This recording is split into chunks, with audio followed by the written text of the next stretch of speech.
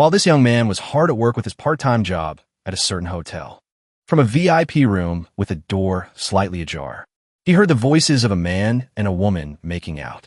Being naturally nosy, Han Hao leaned in to take a peek, and the result was that he discovered the woman moaning and acting coquettish inside was his own girlfriend. Han Hao was so shocked he couldn't speak. His first reaction was to push the door open and barge in. "What the hell are you two doing?" Han Hao screamed in indignation, seeing him appear there. Zhang Jia was extremely surprised. Han Hao immediately rushed forward, grabbing her wrist to pull her away. But the result was a merciless kick straight to the chest from Yang Hua. Han Hao was kicked flying into the wall, then fell face first onto the ground. Not stopping there, Yang Hua aggressively approached, using his heel to step on Han Hao's face. "Where did this pauper come from to ruin my good time? Tired of living, huh?" He snarled. "I am her boyfriend." Han Hao roared with grievance. Seeing this expression on his face, Yang Hua figured out the situation, but remained incredibly arrogant. He calmly lit a cigarette. Then, while puffing out smoke, he turned and asked, "Baby, who exactly do you belong to?" "Jia is naturally Brother Yang's woman forever," the cheating wench replied. And that answer was like 10,000 arrows piercing through Han Hao's heart, because he had ruined their mood. The adulterous couple decided to go to a bar to drink, leaving Han Hao alone in the room, still lingering with the scent of Zhang Jia's perfume. The humiliation overwhelmed him. At that moment, Han Hao gritted his teeth and swore that he would make that pair pay a heavy price. Afterwards, on the way, he was unlucky enough to have someone from upstairs dump water right on his head, making his appearance even more wretched. Then, Han Hao met a strange man.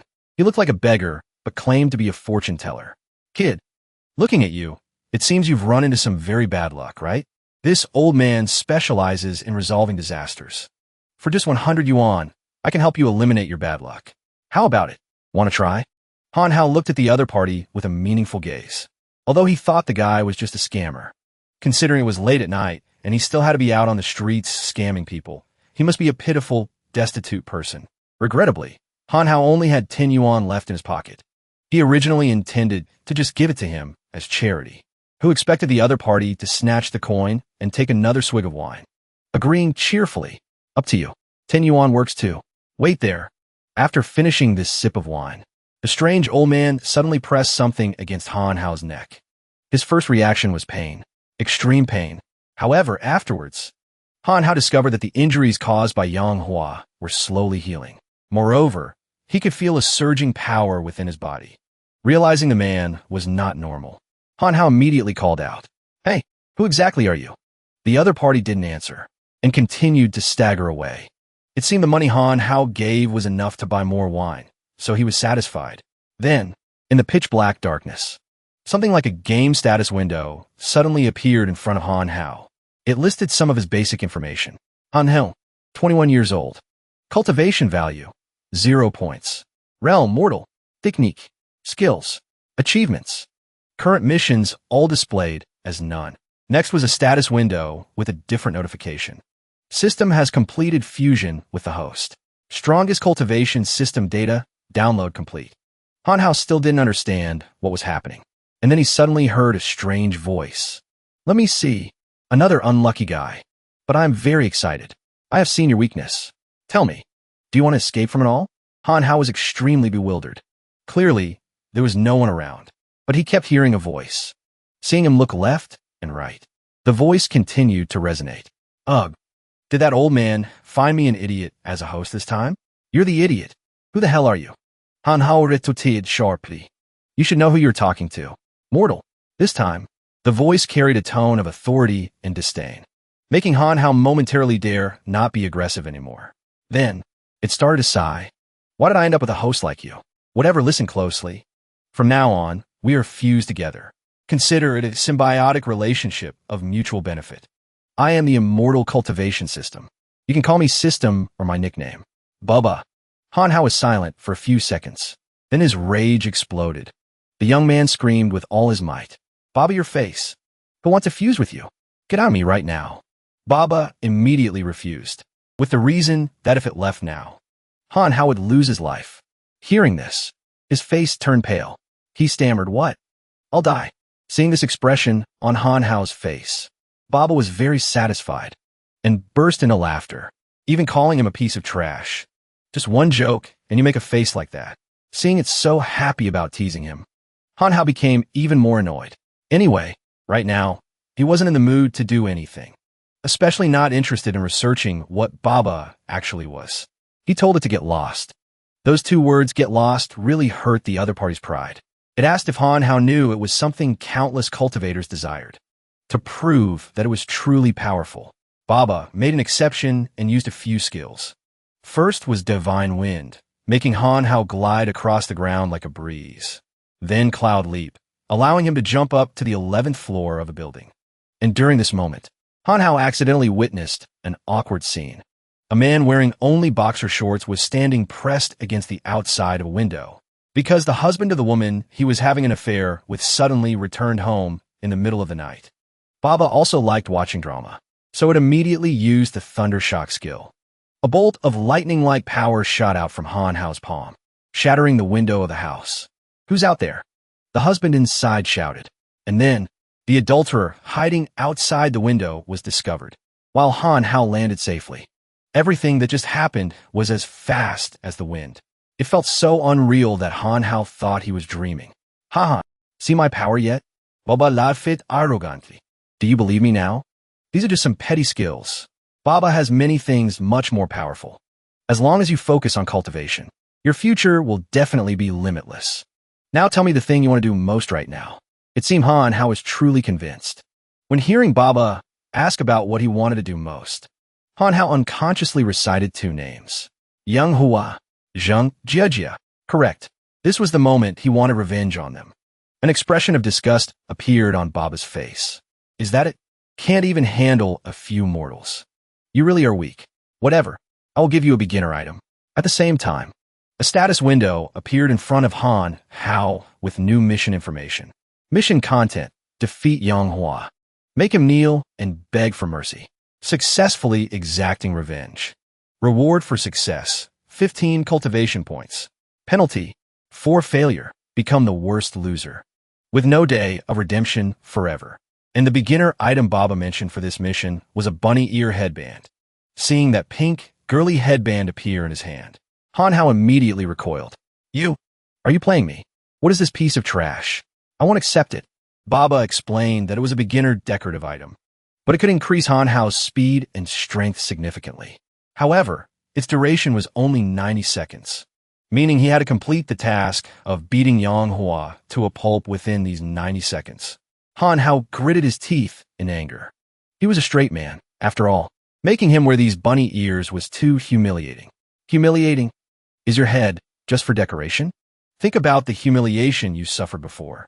Submit to me, and you will have even more power, Baba said, although he didn't like its arrogant attitude.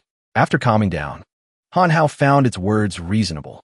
He must wash away the humiliation, make Zhang Jia regret everything. And so, Han Hao immediately rushed to the bar where she was drinking happily with Yang Hua, kicking open the door to their private room. Yang Hua saw him looking aggressive, but absolutely didn't imagine Han Hao was there for revenge. He even thought the boy was there to beg for forgiveness. Han Hao was about to rush forward, when he was blocked by Yang Hua's henchmen. They arrogantly provoked him, saying if Han Hao could touch a single hair on him today, he would lose. Yang Hua's henchmen were all fierce-looking types. Seeing Han Hao was just a weak scholar, they intended to beat him until he puked bile. But as they prepared to strike, Han Hao wait. Then he pulled out the bunny ear headband and put it on his head. This bizarre behavior of Han Hao made everyone present freeze.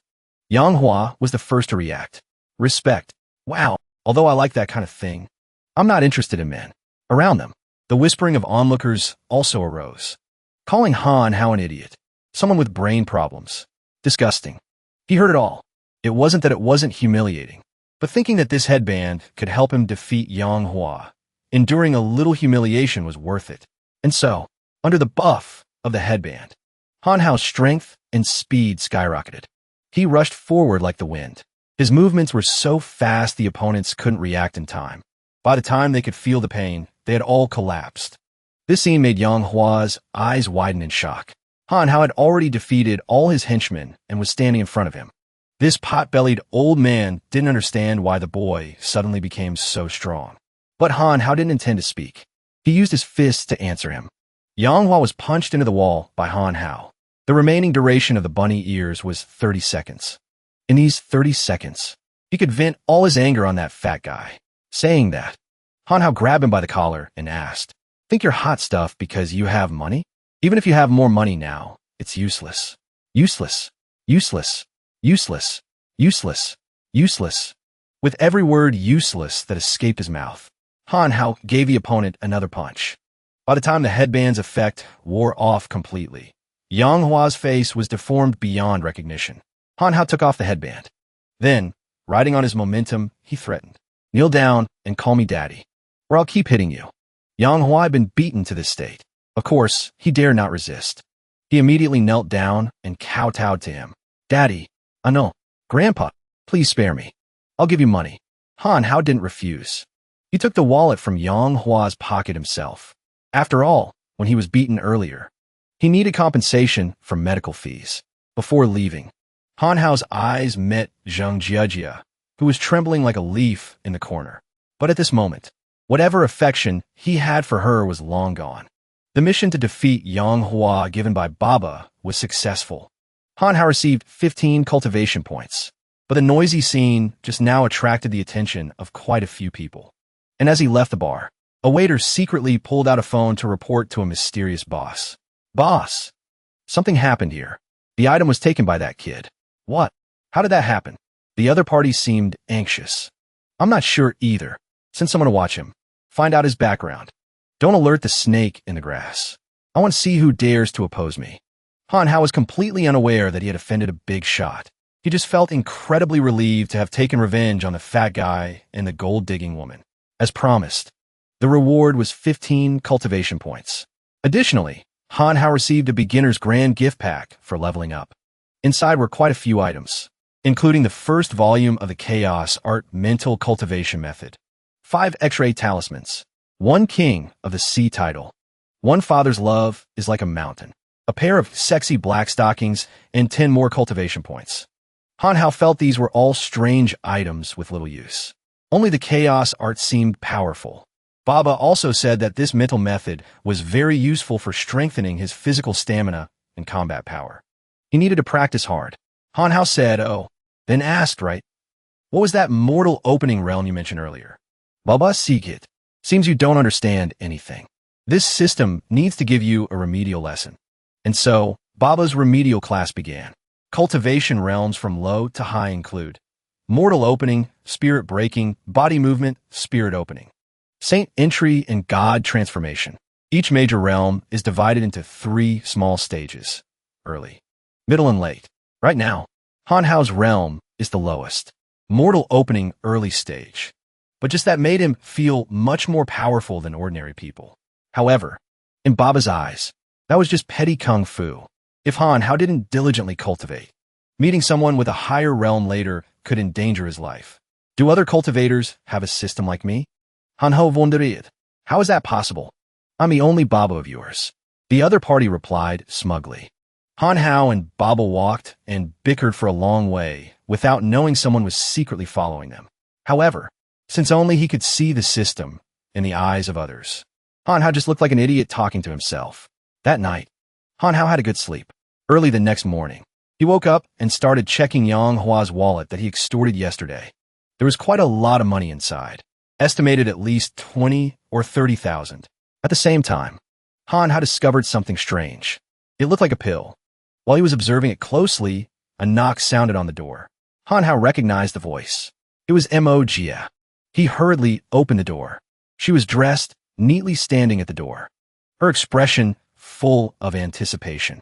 "Han Hao, are you ready? We should go." "Go where?" Han Hao asked innocently, immediately making her face fall a few degrees. "Today is my birthday. You said you'd treat me to a meal. Did you forget?" "No way, no way." Han Hao quickly scratched his head, even though he really had forgotten. "I prepared everything. Today I'll definitely treat you to lots of delicious food." And so the two left the house.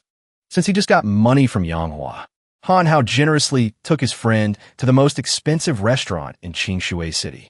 Mo Jia was a bit reluctant to enter, fearing it would cost him too much money. Before this, she heard he was saving money to buy a birthday gift for Zhang Jia. Hearing that terrible woman's name, Han Hao immediately made a disgusted face. We broke up. That money is better spent treating a good childhood friend like you to a nice meal. For some reason, when hearing Han Hao say he and Zhang Jia broke up, a very complex expression appeared on Mo Jia's face. The two sat at the dining table. Han Hao couldn't understand the menu, even if he read it, so he ordered a few random dishes. As for Mo Jia, just as she was about to get up to go to the restroom, she accidentally bumped into a rude man, spilling the wine in his hand all over his shirt. Where did this lowly woman come from? Are you blind? The man yelled. Montauk Ye apologized profusely, but he kept cursing blindly. Do you know how much the suit of mine costs? Until he looked up, seeing Mo Jia's flustered face. This scumbag softened his tone a bit, because he saw she was quite pretty, already having some alcohol in his system. The man stepped forward, wanted to harass Mo Jia a bit, but just as he reached out to touch her face, she was blocked by Han Hao. Hey, man, she dirtied your clothes. We will pay for it. You getting handsy like that is excessive. Seeing Han Hao was young and dressed ordinarily, the man sneered. If you dare play the hero saving the beauty, then he dared to demand 100,000. But Han Hao wasn't easily fooled. He immediately retorted, are you laundering money or what? You want me to give you 100,000 for such a ragged suit? Looking at your clothes, I know you're poor trash. If you can't pay, it's fine. Just let your woman accompany me for a night. The more he spoke, the more excessive he became. His lecherous eyes kept glued to Mo Jia. Han Hao stepped forward a bit, shielding her behind him, then pulled out his wallet and handed the man 20 yuan. You want money, right? Here is 20 yuan for laundry. Enough? If not enough, there's more. This action of Han Hao was no different from humiliating the man, making him extremely angry. He rudely spat on the ground and smashed the wine glass in his hand. Then, he grabbed Mo Jia's arm, pulling her towards him. Let go of her right now, or I won't be polite anymore. Han Hao immediately became anxious. Even his form of address changed. But that scumbag wasn't just anyone. He wasn't alone, but with several other brothers. In that situation, he announced to his equally unsavory brothers that whoever dealt with Han Hao first would get the beautiful Mo Jia as a reward tonight. Yes, young master, the group responded in unison, while this rich kid kept holding Mo Jia tight in his arms. Han Hao's face was very grim by then. Fine. Those who look down on him will definitely face a bad ending. Now is the time for Baba to show its function. And based on the situation, it immediately activated a hidden mission, thinking the mission would be similar to before, something like beating the opponent up or whatever. Who expected? The content of this hidden mission was extremely tricky. Specifically, for 3 hours, Han Hao cannot initiate any attacks or use offensive skills. What the F***CK? Han Hao froze on the spot. He thought Baba wanted to prank him, but he had no proof. If he couldn't initiate any attacks, then how could he save Mo Jia and protect himself in this situation? Hidden missions can be triggered anytime. Surprised? Baba asked. Han Hao really wanted to scream, "Surprise your mother!" This was truly pushing him to his death. Luckily, there was something usable in his inventory. It was the talisman named Father's Love is Like a Mountain, one of the items in the beginner's gift pack. Its effect calls the system for help in the most desperate moments. The condition for use depends on Baba's mood. At this moment, Han Hao decided to use it, although Baba couldn't violate the mission settings. It agreed to help him by buffing all of Han Hao's stats by 100 times, lasting for 3 minutes. Increasing my strength 100 times but unable to attack. What's the use? Han Hao really wanted to scream. At this moment, those aggressive guys were preparing to attack. His mind was a mess, but he still tried to find a way out of this adversity. And then, Han Hao seemed to find hope when he discovered something. While all these guys stood up, aggressively preparing to beat him up, there was still an old man calmly drinking wine at the side table. Guessing this person was the one with the most authority, Han Hao boldly provoked him. Hey, you sitting there drinking wine. You're their boss, right? Come here. Let's duel one-on-one. How about it? The opponent wanted to answer, but was interrupted by those punks. Who is Master Jiang? Why should he duel with you? Tired of living, right? Dealing with a kid like you doesn't require Master Jiang to act. Just as they finished speaking, suddenly, the old man called Master Jiang stood up, then glided quickly behind them, fast as the wind. Next, he gently unleashed a palm strike. Just a single palm, but it sent 5 or 6 tall, young men flying, falling on top of each other in a chaotic pile. This little display of kung fu was enough to give Han Hao chills. He really didn't know what background this old man had to possess such great power. Moreover, his temper seemed bad as he didn't even spare his own people. Since when was it your turn to interrupt me? No manners at all. Master Jiang dusted off his hands calmly and said. The rich kid holding Mo Jia tight saw him stand up and became even more arrogant. Because according to his boasting, this Master Jiang used to be a special forces soldier, able to beat a lion to death with bare hands. Han Hao is definitely done for today. You want to fight me? Kid, in this Qing Shui city, no one can withstand one punch from me. The old man stood in front of Han Hao, speaking arrogantly, thinking his aura just now was enough to scare the boy into wetting his pants. Who expected Han Hao to keep that mocking attitude? You're really too pitiful. How about I give you 20 yuan to go sightseeing outside Qing Shui city? Actually, on the outside, he acted like that. But inside, he was burning with anxiety. Han Hao could only hope he guessed right. He was betting both his safety and his childhood friends on this gamble. Sure enough, just as predicted, Master Jiang was provoked by him. Then, his hand clenched into a fist, gliding fast as the wind, punching straight at Han Hao. This punch looked very powerful at a glance. In the moment before the opponent arrived, Han Hao was truly worried he wouldn't be able to take it. Then, he could only close his eyes tight, waiting for the power that could kill a lion to land on his body. Who expected? When it hit Han Hao's chest hard, he wasn't hurt even a little bit. On the contrary, Master Jiang felt pain piercing the sky. His right arm used too much force. Like a mortal punching a hard brick wall, he had to bear the full recoil, leading to it being crippled. He himself was knocked back nearly 10 meters. In the panicked eyes of that rich kid, reality proved Han Hao bet right. He secretly felt lucky he withstood this punch. Baba said his cultivation was now mortal opening early stage. His body's durability had long surpassed normal people.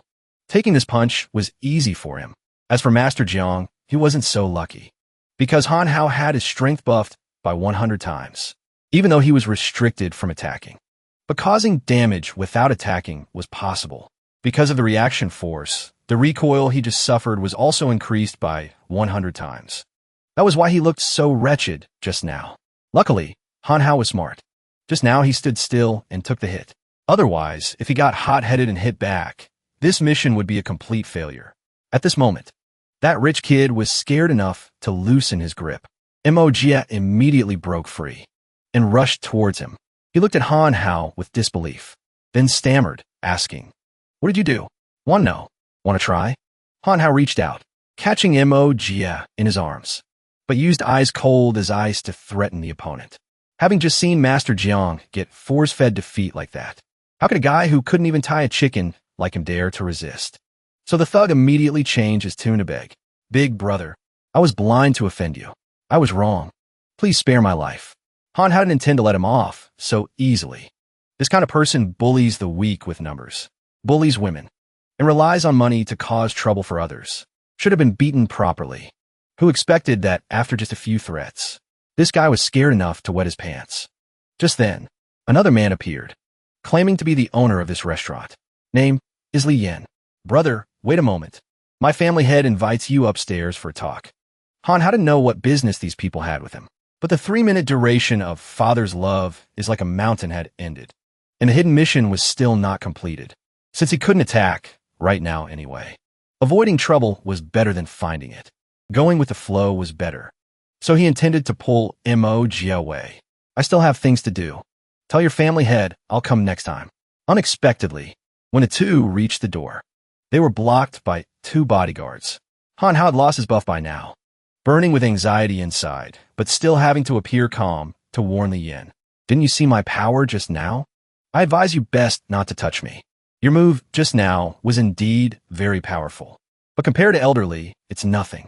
In this Qing Shui city, no one dares not to give face to elderly.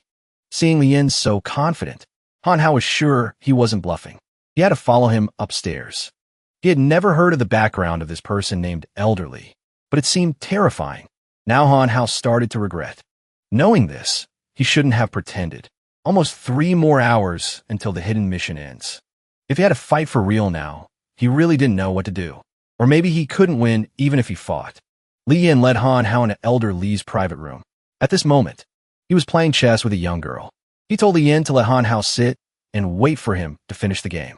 Baba immediately spoke up upon seeing Elder Li. Didn't expect to meet a fellow cultivator.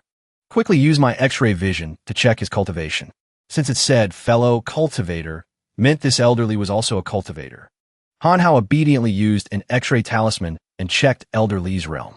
Real name Li Tianhao, mortal opening late stage. Although 2 levels higher than him, he had no mental techniques or skills. Just a cultivator who had fought for many years. However, he was truly terrifying. If his realm was higher than Han Hao's and a conflict arose, Han Hao would likely be in trouble. Seems I have to improvise. Just as he thought this, Han Hao saw Li Tianhao place the chess piece in his hand on the board, creating a very soft clack sound. It seemed the game was decided. The young girl sitting opposite pouted and spoke up. Grandpa, you said you'd let me win this time. Why did you win again? I believed you would let me win, so I didn't focus. Instead, you won. Li Tianhao spoke calmly. Clearly, Grandpa went back on his word. Why blame me now? Huh, I'm just teaching you the principles of life. Li Tianhao said, while raising the wine glass in his hand. At this moment, Han Hao, who had been silent, spoke up. Hey, your body is already like that, yet you dare to drink wine? Do you not want to live anymore? The young girl was the first to react to his words, looking aggressive like a lioness. You dare curse my grandpa. I think you're the one who doesn't want to live anymore. Contrary to his hot-tempered granddaughter, Li Tianhao was extremely calm, telling her to sit down. Han Hao had just unconsciously spoken his thoughts. Actually, he was nervous to death right now. He feared provoking this old man would leave him with no life to return home with. The chess game was finished. Li Tianhao stood up and walked slowly towards him. What did little friend say just now? Regardless of Li Tianhao's appearance or tone, he was very calm.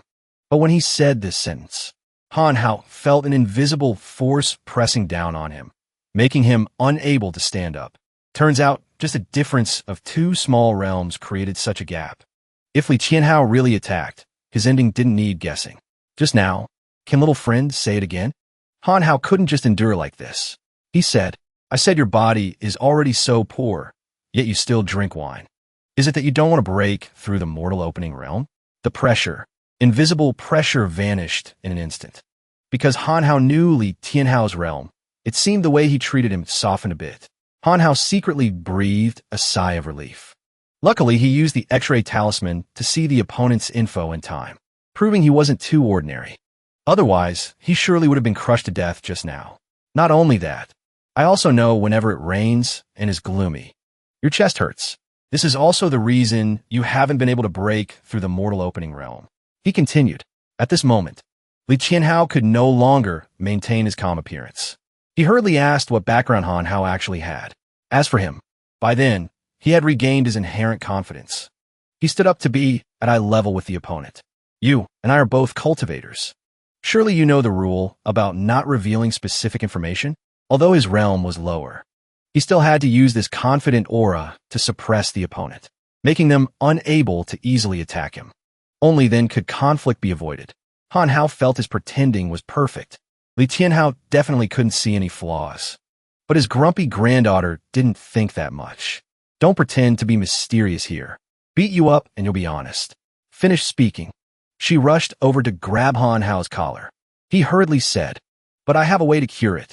Hearing this, the girl quickly let go of Han Hao, and Li Tianhao seemed even more interested in him.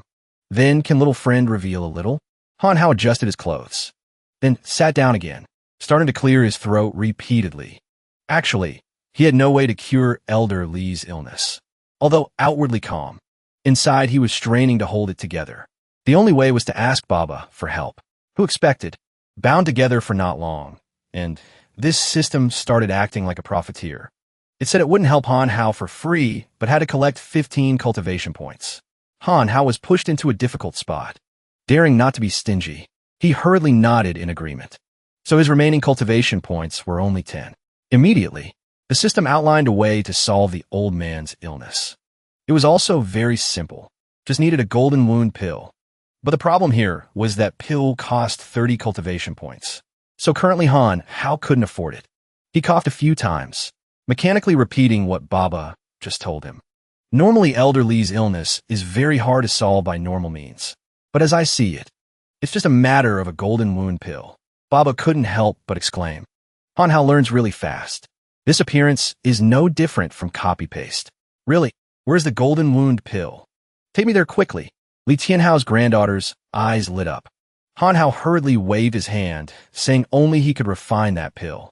It wasn't available right now, asking the opponent to give him 3 days. He could refine one pill. Li Tianhao immediately agreed, and said if Han Hao didn't deceive him, then in the future, he would definitely be a benefactor of the Li family. Then he took him to get a return gift. The way he returned the favor was dealing with the rich kid who caused trouble downstairs. Elder Li sat on the chair, calmly drinking tea. His granddaughter stood behind the remaining chair. Han Hao also arrogantly sat down, looking extremely haughty, while that man intended to sit. Seeing Li Tianhao's face was very bad. He dare not sit anymore and stood up abruptly. The deep grudge between you and little friend Han Hao here. I understand now. Solving it isn't hard. I have this idea. You take the villa in Huan Shui area as a gift of compensation for him. He will naturally give this old man face and not pursue it anymore. How about it? Li Tianhao just finished speaking. That guy's face turned pale. Whatever was said, gifting Han Hao an entire villa in Huan Shui area wasn't a small matter. He clearly didn't want to, but Li Tianhao's words clearly weren't a suggestion or proposal, but an order. So he could only grit his teeth and agree. So when Han Hao left the Li family, he had an extra bunch of keys to a large villa in his hand. What he told her, Mo Jia didn't even believe it, saying he was bragging. Han Hao generously said he would let her move there later. As for Li Tianhao, after Han Hao left, his granddaughter started sulking again. Grandpa, why just let him leave like that? Aren't you afraid he lied and ran away? Li Tianhao shuja, clearly not afraid. As long as Han Hao was still in Qingshui City, how could he escape the Li family's sight? When Han Hao returned home, it happened to be when the 3 hours of being bound by the hidden mission ended. He was rewarded with 10 cultivation points. Now, he just needed to earn 10 more points to exchange for the golden wound pill. But Baba couldn't help reminding him cultivation points weren't easy to earn. Han Hao didn't care. The immediate matter was he had to rest. So many things happened today, making him exhausted. Who expected? Just opening the door to his house. Han Hao stared in shock because his room had turned into a pigsty. He immediately assumed his house was visited by thieves. Before he could resolve it, his phone vibrated. It was Mo Jia calling. Her voice on the phone was extremely panicked, saying her house had a thief. Things were all turned upside down. Han Hao was even more bewildered, finding this too coincidental. Baba didn't know who was behind it either, but thinking with his knees, he knew Han Hao was targeted. Moreover, it wasn't a normal person, but also a cultivator. Overall, this place couldn't be stayed in for long. Otherwise, the opponent would find them again later. Han Hao hurriedly reassured Mo Jia not to panic. He would go find her now. Luckily, he just received the compensation gift from that rich kid. So that very day, they moved to the villa in Huan Shui area. Early the next morning, Mo Jia got up early to make breakfast. Han Hao slept deeply until she woke him up. Good morning. Dragged you here last night. Did you sleep well? He asked. Mo Jia revealed a troubled look, although she asked repeatedly yesterday. But now she continued to ask. Actually, I'm still not sure. Can I really stay here? Is it not very good? What's not good? This is my villa. I can bring whoever I want to stay. Although yesterday, neither Han Hao's nor Mo Jia's house lost anything. But he guessed those people would come again someday. Moreover, right now, he didn't even know the opponent's exact purpose. Leaving Mo Jia alone was too dangerous. Could only temporarily drag her here to live with him. While Han Hao was engrossed in thinking about this, Mo Jia kept looking at him. Until he curiously turned to ask if there was something on his face, she awkwardly turned away. Then, Mo Jia brought up another topic to change the subject. All right, I want to talk about the high school reunion tomorrow. Hearing the words reunion, Han Hao gave a long yawn. saying he didn't want to go.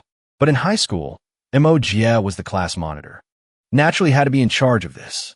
Therefore, Han Hao could only reluctantly go with her.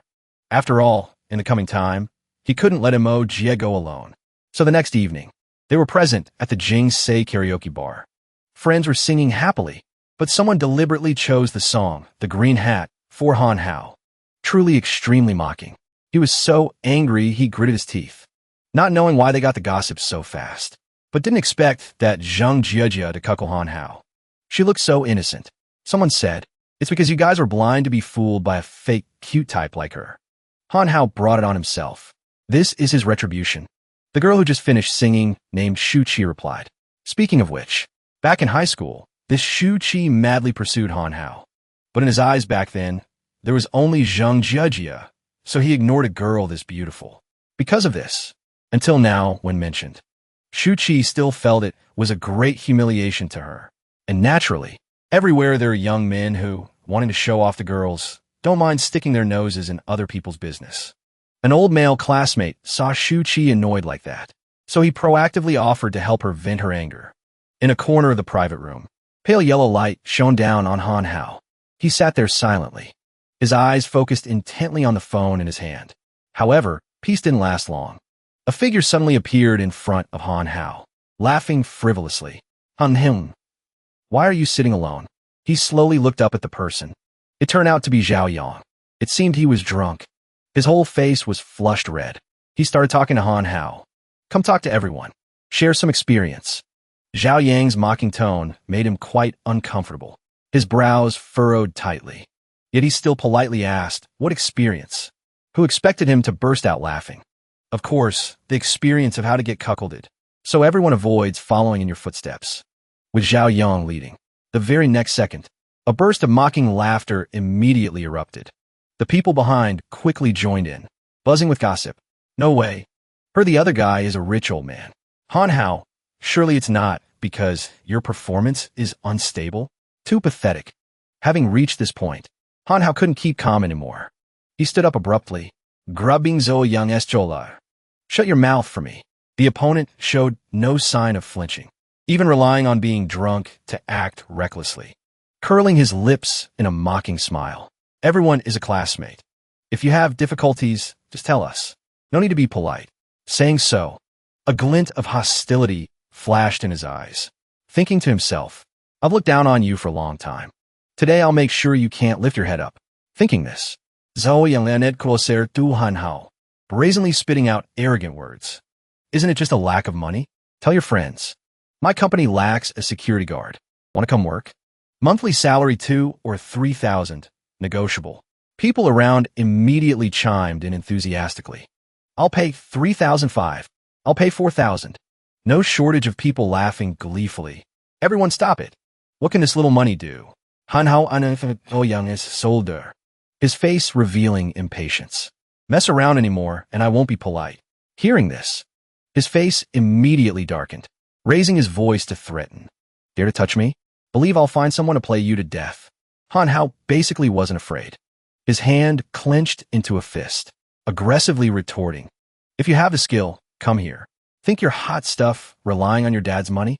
Without him, what are you? Mo Jia noticed the situation wasn't good. Hurriedly ran over to intervene. Auntie, calm down a bit.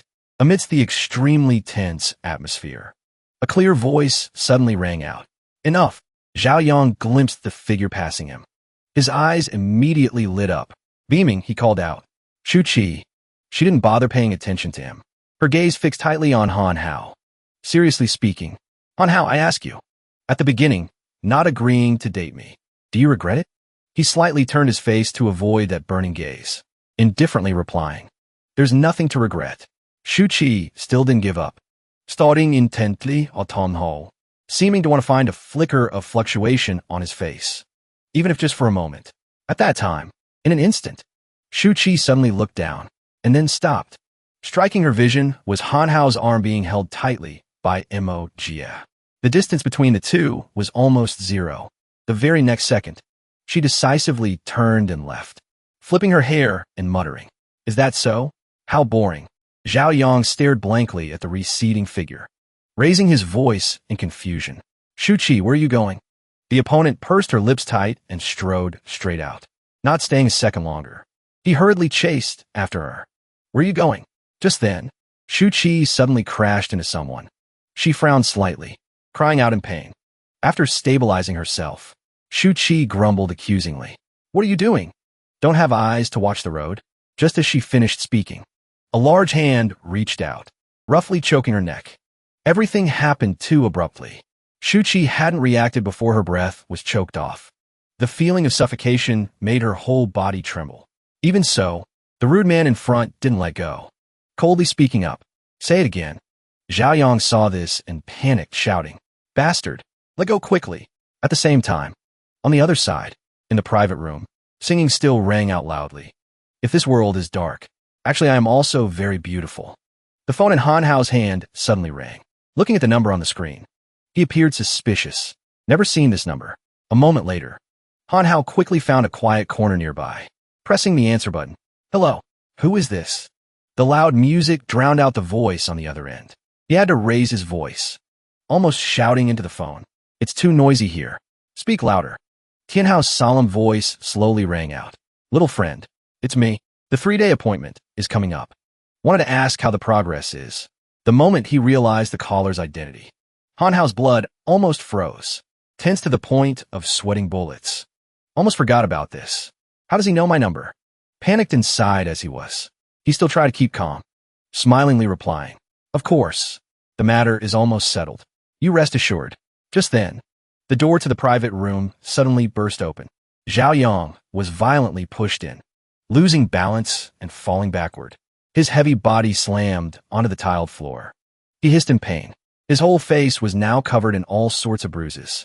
Before anyone could understand what was happening, a burly figure stepped into the private room right after.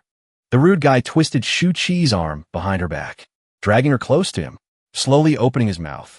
This girl just now bumped into me and said I didn't have eyes. You guys know her? I, Fei Long, am a very reasonable person. You guys speak up. Was I blind or was she? He shouted aggressively, narrowing his eyes threateningly, clearly not allowing anyone to object.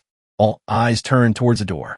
The whole room, previously lively, suddenly fell into a deathly silence. No one dared to move. They fearfully pursed their lips tight, not uttering a single word. Fei Long was very satisfied with this reaction, pulling Shu-Chi roughly towards him, curling his lips in a sneer. See that? No one stood up.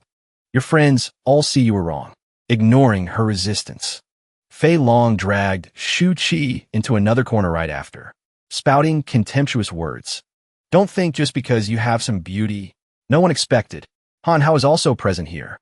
He was on the phone, involuntarily standing up abruptly. What? You're already downstairs? Han hadn't noticed the appearance of the two people at all, looking at the black phone screen, sighing dejectedly. Awkward now. He was still worrying, when a voice suddenly rang out, pulling him back to reality. Kid, got an opinion on what I said? Fei Long questioned arrogantly. Only then did Han Hao come back to his senses. He reflexively looked back, startled as soon as he saw the person. God, who are you? Scared me to death. Just as the words left his mouth, a snippet of music suddenly played without warning. Lyrics seemingly pointed straight at Fei Long, ugly person. The guy immediately went berserk, forcefully squeezing Shu-Chi's arm, making her frown in pain, gritting his teeth, questioning. Just now, what did you say about me? That violent act caught Han Hao's eye. He didn't say a word, frowning slightly. His gaze gradually became sharp. Fei Long basically didn't care. Countless malicious comments from the past flooded his mind. So scary, so ugly, ugly, ugly to death. Don't play with him. Boiling anger made Fei Long lose all reason. He gritted his teeth and roared. This brat. Who did you call ugly? Saying that, he shoved Shu-Chi aside hard, staring intently at Han Hao, not saying another word. Fei Long suddenly raised his knee, rushing towards him. I'll beat you to death. In just a blink of an eye, the opponent's Shu soul was right in front of Han Hao's face. Yet he took no action. Seeing that scene, Mo Jia screamed worriedly. Han Hao, watch out. Shu-Chi on the other side was equally anxious, turning sharply towards them, trembling, calling out, Han Hao. And then, Right before Fei Long's kick landed, Han Hao's figure vanished without a trace, fast as lightning. The kick hit empty air. This development was beyond Fei Long's expectation. He paused momentarily, his lips revealing extreme bewilderment.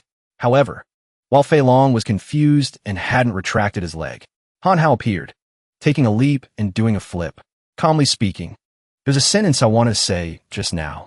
When you speak, can you open your eyes wide?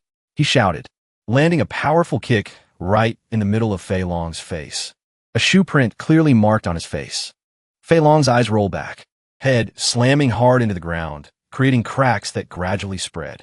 Han Hao landed steadily, frowning at the defeated opponent at his feet. Also, you really are ugly. At this present moment, even he himself was surprised. Such powerful force. With just one kick, Han Hao easily knocked out the burly Fei Long. The system happily informed, your current strength is more than enough to deal with ordinary people. Han Hao's battle display terrified everyone present. Those who had just joined in mocking him had to shut up, looking at him with different eyes. Even Shu Qi was overwhelmed, staring blankly with mouth agape at Han Hao, unable to look away. The system popped up a notification. Host successfully unlocked achievement, lending a helping hand. Reward, 10 cultivation points. Han Hao was momentarily confused. Points increased? While he was still suspicious, a hearty laugh echoed from outside the door. Wonderful. Little friend's kung fu is very good. Truly young and talented. It was Tian Hao. No one knew how long he had been standing there. Only knowing that right now, Tian Hao's eyes were filled with admiration. Fast forward to not long after. Han Hao held out a small box to Tian Hao. Elderly. This is the golden wound pill. I prepared it early. Hearing this, the system pouted and muttered. Clearly just bought it moments ago. Han Hao acted like he didn't hear, raising his eyebrows, cheerfully conversing with the person opposite, tone filled with confidence. If you aren't assured, you can take it back to verify before taking it. Tian Hao examined the pill in his hand, laughing lightly in response. No need. Little friend speaks and acts so virtuously. If this old man still doubted, wouldn't I become a petty person, making people laugh? Saying that, as if to show his sincerity, he directly popped the golden wound pill into his mouth. Without a shred of hesitation, with a gulp, he swallowed it completely. The pill slid down Tian Hao's throat. In just an instant, a strange energy suddenly surged in Tian Hao's chest. That warm energy gradually spread throughout his body. Tian Hao clutched his chest, eyes unable to hide the surprise.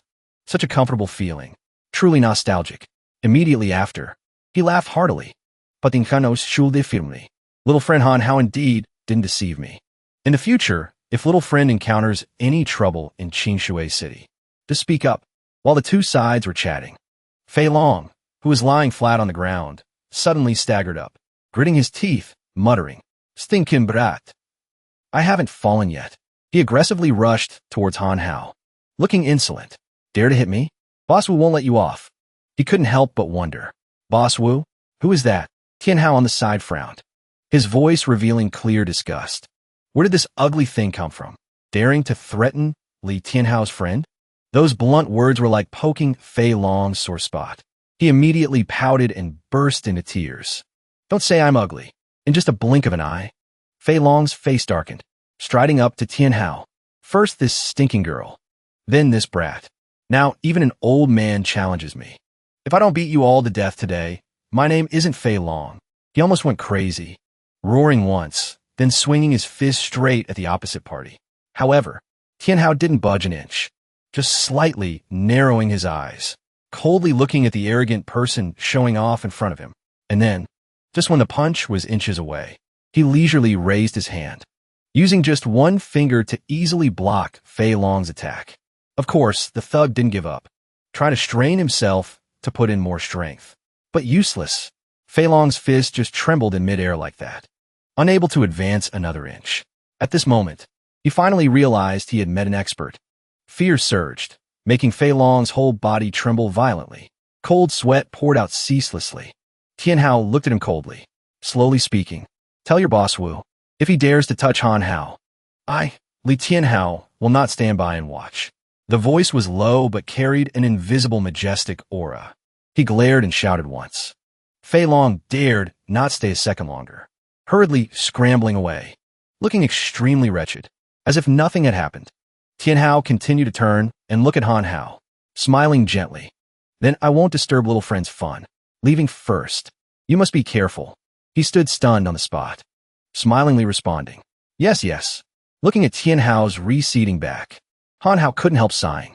This golden wound pill is really effective fast, if not for insufficient cultivation points. I want to try taking one too. The system immediately chimed in. I already mentioned the importance of cultivation points. Just then, a hand suddenly placed on Han Hao's shoulder. Brother. He turned around. It was Zhao Yang. He proactively stepped forward to apologize. Offended you before, but today, I respect you. From now on, you are my brother. Not letting Han Hao reply, Zhao Yang took out a card, shoving it straight into his hand. This is a diamond card for the private club my family runs. Giving it to you. Han Hao pretended to reluctantly accept it, a bit speechless inside. Is this the legendary face turning? Zhao Yang wasn't finished, enthusiastically laughing and chatting. If you want to treat anyone to a meal, just come. Before he could finish his sentence, a figure swept past like the wind. Shu Qi stepped up from who knows where, pressing close to Han Hao, then suddenly leaning in, boldly planting a kiss on his cheek. Everything happened too quickly. Zhao Yanggupet, directly turning to stone on the spot. The gossip-loving crowd around was equally surprised, almost dropping their jaws to the ground. They dared not believe their eyes. Someone even blurted out, "Oh my God, so direct?" As for Mo Jia, amidst the whispering, she stood motionless, eyes wide open. Mo Jia's face suddenly turned pale, breath seemingly choked. She pursed her lips tight, unable to speak. At that moment, Han Hao finally snapped out of it, hurriedly backing away, cheeks flushed red. Shu Qi, what are you doing? The other party was equally shy, yet still boldly declared, Han Hao, listen clearly. Starting from now, you belong to this young lady. This young lady will come back to find you. Saying that, not letting Han Hao react, she hurriedly turned and left, hand placed on her chest, feeling clearly the erratic heartbeat. The system naturally enjoyed the drama. Laughing, it said, serious peach blossom luck. See that? Strong power is the best attraction. As long as you become strong enough, more people will kneel at your feet. Things others beg for, you can take easily. Han Hao wasn't easily fooled, pouting and muttering, wanting to trick me into cultivating again. I'm comfortable enough as I am now. The system heard this and choked on its words. Seeing it wasn't early anymore, Han Hao looked towards Mo Jia. Montakie. It's late, let's go back. She startled slightly for a moment, avoiding his gaze, softly replying. In a corner Han Hao couldn't see, Mo Jia pursed her lips tight, eyes flashing with complexity, unclear what she was thinking. Scene changed to a certain office. A figure stood by the window on the phone. Is that so? Offended boss woos people? Seems I don't need to act personally. Saying that, he curled his lips in a faint smile. Just right. You guys continue monitoring. See what background this kid has. Time passed quickly. The next day, early morning. Han Hao huotadan siosli. What? They already arrived at Qingshui City Airport? Mo Jia heard the commotion, hurriedly stepped out of the kitchen, curiously asking, who arrived? Han Hao informed her. My mom's friend. You eat by yourself today. I'm going first. Finished speaking. He ran out without hesitation, slamming the door shut. Mo Jia couldn't finish her sentence, freezing on the spot. But I still have to go out to work. Clearly you said, going out had to be with you. But the door was closed. Han Hao couldn't hear these words. Mo Jia could only puff her cheeks in annoyance. Scene changed to Qingshui City Airport. Passers-by were quite sparse. Han Hao was intently searching around when he heard someone call his name. Little Hao. He immediately looked over. It was Aunt Shui. Walking beside her was Wang Ziqin. She waved, smiling and greeting. Long time no see. Little Hao. That gentlewoman acted politely. This time Annie and Chiner came to travel. Sorry to trouble you. Han Hao hurriedly waved his hand. Not all. You and my mom are friends. It's what I should do. Finished speaking, he proactively extended his hand towards Ziqin. Ziqin, let me help you with the luggage. Who expected the other party to show disgust on her face. No need. You dress so countrified. It will lower my value in others' eyes. As soon as these words came out, Aunt Shui grabbed her wrist tightly. She pulled Ziqin ahead, whispering reproachfully, "What are you saying? This time Mom intentionally brought you to meet him." To make a good impression, she basically didn't bother listening, snorting resentfully. "I said I don't like him. Don't need you to introduce a partner. And don't want to be with a poor person."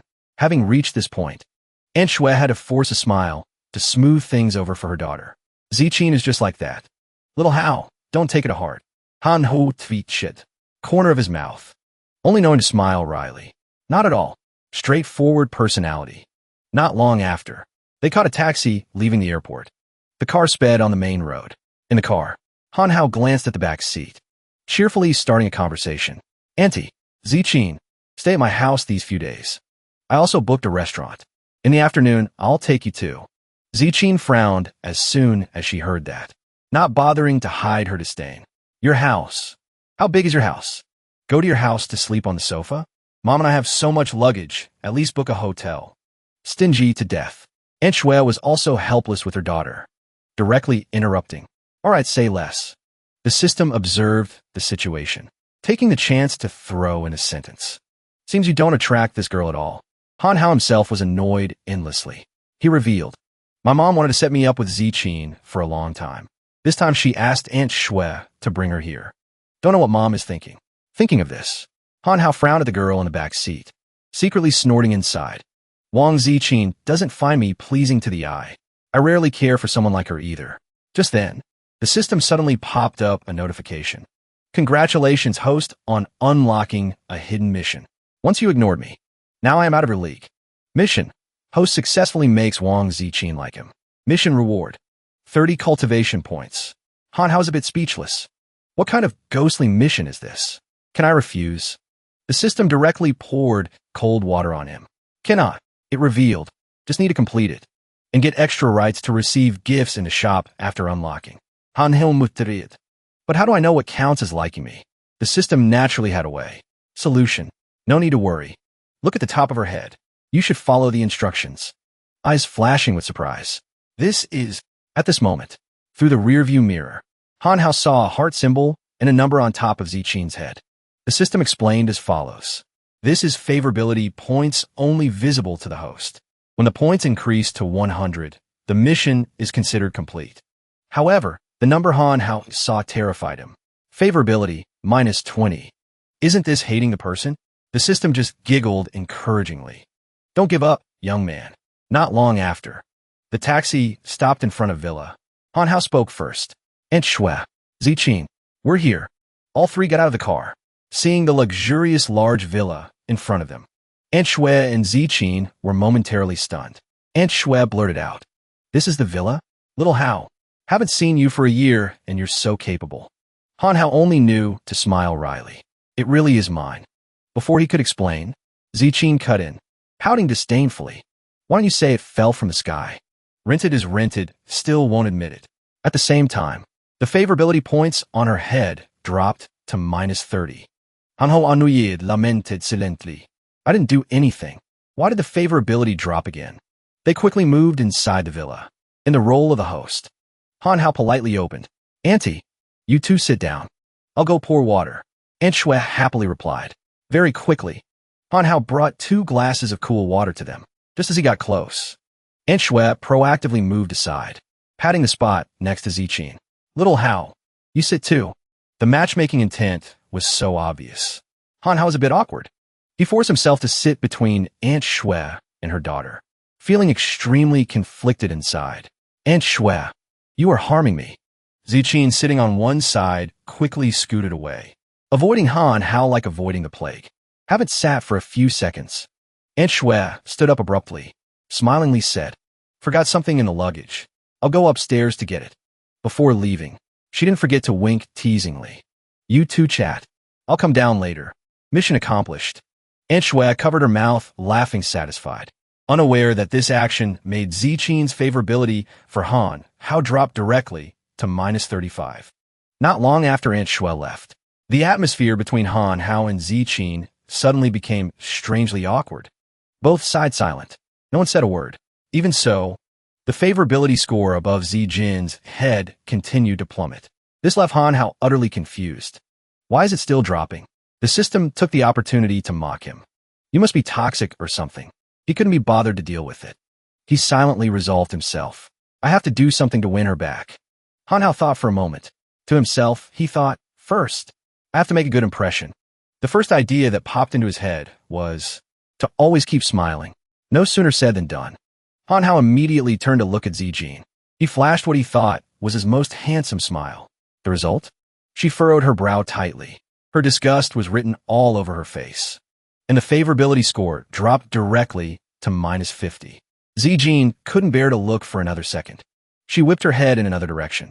Pouting, she thought to herself, that damn pervert is smiling at me.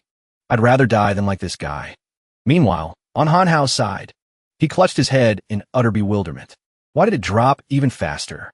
Not willing to give up, Hanhao squeezed his eyes shut. He rubbed his chin, thinking hard. I watched plenty of videos on how to woo girls. There must be a way to salvage this situation. Soon enough, his eyes lit up. He seemed to have thought of something. I've got it. When talking to girls, you definitely need that one thing. The very next second, Hanhao forced a smile. He struck up a conversation in a gentle tone. Zijin. Between cats and dogs, which do you prefer? She looked confused, but she still answered politely. Why are you asking me that? I like dogs. The moment she finished speaking, Hanhu beamed. He happily barked, woof, woof. The atmosphere in the room instantly froze over. The silence was bizarre. A moment later, Zijin scoffed. Hanhin. You're disgusting. In that instant, her favorability score hit rock bottom at -100. Hanhao was instantly petrified. His whole body went rigid. He couldn't utter a single word in response. He remained frozen in that posture, watching Zijin's back as she resolutely walked away. The system let out a helpless sigh. Warning, this behavior is extremely risky. Please do not attempt to imitate. Hanhao was completely crushed. Why? Why isn't it like the videos I watched? The system chuckled gleefully. Once a girl hates you, she'll even hate the way you breathe. He suddenly felt a headache coming on. It seems I can't do this on my own. I need outside help. With that said, Hanhao quickly dialed a number. As soon as the other end picked up, he warmly got straight to the point. Hello, Todeli. I need your help with something. Fast forward to some time later. Hanhao called out. Yiju, Zijin. It's getting late. Let's go get something to eat. The car is here. Ishue slowly descended the stairs. A flicker of surprise showed in her eyes. You've already hired a car? Hanhao generously gestured outside. His face was full of pride. How could I let you two ride in a rental all the time? I specially prepared this for you. A private car. He slowly enunciated each word. His voice was brimming with confidence. At this moment, a very luxurious private car came into their view. A server in a neat uniform stood waiting by the car. Rose petals fluttered in the wind, creating a scene that was both extravagant and incredibly romantic. The server bowed slightly. His voice was respectful. Mr. Han, the wine is ready. Please get in. Ishue's eyes widened in admiration. Oh my, what a grand gesture. Even Zijin was stunned speechless. She was a little moved. This guy went through a lot of trouble just to appease me. Her favorability score rose accordingly. Inside the car, the wine was neatly arranged. This is a 2002 Ramanikani. It's a famous wine from Burgundy. It has a smooth taste, perfect for long-term cellaring. You two should try it. Hanhao introduced it with a smile. Ishue was taken aback. Xiao Hao. Didn't expect you to understand wine too. He scratched his head, smiling shyly. Just a little. Zijin outwardly still acted indifferent, snorting and muttering. See how long you can pretend. However, the rising favorability points on her head betrayed everything. Hanhao curled his lips in a faint smile, thinking to himself, girls really say one thing, but mean another. Not wasting my time for so long. The specialized car stopped in front of a luxurious clubhouse. Zijin's favorability points added another 20 points. Enshue was a bit apprehensive. Little Hao, this place is very expensive, right? Hanhao Yenrusli reassured. And he doesn't need to worry. Through the glass door, Zijin suddenly noticed something. Her gaze lingered for a long time. It was a small puppy. It looked quite thin and weak. Every step was trembling. The three got out of the car. Hanhao led the way, smilingly speaking. Let's go. Just as they reached the door, staff suddenly blocked him. Excuse me, sir. Please show your membership card. Manhwa paused momentarily, searching for a while before remembering. Crap, forgot to bring it. Seeing this scene, Zichin laughed coldly. If you don't have it, fine. Why show off? The favorability points painstakingly gained dropped again. Manhwa had to find a way to negotiate with the staff. How about this? You let us in first. I'll let the driver go back to get it. The opponent naturally refused. Excuse me. Our place is for members. Without a card, you cannot enter. Manhwa was a bit impatient. Isn't it just making a card? At most I'll make one. The staff member, Xiao Lu, heard this and pointed in a direction, tone revealing clear disdain. We only invite, not open cards to outsiders. The shop next door has reasonable prices. You go check it out. This sentence of his directly provoked Manhwa's anger. Don't look down on people. Call your boss out here. He knows me. Xiao Lu basically didn't bother listening, waving his hand contemptuously. There are no poor people like this. Get lost. Don't block the door. Aunt Shui saw the tense atmosphere and spoke up. Little Hao, forget it. Avoiding trouble is better than finding it. We'll go somewhere else. Manhwa had long disliked that guy's service attitude, loudly declaring, Aunt Shui, today if it's not this place, I won't eat. As soon as these words were uttered, Xiao Lu immediately jumped up, face extremely arrogant. Causing trouble, right? Someone, chase them out for me. Just as he finished speaking, 2 burly security guards marched out. Xiao Lu became even more arrogant, curling his lips in a mocking smile. Manhwa raised his hand to shield Aunt Shui and her daughter, speaking in a low voice, making people feel safe. Step back. This action was secretly scored by Zichin. Xiao Lu over there was still extremely insolent, pointing to order the guards. Throw them out for me. Just then, the weak little puppy suddenly staggered to his feet. Xiao Lu snorted coldly. Why did this smelly dog run out again? He didn't say 2 words, immediately raising his foot intending to kick the puppy. Get lost. Seeing that, Zichin widened her eyes in horror, hurriedly covering her mouth in worry. At this moment, in Manhwa's heart, he was certain, I've seen the ending. And then, the very next second, Manhwa suddenly swung his leg forward. Everything happened in a blink. He rushed in front of Xiao Lu in a flash, powerfully blocking his violent action. Manhwa's mouth corner curled up slightly. He spoke clearly. Such a cute puppy. Can't you be a little gentle? Undoubtedly. That cool action of Manhwa scored points with Zichin. Her cheeks flushed red. Favorability points also jumped to 81 points, with just a few simple moves. Manhwa quickly took down the guards and Xiao Lu. Everyone's face was swollen. He held the small puppy in his arms, coldly looking at the arrogant people lying on the ground, not noticing that Zichin was looking at him with infatuated eyes. Just then, an angry shout echoed over. Who is the one tired of living causing trouble on this great master's turf? Great master.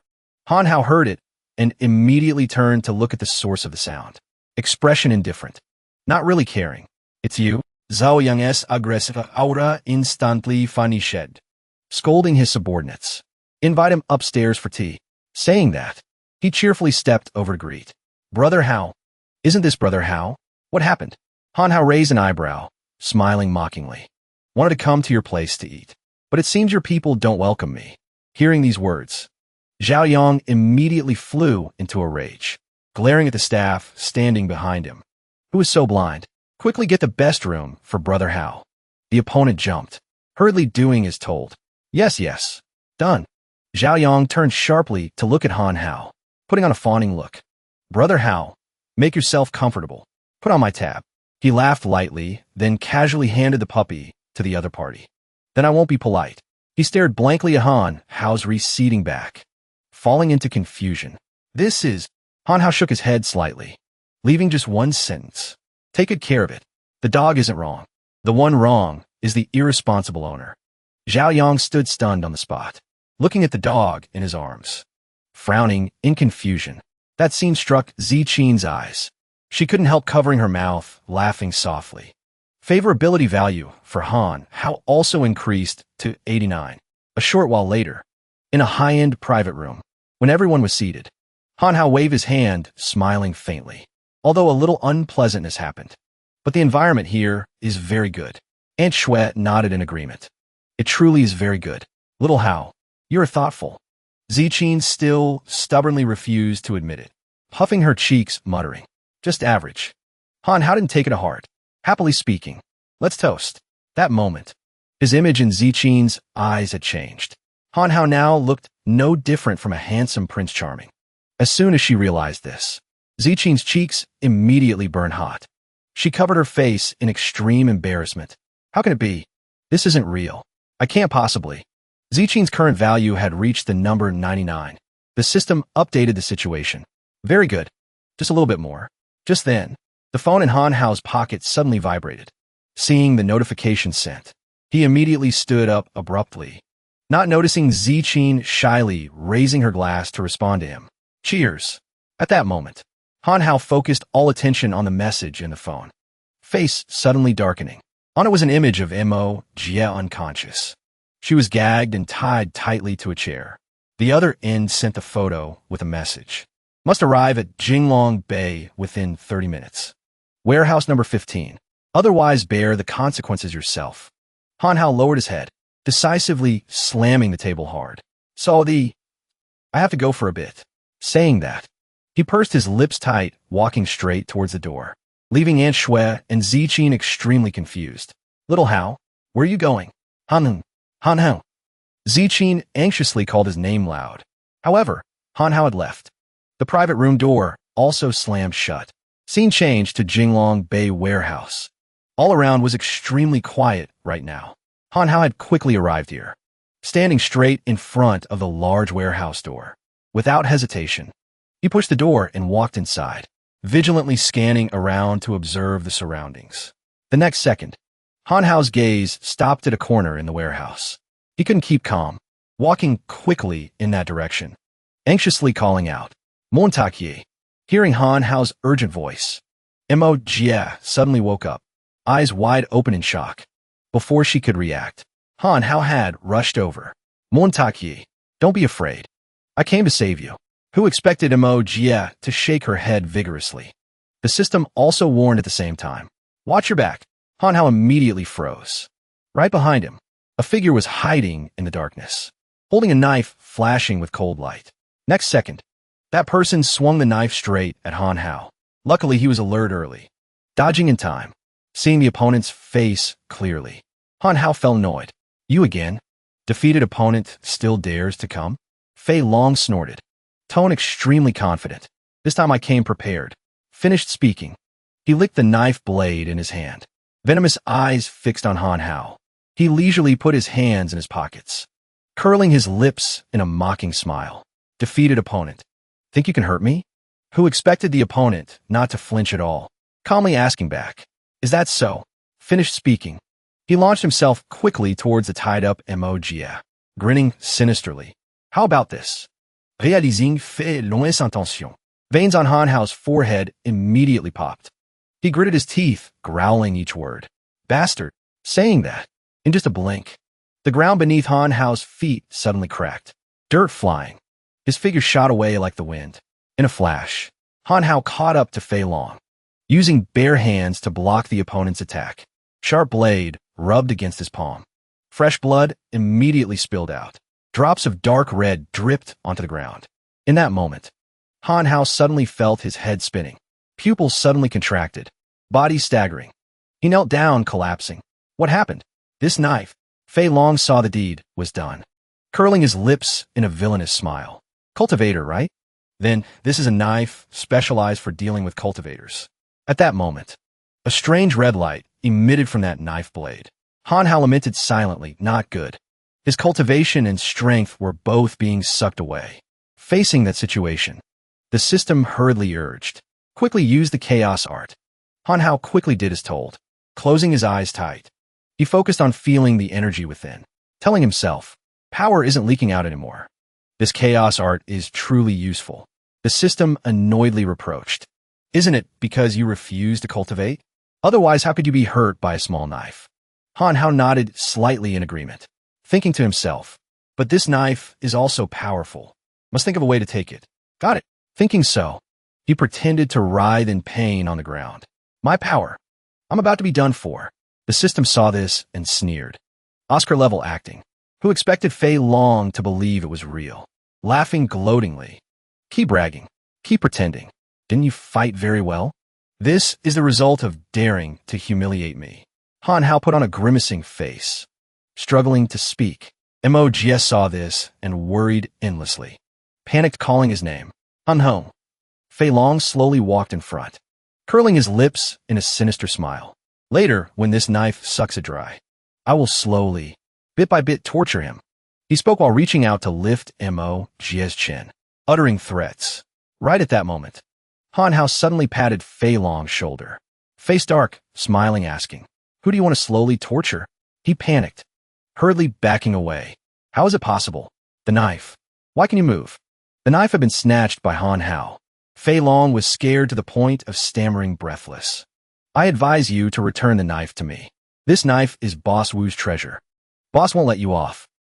He basically didn't care, playing with the knife in his hand, raising an eyebrow, smiling, replying, "It won't let you off. That's correct. After all, the one who lost the treasure is you." Fei Long was hit right on the mark, awkwardly negotiating. How about this? Return the knife to me. Our grudge is considered wiped clean. How about it? Not saying much, Han Hao immediately sprang forward. Who wants to wipe clean with you? He struck without mercy. A powerful kick slammed straight into Fei Long's face. Heavy body smashed onto the concrete floor, creating a loud bang, shaking the whole warehouse. Done. Han Hu wanted Muyi. She tearfully hugged him tight. Han Hung. I thought you died. Han Hao had to pat her head reassuringly. Silly. All right. It's okay now. Let's go. Mo Jia wiped the tears still lingering on her lashes, nodding vigorously in agreement. Fei Long lay flattened on the concrete floor, ultimately still unwilling, weakly calling out, "Return the knife to me." Time continued to pass. Very quickly, both had returned to the villa. Mo Jia hugged Han Hao's arm tight, smiling gently, saying, "Thank you for saving me today." He shook his head slightly. "I should be the one apologizing to you, letting you encounter this matter. Today you just stay by my side. Don't go anywhere." Mo Jia naturally didn't refuse, happily agreeing. Just then, Ziqin stepped out with hands on hips, questioning, "What is wrong with you?" Didn't say a word and left me behind, then left. Not even a sentence of explanation. She frowned tightly, complaining, seeming quite angry, huh? Han Hao finally remembered this person's existence, momentarily panicked and sighed. I forgot about her. Now Mo Jia is here too. And then he saw with his own eyes the favorability points on Ziqin's head fluctuating continuously. Done for. Mission is about to be doomed. Han Hao suddenly became anxious. Danger. Favorability, difficultly accumulated, is about to... However, the round number 100 on Ziqin's head stunned him. Why? The system quickly jumped out to announce, "Congratulations, host, on completing the mission. Gained 30 cultivation points. Simultaneously unlocked 3 items in the shop." System panel appeared. In the Immortal Cultivation System shop appeared countless items with diverse prices. Nightmare Talisman, 10 cultivation points. X-Ray Talisman, 10 cultivation points. Golden Wound Pill, 30 cultivation points. Bronze Skin Pill, 40 cultivation points. Antidote Pill, 70 cultivation points. Pick Head Hat, 100 cultivation points. Besides, there were 2 slots waiting to unlock. Seeing Han Hao not reply to her, Ziqin puffed her cheeks, pouting. Where exactly did you go? Now, in Wang Ziqin's eyes, Han Hao looked incredibly handsome. On his face was an expression full of helplessness. This, the system giggled teasingly. Perhaps this is love. A woman's mind, I don't understand either. But later you have to rely on danger. Hearing this, Han Hao immediately realized the abnormality. Face suddenly darkening. Later means... The system cheerfully continued. Need you ask? Of course it's... The 2 sides were still discussing unfinished business. Ziqin suddenly interrogated. Who is this? Mo Jia also looked at him suspiciously. Han Hin. She is... Atmosphere reeked of gunpowder. Han Hao was placed between 2 girls, awkwardly explaining. She is my friend. She's also my friend. Hearing that, Ziqin crossed her arms, not daring to look straight into his eyes. Darkly speaking, is that so? Today you booked a car for me and invited me to a high-end clubhouse. Don't you have anything you want to say to me? Han Hao once again fell into a difficult situation. only could smile wryly. Just then, Aunt Shui appeared like a savior. Little Hao, you're back? Han Hao immediately went with that, using the reason to answer Zichin's question. Of course it's because Aunt Shui and my mom are longtime friends. I have to treat everyone well. Does Miss Wang have any misunderstanding? The system heard and felt indignant for her.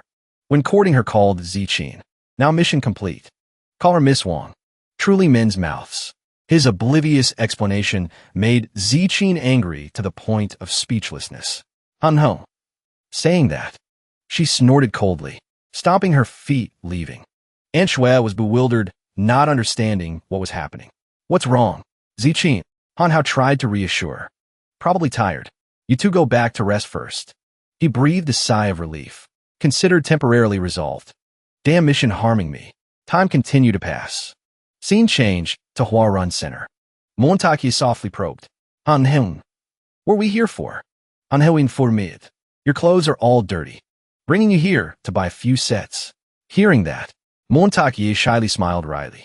The two quickly merged into the crowd. Han Hao was a bit suspicious. Why so many people? Is there an activity today? Mo Jia's eyes stopped at a nearby sign. Suddenly exclaimed. Han Hin. Look, it was an advertising poster. On it wrote, Stone Gambling Conference. Joy in the Stone Block. One cut rich. Bet experienza, bet loot, bet chorag. Act quickly. Han Hao nodded, showing understanding, gaze shifting to the crowd inside. So it's a stone gambling fair. Mo Jia felt curious. Stone gambling? What is that? Isn't gambling illegal? Han Ho Likit. Silly, stone gambling isn't that kind of gambling. According to him, this is called venture investment. Simply put, it's betting whether these stones after being opened have jade or anything valuable inside. Montaki listened attentively, occasionally nodding in awe. She wondered, must cut it open to guess.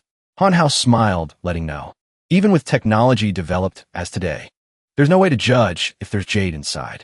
That's why so many people are obsessed. He explained that. The so-called one cut rich. One cut poor is talking about stone gambling. After all, everyone has a dream of getting rich overnight, but don't have such luck. The system took the chance to interrupt, smirking confidently. Technology can't see. Doesn't mean I can't see. Han Hao just remembered he still had the system. Eyes immediately lit up. Right. I have aid. What to fear? Use X-ray talisman. Thought and done. He quickly used the item he possessed. X-ray talisman -1. Han Hao scanned the stones placed on the table once, thinking to himself, probability of having green is really low. The stall owner keenly noticed his interest, enthusiastically inviting. Boss, buy a stone to play. Feel free to choose. A moment later, Mo Jia le polid Han Hao's hand, hurriedly said, Han Hong, Han Hin. Look at this stone. Saying that, she pointed at a green trace on the stone. There's green. Is it very valuable? Stall owner Xiao Peng immediately seized the opportunity to enthusiastically chime in. There's green there. Must have accidentally exposed it. You two are really lucky. Han Hao didn't say a word, focusing on using X-ray talisman to observe. Finally understood clearly. So that's it. No wonder it's so obvious, yet no one buys it. Inside was already hollowed out clean and stuffed with something else. Immediately after, he picked up 2 stones, pretending to compare. Strange. These 2 blocks look the same. But why isn't the weight the same? Is it that inside has been... People around heard the commotion, pouring their gazes over, wearing smiles, showing they understood clearly. Xiao Peng saw the situation wasn't good and panicked. Brother, cannot speak nonsense. Are you buying or not? Han Hao's mouth corner curled up slightly, but not this block. He told himself that. Indeed, some people knew this place cheated. Probably didn't want trouble, so didn't expose it. Want to trick me? Trick your belief in X-ray. Without hesitation, Han Hao placed his hand on a stone lying on the cheap counter. He decisively picked those stones up, clearly declaring, I'll buy this. Xiao Peng pouted disdainfully. I thought you were choosing stones. Turns out looking at prices. No money, still want to buy stones. Han Hao didn't argue. Eyes full of confidence. Is it valuable? Let's cut it open and see. Cut the stone. When he proceeded to cut the stone, around were countless people gathered to watch. They buzzed with mocking laughter. Every year, there are sheep falling into the trap. Don't understand anything yet dare to come. Really think one night can make a fortune? Overestimating oneself. Han Hao basically didn't mind their gossip. Mouth corner secretly lifting up, just when the stone cutting process finished. Everyone was shaken. Oh my god. No way. Really saw green. Full of it. What kind of dog shit luck is this? Mo Jia covered her mouth, marveling. Han Hung. You're truly amazing. At the same time, a rich figure strode closer to Han Hao, hurriedly calling, Brother. It was a middle-aged man. He went straight to the point. The stone. You just cut. I offer 20,000. Li Gao said, then hurriedly wiped sweat on his forehead, smilingly asking, How about it? Han Hao suddenly felt awkward. That, Mo Jia beside, felt overwhelmed. 20,000? Such a small stone. Right at this moment, a deep voice suddenly rang out. Boss Li, that's not very ethical, right? Wang Zun stepped behind Li Gao, smilingly said, Quality so good. At least must be worth 50,000. Seeing the opponent, Li Gao was surprised. Boss Wang. Everything was exposed.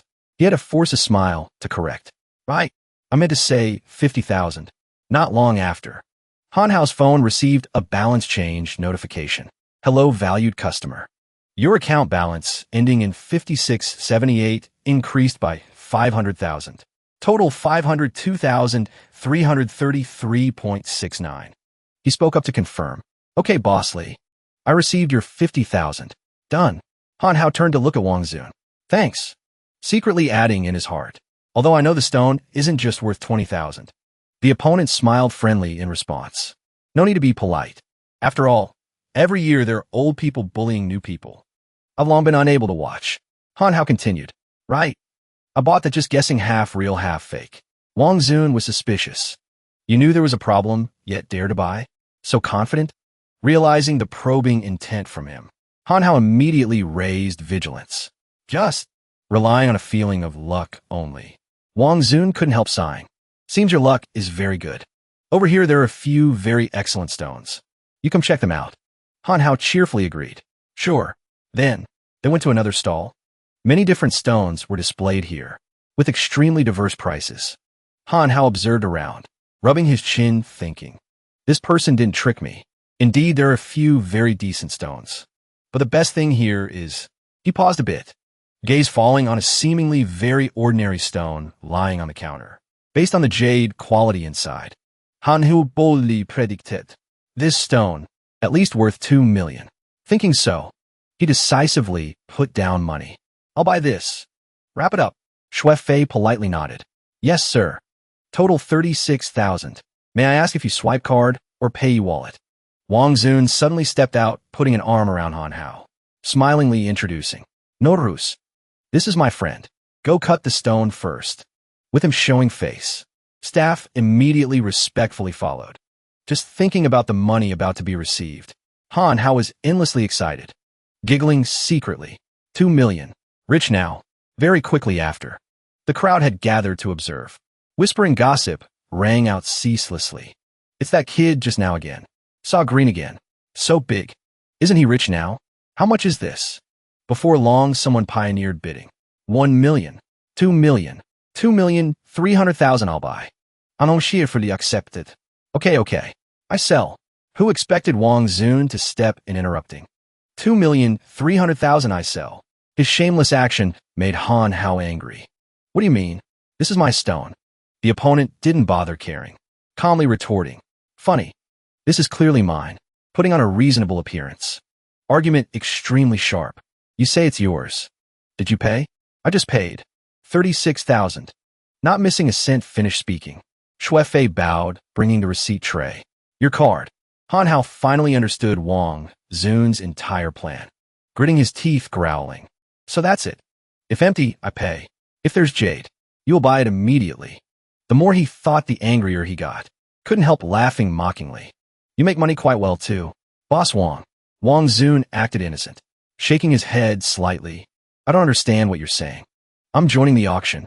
Not joking with you anymore. Around immediately switched to mocking laughter. Truly stupid. Someone got tricked again. Easily trusting others.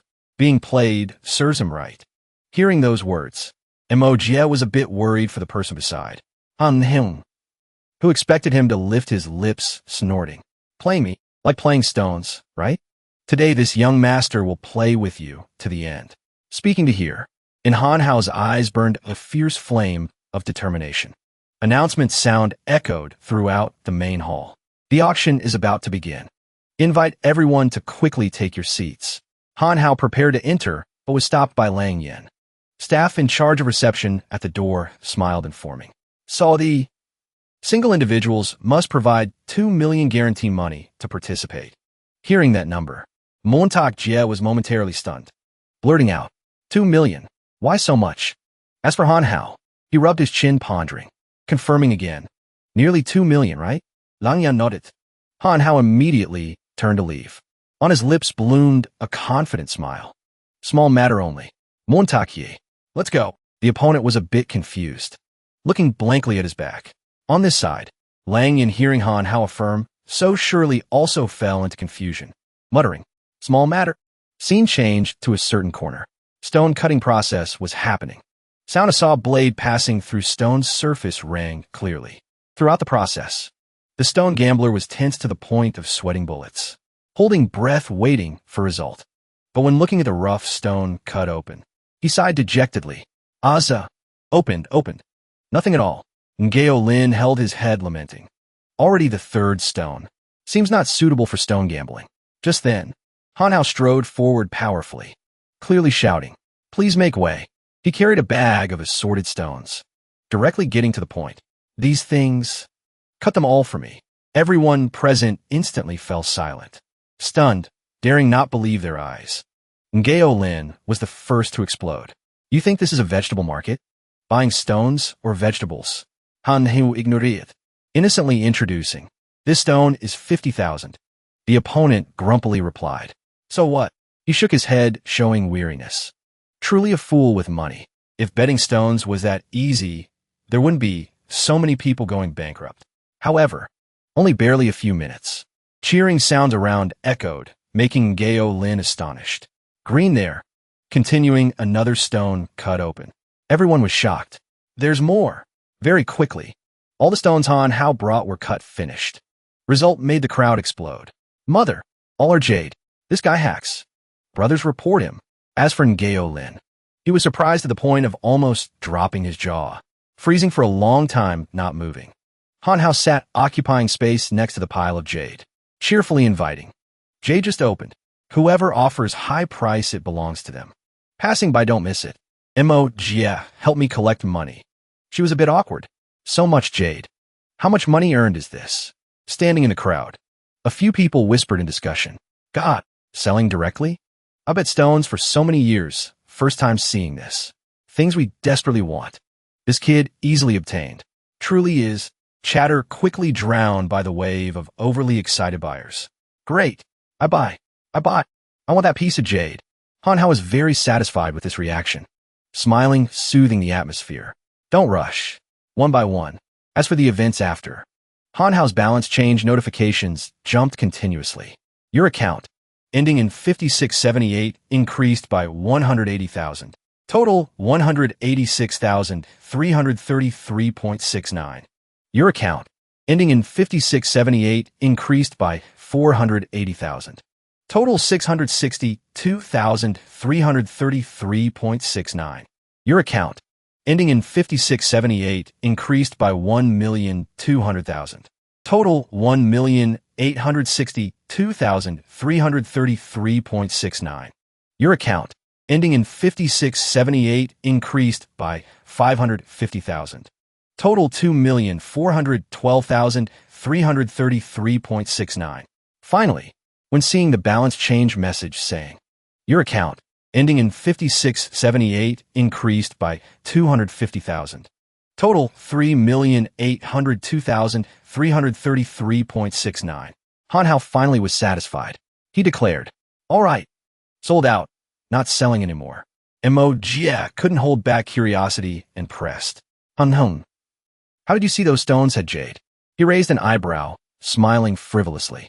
You really want to know? Mo Jia hadn't had time to answer. A deep, hoarse voice loudly shouted, I want to know. Ngo, hurriedly said, brother, master, please teach me. He was momentarily startled. Who are you, uncle? Teach what? The opponent urgently pleaded. Please teach me stone betting. Han Hao is also helpless. All right, Uncle, let go first. Saying that, he pretended to seriously teach. Listen carefully, my method isn't like normal people.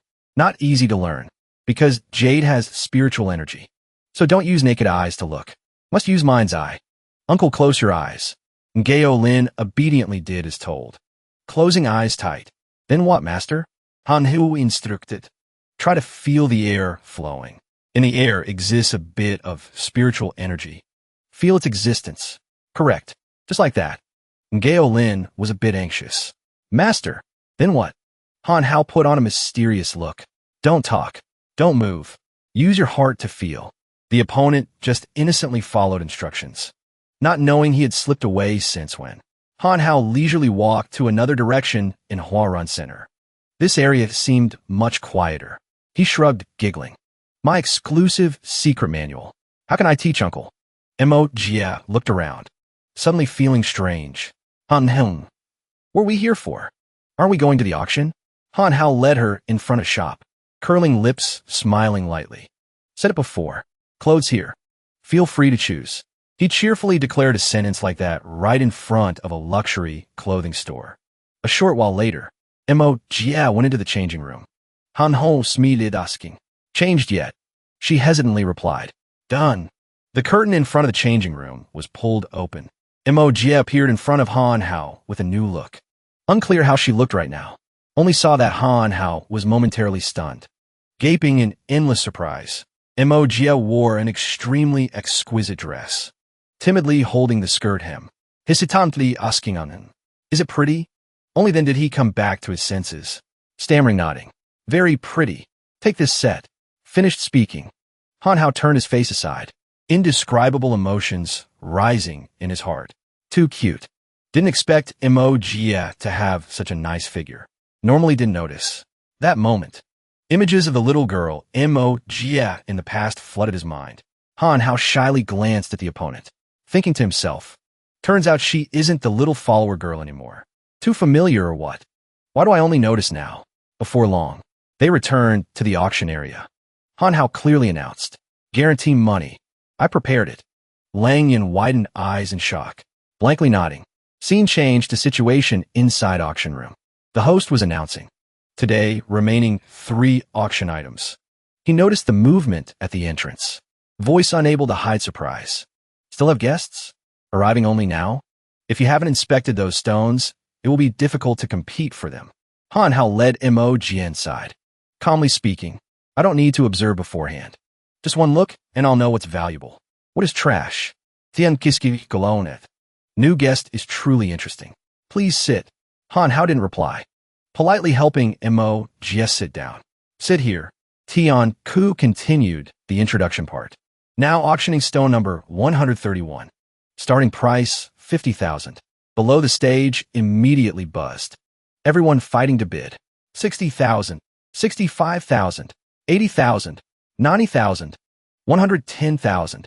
Wang Zun whispered, asking opinion of person beside. Master Wu, buying this stone? Ngao Feng shook his head slightly. This type. Cracks if eating inside, very easily break. Skip it. After getting the opponent's answer, Wang Zun smirked frivolously. I say, why not follow? Don't know, then don't play. Still think yourself lucky? In his words revealed clear mockery. Aiming straight at Han Hao, he tilted his chin, retorting. Many cracks. Hard too. Open it will break. I just can't buy. Before Han Hao's knowledge, Wang Zun momentarily startled. In eyes flashed a glint of admiration. Back to the stage. Tian Ku announced. Through fierce bidding sold already. So the next thing is product number 251. Starting price, 80,000. Crowd once again rose up, continuously shouting loud. 90,000. 100,000. Ngao Feng offer analysis. This stone block has chicken claw shape cracks quite deep. Value not high. Experienced people won't follow too high. Wang Zun completely trusted his judgment, nodding slightly. Seems this year is nothing special. Still should put attention on the final stone. Ngao Feng nodded in agreement. That stone block, according to my judgment. Value about 10 million. Even higher. Whispering sounds rang out ceaselessly. Right at this moment, Han Hao suddenly raised the board, participating in bidding. 1,800,000. Wang Zun, seeing that raised eyebrows, smiling contemptuously. Idiot. Tianku spoke up, confirming. 1,800,000 going once. 1,800,000 going twice. 1,800,000 going 3 times. Sold. Mr. Han is the one obtaining the auction item this time. Not stopping there. Han Hao suddenly raised his hand high. Wait, I want to open it right here. Tianku couldn't help being confused. Wanted to open it here again? Mr. Han truly is incredibly confident. Then let our staff bring it backstage to cut the stone. Won't take too much time. On the stage's big screen displayed the stone cutting process inside backstage. Tianku happily led. Then, what will this stone of Mr. Han open up? Result very quickly came. Even he had to exclaim in surprise. It's ice species. Moreover, very clear without impurities. Congratulations, Bosan. Ngao Fong gaped, marveling. Mother, so full. This is also 10 million. Wang Zun bitter to the point of gritting teeth. Suspicion gradually rising in heart. Unless this kid isn't stupid. Auction continued to take place. Tianku announced. Finally, we auctioned the final item. Number 378. Starting price. 2,300,000. Very many people raised boards bidding. A series of numbers were put out. 2,400,000. 2,600,000. 2,750,000. 3,100,000. Ngao Fong whispered in Wang Zun's ear. Follow. Just need not to exceed 8 million. This stone can generate profit. He nodded, following. Around. Still had many people bidding. 3,300,000. 3,500,000. Han Hao also joined the scramble this time, clearly shouting a price. Wang Zun immediately alert. This kid also wants to buy that stone. Knows the value of this stone block. His ears caught a series of other voices in the hall. 3,800,000. For million. Han Hao still hadn't stopped. Continuing to bid higher. 4,200,000. Tianku quickly spoke up, reminding. Number 69, Mr. Han. Please wait. We received news. The amount you put out for auction exceeds the guarantee money. Although the stone you just opened has great value. But danger still exists. After all, you are participating in auction for the first time. To avoid malicious price hiking. Very sorry, Mr. Han. You cannot participate in this auction. Han Hao seemed not to anticipate this situation. Widening eyes blankly. Wait a moment. If I can prove my capital is enough, then I can participate, right? Saying that, he slowly stood up, speaking. I admit I'm a newbie. Today coming also brought some money for fun.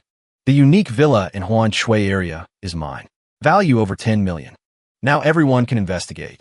Of course, that is just one of my villas. Everyone can doubt me, but you cannot make me lose face in front of my girlfriend. The thing I like. Must definitely obtain. Han Hao put on an appearance of absolutely having to have that stone. He boldly declared like that, not seeing Mo Jia sitting in place, embarrassed red to the ears. Han Hao's determined attitude made quite a few people present waver. Sir, wait a moment. As for Wang Zun, he was endlessly astonished. This kid looks countrified, yet wealthy like that. Also has influence like that. Right at that moment, Ngao Fong, sitting beside, informed. People downstairs sent news to me. It is exactly this kid. Just now downstairs opened very many stones. All produced jadeite. This news terrified Wang Zun. Blurting out, what? Also at the same time, Tianku very quickly returned to the stage. Saw the... Kept everyone waiting long. Mr. Han can bid. For 1,200,000 going once. Secretly breathing a sigh of relief. Too dangerous. Almost offended a big boss. With Han Hao leading. The whole stand once again rose up. 4,300,000. 4,350,000. He pouted, muttering. Too little. I said. Thing I like must definitely be obtained. Finished speaking. Han Hao seriously declared. I must take this stone to make the most beautiful necklace for my girlfriend. So I bid 10 million. As soon as these words were uttered, the whole hall immediately fell into silence. Everyone was terrified by his spending power. Tianku was scared to the point of sweating bullets. Trembling voice repeating, 10 million going once. Just when everyone thought the result was set, Wang Zun suddenly raised the board, bidding higher. 10,500,000. Ngao Fong hurriedly stopped. Boss Wong. Cannot follow. Wang Zun right now didn't listen to any words. Clearly analyzing. Didn't you see his eye power? Saying uncertainly this thing has value more than we imagine. He gritted his teeth, thinking, this kid definitely wants to get the stone to mock me. I won't let you succeed. Han Hao also didn't accept losing. Curling lips, sneering. Truly stingy. 12 million. Wang Zun's voice started to become trembling. However, still stubbornly bidding to the end. 12,500,000. Han Hao hadn't stopped. Standing up, shouting price. 14 million. Sure enough, Wang Zun quickly fell for his provocation trap, growling once. 15 million. How about it? However, contrary to his prediction, Han Hao didn't continue following anymore. Lying long on the chair, smiling satisfied. At this moment, Tian Ku had finalized the result. 15 million going once. 15 million going twice. 15 million going 3 times. Sold. Vong Sun Luke Doton Ho, snorting coldly once. Why not follow anymore? Didn't you say thing you like must be obtained? Where's your aura? Where's your promise? Relying on you also want to fight with me? He didn't bother arguing with him. Shrugging, smiling, replying. Still, is Boss Wang generous? Only can lose thing I like. Seconds later. Han Hong Geek Lid continuing. Want to go back cut? Let us admire a bit. Wang Zun completely blinded by competitiveness. Decisively agreeing. Was not dared. I want to cut right here. Just finish speaking. He immediately felt regret. Not good. Something is not right. Stone cutting process happened very quickly. First cut. Everyone looked up waiting. To the second cut. Result not as desired, making the whole hall sideboard. Result decided. Nothing breakthrough. Everyone then strode leaving. Auction this year also ended. Truly interesting. Let's go. Dismissed. The whole large hall before long only left Wang Zun and Han Hao. He cheerfully shrugged. Looking indeed good. Pity empty. Only can blame oneself for having no eye. Boss Wang. Wang Zun realized himself played. Angrily glaring at him. You kid. You did it on purpose. From when starting to enter. You intentionally acted for me to see. Han Hu acted innocent. I don't understand. Could it be I knew what was inside beforehand? But I must thank you. Thanks to you bidding more. Otherwise I lose big. Finished speaking. He brought half his stone to in front of Wang Zun. This for you. Consider my gratitude. He paused, seeming not daring to believe his ears. You speak truth? Why? Clearly I. Han Hao put on a generous appearance. Shaking head, smiling lightly. When will grievances end? I didn't mind since early. Having his confirmation. Wang Zun immediately reached out to receive the stone. Just when the stone was only inches from his hand. Han Hao suddenly let go, acting regretful. Azza. Slipped hand. Without warning. The whole half-ice species just shattered to pieces. 10 million vanished into smoke. Han Hong voice peaked. Too bad. Good or bad, also 10 million. Although any time I can earn it back. Pausing a bit, he tilted chin, looking at the person before eyes. Surely Boss Wang doesn't mind, right? You like jade like that. Look, on the ground plenty. Just slowly pick up. After all, jade, only worth 36,000, also had to rely on me to earn for you. Saying that, Han Hao waved hand, leaving in a dashing manner. Wang Zun was provoked by him to the point of exploding eyes. Gritting teeth, growling each word. Bastard. All my life. Never been humiliated by anyone. Speaking to here, he suddenly took out a pill, directly stuffing into his mouth. In just an instant, Wang Zun's whole body emitted a terrifying force. His foot stomped hard on the tiled floor. Cracks immediately spread. Montaki realized danger, hurriedly shouting warning. Han Hung, watch out. Following her call, Han Hao immediately turned, sharply looking back. In eyes flashed a glint of shock. Luckily, he reacted agilely, timely taking defensive stance, blocking Wang Zun's sudden punch. An aucune réalisée abnormalité. Too heavy, not like normal person's strength. But he clearly isn't a cultivator. The system spoke up explaining. It is spirit pill. Can unleash all spirit energy in a flash. Although side effects, very heavy. But normal people taking it can also reach intensity like cultivator. At this moment, Han had been pushed back by Wang Zun's attack, falling backward onto the floor. He still hadn't stopped, raising voice declaring, Today, I must beat you to death. Han Hao lamented silently, not good. Then isn't it done for? The very next second, Wang Zun gritted teeth tight, straining self, swinging fist rushing over. And eyes revealed thick, killing intent. Just then, Mo Jia suddenly rushed out, standing blocking in front of Han Hao. Stop! He momentarily panicked, hurriedly calling her name. Han Hao took the chance to struggle, standing up, trying hard to dissuade. Montakie, dangerous. Quickly move away. Opponent didn't listen, loudly questioning Wang Zun. Clearly you tricked people first. Now still act to hit people. How can you be so shameless? Before her fierce attitude, Wang Zun lowered head, not saying a word. He intently looked at the girl before his eyes. In his eyes, she was beautiful and splendid strangely. Wang Zun's gaze gradually moved down, stopping before Mo Jia's full chest. Right at that moment, his body suddenly staggered, kneeling, collapsing to the ground. Han Hao was confused. What's wrong with him? Mo Jia anxiously asked him. Hun, are you okay? He shook head slightly. Okay, don't worry. Han Hao's question was explained by the system as follows. Essence source no longer concentrated at peak. Following spirit flowing down. Spirit pill effect no more. This is also spirit pill's weakness.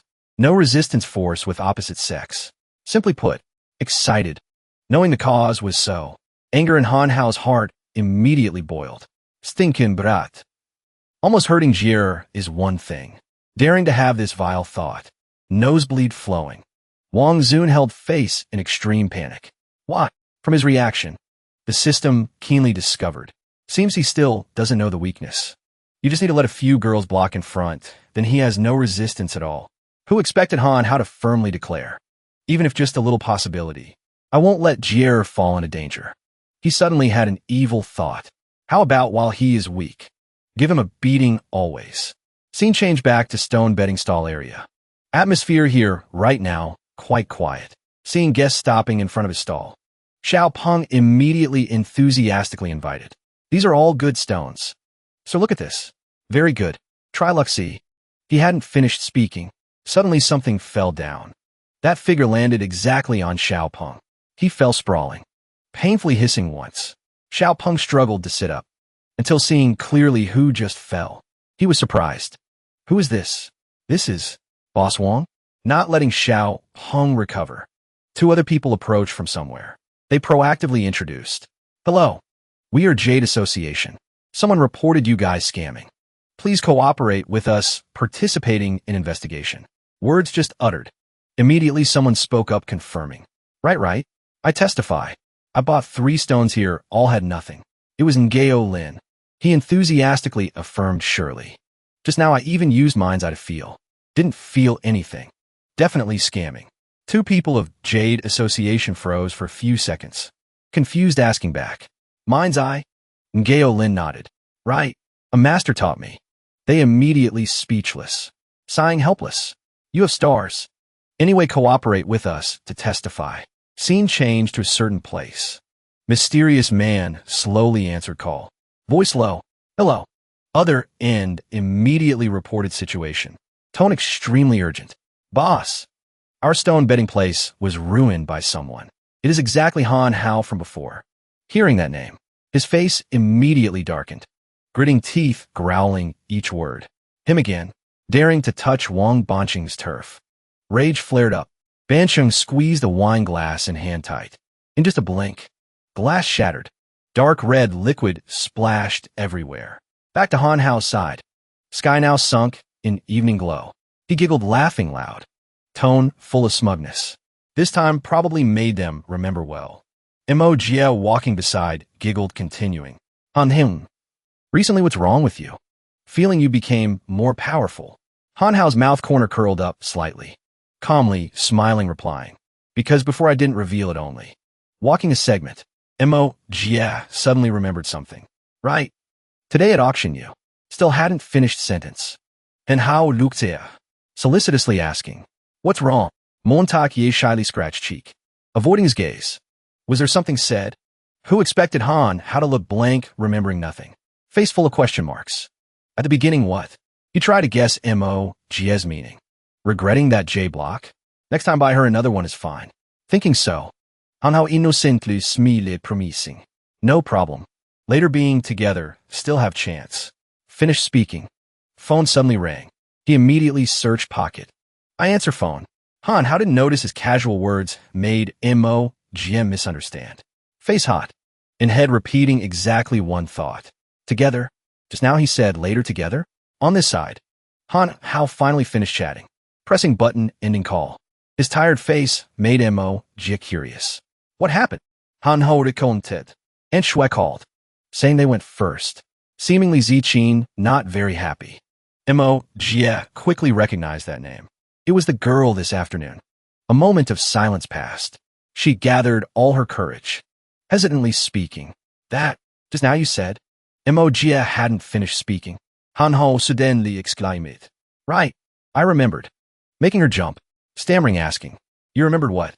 Han Hao without a word placed hand on Mo Jia's shoulder, intently looking into her eyes. His face gradually became serious. This matter is very important.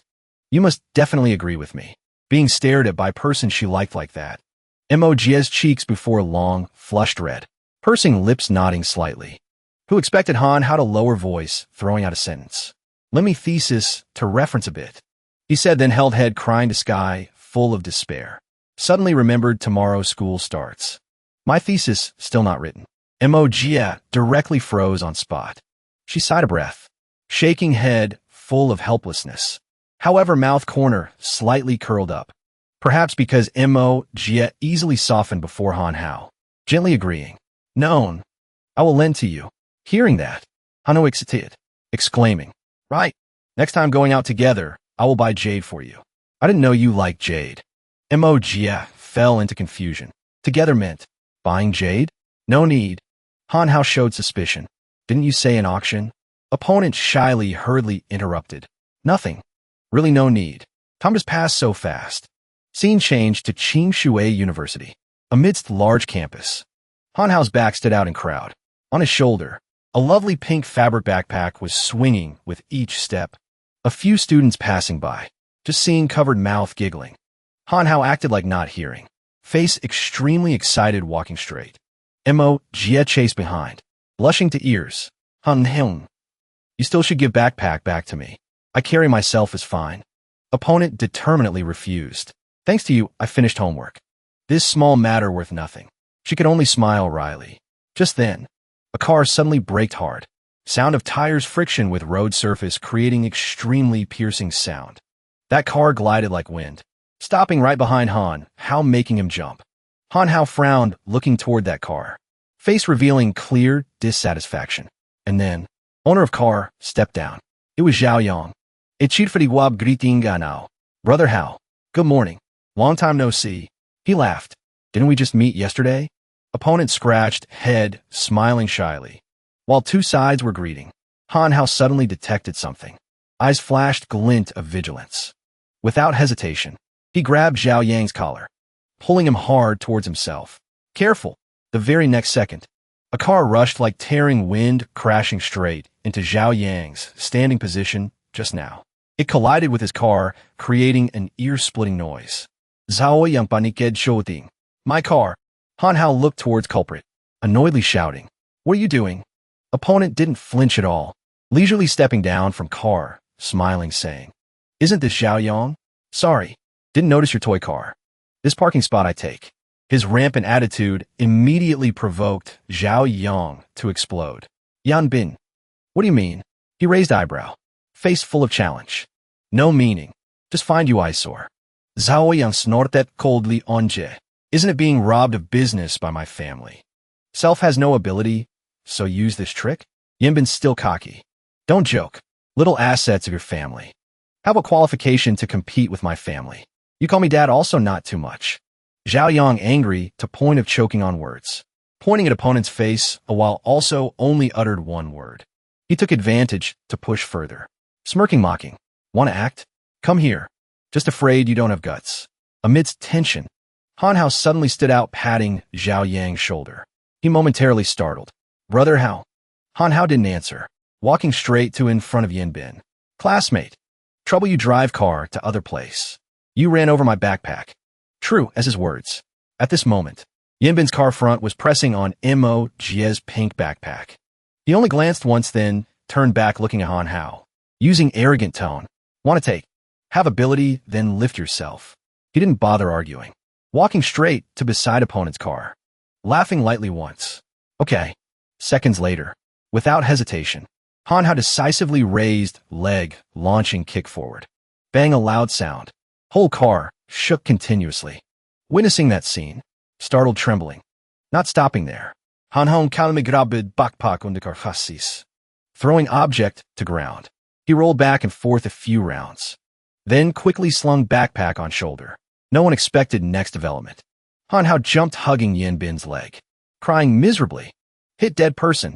Rich kid bullying poor student. He immediately panicked, struggling to avoid Han Hao's arms. Broad daylight, still dare to fake injury? Get lost. He didn't budge, moving, glancing, signaling two people, Zhao Yang beside, receiving Han Hao's signal. He and Mo Jia immediately woke up, eyes lit up. Han Hao still continued acting, shouting louder and louder. Rich kid, rampant domineering. Hit broken our car first. Again want to assault others. Still have justice? That sound quickly attracted attention of students nearby. Yin Bin didn't detect, continuing to kick Han Hao hard, aggressively shouting, "Let go! Let go!" He didn't dodge, while taking hits while screaming miserably. Pain to death.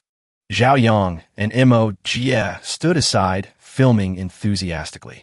After a while of work, he signaled complete to Han Hao. "Brother Hao, Okowo." Hearing that, he quickly stood up abruptly. Yin Bin now knew he fell in a trap, angrily glaring at them. "You guys dare to harm me?" Han Hao raised eyebrow, sneering. "This is using person's way to return a person. Dealing with trash like you. Only can be like that." Yin Bin, seeing him stretching muscles, started to be wary. However, still tough mouth. "What do you want to do? My dad is school director. Relationship good with principal. I advise you don't provoke me." Han Hao pretended to be scared by him, holding face, exclaiming, "What? Director? School director? I truly scared to death here." Finished speaking, he straight hand launched a powerful punch, smashing into opponent's face. Looking at him falling sprawling on ground, he curled lips, smiling satisfied, not forgetting to remind, "Later pay car repair money and hospital fee for us. Otherwise just wait for that video to broadcast whole school." However proud, not for long. A news rushed in, making Han Hao hear like thunder passing ears. Tsinghua University Board issued announcement. Like just mentioned, hope students will take that as example. Announce again. Our school student Han Hao because destroying classmate's property, simultaneously causing injury to classmate. Therefore, expelled from school. Person representing announcing this news was Tsinghua University principal. Before news just broke out, whole school suddenly rose up. Everyone buzzing, discussing. Happen what matter? Seems he fought with Yin Bin, who told his family to have money, have power. One of shareholders on there is his dad, Henry. Han Hao frovnid foving dissatisfaction. Clearly he caused trouble for me first. He decided to stand up, fighting for himself. Loudly questioning. "Say I caused injury? Is there an apartment building?" The school principal, Guanxing, spoke up. "I know Yin Bin. He's usually very obedient and sensible. His academic performance is excellent. How could he possibly start trouble with you?" The man sitting next to him nodded in agreement. "That's right." His face showed clear annoyance. This was Yin Tianxing, a director of the school board, and also Yin Bin's father. He snorted coldly. "You still dare to talk about evidence? The fact that my son is lying in a hospital bed right now is all the evidence I need." After speaking, Guanxing gave Han Hao no chance to argue. He shouted in a stern voice, "Who told you to come up here? Get down." The young man refused to move. He spoke calmly. "Yin Bin hit my friend's car. He was also the first to throw a punch. He used his father's position as a director to threaten me." The corner of Han Hao's mouth curled up slightly. He leisurely took a phone out of his pocket. "I have a video that proves it." In an instant, the entire auditorium erupted in an uproar. He sent it to the group chat. "I see it too. Send it to me. This is way too arrogant." Everyone expressed their indignation. Seeing the situation was getting out of hand, Guanxing immediately found an excuse to blame Han Hao. "Han Hao, you have no respect for school discipline.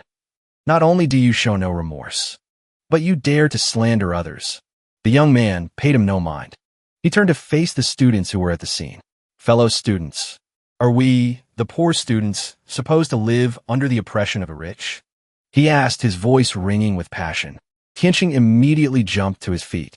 He slammed the table and roared, "You rotten brat! What nonsense are you spouting? The consequences won't be as simple as just getting expelled." Of course, Han Hao wasn't afraid. He even questioned the man in return. "Are you threatening me again? With garbage leadership like you, I'm fine with not studying here." Provoked by his words, many students stood up in unison. So what if you're a director? Garbage principal, using your power to bully people. The situation was becoming more and more chaotic. Guanqing started to become wary. He quickly exchanged a look with the person next to him. Tianqing glared and snapped at him. "What are you looking at me for? You're the principal." Guanqing was suddenly at a loss for words. He thought to himself, "Aren't you the one who angered the students?" Just then, a figure slowly walked toward the main table. "I was only late for a moment. Why is it so lively here?" It was none other than Li Tianhao. He appeared with a smile and asked, "What happened?" Guanqing hastily shot to his feet. He greeted him respectfully. "Eldili, you've arrived." Li Tianhao didn't even glance at him. He repeated his question. "What is all the arguing about?" Being questioned by him, Guanqing was so nervous that he broke out in a cold sweat. He stammered for a long time, unable to speak. "Well," his gaze fell on Han Hao, who was calming the agitated crowd. "Quiet down." Seeing the situation was beyond his control, Guanqing had no choice but to shout into the microphone. "The opening ceremony is now over. Han Hao, come to my office." Hearing this, Han Hao immediately stopped what he was doing. He turned his head to look at the stage. The corner of his mouth lifted in a triumphant smirk. Over on this side, Guanqing was obsequiously attending to Li Tianhao. "Let's go." "This way, please, sir." Li Tianhao frowned and asked, "That Han Hao is—" The other man replied dismissively, "Just some poor student. Please forgive the embarrassing display. Pay him no mind." Li Tianhao didn't expose him just yet. He replied with a half-smile, "Is that so?" Not long after, the scene changes to the principal's office at Qingshui University. As soon as Han Hao appeared, Guanqing slammed the table and roared, "Han Hao, listen to me carefully. I demand that you make a public apology and admit that everything today was your fault. Otherwise, I have ways to make your life at this school a living hell." He directly threatened him. Han Hao nonchalantly ignored him, his posture carefree. "I hit him because he deserved it. I'm not apologizing." Tianqing angrily interjected, "I think this brat needs to be taught a lesson. He truly has no respect for anyone." He glared fiercely at the young man. Han Hao quietly glanced at his opponent. Through the power of the clairvoyance talisman, he quickly obtained the man's information. Name, Tianqing. Realm, none. Cultivation method, none. Skills, innate cultivation method, iron palm technique. Status, master of martial arts. Not a cultivator. Poses no threat to the host. At this point, Han Hao finally understood. He didn't feel any fear, so he's just a martial artist. He spoke slowly. "If I'm not mistaken, you originally wanted to use this as an excuse to deal with Zhao Yang, didn't you? Your family and the Zhao family have a business dispute. This morning, you were the one who instructed Yin Bin to provoke Zhao Yang, right? But I ended up getting involved, so you could only cause trouble for me instead." Han Hao questioned him relentlessly. Each sentence was sharp, leaving Tianqing speechless. The words he had just uttered carried significant weight. Even Li Tianhao's attention was captured. He glanced over, silently observing the situation. Tianqing, having been exposed, hastily jumped up. "Nonsense! That's a malicious slander. Han Hao smirked mockingly. Is that so? Your surprise is written all over your face." Tianqing, embarrassed and enraged, finally lost his temper and attacked. "Brat, don't be disrespectful." Han Hao, of course, didn't just stand there and take it. He quickly channeled his internal energy into his palm. In a flash, their palms collided. A powerful pressure struggled in midair. They were evenly matched. Han Hao was still in the mood to provoke his opponent. "Didn't you eat? Or is your body failing you in your old age?" On Tianqing's side, however, he wasn't as calm. A flicker of panic crossed his mind. How is this possible? My palm strike didn't even injure him? Before the man could recover, Han Hao suddenly grabbed his wrist. He mercilessly twisted the man's arm back. Tianqing cried out in pain. Han Hao let go of his arm. He covered his mouth, feigning concern. "Uncle, are you okay? Did I use too much force?" Yin Tianxing clutched his trembling arm. He gritted his teeth, forcing out each word. You little bastard. I'll take your life.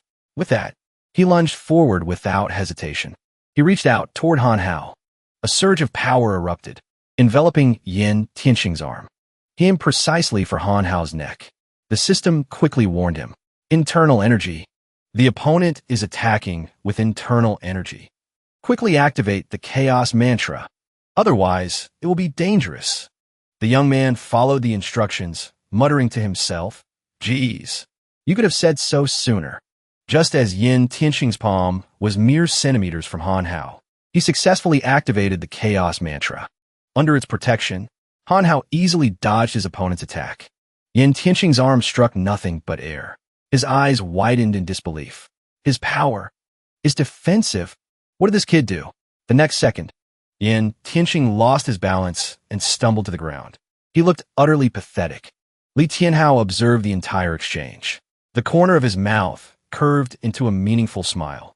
Han Hao, on the other hand, clutched his chest and breathed a sigh of relief. That was close. What would have happened if I hadn't blocked that move?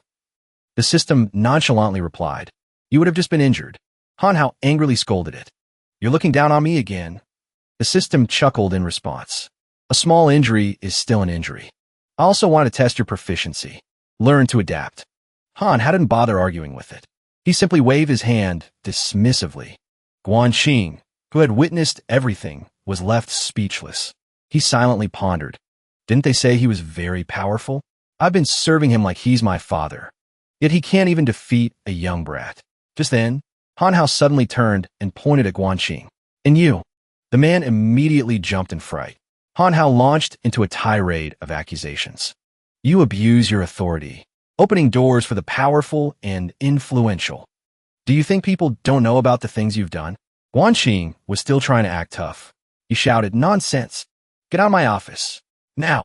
Before he could finish his sentence, Li Tianhao, who had been sitting quietly in the corner, suddenly slammed the table and spoke.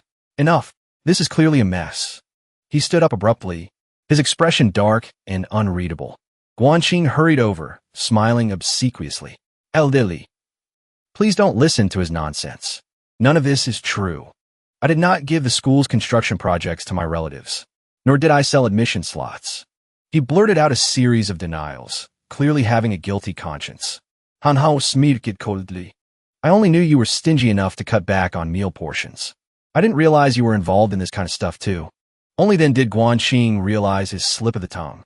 He immediately panicked and tried to defend himself. No, today. Please listen to me. But Li Tianhao just replied coldly with one sentence. No need. He shook his head slightly. He turned and walked away. I'm the biggest investor in this school. This time it's thanks to Han Hao. Otherwise, I would still be deceived by you people. Li Tianhao glanced back. His sharp, intimidating gaze made the man afraid to even breathe. In that moment, Guanxing felt as if his soul had left his body. He stood frozen on the spot, watching the door slam shut. Han Hao followed Li Tianhao out. An indescribable joy welled up inside him. The feeling of having someone backing you up is completely different. Night fell quickly. Han Hao had returned to his villa. He flopped onto the sofa, letting out a long sigh. Finally, I can die in peace. The system immediately retorted. It's still early. Why do young people these days only know how to eat and sleep? Hearing this, Han Hao raised an eyebrow and asked, If not that, then what should I be doing? He looked helpless. I've been expelled. I don't have to go to school tomorrow. So can't you just let me rest? Besides, I'm so powerful now, I don't need to go to school anyway. No more homework. The system was just waiting for this. It urged him on relentlessly. Use your priority points. It's been 15 days, and you haven't once taken the initiative to cultivate. You need to practice the chaos mantra properly. This is a fundamental cultivation technique, don't you know? Other cultivators would kill for something this good, but they can't have it. You have it, but you don't cherish it. You refuse to cultivate. Moreover, you have to practice this every day. Only by practicing daily can you increase your strength. That's how you'll reach a higher realm sooner. It went on and on without a break. Han Hao had no choice but to compromise. All right, I get it. Stop nagging. A moment later, in accordance with the system's wishes, He began to focus on his cultivation. Han Hao closed his eyes tightly. He concentrated on circulating his internal energy, forming a glowing sphere that enveloped his body. The system nodded in satisfaction. That's it. Let that power flow continuously through your body. Han Hao focused on following the instructions. He had no idea how much time had passed. He suddenly woke up with a start. He groggily opened his eyes, drool still clinging to the corner of his mouth. Han Hao looked around in confusion, then muttered, "It's morning already? When did I fall asleep?" He tried to feel the energy flowing within him. He couldn't help but exclaim, "Speaking of which, I feel like my power has increased a little." The system sighed. "Only by practicing diligently can you increase your strength to a higher realm." Han Hao pouted and retorted, "If my strength depends on me to improve, then what do I need you for?" The system then explained as follows. The first volume of your chaos mantra can only be cultivated to the peak of the mortal opening realm. Future techniques, materials, items, and pills all have to be exchanged for with priority points. Hearing this, Han Hao felt a heavy burden settle on his shoulders. He sighed, completely fed up. Cultivation isn't so easy after all. The system snorted. Nonsense. Cultivation is a form of training, after all. He grumbled in frustration. So, are people in debt with mortgages and car loans also a form of training? The system adopted a mysterious tone. It shook its head and said, "How can you compare them to mortals? They're just ordinary people. But the ultimate goal of cultivation is to reach the spirit transformation realm. At that point, you will have completely left the mortal world behind." Han Hao slowly stood up. He spoke in a low voice. "I'm not cultivating to reach the spirit transformation realm. Looking cool is the most important thing." He uttered this line, then threw his head back and laughed loudly. Han Hao was so excited that he jumped too high. Looking down from the air, he suddenly saw a figure standing at the main gate. A flash of surprise appeared in Han Hao's eyes. He didn't seem to expect this person's appearance here. It was Li Tianhao. It seemed the man had noticed his gaze. He smiled and waved a greeting. At this moment, the corner of Li Tianhao's mouth curved up slightly. That smile gave his face a gentle and more approachable look. Not long after, the two of them went inside the villa. Li Tianhao was a bit curious. "Young friend, just now, were you cultivating? Unless you've broken through the mortal opening realm and reached the spirit-breaking realm?" He casually stated his guess. Han Hao shook his head in denial. "No, I'm just like you, still in the mortal opening realm." He slowly sat down on the chair. He got straight to the point. "You came here today. Is there something you need?" Li Tianhao then shared. "It's nothing much. Yesterday's matter has been resolved. The principal has been fired. So, you can go back to school as usual." He announced this news to Han Hao with a smile. The young man forced a smile in return. "You've helped me so much. Thank you." The other man replied generously, "Not at all. No need to be so formal." The system, seeing this, was extremely pleased. It burst out laughing. After a moment, Li Tianhao suddenly remembered something. "Oh, right. There's one more thing. Yin Tianxing, who caused you trouble before. I always felt that something about yesterday was strange. Be careful in the coming days. If you need help, just find me." He carefully gave a few words of advice. Han Hao accepted the man's kindness. He rubbed his chin thoughtfully. "I'll be more careful." The scene changes to another location. In a dark and damp factory, only a few dim yellow light bulbs were arranged to illuminate the space.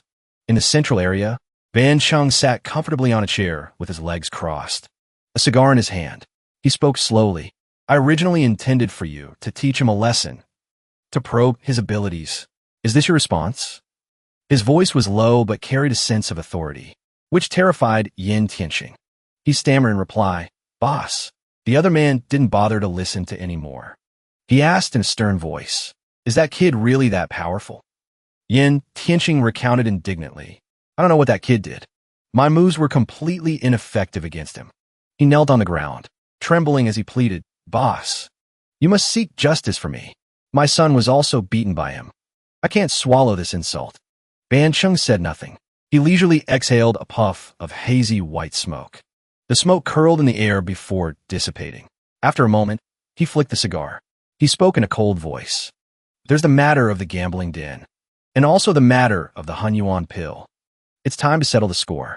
In an instant, a flame flared up, consuming the entire cigar in the ashtray. Yan Tianxing keenly picked up on some important details in Ban Shang's words. The lost Hanyuan pill is with him. The other man then recounted. After he got it from the courier, we went to his place to search. But because our presence was exposed then, we couldn't continue. This time, we can't let him live. He quickly gave an order. Contact Wu Laoda's side. Don't use my name. By one of his assassins to kill Han Hao. Ban Sheng didn't forget to add a reminder. Remember to ask carefully about the whereabouts of the Hanyuan pill. Yan Tianxing nodded slightly in obedience. Understood. The scene changes to a bustling street corner somewhere. Modern buildings were built closely together. Han Hao was walking down the street while on the phone. Hello, Montaki? What's up? The voice on the other end asked with concern. Aren't you coming back to school? I heard they canceled your expulsion. Han Hao stopped in front of shop. He chuckled and said, I'm not coming today. It's not every day you get expelled. Of course, I have to pretend I don't know. I'll go tomorrow. He casually pushed the door open and walked in. He let out a chuckle as he spoke. The moment Han Hao appeared, a suspicious person sitting in the corner immediately started watching his every move. Han Hao seemed unaware of the danger. He was still engrossed in his conversation with Mo Jia. It's fine. There are no classes anyway. At a nearby table, another strange man was watching him intently. In his line of sight, Han Hao strode to the counter to order. He let out a soft laugh. I'll hang up then. The cafe was strangely quiet. Besides Han Hao, there were only 3 people sitting at a table near the counter. He stood still on the spot, not moving an inch for a long time. A moment later, the waiter came out and said with a smile, Here's your lemonade. Han Hao snapped out of his daze and nodded. Just as his hand was centimeters away from the glass, his movement suddenly froze. Han Hao spoke in a low voice. You didn't ask me how sweet I wanted it, nor did you ask if I wanted ice. You're not an employee here, are you? He stated with certainty. And just as Han Hao suspected, the real female employee of the cafe was tied up onto the counter.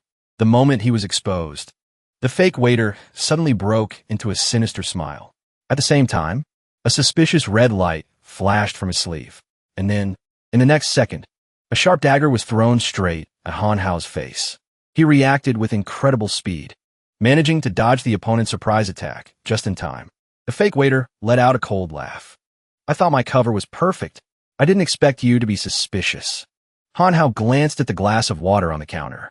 He said sarcastically, anyone would be suspicious of lemonade that color. He didn't stop there. He casually exposed each of them, and the guy holding the newspaper upside down, and the one who put in way too much sugar, and the person dressed like a dumpling. You don't really think your disguises are that good, do you? Having been discovered by Han Hao, each of them jumped in fright. Han Hao narrowed his eyes slightly. He pressed on with his questions. Are you all together? What do you want with me? At this point, the fake waiter didn't bother acting anymore. He took off his hat and smirked. Since you found us out, there's no need to hide anymore. We are, with a swish. The waiter's uniform was torn off and flew into the air. The disguise was completely shed. The 4 of them struck a serious pose in unison. They shouted in chorus. The 4 brothers of metal, wood, water, and fire. With that, Jean announced loudly, someone has paid for your life. But don't worry, we'll make your death quick. Han Hao was astonished. He blurted out, trying to probe for information. Someone bought my life? The 4 of them nodded in confirmation. Yes. Hearing this, Han Hao put on a pitiful act. Why? A handsome, defenseless young man like me. How could something like this happen to me? At least, could you possibly? Before I die, tell me.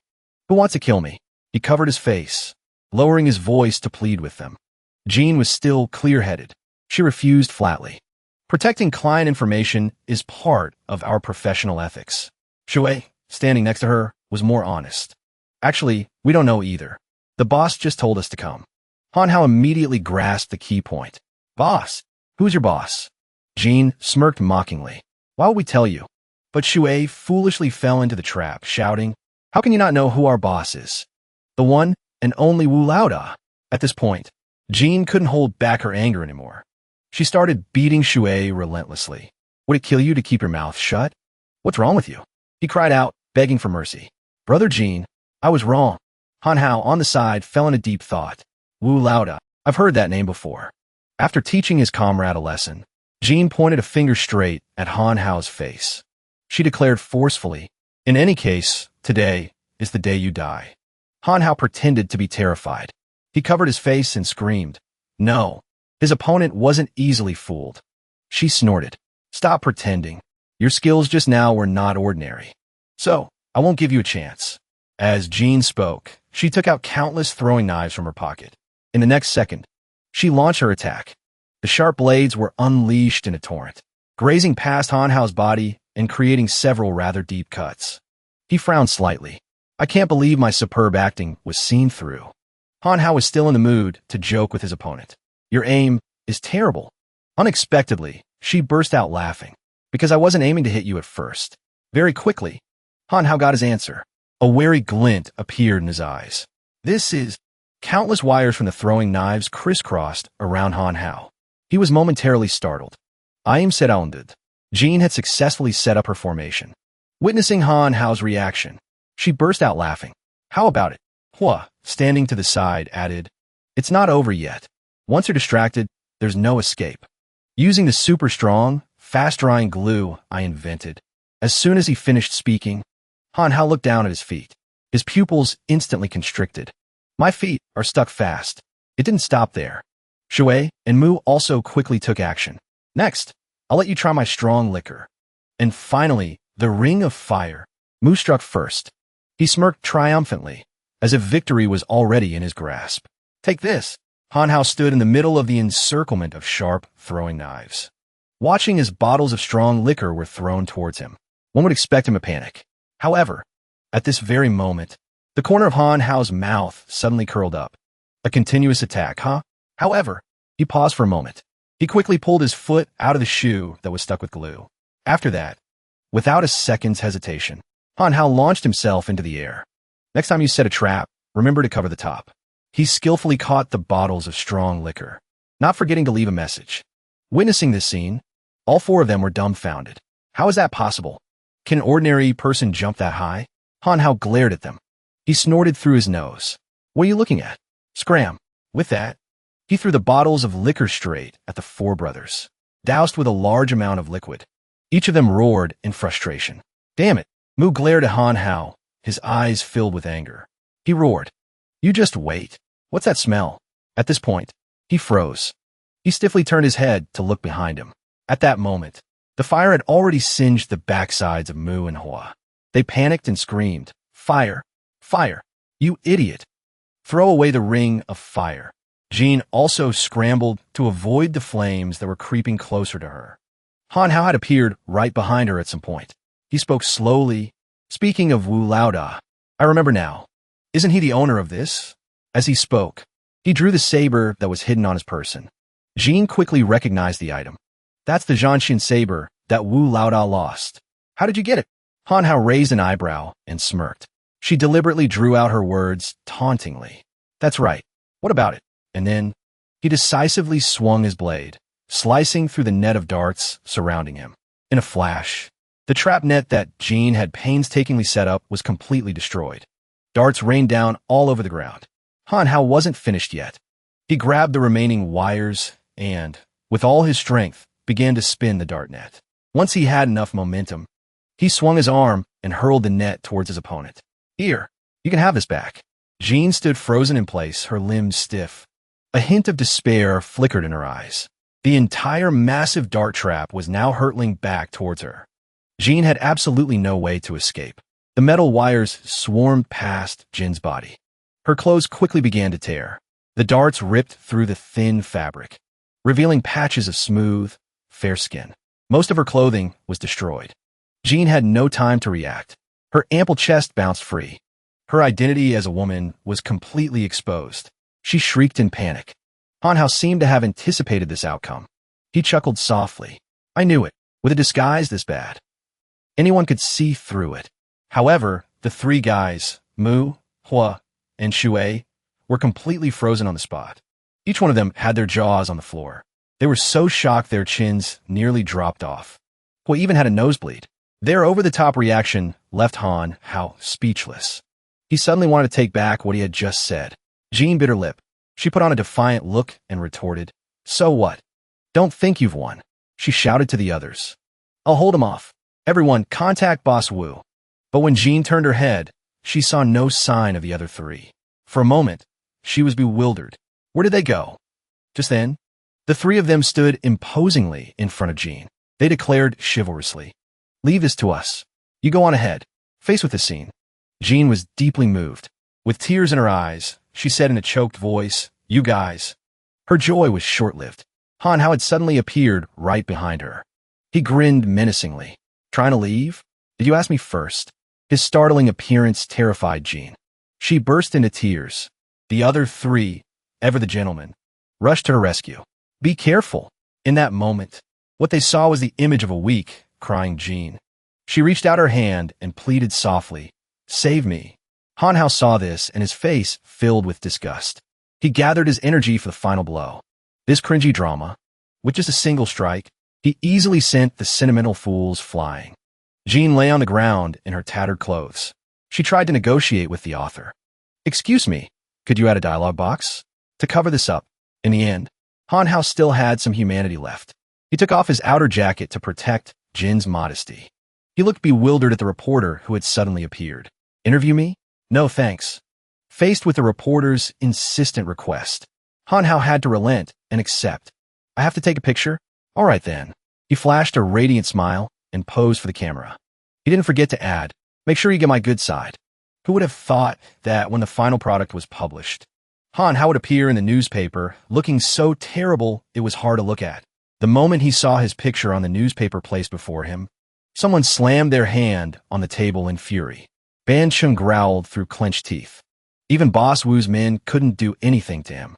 In Qing Shui City, is there really a power that dares to oppose Boss Wu? Tian Xing tried to placate him in a low voice. "Boss, please calm down.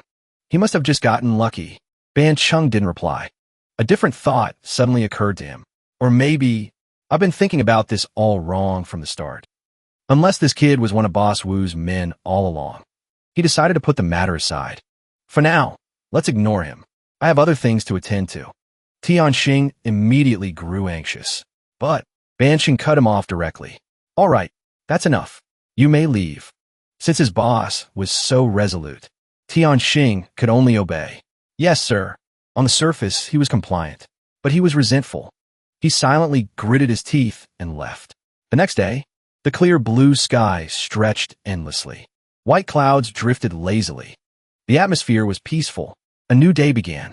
A lavish banquet was being prepared. Many delicious dishes filled the air with a fragrant aroma. A voice rang out, clear yet friendly. "Brother Hao, please have a seat." In a luxurious room, a dining table was set with 2 red glasses, standing out against the white porcelain plates. Han Hao tilted his head slightly. "What's all this? Why so formal?" Across from him, Zhao Yang scratched his head and replied, "It's nothing. It's just about the incident with Yen Bin before. I thought." He continued, his voice filled with deep gratitude. "Brother Hao, you stood up for me and almost got expelled. How could I not repay you?" Pausing for a moment, he asked while chewing his food, "Repay me?" Immediately, Zhao Yang agreed. "Yes. I wonder if Brother Hao is interested in my business venture." He placed a hand on his chest, his voice filled with excitement. "Like an offer that couldn't be refused. I'll provide the money. You provide the muscle. It's a KTV. What do you think?" As soon as he heard this, Han Hao quickly looked up. He let out a short sound. After some consideration, he nodded slightly. "That KTV isn't far from the school. The transportation is convenient. It has great potential. You have a good eye for business." After deep thought, he said, "I agree." A thought flashed through his mind. Only a fool would turn down a profitable opportunity. Hearing this, Zhao Yang shot to his feet, raising his glass for a toast. He spoke with surprise and admiration. "Amazing. As expected of Brother Hao. I'll toast to you." The glasses clinked together, the sound ringing out like a promise. The young man spoke. "Then I'll leave this matter to you." He replied, "Don't worry, Brother Hao." Before long, night had fallen. The sky was dotted with a few twinkling stars. After the grand feast, he returned to his room. Rubbing his stomach, he exclaimed, "I'm so full." At this moment, Han Hao's body felt like letting go of everything. He mumbled, "A full stomach makes for heavy eyelids. Time to sleep." He slowly fell onto the bed. Suddenly, a loud shout echoed, "Go cultivate!" He shot up instantly, crying out in alarm. Geez, are you trying to scare me to death? Suddenly, in the space, a mission notification panel appeared. Mission: break through to the second stage of the Chaos Mantra. Reward: 30 priority points. The system's voice continued to ring out. It seems you won't do anything without a little motivation. In a tense moment, he raised a finger and replied decisively. You're trying to scam me. I won't fall for it. And yet, Hanhao immediately sat down cross-legged, his hands forming a seal, his gaze determined. Cultivation points, here I come. Unexpectedly, just a few seconds later, he had fallen asleep, right on the cold tile floor. A while later, he suddenly woke up, both surprised and startled. A sound escaped him. Hanhao shot to his feet. He walked outside. The morning sun shone brightly. He wondered, this scene seems familiar. Why do I fall asleep as soon as I start cultivating? The system's voice answered him. Your strength is too poor. Your body can't handle using the Chaos Mantra for long periods. So, you fall asleep after reaching your limit. He replied helplessly. This is too hard. How am I supposed to continue cultivating then? He responded instantly. Is that so? You seem to be sleeping quite soundly. The phone rang. Hanhao answered immediately. Hello, Zhao Yang? What's up? The voice on the phone rang out, deafeningly loud. Brother Hao, I have something important to tell you. Come over to my place quickly. He said, annoyed. What is it? Before he could even get a reply, the person on the other end of the line hurriedly hung up the phone. He mumbled to himself. He hung up fast. Is it about the KTV? But that's not that urgent. At this time, outside the building where he was, the sun was already shining in through the door. Hanhao put both hands in his pockets and walked out with a bored expression. I wonder what's going on. Suddenly, a cracking sound echoed. Spiderweb-like cracks spread across the glass surface. Shards of glass from the building's window flew out. The young man, standing in front of it, immediately froze. He turned his head back. A question rang out. His face was full of surprise. What's going on? Standing opposite and below were Yin Tianxing and Lu Zhanbai. The Qigong Grandmaster spoke. Master, that's him. Hanhao's eyes widened. The words came out abruptly, full of surprise. This is... He saw that a part of the old man's head was completely bald, with the highlight being a tiny tuft of hair, tied up neatly and sticking out. He imagined it was a small Mediterranean island in the middle of the sea. On it was a coconut tree and a tiny figure calling for help. He tried hard to hold back his laughter, so he kept his mouth tightly shut. And yet, Yin Tianxing thought to himself, as expected of master, just one move scared that brat speechless. At this moment, the young man froze. The words came out, a mix of surprise and defiance. It's you. Why did you bring this old man here? Looking for a fight? Hearing this, Lu Zhanbai immediately asked back, each word seemingly filled with pride. Young man, you don't know your place. As soon as the old man finished speaking, the murmurs of praise from passers-by rang out. A girl's voice was heard. That's Lu Zhanbai. I've seen him on TV. A young man added his voice. It's him, the Qigong Grandmaster. Why is he here?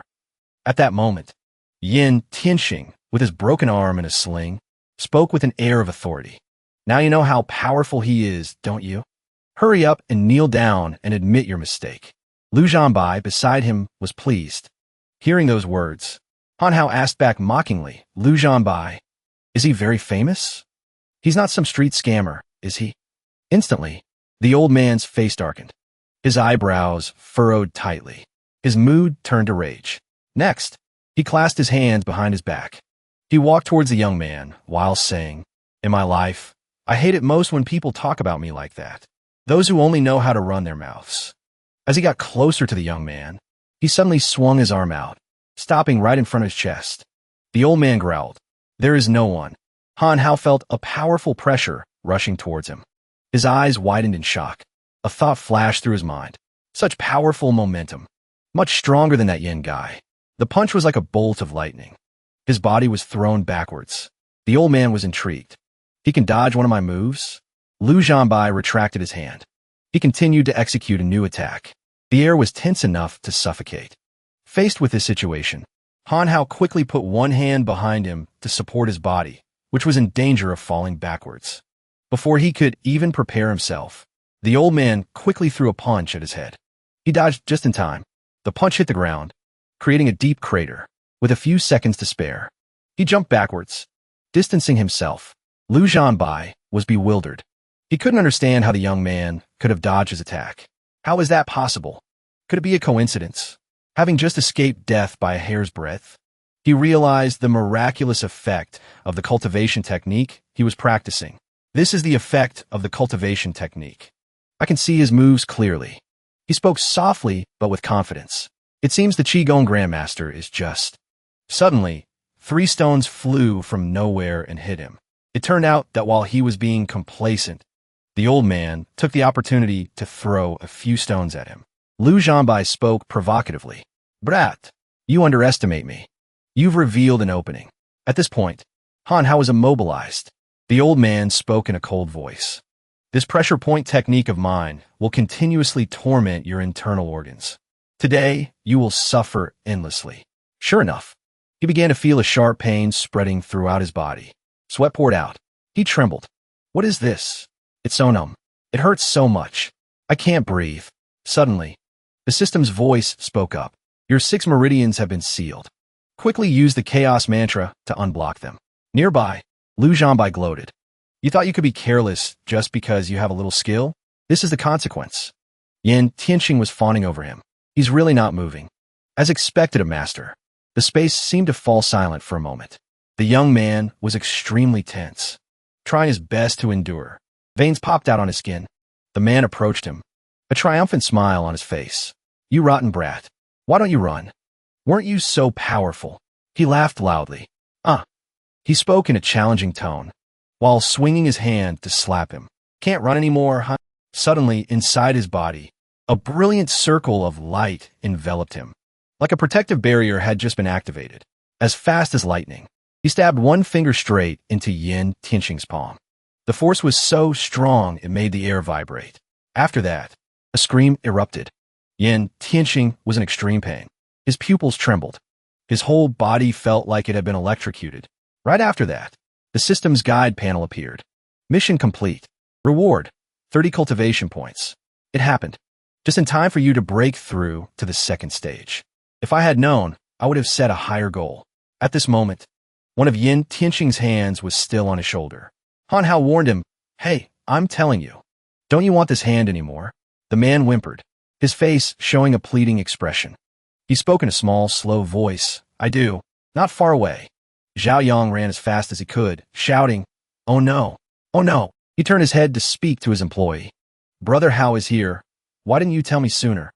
The female employee answered hesitantly. Because just now, outside the door, as soon as he reached the door, he saw Han Hao standing motionless. He approached, calling out loudly, Brother Hao. Instantly, Zhao Yang exclaimed, Brother Hao, this is bad. Yin Tianqing found his master to get revenge. His master is Lu Zhanbai, a Qigong master. You need to get out of Qing Shui City quickly. I prepared a car for you at the back door.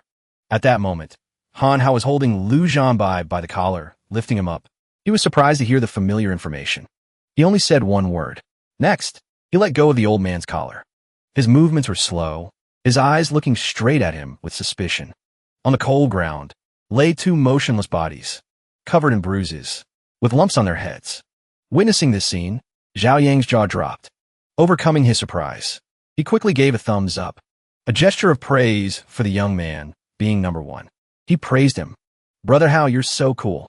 After that, the young man returned to his usual demeanor, stuffing his hands in his pockets, chatting with Zhao Yang. You call me here for this? Actually, he suddenly became tense, continuing immediately. Actually, there's something else. Before Zhao Yang could finish, Han Hao asked right away, There's something else? He confessed, originally, my dad didn't want me to tell anyone. But after seeing this with my own eyes, I feel that only Brother Hao can. After that, he paused for a few seconds, his teeth clenched as if he had something difficult to say. Suddenly, he placed a trembling hand on his chest, his eyes fixed on the young man, filled with urgency and desperation. Brother Hao, please save my dad. Han Hao stood opposite him, a confident smile on his face. Alahait, son. He said seriously, his tone firm. Brother Hao, stop messing around. Let's be serious. After that, Zhao Yang explained, My dad has an enemy named Chang Yi, although I don't know how they became enemies. But a few years ago, My dad chased him out of Qingshui City. Originally, there had been no news of him for several years. Recalling the past, he continued his story. But this time, he suddenly returned to Qingshui City, saying he wanted to take my dad's life.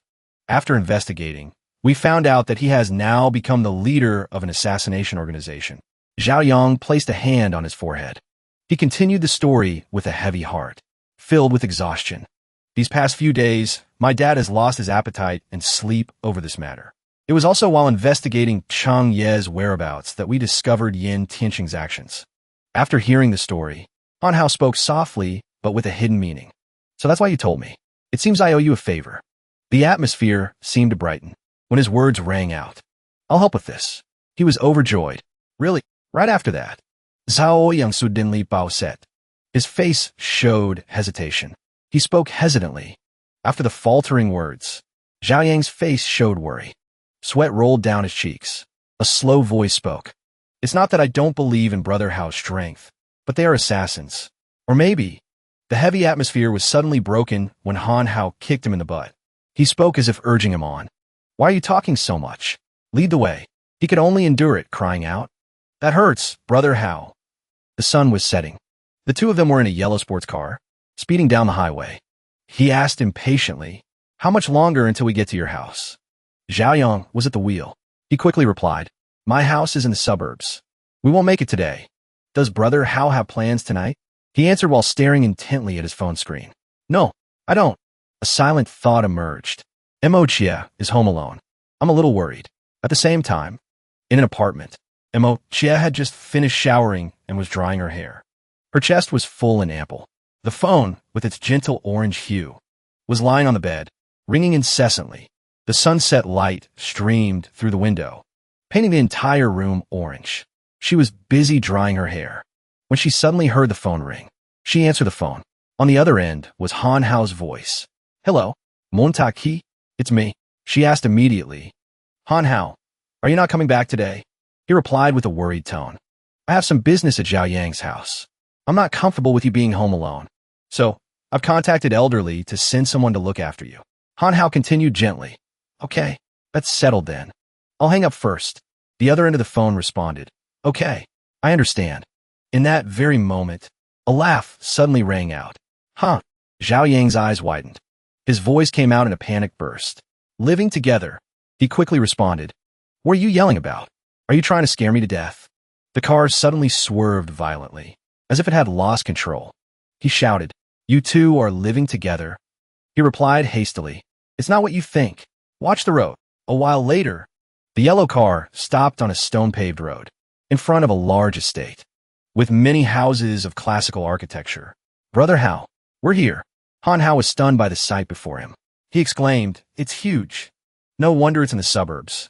The night sky stretched out, dotted with stars. Yellow light streamed from the windows, illuminating the ancient features of the estate. The quiet space was suddenly broken by Zhao Yang's call. Dad! Standing opposite him was Zhao Tianda, Zhao Yang's father. He spoke in a deep voice. You're back. And this is... As he spoke, he pointed towards a young man. This is my friend, Han Hao. He's very powerful. I specifically asked him to come and help. The young man bowed politely. Hello, uncle. The three of them were standing in a large courtyard. A voice rang out. You must be Xiao Hao. Hello. Well. He gently placed a hand on his head. His movements were slow. He uttered each word wearily. Although I'm very grateful for your kindness, this is a situation that we can't handle. Hearing this, Han Hao scratched his head and said gently, it's okay. Just think of it as me staying over for one night. I hope I'm not bothering you, he said with his hands in his pockets. Of course not, but tonight might be dangerous. Zhao Yang spoke with a confident voice. It's okay, Dad. Wait until you see Brother Hao's true abilities, then you'll know. He thought to himself with a sigh. What abilities can a kid have? He really doesn't understand anything. Just as the atmosphere settled down, the young man spoke up, breaking the silence. Uncle, what are those people doing? Zhao Tianda turned to look behind him. There were three people in yellow uniforms, installing and moving something. He said them. Then he explained, they're installing cameras. All possible entry points are guarded by security.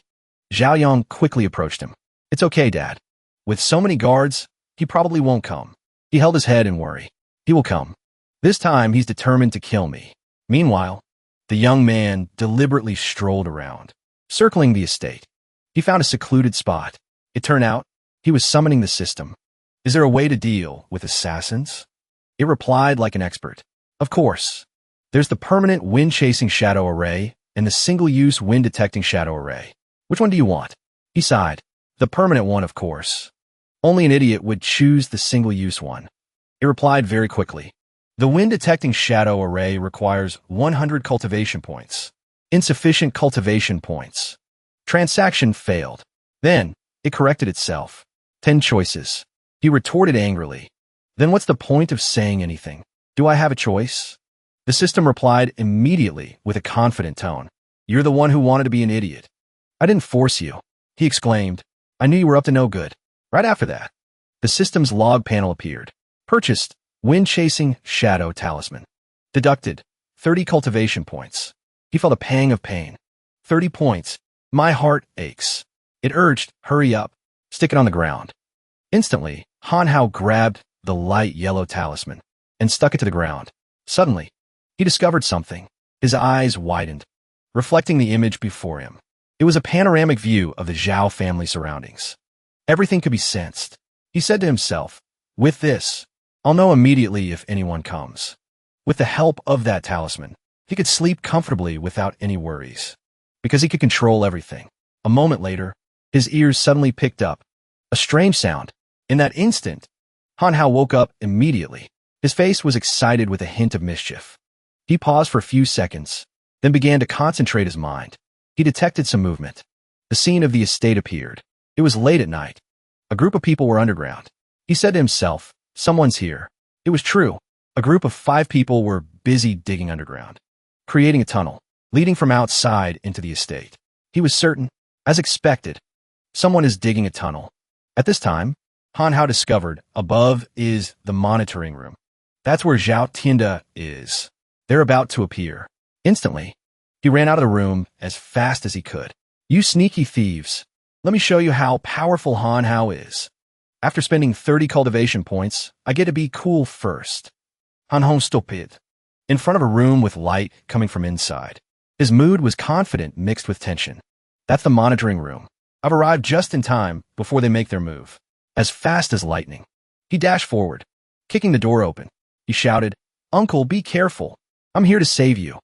And yet, what met his eyes was the image of a woman's round, firm butt. Actually, it was an image on the laptop that was on the table. Opposite, it was Zhao Yang's father. In that space, both of them froze. The young man was motionless. At the doorway, the man stared intently at him. At that moment, Hanhao was very surprised. Every line on his face tensed up. In a flash, a thought flashed through his mind. Where are they? Hanhao stood. His eyes darted around quickly. Where are they? They were clearly about to rush in here just now.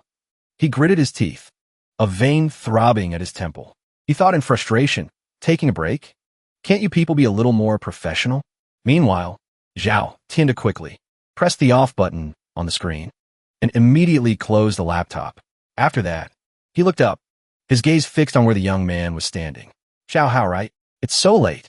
Is something wrong? The young man seemed to have figured something out. He quickly changed the subject.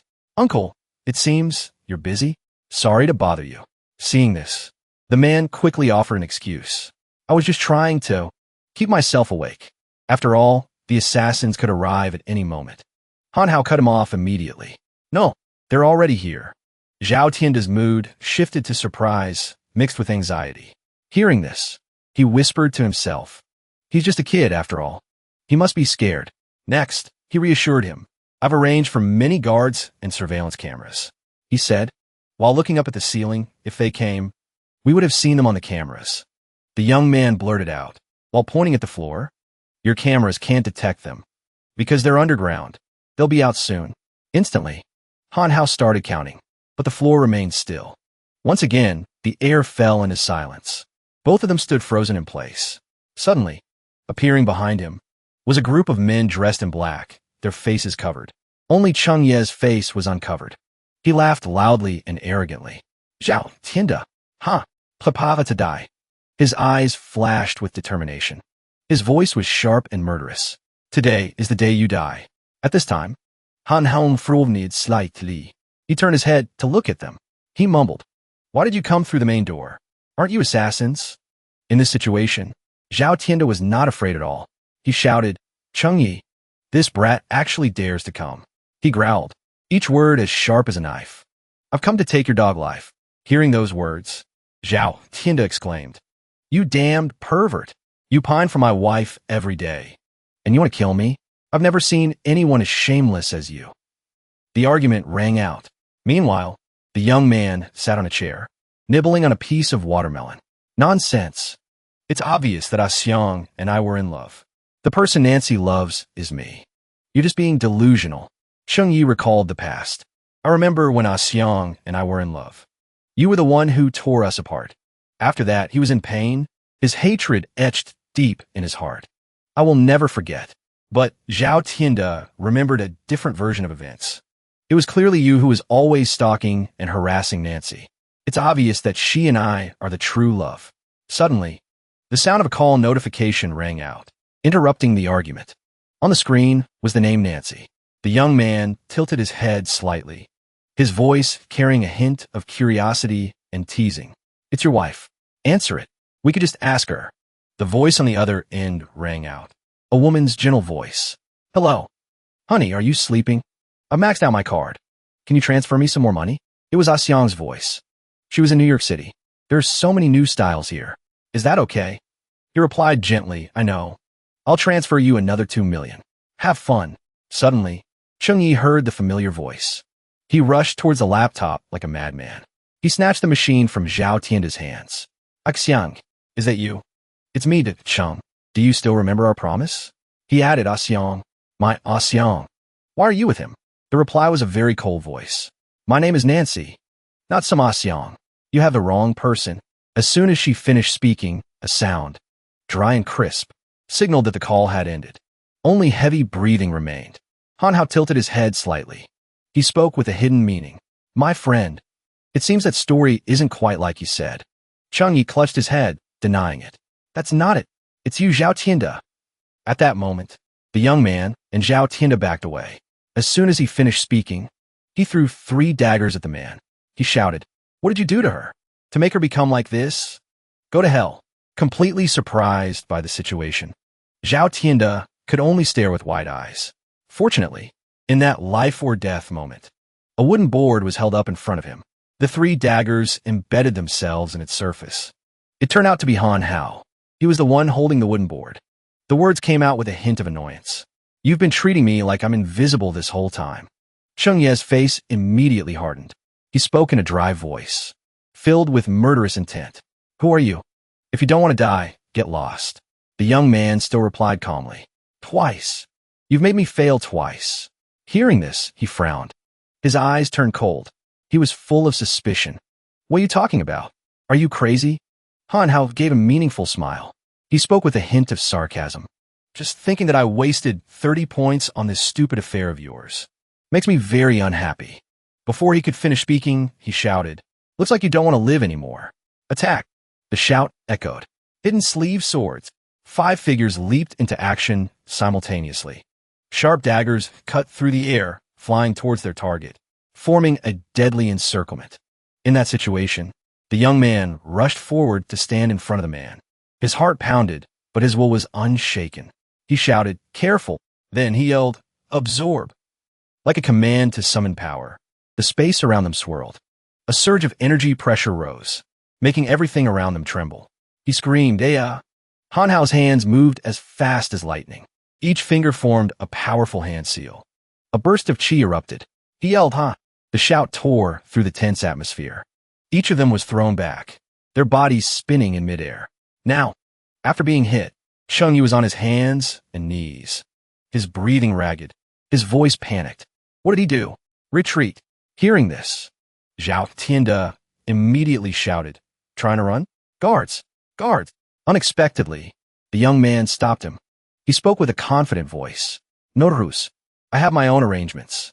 He thought to himself, "They've all run away. What arrangements could he have?" Suddenly, the young man cried out, Uncle, be careful. Earthquake! Earthquake! In a flash, they had reached the entrance of the tunnel. He shouted at his subordinates, "Hurry! Get in the tunnel!" As fast as lightning. They had jumped down into the tunnel, leaving no trace behind. At this time, Han Hao immediately flew out through the roof, soaring through the air, cutting through the wind like an arrow. He descended with the speed of lightning, his leg raised high, ready to deliver a powerful kick, and he roared like thunder, "You little thieves! Where do you think you're going?" The sound of shattering rock and earth was deafening, as Han Hao descended like a meteor. The impact was so strong that the ground cracked open. Shards of rock flew everywhere.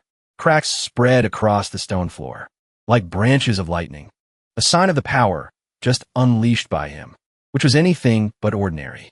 He froze at the door, because the scene before him was too surprising. His voice came out, stammering. "This is..." After the kick, he stood with a confident posture, saying cheerfully, "This way, we can take care of them all at once. Saves the trouble of dealing with them one by one." He whispered to himself, "The important thing is to look cool." Right below his feet was a pile of cracked stones. They were trapped tightly, their bodies motionless. He stood straight, his sharp eyes scanning the chaotic scene. Witnessing this scene, Zhao Tina quickly approached Han Hao. He spoke thoughtfully. "So, they came from underground." The young man was lost in thought. "No wonder. I'm so cool." From a distance, the sound of hurried footsteps echoed.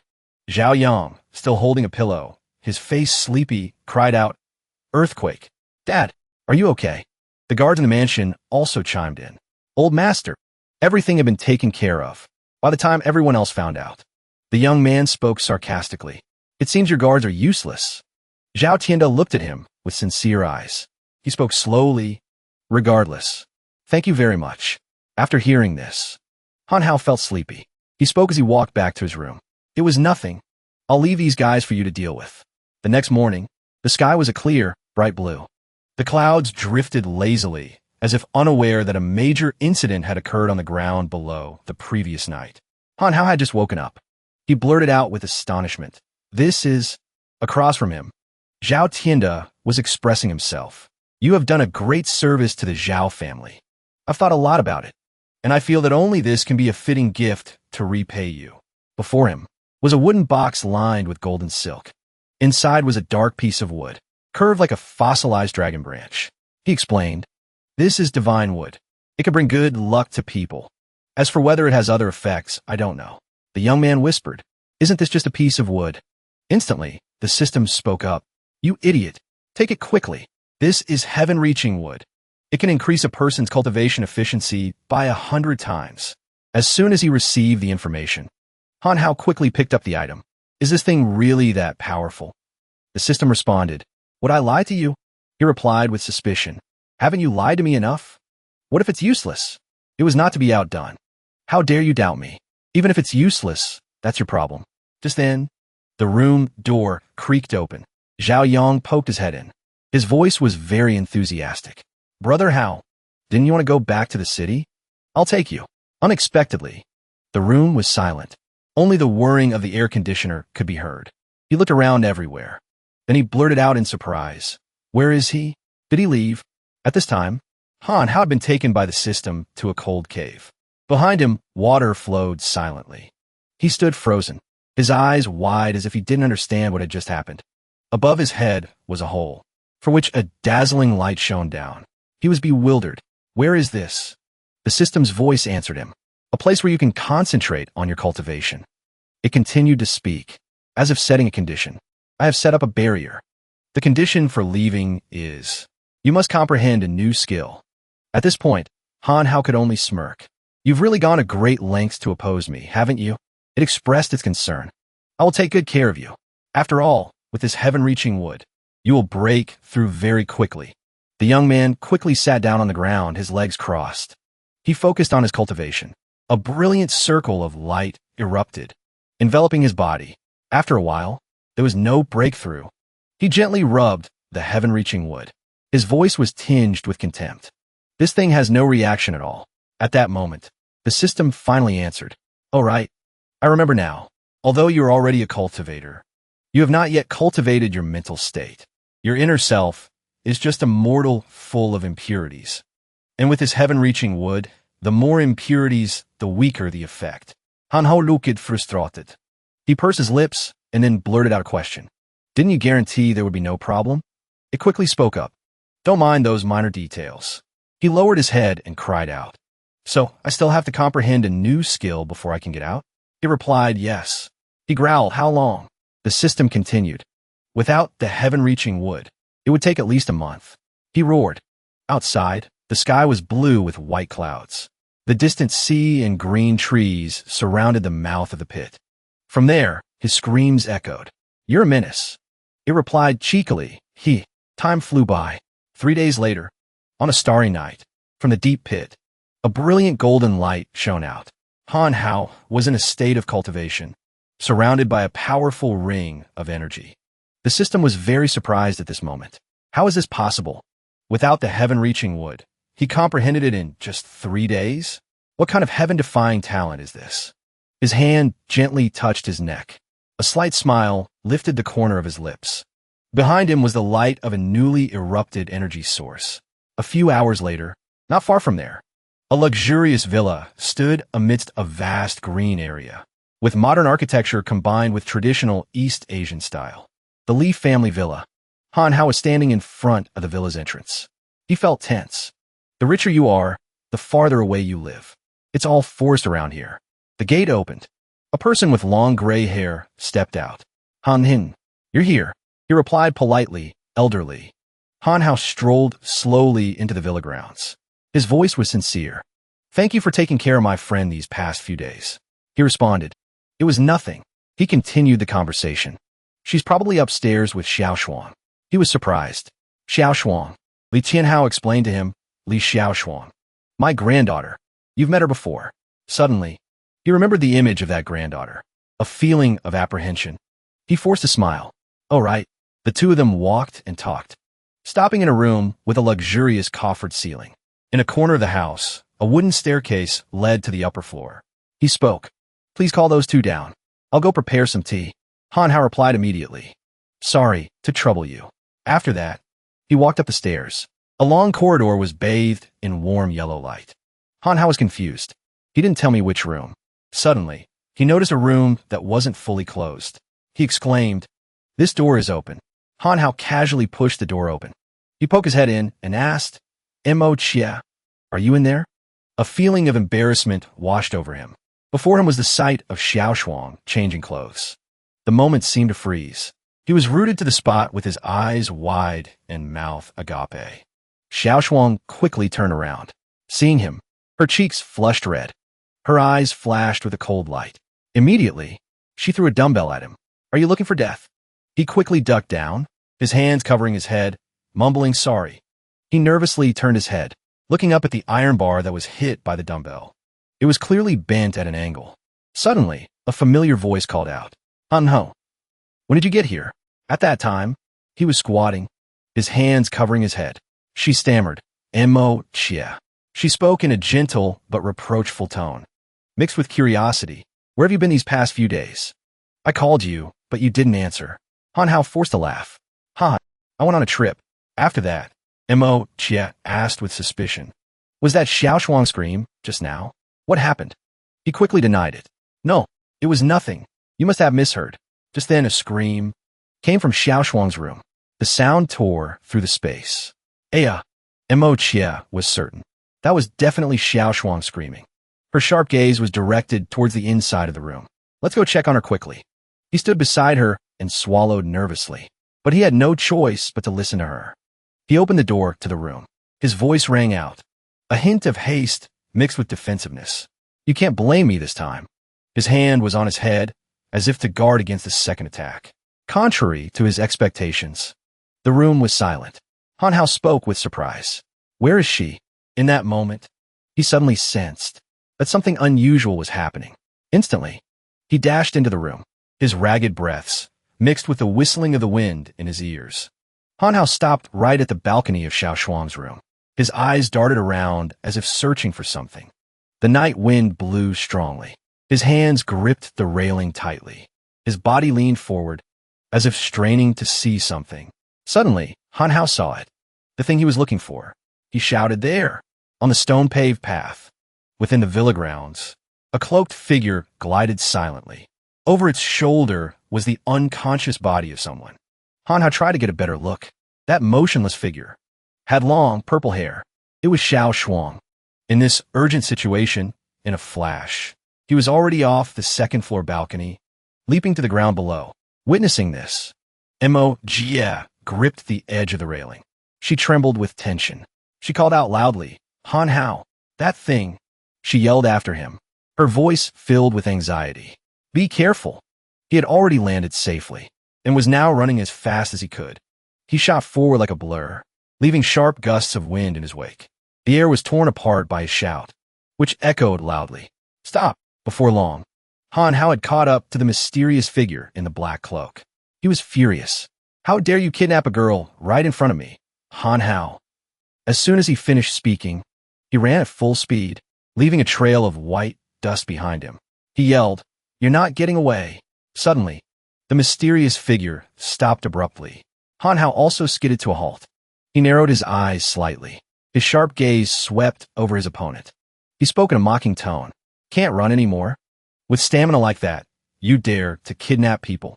The mysterious figure only revealed a pair of glowing red eyes. He was panting heavily after the chase. "Huff, huff now." Manhwa stood facing him. His voice rang out, cold as steel. "Hand her over, and I'll spare your life." The mysterious figure remained silent. Then, he raised a finger, signaling his refusal. Seeing this, Manhwa's voice took on a challenging tone. "It seems you don't intend to give up. Although I don't know what your purpose is. Running into me is your bad luck." He paused for a moment. He spoke with full confidence. "Just in time.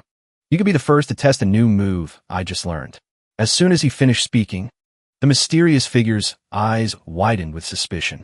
A second later, he stood sideways, one arm hanging loose. A dazzling light spread out around his hand, as if he was about to release a powerful source of energy. Then, Manhwa quoted, lifting the heavy as if it were light. The sound echoed throughout the area.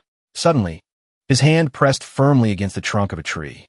The golden light surrounding his arm flared up. Surging energy spread out. Every muscle tensed. Before their eyes, a scene beyond all imagination unfolded. The tree trunk was lifted from the ground, revealing its massive root system. At this moment, Manhwa stood tall beside the tree trunk. He was holding it up off the ground with just one hand. The mysterious figure was horrified. The words tumbled out of his mouth in disbelief. "How can you do something like that? Are you a cultivator?" In that very instant, he held the entire tree he had just lifted, raising it to head level, and said, "Congratulations." Then, he threw it forward with incredible speed. He yelled, "You guessed right."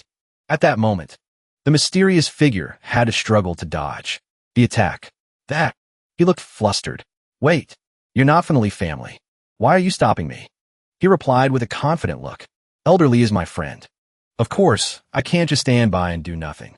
After hearing the answer, the mysterious figure immediately retorted, "If you're willing to be a dog for that old bastard, then I'll just take care of you too." At this time, he said while lifting two more tree trunks he had just pulled up, "Then come at me." With that, Manhwa threw the two tree trunks straight at the mysterious figure. He spoke with a challenging tone. "Try me." The two tree trunks embedded themselves in the ground, right next to the mysterious figure. The ground cracked open. Faced with this situation, he quickly turned around, intending to flee. But he had been discovered. Manhwa quickly gave chase. He shouted, "If you got the guts, don't run." Suddenly, he saw a giant boulder by the side of the road. He froze. Manhwa cried out in joy. It was as if he had found a solution to this problem. "I've got it." At the same time, the mysterious figure was still moving forward very quickly, so fast that it was hard for the naked eye to follow. Suddenly, he froze, because he heard a shout. "Stop right there." High above was the young man, carrying a giant boulder. In a flash, he threw the boulder down with great force, right in front of the mysterious figure. A cloud of dust billowed up. The explosion sounded like thunder. He froze in his tracks. The young man slowly walked over. "I originally wanted to smash this rock on your head." He added, "Got it? You have no way to escape. I advise you to obediently hand her over." A red light flashed in his eyes. A sound came out short but full of murderous intent. He pointed his hand at the young man. A cloud of purple smoke billowed from his hand, spreading out to envelop the space. He spoke in a cold voice. How about this? It spread out, turning the space into a deadly fog. The young man stood in the middle of the smoke, his voice confused. This is... Before him now was a thick purple fog. He roared. Using smoke to escape? You have no class at all. In a flash, Han Hao took a step, running into the fog. He cried out, Don't even think about running. He quickly scanned his surroundings, but silence enveloped the space. Suddenly he saw, hidden in the purple fog, a faint figure, as fast as lightning. He kicked at the figure. He was excited. There you are. However, lying at his feet was now just an empty black cloak. Han Hao was furious. He shouted, Weren't you going to take care of me? Why are you hiding now? Are you scared? At this moment, the system's reminder suddenly sounded. Why don't you just use the clairvoyance talisman to see through this smoke? He replied, Wouldn't that just prove that I was tricked? Just then, he suddenly realized his foot had bumped into something. Han Hao tilted his head slightly, looking down at what he had just bumped into. He blurted out, So it's Xiao Shuang. She was lying motionless on the ground, right next to his foot. Instantly, he bent down, supporting her head. He called out worriedly, Are you okay? Wake up. She seemed lifeless. He was shocked. What's wrong? It seems she's not just unconscious. He asked himself, Should I continue chasing him? But she doesn't look good. I should go back first. Just then, he felt a strange sensation invade his body. His eyes widened in astonishment. His mood was bewildered. What's going on? My whole body is numb. I can't move. He growled. What is this, really? The system's voice instructed. There's something wrong with this smoke. No, wait. This isn't smoke. The space felt suffocating. Tiny black particles clung to his skin, creeping into his ears. The system warned, Insects. It turned out the small particles. It shouted, They're goo insects. They're the ones paralyzing your nerves. Suddenly, from behind Han Hao, a voice spoke up. From the moment you foolishly charged into this smoke, you had already lost. It was Xian Xiao, Xian Hong's younger brother. He sneered. You're too arrogant. A mere cultivator. Once you've been hit by my Xian Xiao's goo, don't even think about leaving alive. How about it? Aren't they adorable?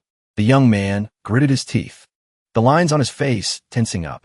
He growled, What exactly is your purpose? With a pale face, his mouth sewn shut with terrifying stitches. He leaned in close to the young man, hissing, Purpose? Nothing much. Just, as soon as he finished speaking, he grabbed Xiao Shuang's hair, yanking it back forcefully. Xian Xiao held her chin tightly with one hand, while his other hand gripped her hair. A twisted smile appeared on his face.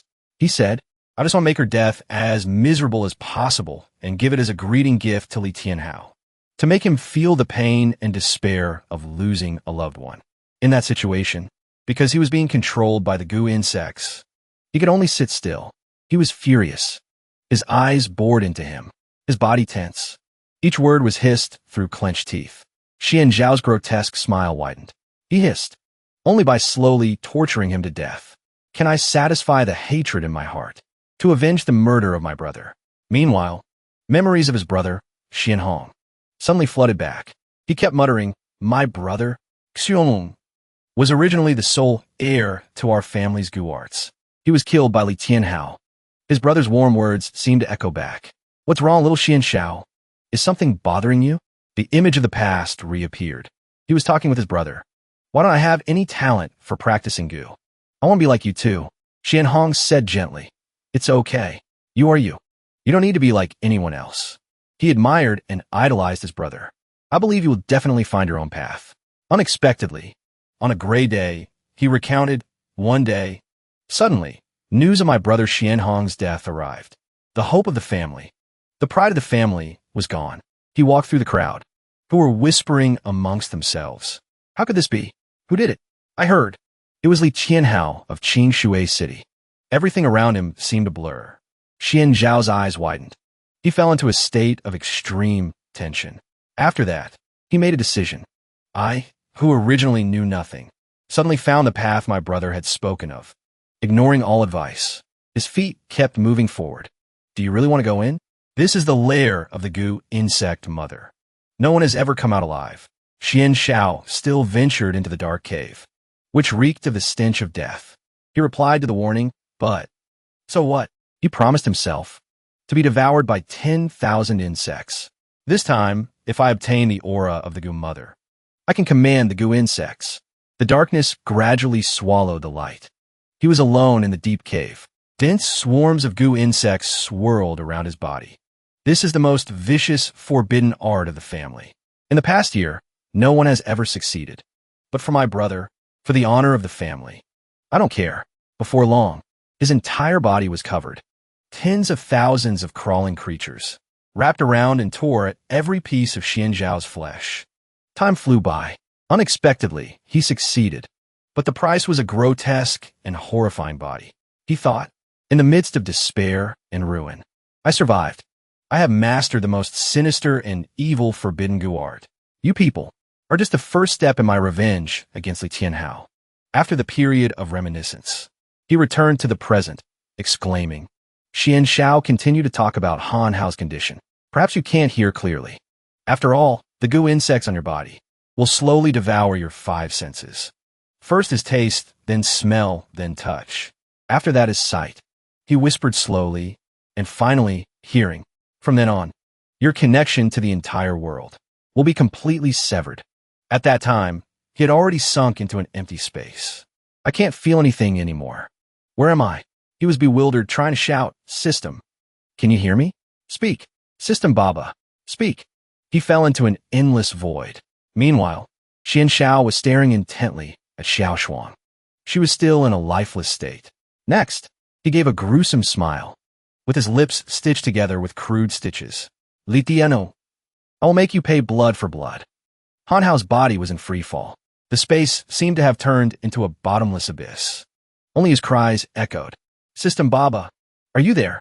In that endless void, he kept calling out, Where did you go? Can you answer me? Suddenly, a speck of light appeared, shining in the dark space. His eyes widened. He trembled with surprise. The system's voice spoke. You're such an idiot. You and I are one. Where could I possibly go? In that moment, Han Hao's gaze was fixed on the light, full of anticipation. His voice echoed. System Baba, my dear Baba, with a mischievous tone. The system replied, Don't worry. Before you die, your Baba won't leave you. So what's the situation now? After about a second, it continued to explain. You've just been paralyzed by the Goo poison. That's all. Just do as I say. Circulate your true essence at the fastest speed. Release the greatest energy of the chaos mantra. Meanwhile, he listened intently, nodding slightly, showing his agreement. The surrounding space became warm. The system continued to share, then use the heat. At the same time, inside the forest, Xian Xiao was gripping Xiao Shuang's hair tightly, dragging her body on the ground. The silent space was suddenly broken by a strange white smoke that drifted in the wind. He stopped. What's that smell? It smells so good. He turned to look behind him. The smoke was emanating from Han Hao. Around him were the corpses of the Goo insects, which had been burned to a crisp and were falling apart. He grinned confidently. I wonder if this suits your taste? The smell of roasted Goo insects. The air was thick, the acrid smell of burning lingering in the wind. Countless corpses of Goo insects lay scattered on the ground. Xian Xiao roared with anger. How did you wake up? How dare you roast them? Before he could finish speaking, a stone flew past his face, hitting a tree trunk and shattering it into pieces. He was terrified. Right behind him, Han Hao was holding other stones in his hand. He spoke with a challenging tone. So what? What are you going to do about it? Suddenly, he raised a pale finger, with a sharp nail, pointing straight at him. He shouted a threat. I was going to spare your life. But if you want to die, don't blame me. Today is the day you die. Hearing this, Han Hao suddenly lowered his head, placing a hand on his forehead. He replied with a sound. Well, he burst out laughing, as if all the threats from him were just a lame joke. Ha ha, I'm tired of hearing that line. He raised his hand, pointing at his own face. He spoke in a firm and challenging tone. If you got the guts, come at me. Unexpectedly, opposite him was a deserted stretch of forest with no one in sight. He froze for a few seconds. Han Hao scanned the area. He exclaimed, Where did he go? Immediately after, he gritted his teeth in anger. You dare to play games with me? If you got the guts, don't run. Instantly, Han Hao activated the clairvoyance talisman skill, -1, and his pupils emitted a blue light. He focused his observation on many places in the forest. Everything appeared very clearly, even in the dark of night. He said to himself, I see. At this moment, he discovered Xian Xiao carrying Xiao Shuang on his shoulder, walking up the steps of a 2-story house. He cried out, Found you. He quickly found the place. A 2-story house with tightly shut windows. The house in front of him was like a cold block of stone. He stood in the yard, looking up at the second-floor balcony. He exclaimed, He's inside. There was no more time for hesitation. He gathered his strength, and with one leap, he jumped from the ground to the house's balcony. Han Hao landed on the balcony floor, gently, without a sound. Suddenly, the system's warning voice sounded. Don't be reckless. Don't fall into a trap again, he said confidently as he gently pushed the door. I saw him. He's alone. Nothing to be afraid of. The door swung open. A cold blue light flooded in. He stood proudly in the doorway, his gaze locked onto the figure of Xian Xiao in the dark room. Seeing him, completely surprised, he roared, You! How did you find this place? At this moment, he smirked. He spoke in a firm voice. This time, you have nowhere to run. As soon as he finished speaking, he pulled one arm back, his other hand ready to strike. He lunged forward. Take this. Unexpectedly, white threads appeared, wrapping around Han Hao's body. He was bewildered. He tried to get a better look, then shouted, What is this stuff? It's so sticky. Spider webs. Immediately after, he suddenly noticed a strange sensation creeping through his body. A sharp pain spread throughout his body. His legs lost their strength, forcing his body to collapse. He mumbled, Sonum, this spider web is poisoned. At that moment, opposite him, Xian Xiao was smiling eerily, filled with triumph. He was ecstatic, laughing out loud. You're such a fool. I deliberately lured you here to give you a surprise I had prepared beforehand. His voice, as he spoke, brought all his thoughts to a halt. He retorted, What? A surprise. Before he could defend himself, Han Hao was immediately attacked by many dangerous insects, which swarmed and devoured his body. He collapsed. Xian Xiao walked slowly, each step deliberate. I was just being cautious, just in case. I prepared this for Li Tianhao. But you've also been a real pain. He leaned in close. I met a few cultivators before, but you're the first one I've seen with such arrogance. As soon as he finished speaking, he grabbed Han Hao by the throat. Shouldn't cultivators cultivate their minds first? How can there be someone as arrogant as you? At this point, his grip tightened. He tried to resist. Damn it, let me go. Next, Han Hao reached out and grabbed one of his shoulders, pulling him closer. Sparks of electricity appeared around them. Instantly, he quickly let go of his grip on his throat, clutching his shoulder and roaring, so painful. How do you still have so much strength? As for Han Hao, he was exhausted. After the attack, he fell to the ground. Seeing this, Xian Xiao shouted, You just don't know when to quit. But now the poison has spread throughout your body. You have no skill, yet you dare to be arrogant. This is your end. He kicked Han Hao in the head. You overestimate yourself. If you don't have the strength, don't try to act tough like others. A part of his face was distorted from the kick. His eyes blazed with fury. Now, Xian Xiao was very pleased. Still daring to show off? Want to be a hero saving the damsel in distress? Dream on. You should prepare to die. You won't be so lucky this time. With so many poisons mixed together, not even a god could save you. In the midst of the tension, a voice called out from outside. Young friend Han Hao, are you in here? He struggled to get up, whispering, That's Elder Li's voice. Did Mo Jia tell him? At this moment, Xian Xiao was surprised and felt anxious at the appearance of a strong opponent. He got here so quickly. Now is not the time to confront him. Next, he looked at Xiao Shuang, then at himself. But in my current state, I can't take her with me either. And then he exclaimed, I've got it. In a flash, he lightly pricked one of his fingers with his nail. A drop of dark red blood rolled down the tip of his sharp nail. A chilling sensation. Right after that, he grabbed Xiao Shuang's chin, forcing her to open her mouth. After that, Xian Xiao brought his bleeding finger and dripped it drop by drop into Xiao Shuang's mouth. Seeing this, Han Hao, in his paralyzed state, still managed to roar, Stop! Damn it! He screamed. What are you doing? Stop! An endless void appeared again. His consciousness began to fade. Is the poison taking effect? He said to himself, "This is so uncomfortable.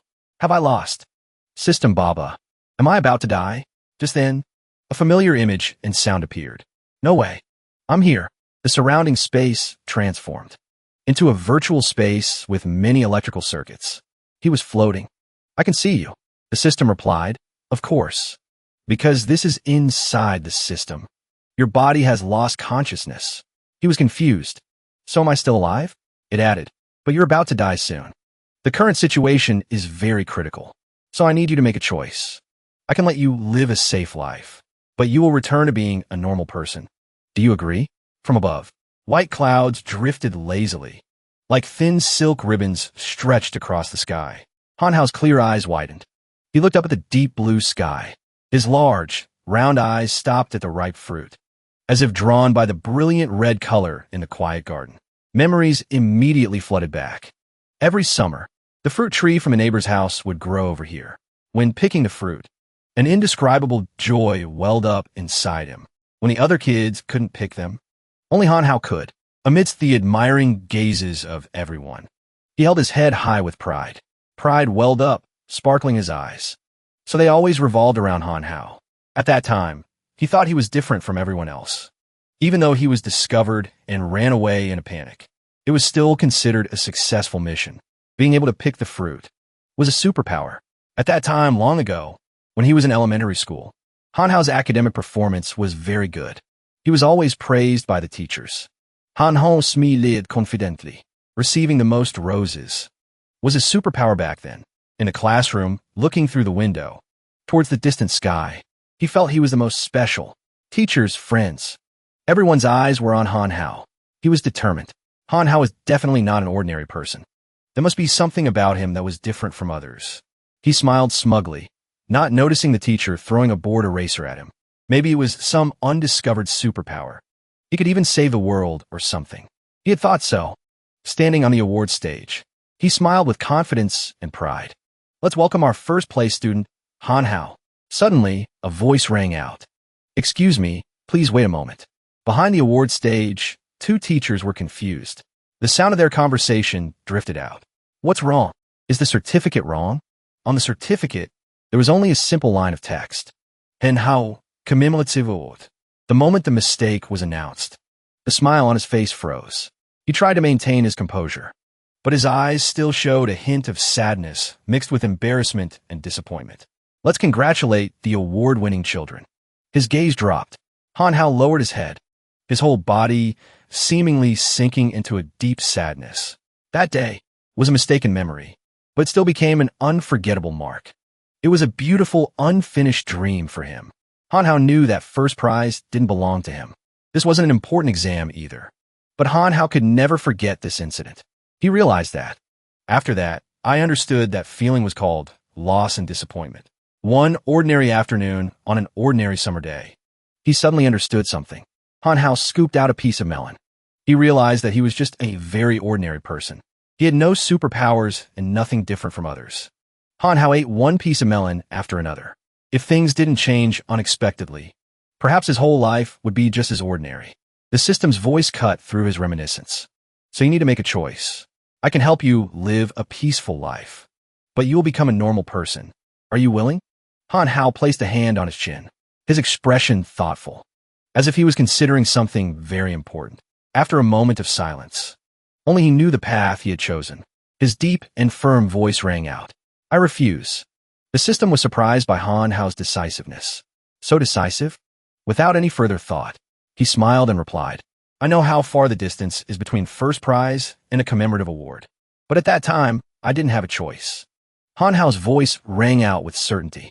"So after I realized how much surprise a different choice could bring me, I can't choose to go back to being a normal person." The system teased him. "So you're prepared to die?" He scratched his cheek. "Stop being mysterious. Tell me the other option." It paused. Its voice held a hint of unconcealable surprise. "How did you know?"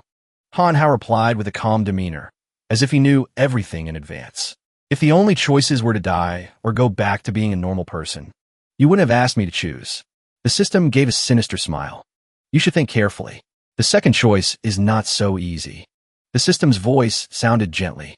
The goo poison will spread to your limbs. Because the chaos mantra you cultivate can suppress the goo poison, you need to use your true essence. To expel the goo poison, the system's brow furrowed slightly. The process is extremely painful. Moreover, the difficulty of circulating it is much greater than when cultivating the chaos mantra. But as long as you overcome it, not only will you be safe and sound, it suddenly lowered its voice. It will also help you increase your power. But if you fail, there's only one way out, death. He looked at the system, which was solemnly uttering those cold words. He burst out laughing and reached out to poke the system in front of him. This look of yours isn't suited for serious talk. It's too funny. Its small body trembled. In a flash, the small system transformed into a giant green Hulk. It grabbed his head. My appearance is just for convenience of communication. I can become whatever I like. Do you need to worry about that? Hanho likit. As long as you're happy. Right after that, the system suddenly flashed. In an instant, it transformed into a beautiful girl with a hot body. Becoming a sexy older sister is fine too. For your health's sake. The seductive girl disappeared in a flash of light. Only the familiar form of the system remained. Stop joking around. Have you chosen? Hanhao immediately looked up, 2 streams of blood still running from his nose. Of course. It's no problem at all, it shouted. I can't tell. The system gave a mysterious smile. You aren't afraid of death? To protect the system, you might lose your life. Hanhao wiped the blood from the corner of his nose. It's not that I'm not afraid of death. He scratched his head. His voice was slow. It was as if a truth was being spoken lightly. I just feel that I can't die so easily. In movies, when people are about to die, they also think like that. Instead of calling it fear, it should be called not having the concept. Naturally, I won't be afraid anymore. After meeting you, I suddenly feel, right after that, a glint appeared in his eyes. A slight smile appeared at the corner of his lips, as if he had understood something about himself. Maybe I'm not that ordinary. Hearing him speak, the system's eyes showed a mocking expression. It picked its nose. Don't you forget, you ended up like this because of your arrogance and carelessness. He pursed his lips, nodding his head. It's true that I was careless, but if I were a coward, I would have chosen the first option. Everyone grows up eventually. If I lose because of carelessness, it means I'm still not strong enough. He pointed at the system. Aren't you the strongest cultivation system? After that, Hanho suddenly likit. His eyes lit up with confidence. He pointed straight at himself. I must become the strongest cultivator. To become the most talented and handsome person. The one who can still win even when being careless. That's the strongest. The atmosphere around the system suddenly darkened. It smirked slightly, a sinister smile spreading across its face. Interesting. As he said, let's talk. You talk a big game, but if you want to brag, you have to pass this trial first. He froze. Before he could understand what was happening, a sharp pain hit him. The intense pain made Hanhao's eyes tremble slightly. Veins popped out, even in his eyes. Even though the pain felt like it was tearing his whole body apart, he still forced himself to endure it. Circulate the true essence. Calm down. Calm down. Even though his hands were trembling uncontrollably, he still clenched his teeth tightly, gathering all his remaining strength to circulate his true essence. Hanhao's face was pale, drained of all color. His lips turned purple. He forced himself to focus on the true essence swirling in his meridians. From inside his shirt, an old piece of wood trembled slightly, emitting a soft yet strangely brilliant light. The piece of wood slowly floated up high. Its brilliant light spread out, enveloping Hanhao in a dazzling glow. The pain in his body completely disappeared, leaving only a feeling of lightness spreading throughout his body. In the silent space, the familiar voice of the system rang out. Congratulations, host, for passing the trial period. You have obtained permanent ownership of the system. Also, congratulations, host, for comprehending the second level of the technique.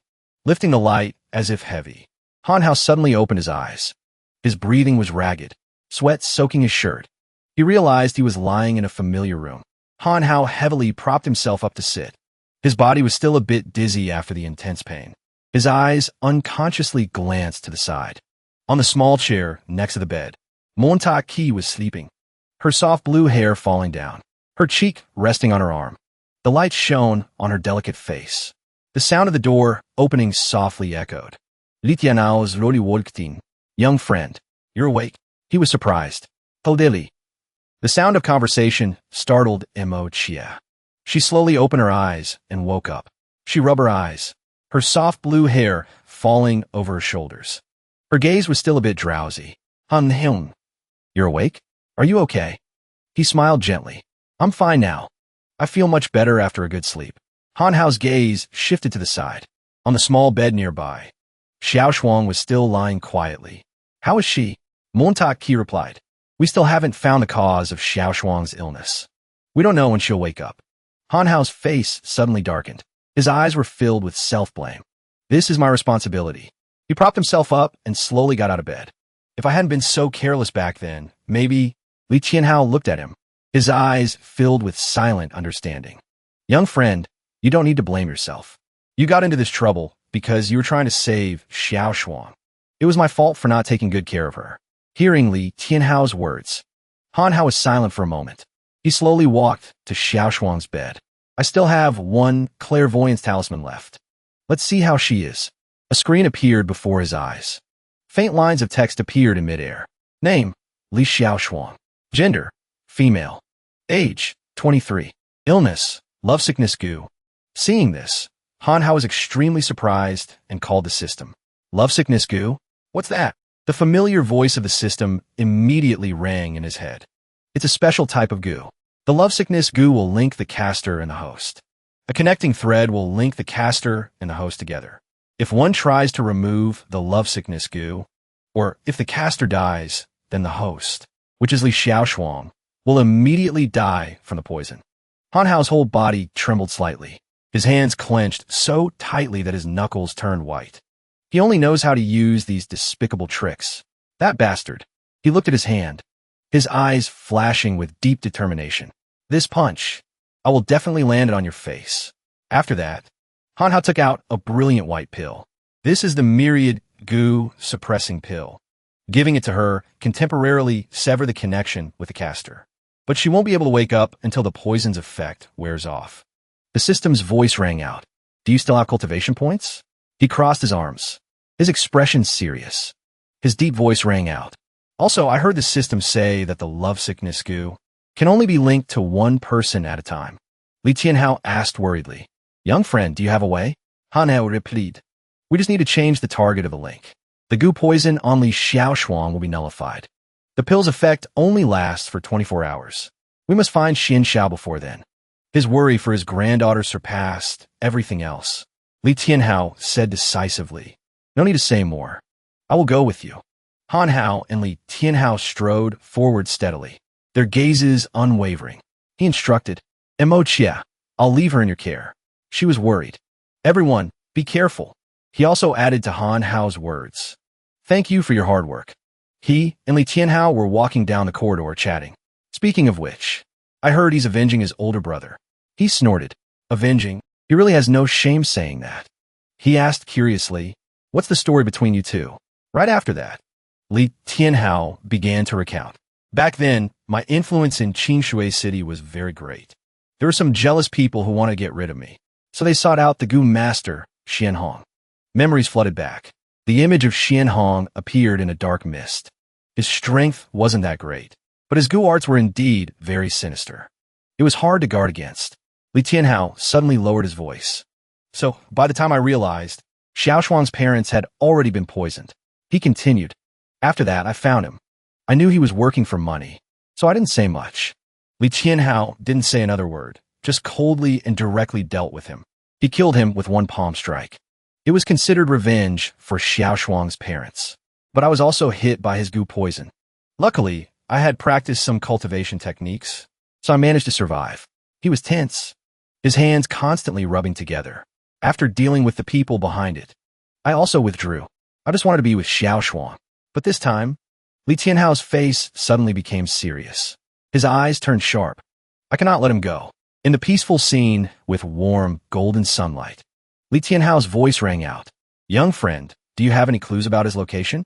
His finger lightly traced his chin. He pondered for a moment, then replied, I plan to trace his escape route. His heart was burning with anxiety.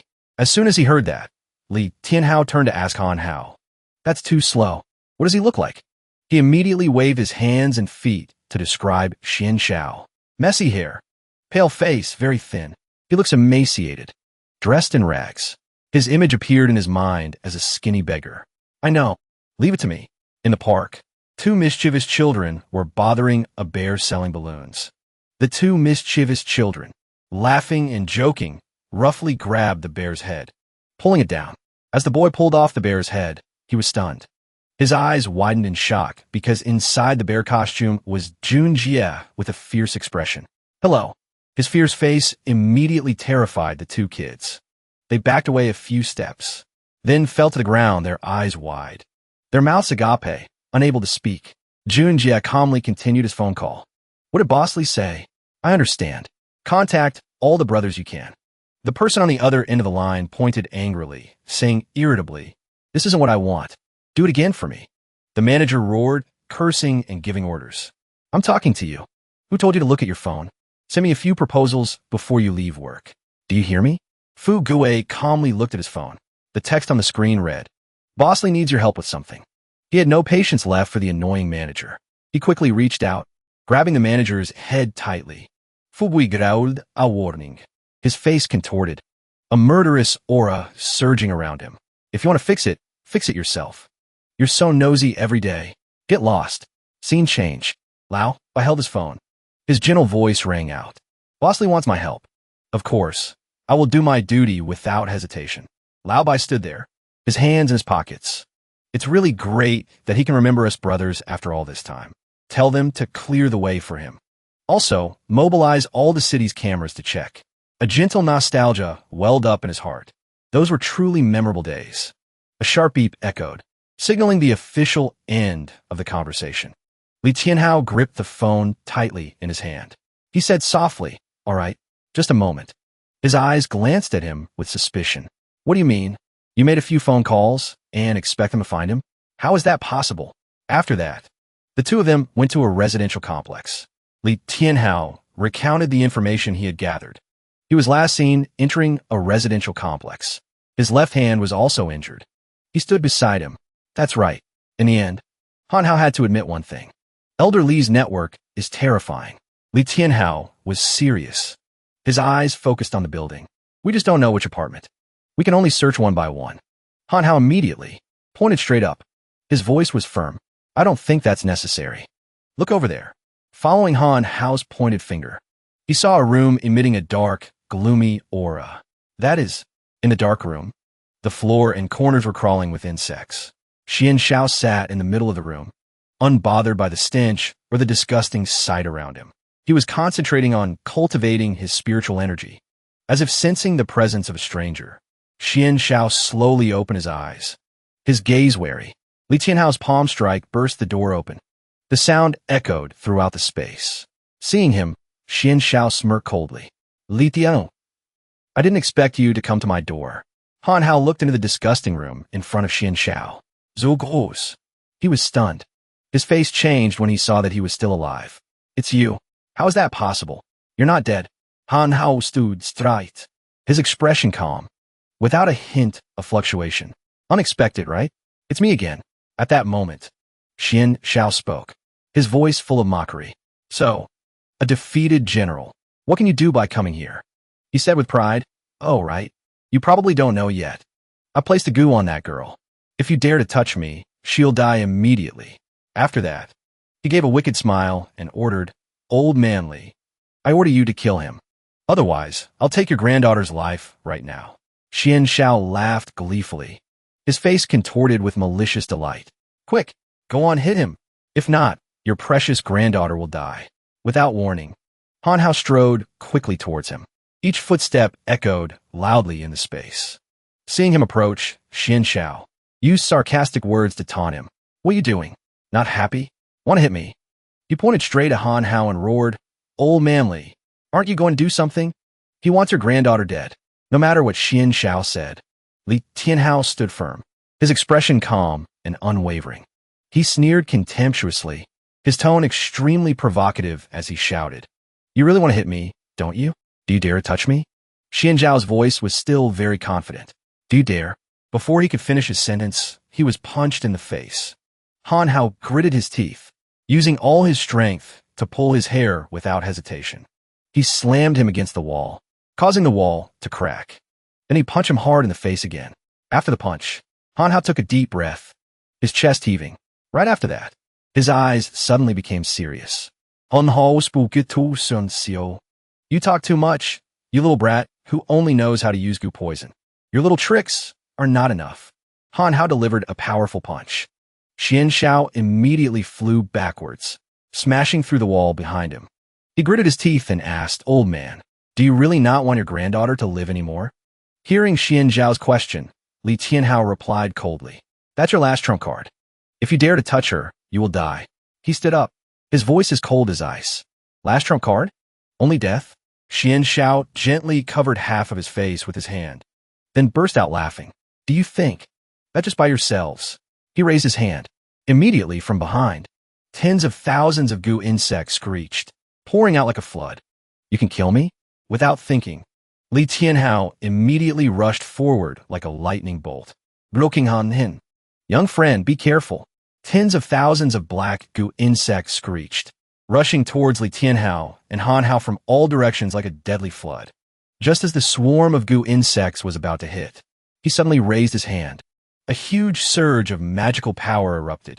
The magical power struck like a storm, and the swarm of goo insects seemed to be swept away. However, the goo insects not only didn't disperse, but also trembled slightly. A creepy feeling ran down his spine. Han Hao immediately looked up, his eyes wide, his pupils constricted. Without waiting for Li Tianhao to react, he immediately pulled him back. "Be careful." They both stopped, their eyes fixed on the strange, spiritual energy swirling in the space. This is, as expected, it was a trap. Xian Xiao smirked slightly, a triumphant laugh echoing, as if everything was in the palm of his hand. "Can you escape?" With just a light snap of his fingers, he raised his finger and commanded the swarm of goo insects to shoot forward like arrows. Han Hao spoke seriously, his voice firm and resolute. "I never said I would run." His eyes were thoughtful as he watched the swarm of goo insects charge forward. Then he instructed Li Tianhao. "You step back." He replied. Han Hao slowly raised his hand, a brilliant golden light gathering in his palm. Using my new move, lifting the light as if heavy, and also a brilliant golden light erupted from his hand, spreading throughout the surrounding space. The brilliant light crashed into the swarm of goo insects like a wall of fire. The swarm of goo insects screeched, echoing. Reverse chaos mantra. Maximum range. The light transformed into a glowing golden barrier, enveloping the swarm of goo insects, trapping them in an instant. He gripped the barrier and dragged it along. Han Hao turned his face, his jaw clenched tightly, his eyes as sharp as a knife. Following the swarm of insects, as numerous as ants, trapped in the golden barrier.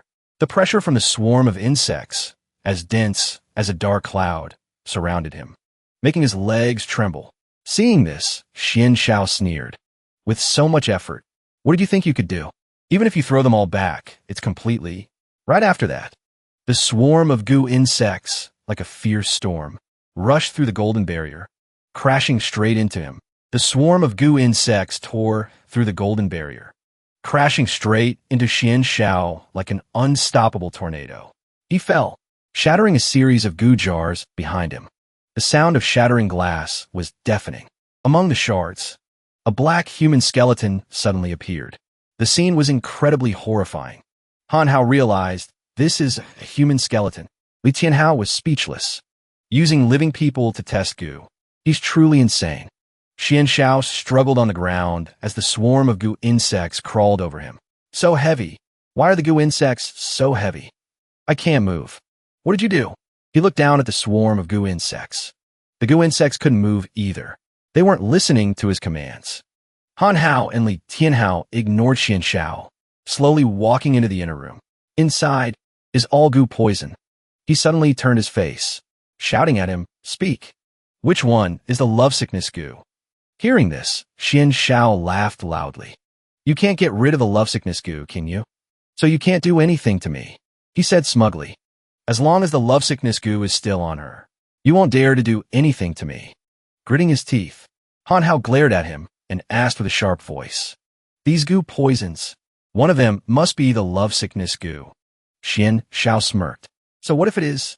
If you don't believe me, you could try it yourself. Unless you want to become the new host of the lovesickness goo. His voice was extremely provocative. If you're not afraid of death, then do it. After all, I have nothing to lose. His face changed, as dark as the sky before a storm. A cold, murderous aura emanated from his body. Seeing this, Li Tianhao was worried. Han Heng, are you planning to do this for Xiao Shuang? He placed a hand on his chest. If you feel that Xiao Shuang was injured because of you, and you feel guilty, then there's no need. Let me. As long as I can save Xiao Shuang, His expression was nonchalant. Han Hao turned back and asked, what are you guys talking about? He suddenly gave a wicked smile. Feed him. Let him suffer the backlash of the lovesickness goo. Han Hao suddenly squeezed Xian Zhao's mouth shut, so he didn't even have time to understand what was happening. What? He held the black jar. If you don't want to talk, then don't. I came prepared this time. After everything was done, Han Hao dusted off his hands, finally stuffed it all in for him. Xian Xiao sneered. It's useless, he said confidently. My body was taken over by goo poison long ago, so I can't possibly suffer a backlash from the goo poison. He snapped his fingers, his eyes lighting up. He suddenly understood everything. I almost forgot about this. Han Hao knelt down and smiled menacingly. So, if you want to detoxify yourself, these things will be useful. Thanks for the reminder. He reached out his hand. Wait for me to transfer my true essence to help you expel the poison. He froze. What? Wait. Xian Xiao started to get scared. Wait. Actually, I was lying to you. Stop. Big brother. Please. Stop. His eyes widened, shining with a pleading look. Xian Xiao tried to beg him. Please. After that, Xian Xiao let out a deafening roar. The scream tore through the entire building. No. After everything was over, he collapsed, his hands trembling. His whole body felt drained of all strength. Xian Xiao was lying on the ground, while Han Hao was calmly on the phone. Hello, Monta Ki. The other end of the line brought good news that made him happy. What? Li Xiao Shuang is awake. Hearing this, Li Tianhao's facial muscles also relaxed. He smiled with relief. Really? That's great. In the quiet hospital, the sun was setting, as if to soothe all worries. The hospital room door swung open. Li Tianhao Rashdin, calling out her name firmly. Xiao Shuang. Xiao Shuang was awake, sitting quietly on the hospital bed. Her eyes lit up. Grandpa. Seeing his granddaughter was okay, Li Tianhao sighed with relief. That's great. That's great. As long as you're okay, that's all that matters. On Ho Smith Otsun Sio. Although I brought him here just in case. In any case, it's good that you're okay. Li Tianhao reached out to introduce Xiao Shuang. Oh right, Shuang. Quickly thank Han Hao. We were lucky to have him this time. Their eyes met for a brief moment. She lowered her head, her cheeks blushing. Han Hao suddenly remembered the embarrassing scene from before. He waved his hand. It's okay. No need to be so formal. He was embarrassed. Xiao Shuang immediately avoided his gaze, her eyes darting around as if looking for a place to hide. Thank you. Right after that, Han Hao called out loudly, Mo Jia. Let's go. Let her rest. She turned her face and smiled in reply. Why don't you go back first? I'll stay here and take care of Xiao Shuang. I'll be back later. Li Tianhao waved his hand slightly, smiling as he said goodbye to Han Hao. Young friend, I will remember this favor. He turned around, walking into the faint sunlight. His tall, thin back blended into the light. Only a stylish wave remained. No need to be so formal. Goodbye. Xiao Shuang's eyes followed Han Hao's figure. Her cheeks turned red without her realizing it. At his house, the lush green trees stood tall beside it, and in the sky, the fluffy clouds drifted lightly. Han Hao was truly relaxed, lying on a chair with a lazy expression. A shower feels so good. Suddenly, his eyes fell on a glass of water sitting quietly on the table. There's water. He reached out his hand, naturally grabbing the glass of water on the table. Just in time. I'm dying of thirst. Han Hao suddenly noticed a drop of water on the table. His eyes showed a hint of surprise. He pondered. No one has been home these past few days. The water on the table hasn't evaporated. Was this glass poured before I got back? Han Hao reached out his hand, picking up the glass and slowly raising it. Someone is here. He didn't let his guard down at all. He gulped down the entire glass of water. Suddenly, The glass slipped from his hand, falling to the cold floor and shattering into countless pieces. Han Hao suddenly clutched his throat, screaming in panic. His eyes widened. His legs went weak, and he collapsed to his knees, his breathing heavy as if all his strength had just been drained. Suddenly, a figure silently appeared at the door. And from there, a burst of laughter rang out. Han Hao clutched his throat tightly, his face pale with pain. He struggled to lift his head, his dry lips moving. "Who are you?" A smirk appeared at the corner of the person's lips, extremely cold and unpredictable. With an arrogant expression, he spoke slowly. "Xuan, I'm the brother of Xian Xiao, who you captured." His face wrinkled slightly. His words were somewhat sarcastic. "The brother of that Xian guy? You people are like haunting ghosts." Xian, he lowered his voice. "Not Xian. We are the noble Wuqi clan. Speak. Where is Xian Xiao? If you don't tell me, you will die." Hearing this, Han Hao narrowed his eyes slightly. He lifted his head and asked back, "Are you threatening me?" Xian, he turned around and said calmly, "The glass of water you just drank contained the June goo poison I placed. This poison will cause your internal organs to ache." That sentence made Han Hao pause for a moment. His expression changed slightly. Han Hao clutched his stomach, screaming in pain that echoed through the space. "Ack! Ack! My head hurts. My stomach hurts so much." Xian, he shook the bell vigorously. "Scared now, aren't you? After this, I will use the bell to awaken the goo poison. This goo insect will grow larger and larger in your stomach." He shook the bell while smirking. "Finally, it will make you explode and die. Are you scared yet?" Han Hao suddenly shot up. He angrily scolded. Shaking it back and forth is so annoying. He put his hands in his pockets, his voice calm. "So that's all it was? What a waste of emotion." Xian, he asked in bewilderment. "What?" Without any wasted movement. He kicked him straight in the stomach. So Xian, he didn't even have time to react. The kick to the stomach made his face turn pale. Tears and snot streamed down his face. His body trembled uncontrollably. "How is this possible? My Yungu poison. Why?" With a calm face, Han Hao just lightly kicked him. I already knew there was something wrong with the water. Then his face showed clear disappointment. He sighed and spoke. "I didn't drink that glass of water." Xian Yi's lips curled up slightly. His words were full of contempt and arrogance. "Don't get too cocky. Being tied up didn't subdue him." Xian, he still tried to act tough. "The real main event is yet to come. We will let you taste the pain of losing a loved one." Frowning slightly, he asked him back with a confused expression. "I don't have a lover." Suddenly, Han Hao suddenly thought of Mo Jia. His lips moved. Could it be? He laughed heartily, then shouted, his voice echoing with excitement. "Are you scared now? I've already successfully captured her." Xuan is mute, licking his lips provocatively. "Of course. I won't tell you." Han Hao's fingers stopped before the screen. Then he slowly tapped on his message. He read aloud. "Xian, Nan has captured the person. Mission complete." Xian Yi's face turned pale as he screamed in panic. "How dare you use such underhanded tactics? You're invading my privacy. If you have the guts, interrogate me." He didn't say another word. He kicked him in the face and then quietly slammed the door, leaving him there, his face stunned and unable to react. The wind blew through his hair. He walked hurriedly through the bustling streets. Elderly said Mo Jia went down to buy something and hasn't returned yet. Han Hao walked while worrying. Mo Jia's phone isn't reachable either. Should I try calling the Xianin guy? No, I shouldn't alert the enemy. While Han Hao was still restless in his thoughts, suddenly from behind, a car sped out. "Damn it, where should I look?" The car sped past him, making him turn pale. He shouted reflexively, "Driving so fast. Are you in a hurry to be reincarnated?" Han Hao's eyes suddenly widened. His whole body tensed up as he saw the scene in front of him. A child was crying right in front, unaware of the car speeding towards them at a terrifying speed. The child, he didn't have time to think. He immediately rushed forward instinctively. "Oh no, there's no time." Unexpectedly, Zhen rushed forward, standing in front of the child like a human shield. Her eyes didn't waver before the oncoming car, exuding a cold determination.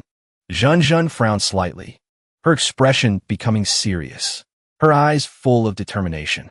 She kicked out forcefully. The car was sent flying into the air, leaving the child behind with wide, astonished eyes.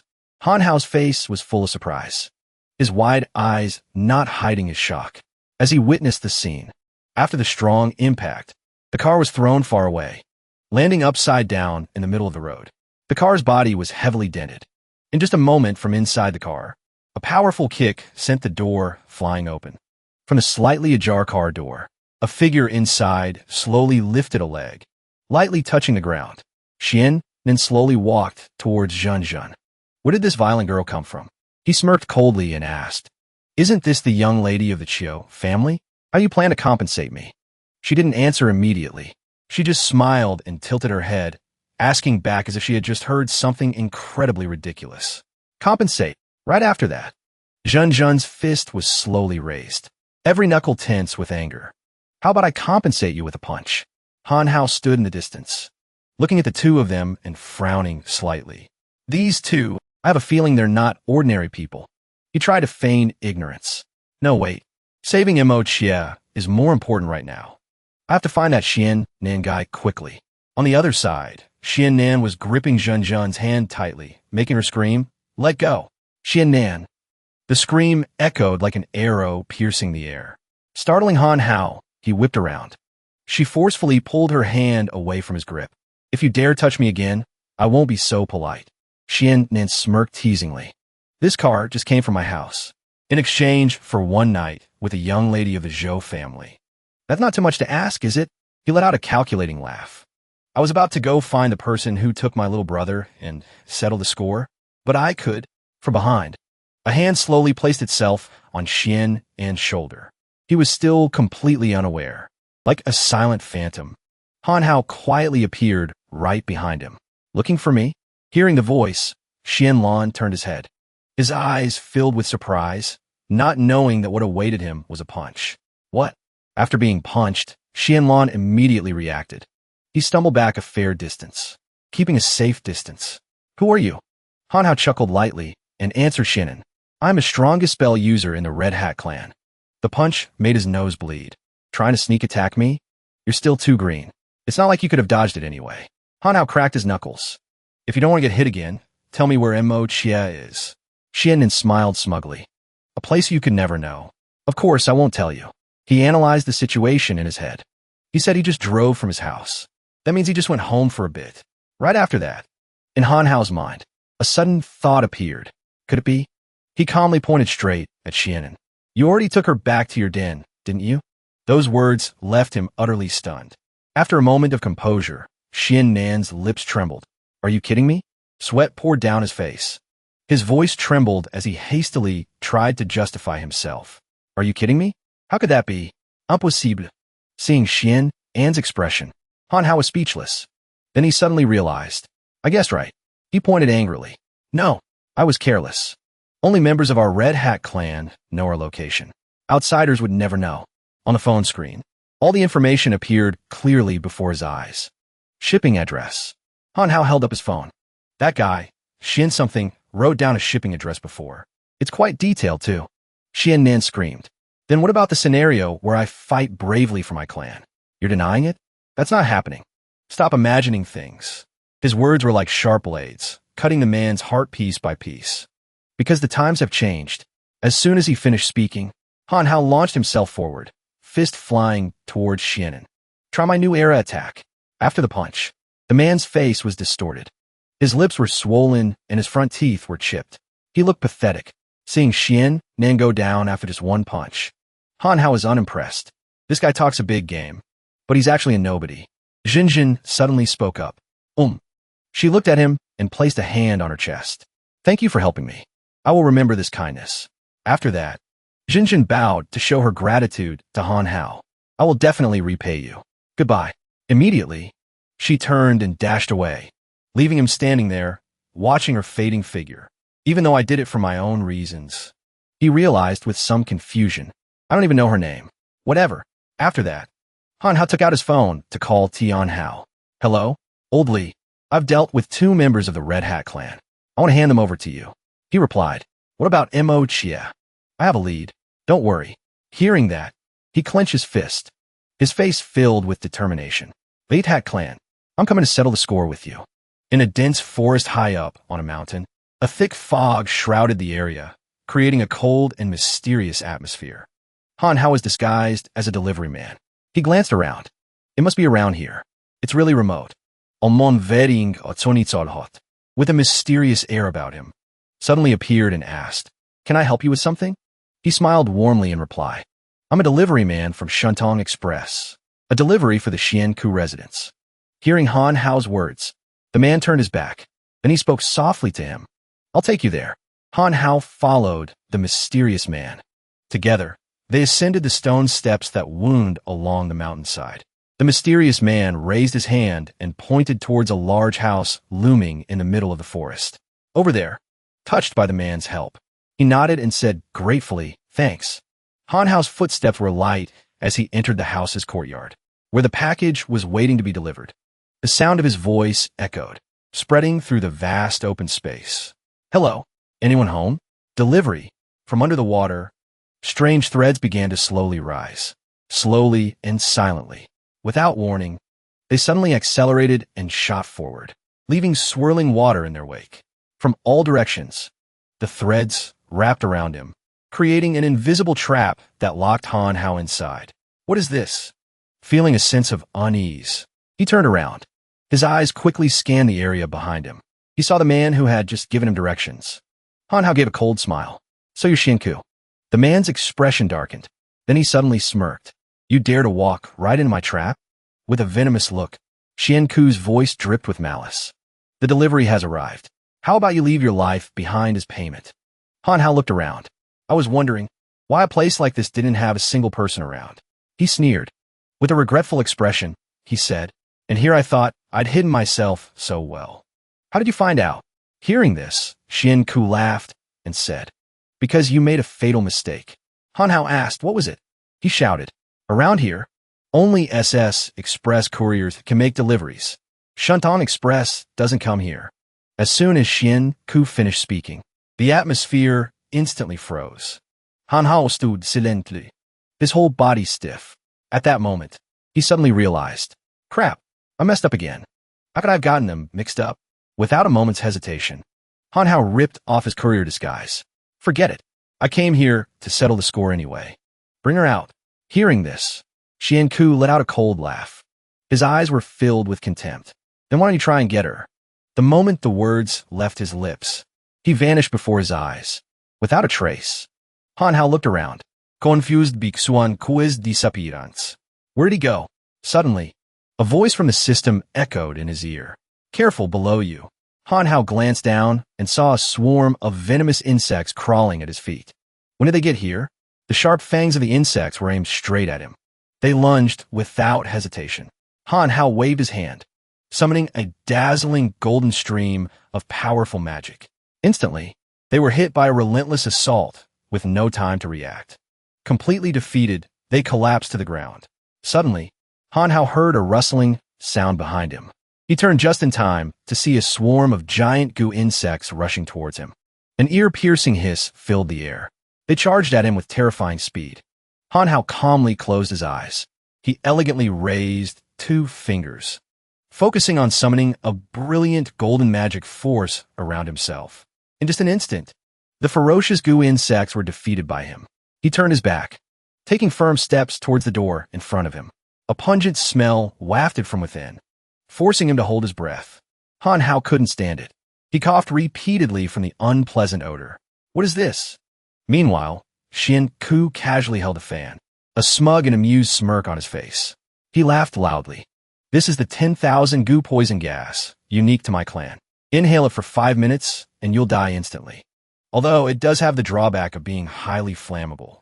Xianku held the fan in his hand. His face was full of pride. "That's why I deliberately lured you into this room. And you fell for it, just as I expected." He slowly reached for the electric fan beside him. His finger pressed down hard on the switch. Han Hao rubbed his head in confusion, looking at Xianku. He was still speaking smugly. "I guess I'll let this kid off easy, but I should torment him a little more first." Suddenly, there was a noise. He whipped his head around, startled. A tense expression appeared on his face. "What?" Han Hao was still standing there, perfectly fine. "What are you mumbling about over there by yourself? The fan is too loud. I can't hear you clearly." Xianku was so shocked he couldn't believe what was happening before his eyes. How is this possible? Why is he completely unaffected? Han Hao immediately leaped into the air, preparing to deliver a kick to Xianku. Surprised? Xianku screamed. Who in the world are you? Right after that, his foot connected squarely with Xianku's face, leaving him no room to fight back. Xianku took the full force of the kick.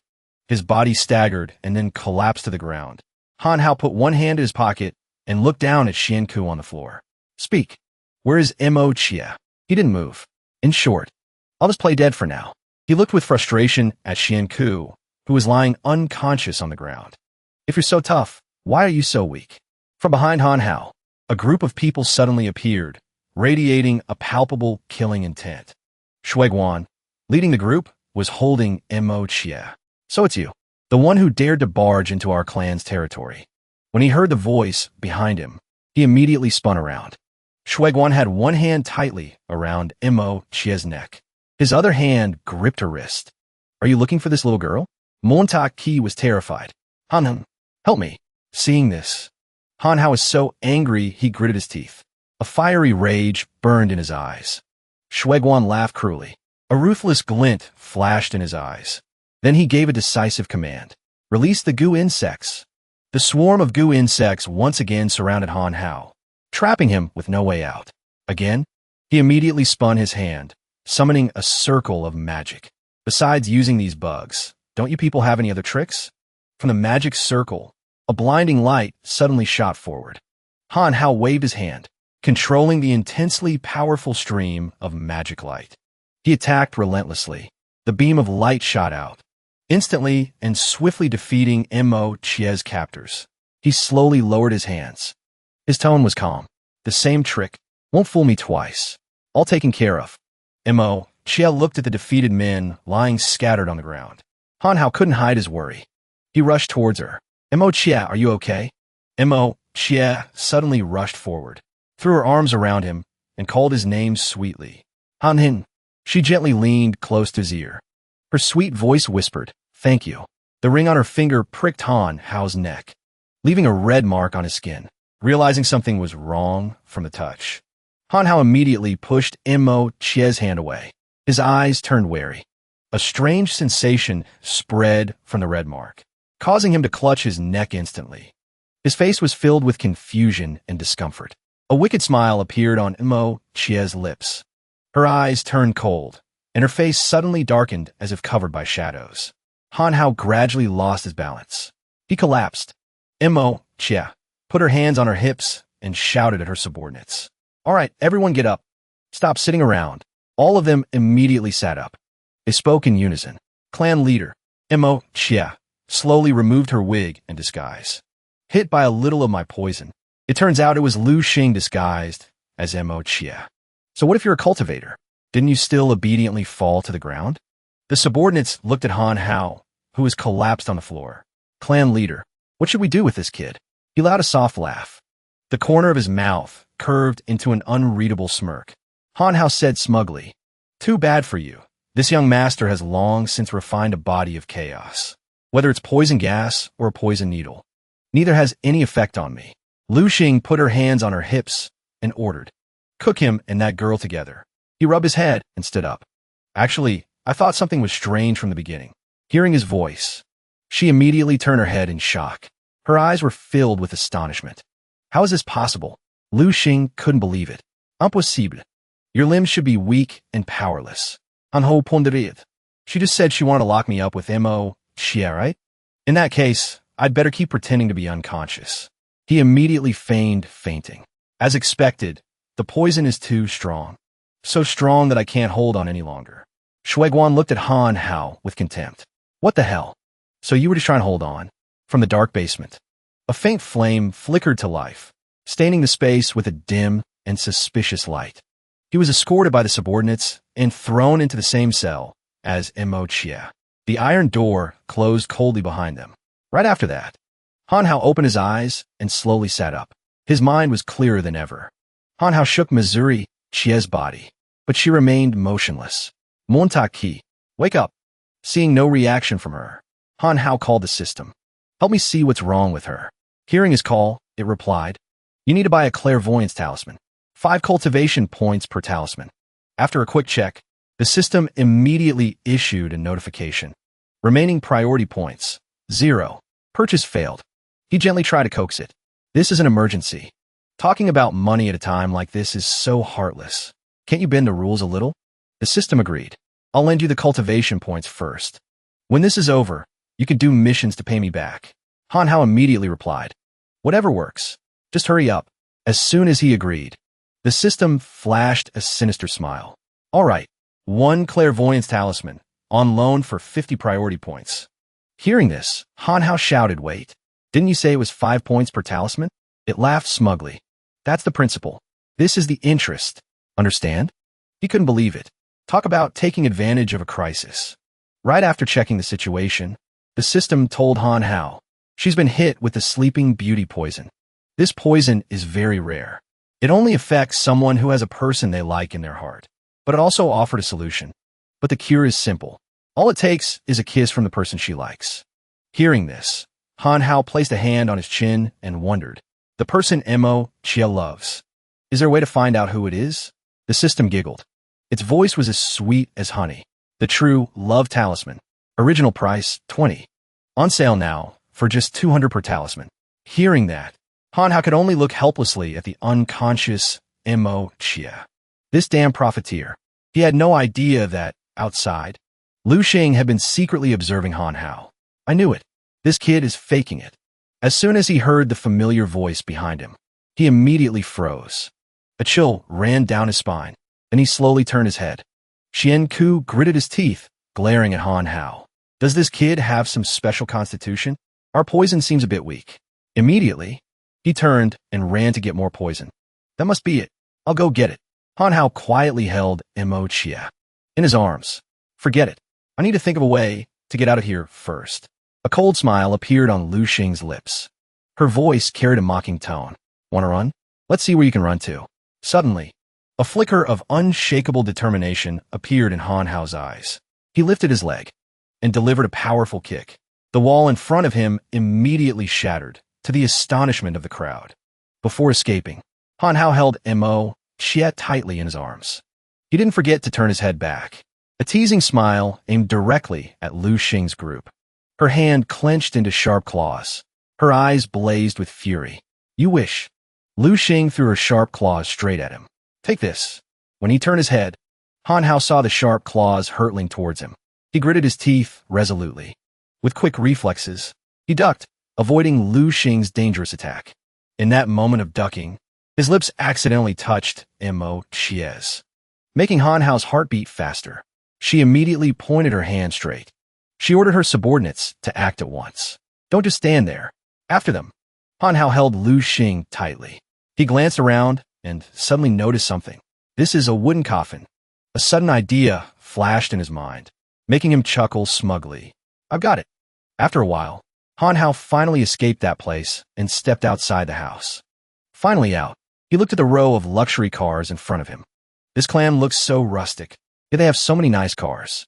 This road probably leads straight down the mountain. Over there, Lu Xing's group was still in chaos, dealing with the fire in front of them. This is bad, clan leader. We can't get through. Put out the fire first.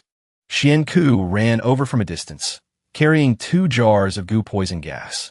Clan leader, I brought the 10,000 goo poison gas. He asked with an expectant look. Where's that kid? Not realizing that what he was holding was highly flammable and explosive. While stumbling, Xian Ku tripped and fell. The 2 jars of goo poison gas flew out of his hands and dropped. Faced with the scene, Lu Xing's group couldn't help but panic. They screamed in terror. The scene changes. Mo Jia slowly opened her eyes. The scenery around her gently came into view. Mo Jia rubbed her eyes. Where is this? Han Hao drove the car, his eyes filled with unconcealed surprise. Montaki, you're awake? He suddenly remembered the awkward moment from before. His face flushed slightly. Could it be because of what just happened? Mo Jia looked at Han Hao with a self-reproachful expression. She said guiltily, did I? 'Cause you trouble again? Han Hao didn't blame her, only replying gently. Aren't we just out for a drive? It's no trouble at all. Mo Jia's gentle gaze was fixed on him. Her cheeks blushed slightly, and she lowered her head happily. In the car, the two of them enjoyed the cool breeze. Their laughter mingled happily. The sunset painted the mountain red, blending with the image of the car and the two people, creating a beautiful scene. The afternoon sun beat down harshly on the ground. The air was a bit stuffy, making one want to hide in the shade. Han Hao wearily wiped his sweat. His face scrunched up as he complained. I'm about to melt. He grumbled unhappily. Why? Do I have to be the one delivering materials? The system cried out. Oh, I helped you. Half of that money has to be paid back by doing missions. He frowned, his voice whining. I clearly escaped on my own. Hearing that, it replied, cut the crap. Just obediently do the missions and pay off your debt. How many more missions are there? Han Hao picked up the large bag and quickened his pace, striding forward quickly, but he still didn't stop complaining. I just want to get home quickly and lie down in the air conditioning. 3 days later, in a brightly lit room, a voice let out a sigh of relief. Finally done. Han Hao lay, face down on the bed, a satisfied smile on his lips. Being debt-free makes you feel so light. And I even earned an extra 30 points. Hearing this, the system said sarcastically, it took you 3 days to do a few small missions. He opened his eyes, gritting his teeth and shouting, I don't care what you say. I've decided to lie here all day. I'm not leaving the house today. As he was speaking, a beep sounded from Han Hao's phone. As soon as he answered, the voice on the other end said, Brother Hao, it's an emergency. Han Hao asked, Zhao Yang? The other side continued in an urgent tone. Get to our KTV quickly. It's urgent. As soon as he finished speaking, the other side immediately hung up. He buried his face in his pillow, muttering under his breath. Hanging up so quickly again, Han Hao suddenly stopped and lifted his head. His face was bewildered. What's going on? I don't want to move. He buried his face in the pillow again. He tossed the phone in his hand down and said to Baba, Can you take me there? It replied casually, No problem, as long as you have priority points. Han Hao stood under the warm sun. He gently ran a hand through his hair. He chuckled and said, The weather is so nice. Young people should go out for a walk. It's good for your health. Jingsa KTV. The tall building stood in the middle of a bustling street, standing out with its luxurious appearance and enchanting sounds. Zhao Yang had a worried expression on his face.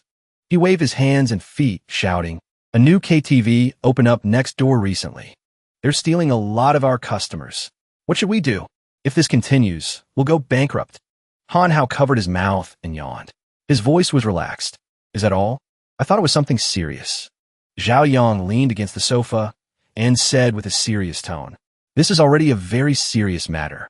Han Hao asked again, What room is below yours? Zhao Yang replied softly, Below? It's a writing room. Boss Zhang said it was booked by a VIP today. After hearing this, he narrowed his eyes and said, The soundproofing isn't very good. I can hear everything they're singing. Zhao Yang was stunned and asked, Really? How come I don't hear anything?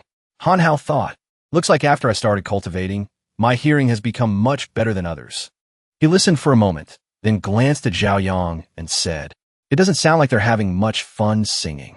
In the karaoke room, lively sounds echoed from within. The lyrics rang out. Happy goat, beautiful goat.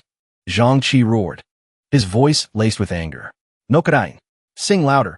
He looked at the girls holding microphones on the sofa and yelled, I told you to sing, not to sound like mosquitoes buzzing.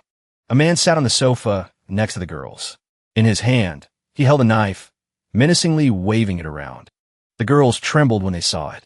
Their eyes were red, but they still had to open their mouths to sing. Don't think I'm just a sheep. Qian walked in, seeing the scene before her. She said bluntly, Boss Zhang, didn't you ask me here to discuss a contract? What is all this? Hearing this, Zhang Qi turned around. He said with a grin, Of course, it's to make what comes next more convenient. Don't be in a rush. My big star, Miss Wu Qian. After hearing this, she crossed her arms and sat on the sofa with a cold expression, then spoke. If there's nothing to discuss, I'll be leaving. Zhang Qi walked over to her and said, Even for an investor like me, it's not easy to get a meeting with you, is it? But that's all right. Tonight, we have plenty of time. As he spoke, he reached out his hand, intending to touch Qian's leg. A powerful shove from her sent Zhang Qi stumbling back. His face showed clear surprise. Qian's face was filled with anger. She gritted her teeth and exclaimed, Her eyes flashed with indignant fire. Hearing this, his voice became harsh. I invested a lot of money in you, Wu Qianqian. Don't act all high and mighty after taking the benefits. Her gaze was serious. Her words held no fear. I didn't force you to invest. Hearing this, Zhang Qi seemed to fly into a rage. He lunged towards Qianqian. His face was filled with lust. He said mockingly, looking down on me, I give you money. You're in the entertainment industry, yet you pretend to be so pure. Just hurry up and give in to me. She gritted her teeth, resisting. She broke free from him. Then she screamed, get lost. Loud noises of their struggle echoed. Come here. Let go. Meanwhile, the girls with the microphones were ordered, keep singing. Don't stop. And the singing started up once again. The sky is higher, but my heart lets go. Chasing the sun every day. The sound of the bathroom door slamming shut was heard, blocking out the singing from outside. Zhang Qi pushed Qianqian into the bathroom, then shoved her hard against the wall. He spoke in a threatening tone. You refused the toast, so now you'll drink the forfeit. You want me to use force? Qianqian bit her lip tightly. She looked at him with a face full of anger and contempt. Her eyes were cold. Meanwhile, in the karaoke room, a powerful force from outside pushed the door open, causing it to swing wide. Han Hao walked in and said, such a happy song. Why are you singing it while crying? He put a finger in his ear and continued. Do you even know how to sing? If you don't, let me teach you. The KTV's writing room was still echoing with unfinished music. The lights were dim. In a dark corner, two burly men stood up abruptly. Their eyes were fixed on the person who had just entered. A provocative voice said, you brat. Who let you in? Han Hao walked in with a casual tone. Looks like I won't get a chance to show off my singing talent. One of the two men saw this and yelled. Kid, don't you understand human language? He held up a knife in front of him. His expression was triumphant. His voice was threatening. See this? If you know what's good for you, then. Before he could finish his sentence, the two men's heads smashed violently into each other. It made a heavy thud. Their faces contorted in pain. Their expressions were a mix of shock and extreme pain. And the one who caused this collision was none other than Han Hao. He stood there, looking at the two men, and gritted his teeth. I don't know what you're trying to do, but this is a respectable establishment. Violence is strictly forbidden. After saying that, he turned to look at the girls sitting on the sofa. He asked with concern, are you all okay? A girl tremblingly pointed in one direction and said the bathroom, inside. Hearing this, Han Hao was startled. He felt confused, not knowing what had happened. He walked to the bathroom door. He reached for the doorknob. Then he exclaimed, it's locked from the inside, as if he had guessed what was happening inside the bathroom. His eyebrows furrowed tightly. His eyes showed a serious expression. Han Hao put all his strength into his hand. Then he forcefully threw open the bathroom door. Inside the bathroom, Qianqian was being pressed hard against the wall by Zhang Qi, about to be assaulted. Hearing the noise, he quickly turned to look. Qianqian turned with a tear-streaked face, trembling uncontrollably. The scene before him left Han Hao stunned. His eyes widened in astonishment. Zhang Qi let go of Qianqian. He stepped forward. His voice was challenging. Who are you? What do you want? Hearing this, his face darkened. His eyebrows knitted together. His eyes were filled with anger. Zhang Qi still acted arrogant. He pointed at himself and said, you'd better not meddle in other people's business. Do you know who I am? A powerful force struck him, sending Zhang Qi crashing into the wall outside the VIP room. His face was bruised, covered in cuts and scrapes. He pleaded in a low voice, big brother, I'll give you money. Whatever you want. Just spare me. Han Hao kicked Zhang Qi's face with his foot, knocking his head to the side, and said, that's not right. Say it again.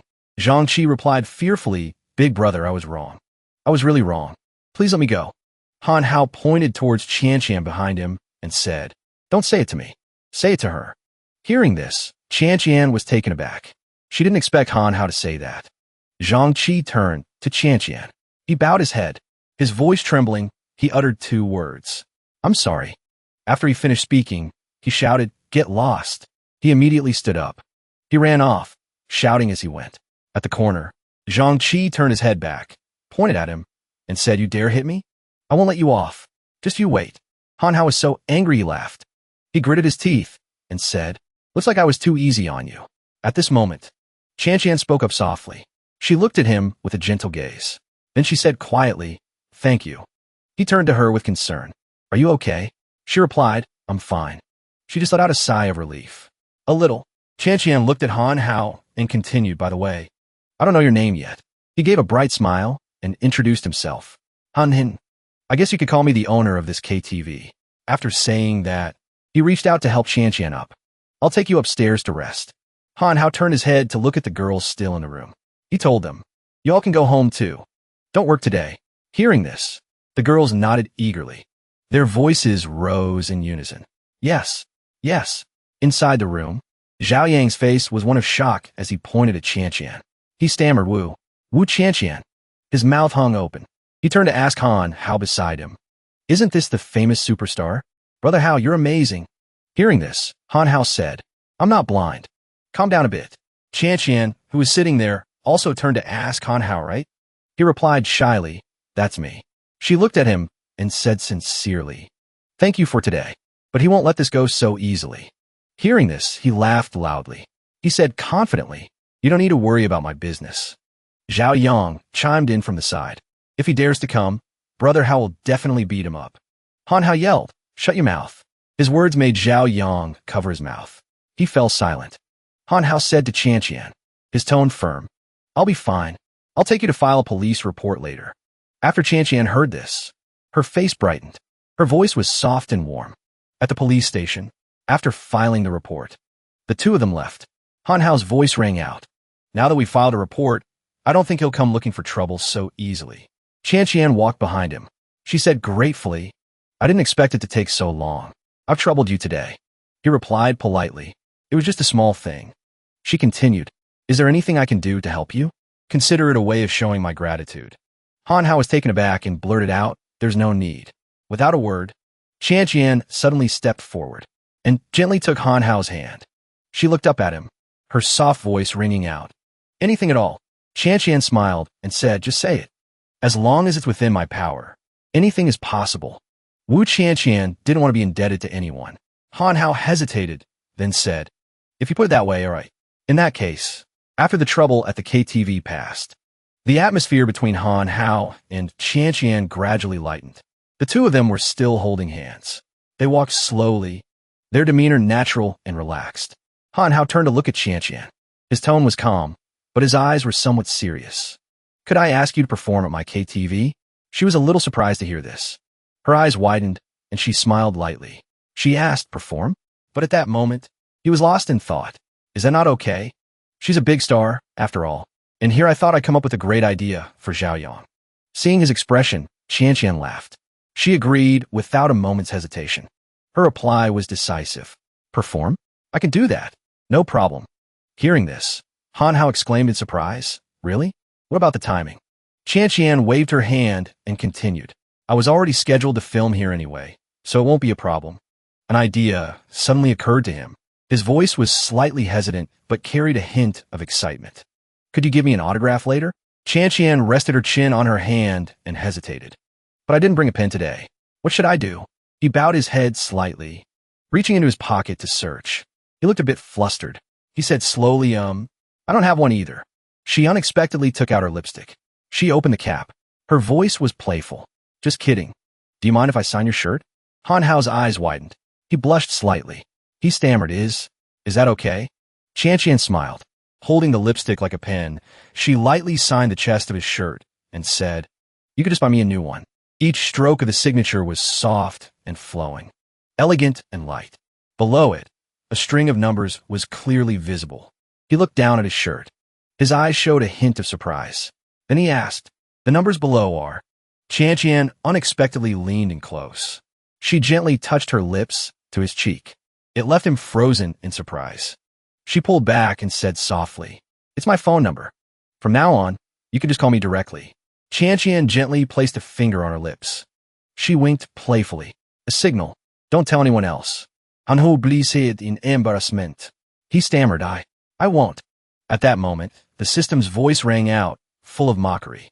"You weren't this flustered when you were dealing with that clan." "So pathetic," he retorted. "Who asked for your opinion?" "Shut up."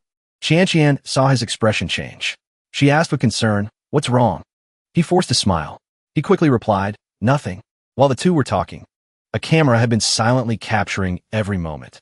A man was hiding behind a hedge, a camera in his hands. He was Bo Dui, the one who had just photographed their actions. The next day, the tall building sparkled under the morning sun. The trees in front swayed gently in the wind. Han Hao sat on a chair. He looked at his phone and his eyes widened. He immediately spat out the drink he had just taken. On social media sites, a story was spreading with a sensational headline. It must be said, Wu Qianqian kisses a man in the street. Yesterday, rising star Wu Qianqian was seen kissing a man in the street. Suspected public announcement of a new romance. The recipient of the kiss is Han Hao, the university student who bravely fought off robbers previously. Our magazine will continue to follow this story. He frowned in shock. He muttered, it's even on the hot search list. When did they take this picture? And Mo Jia, who was in the kitchen, heard the noise and turned to ask, what's wrong? Han Hao quickly locked his screen. He hid his phone behind his back. He replied calmly, it's nothing. I just pressed the wrong button. She looked at him, her expression calm. She didn't seem to find anything suspicious. Han Hao turned away, sweating. He worried silently. Mo Jia probably hasn't read the news yet, but she'll find out sooner or later. His heart was filled with mixed emotions. He thought, didn't I break the true love goo, which should prove she likes me? So why hasn't there been any change at all? Baba's voice rang out. Perhaps it's because of the person who broke the curse. Or maybe the goo poison just wore off. He asked, puzzled, what do you mean? Goo poisons can expire? The system replied slowly. It wasn't a particularly potent goo poison to begin with. He gritted his teeth in anger. So which is it? Could it be that I was just being delusional before?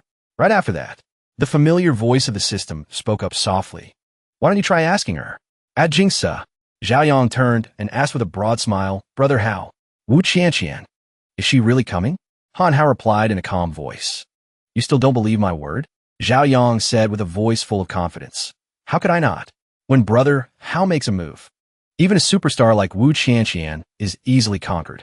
Han Hao picked up his phone and said, she said she'd be here half an hour ago. She's still not here. Let me call and ask. As soon as he finished speaking, he took out his phone. He dialed the number. After a few rings, someone picked up. Han Hao started, hello? I am Hin. May I ask? A voice cut him off. Mr. Han? The voice on the other end made Han Hao ponder. A man's voice. He spoke up. I'm looking for Miss Wu Qianqian. May I ask who this is? The other end of the line cried out, Qianqian, she's been taken. Han Him froze. His eyes sharpened.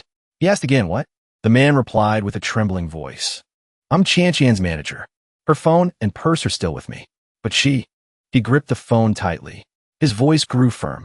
Tell me your location. Wait there. I'll be there soon. Zhao Yang stood beside him. Seeing his expression change, he asked urgently, what's wrong? What's wrong? He hung up the phone. He replied curtly, let me borrow your car. Wu Qianqian has been kidnapped. Zhao Yang said in a panic. What happened? Han Hao said in a serious tone, I don't know. I'm going to her manager's location now. In the bustling city center, skyscrapers reached for the white clouds. A moment later, Zhao Yang's car screeched to a halt by the side of the road. Han Hao got out. He met the man sitting on the sidewalk. His face was bruised. It was clearly Qianqian's manager. He approached him. His voice was calm as he asked, are you Mr. Wang? Wu Qianqian's manager? Wang Yida nodded. He stammered, that's me. I'm so sorry, Mr. Han. About the performance. He sat down and cut him off. His voice turned cold. Let's not talk about that now. Tell me what happened. Wang Yida hiko did, turin blingly. Qianqian and I were about to leave for the KTV. He recalled the collision from earlier and continued. But on the way, a car blocked us. A group of people got out of the car. They beat me up. Then they took Qianqian away. My car was also damaged, so I couldn't chase after them. On the sidewalk, their car was heavily damaged. Han Hao frowned at him and asked, do you know those people? Wang De recalled and replied, I've seen the leader before. They call him Brother Meng. He runs a martial arts gym in the city. I know the place. I met him before when I was discussing business with Boss Zhang. The two of them probably know each other too. He remembered the man named Zhang Qi from the KTV. He narrowed his eyes. His voice deepened. Boss Zhang, you say? Looks like he really doesn't know when to quit. Han Hao clenched his fists. A determined glint appeared in his eyes as he said, take me there to see him. I'll handle this. The car sped along the wide road, stretching into the dim twilight. Han Hao's voice echoed in the car. He asked Wang De, Can I ask you something?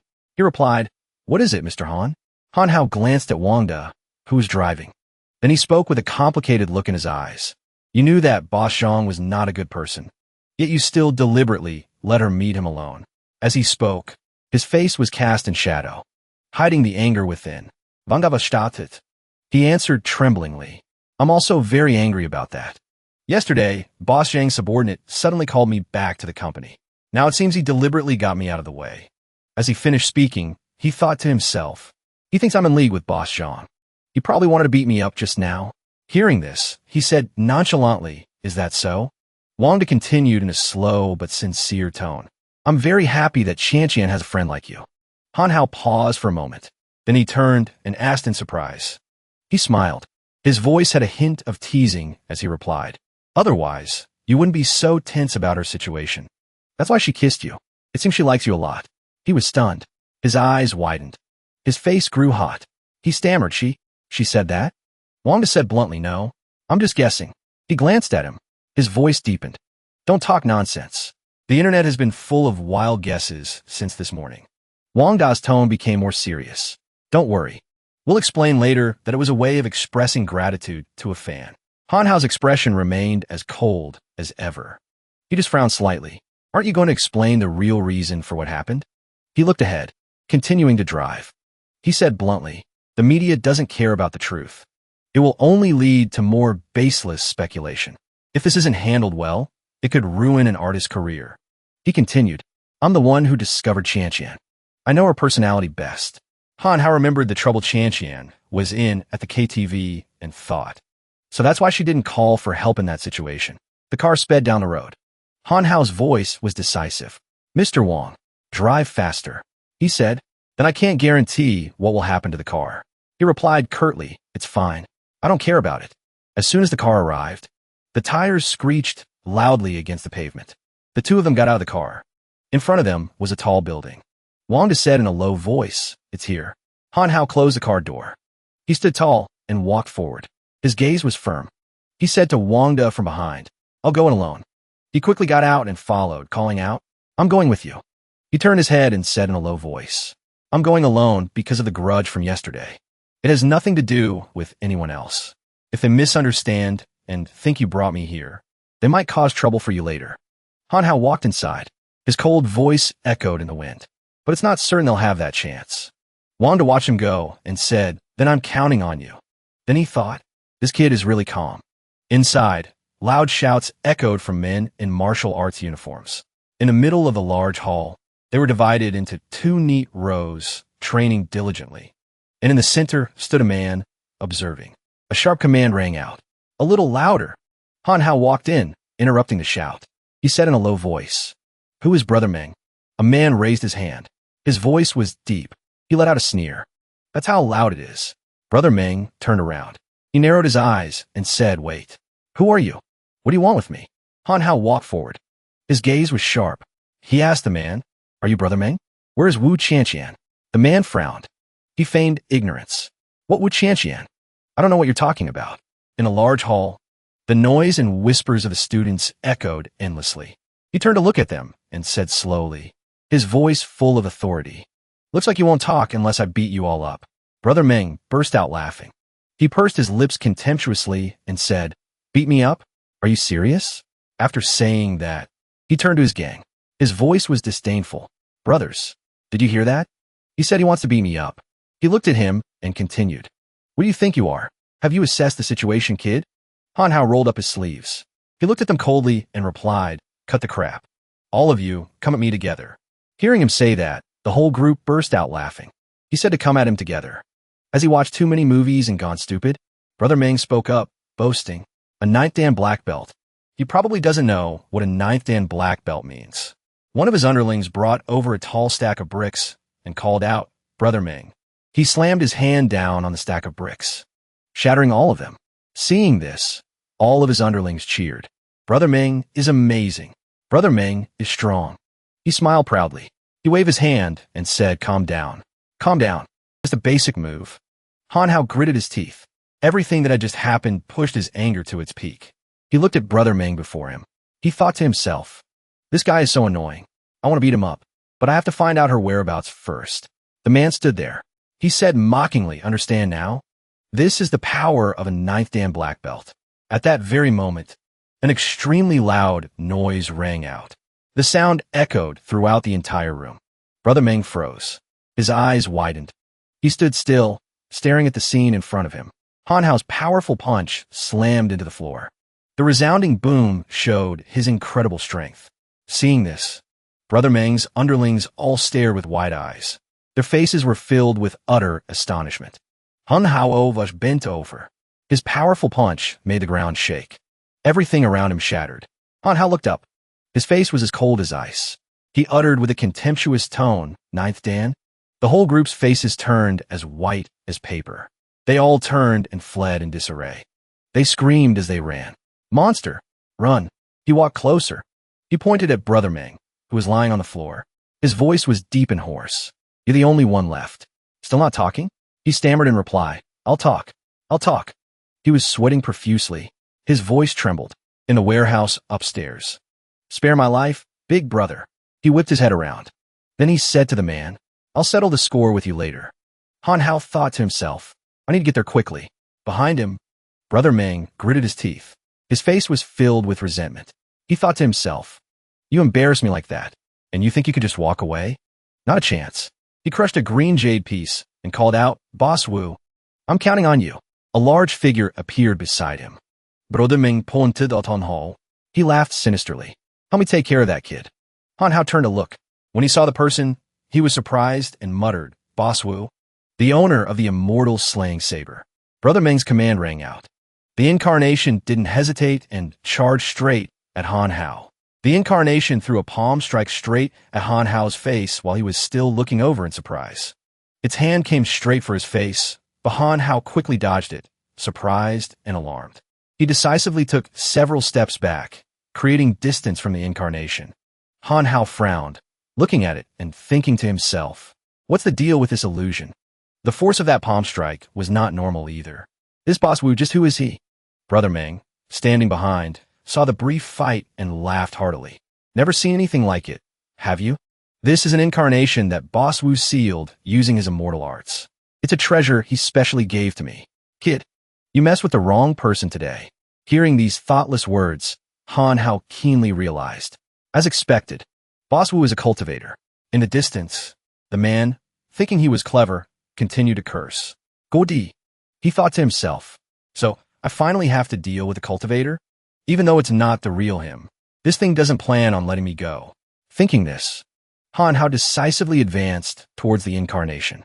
He silently reminded himself. Then I'll strike first to gain the upper hand. With that thought, he gritted his teeth. His eyes widened.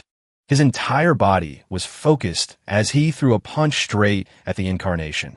As his fist approached, the incarnation raised its hand just in time to block it. Using only one hand, it easily deflected Han Hao's fist from its path. He looked down at his hand in a daze and thought. He deflected it. The force of my punch was neutralized. The incarnation remained completely calm. It raised two fingers in a provocative gesture, as if taunting its opponent. Feeling disrespected, Han Hao's motivation surged. He forced a smile, but his heart was racing. Again, with that, he pushed off with his white shoes, gaining momentum and charging forward at top speed. The two of them clashed head-on. Their fists met in a tense collision.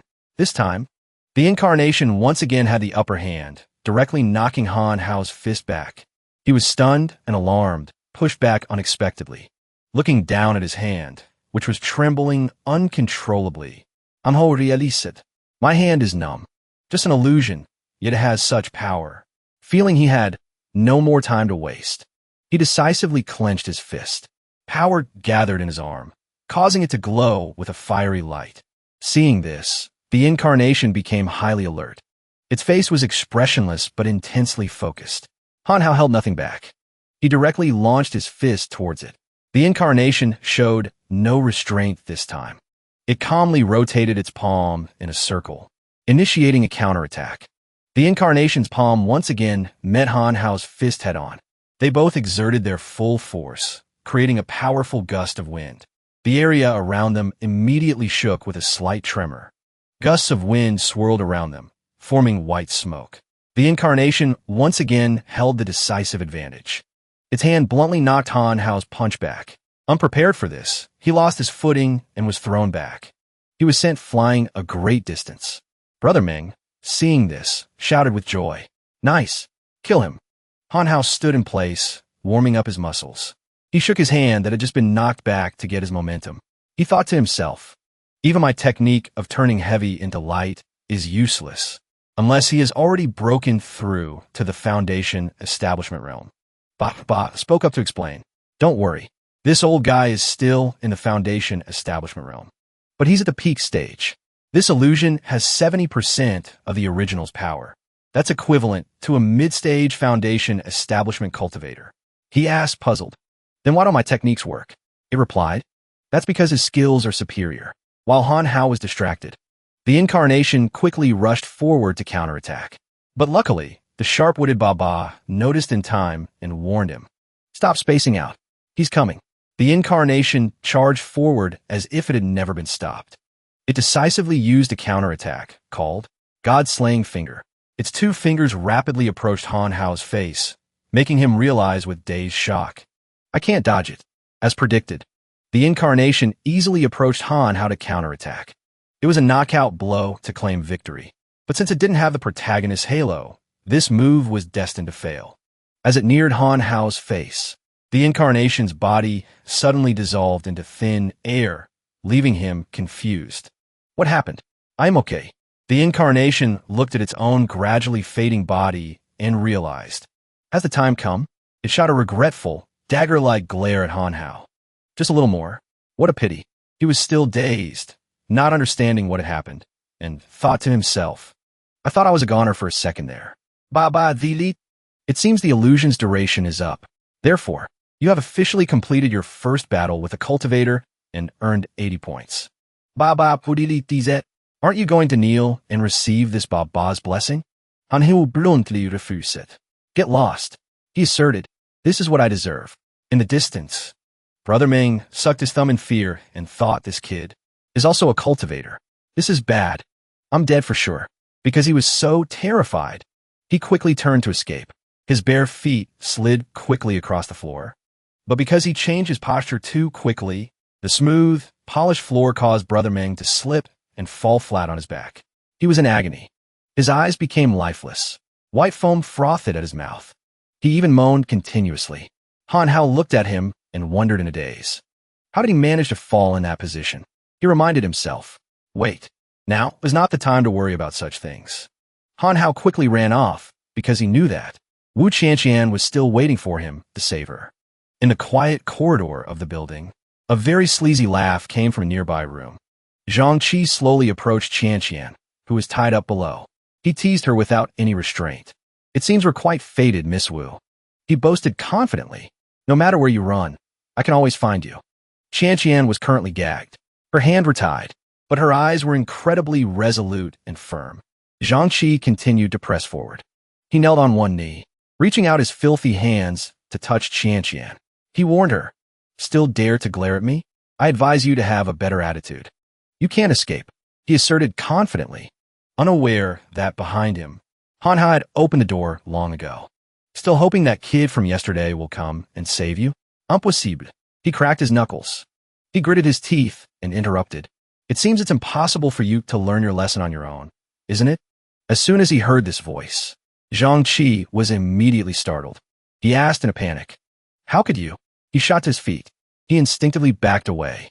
The arrogant demeanor from a moment ago was now replaced with stammering words. "How did you find this place? I'm warning you. My friend Brother Ming is downstairs. He's very powerful." Zhang Qi continued to boast fearlessly. "If you dare touch me, I'll—" But before he could finish his sentence, Han Hao mercilessly kicked Zhang Qi's head, slamming it into the ground. He replied with disgust, "You tell me how I got here. It seems you're not just evil. You're not very bright either." After dealing with the trash, Han Hao quickly went to untie and check on Qianqian. "Sorry to keep you waiting. Are you okay?" After being freed from the tight ropes, she rushed forward and hugged the young man in front of her, crying, "Han." He smiled and comforted her. "It's okay now. It's okay." The scene changes to a residential area. The sky was clear blue, without a single ripple of clouds. Wangda, in the room, saw the person enter and spoke up. "You're out?" "This is..." Han Hao entered, carrying Qian in his arms, and explained. Qian sprained her ankle. "Let's take her to the hospital." Hearing the word hospital, he asked anxiously, "Is it serious?" She shyly reassured him, "I'm fine." Han Hao is just making a big deal out of nothing. In the end, the three of them still made a decision. We should still go to the hospital to get it checked. Meanwhile, under the distant green bushes, something shiny flickered faintly, hiding a potential danger. The scene changes to the hospital entrance. At this time, the sky was a beautiful, clear blue. Qian sat shyly on the bed and thanked him. "I've troubled you again today, Han Hao." Wangda added, "Thank you so much, Mr. Han. It's just about the performance." He gently reminded her, "Just focus on resting and recovering. Don't worry about the performance." Qian affirmed, "The performance. I'll do it." The conversation came to an end. The quiet night gradually fell. The sky was sparkling with stars. Han Hao lay on the roof, lost in thought. Speaking of which, what if I run into the real boss Wu next time and have to face that god-slaying finger technique again? He wondered, is there really no way to beat him? Baba appeared and explained. Realm is the substance. Skills are the form. Both of you are at the foundation establishment stage. The biggest gap is in your skills. Realm determines the upper limit. But powerful skills can also become something that enhances your strength. Han Hao rekisted bluntly. Then I want the most powerful skill. Can I have it? Baba hapfim. Of course. I have the most powerful skill. Pangu splits the heavens and earth. He replied with great interest. That sounds pretty good. I want it. But as soon as he finished speaking, Han Hao sighed in realization. Wait, it requires priority points, doesn't it? Baba replied, of course. He asked, I knew it. So how much does it cost? It replied casually, 1 billion. With his remaining cultivation points at 110, the number 1 billion felt like a heavy stone weighing him down. He raised a trembling hand and asked, is there anything I can afford? Baba thought for a long time before answering. No, but you don't have to buy the whole set at once. You can exchange for them one volume at a time. I happen to have one right now. The first volume only costs 100 points. But after that, each volume will increase in price tenfold. Want to buy it? Han Hao asked again. Can it defeat that god-slaying finger? It affirmed with certainty. Absolutely no problem. Hearing this, Han Hao was extremely satisfied and decided, I'll buy it. After all, 110 of his cultivation points were deducted. Baba presented the divine skill book and introduced it, exchanging for an immortal art. 8 Desolations, Earth-Killing Art. This immortal art has 4 volumes. They are in order, yielding to bend, body at ease, light of wonder, and returning to nothingness. Exchanging for the first volume, yielding to bend. Han Hao closed his eyes to feel it. This is... The technique continuously seeped into his mind. So that's how it is. This is the 8 Desolations, Earth-Killing Art. He laughed with delight. He said, triumphant and happy, I can't hold it in. I want to show off this technique. However, the young man didn't realize he was on a rooftop, dancing around like a madman, making passers-by feel awkward. It's late at night, and he's on a roof doing public square dancing. Time passed. The night had vanished, making way for the sun's rays and a sweet blue sky. Han Hao sat up, cracking his neck and shoulders. He muttered and complained. I practiced all night without realizing it. I am exhausted. He stepped out of the room. As soon as he saw the person, he spoke up. Montaki. She was sitting there silently, the corners of her eyes wet with tears. She looked up at him, startled. After that, Mo Jia stood up and left without a word, leaving Han Hao confused. He watched her retreating back and wondered, what's wrong? Seeing the tablet in the room, Han Hao muttered in realisation. She was watching a sad movie and started crying again. Girls are really... But when the screen lit up, today's hot search topics were all about Qian appearing at the hospital, suspected of being pregnant with the child of rich second-generation Han Hao. Reading these sensational headlines, his face contorted in disbelief. His mind was full of question marks. What the hell is this garbage? Han Hao gritted his teeth in anger. Which bastard started this rumor? Suddenly, beside him, his phone rang, beep beep, catching his attention. This number is... As soon as he answered, the person on the other end immediately launched into a long introduction. Hello, it's me, Qian's manager. Han Hao quickly cut in and asked, perfect timing. What's with the news online? How'd it get so far from the truth? The other person didn't answer right away, but urged him. Don't worry about that for now. You need to come with me somewhere. He asked angrily. What do you mean, don't worry about it? This concerns my reputation. The self-proclaimed manager said softly. Something's happened to Qian again. As soon as Han Hao heard this, he asked in alarm. What happened? Could it be the hospital? The other person calmly and briefly recounted. The hospital is swarming with reporters. I've already taken her back to the hotel. We'll talk when you get here. The address is... After arriving at the hotel, Wanda led Han Hao while explaining. This whole thing is too bizarre. That's why I didn't dare to call the police. I was afraid it would cause a negative impact. He opened the door. He conveniently replied, I really don't know who else to ask for help. I can only turn to you. Han Hao wondered, what exactly is going on? In the room, Qian sat on a wooden chair, wearing a set of pajamas. But what stunned the two who had just entered was that she was tied up with ropes. This made Han Hao wonder. This is... Who tied her up? Wangi Daon's vidied bluntly. I did. Hearing this, Han Hao became even more curious and asked, why? He recounted, this all started last night. After she came back last night, she was acting very strange. That night, Wanda stood outside her door and asked Qian, are you in there? He was able to open the door directly, which sparked his curiosity. Why isn't the door locked? I'm coming in. In the room, Qian was climbing onto the windowsill, startling Wanda. He quickly ran over and pulled her back. He didn't forget to remind her. Careful. Wangida shote angridi. What are you doing? Don't do anything stupid. Qian's face was like that of a soulless person. She looked up with an emotionless gaze. She kept muttering, I'm going to find you. I'm going now. Back to the present. Wangida firmeme. I've never encountered anything so bizarre before. As soon as I look away, she tries to throw herself from the building to end her life. I had no choice, so I had to tie her up. Qian was still muttering in a daze. I'll be there soon to find you. Han Hao observed Qian's face carefully. He was startled, keenly realizing something was wrong. Han Hao bent down and pointed at her forehead. There seems to be something on her forehead. Wanda asked, puzzled, is there? Why don't I see it? What is this black mark? As soon as he pulled the black mark from Qian's forehead, he frowned and stared intently inside it. Han Hao asked himself in shock, what is this image? He saw her picture in the hands of an old woman, which led Han Hao to a conclusion. She's holding a picture of Wu Qian. The talisman on the table is... Could it be? He declared loudly, a curse. Someone has placed a curse on her. Hearing this, Wanda asked in shock, what? Without hesitating for another second, Han Hao immediately gave an order. Go contact security and check the cameras. See if anyone came by last night. Wanda was still dazed as he replied. In the security room, the two of them were focused intently on their search. Wait, right there. Han Hao keened into to see it. It's her. That old woman asked Wu Qian for an autograph. Keep looking to see where she went after that. Wanda also realized. Wait a minute. Got it. This person went to the second floor. Han Hao also realized and replied, all right. After some time of reviewing, he turned to leave. He didn't forget to remind Wanda. Leave the rest to me. Han Hao's footsteps moved quickly across the stone floor. Then he stopped.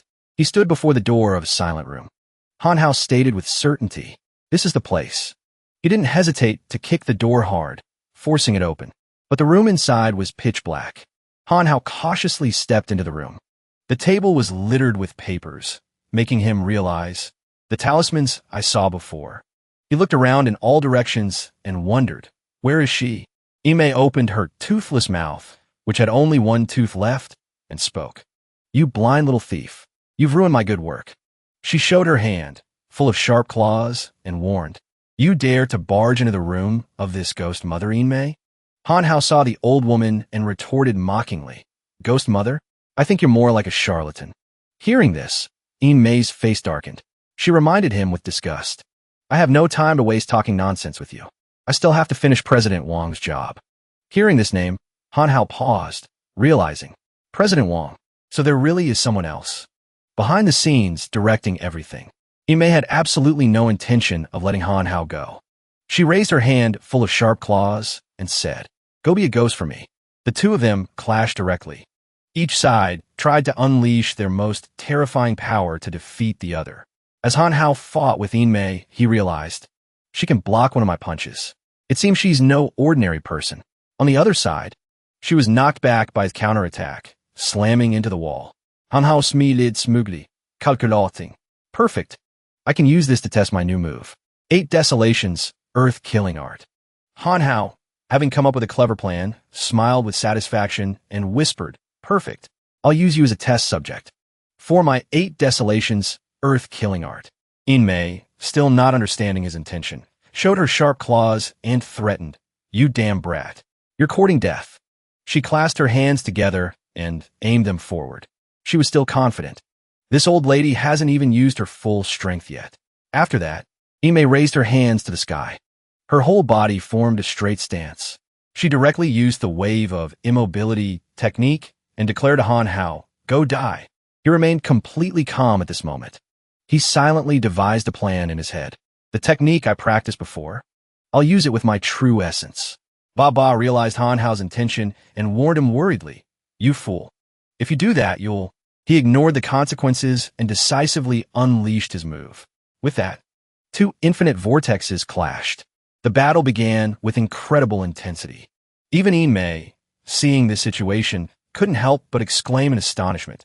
What? She was grabbed and controlled by Han hao's giant hand. After that, Inmei was pushed back forcefully. The old woman's body was slammed into the wall, causing it to crack severely. Han hao was in no better shape when the technique ended. He panted heavily. Even Han hao himself didn't expect this outcome and said, The 8 Desolations, Earth-Killing Art. Consumes so much energy. I feel completely drained. Baba deeply, Odili. This is the consequence of not mastering it yet. It's clearly a skill that an A rank could handle. Inmei hadn't given up yet. She collapsed to the ground, but her mouth continued to scream in terror. Han hao looked on in a daze, then let out a sigh of relief. He wiped his sweat and said, That scared me to death. I thought she was a goner. I still have questions for her. Inmei wearily stood up and complained, You damn brat. What do you know? You just killed one of my scapegoat ghosts. She screamed in anger. That was a scapegoat ghost I raised for 70 years. Hearing this, Han hao angrily grabbed Inmei's head and sneered. So what? Aren't you still alive and kicking? Remembering his purpose for being here, he probed, Speak. Why did you target Wu Qianqian? Who is President Wang? What's his ultimate goal? Yinmei sneered. You expect me, the ghost mother, to sell out a client's information? In your dreams. Han hao lost his patience and warned her coldly. Do I look like I'm negotiating? Want to try that last move again? Inmei knew her place and quickly answered. He is the richest man in Qingshui City, Wang Banchen. He was the one who hired me to put a curse on Wu Qianqian. She continued to narrate while sitting on the ground. Half a month ago, Wang Banqing's son suddenly fell ill and passed away. When he was alive, his son was a big fan of Wu Qianqian. Wang Bancheng doted on his son. He wanted me to curse Qianqian to commit suicide. He wants Wu Qianqian to be an offering for his son, to be buried with him. Hearing this, Han hao's face wrinkled. He whispered angrily. All for such a ridiculous reason? He smirked and reminded himself. This is getting more and more annoying. I will absolutely not forgive them. Inmei saw the wicked expression on the young man's face and cried out for mercy. Spare me. I was forced into this too. She put on a pitiful act. Her eyes welled up with tears as she continued. My son and daughter died young. My husband also died early. I'm all alone. Every day, I don't have enough to eat or warm clothes to wear. Hearing this, Han hao paused. He felt a bit soft-hearted and wanted to hear more. Seeing no reaction from him, Inmei continued her endless tale of woe. When he came to me, my heart refused, but I had no choice. I couldn't choose. She appealed directly to the young man's compassion and pleaded earnestly. I'm old enough to be your grandmother. Please have pity on me. So, spare this old woman. Please? Han hao then replied, I know. Hearing this, Inmei asked joyfully, Really? He said coldly and bluntly, I know you're a hateful old woman who's beyond saving. Hearing these words, she was stunned for a moment. Her face quickly went blank as she asked again. Han hao retorted, Your life is pitiful. You face tragedy. What the hell does that have to do with me? You're pitiful. Helpless. Does that give you the right to harm others? What kind of twisted logic is that? He smirked confidently and asserted, Just because you're weak, you think you're right? The devil knows how many people you've harmed before this. Now you're putting on a show and begging. Trying to clear your name? That's not happening. Inmei disappointedly turned her face away and muttered, "So you're not falling for it?" She slammed her hand on the ground and said, "If that's the case." After that, Mao raised both hands high and shouted, "Then I'll fight you to the death." But as soon as the words left her mouth, the string of lights on the ceiling broke and fell. It fell right where she was standing, causing Mao to fall headfirst to the ground. Han Hao gloated under his breath. "Didn't I make the chandelier fall earlier?" He shook his head triumphantly. "I don't even need to do it myself." Really? After that, Han Hao turned and left. He added cheerfully, so satisfying, "If you don't believe me, just look up. Heaven spares no one." In a hotel corridor, where the morning sun was just beginning to illuminate the path, Qian rubbed her head in discomfort. Her face was dazed as she wondered, "This is..." Han Hao anxiously reassured her, "You're awake. You're okay now." She still couldn't remember what had just happened and asked, "What on earth happened?" Han Hao and Wang then decided to tell Qian everything in detail. The hotel room, after a period of commotion, became quiet again. Han Hao calmly explained it. "So that's what happened. In the end, I destroyed the talisman. The curse that was placed on you has also disappeared." Qian was horrified. "I can't believe Wang Banqing invited me to discuss an acting role with such intentions." Wang spoke up, equally angry. "Thinking back on it now, when he called us to negotiate, the price he offered was indeed abnormally high." He reminded her, "Now that you know his intentions, it's better to find an excuse to refuse." He agreed. We have to leave Qing Shui City." As the three of them were assessing the situation, Wang received a call.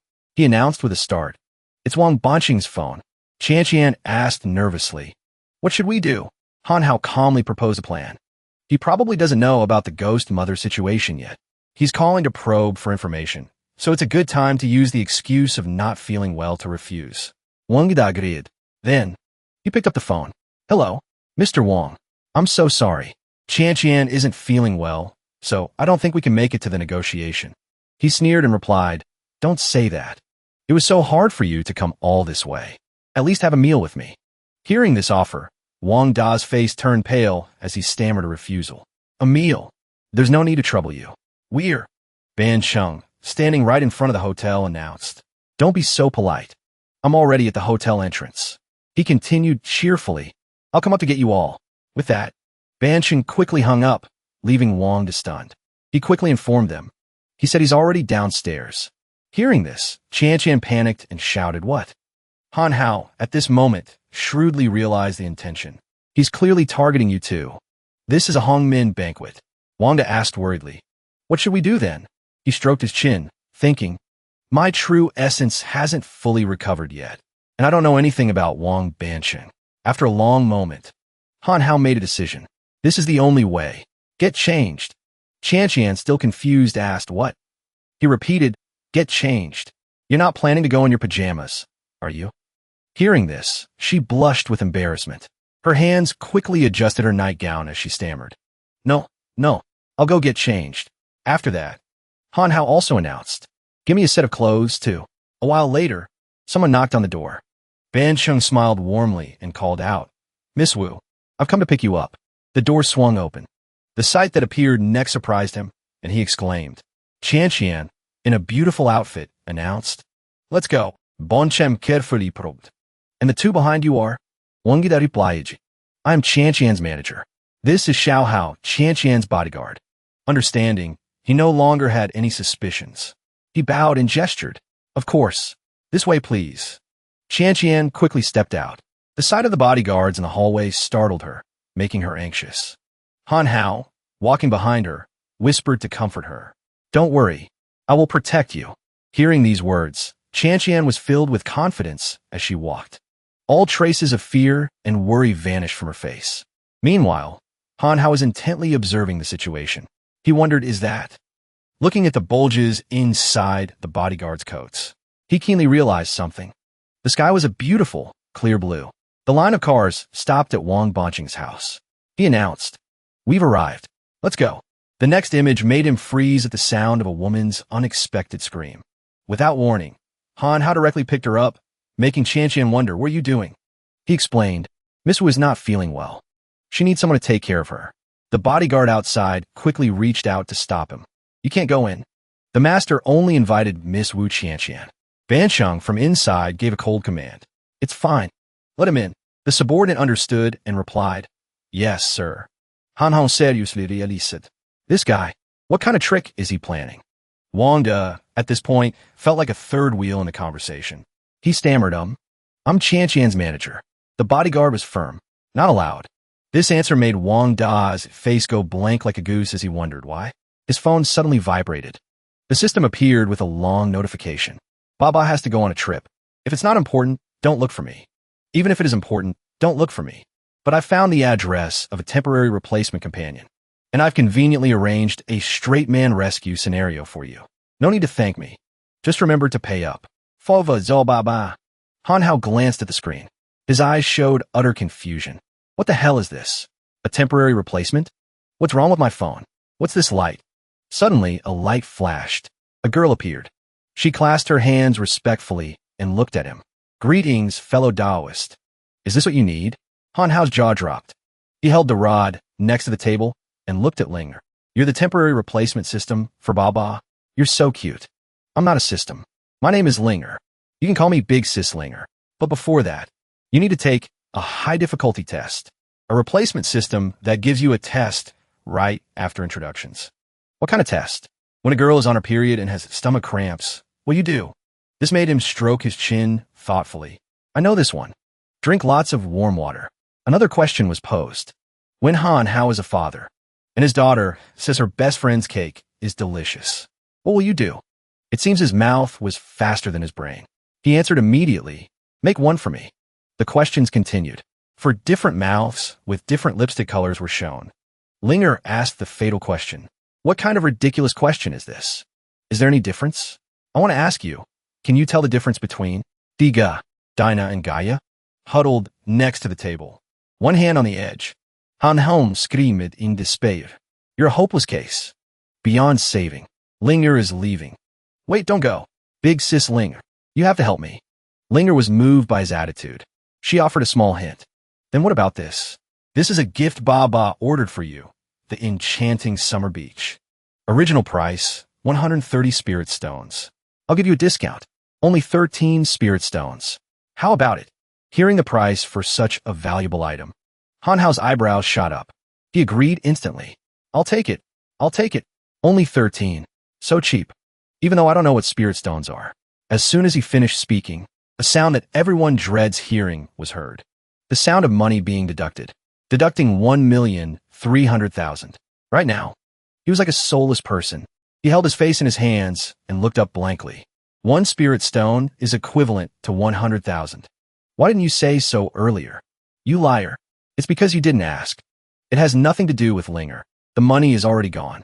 Han Hao could only hold his head. He took a deep breath and ignored it. Forget it. Let's see what I got. Currently, the money he spent only got him a pair of charming shorts. A variety of colors appeared right before his eyes. Sexy swimming tank can increase masculine sex appeal. Effectiveness varies by person.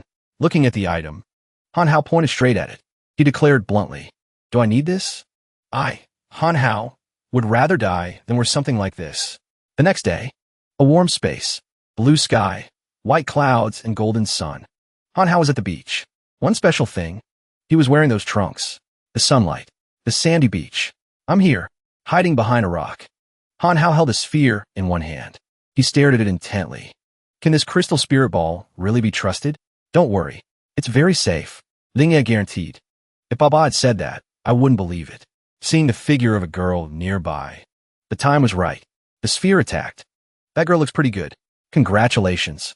The crystal has sunk into the water. A few drops splashed onto Mo Jia. It was only when she turned her face that Han Hao recognized a familiar person. Monta Ki. Just going for a swim, and she runs into trouble. Her leg was tightly wrapped in a chain. Monta Ki struggled. Help! Seeing the beauty in danger. He put on a fierce face like a hero, saving a damsel, and rushed forward. Monta Ki. I'm coming. He had only swum a few meters when a perfectly sculpted figure soared above, arms outstretched. It caught Han Hao's attention. The girl dived into the sea's surface, splashing water all over his loser face. Xiaoyang held Mo Jia's body tightly. She asked her, Are you okay? This made Mo Jia blush. Thank you. Han Hao stood there motionless, watching the interaction between the two. He pouted, not wanting to lose. He turned back. He returned with a surfboard in hand. This time, there will definitely be no problem. He hadn't even started, but Han Hao was already dreaming of surfing, and even gaining the admiration of the two beauties. Just imagining it, just thinking about it, made him groan with pleasure. He rushed out to sea. I'm coming. Not even 3 seconds later, Han Hao was hit by a wave. He was swept away. The surfboard broke in two. Why did this happen, big sis Linger? Linger saw his pathetic state. She was a little helpless. If you don't know how to play, this surfboard is just a piece of wood. Isn't this common knowledge? What you said makes so much sense, I don't know how to refute it. To help Han Hao, she offered him a sweet effect chewing gum. I can't believe I have to do this. He quickly popped the treasure in his mouth. He heroically strode forward. A voice from in front of him called out. Hey brother, have you seen my volleyball? Still feeling annoyed. Ana wanser kertli. No, I am busa. As soon as the words left his mouth, he realized his mistake immediately. Oh no, the medicine has taken effect. Han Hao felt a surge of sweetness in every word he spoke. Even though you couldn't find your ball, my heart has found you. He even used body language to talk to Bai Ke. Your strong, white chest is the harbor I dream of day and night. Your shoulders are the paradise I've always longed for. Why? Can't I control myself? The sexy trunks that cost him a fortune were taking effect. He fell into a state of infatuation. Why? Are his pants? No, his whole body is glowing. I've never seen anything like it. Why is this happening? Could this be the feeling of being moved? Every single gesture, every movement they exchanged, made everyone present cringe. Goosebumps broke out on their skin. Baiko was like a magnet, running along the beach, endlessly chasing on him. Don't come over here. I long for your embrace. He seemed to have been infatuated with him for a long time. He kept begging. Don't run, my love. Please don't. Don't leave me all alone. On the side, Linger shook her shoulders lightly. She shook her head and affirmed. Linger doesn't know anything. It has nothing to do with Linger. Qian and Han Hao appeared, properly dressed. They entered the grand hall of the vast mansion. Please, don't be formal. Make yourselves at home. Ban Sheng was the one guiding them. He turned his head slightly, his voice respectful. The food will be served shortly. The tea from the pot was poured slowly. It was poured out. The pale yellow color was quite eye-catching. The mansion's butler bowed slightly. He stood beside her to serve. Please have some tea. Qian held the teacup in her hand. It was quickly stopped by the person next to her. Wait. Han Hao was afraid something would happen to her. His clear eyes spoke with a suggestion. Allow me to test it for Miss Wu Qian first. Receiving the teacup, Han Hao acted like a detective. He kept reasoning. If there's poison, I should be able to sense it with my chaos art. He took a small sip. His eyes widened in surprise. He thought he had been poisoned. This is a heart-stirring aroma, bitter with a hint of sweetness. It's truly, who would have thought? Han Hao was letting himself go, immersing himself in a feeling of floating. Delicioso. Drool was still running from his mouth. He quickly composed himself. No, that's wrong. I almost let my guard down because of this cup of tea. Han Hao's awkward expression made Qian unable to hold back her laughter. It seems there's nothing strange. It should be fine. He nodded slightly, embarrassed. There's no problem.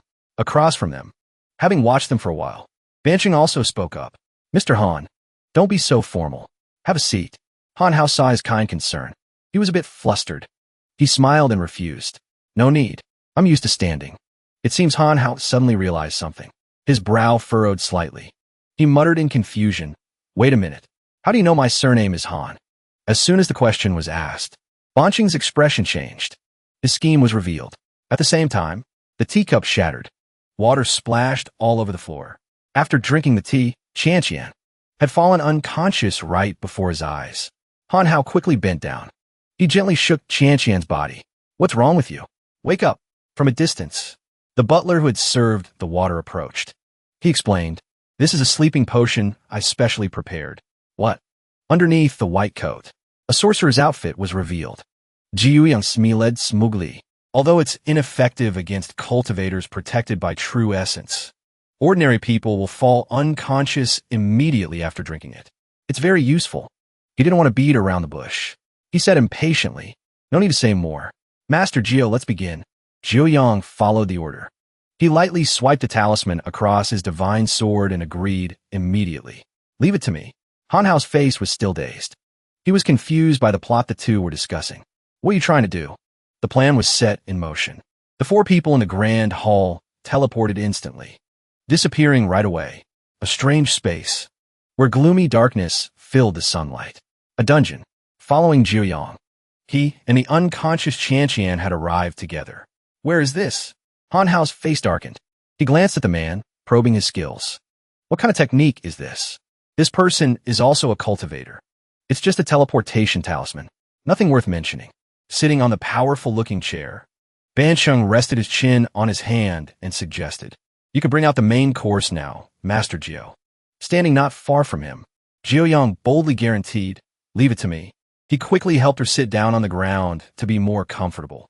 Hao's mouth was full of continuous mockery. "You can't hide your foxtail now, can you? Daring to sacrifice a living person. Truly shameless." It seemed Bansheng was hard of hearing. His face showed little concern. "I am shameless. What about the things you've done before? Are they not shameless?" His attitude made him boil with anger. He cursed loudly. "Cut the crap. I've never met you before. Stop trying to tarnish an innocent person's name." The heavy insult from Han Hao filled him with a sense of hatred. The chaos origin pill in Yang Hua's hands. "You ruined my stone gambling event. And you injure my subordinate, Yin Tianxing. You dare say these things have nothing to do with you? And you still dare to yell at me?" Hearing this, he bowed his head slightly and said to Jiuyang nearby, "I was wondering why things have been so chaotic lately. So is all you're doing? Well, that makes things easy." An idea flashed. Han Hao proposed a solution. "Let's settle all our debts, new and old, together." With that, he muttered to himself, "Don't act like I'm not here." Jiuyang held his sword, with a talisman pierced through it. "Unfortunately, you won't have the chance. You both must be buried with the young master." The man's sudden, threatening action made Hao laugh. "Come on, you think I'm afraid of you?" Jiuyang advanced, his hand raised high, his palm face forward. "Hold on." The man's strange action made the atmosphere suddenly silent. Han Hao was naturally quite cautious. He quickly analyzed Jiuyang's words. What is he trying to do? Is there some kind of trap? Or is he trying to trick me? To sneak attack me when I'm not paying attention? It turns out he was asking for time to say a few things to Bansheng on the other side. "Boss Wang, you only said there was one woman before. Now there are two people." In the end, after beating around the bush for a long time, Jiuyang got straight to the point. So it was about material things. "I need more money." He listened, quite dissatisfied. He held his face, accepting it to get it over with. "Don't worry, you'll get what you're owed. Hurry up." Jiuyang paused the fight, making Han Hao's whole body swell with anger. I should just stomp on his face. The deal was settled. The man was also confident. He held his sword, ready to destroy him. "Then come at me." Observing Jiuyang's form carefully, Han Hao was certain. What's he trying to do now? This person is no ordinary person. Regaining his composure, he flashed a bright and smug smile. "And I'll have to get a little serious." Jiuyang, at this moment, was extremely smug. The talisman on his sword blade was filled with killing intent. "Take this."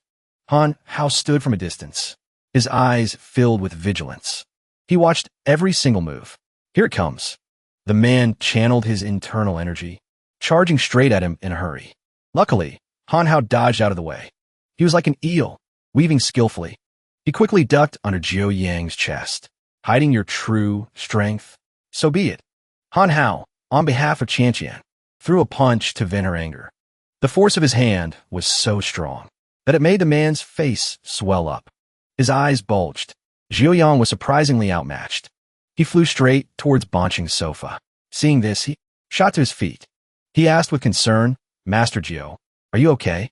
Jiuyang, at this moment, his mind and strength completely gone. He stammered, I can." After dealing with the nuisance, Han Hao stretched his muscles lightly. He stepped forward. He's basically just a street-side half-wit.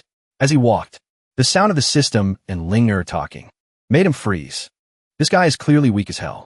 Why did you say he's not an ordinary person? Because he's not even as good as an ordinary person. Approaching Bansheng, Han Hao made his attitude clear. His tone was full of mockery. "Boss Wang, it seems you've run into a swindler. Let's see what you do now." He didn't seem to care much. He held a talisman in his hand and smirked. "Is that so?" Not wanting to delay, Bansheng threw the talisman up. He shouted, "Shadowless demon ghost." In a few moments, the talisman underwent a clear transformation. Even a naked eye could see it. The Shadowless appeared with a body the color of the talisman. It was incredibly disgusting. Get him for me. Its terrifying and gloomy appearance made even Han Hao jump in fright. What is this thing? He quickly calmed himself. He was the one to strike first, punching the Shadowless. But it seemed his fist had little to no effect on it. Every blow he landed passed through the Shadowless's body as if it were air. It fell apart on one side. It just stood there smugly, flashing och challenging smile åt Han Hao. A hand with sharp claws appeared from the Shadowless. It lunged at high speed. It counterattacked, lightly scratching his arm. It caused a slight but sharp pain. Infuriated, Han Hao kicked hard at the boneless, easily dissipating body. And so, the action repeated itself. He yelled in frustration, "What the hell is this thing? It can attack me, but I can't hit it." To help Han Hao, the system held a magnifying glass, observing the Shadowless's structure. It seems to be a product of dark arts. He covered his chest with both hands. His eyes were closed. He opened his eyes and asked it, "What is it? I don't understand." It's refined from the resentful spirits of the dead. Its destructive power isn't great, but it's unkillable in battle. Doesn't that make it invincible? There's no such thing as an invincible dark art in this world. As a brilliant strategist, this Baba, the system immediately suggested it's very simple. To shoot the man, first shoot his horse. To catch the bandits, first catch their king. Back to Han Hao's side. He was struggling as the Shadowless gripped his hand tightly. Where's the king? Why can't I see him? Seeing Han Hao was a bit slow. The system, though annoyed, still guided him. You idiot. Isn't there someone here with the surname Wang? At this point, he finally understood. He smiled and said, I get it. Han Hao opened his palm, gathering energy into a compact ball. He advanced straight towards the Shadowless. Take this. His punch grazed past its face. The Shadowless, seeing this, laughed as if it had won the lottery. But it was too naive. Han Hao changed his target directly. What are you laughing at, monkey? You won't let me hit you, so I'll hit your master instead. The Shadowless understood his intention. It immediately turned its head to look back. Han Hao, with his fist ready, got closer and closer to Bansheng. He wasn't the least bit afraid. He even flashed a provocative smile. You think I'm not prepared? As soon as he finished speaking, the Shadowless appeared from nowhere, standing in front of Bansheng, protecting him. Its presence made Han Hao's eyes widen. This thing can even teleport? Just now his hand was caught by the Shadowless. It held on tightly. Han Hao realized something was amiss in the situation. That's not right. This isn't teleportation. This is, just as he thought, another clone of the Shadowless was moving behind him. A clone. It was moving towards Qian, who was lying unconscious in a corner of the dungeon. Not expecting this, Han Hao fell into a state of extreme panic. This is bad. He quickly turned around. He took off at full speed, running forward. To protect her. From behind, Bansheng saw Han Hao's actions. He said with annoyance, Kid, if you pay attention to too many things, you'll reveal a lot of weaknesses. As he finished speaking, the Shadowless subordinate had already moved behind him, preparing to suppress him. It quickly put Han Hao in a passive position, binding his entire body. The clone from before switched its target back. It moved closer and closer. It got closer and closer to him. To Han Hao's own astonishment, in the end, he lowered his head. He finally understood the despicable scheme Bansheng had carried out. You want to sneak attack me? Han Hao regained his composure. He bowed his head slightly. His voice dropped a beat. How could I forget about this? As soon as he finished speaking, the sound of slashes echoed. He guessed there were no less than a dozen slashes. In just a few short seconds, the Shadowless's body dissipated into smoke. Because of the knife he had hidden, the matter wasn't over. Han Hao's eyes looked like they wanted to eat someone alive. He glared forward, where its remaining clone stood frozen in place, looking rather pitiful. Seeing the lonely Shadowless, he threw his dagger. He quickly put it out of its misery. Everything was finished. Looking at the small dagger in his hand, Han Hao whispered, the immortal slaying saber. It can slay immortals. Isn't slaying a mere ghost shadow as easy as flipping my hand? Over here. Bansheng was provoked into a rage by him. His whole body trembled. Damn it. How dare you? He gritted his teeth tightly. He lowered his head with a resentful curse. The tainted shadow ghost I've cultivated for so many years. Banqing's emotions were all on display. On that cunning face. You damn brat. I, Wang Bansheng, cannot exist under the same sky as you. Suddenly, from the ceiling, 3 black figures swung down on ropes and spoke. Leave it to us, Boss Wang. Han Hao tilted his head slightly. He watched so intently he didn't blink for a second. From left to right, they were Lao San, Lao Yang, and Lao San. We, the 3 heroes of Yanshan, will help teach this kid a lesson. Swallowing his anger, he nodded in response to the 3 of them. It wasn't a waste for me to pay so much money. I'll have to trouble the 3 of you. Their unfamiliar identities still left Han Hao stunned. Luckily, the system updated. 3 cultivators. Lao San didn't want to waste time. He opened his palm. He created a red flame. Let us use our specialty, the fire control art, to burn this kid to a crisp. Standing below, he gritted his teeth. He was annoyed at having to face yet another enemy. I just recover my true essence. It's just a matter of using one strike of the 8 Desolations earth-killing art to solve this. Although these guys are cultivators, their cultivation technique abilities are still no match for yours. The system's next announcement made Han Hao's eyes almost pop out. Now assigning a mission. You must defeat him with your bare fists. Success will earn you 20 priority points. Heavens, where did that come from? If you can't even do that, then don't bother cultivating anymore. He got closer and closer. His deep voice sounded quite smug.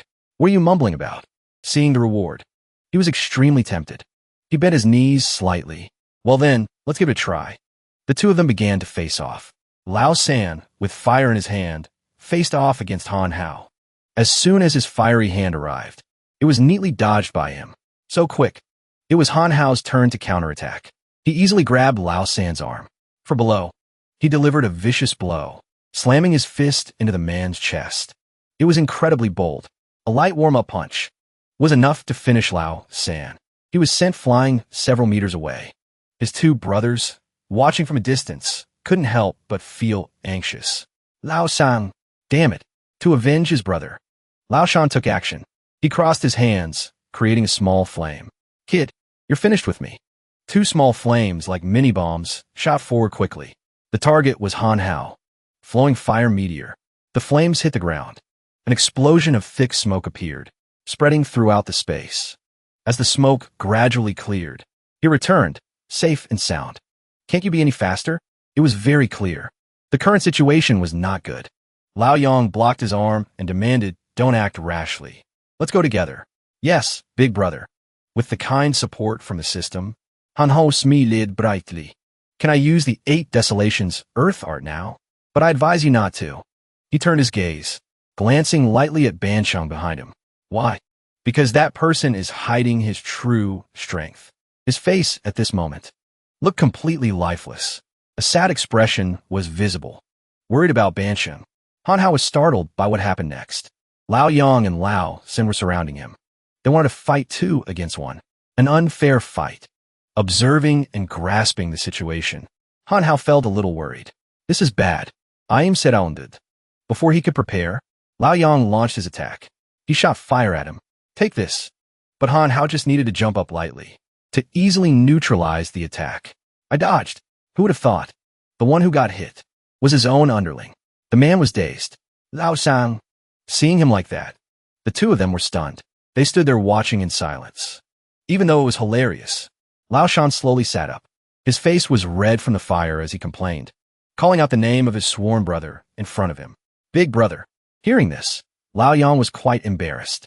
He immediately blamed Han Hao. You damn brat. You injured my little brother. You're not getting away with this. The false accusation made him speechless. He kept arguing. What does this have to do with me? You clearly hit him yourself. To avenge his 2 brothers. Lao Yang formed a hand seal. He channeled his internal energy. You forced me to get serious. Watch carefully. The secret, unwritten art of the Yin Bone fire control technique. A supreme technique of immense power. Before he could unleash his skill, he was kicked in the face by Han Hao. Take a taste of. He sent the man flying far away. He spun around, dizzy and seeing stars. He tilted his head slightly. His annoyed eyes pointed out the most foolish thing Lao Yang was doing. Who would just stand there and wait for you to unleash your move? Just a few seconds later, the 3 brothers, Lao Yang, Lao San, and Lao Shan were lying scattered on the ground. Because of this, Banqing's expression became darker than ever before. After being unconscious for a while, Jiuyang slowly sat up. Why did I pass out? He was half asleep, remembering the hefty sum from the contract and demanding, Boss Wong. It was just a small accident. Don't worry, I can handle him. It didn't stop there. Jiuyang smiled brightly and added another condition. This kid is not simple. We'll have to renegotiate the price when we get back, Boss Wong. Hearing this, he fell silent for a long time. He was considering something. In the end, Banqing continued, a smile on his lips. Then I'll give you a hand. Seeing this, Han Hao smirked and cracked his knuckles. Want to fight 2 against 1? Come on, this young master. But he had been tricked.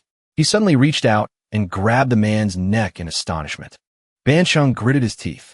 He lowered his voice and said to Jiuyang, You dare to bargain with me, Wang Banqing? Just a second later, the man's soul left his body. Lying on the ground, you'll have to pay with your life. The action that Banqing took. Started avit. Truly vicious. But I'll make you regret reducing your own fighting strength. They stood facing each other. He brought up the past. From the moment you took that thing out, I never intended to let this person live. That thing? Banqing with bright eyes. Recall the time he used the immortal slaying saber. Your immortal slaying saber. Starting today, it will have a new owner. Han Hao didn't want to talk much. He clenched his fist and charged forward. Whether it changes owners or not is not for you to decide. He threw a punch, aiming straight for Banqing's chest. But unexpectedly, he caught his fist with his bare hand. Is this your full strength? Is that all you've got? Banqing was quite vicious. He raised his knee high, aiming for Han Hao's elbow. Then this hand, his knee got closer and closer to his arm. He declared, I'll be taking it. Seeing the arrogant action Banqing was taking, Han Hao was so angry he gritted his teeth. He quickly pulled his arm back, slamming it down on his knee. A loud thud echoed. Following it was a dull ache. It made Banqing's expression change. To avoid getting hurt, he quickly pulled his hand back. Han Hao leaped back. He swallowed the pain. Banqing pretended to laugh and said, Is that all you've got? But his trembling leg betrayed the truth. Is that so? I don't think so. Banqing was silent. His face was covered in sweat. He thought to himself, fighting this kid head-on is not a wise move. Returning to his calm demeanor, he raised his head and asked loudly, Kid, do you know why you've lost? This confused him. What foolishness are you talking about? Channeling his internal energy, Banqing pressed his palm down on the ground.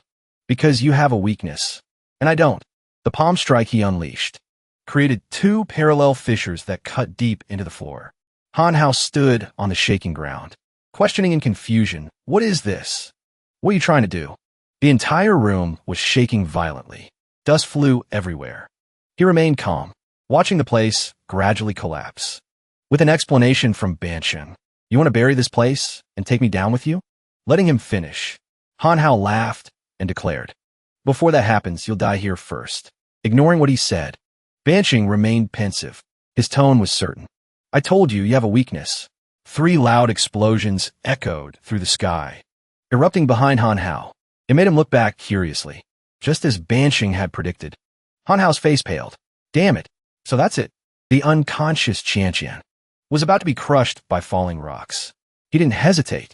He raised his arm and rushed forward to save her. You're courting death. The moment the 2 of them got closer was also the moment the rocks from above were about to fall.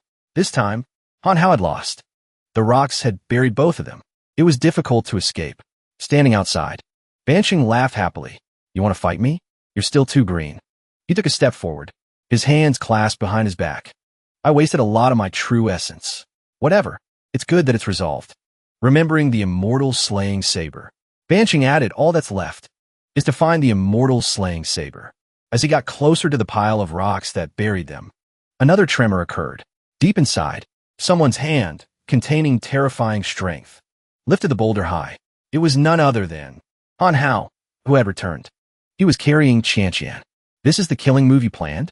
He frowned, biting his lip lightly in disdain for Banqing, still as despicable as ever. He couldn't believe his eyes. He fell back in panic. Impossible. Banqing was quite surprised. He looked at Han Hao, who was carrying Qianqian, and holding up the rock with one hand. He looked into his eyes, completely helpless. How is this possible? How does this kid have so much strength? Tit for tat. It was his turn to counterattack. He threw the rock back at Bansheng. Here, take it back. As if he had a keen sense. He looked up at the huge boulder. He lifted one foot and bent his body skillfully to help Bansheng stay safe. You think you can hit me with an attack like this? Seeing his smugness, he placed Qianqian to one side. Han Hao crossed his arms. Is that so? The fist from his hand was glowing red with fire before he knew it. Then tried dodging this.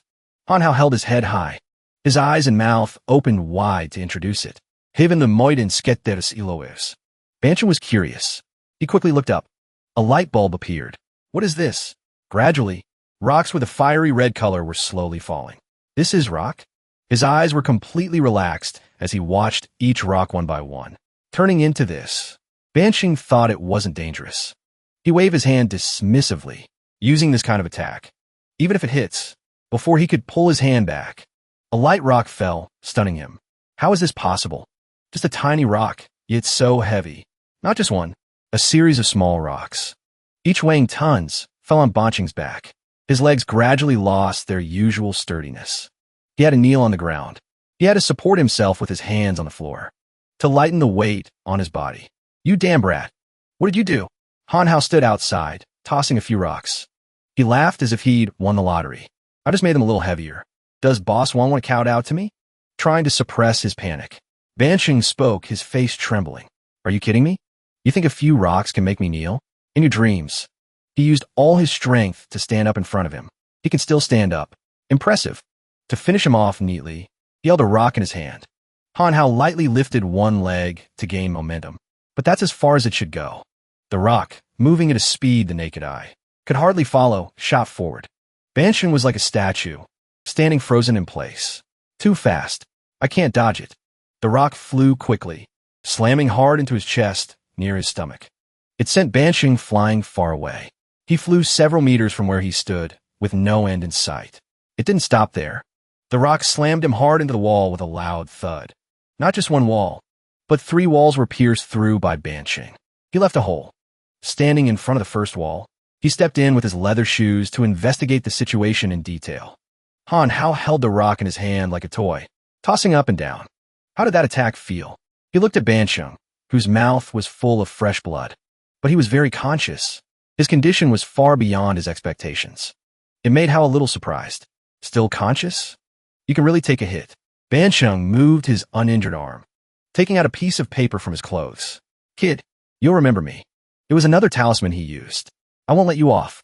The repeated action made Han Hao freeze for a few seconds. He held a rock in his hand. He smirked. That's a teleportation talisman. Letting him escape just like that? The system immediately reassured him. That teleportation talisman is random. You won't be able to find him for a while. Even so, Han Hao is still not at ease. But letting him escape, this will leave behind future trouble. He put 2 fingers together. Internal energy flowed into the chest of the person opposite him. It turns out, Han Hao was helping to treat Qianqian. I'm transferring my true essence into her body. She should be able to wake up now. Just a few seconds. Thanks to the true essence he gave her, she opened her eyes. What's wrong with me? You're awake. Qianqian was surrounded by the rubble, making her confused. What happened? Han, are you okay? Han Hao was afraid she would faint again. He faced her. He smiled reassuringly. It's okay now. Everything has been taken care of. Qianqian was made to smile unconsciously by his actions. You saved me again. It's always you. Her cheeks were flushed red. She stammered, thank you. Qianqian's face got closer and closer to Han Hao's. Her puckered lips looked like she wanted to kiss him. However, Han Hao was quite oblivious and didn't notice. He shot to his feet. Don't be so formal. The problem now is that we don't know how to get out. After looking around, he turned back and was startled by her face. What's wrong with you? Puffed up like a steam bun. I'm Fine. Is your leg okay? Do you need me to help you? No need. I can walk by myself. She was happy just a moment ago. Why is she angry now? With the mindset of a hero saving a damsel in distress. Han Hao announced to Qianqian, don't worry.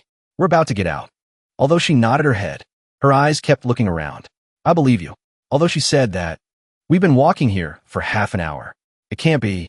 His walk was strangely stiff, which made Qianqian realize the problem right away. We're lost, aren't we? Han Hao was hit right where it hurt. His face was covered in sweat. He still refuted it. How could that be? To avoid embarrassment with the beautiful woman, he pointed to a corner ahead. Look there. Through there, we can get out.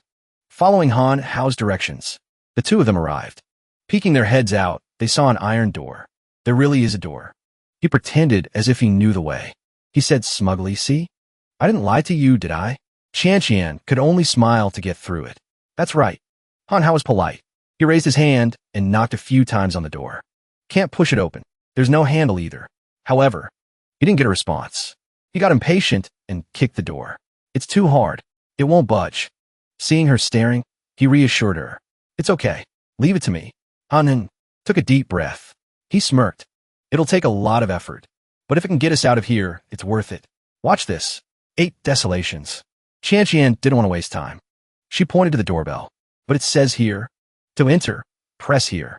He froze for a few seconds. He was stunned into immobility and quickly requested, is that so? Then hurry up and press it. The large iron gate slowly moved. The gap gradually opened. It looked like it hadn't been used in a long time. In just a few seconds, the door swung wide open. He and she stood outside, looking in. Inside were 2 male figures looking out the door. They asked loudly, who is it? To prevent Qian from getting into danger. Han Hao immediately stood in front of her. This person, Zhenba spoke Unyapili. This is the Wang family's forbidden area. How did you get in? If you don't explain clearly, don't expect to leave here alive. Chunjiu, beside him, quickly reminded him. Second brother, don't be so fierce. The old man got close to his face. They whispered a few things to each other. We guard this place, although we've never left. Judging by your clothes, are you servants of the Wang family? Why did you come here? Han Hao immediately understood the situation. He bowed his head immediately. That's right. I'm a Wang family bodyguard. She is the secretary. He thinks I'm a bodyguard? This is a good opportunity to find a way out of here. He quickly got into character. He introduced himself. Actually, Boss Wang sent us here. The 2 old men asked again, what for? Why didn't President Wang come himself? The question made Han Hao panic. He touched his chin, hesitating for a long time. He made up a story about the battle earlier for the 2 men in front of him. Because he was fighting with someone. He specifically told me to come and inform you. Both Chenba and Chunjiu became anxious when they heard what happened to Banqing. What? What happened outside? Han Hao turned to one side, avoiding their gaze as he realistically described the plot. There's a very strong cultivator outside named Han Hao. President Wang is no match for him. Even the 3 heroes of Yangshan went to help. But even so, they were still no match for him. He's really too strong. What? How could this be? His anger flared. He clenched his fists. We've been guarding this place for 10 years. Is President Wang still worried about it being stolen? I still feel they are very suspicious. Let's just deal with them. Luckily, the old man beside him was still thinking. Don't be rash. There was indeed a commotion just now. What he said might not be entirely false. Did President Wang send you to check on the status of the Chaos Origin Pill? Those 3 words made Han Hao's eyes light up. Origin Pill? Sounds like something good. He raised his finger, pointing forward and emphasizing yes. President Wang told me to come and check on the status of the Chaos Origin Pill. If you don't believe me, you can come with me later and ask President Wang. Although Chenba was only half convinced, he let it pass. He just gave a light threat. If you dare to lie to us, you're dead. Chunjiu decided, if it's President Wang's order, then all right. The old man and the man beside him waved for the 2 of them to follow. Follow me. Qian huddled behind him, slightly worried. Is this really okay? Han Hao assured her. I'm here. Don't worry.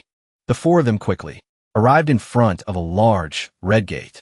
To unlock it from the inside, it required the fingerprints of Chunjiu and Chunba. Password matched. The door gradually swung open. They all hurried inside. Approaching the Chaos Origin Pill, they reported, look, the Origin Pill is still here, completely unharmed. It was a round, yellow gem placed neatly in a small box. Han Hao observed it intently for a long time. His mind kept making connections. This thing looks a bit. Suddenly, Chenba looked up behind him. He called out to Bansheng. President Wang, why are you here? The 2 of them immediately panicked. They whipped their heads around to look behind them. What? But they didn't see any sign of him. Because it was a trick from them. The attitude the two of them showed made him smirk smugly. As expected, something is wrong. Chunba tilted his head slightly and stated firmly, "This is not the reaction one should have when meeting President Wang." Chunjio, beside him, immediately interrogated them. "Who are you?" Han Hao and Qianqian's script had been shattered. Their faces were filled with confusion. Chunba couldn't contain his anger. He pointed at the two of them and demanded, "It seems you don't want to explain your intentions, do you?" Although Han Hao was scared, he still shielded Qianqian carefully and explained, "If I say we're lost now, would you believe me?" Chunjio also showed his anger. He accused the two of them, "Using President Wang's name to deceive our trust shows that you have illicit intentions." The old man didn't want to say more. He smirked and declared, "There's nothing more to say. Have a taste of this old man's palm strike." Chunjio's palm opened wide. He pulled his hand back to prepare for the attack. A few seconds later, the old man's hand had only reached his chest. It was quite slow. A moment later, it moved forward, a few inches from his body. He was waiting so long he was getting sleepy, looking at Chunjio's slow movements. Han Hao was bored. "Old man, are you doing Tai Chi here? Who are you trying to hit?" As soon as he finished speaking, the palm print was imprinted straight onto the wall, just inches from his face. In a flash, the stone wall had crumbled before everyone's eyes. "I haven't been active for a long time. A bit slow." It was Chun Ba's turn to act. He didn't hesitate to form a hand seal. "Leave it to me. We brothers, when we work together, are invincible."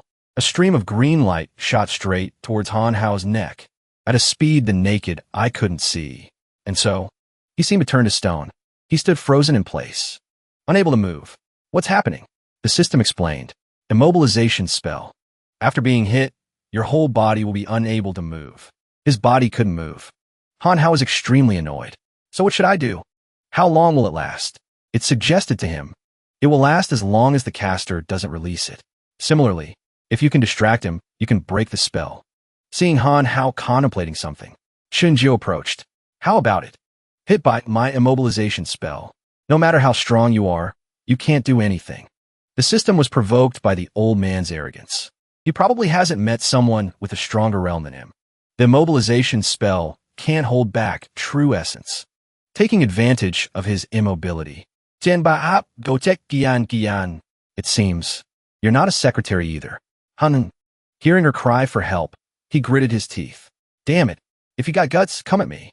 As fast as the wind, his iron-like hand had already clamped down on her neck. Chunba lifted her high into the air. "Whatever. I don't care who you are anyway." Qianqian's breathing grew fainter. She looked as if she had no life left in her. Han Hao saw the scene. He screamed in panic. "Let her go." A voice rang out, aimed directly at him. "You still have time to worry about others?" It turned out Chunjio's divine palm was getting closer and closer to Han Hao's face. His eyes were now devoid of emotion. They were wide with resentment. "You forced me to do this." He opened his palm. Han Hao channeled his power. A stream of energy appeared. The spiritual energy grew more and more, nestled in the palm of his hand. The time has come.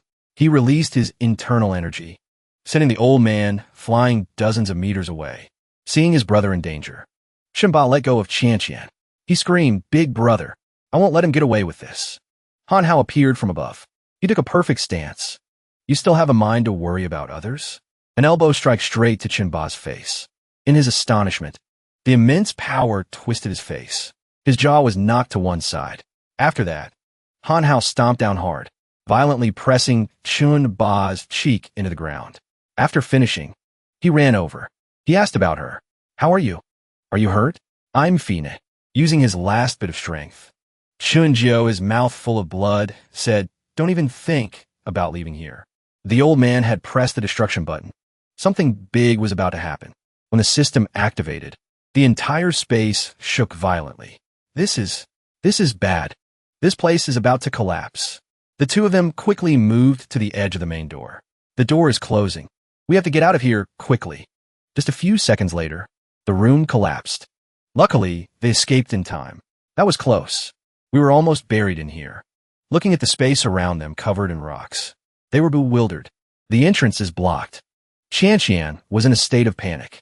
"Are we trapped in here?" Han Hao tried to calm her down. "I'm here. It'll be okay." He looked up. A bright smile appeared on his face. Maybe we should be thankful for this tremor. High above, a small crack with a glimmer of sunlight. That is, there's light coming in. The ceiling has become thin. I have a way to get out quickly. Han Hao held Qian tightly. Then he told her hold on tight. Qian's face turned bright red. He still hadn't looked up. I guess we can finally get out of here. Wang sat soullessly in a corner by the mansion's front door. He waited anxiously for news of Qian, seeing the smoke spreading out from inside the gate. He wanted to see what's going on. In the midst of the hazy white smoke, two familiar shadows were clearly visible. That is, there are figures in the smoke. When the smoke had half cleared, Wanda recognized the two people immediately. That's Han and Qian. Mr. Wang, unable to hide his pinned-up emotions, he flew towards them like the wind. What happened here? It's a long story. In short, it's good that you're both okay. He took hold of her. Han Hao handed her over to Wangda to look after. Mr. Wang, take her to the side to rest. What's wrong? Quickly and nimbly. He quickly helped Qian up. He supported her as they went inside. Injuring your throat is not good. Let me see. I'm Fina. Watching the two of them sitting far away. Han Hao's eyes showed a hint of confusion. Speaking of which, he gently pulled the box from his pocket. He was filled with excitement. You should tell me what this thing does now. Hearing this, the system had no choice but to agree. So you still managed to get it out of me. Well then, fine. It snapped its fingers lightly. It explained everything to Han Hao in detail. This chaos origin pill is very difficult to refine. Besides increasing one's cultivation value by a small realm, the most important thing is that it has a chance to induce a state of enlightenment. Only a chance? Spreading its hands to both sides. The system continued to describe. But if you have 2 pills, the chance becomes 50%. 3 pills make it 70%. You idiot. Haven't you figured it out yet? The earnest hint from it made him realize with a start. I remember now.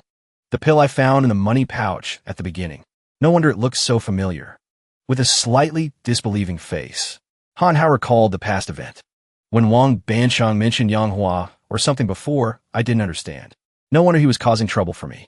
But that Yanghua didn't seem like a cultivator. Why would he have this? The system was quite considerate. It told him bluntly, it's very clear he doesn't know the value of this thing. He was probably just a middleman delivering it. Thinking of that, the corner of Han Hao's mouth curved into a bright smile, because he had found a bargain. In short, as long as I know this thing is good, that's enough. After a while, the 3 of them left the mansion together and headed for the main gate. Not far from him, a flash of light streaked across the bushes. Han Hao's face showed clear annoyance. He shouted loudly, so it's a reporter. He was hiding behind the bushes to get his work done easily. I've been spotted.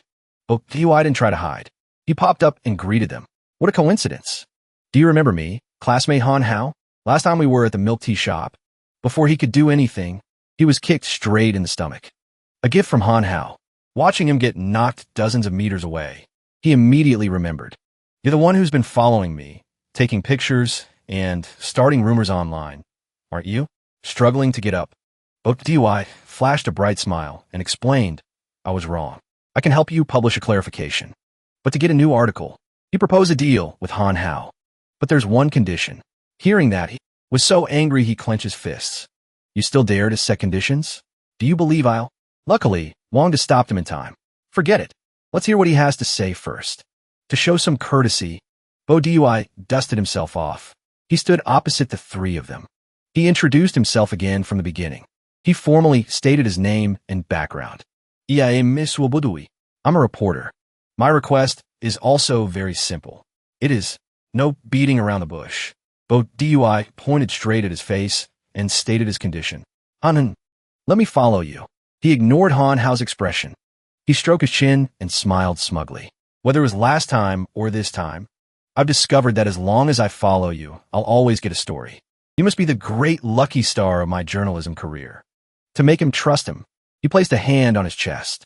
He guaranteed. In short, that's all. How about it? I'll help you clarify things in the next article. Despite that, Han Hao still had some hesitation in his heart. If that's the case, can't I use his connections? That's perfect. But in the end, he also agreed to Bo Dui's condition. Then in a few days, Wu Qianqian will help perform at Jingsuke TV.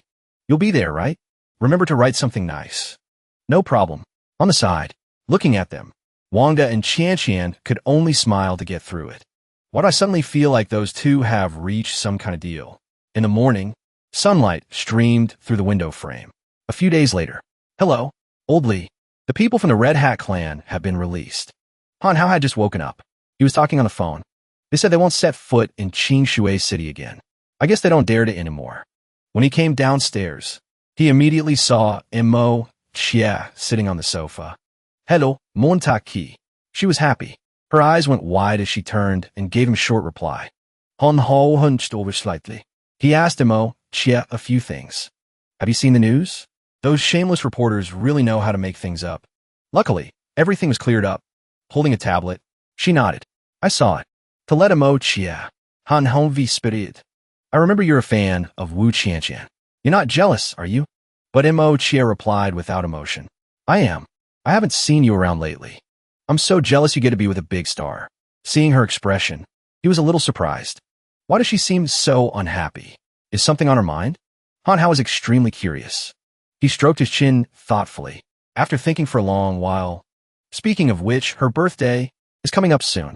Is there a way? An idea flashed in his mind. I get it. Of course. She's unhappy because I've been meeting her idol all the time. So if I want to make her happy. Meanwhile, Mo Jia was feeling sad. Han Hao probably isn't really close with Wu Qianqian. She's a huge star. Compared to me, Montaki. Han Hao leaned in close to her ear. He said something that startled Mo Jia. Don't you like Wu Qianqian? It just so happens that in 2 days, I can take you to meet her. What? In the middle of a bustling shopping center, Qianqian wore dark sunglasses. She was on the phone. Brother Wang, I've arrived at the shopping center. I'm going with Han Hao to buy something for tonight's performance. He said he's bringing a fan. She asked Wangda on the other end of the line. That's right. What's the best restaurant in Qingshui City? The answer came through. Qianqian smiled and asked him for a favor. Help me book a table for 2. For tomorrow night. Over here, Han Hao and Mo Jia had also arrived. I see her. Over there. Seeing him there, she was incredibly surprised, shouting his name. Han Hao. The three of them looked at each other. Han Hao began the introductions. This is the friend I mentioned before, Mo Jia. She's a huge fan of yours. Seeing this, Qianqian nodded and greeted her. Hello. So the fan is a girl. I don't know if it was her style or her personality, but Mo Jia's eyes welled up with emotional tears. I'm seeing the real Wu Qianqian in person. What should I say right now? Watching the way the two of them talked, she became even more certain. These two are definitely very close. Then let's head straight into the store. She was standing frozen in a corner, lost in thought. Suddenly, Qianqian called out her name. It startled her. Montaki. Let's go. Seeing this, Mo Jia didn't refuse. She smiled faintly and agreed immediately. Yes. Okay. At a famous clothing boutique. A strapless dress that accentuated her full figure appeared stunningly. It was none other than the person trying on the dress, the beautiful Qianqian. How's this one? Holding the powerful black card. Han Hao looked up and praised her. It's perfect. Feel free to choose whatever you want. If you like it, buy it. Even Mo Jia was amazed by her figure. She's truly beautiful. Noticing Mo Jia's plain style, Qianqian hurried over. She extended her hand towards her and suggested, since we're here, I'll help you pick out an outfit. And just like that, she no longer hesitated. She grabbed Mo Jia's wrist and quickly pulled her along. I'll help you with your makeup and change your style. Let's go. Anyway, Han Hao is paying today. Han Hao is also quite gallant. Sitting on a chair, he shouted his approval for Mo Jia's makeover. Go ahead and buy whatever you want. It's Zhao Yang's card anyway. He said I could swipe it as much as I want. At the fitting room area, the curtain was drawn shut, so the customer could change in peace. Standing outside while waiting, he asked Qianqian, about tonight's performance. Sorry to trouble you. She felt Han Hao was being too formal. She gave him a reassuring smile. It's a small thing. Leave it to me. Seeing that, he felt a bit more at ease. He let out a sigh of relief. That's good, then. The curtain opened.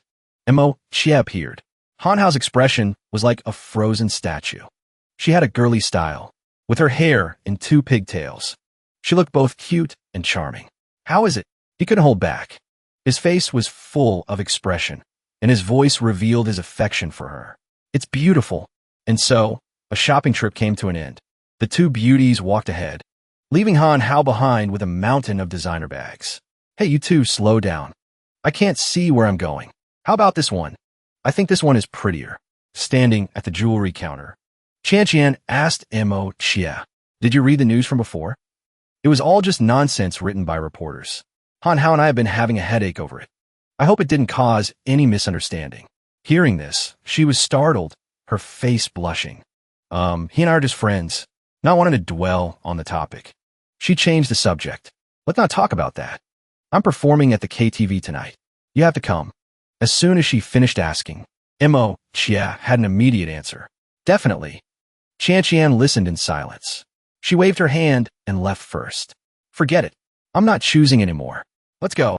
Watching her figure recede into the distance, a faint smile unknowingly appeared on Mo Jia's lips. It seems I really was overthinking things. She's still the great star, Wu Qian. That evening, at the grandly organized stage, arms waved in time with the music. Qian, in a dazzling outfit, stood center stage. Thank you all so much for coming today. Before we start the next song, there's a little something special. She held the mic with both hands and recounted her meeting with Mo Jia that morning. Today, I got to know a fan, and I also found out that today is her birthday. So I want to write here, her story finished. The music swelled. Qian read the words aloud. Happy birthday, Mo Jia. Over here, hiding backstage. She couldn't hide her surprise and emotion. Me? Really? Han Hao prompted her immediately. Surprised? Don't just stand there dazed. Hurry up and go. The two of them went on stage together to stand beside Qian. A huge birthday cake was brought out. Let's welcome Mo Jia. Mo Jia was still in a daze. She asked him in disbelief. I'm not dreaming, am I? To make her believe it was real, Qian shouted. I hope everyone can celebrate with her. We'll see you all again in a bit. Taking over for Qian as the party's host, the KTV owner announced, let's all sing the happy birthday song together. And by the way, I'm the owner of Jingsa KTV. Thank you all for your support. The entire venue erupted. The sound of people wishing Mo Jia a happy birthday was deafening. Happy birthday to you. Leaving the two on stage, Qian returned backstage. The clothes for the next act are ready. You should go change now. After a moment of thought, she called his name, Brother Wang. A surprising request came directly from Qian's lips. The reservation I mentioned earlier, please help me cancel it. With a happy yet slightly sad look in her eyes, she glanced lightly towards the stage, where Han Hao and Mo Jia looked incredibly well-matched, playing around with the birthday cake. That evening, after Mo Jia's happy birthday party, Han Hao returned home. Right now, he was holding the two pills he got from Chunba and Chunjiu.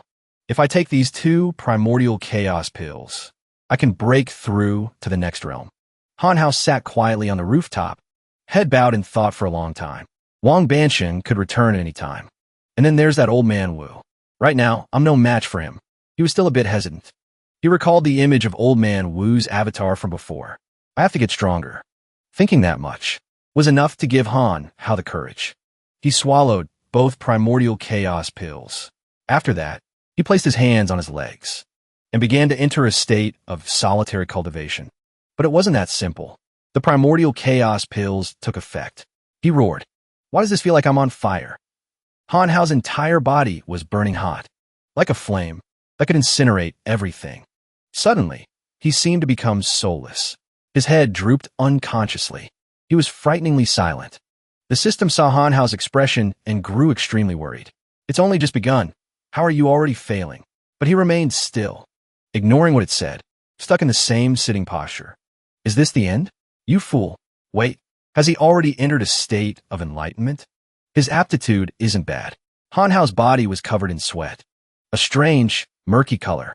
It wasn't just a single drop. It poured from his body like rain, throughout the long night. The next day, the warm sunlight shone on the pleasant blue clouds.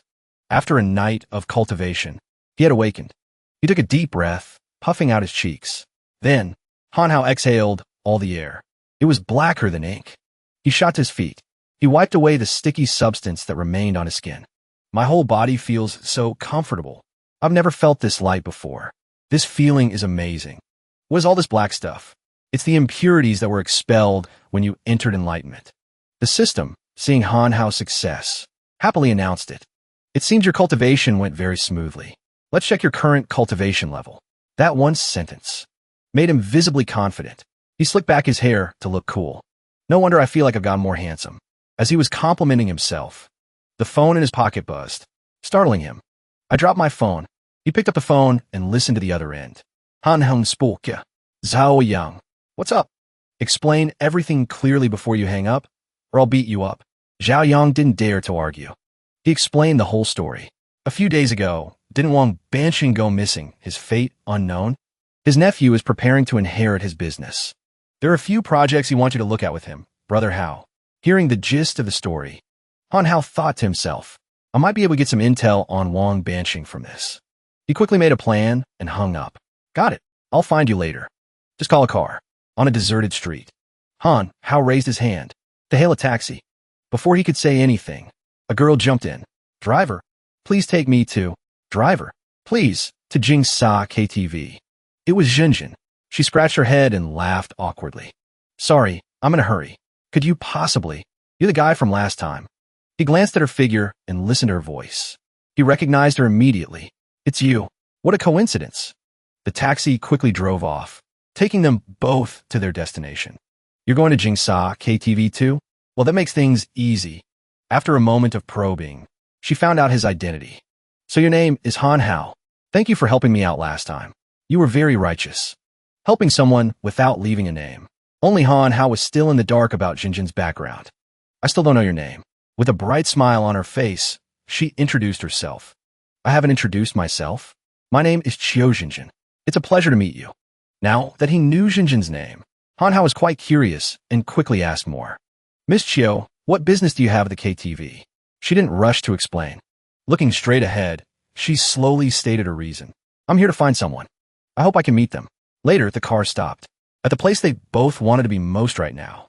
She rushed into the premises. Jinjin became serious. They haven't taken down last night's poster yet? She anxiously walked through the hallway, searching for something. This poster is so old. What kind of god-awful aesthetic is this? It's clearly a low-quality product that drags Wu Qianqian down. It has no taste, just like this KTV. Don't you agree? The words Jinjin uttered were like an arrow piercing the heart of the person who designed it standing behind her. It was incredibly painful. To avoid wasting time, she quickly said goodbye to Han Hao. I'll be going then. Goodbye. In a dressing room backstage, not far from the hallway. Outside the door. He rushed in. Seeing her figure, he called out her name. Qianqian. He was a bit surprised to see Qianqian. Why are you here? She didn't hide anything. She told him the truth. Actually, I came looking for you. Seeing that Qianqian was looking for him, Han Hao was a little startled. Looking for me? Is there some new arrangement? She shook her head and quickly explained. No, actually, although Qianqian tried to smile, a hint of sadness still lingered in her eyes. I'm about to leave Qingshui City.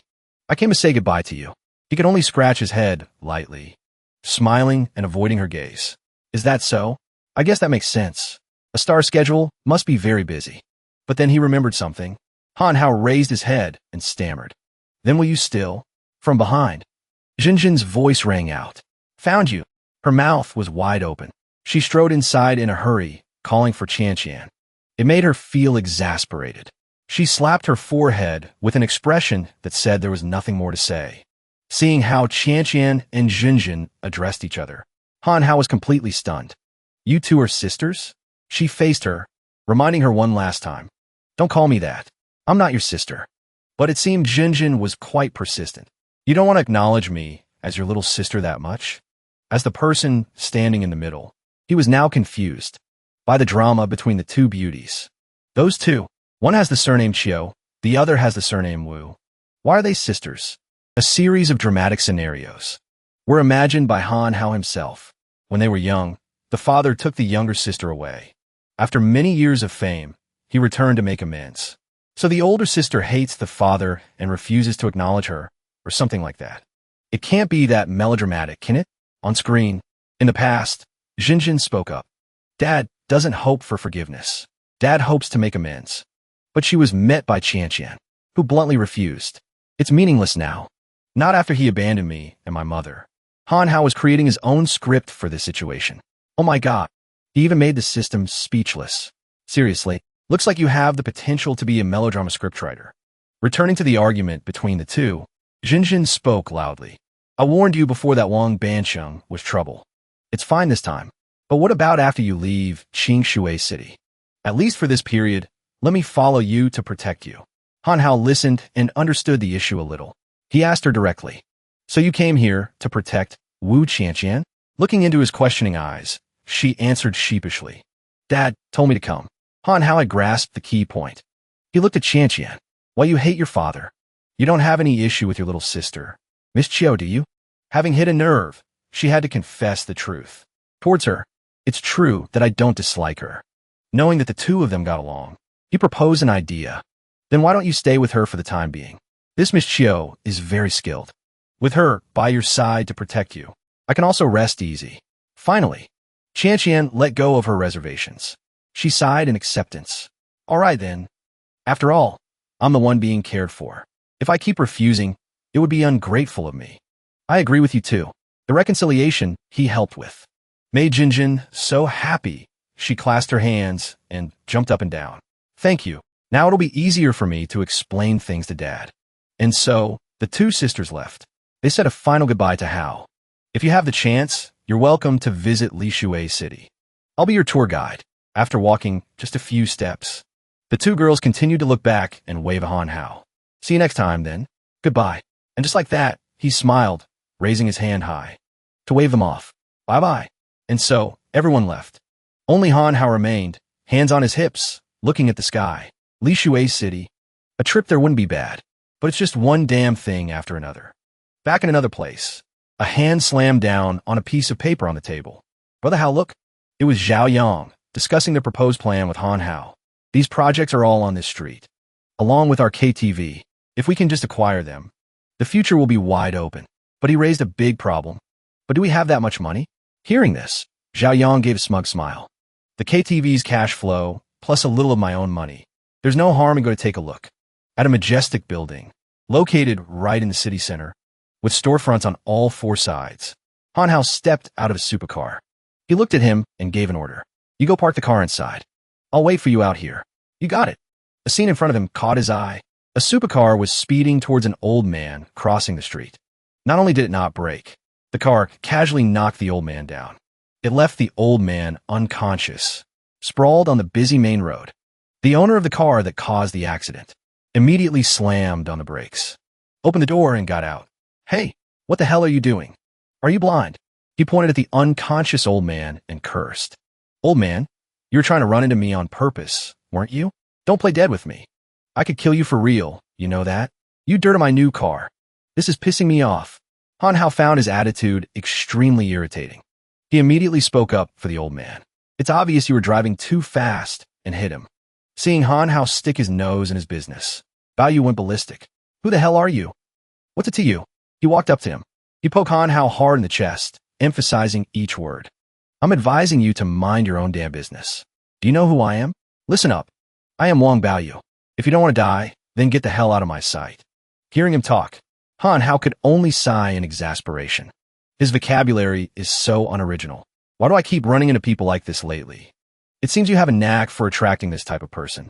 And so, the two of them exchanged words, drawing a crowd of onlookers. What's going on? Who got hit? Is he dead? I know. You're in on it with this old geezer. Trying to scam me for money, right? Han Hao was afraid of losing face. He lowered his head slightly and asked the system. I can't really make a move on the street.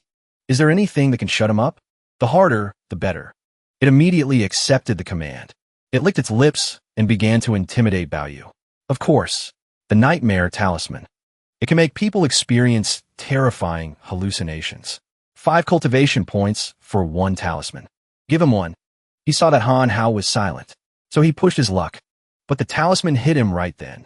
Do you believe that A monster momentarily appeared in his mind. It left Baoyu stunned. He screamed and thrashed about, begging for mercy. What is that? Don't you come over here. Baoyu fell to the ground like a child, in front of everyone. Get away. Stay away from me. He was bawling, with tears and snot running down his face. No. They were confused by Baoyu's erratic behavior. They were bewildered. What's wrong with this guy? I have no idea. Ignoring him, Han Hao ran to help the old man up, asking with concern, Sir, are you all right? I've already called 120 for you. But he was refused. Thank you, young man. I'm Yufina. A while later, the sun grew hotter, as if scorching the skin of the pedestrians. After parking the car, Zhao Yang came in. He looked at the scene and asked him curiously, Did something happen just now? What's that guy doing? But Han Hao just gave a vague answer.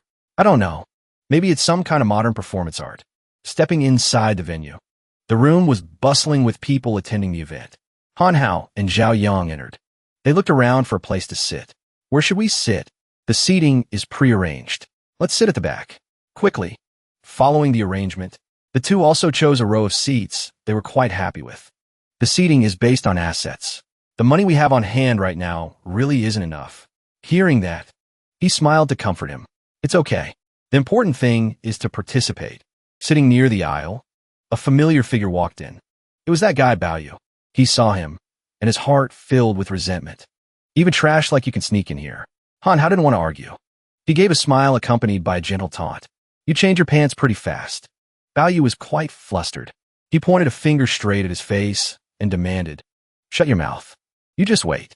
If you dare cause trouble, I'll kill you. And so, carrying his anger, he brushed past and walked to the front. Zhao Yang introduced him. Is that Wang Baoyu? Brother Hao, how do you know him? He asked further. Who is he? He continued to explain. The owner of the conglomerate that competes with our business. This hall is probably also owned by the richest people here. With this information about Baoyu in hand, Han Hao smirked. Super rich, huh? The auction began. Chun Bai, the host on stage, announced. The next item for auction is a jewelry store. Its commercial value is beyond doubt. The starting bid is 1 million. Each bid must be no less than 100,000. Hearing the price, he and Zhao Yang were a bit taken aback. This is probably worth 20 million. If it's a quick sale, we could probably get it for over 10 million. Then let's give it a try. It's no loss, anyway. Before they could even make a bid, Baoyu beat them to it. 1.5 million. 1,750,000. But Han Hao was no pushover. He raised the bid to challenge him. 3.5 million. He was provoked. He raised the price to a staggering height, adding over 100,000. 4 million. He thought he had given up. But no. Han Hao raised his paddle and doubled the price. 8 million. His willingness to spend made the back rows start to gossip, which reached Baoyu's ears. What's with this guy? Who doubles the price like that? Is he doing it on purpose? Can someone in the back row even afford this? He was determined to see it through. Into dreams. 8.5 million. But it didn't seem very promising. Taking a deep breath, he pushed the item to its peak. 17 million. Seeing Han Hao relentlessly targeting Baoyu, the surrounding guests chattered excitedly. Is that kid in the back row intentionally going against Wang Baoyu? He's really looking down on him. Where does he get the right? If it were me, I wouldn't be able to stand it. If he lets him get it, wouldn't that be a slap in his own face? Keep it down. Don't let him hear you. He didn't want to lose out. He raised his eyebrows slightly and bid again. 17.5 million. But it seemed Han Hao still wanted to keep going. He smiled and mumbled. His attitude and gestures were driving him crazy. His eyes were wide open. You little ant. Before he even heard Han Hao's bid, Baoyu had already raised his paddle high. 35.5 million. Forget it. The price he offered made the entire audience erupt. Everyone was smug. Is this bidding against himself? He must have been driven mad. He spent an extra 10 million plus. He seemed to give up. He smiled, shrugged, and gave a subtle taunt. Pretty quick with the math. You must be good at it, huh? Baoyu could only swallow his anger. He clenched his teeth. He glanced back. Bastard. Back on stage. Chun Bai continued to bring out items for auction.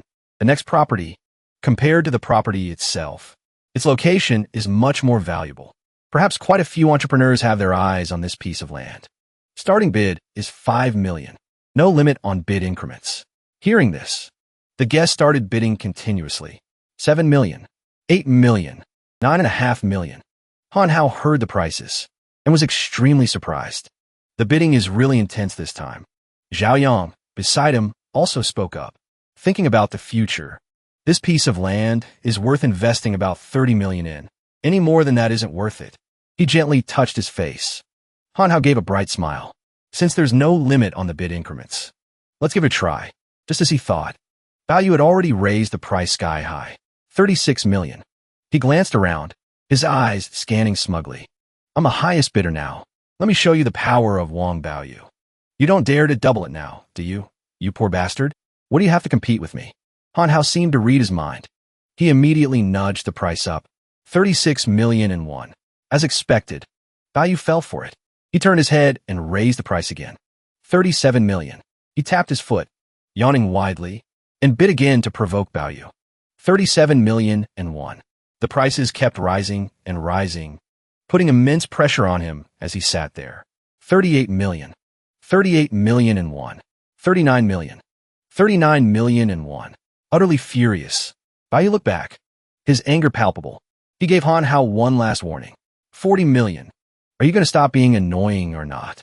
And so, he gave up.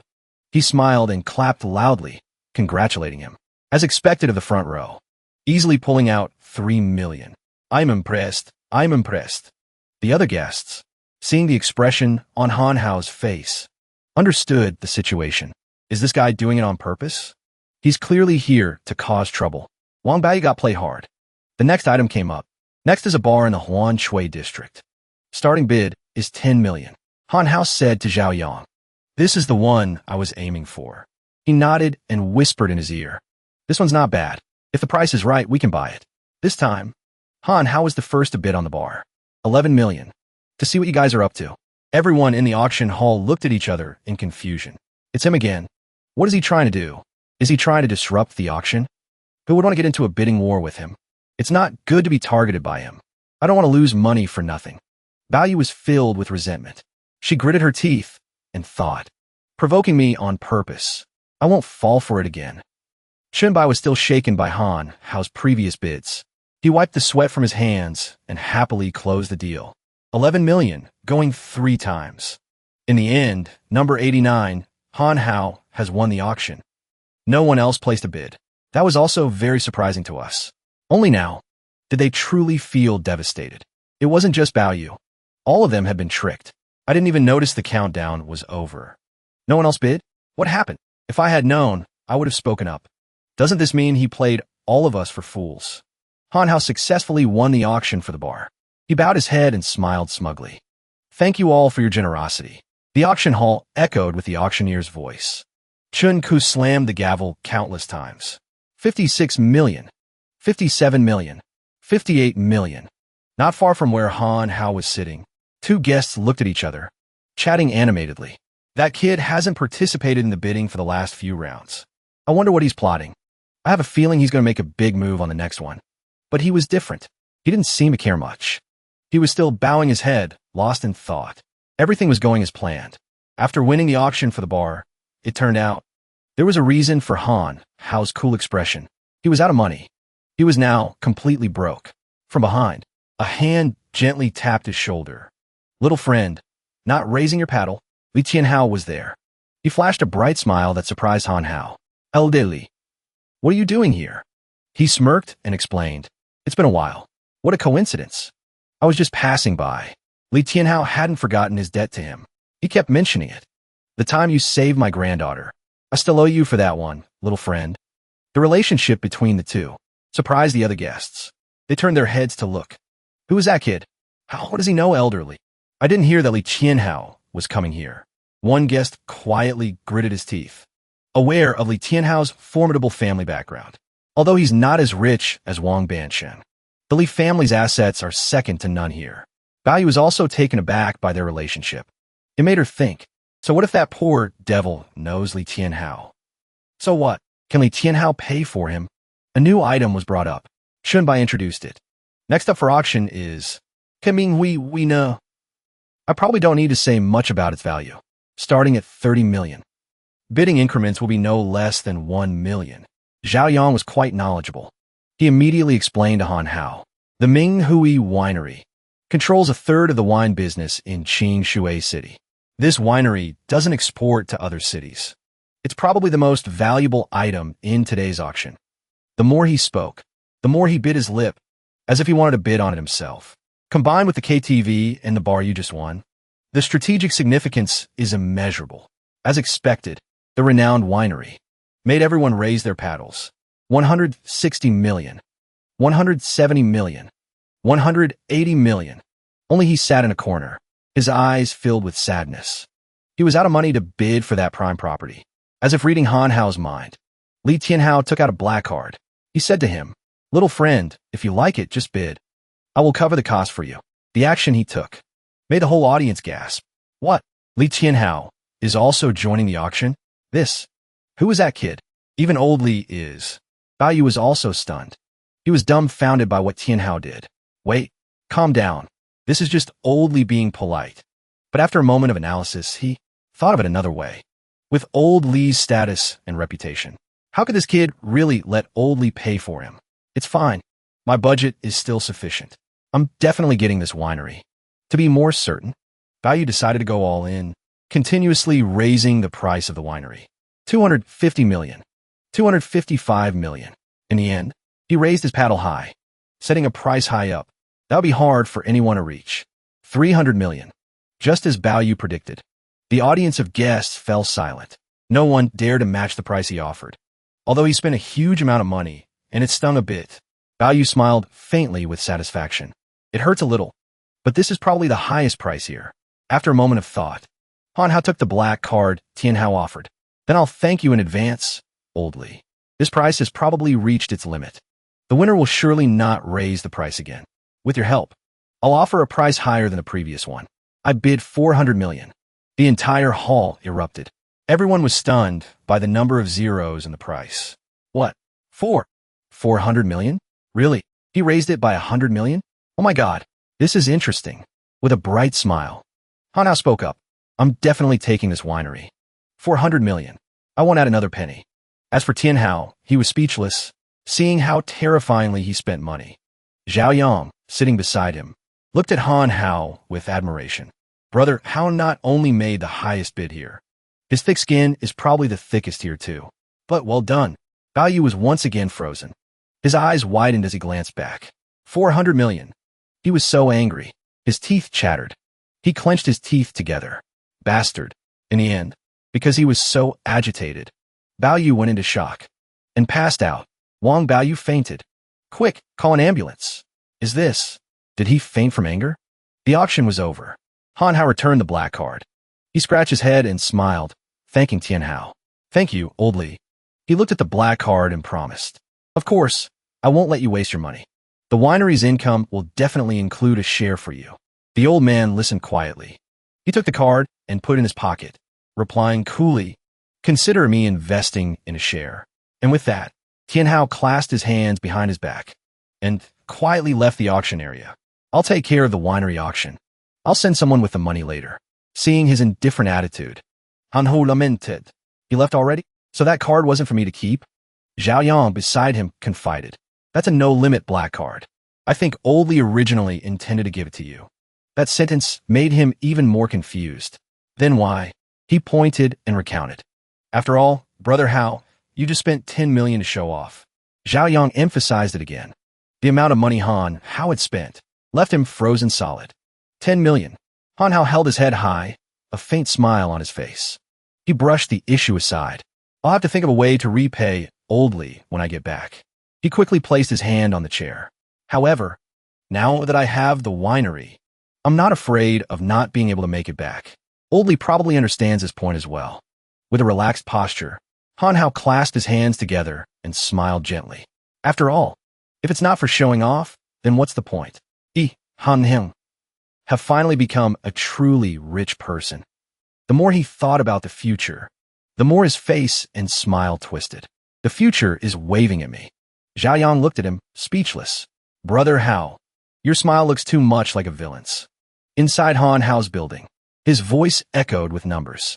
1.2, 0.34. Han Hao's eyes were wide open, glued to his phone. 5.6, a 7-digit string. After a thorough check, he leaned back in his chair, looking smug. I, Han Hao, am finally a boss with millions to my name. It's only been a few days. My income will definitely continue to grow. Just thinking about it. Remembering the reporter, Badui. Han Hao immediately dialed his number. Chief Badui. What do you mean, classmate Han Hao? I'm a boss now. My acting last time wasn't bad, was it? What about my money? With his snooping skills, Badui quickly had a bunch of information for him. I recently discovered that at the nearby KTV, someone is secretly gathering information about you. Looking for me? For revenge. That's all I know. I don't know anything else. Trying to calm himself, he smiled and thanked him. I know. Thanks. As he hung up outside, Zhao Yang walked in, calling out Han Hao's name. Brother Hao, let me introduce you to someone. A burly man, tall and strong, walked with him. Zhao Hu. From now on, he will be your personal bodyguard. Zhao Hu was serious. He bowed his head and greeted him. Hello, boss. I know you're very strong, Brother Hao, but our status is different now. We have to be more careful. The information from just now there's a way to deal with it. Han Hao smiled smugly. Well, all right. He rubbed the chair. His back to the two of them. He gave Zhao Hu a request. Right. Perfect timing. I heard someone is snooping around the nearby KTV. Help me investigate. If you find anything, report back to me immediately. He was quite sharp. Upon hearing the command, he nodded in obedience. No problem, boss. A while later, Han Hao, with a lot on his mind, walked down the stairs to the courtyard alone. The people from the nearby KTV, could they be Old Man Wu's men? For now, I'll have Mo Jia go find the Xiao Shuang. It'll be safer there. Memories of the book, Old Man Wu's avatar, and the grueling cultivation process he went through came flooding back.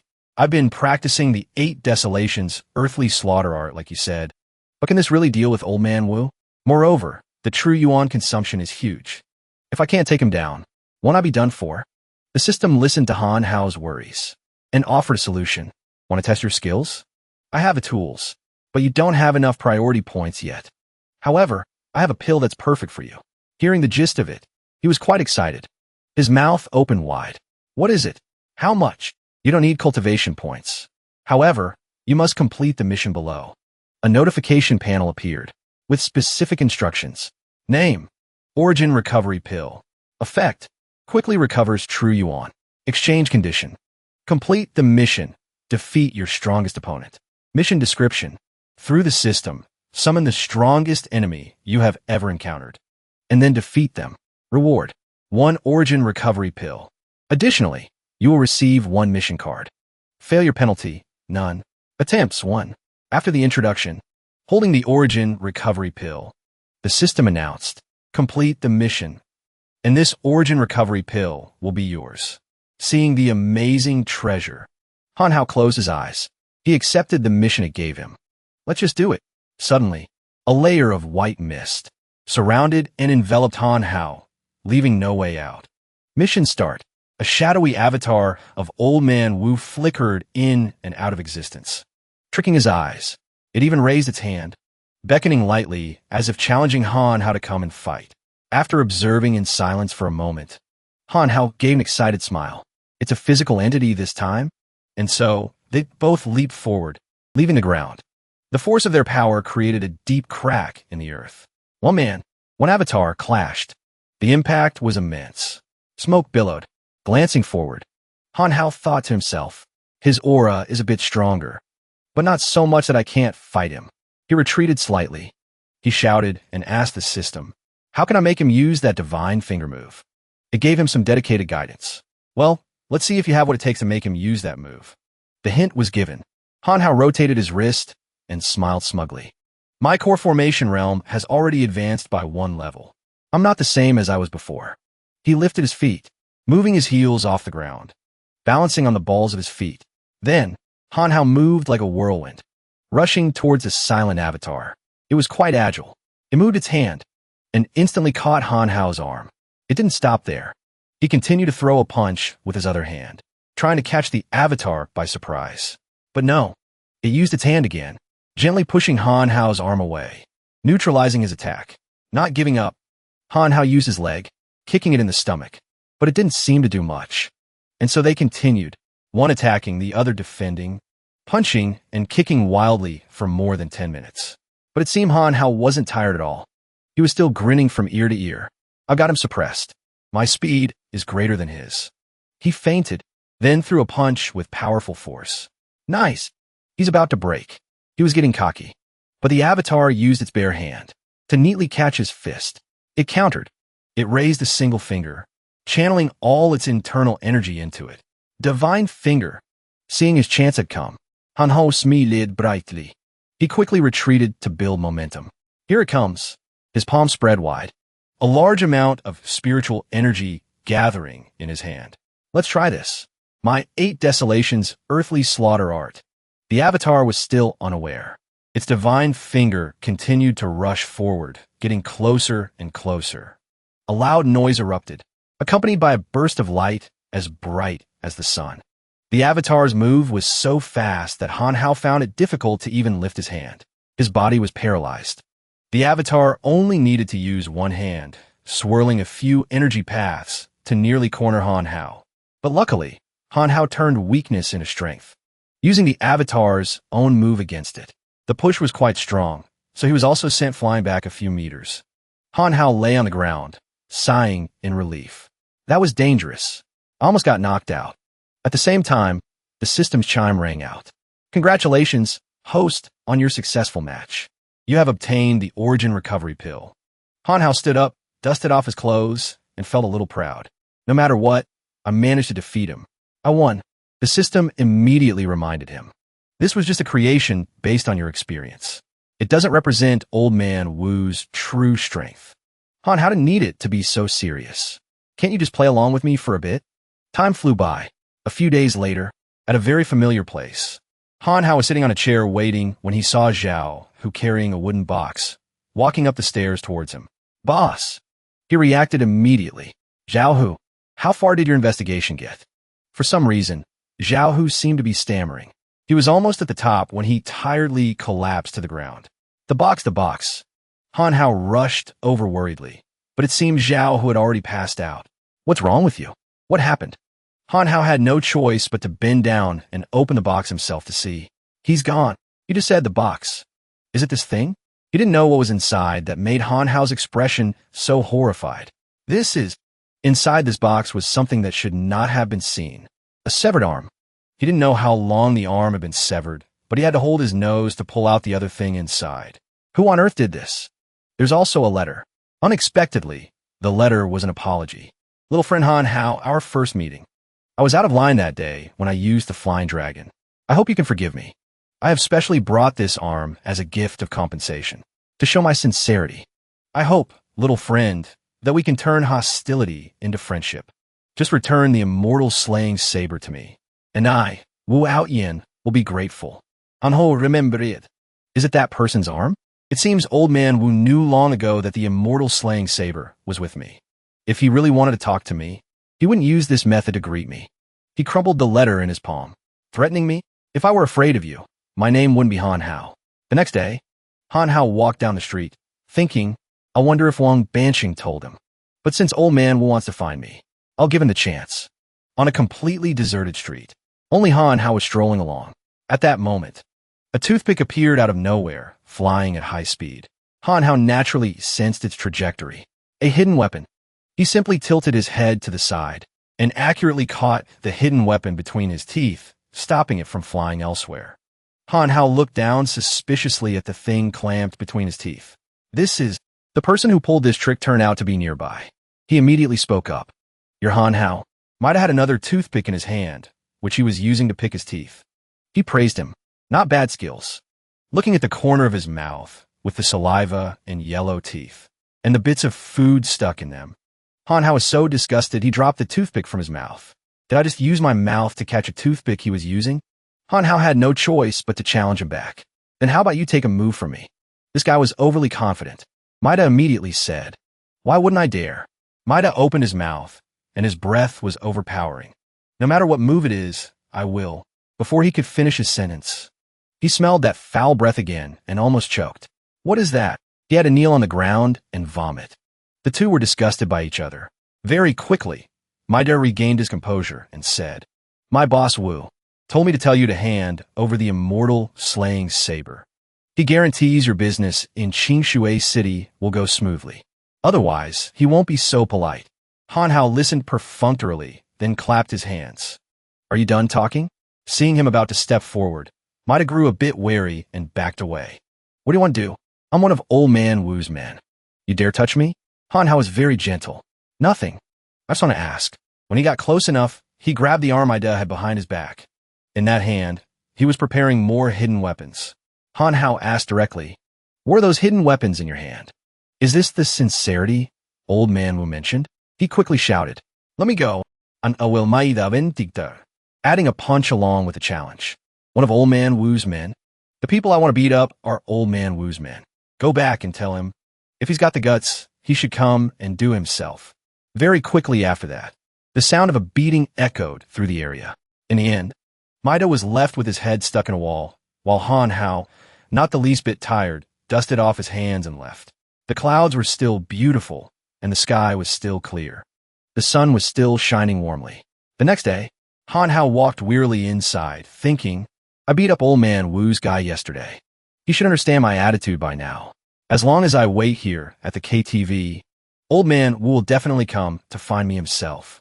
He was a bit confused. Strange. Why is there no one here? The lights aren't even on. Then he saw a familiar wooden box sitting on the floor. This is... To say Han Hao wasn't surprised would be a lie. The box was identical to yesterday's. Han Hao immediately picked it up in his hands, preparing to open it. The lid opened too easily. But what was inside struck him like a bolt of lightning. Han Hao was so furious he had to let out a roar. This bastard. Immediately after, he dropped the box and ran off in a panic. This time, there was no arm in the box, just a small piece of paper and something that looked like a time bomb. The paper read, Little friend Han Hao, by the time you see this letter, the bombs planted in your KTVs have already started their countdown. Your KTV has 3 minutes left. I hope this gift pleases you. If you are not pleased, you are welcome to come to Lianyun Mountain Villa. I, Wu Outyin, will always be ready to receive you. As soon as he ran outside, he saw people and immediately shouted, You, and you over there, listen to me. Get out of here quickly. Right now. Han Hao knew it was hard to believe, but warned them anyway. There's a bomb. It's about to explode. These ordinary citizens just stood there, gossiping about him. Is this guy crazy? What is he saying? Is he insane? I don't know. Is he filming a short video? Han Hao tried to shout as loud as he could. I'll say it again. I'm not joking. From here, more and more curious people gathered. What's wrong? Why are so many people gathered around? Let's go see. Han Hao, completely helpless, pushed through the crowd. Don't crowd around here. Go. It's about to explode. They didn't understand at all. Why is he getting physical? These people even turned to each other and badmouthed Han Hao to his face. Isn't this guy the owner of the KTV? What's he causing a scene for? Is it because his business is doing poorly? So now he's pulling a new business stunt? He had no choice but to use drastic measures. Han Hao raised his foot high, about to stomp on the ground. The force was immense. The ground cracked over a large area. Han Hao said only one thing. Anyone who doesn't leave will die. Everyone was silenced for a few seconds by his action. They got scared and started to leave. Let's go. Don't argue with a lunatic. Did you see that leg? He's like a monster. Don't let him hear you, or you'll die before that. Just then, the sound of a bomb exploding behind Han Hao rang out. Debris flew everywhere. He couldn't bear to turn around and look at the scene. He growled in anger. This bastard. The people who didn't believe him before were now running for their lives. There's really a bomb? Run. There's a bomb. Run. Thick smoke and fire erupted, senselessly covering the entire area. The fire spread further and further. The wind blew steadily, making the situation even more serious. Seeing the situation, Han Hao grew more worried for other safety. This is bad. It's surrounded by trees. The fire will spread even wider soon. What if someone still hasn't evacuated in time? As soon as he thought it, he immediately heard the scream of a mother holding her child in the fire. Help! A pillar next to them was on fire and about to fall. The mother and child could only hug each other tighter. Mommy, fortunately, Han Hao ran over and caught the falling object with his bare hands just in time. He didn't hesitate to risk danger and warn them. Run! Watching Han Hao toss the object aside, saving their lives, the mother immediately picked up her child and ran, full of gratitude. Thank you. He tried to observe his surroundings again. The fire is getting bigger. There probably isn't anyone else, right? As soon as he finished the thought, he heard a terrified scream from right behind him. Unfortunately, a young man's leg was pinned by a burning tree. Help! Someone help me. The man cried in despair. My leg. It hurts so much. I don't want to die. Han Hao finally spotted him. He shouted to let the person know. Watch out. He sprinted at full speed towards the accident. I'm coming to save you. The man looked at Han Hao like he was his last lifeline. Thank God, before he could even reach him, and before the man could finish speaking, another burning sign fell. Han Hao watched this scene, filled with disappointment. Can I really not save anyone else?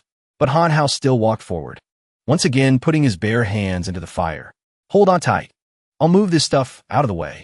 His hands were already covered in burns. But Han Hao ignored the heat and weight to lift the heavy debris. He then tossed it aside. He struggled with each piece, one by one. Although Han Hao was exhausted, his breathing growing faster, his concern for the victim did not wane. But when he saw a person surrounded by flames, their hands still raised for help, now stiff and about to turn to ash, Han Hao couldn't bear it. He shouldn't have had to go through this. He could have lived. How could this happen? Disappointment welled up in Han Hao's heart again. Even if my 8 desolations earthly slaughter art is strong, I can't even save an ordinary person. He cursed himself in his head. I thought having strength was enough to face him. Han Hao stood in the sea of fire and screamed, "You despicable, shameless bastard, using dirty tricks behind my back. This is clearly a grudge between us. Why did you have to involve innocent people?" A determination brighter than the flames ignited in his eyes. "Wu Outyin, I will not let you go." But in reality, the cries for help from the innocent continued to ring out. "Help me." Han Hao saw more and more hands reaching up from the ground. They screamed, "Help me. I don't want to die." People walked out of the sea of fire, blaming him. Why? Why didn't you save me? It's all your fault. You're the one who got me killed." Han Hao was startled, terrified to the extreme. Finally, his eyes shot open. He found himself sitting on the ground, leaning against the side of the road. Han Hao held his head, asking himself, was it a dream? He slowly stood up, looking at the light and the air around him. The fire has been put out. The fire department had arrived at some point and done their job. And Han Hao's determination for revenge grew stronger. Wu Outyin. I thought he would target me directly. He's acted so ruthlessly. Then I won't be soft-hearted either. Not long after, he arrived at the enemy's lair, Lianyan Mountain Villa. As soon as he reached the gate, he was met by an arrogant guard. "Hey, what are you doing? Do you know whose territory this is?" Han Hao ignored him and walked right past. "I have business with Wu Outyin." The man immediately grabbed his shoulder to stop him. "Bastard, do you think you can just meet Boss Wu whenever you want?" Han Hao didn't show any respect. He elbowed the man in the face. The man collapsed immediately. He had lost interest, so he stuck his hands in his pockets and walked away. Han Hao walked straight into the forest. The feeling of unease had been clinging to him since that day. He stopped, suspicious. Strange. After entering, it seems to be a forest. Is it really this big? After asking that one question, Han Hao decided to keep walking. It felt like the further Han Hao walked, the farther he got. But no matter how far he walked, the scenery remained the same. Han Hao found it very strange. There's definitely something wrong. I've walked in a circle and ended up back where I started. I'm trapped in here. Who on earth is playing tricks? Only after he was confused did a voice speak from somewhere. You finally noticed. I thought you were going to walk forever. This is called the donkey mill formation. Once you're in this formation, you're like that stupid donkey. Just keep walking in circles in there. You'll never get out. Han Hao, annoyed, spun around, looking for the source of the voice. Who's hiding there? Revealing your position on your own? You really are a fool. Let's see if you're still laughing when I find you. The voice was confident. Don't even dream of it. You want to find me inside my formation? Inside my formation. Even the location of the sound is under my control. Han Hao immediately took action. He rushed at a tree, punching and kicking. What stupid formation. I don't believe this thing can trap me here until I die. But as his foot was about to hit the tree, it became almost transparent. I can't kick it. This tree is an illusion. This really surprised him. This is incredibly annoying. Han Hao quickly thought of a way. He bent down and picked up a few pebbles. He threw them all at once. The annoying voice called out again. The more you struggle, the more energy you'll waste. Seeing the pebbles hit the tree and bounce off, Han Hao knew. The tree exists. It's just not where I'm seeing it. This patch of grass is real. Not everything in the formation is fake. He looked down at the grass he had just picked up and thought, circulating the chaos art at high speed. It's like that time I roasted insects. He clenched his fist containing the blades of grass and created a spell. You gave me a donkey trap. This time, I'll give you a big donkey trap back. The enchanted blades of grass burst into flames. Han Hao clenched his teeth and cursed again. Damn it. What did you do? Then he casually tossed the small flame to the ground with a cold expression. The flame landed precisely on another small patch of grass next to some large tree trunks. Han Hao spread the fire everywhere. A voice cried out, cursing. Damn it. What did you do? Stop it. Watching the fire spread wider and wider, finally revealing a strange spot. Han Hao smirked. Looks like the formation has a loophole. He immediately stepped through the loophole, contemptuously. What kind of formation is this? It's nothing special. A little fire is all it takes to solve it. The system chimed in now. This kind of mediocre formation is naturally nothing. If I set up a formation, you'd never get out in your lifetime. Once outside, he saw a man in a hooded cloak patting out the flames on his clothes. Damn it. It's burning me. He even turned around to accuse him. Look what you've done. You've destroyed the formation I worked so hard to set up. Who cares about him? Han Hao summoned a flame to engulf him completely. He brazenly started a fire and then walked into the man's villa, shouting, Old dog Wu, get out here. Han Hao boldly announced, I've come to take your old dog life. Seeing him walk in so brazenly, Auntie finally appeared. I really underestimated you, kid. To be so arrogant on my Wu Aotian's territory. You're the first. Standing with him were two other disciples. The closer Han Hao got, the more he looked down on him. It's too late to beg me now. Seeing this, Jin Ping stepped in front of Aotian. How arrogant. You truly have no respect for anyone. Yulong was also haughty. Master, please allow us to teach this kid a lesson. Aotian agreed immediately. Very well. Let him know the difference between him and you two. Jin Ping got into position. No problem, master. Yulong was also boastful. Don't worry, master. Dealing with this kind of person, the two of them ran towards him with contempt. It'll be over in 3 moves. It had been a long time since someone made Han Hao laugh. 3 moves? Ridiculous. Yulong rushed forward first, leaping up to kick Han Hao in the neck. But he was immediately grabbed by the leg and criticized. Too slow. Yulong, of course, didn't expect to run into someone so tough. What? He was held firmly by the leg by Han Hao, who was preparing to throw him. He easily tossed Yulong to the ground in his own home in a matter of seconds. His face slammed hard into the ground, breaking all over. Teeth broken, nose bleeding. Seeing this, Aotian's face tightened. It seemed he had a new assessment of him. Seeing the remaining disciple cautiously approaching Han Hao, he gave an order. Jin Ping was very obedient. He immediately turned and ran back. Master! But Han Hao had no intention of letting him go. He leaped high, about to grab Jin Ping's head. Trying to run? Han Hao's hand was now on top of his head. What's coming will come. Too late. He was slammed headfirst into the ground by Han Hao. The ground cracked. Blood spurted out. It was unclear if he was dead or not. All that was clear was Han Hao's victory was too easy. Watching his disciple's blood drip from Han Hao's hand, Aotian angrily declared, You rotten brat. I will make sure you die without a burial place. Han Hao remained calm. That line, I'll give it right back to you. Aotian grew more impatient and rushed forward, asking him, You want to die? Han Hao also wanted to end this quickly, so he raised his fist and charged at the same time. The two clashed, immediately trading blows. At first, they seemed evenly matched. Han Hao assessed him. As expected, his attack method is exactly the same as before. Aotian was wary. What's going on? It's as if this kid knows what move I'm going to make. Han Hao threw a punch that made him block with his arm and jump back. Aotian thought to himself, this kid still isn't using his full strength. He's not simple. I can't drag this out with him. I need a quick victory. And so, Aotian got into position. He was channeling his energy. God-slaying finger. Seeing this posture, Han Hao grew a bit cautious. Here it comes. The aura of the real body is completely different. He also wanted to unleash his power, channeling all true Yuan. Maximum 8 desolations earthly slaughter art.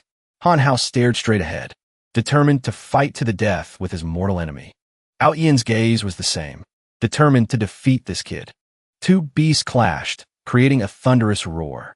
When the smoke cleared, Han Hao was seen kneeling from exhaustion, but he was still standing. My true Yuan is completely depleted. He slowly stood up, doubtful. This time, perhaps. I've dealt with him, right? Who would have thought he was standing hunched over in that corner? You're good, you rotten brat. Aotian clutched his chest, his body trembling. I didn't expect you to have such a killer move. You even managed to block my full-powered god-slaying finger. But this guy still had the strength to turn all his white hair black. A pity. I still have a final move. Hanhao certainly didn't expect this. His jaw dropped in astonishment. Watching Aoyan become several years younger, he introduced it. This is Phoenix Nirvana. Phoenix Nirvana. Aoyan warned. Phoenix Nirvana is very powerful. I'm much stronger now. And your true yuan is depleted. Hand over the immortal slaying saber. And perhaps I'll give you a comfortable death. But Hanhao remained calm. It's true. I don't have any true yuan left. He pulled out a flaming pill and asked, but have you heard of this treasure, the origin recovery pill? Aoyan certainly knew of this thing. He was even putting it in his mouth. The origin recovery pill can instantly restore true yuan. Aoyan's nose started running as he asked directly, how do you have such a precious treasure? So my full-powered killer move was broken just like that? Hanhao is healthy and confident. Doesn't it feel infuriating when someone else does it? What do you have to fight me with? Aoyan still thought, I must win this quickly. Then he chanted a spell. Spirit boosting art. Power strengthening art. Light body art. His speed exploded instantly. To exaggerate, it could be compared to the speed of light. In a flash, Aoyan was right above Hanhao, preparing to strike down. Everyone knew this strike of his was powerful. Luckily, Hanhao managed to dodge in time. He jumped to another spot. From this angle, he could still see the forest was still burning. Hanhao thought so fast. His strength is even greater than before. I'll have to play around with him a bit more. He quickly changed the subject. If you don't do something about that fire, your villa will disappear. Aoyan seemed to care less about this place and more about him. A small villa is not worth mentioning. But you, the fire is about to reach you. You should worry about your KTVs. Receiving this from him made Hanhao even more vigilant. What did you say? Aoyan said it plainly. After planting the bombs, my subordinates brought them here. Don't worry. It's just a matter of who dies for whom. Hanhao was so angry his expression changed. He glared, grinding his teeth. This bastard. Hanhao was suspicious. If what he said is true, then I have to win this quickly. I don't know if he has any other final moves. If my true yuan runs out and I can't solve it, then I'll be dead for sure. But he knew time was of the essence. There's no time to worry about that anymore. So he immediately executed his familiar move. 8 Desolations, Earthly Slaughter Art. Seeing this, Aoyan said, it's that move from before. This kid wants to fight me head on. He's really asking for it. But he himself also pulled out his unoriginal move. God-slaying finger. Aoyan was still waiting for his own technique to fully manifest. Hanhao, without wasting any time, had already unleashed his full power to blow him away. He breathed heavily, surprised at himself. Why does it feel like the power is stronger this time? Although my true yuan is depleted again this time. The system immediately appeared to answer. Because you unleashed the move with killing intent. It resonated with the killing intent and killing aura of the 8 Desolations Earthly Slaughter Art. In the end, while Hanhao was leisurely pondering. So that's how it is. Aoyan was secretly clutching his injured arm and running. But if he could detect a flying toothpick, how could he not notice a large object, like Aoyan moving so close? Hanhao only asked one question. Trying to run? The speed of track and field athletes appeared again, signifying the scene to follow. Hanhao chased Aoyan into a corner, forcing him to run like a dog. Stop! Aoyan really had to give it to him. He's truly a monster. To still have stamina after depleting all his true yuan. Not knowing what trick he was planning, Wu Aoyan suddenly stopped while running. Wait, he asked. Aren't you worried about your subordinates at the KTV? He loved to poke at the weak spot that made Hanhao react strongly. He discovered a small house nearby, nestled in the burning forest. In front of the house, a few men were guarding his 2 captured and bound teammates. Saoyang, Zhaohu, Aoyan pressed him. They're my loyal men. Whether I tell them to plant bombs or to die, they will do so willingly. Do you want to drag this out with me, or go save your men? Hanhao, of course, chose his friends over his enemy. He ran towards his people, leaving him with one last sentence. You bastard. Aoyan waited. Before Hanhao could get far, he ordered his subordinates. Kill them. Those men immediately raised their knives and pushed the hostages' heads down. Yes, Boss Wu. Hanhao gritted his teeth, growling each word. You were the ones who planted the bombs, weren't you? The subordinate hadn't made his move yet. Hearing his words, he froze for a moment. At the same time, Hanhao flew up and kneed him straight in the face, knocking out several of his teeth. Han Hao had no intention of holding back anymore. You involved innocent people, and now you're harming my friends. Death is too good for you. Nothing could stop time. If the fire wasn't put out now, it would be harder to put out later. After an unknown amount of time, all the men had been taken down by Han Hao's hand. The system chimed with an announcement. Congratulations. The host's act of killing to protect life has resonated with the system. Reward, 50 priority points. Han didn't care much about rewards or anything else. He was only worried about untying his brothers. Are you hurt? Can you walk? They answered hesitantly. I'm fine, Brother Hao. Han Hao let the fire do its work. He helped the back. Let's go then. When they reached the gate of Lianyun Mountain Villa, he said again, Zhao Hu, take Zhao Yang back first. Zhao Hu obeyed. Yes, boss. Han Hao deliberately asked the system. That old dog Wu slipped away. Help me pinpoint his location. The system received the command and immediately made a discovery. His current location is... Han Hao was startled when he heard. What? It then asked for his opinion. Do you want to use an instant teleportation talisman? Han Hao was in a hurry. Of course, get me over there quickly. In a desolate place. The cracked and scattered rocks looked as if a battle had just taken place. There, Tian Hao was kneeling before Ao Yin, admitting his fault. He was being reprimanded. You really are getting more useless with age, Li Tian Hao. After all these years, you haven't improved at all.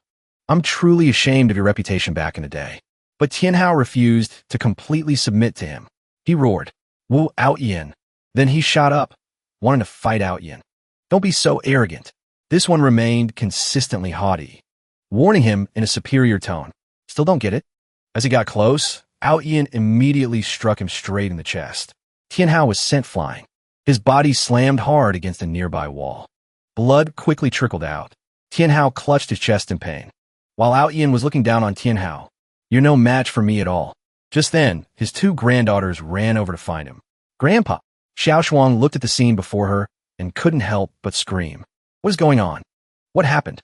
Even at a disadvantage, Tian Hao wanted his granddaughter to be safe, so he signaled. Xiao Shuang, don't come over here. Run. Only the culprit, Ao Yin, stood there calmly. It's not bad to have your granddaughter see you off. He didn't hesitate and wanted to charge forward again. Then I'll send you on your way right now. At this very moment, another character appeared, stopping the situation. Old Dog Wu, how dare you? Han Hao appeared like a spinning top, shielding Tian Hao from Ao Yin's rampage. He saw him and looked surprised. It's you. Han Hao taunted him. You run pretty fast. Ao Yin knew his own limits. He consciously jumped back. Han Hao checked on him. Oldly, are you okay? Xiao Shuang had also run to his side, helping him up worriedly. Grandpa. Tian Hao struggled to reply. Thank you for your help, little friend. I'm Fine. Han Ho smil turi shur Tian Ho. Don't push yourself. But on the other side, Ao Yin had quickly captured Mo Jia. I didn't expect you to catch up so quickly. Han Hao was most annoyed by people who harmed his friends time and time again. He immediately shouted, Bastard, let her go. Ao Yin made a hand gesture as if making a vow. Don't worry, I won't do anything to her. If you want her back. Mo Jia was so scared she cried out his name. Han Hao. A second later, he left behind a cloud of smoke and his words as he took her away. In 3 days, come to the peak of Lianyun Mountain. We'll have a death match. Han Hao desperately wanted to chase after them, but couldn't. Don't run, old dog Wu. When the smoke cleared into the air, he was stunned. He's gone. A teleportation talisman. Tian Hao, helped up by Xiao Shuang, spoke up.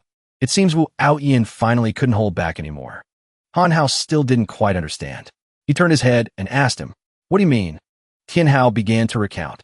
Many years ago, he was causing trouble everywhere. At that time, my strength was equal to his. I always stopped him from causing chaos. Then he killed a cultivator from the Eastern Alliance. Only after the Eastern Alliance intervened did he sheath his sword. Han Hao listened, half-dazed, and asked, Eastern Alliance? What's that? Tian Hao skipped the details and only said the main point. The Eastern Alliance. You'll find out later. The key point is that time, he obtained a treasure from that cultivator. A pill that can allow a direct breakthrough to the spirit-severing realm. I think his 3-day appointment is surely an opportunity for him to use that pill and break through to the spirit-severing realm. By then, he will be one realm higher than you. The gap between you two will be immeasurable. Night fell. The sky was full of bright stars. The scene shifts to outside Han Hao's KTV. After a long, tiring day, he finally got to lie down in bed with 1,000 questions. If Wu Aoyan really reaches the spirit-severing realm, is there really nothing I can do about him? The system chimed in. After all, it's a one-realm difference. There will definitely be a disparity. Han Hao asked it, do you have a pill that can raise someone to the spirit-severing realm? It replied, of course I have pills. However, the stingy system acted righteously. I will not let you do that. Han Hao stared at the ceiling, wanting to know the reason. Why not? It laughed like a teacher. Because you still haven't comprehended the final skill of the chaos art. Immovable as a mountain. Only cultivators at the core formation realm can comprehend this skill. Han Hao thought in reverse. Breaking through directly. Wouldn't it be better to be stronger? The system then explained at length. Although the core formation realm is the lowest realm, is the most important. Forcing a breakthrough now will only lead to haste making waste. It will affect your future cultivation. The reason Aoyan didn't break through before is probably for this reason. Han Hao seemed to understand. His hand was still raised towards the ceiling. How do I comprehend that immovable as a mountain? The system answered quickly. The last time you used the primordial chaos pills, that was the best opportunity for comprehension. But you didn't comprehend it. You'll just have to continue cultivating and find a way. Hearing these words, Han Hao was full of regret, but at the same time, his determination grew. Seeing Han Hao sit up, the system was curious. What are you planning to do? Han Hao was straightforward. Nothing.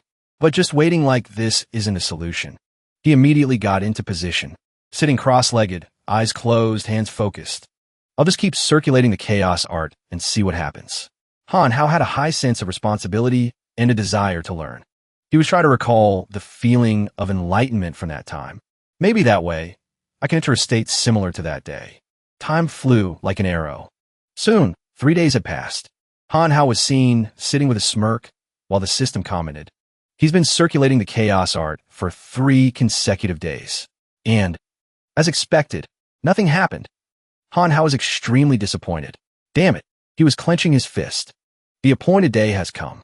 I'll just have to figure it out as I go. In a place of green grass and brown mountains, covered in thick fog, a common sight at Lianyun Mountain Peak. Han Hao walked to this place alone. He looked around, searching. Where's that old dog Wu? Han Hao had a strange feeling. For some reason, after entering this place, he felt completely calm. Han Hao naturally sat down cross-legged. While the system was still speculating, could this place be a land of spiritual energy? Han Hao circulated his magic, creating a barrier, and felt the spiritual energy around him. Seeing this, the system cried out. Are you here to comprehend something or to soak in the feeling? Han Hao was startled, his eyes flying open as if he had just woken from a daze. He felt a sense of unfamiliarity and a headache. This place is... I remember I just got to the mountain peak. How did I? At that moment, a thick gust of wind blew from somewhere, forcing Han Hao to shield his face from the dust. Such a strong wind. A wind this strong even caused the stones on the ground to shake. This strange phenomenon left Han Hao completely baffled. What on earth is happening? But then he saw a stone on the ground that remained perfectly still, no matter how the wind blew. Han Hao asked himself a question. This wind feels like it could blow me away. Yet that stone lies there, unmoving. And then, something even stranger happened. That tiny stone gradually grew larger. It expanded into a large boulder in an instant, startling Han Hao. It's getting bigger. It didn't stop there. The boulder continued to grow taller and wider, about to become a hill. Han Hao stood up and saw that he was smaller than it. The feeling was surreal. Could it be? Now, looking at this mountain standing firm, shielding him from the cold wind, he thought, this is immovable as a mountain. After an unknown amount of time, someone finally arrived, making Han Hao, who had been waiting, look up. And the person who appeared was none other than the mastermind behind this appointment, Aoyan. The system looked at its host, who was as still as a mountain, unresponsive to his surroundings, and was shocked. Oh my God, this kid is actually in a state of enlightenment. Aoyan was also puzzled by the silent Han Hao. Why isn't he moving? Is he trying to lure me in? He still decided to approach him, but cautiously. I better not make any rash moves. But after Aoyan endured it, he wanted to strike immediately. Something's not right. Today is different from other days. This is my chance. Even though Han Hao was sitting there as if asleep, He still knew to grab the hand that reached for him. Auntie was also startled by Han Hao's sharp reaction. Han Hao was wide awake, grinding his teeth and growling. The one who should die is you. Auntie immediately broke free from his grasp and jumped back. Han Hao, however, stood up, more serious than ever. Auntie couldn't help but feel something was different. What's going on? This kid feels like a different person. Look at the aura radiating from him. It's pure, yet not overly dense. Auntie was suspicious. His realm hasn't changed, and he couldn't have improved this quickly. Am I overthinking things? Han Hao didn't like standing still and issued a challenge first. You actually dare to come? Are you ready to die? Auntie was also full of confidence before his opponent. Ridiculous. Don't you know I've already advanced to the spirit-severing realm? Now, one palm strike from me is enough to take your life. But then he heard Han Hao hold up 3 fingers and say, 3 palm strikes. I will stand here and take 3 of your palm strikes. If I take 1 step back, I lose. Auntie charged forward immediately. You're asking for death. You kid who doesn't know the immensity of heaven and earth. Han Hao skillfully blocked his first blow. The first clash between them made the air feel like it was about to explode. Han Hao still held a high opinion of this guy, as expected of the spirit-severing realm. His power is truly not to be underestimated. Auntie was the one who retreated first. How is this possible? Although I didn't use my full strength in that strike, it should have been more than enough to kill him. Auntie quickly regained his composure, channeling all his power into his hands. I was careless just now. Now this is my greatest power. Take this. Auntie charged forward a second time. It looked more threatening, but Han Hao still blocked it with a calm expression, not losing any strength. This was beyond Auntie expectations and preparations. He was hesitant now. The feeling of hitting him right now is no different from punching a mountain. It's truly immovable as a mountain. Auntie was startled for a moment and pulled his hand back. He probably wanted to ask what was happening. He looked at Han Hao, who was very calm and composed. He tilted his head at his panicked state, looking bored. Auntie was truly shocked this time. His jaw dropped, and both his pupils were about to fall out. Auntie was ashamed. Even I, at the weighty as a feather realm, couldn't comprehend it. Han Hao bluntly criticized him. Isn't that the first stage? You're that bad? His words were like a fatal knife stabbing straight into his pride. It might even haunt him. Han Hao was clueless. Why didn't you tell me this thing was so hard to comprehend? The system then said, Isn't this to encourage you? I forgot to mention earlier. This is the reward for you comprehending immovable as a mountain.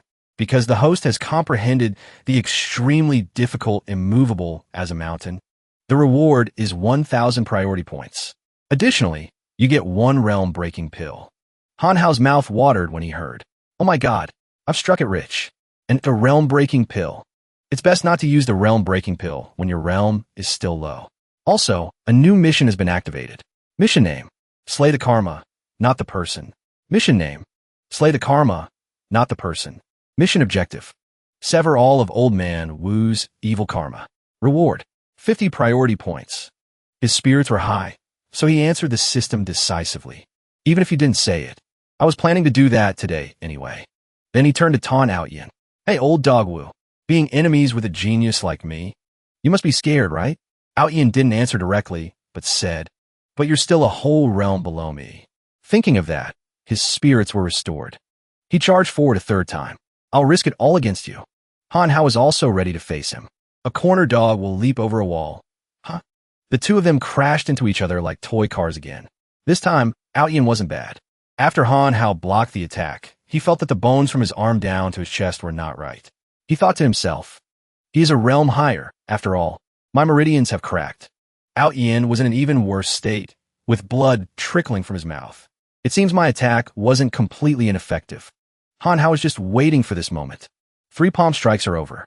Now it's my turn to attack. And so, the two of them simultaneously released each other to build momentum for their attacks. Auntie stared suspiciously at his opponent. What kind of move will he use to attack? Then, something unexpected happened that seemed to surprise him. This is... Over there, Han Hao was in a horse stance. He focused on executing his technique. Chaos art. Han Hao was extremely focused. Now's the time. I'll use the chaos art to repair my meridians. A series of different energy surges began to appear around him, circulating the chaos art at full speed. Seeing this, Ao Yin was horrified. Not good. He's about to break through to the next realm. Ao Yin wanted to disrupt him. He gathered his energy again, aiming to shoot Han Hao. Don't even think about it. In the end, he still decided to charge forward for a direct attack with his overused move. God-slaying finger. Just then, Han Hao had completed his circulation. He opened his eyes wide, looking at the world, at the person. Then he immediately used his new ultimate move. He moved his hands to draw the scope of the technique. Ao Yin charged forward a fourth time with his god-slaying finger. Han Hao had finished drawing something that would create what seemed to be a historic milestone. The space of the 8 desolations, earthly slaughter art, appeared like a tornado for Ao Yin to charge into. Finally, it created an explosion so large it pierced through the mountain and reached the sky. After completing the action, Han Hao let out a very light breath. But the area in front of him had become desolate and empty, accompanied by the system's voice. Congratulations, host. You have broken through to the spirit-severing realm. Reward: 200 cultivation points, 3 mission cards, 1 marrow cleansing pill. Han Hao looked down at his body, feeling its robust health. So this is what the spirit-severing realm feels like. It turned out that after that last hit, Ao Yin hadn't been blown away, but was kneeling here, vomiting blood. His hair had also turned white again. Seeing him in this state, Han Hao didn't feel any satisfaction. On the contrary, he grew even angrier, clenching his jaw tightly. He bent down sharply towards Ao Yin, grabbing him by the collar and pulling him up to question him. Speak, where did you hide Mo Jia? This guy was still smiling slyly. Want to know? How about you play a game with me? Han Hao didn't have time for that. He threw him back to the ground. Still talking tough when you're about to die. Then he went to ask the system himself. Still can't find Mo Jia's location? The system replied. No, it's still the same as before. He used some method to hide her aura. Ao Yin, lying on the ground, struggled to continue the conversation. Have you ever heard of screening formation? I let your little lover choose the location herself. Then I buried her there. Why don't you go look for her? Han Hao was extremely furious and shouted, You bastard. The system also said, as expected. But if we get close to the formation, I can sense it. Next, he bluntly used his bare hands to choke this evil man. His hand used great force. His tone was also loud. Speak, where is she buried? Yet he still dared to talk nonsense. It's useless, because I don't know either. Anyway, I've already lost to you. You have nothing to threaten me with. Han Hao had been provoked several times now. You bastard. I will definitely make you talk. Ao Yin's hands still had some strength, and he secretly hit some pressure point on his own body, speaking incoherently. You'll take my life sooner or later. Might as well drag your little lover down with me to die together. With that, Ao Yin spat out a mouthful of blood. His eyes immediately became lifeless.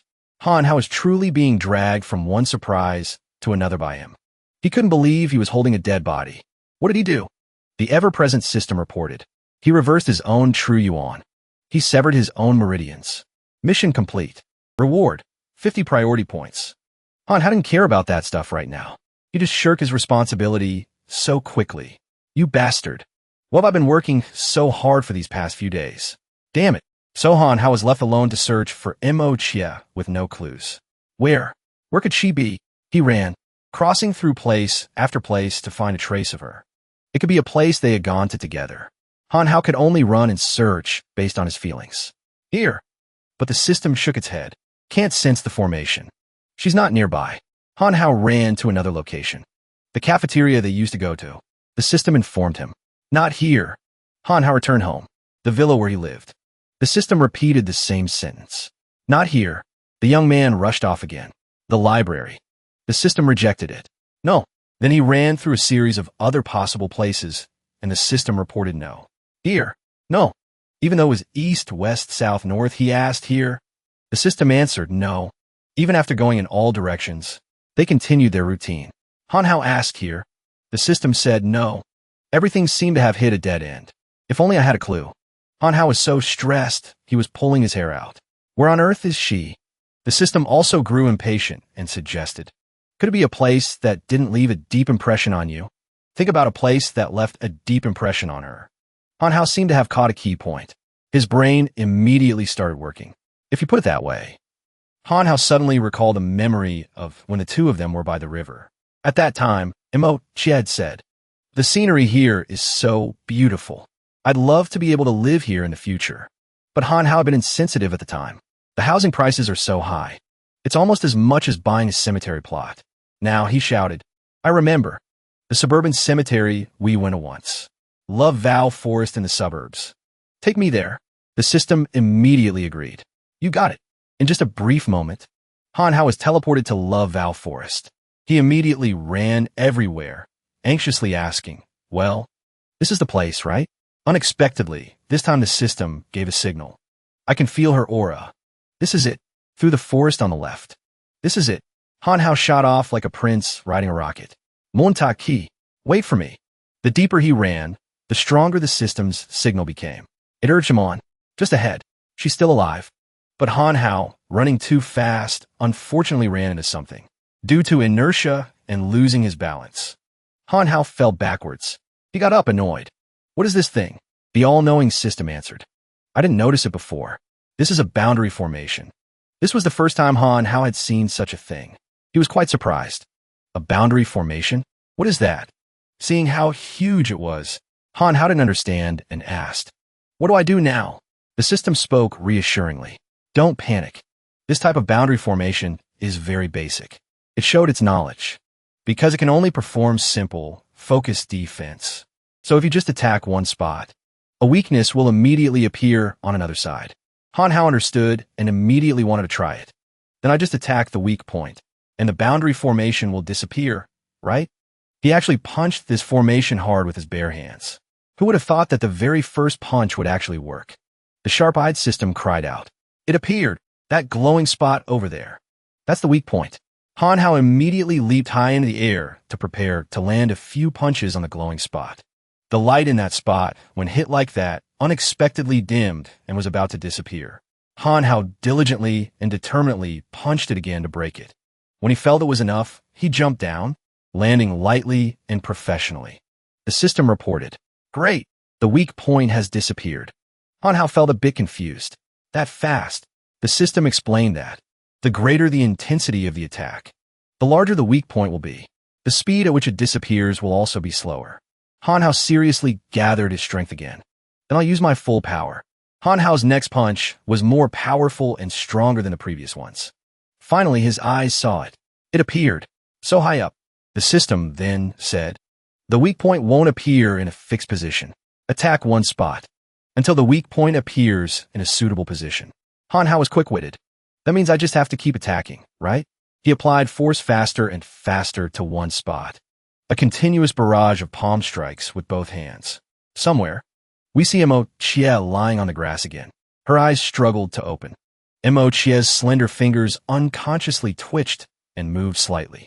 Waking up to the sound, she pressed her ear against the wall to hear more clearly.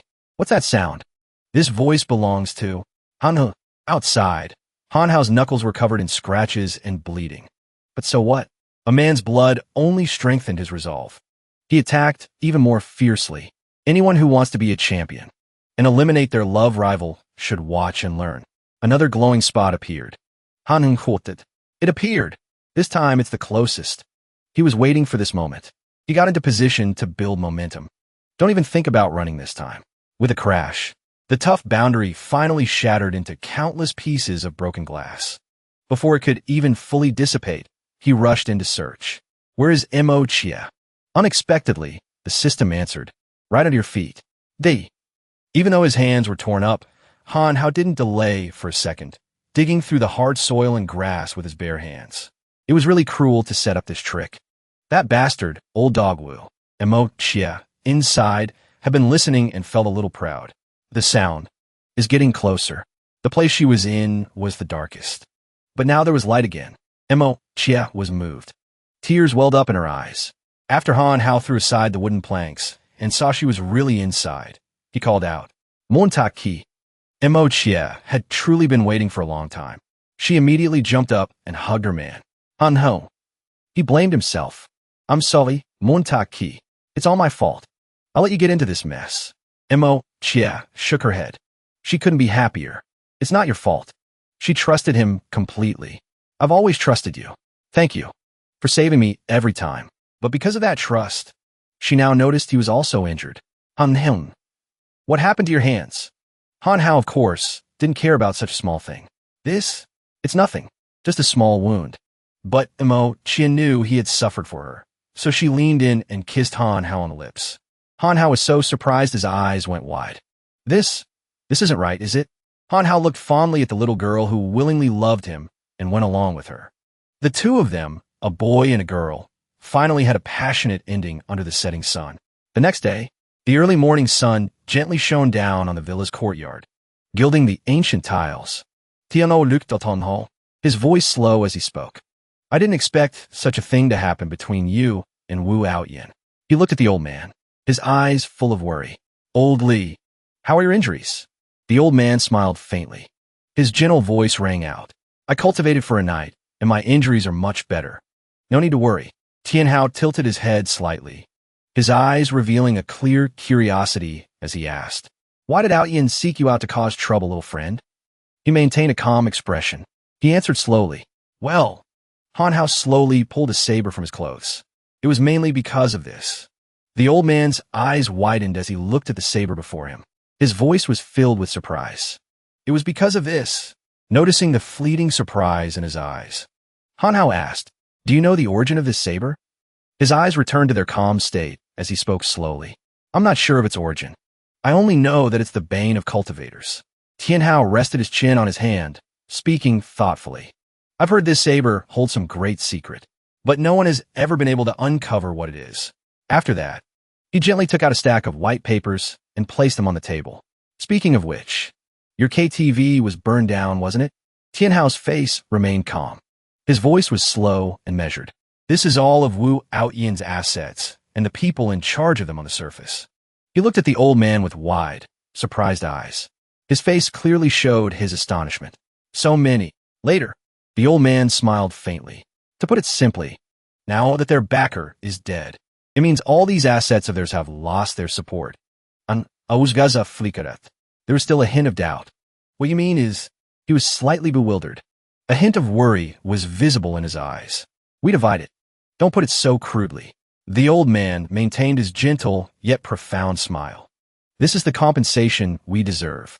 Right after that, Tian Hao sat at the table, slowly calculating each destroyed item. A stern look appeared between his brows.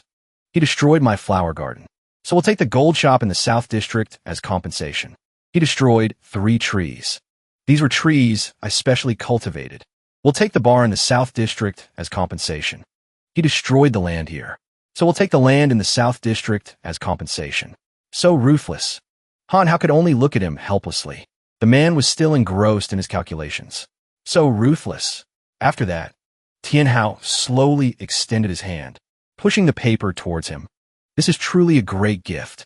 All right, I've finished marking it up for you, little friend. Take a look.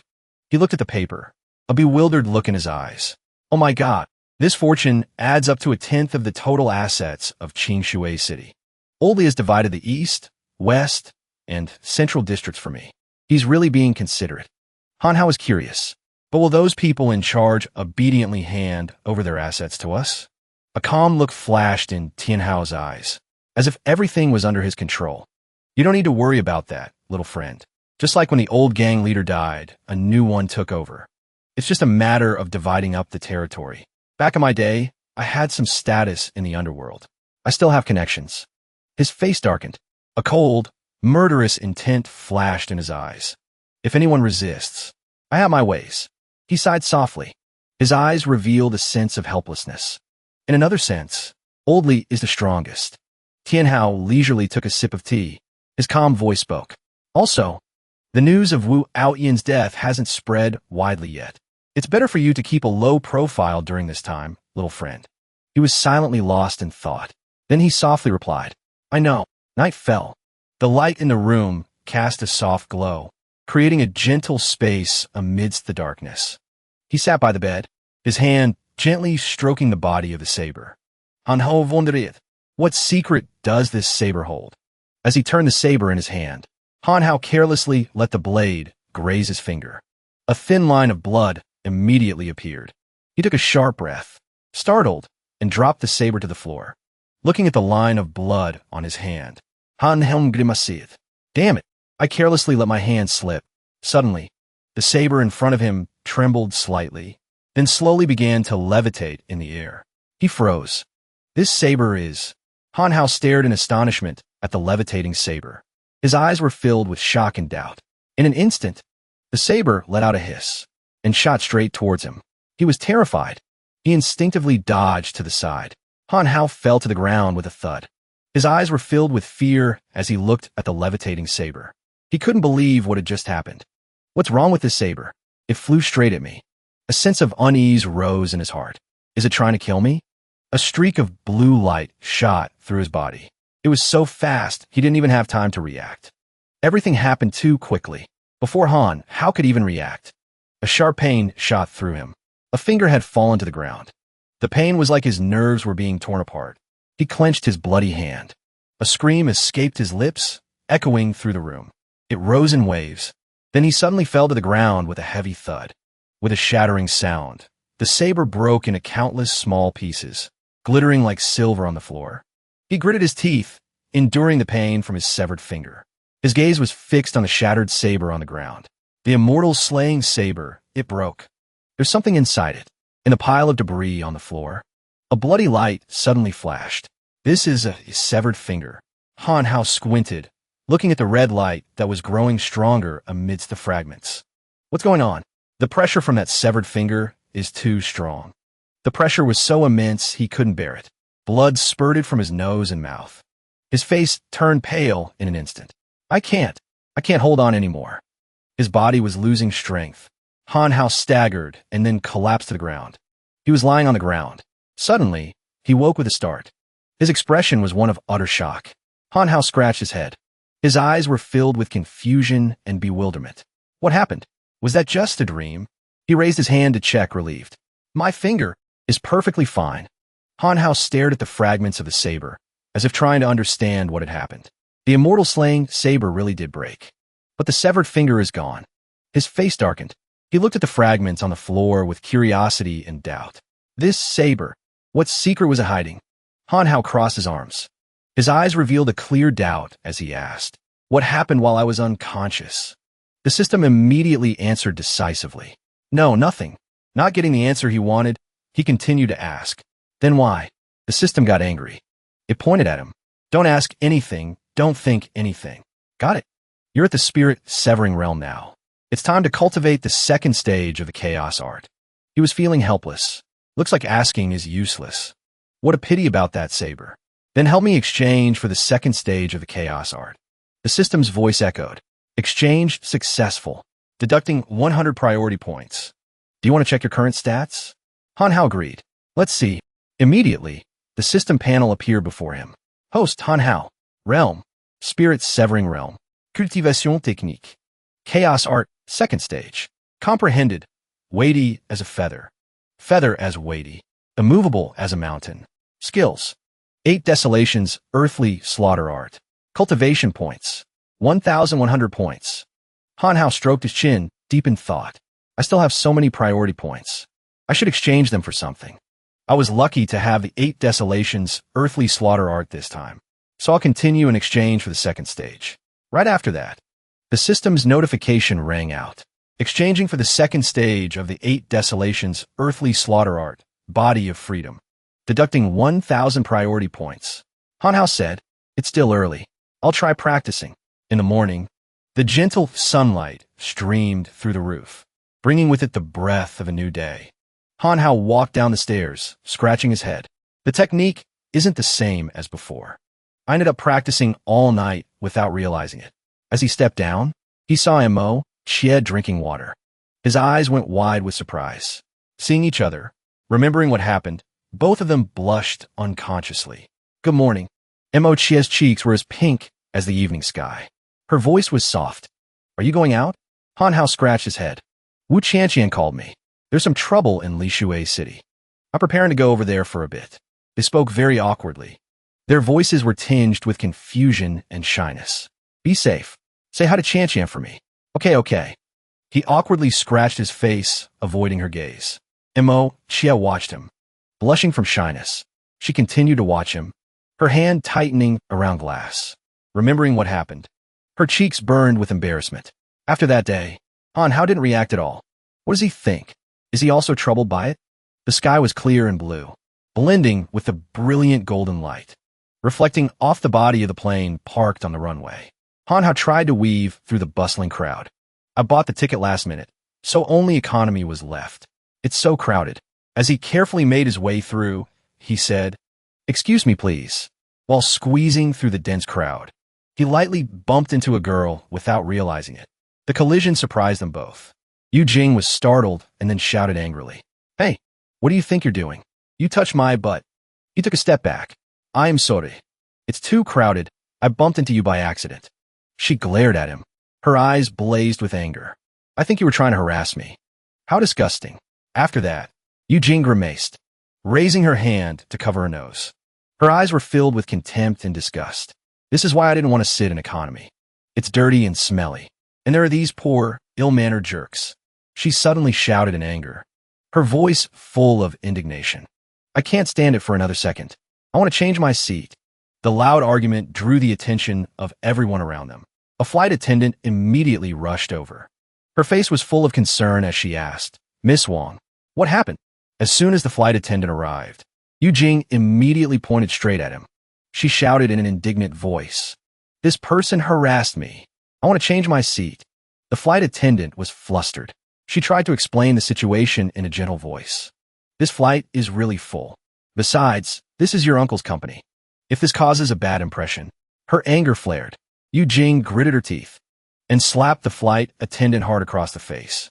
"Who the hell do you think you are? Daring to lecture me?" Struck hard. The flight attendant was in pain. She held her cheek. "I am sorry. I'll go get the captain for you." Everything happened so fast.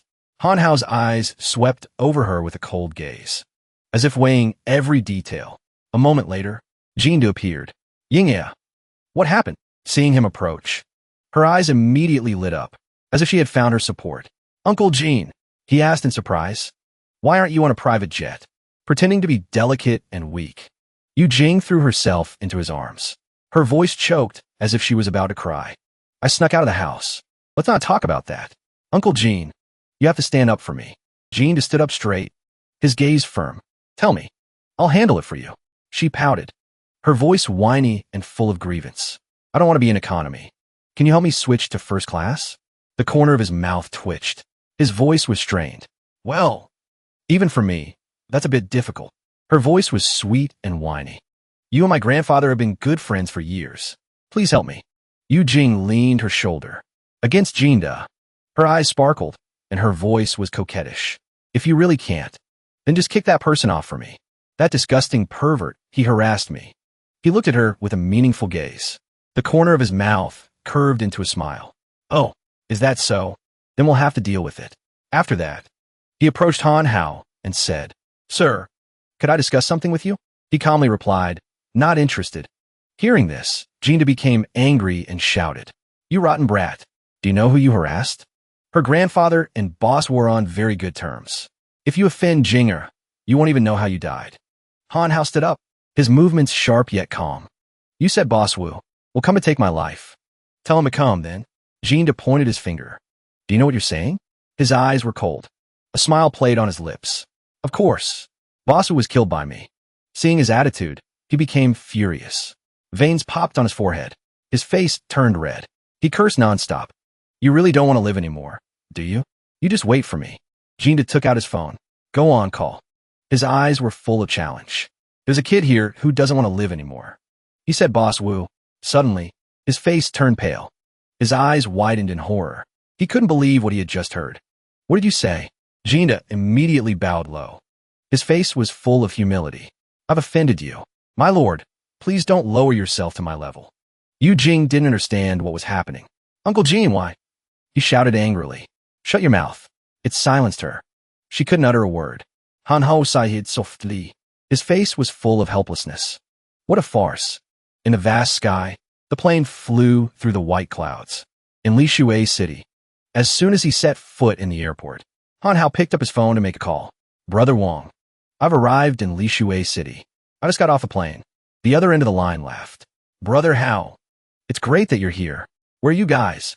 The person on the other end instructed. We're at the coffee shop outside the airport. You have to be careful. Han Hao is slightly bewildered, not knowing what was happening. What? Hello. He frowned slightly. A look of confusion mixed with worry crossed his face. The call was cut off. Could they be in some kind of danger? Han Hao looked up. The coffee shop outside the airport is right here. I wonder how Qian and the others are doing. He stuck his hands in his pockets. Before, they only said the Chiu family was being threatened by cultivators for protecting her. Have those people already found them? Han Hao reached out to check the door. His fingers lightly traced the gaps, full of vigilance. It won't open. Right after that, he decisively kicked the door hard. It burst open with a loud crack. Han Hao slowly stepped inside. His cold gaze swept over every corner. So there are people here. A friendly smile appeared on his lips. Then he spoke slowly. I'd like a latte, please. Thank you. Seeing Han Hao, Yi Fei's face darkened, and he pulled a gun from his pocket. Go back to where you came from. Despite facing his cold threat, he calmly replied, Big brother. Let's talk things out. I just want a cup of coffee. That's not too much to ask, is it? The men heard this and laughed. Is there something wrong with this guy's head? Is he an idiot? Can't he see what I'm holding? Turns out he's just a country bumpkin. Yi Fei let out a soft laugh. A dangerous glint flashed in his eyes.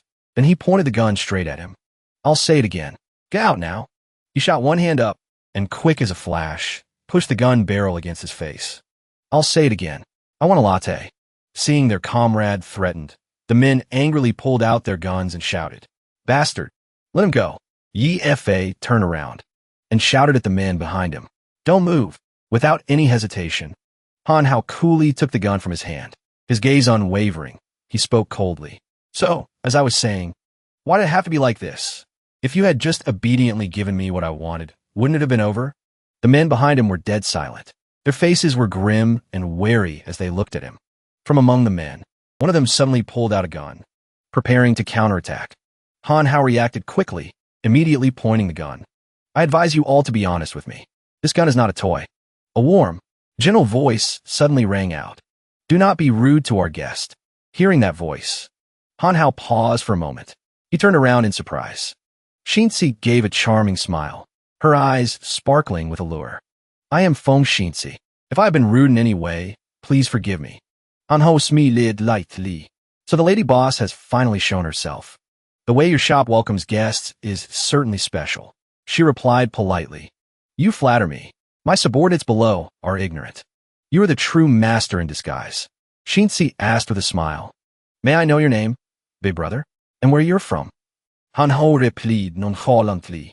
Qingshui City. Han Hin. Have you heard of me? She laughed awkwardly. Well, it seems I have been ignorant. However, since you're from Qingshui City, you probably know Boss Wu, right? He smiled smugly. Who doesn't know Boss Wu? He's someone everyone looks up to. Xinzi said confidently, to be honest with you, our boss is sworn brothers with Boss Wu.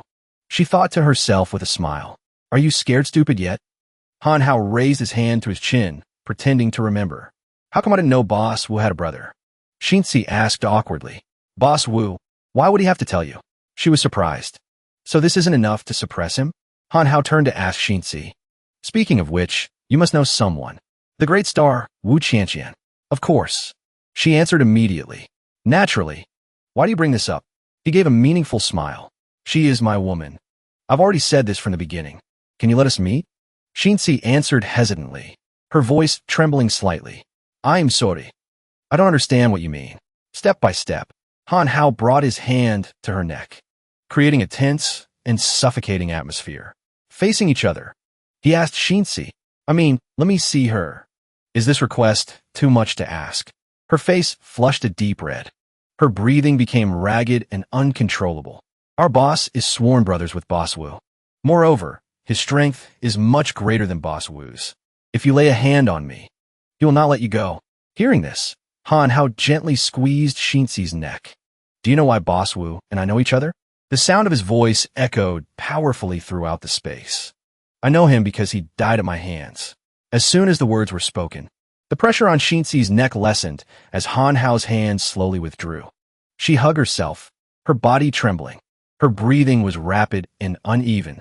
I've never felt such intense pressure before. Xinzi's entire body trembled uncontrollably. Boss Wu is dead? How is this possible? Her hands clenched tightly, as if trying to stop the uncontrollable shaking. But when this person said it, I felt a little shaken. Right after that, Shinzi turned away to avoid Han Hao's gaze. I understand. I'll take you to see Wu Qianqian. She moved gracefully, exuding a captivating charm. It's the kitchen next door. As soon as they arrived, Shinzi opened the door. Light from outside flooded in. We're here. Bound and gagged. Qianqian could only pray. When she saw Han Hao walk in, her eyes suddenly lit up. He quickly ran over, anxiety clear on his face. As he looked at her, are you okay? I'm here. Han Hao suddenly called out to Shinzi. Miss Feng Shinzi, right? I have a message I'd like you to deliver. His voice rang out clearly. Whatever grudge the Chiu family and Wu Qianqian have, now that I'm here, I hope he thinks before he acts. She hugged her arms tightly, her heart pounding and her voice trembling, but she still managed to reply. I understand. After that, Han Hao carried Wang De on his shoulder, looking at Qianqian with a gentle gaze. Let's go. Yi Fa turned to ask Shinzi. Should we follow them? She immediately gave an order. Don't make any rash moves. Shinzi's face flushed, and she bit her finger in frustration. Go back and ask the boss what's going on. Then we'll plan our next move. A yellow taxi sped by, gliding through the streets like a summer breeze. Qianqian sat quietly in the car, a smile blooming on her lips without her even realizing it. Seeing this, he was curious. Why is your face so red? Are you hurt? She stammered. It's nothing. In her mind, Qianqian kept replaying Han Hao's words. She's my girlfriend. Can you let us meet? Occasionally, her face would flush, and she would sneak a shy glance at him. At the Chiu family estate, the scene shifts to a luxurious and grand villa. Every corner exuded elegance and sophistication. We're here. Han Hao looked up, his eyes clearly showing his unconcealed surprise. This is the Chiu family estate? Jinjin saw the three of them. Her eyes lit up, and she called out happily. She friendly raised her hand and waved to everyone. You're finally here? Jinjin asked Qianqian with concern. You didn't run into any danger on the way, did you? She smiled and replied, I'm Fina. Qintian shouted angrily. What are you doing running around? Do you know how dangerous it is outside? Hearing her father scold her, Qianqian suddenly froze. Her gaze faltered. Han Hao thought to himself, this is her biological father? Can't he talk properly? No wonder she won't acknowledge him. The man roared an order. You, bodyguard, get her out of Li Shuai City immediately. I don't want to see her anymore. Hearing this, Han Hao was taken aback. He pointed to his own face and asked, bodyguard? Me? Jinjin quickly explained. Dad, that's Han Hao, the person I told you about who's here to help us. I just went to the airport to pick him up. The man was surprised. Didn't you say he was a cultivator? Why is he so young? He immediately changed his attitude. So you're Han Hao. I was rude just now. I am Chiu Qingtian. I'm their father.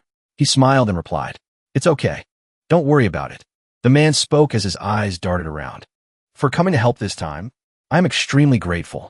It's just... He tilted his head, full of curiosity. His eyes were filled with an unconcealable curiosity. Just what? Qingtian's voice lowered. There's something you don't know. The person who wants to destroy the Chiu family is the third strongest expert in Li Shuai City, Yang Yun. 10 years ago, he reached the spirit-severing realm. You're so young. Even if you're a genius, I'm afraid. Han Hao placed his hand on his chest and said with a confident voice, Uncle, rest assured, as long as I, Han Hao, am here, I won't let them take a single step into the Chiu family estate. Suddenly, Qingtian spoke, changing the atmosphere. Then let me personally test you a little. Han Hao stood still, his gaze vacant and dazed. He still hadn't understood what was happening. What? Qingtian shot towards him, full of killing intent. Every step was filled with determination. With lightning-fast reflexes, Han Hao blocked his attack instantly. Both Jinjin and Qianqian shouted worriedly. Dad, what are you doing? Han Hao, be careful. He slowly retreated. Qingtian maintained a serious gaze, not leaving Han Hao. Finally, he acknowledged, to take my mountain toppling palm and still stand firm without moving, I underestimated your strength. After that, Qingtian said with satisfaction, let's go. Inside. I'll just give him a welcoming reception. Hearing this, Han Hao gave a polite smile. He replied modestly, then I'll be troubling you, uncle. And inside, Qingtian's voice echoed through the space. Make yourself at home. I'll go tell the kitchen to prepare some wine and food. Lu Ji appeared behind Qin Tian. He bowed and called out in a low voice. Master. He turned his face.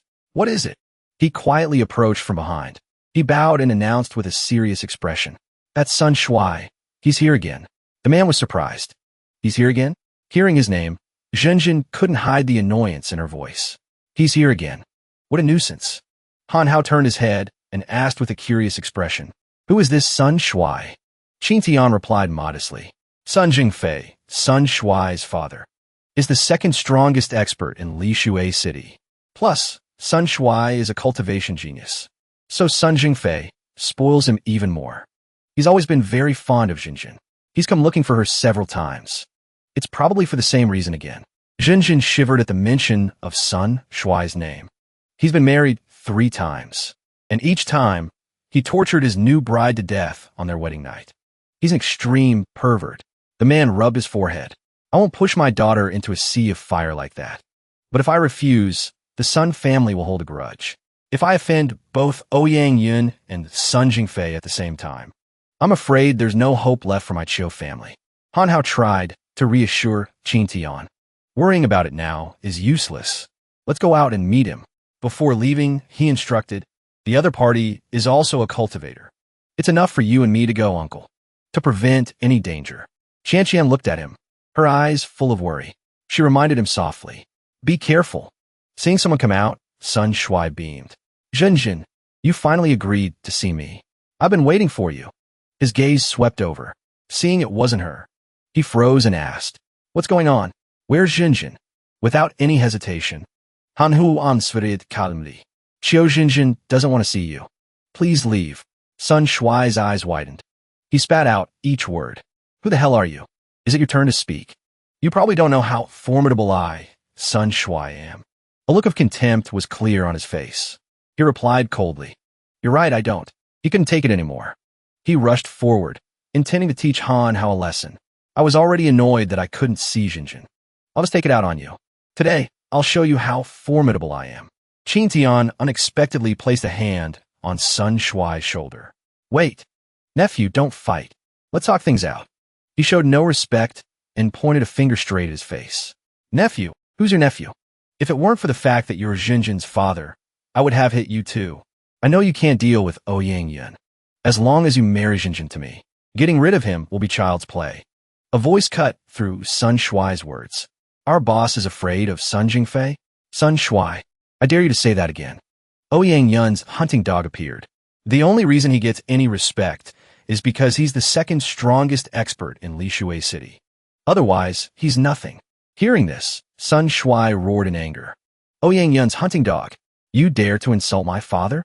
He was furious. He charged straight at the man, like a provoked beast. Then I'll teach you a lesson first. Sun Shuai rushed forward and threw a powerful punch. But it was easily blocked by his opponent. He taunted, the little young master of the Sun family has been spoiled too much. Do you really think you're invincible? Sun Shuai laughed coldly.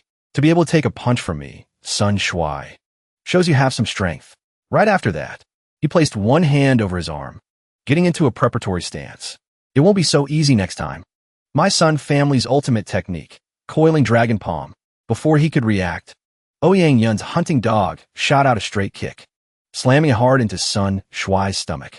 Hit by the fatal kick, he fell to the ground, rolling. He was in too much pain to speak. His face flushed with anger. Sun Shuai shouted furiously.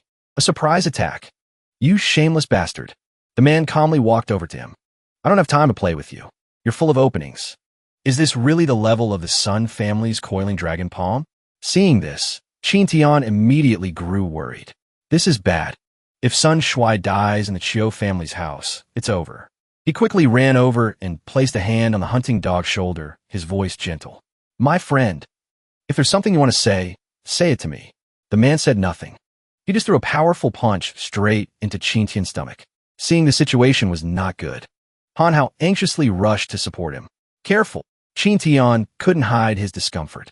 He growled, what on earth are you trying to do? The hunting dog only replied, you with the surname Chiu.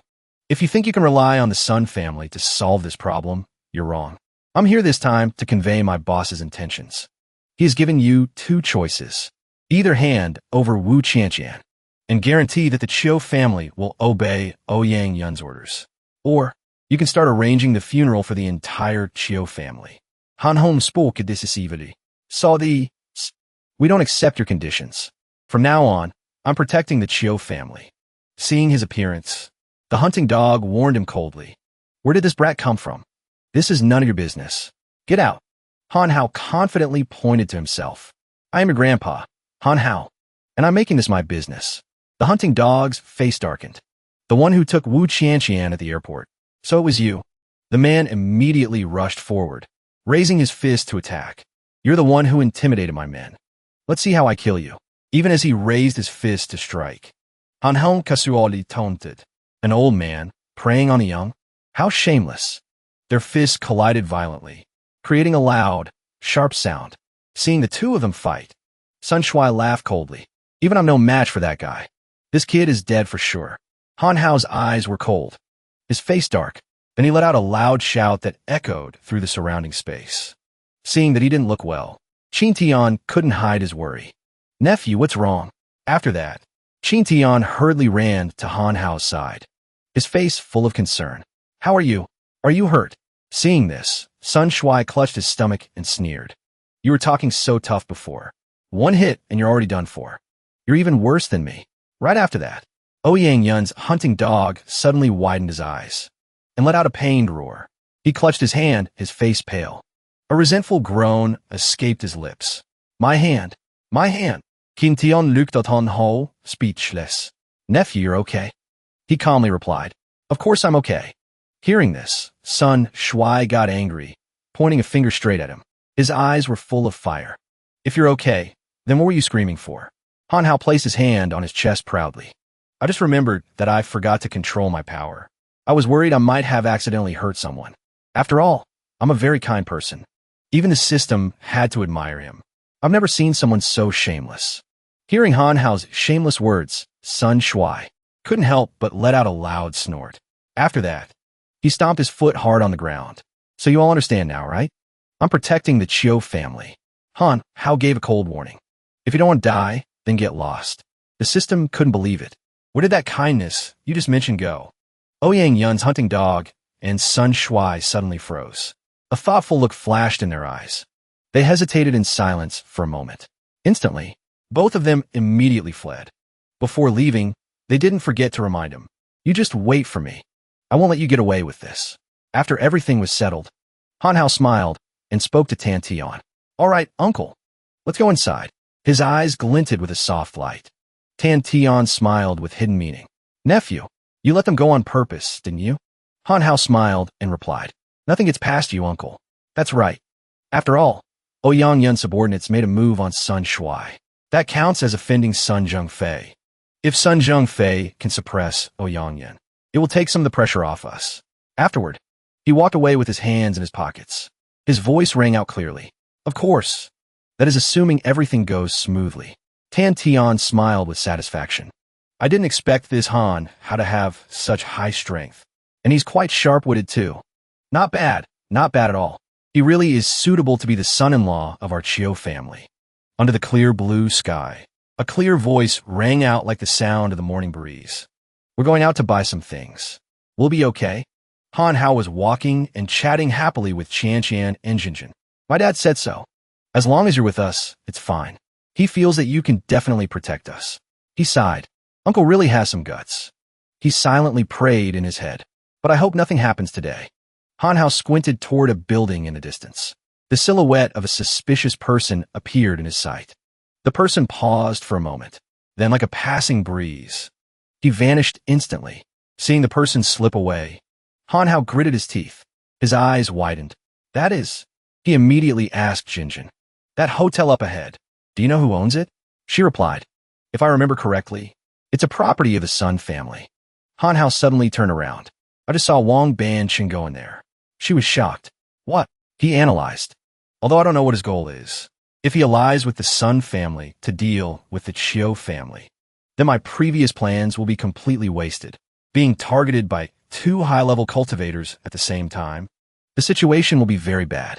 Unless I can meet Sun Zhengfei and talk to him, Jinjin asked softly, her voice unable to hide her panic. How confident are you? Hanho soudain smiled confidently. His voice was resonant and full of charisma, making both girls blush involuntarily. Even if I'm not, I have to try. I said I would help you too. I will definitely see this through to the end. Immediately after, Hanhao rushed off, but before leaving, he didn't forget to turn back and instruct the two girls. I can go alone. It's dangerous out here. You two go back first. Hanhao slowly walked up the steps. Every step carried silence and contemplation. He quietly swept his eyes around, glancing over the quiet surroundings. Then, Hanhao walked toward the reception desk. Hello. I want to see Mr. Sun Zhengfei. I have something very important to give him. The receptionist smiled kindly at him. Please wait a moment. I will take you there. Hanhao followed him to meet Zhengfei.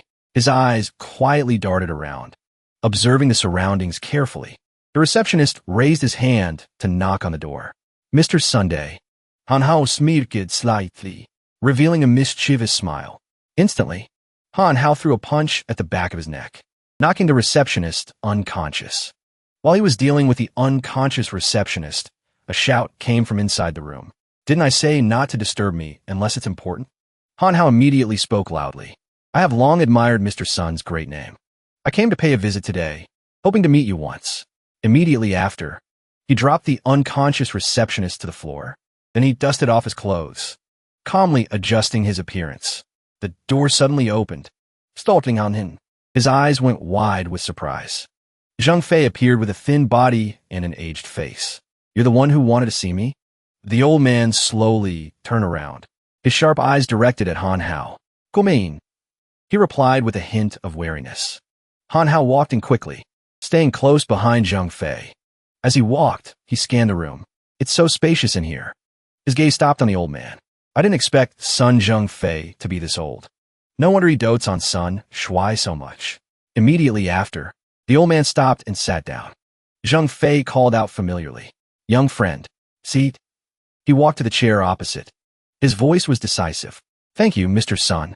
Then I won't stand on ceremony. Then, the old man asked slowly. I wonder what business my young friend has with me. With a nervous mindset, he began. I have admired your reputation for a long time, Mr. Sun. I wanted to discuss dealing with a common enemy. The two were sitting in a luxurious room, with marble covering the walls. After hearing him speak, the old man replied immediately. I didn't know Sun Zhengfei, had enemies. He sat seriously, his heart tightening slightly. Then he added, I heard that Ouyang Yun has always been disrespectful towards you. Yesterday, his subordinate even injured your son. So, without waiting for him to finish, Zhengfei replied immediately. The will to fight no longer moves me. Why take risks for something with no benefit? Hearing those words, Hanhao continued, his voice decisive. Of course, there's a benefit. Ouyang Yun's entière fortune will belong to you after the job is done. The old man bowed his head slightly, asking with suspicion. Then, young friend, what is your stance? Why should I cooperate with you? Hanhao showed a look of tension. I'm a messenger for the Chiu family. It won't be a problem for our two families to join forces against Ouyang Yun. Meanwhile, Zhengfei sipped his tea and replied with dissatisfaction. I heard that the Chiu family has been under pressure from Ouyang Yun recently. Coming to find me now. Feels like you just want to use me in your time of trouble. I find it hard to believe in your sincerity. Pressure weighed on his shoulders. He opened his mouth slightly, his voice hesitant. Immediately after, Hanhao quickly looked up, looking towards the long hanging curtains. A drop of sweat rolled down his temple. Amidst the suffocating atmosphere, suddenly, Zhengfei laughed loudly. Then, he spoke slowly. This young friend has been guarding against all sides since he entered. It seems you were already prepared. Stop hiding. Come out. As soon as the words were spoken, Hanhao immediately turned his head, looking towards the curtains. A tall man, with gray hair and intellectual glasses, lifted the curtain. He greeted with a confident demeanor. Long time no see. It was Bansheng. He smirked slightly. I didn't expect to see you again so soon. It seemed he understood why Zhengfei had such an attitude towards him. He thought to himself, turns out they had already met. No wonder I got to meet Sun Zhengfei so easily. Still a step too late. Bon Chem vukt closer. He said, so you already knew who I was. The old man nodded. Not bad. Han Hao blurted out. You two probably haven't met for long either. Could the benefit he gives you be more valuable than Ouyang Yun's entire fortune? Ban Chung continued. Dealing with Ouyang Yun, even for the Sun family, would come at a price. Why should he agree with you? At this moment, Zhang Fei half closed his eyes in calculation, speaking every word heavily. What he gives me isn't the most valuable thing, but it is what I need the most. Hearing that, Han Hao tilted his head slightly, the corner of his mouth lifting. He asked the old man, the question is, what benefit? The old man slowly recounted. When I was 89, my sixth wife bore me a single son, Sun Shuai. Since then, he's been the only thing keeping me alive. Then, the old man stood up and continued speaking. He has excellent talent. He is now in the late stage of the core opening realm, about to break through. Mr. Wang agreed to give me a golden spirit pill. This pill increases the chance of breaking through to the spirit-breaking realm by 80%. As he spoke, Zhang Fei looked up at Ban Chung. So, for my son, I agreed to Mr. Wang's condition, to cooperate with him. Hearing this, Han Hao frowned slightly, his eyes flashing with surprise. He exclaimed, condition. At that moment, the three stood facing each other, forming a triangle. The old man emphasized, that's right. Speaking of which, I must thank you for visiting this time. Because his condition is... The space seemed to sink into silence. Because of the unfinished sentence.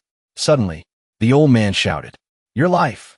As soon as he finished speaking, Zhang Fei lunged forward, his arm reaching out as if to grab something at all costs. He froze in surprise, and then, confused by the old man's action. But then, in just a blink of an eye, Han Hao raised both hands to block. He shouted, immovable as a mountain. After that, he cried out, pain. Instantly, he tried to stay calm and reminded himself that palm strike was too heavy. Even using immovable as a mountain for defense, it still hurts a bit, but I can still withstand it. On the other side, Ban Chung also rushed forward. He yelled, thanks for coming to my door to die. I've been waiting a long time. Facing that situation, he raised his hands in a defensive stance, simultaneously, considering, carefully before acting, control the force well. Must not waste true essence. That's it. He stood firm, threw a punch. A brilliant golden light exploded from his hand, swirling like a violent tornado, knocking the opponent back. At this moment, the old man's voice rang out, carrying a tone of wariness. Knowing that this move was not simple at all, Ban Chung stood behind. He also added, dealing with this brat, we cannot be careless. Standing opposite them was Han Hao. He was extremely calm. Bon Chem Vispert. Mr. Sun, let's attack together. In this moment, he needed to make a precise decision, his gaze directed at the opponents as if calculating. Sun Zhang Fei's strength is greater than Wu Lao Da's. His strength and realm are probably both above mine. Dealing with him alone is troublesome enough. Adding Wang Ban Chung to the mix. His whole body tensed up. Invisible pressure weighed heavily. He told himself, this situation is a bit unstable. Thoughts raced through Han Hao's mind. I didn't expect Sun Zhang Fei to be this strong. Didn't I just walk right into a trap? A drop of sweat rolled down his temple. But the corner of his mouth lifted slightly, revealing a smile full of hidden meaning. A decisive decision rang in his head. If that's the case, immediately, he rushed forward. His arm tightened. He told himself, then I have to hit hard, quick as lightning. Han Hao rushed straight towards Ban Chung, who was standing to his left. Just then, Zhang Fei quickly glanced to the side, shouting, careful. At that moment, a hand tore through the air, rushing straight towards his face. Unexpectedly, Zhang Fei rushed in, attacking with a powerful blow into his side. Caught off guard, he couldn't dodge in time. A groan escaped his throat. Pain spread throughout his body. His face went rigid, mouth open and teeth clenched tight. Immediately after, he gathered all his strength, trying to jump backwards, getting away from the two of them. He propped one hand on the floor. His eyes narrowed. Sharp pain pierced through every muscle. He muttered to himself, it hurts so much. I missed the best opportunity. At this moment, Zhang Fei was warning Ban Chung. That brat just tried to take your life. If you die, the deal between us won't be established. Truli akanen brat. Hearing this, Ban Chung glanced towards Han Hao, screaming, bastard, dare to look down on me. The old man replied. This brat's strength has probably increased quite a bit since he met you. Boss Wong, you'd better not underestimate the enemy. Suddenly, the doors slowly opened. An Ozgaza Sharpanat. He felt anxious. The thought pierced deep like a knife. There's another helper? His whole body tensed up from stress. The person who walked in was Sun Shuai. He called out gently, Dad, are you here, Dad? He suddenly saw Han Hao, exclaiming, You're that brat from yesterday. Immediately after, Zhang Fei shouted, So, careful. His voice exuded urgency. Sun Shuai still innocently replied, Dad, you're here. Careful of what? Meanwhile, Han Hao had closed in behind him, his hand placed on his throat. At this moment, he screamed in panic. Hey, what are you doing? Let me go. He smiled coldly. Mr. Sun, if you still want your precious son to have a chance to use the golden spirit pill, then don't act rashly. Zhang Fei's face became rigid with anger. He voiced a warning. Don't be reckless, or I won't forgive you. He told himself. He seems furious. Then he replied, You and I have no grudge. I also don't want to harm your son. Now I want to leave. I hope you won't stop me. The old man replied with a firm voice. Just ensure you don't harm my son. Sun Shuai was still confused. Dad, what exactly is? Seeing this, Bansheng intended to rush forward, shouting, Bastard! But Zhang Fei quickly stopped him. Then, he glanced coldly, his voice lowered. Boss Wong, don't play with my son's life. The atmosphere seemed to sink. He felt annoyed, only letting out a grunt. Witnessing that scene, Han Hao still had one hand tightening around Sun Shuai's neck. He stated his condition. As long as I am safe, I guarantee your son will also be safe and sound. A few hours later, in a large building, modern with luxurious design, the silence was broken by a certain exclamation from Tan Tian. So that's how it is. He pondered, with Sun Shuai in hand.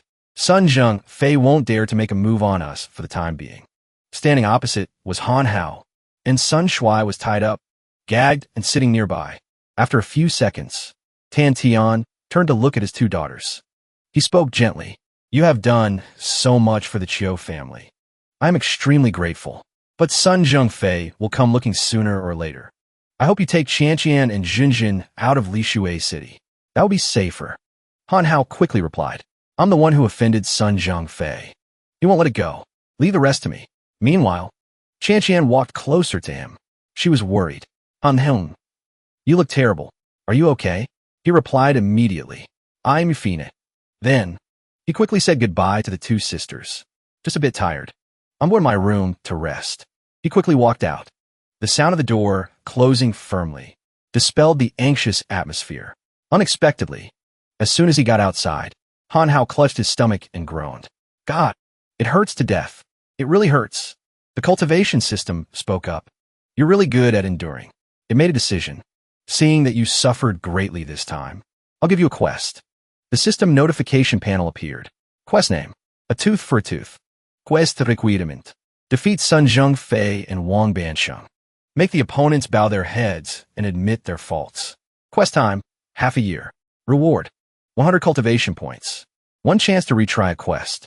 Gift: 1 essence pill. Upon receiving the information, he spoke with suspicion. Since when are you so kind? That aside, he spoke decisively. Wang Bansheng has already sought out the Sun family. I will encounter these two sooner or later anyway. He added. However, where does Wang Bansheng get these pills?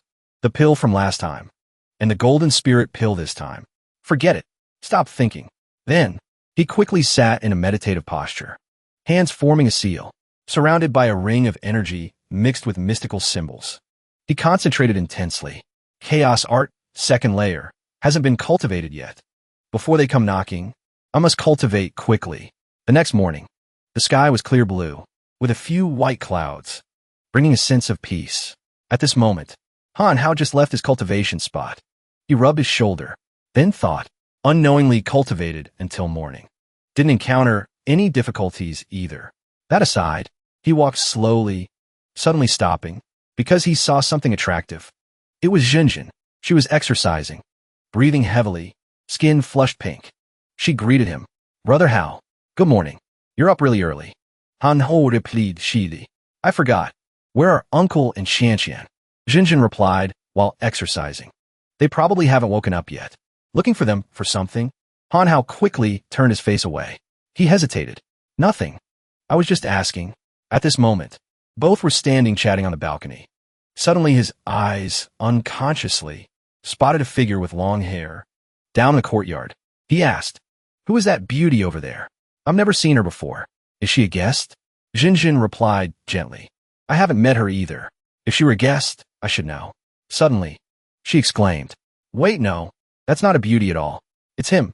After a few seconds, Jinjin blurted out, "Oh, Yang Yuan." He turned around, smirking, finally discovered me. "Huh?" She spoke with annoyance. "How'd he get in?" He exclaimed in shock. "It's Oh Yang Yuan." Unexpectedly, the man replied very confidently, even somewhat arrogantly, "Getting into the Chiu house, isn't it too easy? Sooner or later, it will be mine." Jinjin stood up straight, her eyes sharp. Each word came out strong. "What exactly do you plan to do?" "Oh Yang Yuan reminded unhurriet." He spoke slowly. "I didn't come today to deal with the Chiu family. I came to demand a person." Instantly, Han Hao said immediately, "You mean looking for Sun Shui, Sun Zhengfei's son? I hand him over. Then you use Sun Shui to ally with Sun Zhengfei to deal with the Chiu family? Am I stupid?" Before his question, the man remained calm. "It's true that I plan to ally with the Sun family, but dealing with the tiny Chiu family, even without relying on them, I can do it myself." Hearing that, he quickly jumped from the balcony down to where Oh Yang Yun was standing. He landed lightly, speaking decisively, saying, "It's not for an alliance now. Who would believe that? I can't hand a person over to you." He smirked slightly, his gaze sharp, his voice firm. "As long as Sun Shui is in our hands, the Sun family won't dare to act rashly. We temporarily only need to deal with you." The atmosphere seemed to sink. Only the echoing voice of the man remained. "Big talk. Who are you? Daring to talk to me like that?" Immediately after, Han Hao exclaimed, voice full of challenge, "Didn't your subordinates tell you? The Chiu family's business is my business." "That's right. And Wu Ao Tian, your sworn brother, was killed by yours truly." He shouted. "So you are Han Hao." "Even so, that old man hasn't improved in over 10 years. His strength has long been inferior to mine. As for me, I broke through to the spirit-breaking realm 10 years ago. I'm one of the 3 great experts of Lishui City. What do you have to be proud of?" He replied, his tone sarcastic. "Isn't it just ranked 3rd? Speaking as if you're equal to the other 2. I cultivated for less than a year and broke through to the spirit-breaking realm. What's the big deal?" Hearing this, the man roared. Every word contained rage. "Dare to insult me? You'd better have the strength to take my anger." Instantly, the man rushed forward like lightning. His hands swung powerfully. Han Hao stood opposite, in a state of confused panic. The moment he and the man collided, the ground seemed to shake. The air was torn into violent vortexes. Witnessing that moment, Jinjin gripped the railing tightly. She was very worried about him. She called out loudly, "Han Hao." Fortunately, he had taken a defensive stance in time, so he blocked Oh Yang Yun's attack. He immediately replied to her, "I'm Phoenix." Then, he countered with a blow, knocking the man back, making him lose his balance. At this moment, Jinjin sensed that Han Hao might be in danger. A thought flashed. "No, I have to call Dad." The wide courtyard sank into tension. Oh Yang Yun spoke, each word ringing like a sharp blade. "Taking one of my punches, I admit you have some strength, but you can't match me." He replied gently but defiantly. "Is that so? I haven't even gotten serious yet." But inside his body, Han Hao was affected by the attack. He told himself, "Too strong. Feels like my internal organs are all shaken up." He thought while maintaining his stance. That punch just now didn't use full power. He is much younger than Sun Zhengfei. His strength is probably not inferior to Sun Zhengfei, maybe even stronger. Immediately after, he focused his strength, rushing towards Oh Yang Yun like an arrow leaving the bow. The moment of contact, he threw a powerful punch. The man blocked the blow with one hand. Force exploded like thunder. After the attack, Oh Yang Yun was still unharmed. He spoke with contempt. "You talk big. Is this all you've got in reality?" Han Hao posted, retreated. "I used such great force, yet he blocked it easily." Suddenly, above his head, a brilliant golden vortex appeared, radiating power that shook the space. He stood frozen, eyes wide. He exclaimed, "This is..." Suddenly, a shout echoed from the balcony. "Nephew, don't be afraid. Tan Tian was standing there with his daughter Jinjin. He spoke while reaching out to summon energy. I have activated the Chiu family's guardian formation. It can increase your strength for a short period. A few seconds later, that vortex radiated circles of energy surrounding him. The light flared up more and more violently, swirling strongly like a tornado. Ouyang Yun was dazzled at this moment, exclaiming, "What is this?" Han Hao was extremely surprised. "This is, I feel the flow of true essence in my body strengthening." The system immediately explained further. This formation can absorb surrounding spiritual energy, strengthening true essence. However, the range is limited to the Chiu family grounds. "You are buff now. Hurry up and destroy him." He stood firm, feeling every ray of energy pouring into his body. Power rose quickly. Energy is constantly flowing into my body, feeling the true essence in my body being replenished differently than before. Now, Ouyang Yun watched intently, and then spoke with a voice full of contempt. "Strengthening formation? Think relying on this gives you a chance to win?" Silence for a few seconds. He reached out his hand with the energy flow, swirling around towards a man. He shouted, "Talk is cheap." From his hand, waves of golden light surged, like ribbons of fire launching forward. He clenched his fist, spirit soaring to the sky, voice shouting like thunder. "Maximum output. 8 desolate earth showered." However, Ouyang Yin showed no fear. He said calmly, "Still using this move?" As soon as he finished speaking, he released that stream of energy forward. It turned into a giant tornado, swallowing everything in its path.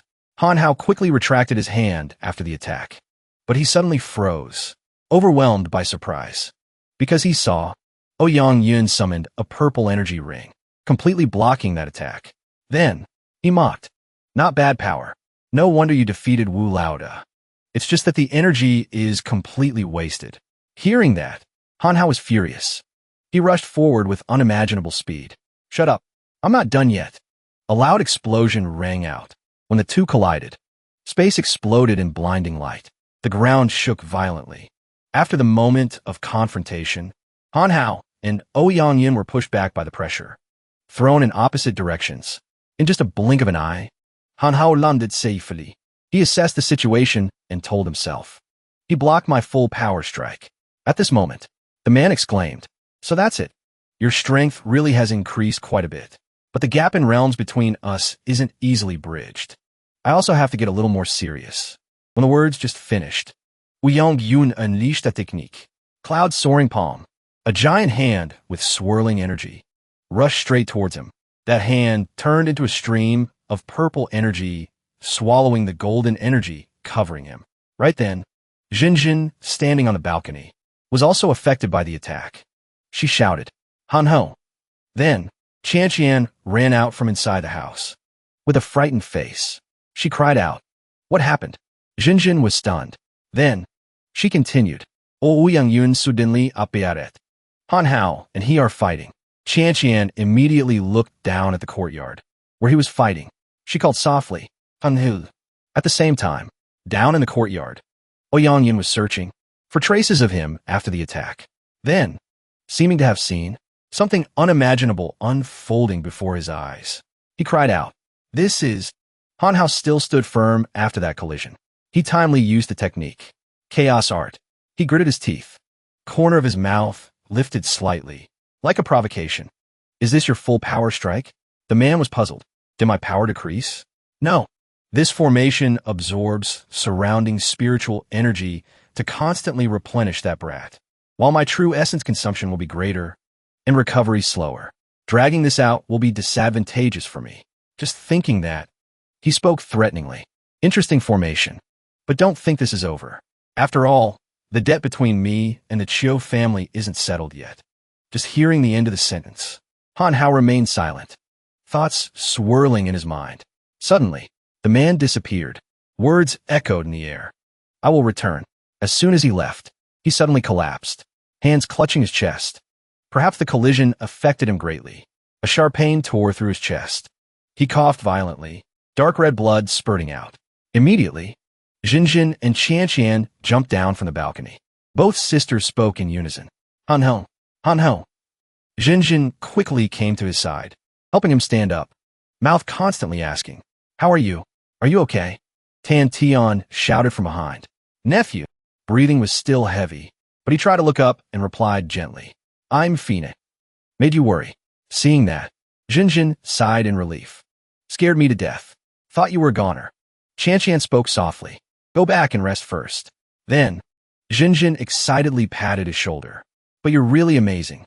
You fought off Ouyangyan." He was still sore. Gently. That aside, he returned to his room. He chatted with the system. Exchange for a golden light pill. "I thought Ouyangyan's strength was on par with Wu Lao Da. Didn't expect him to be so strong." The system replied, "You helped the Chiu family so much. Don't tell me you want to take over the Chiu family for yourself?" He explained. "What are you saying?" "I'm doing this to help friends." It replied cheekily. "I say, you should just date those two girls already. The Chiu family will be yours anyway. Plus, having two beauties with you every day. How nice." Hearing that, the image of the two beautiful Chiu sisters appeared in Han Hao's mind. His face turned bright red. Instantly, he shook his head continuously. "No way, no way. What are you saying?" "I already have Mo Jia." The system added. "Haven't you two not defined a relationship yet?" The system concluded with a sentence. "3 wives isn't bad either. Han Hong Huoted Shili. Get out, get out, get out." "Shut up."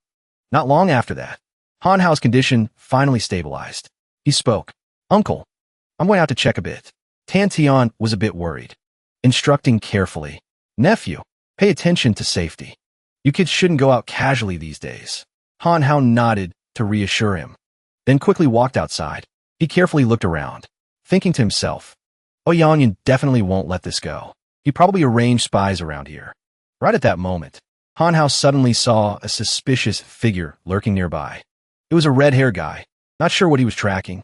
Concentrating so much, he didn't notice Han Hao's appearance. He tilted his head suspiciously. Why is that person so sneaky? Is it Ouyangyan's man? Just thinking of this possibility, Han Hao immediately shouted, "What are you doing there?" The other person jumped, hurriedly running for his life. The sudden action made Han Hao stunned for a few seconds. As soon as he regained his composure, he immediately chased after him. "Running as soon as he sees me? Definitely a problem. Don't run. Stop." And then, the chase went on for a long distance. Everyone sprinted with all their might. Before long, Han Hao started to feel exhausted, feeling a bit impatient inside. Been running for half an hour. This kid's stamina is scary. Just when he was discouraged, the opponent suddenly stopped, turning to face Han Hao. He panted heavily, waving his hand to negotiate. "Stop. I don't want to run anymore. How much benefit did my mom give you to chase me like this?" Han Hao froze on the spot, eyes wide with confusion. "Your mom? Benefit? What do you mean?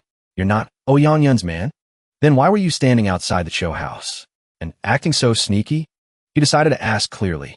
The other person explained. "I'm hiding from my mom. Just left home." Han Hao asked grumpily. "Then why did you run when I called you?" The opponent looked helpless. "I thought you were someone my mom sent to catch me." All doubts finally had an answer. Han Hao Sahid Verily. "This seems like a misunderstanding." Hearing that, the young man glared and snorted. "Misunderstanding? Chasing me for such a long distance is a misunderstanding? I see you caught up to me, so you must not be an ordinary person. Even if you don't know me, Fu Jia. You surely know my father, Fu Tian Xiao." He frowned and asked urgently, "What is your name? Believe it or not, I'll go back to the Eastern Alliance and sue you." Han Hao scratched his head and smiled awkwardly. "My name is Han Hao." That aside, Fu Tian Xiao is. Mentioning this name, he suddenly fell into thought. Eastern Alliance? Is it the organization oldly mentioned before? Is it very famous? Seeing Han Hao's reaction, Fu Jie tilted his chin mockingly. "You don't even know the Eastern Alliance leader, my father? I've never heard of anyone named Han Hao in the Eastern Alliance either. Seems like a nobody. Just stepped onto the path of cultivation, huh?" Hearing those words, Han Hao trembled with anger, gritting his teeth word by word. "This nobody wants to spar with you. How about it?" Fu Jie decisively accepted the challenge. "Oh, want to be personally instructed by me? No problem. I'm very strong." Han Hao didn't want to be outdone. Hands on hips, setting a condition. "If I win, you call me Big Brother. How about it?" The opponent got into a fighting stance, grinning widely. "No problem, but you definitely won't win." Seeing his confident look as if victory was certain, Han Hao became even more eager to fight. Smirking, Keep your word. Saying that, both sides immediately rushed into combat. Figures moved slightly, gliding like the wind. Both fought hand to hand. Every move launched was extremely dangerous. No one yielded to the other. Fuji threw a kick. Hanhao immediately blocked it. He needed to attack. The opponent also defended firmly. Just like that for a while. The tug-of-war became more intense. Fu Jia launched attacks continuously. However, he encountered Hanhao's quick reactions. He easily dodged them all. Through that exchange, Hanhao couldn't help but be surprised. This kid can fight on par with me. On the other side, Fu Jia also nodded in praise. Not bad. I underestimated you. Next, I'll be more serious. This move was personally taught by my father. Don't force yourself. Saying that, he gathered himself into a stance. Tone extremely confident. One move to decide the winner. De Mangist. Hanhao braced himself, releasing a large amount of true essence. The power of this move cannot be underestimated. Thinking so, he quickly responded, I'm getting serious too. Take this. At this moment, on the opposite side, Fu Jia had mobilized a huge amount of true essence, focusing it into his fist. Seeing that scene, Hanhao narrowed his eyes slightly, a hint of wariness rising in his heart. Retracted? No. It's compressing true essence. Before he could think further, Fu Jia quickly rushed in close. The corner of his lips curved into a confident smile. He didn't hesitate to throw a punch straight at Hanhao, but he was already prepared, using palm technique to counter. In midair, internal energy from both sides collided violently. Very quickly, there was a result. Fu Jia's body was suddenly pushed back by the powerful shockwave. He tried to support his body landing, knees buckling, eyes flashing with wariness. He blocked my best move. Hanhao on this side felt equally surprised. Completely neutralized my 8 desolate earth shard. Hanhao spoke first, frankly offering praise. That move of yours was very powerful. You're very strong, but I'm slightly better. Calling me big brother won't be a loss for you. The opponent replied righteously. You won. I lose, fair and square. Fu Jia, keep my word. Fu Jia. From today on, accept Hanhao as my big brother. From now on, we will be brothers. Greetings, big brother. He patted his chest, declaring clearly, before Fu Jia's sincerity. Hanhao secretly smiled slyly, thinking to himself, the son of the Eastern Alliance leader becoming my brother. Truly not bad. Skeleton, I isn't as suitable a helper as this guy. The very next second, he happily patted Fu Jia's shoulder, laughing heartily. From now on, we are brothers. Benefits shared together. Enemies fought together, right, brother? Fu Jia didn't disappoint Hanhao either, fist bumping him, nodding clearly in response. Well said, big brother. Hanhao took the chance to lead. Then let me ask you. Fu Jia continued loudly. Big brother, speak. Hanhao asked. Is big brother's enemy also your enemy? The opponent affirmed firmly. Of course. As soon as he realized what he just answered, he paused for a few seconds, confusedly asked, what do you mean? Hanhao stuck out his tongue and smiled mischievously. Recently in Lishui City, I met some bad guys. Not easy to deal with. Fu Jia was puzzled. Big brother is so strong, yet there are people you can't deal with? Who are they? Hanhao was waiting for this question. Quickly replied. It's Ouyang Yun and Sun Zhengfei. Hearing these two names, Fu Jia panicked. 2 of the 3 great experts of Lishui City. I can't beat these people either. Hanhao continued to persuade. Don't say that. One-on-one might still be possible. But if the 2 of us fight together, it's not impossible to win. The corner of Fu Jia's mouth curved up slightly. Helping is fine. It's just. He paused for a moment, then set a condition with a serious face. Big brother, you also have to help me with something. Hanhao asked straight away. What is it? Speak. Fu Jia scratched his cheek and smiled awkwardly, not daring to meet his gaze. I offended someone. Hope big brother helps me through this difficulty. Hanhao looked confessed. Who dares to cause trouble for you? Fu Jia swallowed, voice getting smaller. The number 1 expert of Lishui City. The undefeated old man. As soon as these words came out, Hanhao coughed violently. The corner of his mouth couldn't help twitching continuously. Combined, the 2 of us have offended all 3 great experts of Lishui City, haven't we? Fu Jia, true. Since it has come to this, Hanhao had to ask for details. What kind of person is the undefeated old man? How is his strength? Fu Jia explained. Although he has been in seclusion for many years, rumor has it his strength is very powerful, far exceeding Yang Yun, who is ranked second. Han Hao thought and became more curious. So what did you do to offend him? Mentioning this, Fu Jia's cheeks suddenly turned bright red. Hesitantly speaking, actually, he doesn't know about this yet. But when he finds out later, he definitely won't forgive me. It's that I hurt his granddaughter, whom he loves dearly. However, Tutu and I truly love each other. Our feelings are as hard as gold, as deep as the ocean. Couldn't help ourselves. In short, that night Tutu and I did this and that. Cannot be described. He casually told a long story. Those cheesy romantic words made a single dog like Han Hao very unhappy. He directly turned his back and walked away, loudly declaring, I can't help with this. Go turn yourself in. Fu Jia was immediately splashed with cold water, frozen on the spot. He frantically chased after Han Hao, begging, Big brother, don't say that. Only you can help me now. Big brother. Fu Jia followed him to the front of a luxurious building. When he realized it was too late. Where is this? Big brother. Han Hao casually dropped his sentence. Sunjung, Fei's hotel. He frankly shared. I want to find him and talk. After all, both sides have no deep grudge. It's just, before he could finish, their conversation was interrupted by a stern voice. Kidnapping my son, and daring to come here to negotiate? Zheng Fei coldly glanced at the person opposite, not mentioning the deal with Wang Bansheng. Just this point is enough for you to die. Where's my son? Facing his invisible pressure, Han Hao calmly replied, Don't worry. Your son is fine, very safe. The opponent snorted coldly. He'd better be. You and I indeed have no deep grudge. But for my son, I could do anything. Han Hao went straight to the main point. Wang Bansheng isn't here today. I've made it clear. I can give you a pill no worse than the Golden Spirit pill, and guarantee your son's safety. The system chuckled. Do you have enough cultivation points? Han Hao didn't bother paying attention to it, intently listening to Zheng Fei's answer. Wait until you bring my son and the pill before me.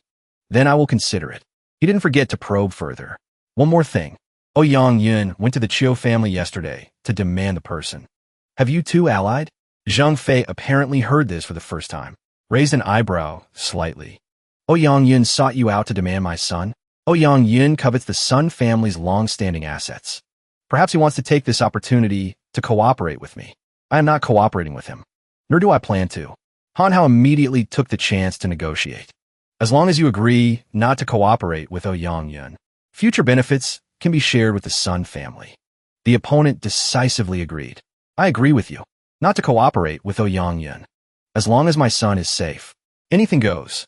The old man paused for about a second, tone implying a threat. But if anything happens to him, I, Sun Zheng Fei, will crush the Chiu family. Witnessing the whole process, Fu Jia leaned close to Han Hao, whispering in a low voice. This old man's son is really arrogant. Clearly his son is in Big Brother's hands. Should we beat him up? He looked troubled.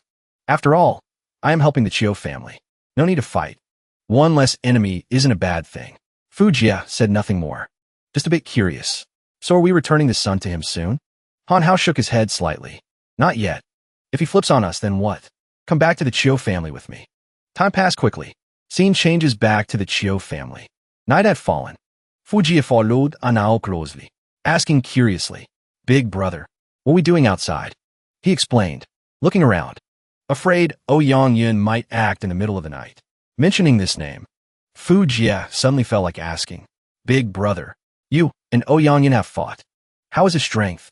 Han Hao gave his perspective. Strength higher than mine. That day, even with the strengthening formation, I barely managed to cope. He suddenly remembered another issue. Quickly asked, By the way, what was that move you used against me this afternoon? Fu Jia replied blankly, Toi mon kist. Dad taught me. Han Hao nodded, rubbing his chin, muttering, releasing true essence, but able to compress the energy. True essence consumption is much less than my 8 deciliter shard. But the energy exploded, completely wiped out my move. Fu Jia glanced at him, seriously reminding, Big brother, the power of that move is strong, but it's just pure release. Energy consumption is still huge. As for me, condensing true essence can consume less true essence, and the explosive power is greater. Han Hao's brows knitted together. suddenly falling into deep thought. Yang also said my moves were too wasteful. Condense it? He suddenly thought of something. Quickly spoke. Let's go to a place far behind the mountain. Before long, Han Hao was present at the empty lot behind the mountain. Under Fu Jia's guidance, he began to channel energy. Release true essence like that, but don't pour out all at once. Instead, feel the true essence swirling around your hand, but still staying in the same place. Fu Jia instructed meticulously. Han Hao followed along. He retracted his hand, clenched tight into a fist. The stream of true essence also gradually condensed into a point.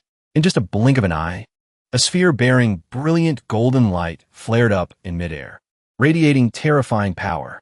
That stream of true essence shot straight towards the opposite side, very quickly causing the solid cliff face to cave in deeply.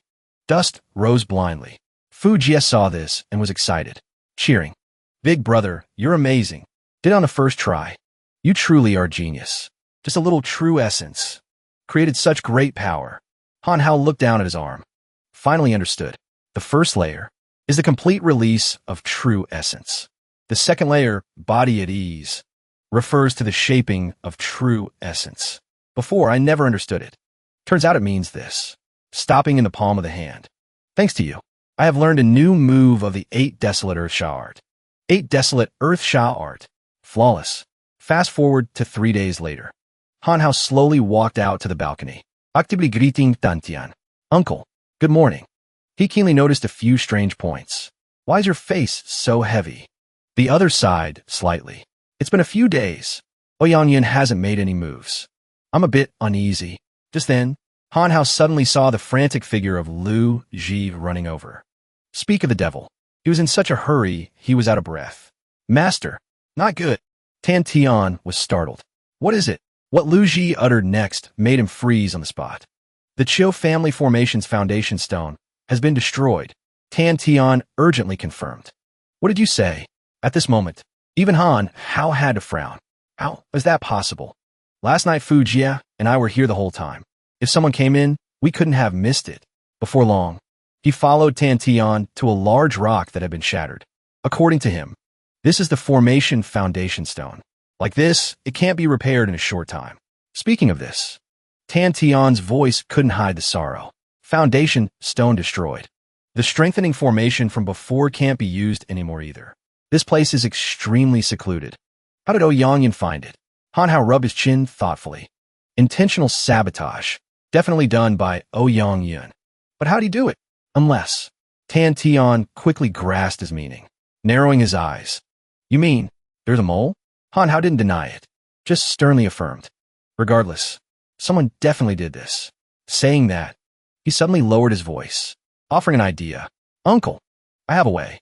A moment later, scene changes to another side.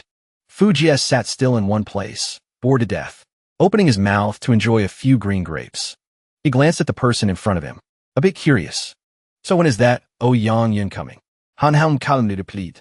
Probably soon. You expect it very much? Didn't you say before that you wouldn't dare deal with the 3 great experts? He asked a string of questions. Corner of his lips curved slightly into a faint smile. Fu Jia clenched his fist, eyes revealing a combative look. That's what I said. But if it's an expert, I have to fight once to know. Moreover, that old man is ranked 3rd among the 3. What's there to be afraid of? Han Hao kindly reminded him with a sentence. Best not to underestimate him. Careful you don't suffer a big loss. Very quickly, night had fallen. A quiet atmosphere enveloped the Chiu family villa. Han Hao calmly stood in a corner. His face suddenly became serious. Here, let's go. He urged Fu Jia. He was surprised. Big brother. How do you know? Right at that moment, Han Hao's steps suddenly stopped. He changed his mind. I can go alone. Contrary to Han Hao's expectation, Fu Jia didn't bargain at all. Obediently agreed. Okay, big brother. That action raised a bit of suspicion in him. Fu Jia just strode straight inside. At an angle Han Hao couldn't see, the corner of his mouth curved up slightly. Not taking too much time, Han Hao was present outside the villa, frankly fighting Yang Yun. Seeing him appear alone, Yang Yun was momentarily surprised. Just you alone? Han Hao raised an eyebrow and smiled faintly. It's late. Everyone is asleep. Hope not to cause any big commotion. The opponent immediately continued. This time without the formation. You still have the courage to come alone. Praiseworthy. He leisurely took a few steps forward. Replied softly. You know quite well. However, Sun Shuai, I absolutely won't hand him over to you. Han Hao boldly declared such a sentence. Ouyang Yun snorted coldly, not bothering to hide the contempt. That's not for you to say. Han Hao didn't bother arguing with him. Quickly got into an attack stance. Then come a try. Meanwhile, inside the Chiu family villa, Jinjin was still sleeping soundly under the covers. In another room, Qianqian had also just fallen into a deep sleep. Sleeping posture extremely proper. At this moment, even Tan Tian had fallen asleep. No one knew anything about the commotion outside. In the deserted corridor, yellow light shone down on a hidden basement corner. Footsteps echoed more and more clearly. Fu Jia silently moved in a direction. Arriving in front of a room, he forcefully pushed the door open and entered. Face expressionless. Back to the situation on Han Hao's side. He was still chatting with Ouyang Yin. Just in time. Let me show you something. My new move. Before he could finish speaking, a piercing scream suddenly rang out from inside the villa. Han Hao Yumpid. Hurriedly turning around to check the situation. Seeing his frantic reaction, Ouyang Yin smiled with satisfaction. In a corner he didn't know, Han Hao's mouth corner lifted slightly. A real smile, making people hard to guess. Ouyang Yin Lao Git mockingly. Aren't you curious about what happened inside? Han Hao calmly replied. The sound of the guard protecting Sun Shuai being knocked down. Seeing his calm attitude, the opponent was momentarily surprised. So you, Han Hao directly interrupted him. Perhaps. You think so, right? At that moment, Ouyang Yin felt shaken inside. So confident. Could there be some variable? Who else is in the Chiu family? Guessing his thoughts, Han Hao crossed his arms. Smilingly dropped a hanging sentence. Notarus.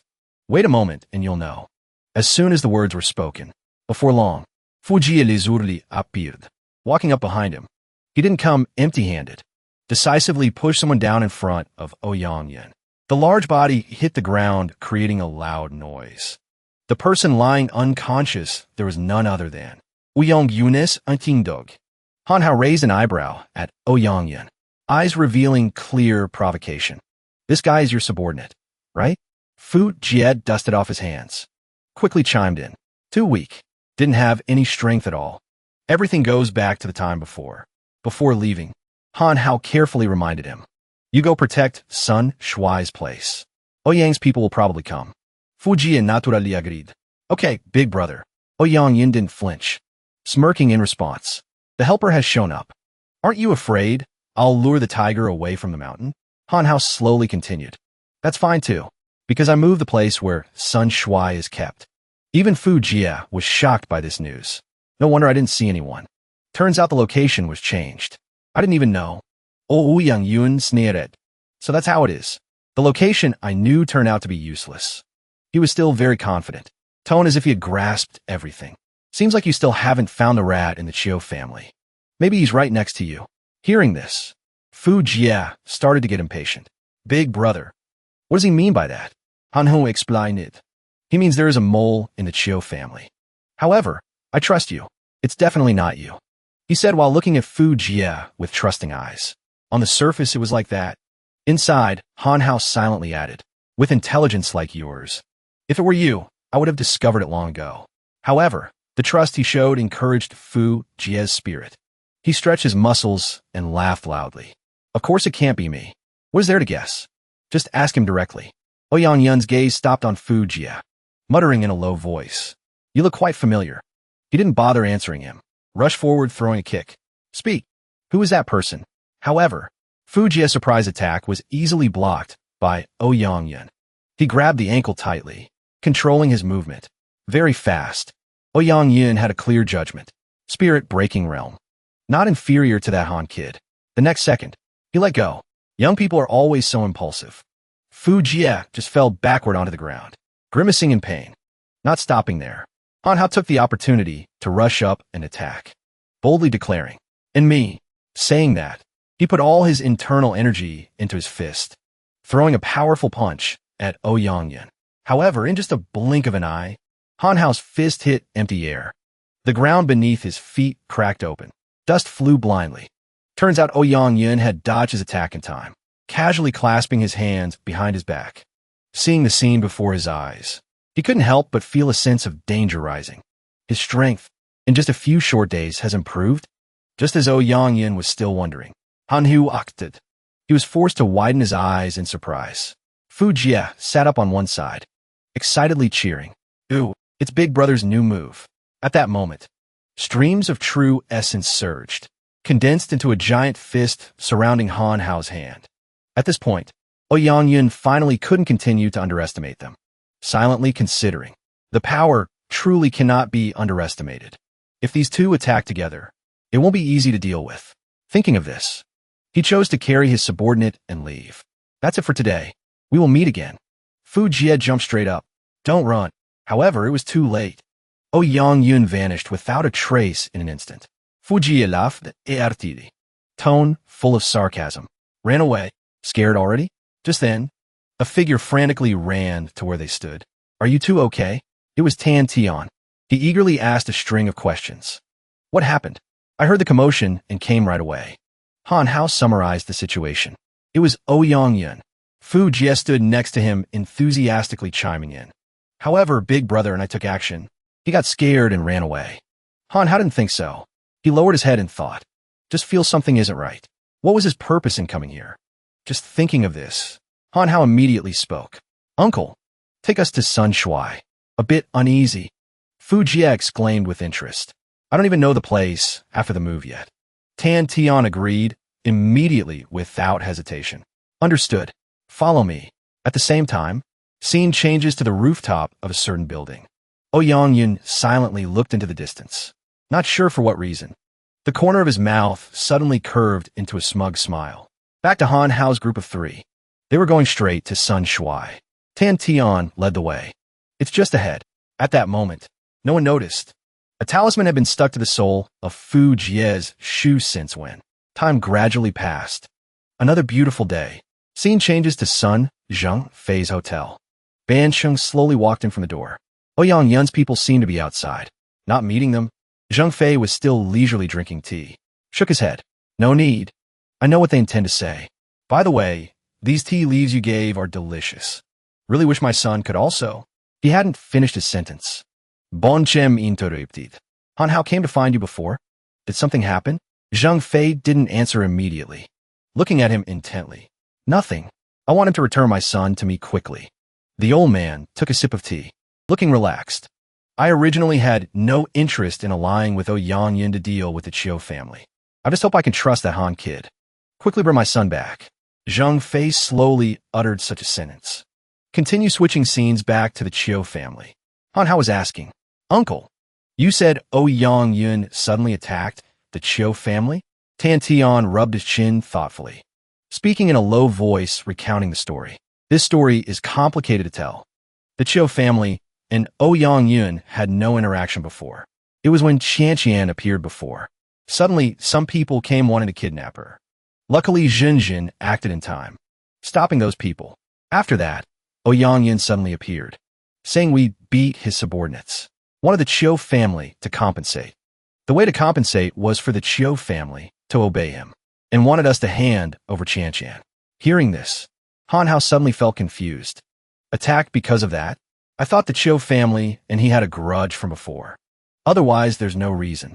Tantien fermly. Impossible. Last time at the airport was the second time he kidnapped Qianqian. Han Hao heard that and fell into deep thought. Why want to kidnap Wu Qianqian? What does this have to do with him wanting to control the Chiu family? Night fell once again. In the large courtyard, he blurted out chatting with Fu Jia, who was lying on the wall. Hey, being a bodyguard for the Chiu family with me, isn't it boring? The opponent replied. I find it interesting. More interesting than being forced by dad to cultivate at home.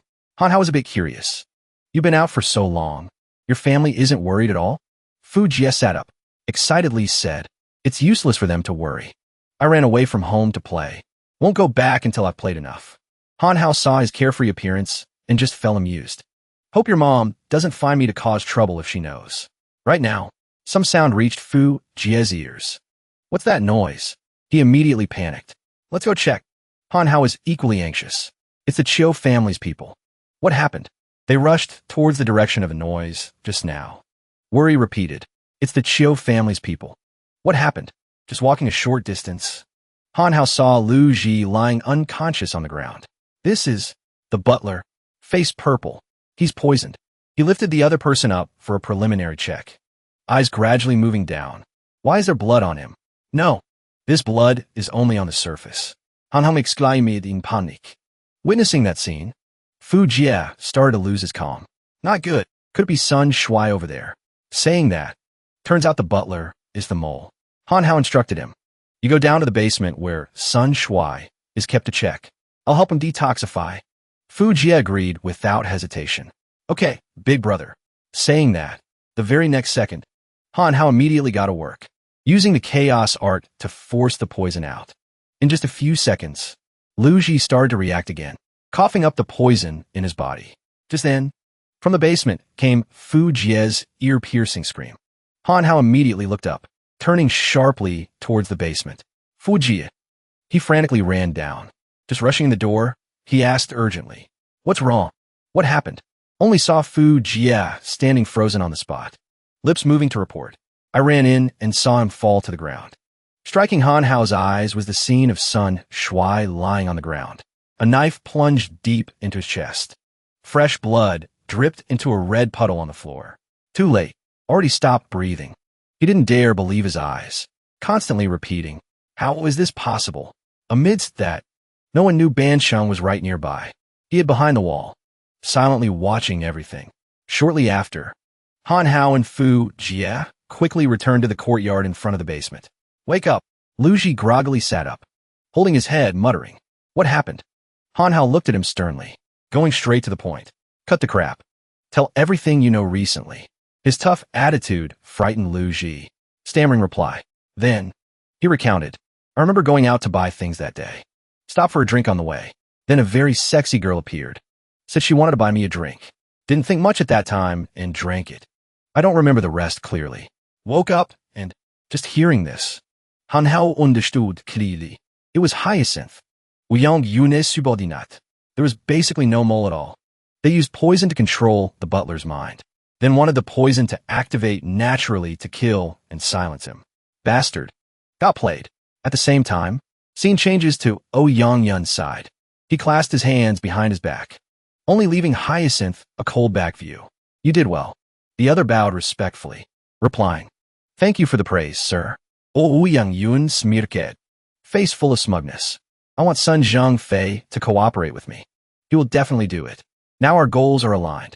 Elsewhere, in the office at Sun Zhang Fei's hotel, a hand clenched into a fist, slamming hard onto the table. Zhang Fei's whole body trembled, gritting out each word. Are you sure you didn't see wrong? Ban Sheng quickly confirmed. Saw with my own eyes. It's all true. And the person who killed your son, Sun Shui, was someone from the Chiu family. As soon as these words came out, Zhang Fei immediately flew into a rage. He gritted his teeth and declared, Anhil, Chiu family, I will make you all pay with your lives for my son. Very quickly after that, Zhang Fei summoned his subordinates. Listen up, everyone. Today we wash the Chiu family with blood. Pay with your lives for my son. He sternly issued orders down. As soon as the words finished, the subordinates immediately shouted in unison. Yes, done. Zhang Fei glanced at the person standing calmly in the corner. In the end, it's as you wished, isn't it? It was Ouyang Yun. Before the hostile gaze of his old friend, he smirked. Don't talk as if I did it. Zhang Fei slowly walked step by step in front of the opponent. Face expressionless, he spoke. Then let me ask you, my son's matter truly has nothing to do with you? Saying that, he stared hard into Ouyang Yun's eyes, trying to find a flicker of wavering. He calmly replied, I acted twice to save him. Is it okay for you to suspect me like this? That answer wasn't enough to completely extinguish the suspicion in Zhang Fei. He narrowed his eyes slightly, observing Ouyang Yun intently. Finally, Zhang Fei didn't ask anymore, ordering the subordinates, move out to the Chiu family. His group acted extremely quickly. Before long, they arrived at the main gate of the Chiu family. Zhang Fei was the leader, aggressively shouting, Han Hao, Dan Tian, come out and die. Han Hao leisurely walked out, voice carrying a bit of impatience. making such noise early in the morning? What do you want? He calmly faced the burning gaze of the group. Following closely was Fu Jia. Zhang Fei shouted angrily. Stop pretending. Wang Bansheng saw it. Today I will make you all pay with your lives for my son. Hearing this, Han Hao's eyes immediately shifted to the figure behind the old man, dropping a sentence full of hidden meaning. Some people. News travels fast. That gaze fell straight on Bansheng.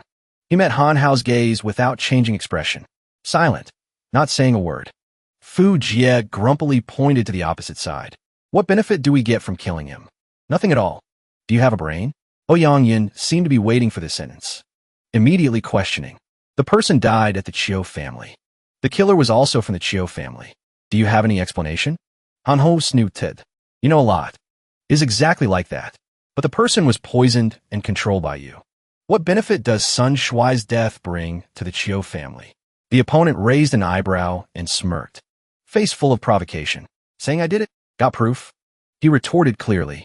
Isn't the current situation the best proof? Everything is as you wished. Fuji nodded sharply, enthusiastically chiming in. That's right. Just as the two sides were arguing fiercely, Zhang Fei directly waved his hand, seeming not wanting to hear any more words. Enough. It's true the Chiu family has no reason to kill my son, and my son's death will help Ouyang Yun control the Chiu family sooner. The old man paused for a moment. Ouyang Yun glunged over, tensely waiting for the second half of the sentence. Zhang Fei declared clearly, I will investigate this matter clearly later.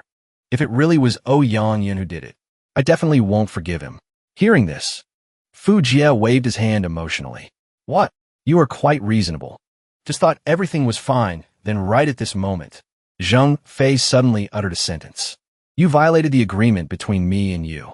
I agreed to give up the deal with Wang Bansheng, but you didn't ensure my son's safety. The old man angrily questioned Han Hao. That extreme reaction really makes people speechless. Fu Jie froze on the spot. Meanwhile, Bansheng standing behind frowned slightly, face full of dissatisfaction, cursing silently. Old fool. Zhang Fei on this side still hadn't stopped. He declared aggressively. So, the person must pay first. At that moment, Han Hao suddenly raised his hand to signal pause, shouting coldly, Stop! Saying that, he wearily pretended to have a headache. Before that, you have to see this first. Uncle, it's your turn. Han Hao suddenly called out to the back. Under his command, a figure slowly walked out. Come out. Zhang Fei narrowed his eyes watching the situation. His aged face hardened with annoyance. The next second, his eyes suddenly widened, seeming to suffer a shock. Before Zhang Fei's astonished gaze, Sun Shuai was led out by Tan Tian, happily cheering. Ooh! As soon as he appeared, even Fu Jie had to stare in shock. What? Not to mention the reaction of Ouyang Yun's group. He shouted in panic. This is... Bansheng was also extremely confused. How is that possible? I clearly saw. Only Zhang Fei was overjoyed. So, you're okay. Han Hao now leisurely spoke. How about it, Mr. Sunday? Like this, I have kept the agreement with you. Now you have no reason to act against the Chiu family, right? Mentioning this, Zhang Fei immediately changed his expression, narrowing his eyes, silently calculating. Everything happened exactly as Han Hao wished. The corner of his mouth curved up. Very good. Until now, everything is still according to the original plan. Sun Zhang Fei, what you said is mostly correct. Only one thing. The matter of Sun Shuai dying is not entirely disadvantageous for the Chiu family. Han Hao silently added such a sentence. To explain the story clearly, perhaps we must go back to the previous time, when standing in front of the formation foundation stone. Han Hao had spoken. Uncle, I have a way. According to his idea, let's change the location where Sun Shuai is kept. Of course, don't tell anyone, including the Chiu family servants. Tan Tian immediately guessed. You say that. Have you already identified the mole? Han Hao shook his head slightly. This incident couldn't have been a mole planted in the Chiu family from before. It's very likely they're being controlled by someone else. According to his guess, the most likely person is the butler. Perhaps Sun Shuai's location has been exposed. On the surface, he said that. Inside, he thought. Actually, I already used a clairvoyance charm to confirm the poison on the butler. We're just finished. Tantian panicked. The location is already exposed? Then do we need to arrest the butler? Han Hao immediately dismissed this idea. That would alert the enemy. I will set up the wind-catching shadow, seizing formation at the Chiu family. Once Ouyang Yin comes, I will know immediately. At that time, tell Fu Jie to go protect. Make Ouyang Yin think we still haven't found the mole. Tan Tian was still a bit hesitant. But what is the point of doing that? Before his question, Han Hao explained meticulously. Fu Jie and I stopped Ouyang Yin. But as long as the butler isn't exposed, Ouyang Yin will continue to act. At that time, Ouyang Yin will very likely order the butler to act directly. Tan Tian looked confused. Isn't that being exposed then? Han Hong slowly replied. Exposed or not? Because Ouyang Yin only needs Sun Shui. Perhaps he wants to take this opportunity to reduce the Sun family's chance of profiting. It could also be his thorough style of doing things. According to him, to Ouyang Yin, Sun Shui's life or death means nothing. His goal is just to pull Sun Zhengfei into cooperating to deal with the Chiu family. Tan Tian was momentarily stunned. You mean? Han Ho smiled slightly, confirming the possibility he just thought of. That's right. At that time, Ouyang Yin will definitely order the mole to act directly, leading him to kill Sun Shui. Is my goal. Hearing this, Tan Tian couldn't help but panic. Isn't that being played by Ouyang Yin? Dealing with those two at the same time, we have no chance of winning. Han Hao remained as calm as usual, even smiling to reassure. Uncle, don't worry. Not done yet. Let's think of a way to lock up Sun Shui first. Before his calm attitude, Tan Tian suddenly became speechless, blankly watching his back. Before long, both were present down in the basement. Han Hao calmly asked Sun Shui, "Eating well?" He immediately jumped up, aggressively pointing and shouting, "Bastard! Release me immediately, or else my dad." Before he could say a few sentences, Sun Shui ate several punches in a row.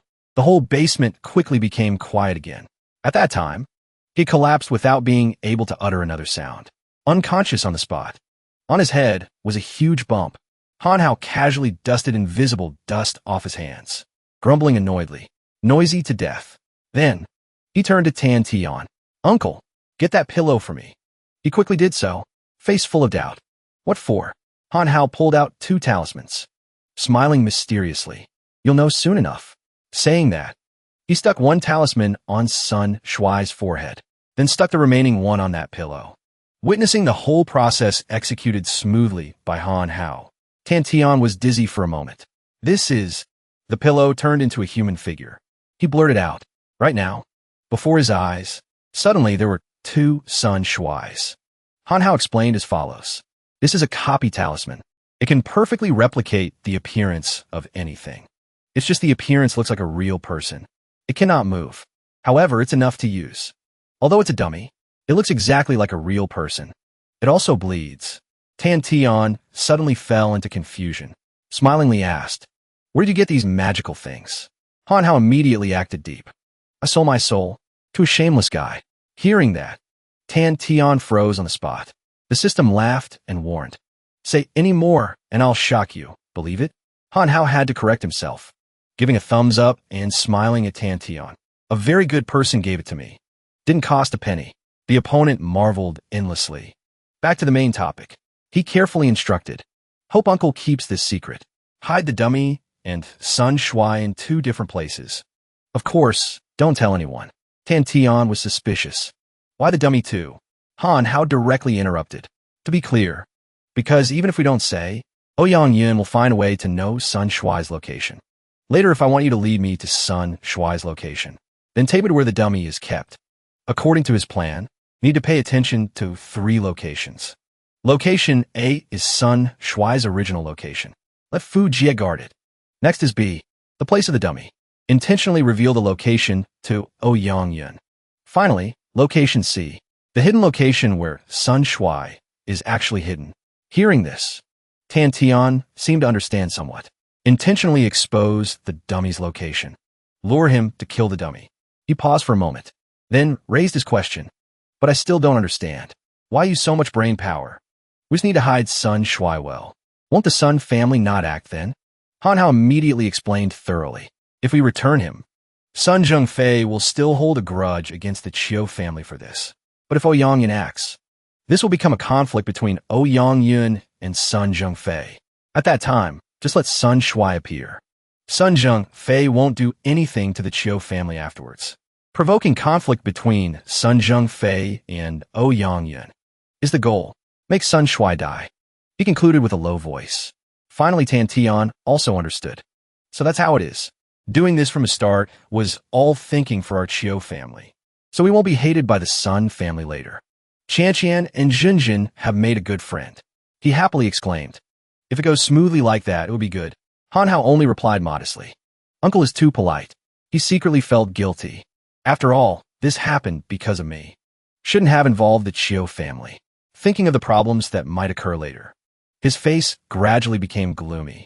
As for later, the conflict between Yang Yun and Sun Zheng Fei has nothing to do with me. A person who, for his stupid son, wanted to kill me the first time we met. Do I have to make friend with him? And then, everything happened exactly according to the plan Han Hao had painstakingly arranged. Of course, Fu Jie still knew nothing. When seeing the bloody corpse in the basement, he was extremely panicked. What we do? Sun Shui is really dead. Han Hao played along, pretending to be terrified. Oh my god, how did this happen? At that moment, he told himself, sorry, brother. Wang Bansheng is nearby. I need a genuine reaction to make him believe Sun Shui is dead.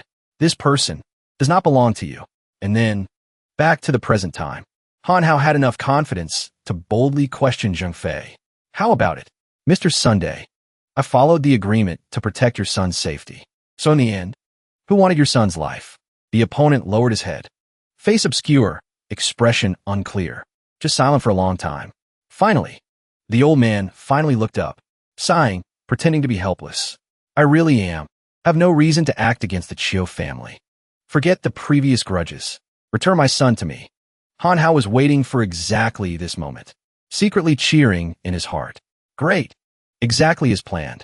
Seeing him not answer, Zheng Fei didn't get angry either, slowly uttering each word. I am currently only interested in one thing. Who exactly wanted my son's life? Yang Yin felt the old man's gaze stop on him and immediately spoke to deny responsibility. Don't look at me. I wasn't the one who reported your son's death to you. You should ask the guy who always cares about your son's situation. But then, the very next second, Zheng Fei's pupils suddenly contracted. A sharp object pierced straight through his chest. Too sudden. Zheng Fei completely failed to react. His aged body was lifted up, his eyes staring wide, mouth moving but unable to emit any sound. The attacker was Bansheng, his eyes cold, face without a ripple. The scene at that time took place in a silent and heavy atmosphere. Han Hao still stood there, eyes contemplative, face showing suspicion mixed with heaviness, as if considering something deep. Around him, voices rang out constantly. I find it a bit strange. Even if Yang Yun has designs on the Chiu family, I really don't understand his purpose in capturing Wu Qianqian. Then suddenly remembered someone. The original purpose was to make Wu Qianqian pay with her life for the dead son. He has probably appeared in Lishui City now, targeting Wu Qianqian. Sun Shui screamed. Wang Bansheng and Yang Yun were in cahoots from the start. The people behind Zheng Fei heard this and cried out. Boss! They gritted their teeth, shouting angrily. You guys stabbed the boss in the back. Get him. Just finished speaking. Bansheng in front suddenly turned around. He used his hand accompanied by a stream of power to sweep towards them, making everyone groan in pain. Yang Yun saw this and also lent a hand. He cast the soul-devouring essence stealing spell. From the magical light, energy spread, causing them to lose control. Immersed in hallucinations. Immediately after, they collapsed like puppets with cut strings, lying unconscious on the spot. Yang Yun retracted his hand. He looked at his hand and said, the true essence of little ants is really nothing special. On the other side, Bansheng was the same. He looked at his hand and exclaimed, leave the rest to him. In front, Zheng Fei held his bleeding wound, head bowed low, voice filled with bitterness. Turns out, it was you always adding fuel to the fire from behind. Turns out you cooperated with Yang Yun from the start, wanting to use me. The old man raised his head, eyes darkening slightly, voice deep and resonant. Do you feel victory is certain in your hands? 20 years ago, when I lived in seclusion, I sealed more than half of my true essence. Zheng Fei suddenly stood up straight. Oha haizing violently. Blue veins stood out clearly, his voice full of determination. like roaring at heaven and earth. Now I only need to use power to remove this seal. Then I can restore my original strength, even stronger than the peak stage. Regret your actions, O young brat. After shouting, he used all his strength to cast the spell. Hanhao witnessed and thought in his head. Very similar to Wu Laoda's move from before. Perhaps Zhang Fei's power was exhausted. After casting the spell, he immediately spat out a mouthful of blood. Bon chem choikurth. Speaking with a sarcastic voice. That little secret of yours hasn't been a secret for a long time. So I prepared a small gift for you. He continued with a calm voice. Only activates when you circulate all your true essence. Zhang Fei heard this and gritted his teeth. Angrily exclaimed, the tea you gave. At this moment, Ouyang Yin had raised his hand. Magic from his palm radiated violently. He cast the spell while speaking. Although I didn't want it to turn out like this initially. However, the precious true essence you sealed. Let me keep it for you. Saying that, Ouyang Yin struck towards Zhang Fei, then exclaimed, if you want to hate that brat Hanhao, who made us oppose each other like this. On the other side, Sun Shui panicked, voice trembling, screaming. Dad! Zhang Fei's face twisted in pain, looking towards Sun Shui and shouting, go quickly. So, Ouyang Yin's magic made him writhe in agony. Zhang Fei screamed decisively, leave here quickly. Ouyang Yin stood there. He closed his eyes calmly, whole body covered in surging magic. After opening his eyes, Ouyang Yin's hair had turned white. He cried out in satisfaction. This feeling, so refreshing. Hanhao saw this and felt surprised and confused by the scene that just unfolded. He reached out to stop Tan Tian and said, Uncle, take Sun Shui out of here. He replied, understood. Then, he grabbed Sun Shui's arm and dragged him away. Then said to Hanhao, you guys be careful. Ouyang Yin stood looking at his hand. Surrounding magic was still surging violently. Then he suddenly raised his hand. A powerful blow rushed straight toward the opposite side fiercely. As soon as his blow struck, wind swirled violently around his hand, creating a powerful shockwave. The force field crashed down to the ground, creating a powerful explosion. After blowing away everything around, dust flew blindly covering everywhere. The air was still shaking and surging. Hanhao and Fu Jia stood there, hands radiating brilliant orange-red energy, withstanding the force field. Fu Jia exclaimed, is this the strength of the spirit-breaking realm late stage? Hanhao replied, he is stronger than when I first met him. He asked Fu Jia, scared. He smirked and said, how is that possible? Very excited, Ban Sheng, with an unhidden calculating look, didn't forget to remind Ouyang Yin, don't forget the condition of our cooperation. I need Wu Qianqian alive. And Hanhao dead. He continued with a threatening voice. Otherwise I can't give you what you want. Ouyang Yin reminded Zhang. He replied with a calm but firm voice. Just remember our agreement. Two small spirit-breaking realm, early stage brats. I don't even put them in my eyes. Can't touch the Chiu family? Then I'll just level it. Hanhao and Fu Jia excitedly rushed forward with burning spirit. But as the two prepared to dive down, Ouyang Yin, standing below, coldly unleashed a slash towards them. The two didn't flinch. Instead, their spirit burned even more, using prepared weapons to stab straight into his protective shield. Hanhao shouted, loudly giving the order, break for me. But as soon as the words finished, the two were stunned, seeing the scene before their eyes. Ouyang Yin's expression hadn't changed at all, cold eyes looking toward them, where the heart was glowing with a jade halo. It was activated, causing the surrounding space to quickly shatter. Hanhao and Fu Jia also gradually disappeared into the air. Ban Sheng, standing far away, was also affected somewhat by that explosion, frowning in exclamation. Spirit-breaking realm cultivator. The power is truly terrifying. That Han brat has become so much stronger.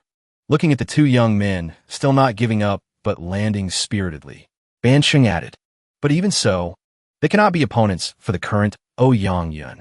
Hanhao also worriedly realized at this moment. Basically can't even get close.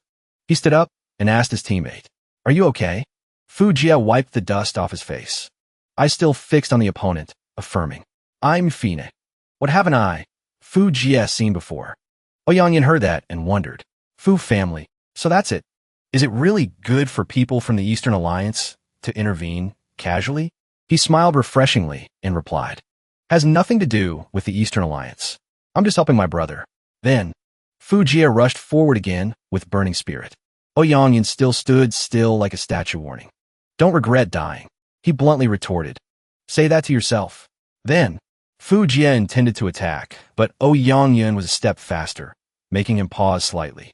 But that didn't affect his youthful spirit. Fu Jia decisively punched hard into his shield. The force didn't cause any ripple of emotion in Ouyang. He tilted his head to look to the side with some doubt in his heart. Fu Jia on this side seemed to have completed his task and called out loudly. Big brother, it's up to you. In the distance, Han Hao was standing preparing power. He kneeled on one knee on the ground, happily speaking up to reveal the secret technique. Thanks for helping me buy time. Ouyang Yun Frowened Realizing. That's a formation talisman. You prepared this just now? Han Hao smiled triumphantly and retorted. This was given to me by uncle. Thought because you broke the foundation stone formation, nothing could deal with you anymore? Done. The formation was quickly activated. Waves swirled around him. Fujie Epidi realized. Great, big brother. Trapped him. Ouyang inside the formation gritted his teeth, enduring. He tried to use all his strength to break the formation, but failed, so he could only grit his teeth and scream. Ban Sheng, standing far away, saw this and exclaimed in panic. How is that possible? Supreset Ouyang. Han Hao walked closer from outside to interrogate. Speak, what plot do you have with the Chiu family?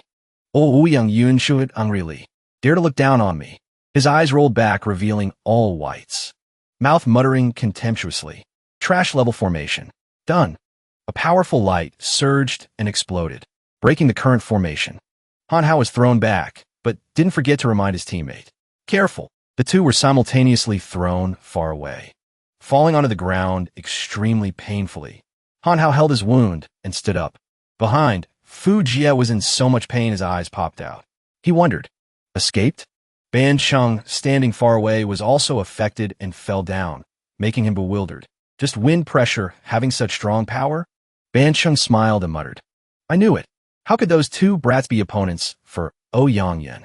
From afar, Ouyang used magical smoke to lift himself slowly out of the thick smoke.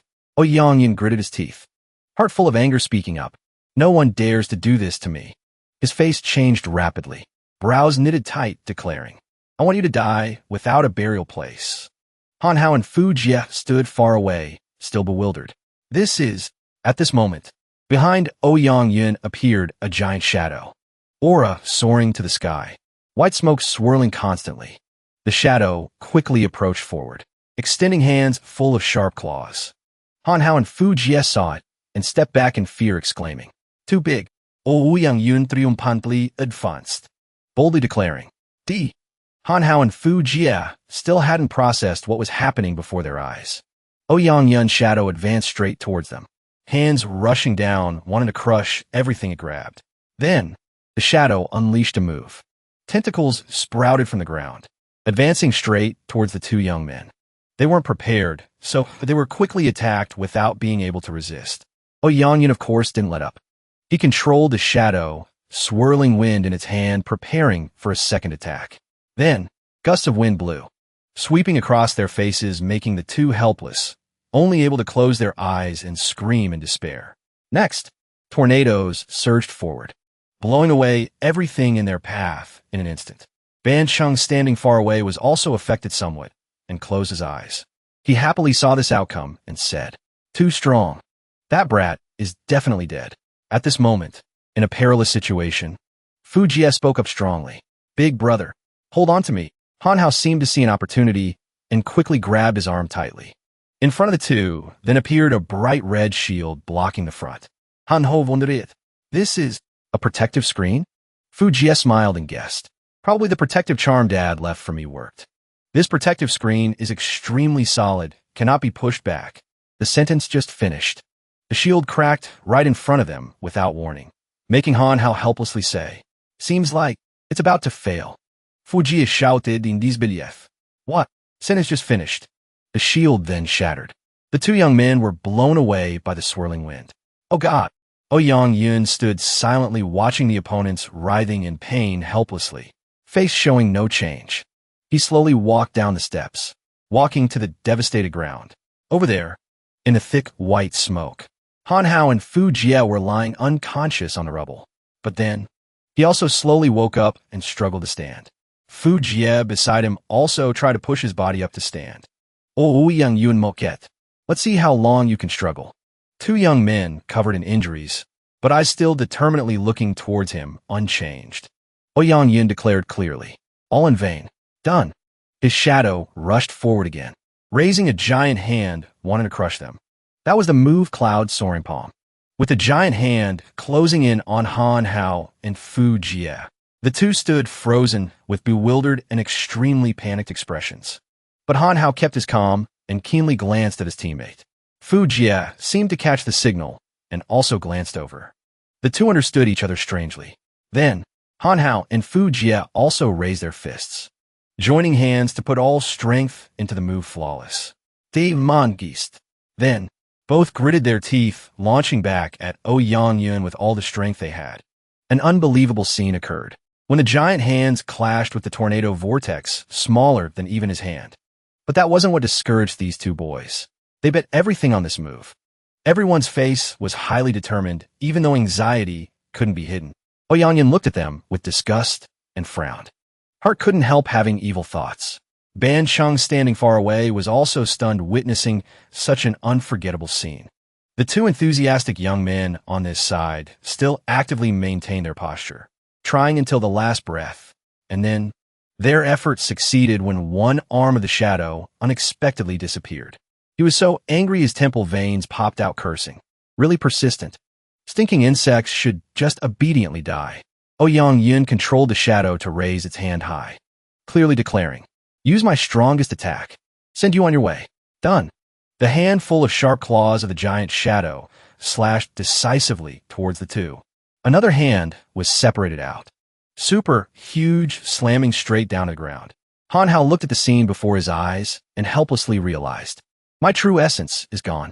Fu Jia also only knew to smirk and reply. Still have a tiny bit. Probably can't fight anymore. Then, the giant hand slammed straight down to the ground next to Han Hao and Fu Jia. They looked up in despair, realizing the power of this palm must be comparable to the divine movement realm. This time, dead for sure, but when they had gradually accepted their fate, Han Hao's index finger suddenly glowed sparklingly, making him bewildered. This finger is glowing. The giant hand descended like divine punishment. Destructive aura filled the space, making the two small humans standing below tremble before the terrifying power. Baba watched and exclaimed, seems I really underestimated Ouyang Yun's strength. This palm strike, even a divine movement realm cultivator might not be able to resist. And how impatiently shouts it. Stop saying these things. What should we do now? Fu Jia thought he was shouting at him and replied blankly, I don't know either. Baba still teased to stall time. This situation you guys can't resist. You should feel honored that I can save you. Prepare well to owe me 10,000 cultivation points. Han Hao heard the number and was both scared of the giant hand and shocked. 10,000? Wait, could this finger be your doing? Baba wouldn't. Finger? What finger? He replied, it's the thing glowing on my hand. Just as she finished speaking, the giant hand slammed down, hitting the two young men. Ouyang Yun watched the scene before his eyes and laughed gloatingly. Face full of satisfaction, Ban Chung, standing far away, was equally happy. Happily cheering and even mocking. Deserved. On this side, Ouyang Yun, after the surge of happiness, exhaled. Brows knitted, muttering, dare to look down on me. Then, that will be the outcome. But something unexpected happened, making his eyes widen, full of red veins. Under the giant arm, Han Hao still stood proudly. One hand raised to catch the giant arm. Beside him was Fu Jia, kneeling in fear. Han Hao was safe and sound, not disappearing as he wished. This made Ouyang Yun shocked and scream. This? Impossible. How can a spirit-breaking realm early stage? Ban Chung on this side was equally bewildered. He stammered. Blocked it. Fu Jia now opened his eyes in panic. His head tilted back and forth in confusion. Han Hao also blinked, realizing, I am okay. He looked up and exclaimed, what is going on? Fu Jia was also shocked. Big brother, how'd you do that? Too strong. Baba, on the contrary, was a bit disappointed. Really? Appeared already? Pity, Originally, I could have earned 10,000 cultivation points. Han Hao still curiously asked it. Seems like that finger moved on its own. What exactly is going on? Above, his hand pressed straight against the giant hand. Around it emitted a brilliant golden light. Han Hao's eyes simultaneously shone with that same magical light. His expression now appeared extremely confused. And just a few seconds later, the entire space seemed to freeze. A blinding light emitted from Han Hao spreading around. The giant hand followed suit, turning into white smoke spreading and dissolving into the air. His finger was still glowing shimmering light. Mo Jia watched in bewildered confusion. One strike dispersed this move? Han Hao was also curious. The glowing finger disappeared. Was everything just now done by the finger? Baba Asket? Ouyang's true essence must be exhausted, right? At this moment, he was dazed. Face looking 10 years older. Eyes clearly soulless. Ouyang Yin still felt it hard to believe and exclaimed, "This? How is it possible?" He looked down muttering, "My true essence is also exhausted." Since that's the case, the thought just flashed through his mind. Ouyang Yin quickly ran at full speed towards the two young men. Mo Jia looked over blankly. Expression couldn't be more genuine, with a face bewildered to the point of stupidity. While Ouyang Yin still gritted his teeth, rushing forward, not minding any obstacles. Han Hao beside him keenly realized his evil intention and focused power into his thigh to unleash the move weightless as feather. Then, he decisively swung his leg straight towards Ouyang Yin, who wanted to rush at Mo Jia. Han Hao's foot pressed straight into his face, making Ouyang Yin's face flip. Then, he was flown straight backwards. Body stuck to the wall. The force was so strong it even broke the wall. Bansheng worriedly approached to ask, "You're not dead, are you?" Ouyang Yin sat silently. No reaction, no expression, no movement at all. This made him worry and exclaim, "What kind of joke is this? You still haven't helped me eliminate that brat." But just as the sentence finished, Ouyang Yin's hand rose high. He aimed straight at Bansheng's neck and squeezed tight. He struggled to breathe, wanting to escape. "What are you doing? Let me go."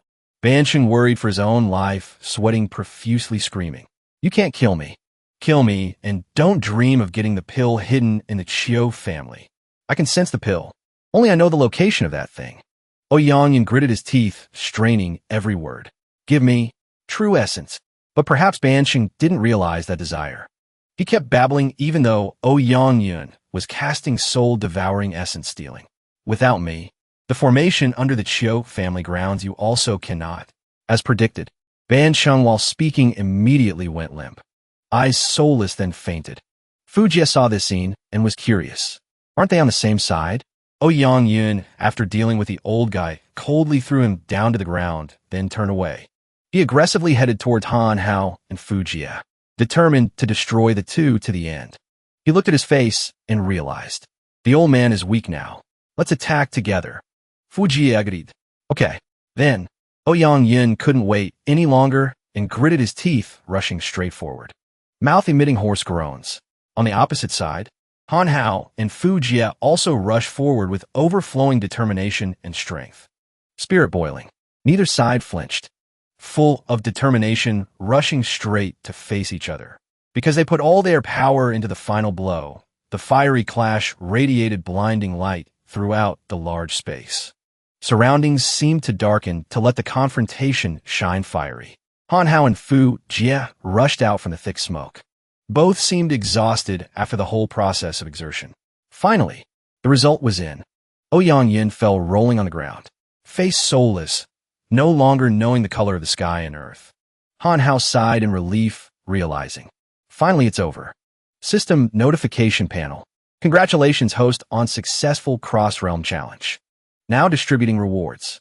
Congratulations, host. Successfully advanced to the spirit-breaking realm, mid-stage. Reward, 200 cultivation points. Also quest completed. Reward, 100 cultivation points. 1 essence increasing pill. Han Hao heard this and realized. Broke through to spirit-breaking realm mid-stage? That's right. You still haven't told me. About the finger. While wanting to probe Baba, suddenly Han Hao plunged headfirst down to the ground. He fainted from exhaustion, making Mo Jia worry and call. Big brother, what's wrong? Baba help a zeepli. Originally planned to tell you a bit. Exposed already? Forget it. Play dead for now. In a young man's mystical dream, a beautiful woman appeared with a sweet voice. Turns out you basically don't understand my heart. Mo Jia appeared in the dream with a hanging farewell. I have to go find my happiness. Goodbye. Han Hin. He heard his name called and startled awake shouting. Don't go. Chan appeared right before Han Hao's eyes calling. Han Hin. You finally woke up. Jin was also beside, worriedly asking, how do you feel? Still okay? He shyly sat up, smiled awkwardly, then replied, slept a bit. Much better. Is everyone okay? Chan gently reassured. We are fine. You rest to get well. Han Hao agreed. Night fell. Twinkling stars appeared in the clear sky. Han Hao stood silently by the glass window, looking up as if seriously pondering something. He thought, careless. I've stayed in Lishui City for many days already. This time going back, I must. While he was lost in thought, Fu Jia opened the door from outside and entered calling. Big brother, you okay? He realized. Fu Jia. Han Ho replied. I'm fine. What's the rush? He excitedly recounted. Just in time. Come see this. Found on Wang Ban Cheng's body something like a marked map. Han Hao examined the item, then judged. So, before Wang Ban Cheng died, he seemed to mention some pill of the Chiu family. Looking at the item in his hand, Han Ho suspected. Could it be Yang Yin targeted the Chiu family? Because of getting this thing? Fu Jia also chimed in. Then that pill is definitely not ordinary. He seemed to understand everything. Mouth smiling excitedly saying, interesting. When the sun rose high, the atmosphere was fresh and cool. The two followed the map's instructions to search. Location on the map. Probably here. Han Hao announced. The treasure is probably underground. Tan Tian looked at the map, half doubting, half believing. I didn't know of the existence of this thing. He wondered. I only heard that the ancestor's home used to be here. Han Hu Ti said. Could Uncle's ancestor be some expert? Tantian's Maildo quickly replying. This? I'm not very clear either. Fu Jia excitedly interrupted. We dig it up and we'll know. After a time of digging tirelessly, a large hole also appeared. Han Hao stood at the mouth of the hole, looking down, asking, how is it? Found anything? Fu Jia shouted up from below. I seem to have dug to rock. He examined. No, this is. When brushing off the soil on top, Fu Jia epili realized. It's bricks. Probably here. Han Hao announced. Uncle, Fu Jia and I will go down to check. Tantiandi Maindith. Be careful. Then, he was equally excited, shouting down. Move aside a bit. I'm coming down. Fu Jia looked up blankly. But before he could finish speaking, Han Hao couldn't keep his patience and jumped down asking. What? Fu Jia blankly announced. This brick seems loose. Just finish speaking. The ground immediately cracked, making Han Hao fall deeper into the hole. He tried to reach up, helplessly replying. Why didn't you say so sooner? Han Hao fell down in his own astonishment. He screamed in fear. Falling down here. But while floating in midair, he suddenly hit the ground. This event happened too fast, making Han Hao wonder. Down already? He dusted off his clothes, examining the surroundings, then evaluating. It's not that high down here. Fu Jia followed, reminding. Big brother, going down a tomb like that is very dangerous. Must check if there is poison or not. Confirm it's okay, then go down. Han Hao heard and teased. You been down a tomb? He held out some books and innocently replied. Read it in books. As they went deeper into the tunnel, Han Hao realized. This place doesn't look like a tomb at all. Fu Jia guessed. Is the thing Yang Yin tried every way to get located here? He also lamented a bit. Really unexpected. Originally just helping out, but it progressed to this level. Been out for so long. With overflowing determination, Han Hao promised himself. I decided, when I go back, I must confess to Mo Jia. But things hadn't stopped yet. While walking in the tunnel, suddenly the surrounding space changed constantly. Everything shook violently, making Han Hao wonder. What happened? Fu Jia guessed. We seem to be sinking. His legs trembled constantly, partly from fear, partly from the movement of the surrounding space. But just a few seconds later, everything quickly stopped, as if the previous moments didn't exist. This made Han Hao wonder. Stop. Fu Jia guessed. This place doesn't seem to be the place just now. He pointed out. Surroundings are all walls. Like the bottom of a well. Is it a trap? How to get out? Han Hao looked up at the light above and panicked, realizing. The exit is up there. So high. We are trapped. Fu Jia looked up. Disbelief covered him, making him exclaim, "Do we fall from up there? So high." Above their heads was a square, where light shone through blindingly bright. Han spoke up. The path just now wasn't this bright. Perhaps it wasn't a simple fall. He analyzed further. Look at this circle down here. Does it look like a formation? Fu Jia asked back. You mean we fell into a formation? He frowned honestly.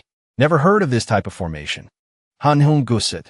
Seems like a trap to protect the treasure's location. If we can't break it, we'll be trapped to death here.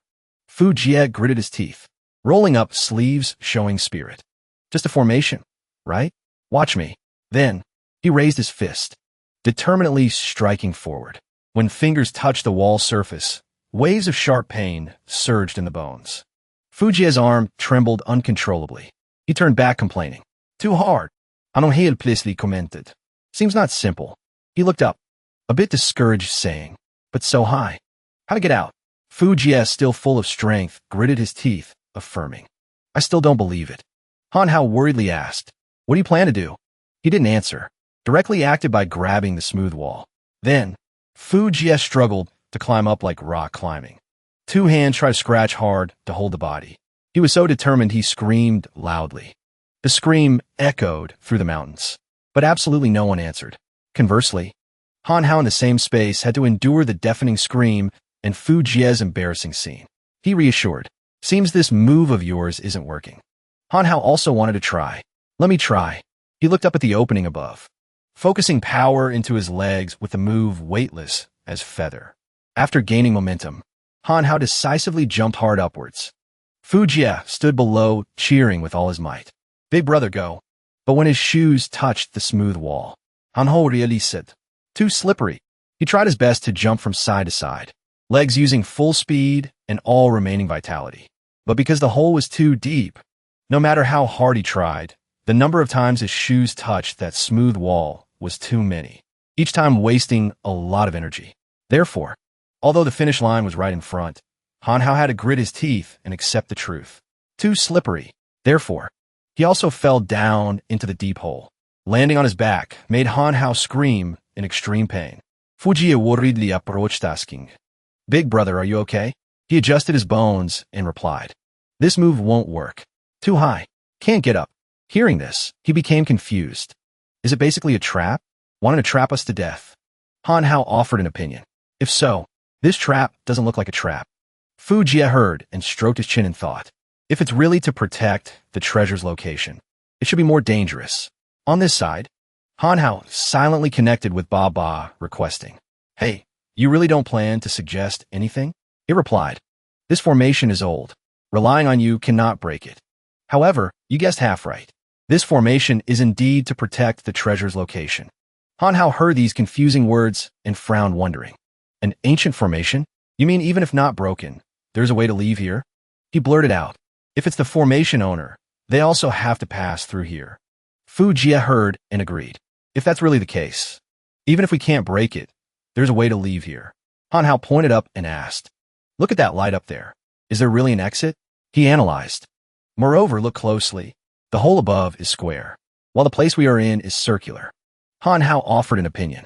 If this formation is really old, could this be some hint? Like something to signify safety? He suggested. Speaking of ancient people's perception of heaven and earth being square and round, what do you think of? Fu Jia realized. Round sky, square earth? You mean, Manhwa Fresh. That's right. The square above is earth. Because we entered from there, he reasoned. And under our feet is the round sky, which is also the real exit. If that's really the case, we just need to turn upside down to be able to leave here. Done. Han Hao actually kneeled on two knees, preparing to turn upside down. Fu Jia, half doubting, half believing, asked back, Big brother, really? Have to do this? Feeling a bit stupid, Han Hao replied, there's no one here anyway. Better to be stupid than trapped to death. Done. He quickly jumped up into a handstand position. Fu Jia then followed suit. The two inverted their bodies, two hands holding firm on the head for stability. Surprisingly, just inverted. Fu Jia and Han Hao quickly fell into another space, where the two were inverting bodies, head diving into water. Han Hao woke up, happily realizing, this is really arrived at another place. Just seeing the item in front, he realized, Is this place the secret room, keeping the treasure? Han Hao looked at the pot on the table and judged. The pill in this furnace is probably what Yang wanted, but couldn't get. Then, Fu Jia actively went first, stepping 1 foot on the step. Han Hao followed, carefully investigating. Made a place like this? How? Baba et lai. This is the Earth Chi pill nourishing method. It is for the pill to absorb spiritual energy. Fu Jia, standing in front, quickly opened the lid, curiously checking. Let me see what pill it is. But as the lid was just opened, the entire surrounding space was immediately covered by brilliant golden smoke. Fu Jia was pushed by a strong force, sticking him to the wall behind before Han Hao's bewilderment. Then, he startled awake, worriedly turning back to call his teammate, Fu Jia. But before reaching him, Han Hao's index finger glowed again, making him wonder. Why is the finger? A third person appeared in the room and spoke up. He's fine, just unconscious. Han Hao, startled, turned around, wondering. You? Why are you? He asked. Why? Out here. Baba crossed arms, teasing as usual. Why? Sammy looks very strange. Han Hao reached out, wanting to touch it. He exclaimed. Turns out you can come out? I thought you only existed in my consciousness. Baba et lai. Originally couldn't. I can only maintain this for a while. It added. However, the energy just now was extremely pure. So, before finishing the sentence, Baba continued, teasing its master by bending Han Hao's index finger. He momentarily didn't anticipate it, so could only stand there screaming in pain. Ouch, ouch. Baba supisioli asket. What did you plan to do? He honestly said.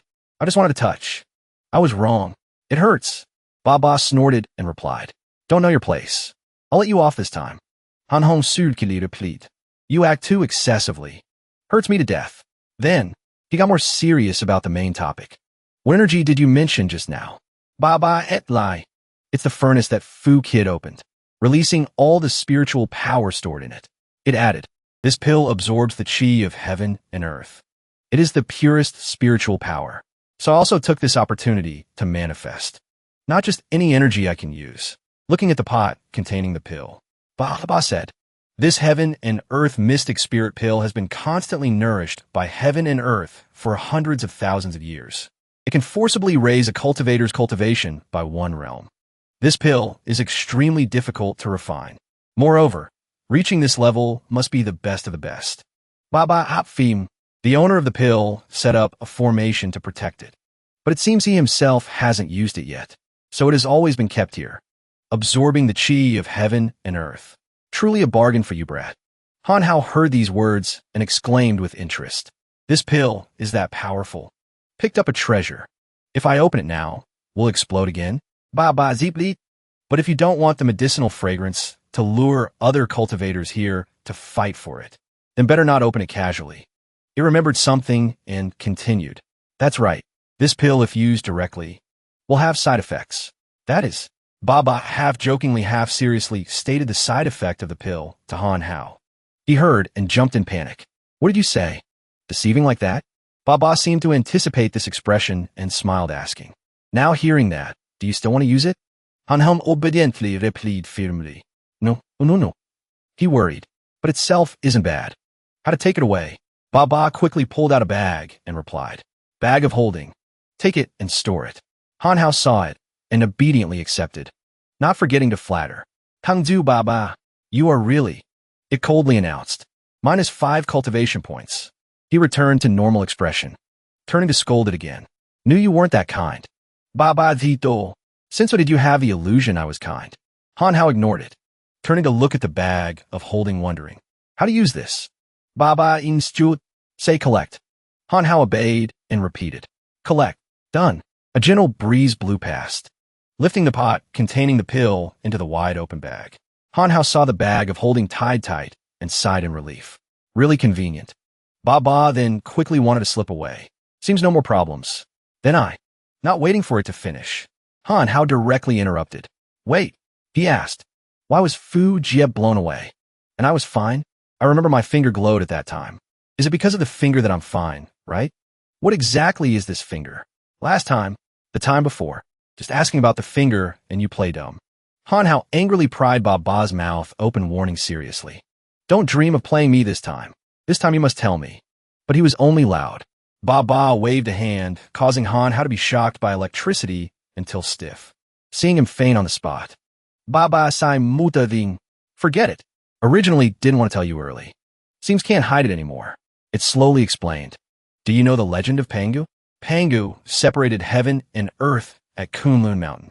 The air he breathed out became wind and clouds. His left eye became the sun. Right eye became the moon. His body became the famous mountains of the 4 poles of the southern land. His blood turned into rivers.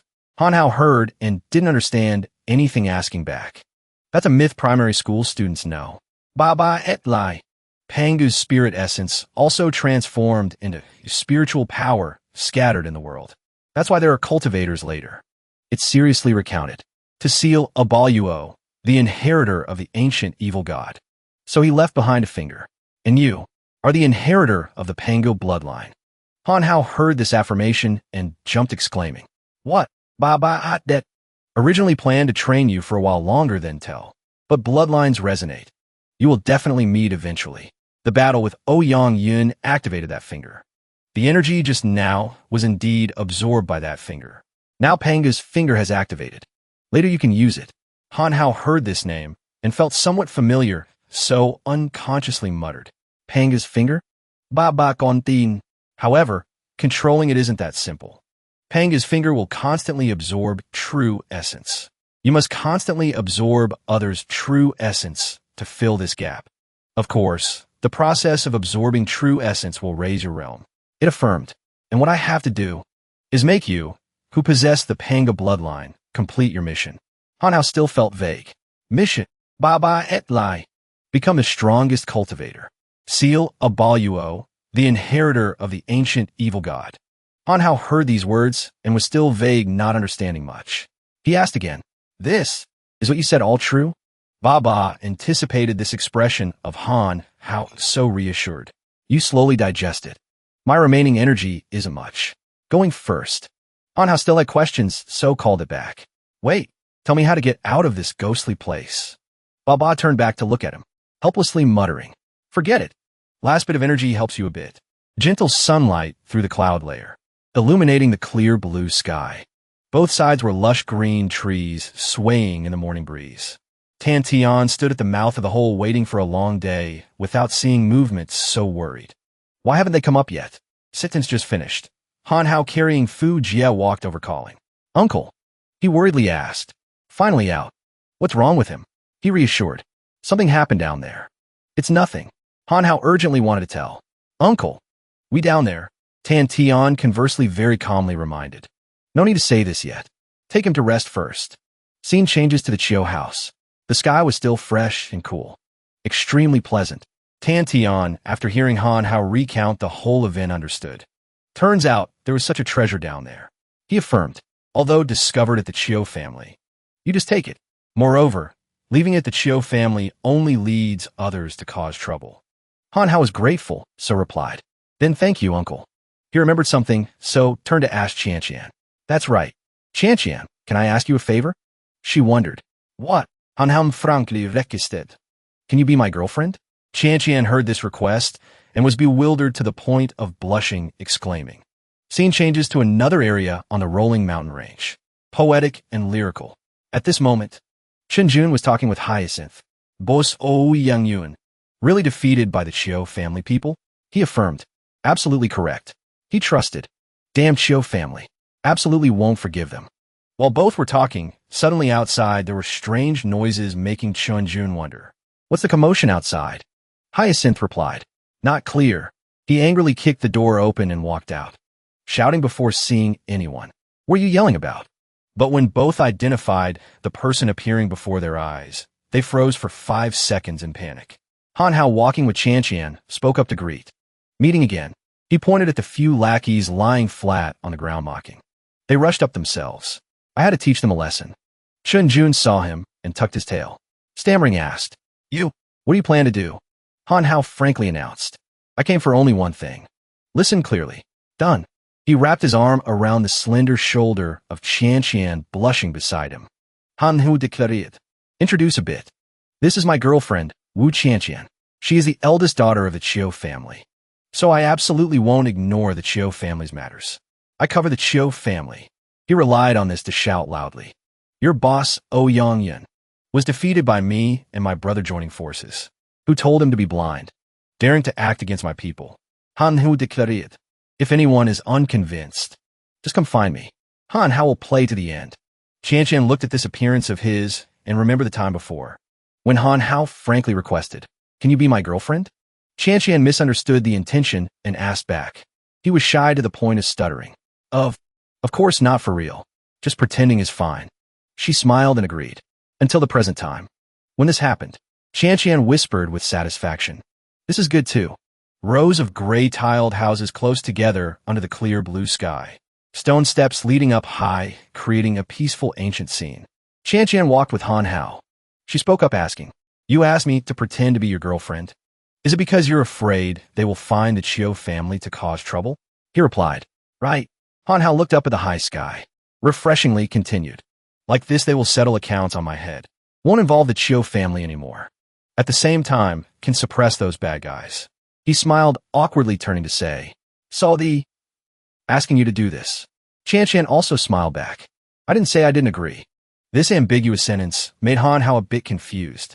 What? She just smiled and replied, nothing. Just kidding. Scene changes to a modern building rising amidst the blue sky. Glass windows reflecting sunlight. Bearing a luxurious and harmonious quiet look. Han Hao stood leaning against the wall. Hands in pockets. Pretty perfect, huh? Trouble in Lishui City is mostly resolved. He smiled contentedly, remembering. I should also prepare to return to Qingshui City. While waiting for himself, beside him, then there was a noise. Fu Jia held his head sitting up, mouth muttering pain. He was bewildered. Head full of question marks. Where is this? Wasn't I underground? Han Hao stood asking. You woke up. Fu Jia happily called. Big brother. He still wondered bewilderedly. I remember there was a pill furnace. Then don't remember anything. Han Hao smi li ti sing li. You remembered wrong. You fainted because you absorbed too much spiritual energy underground. Fu Jia actually believed that was the truth. He held his chest recounting. No wonder I feel my power has improved a bit. Han Hao looked at his naive brother, thinking to himself. Big brother will keep the stuff for you. Brother. He asked again. How long have I been unconscious? Han Hao replied. You slept for 2 days. Why ask this? Fu Jia heard this, and startled remembering. The undefeated old man's 80th birthday banquet is tonight. Almost ruined the big event. Han Hao wondered. Undefeated old man's birthday celebration? What are you going for? He raised his fist. Face full of enthusiasm replied. Of course, I'm going to meet my girlfriend, too. I even specially prepared a gift. If I can make the undefeated old man accept our feelings, that would be great. Then, he suddenly grabbed Han Hao's wrist. He wondered, doing what? Fu Jia teased. Big brother, didn't you say you would help me face the undefeated old man through the difficulty? He dragged Han Hao away without a word, boldly declaring, for my happiness. Charge. Han Hao bewildered le wondered. Going where? Fu Jia explained. I don't have an invitation. Have to go steal from mom and dad. And the gifts are all at home. He anxiously reminded. Also, I ran away from home. Absolutely cannot let mom find out. Han Hao heard this and felt a bit uneasy. He asked back, is your mom scary? Fu Jia made a scary face, then replied. She's more than just scary. She's the most ferocious woman I've ever met. The mountains rolled on, one after another. They peeked through a hazy mist that blended with the clear blue sky. At a large estate, the central building was strangely designed in the shape of a bagua, an oddity amidst the overlapping mountain ranges. Fu Jia glanced around cautiously. Then he whispered, be careful not to get caught. Han Hao spoke up. Isn't this your house? Suddenly, the housekeeper had appeared right beside them. She asked, young master, did you bring a friend over to play? Would you like to eat? Her voice startled Fu Jia, who snapped, keep it down. Can't you see I'm on a stealth mission? We're not eating. And don't tell my mom I'm back. The two of them strode down the long corridor. As he walked, he grumbled. My mom went out early this morning. What's there to be afraid of? Han Hao, walking behind him, asked curiously, where are we going now? Fu Jia, with a piece of chicken in his mouth, replied, to my mom's room to get the invitation. Now, the two of them stood dumbfounded before a strange door. He announced, we're here. The door swung open. Inside was a dark room. It was so vast that it made the two boys exclaim, "Whoa." Stepping inside, they were surrounded by objects with bizarre shapes. Their glowing red eyes made the space feel gloomy. Hanhao spoke with some apprehension. "Why do I feel like something on both sides is watching me?" Mo Jia explained, "These are all my mom's collectibles." Hearing that, he exclaimed in astonishment, Collectibles? Hanhao thought to himself. Biochemical monsters. Corpses. Chimeras. Mo Jia quietly reminded him. "Try not to get scared to death." He spotted a button in the shape of a heart on the wall. He said cheerfully, "Found the switch." Immediately after, Mo Jia's face twisted as he exclaimed, "This is..." In front of them was a giant pink bed surrounded by countless adorable teddy bears. It left them both stunned. They wondered, dolls. Hanhao turned to ask awkwardly, "This is your mom's collection?" Mo Jia replied, "That's right. She's a grown woman, and she still likes this stuff." As soon as he finished speaking, he ran off to rummage through things. He didn't forget to give instructions. "Big bro, stand guard at the door for me." Hanhun spoke. Mo Jia grumbled. "I don't know where that old hag put it." Suddenly, the door to the room slowly creaked open. Hanhun froze. He couldn't react in time.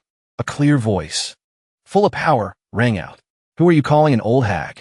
The voice gave Mo Jia goosebumps. Sweat poured down his face. A small, adorable figure raised a threatening fist. "How dare you mess with mom's things? Are you looking for a beating, son?" Hanhao turned his head to look at Mo Jia and asked, "She is?" His face was a mask of utter terror. "I was wrong." Hearing that, Hanhao became terrified as well. His eyes widened as he stared at her. His mouth clamped shut. She crossed her arms. She struck a gangster-like pose and said, "You know you've made a mistake. So what should you do now?" That was Meng Ru, Mo Jia's mother. Her mouth was turned down in a serious frown. She silently held her teacup, looking terrifying. Mo Jia's two hands, each holding a bucket filled to the brim with water, trembled violently. Meanwhile, Hanhao sat beside him, as still as a statue. The two of them looked at each other in silence. They looked truly miserable. He quietly turned to Mo Jia and said, "Why does your mom look like a child?" He gave a hesitant smile in response. "Although my mom is only at the Foundation establishment realm, she has dedicated all her efforts to researching beauty preservation techniques. She can even rejuvenate her body back to its younger state." Meng Ru sat on a large armchair. Her legs crossed majestically. Her voice was full of pride. "It seems you two have been up to something big lately. The news is spread all over Lishui City. Hanhu, I can't believe you two managed to defeat Ouyangyan." Mo Jia was stunned. "Mom, you know everything?" Hanhun spoke. "So you know who I am?" She interrogated them. "Speak. You two snuck back here. What's your purpose?" Mo Jia, holding up the two buckets, pleaded, "I want to go to the undefeated old man's birthday banquet tonight." Meng Ru asked, "Duga Ming's birthday banquet? Is it because of his granddaughter again?" With a determined expression, he answered decisively, "Yes." Meng Ru's face darkened. Her voice turned cold. "What if I don't let you go?" Though he was afraid, his eyebrows showed his resolve. He said, "Then I will keep begging you until you let me go." Mother and son faced each other. The atmosphere grew tense. She spoke. "For that little girl, you're willing to throw away your dignity, aren't you?" Mo Jia declared, in a manly tone, "For the person I love, there's no loss of face." That statement surprised Hanhao, who was standing behind him. He couldn't help but glance over. Who would have thought? Meng Ru waved her hand dismissively and said, forget it. Do as you wish. If you want to go, then go. Your father and I weren't planning on going tonight anyway." Hearing those words, a wave of joy washed over Mo Jia. It was written all over his face in a radiant smile. His eyes widened as he shouted, "Really? That's great." Immediately after, Mo Jia rushed forward and gave his dear mother a tight hug. And he didn't forget to say, "Thanks, Mom. You old dear."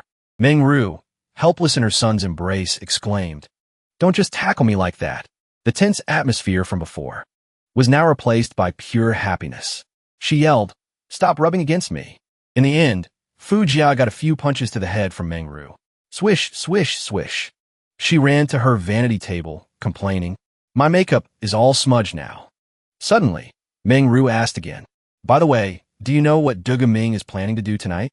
Mo Jia and Hanhao looked clueless. They didn't understand and asked back, Do what? She reached into a drawer, took something out, and said, never mind. It's nothing. It turned out to be the invitation. Meng Ru gently reminded him. Here's your invitation. Don't bring any trouble back for me. Fu Jia's joyous voice echoed through the building. Thanks, Mom. You're the best. She sighed again. Stop it already. The long-awaited evening arrived. Fu Jia was dressed in a handsome suit, and he carried a gift bag. He said with a bright smile, the invitation and gift are all ready. There shouldn't be any more problems. Han Hao wondered about what she had said that afternoon. What your mom said would happen at the party. What could it be? Fu Jia was too happy to care. He skipped along and replied, who cares? All I need is to see my Xiao. Night had fallen. In front of a magnificent and luxurious building. Han Hao reminded him, we're at the hall. Remember, try to keep a low profile. Fu Jia grinned, exuding an air of readiness for a wonderful evening. He exclaimed, let's go. Stepping into the vast hall. He glanced around. Han Hao assessed the scene. Quite a few people showed up. The two boys strolled through the crowd. Fu Jia, the undefeated old man, has some standing in Lishui City. The people who came are all influential figures. But my parents don't need to associate with him, so we don't usually come. Suddenly, a woman with green hair blocked their path. She spoke softly, please present your invitation. It was Miss Hu, dressed in a seductive pink dress. She asked, why is it you? Where are your parents? He gave a friendly smile and handed her 2 tickets, replying, they had something to attend to. I'm here in their place. She waved her hand dismissively. Then she said, all right, go on in. Something caught Miss Hu's eye. She glanced to the side. The expression on her face did a complete 180. Her voice became much sweeter. Mr. Duan, you're here. Duan Fei approached her from somewhere. He said, good evening. They looked at each other like a loving couple. Miss Hu replied, good evening. Han Hao leaned in and quietly teased Fu Jia. Seems like you're really disliked. After that, the two of them continued inside. He asked again, that girl just now was... Fu Jia calmly explained. She's the second daughter of the undefeated old man. Her name is Dugu Hu. But I heard she's jinxed 3 husbands to death. So people in the martial world gave her the nickname Black Widowed. He continued, I also know the guy next to her. His name is Duan Fei. He's a member of the Illusory Heaven Organization. Han Hao, about to sit down at a table, asked, Illusory Heaven Organization? What's that? Fu Jia prompted. Big bro, you know my dad is part of the Eastern Alliance, right? Do you know what the Alliance does? He replied, it's a cultivators alliance. Fu Jia spoke in a serious tone. Not just that. The Eastern Alliance is also responsible for supervising and managing cultivators to prevent them from harming ordinary people. He emphasized, the Illusory Heaven Organization is an entity that opposes the Eastern Alliance. It was formed by a group of 8 great rogue cultivators. Every one of these people is extraordinary. These 8 rogue cultivators are also known as the 8 Great Luminaries. Han Hao was stunned to hear this. The 8 great sects. The 8 great luminaries. Fu Jia looked dejected. Each of them holds considerable power. The Alliance has always had a headache dealing with them. He said with some apprehension, no wonder your parents didn't want to come. Fu Jia said nonchalantly, I only know a little bit about it. I'm not clear on their work, nor am I interested. Right after that, his expression changed completely, showing happiness and excitement. He exclaimed, right now, I just want to see my dear Xiao. Immediately after, his expression shifted again to one of dejection. He whined, but I've been looking all this time and I can't see her anywhere. I want to go home. Han Hao looked at him with disdain. Then, a powerful voice rang out from a man with a white beard, full of elegance. Everyone. It was Dugu Ming. He appeared with long, silver hair, wearing a white suit. He stood up to give a speech. Thank you all for attending this old man's birthday banquet. He held a glass and handed it to Dugu Hu, saying, fill it up for me. She obediently replied, yes, father. While waiting for his daughter to pour the wine, he continued his speech. Your presence here today is a great honor for this old fellow. I'm deeply grateful. Han Hao sat below, his face full of boredom. He judged, that's the undefeated old man. He doesn't look 80. Fu Jia, sitting next to him, looked furious. He gritted his teeth and stressed, that's right, the undefeated old man, Dugu Ming. He's the obstacle between me and Xiaoer. He raised his wine glass and gently proposed a toast. Let's drink. Please, make yourselves comfortable. Then he slowly brought it to his lips and took a sip. Behind him, Duga, who watched him drink intently. Then she slyly smirked, as if she had just completed some successful scheme. Han Hao sat below in silence, listening attentively. He watched intently, without blinking. Dugu Ming stood before all the guests and announced, "Today, many talented young men have come here. Therefore, I have an announcement to make. Everyone knows I have no son to carry on my name. She is now old enough." He smiled faintly and announced, "So I want to take this opportunity to arrange a marriage for my only granddaughter." The statement shocked everyone. Fu Jia had to exclaim, "What?" Han Hao's eyes widened. "This is a groom selection?" He turned to Fu Jia and said, "So, this is what your mom was talking about." Fu Jia became despondent. He lamented, "How could this be? Xiaoer agreed to be with me. Why? No, this is wrong." His disappointment turned to anger. He gritted his teeth and growled, "Xiaoer would never betray me. It must be this old man. He wants to force an arranged marriage on Xiaoer." Han Hao held him back. He tried to calm him down. "Calm down. Didn't you promise your mom you wouldn't cause trouble?" He offered some advice. "What if you have your girlfriend talk to the undefeated old man?" Fu Jia was dejected. His voice was weak. "It's useless. Duga Ming's eldest daughter passed away from illness after giving birth to Xiaoer. Xiaoer is always kept under strict watch." Han Hao cheerfully encouraged him. "If that doesn't work, then you should participate too. You're the young master of the Eastern Alliance, you know." Fu Jia was still stubborn. He refused to accept it. "Having to participate in a groom selection for my own girlfriend? This is just too ridiculous." Suddenly, some gossip reached their ears.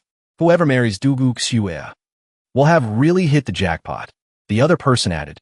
"Plus, with Duga Ming's backing, you could do whatever you want in Lishui City." Hearing that, Fu Jia's eyebrows furrowed in a nianche. A man wearing glasses, with slick-back hair, spoke up pretentiously. "I may not have millions, but I have admired Xiaoer for a long time. So, I've decided to write a poem. You are." The next guy, a chubby one, presented his case. "Miss Xiaoer and I are simply a perfect match of talent and beauty. A match made in heaven. Also, I'm offering an entire commercial street as a gift." Of course, that's not the main point. Another guy had a cunning look on his face. "Nonsense.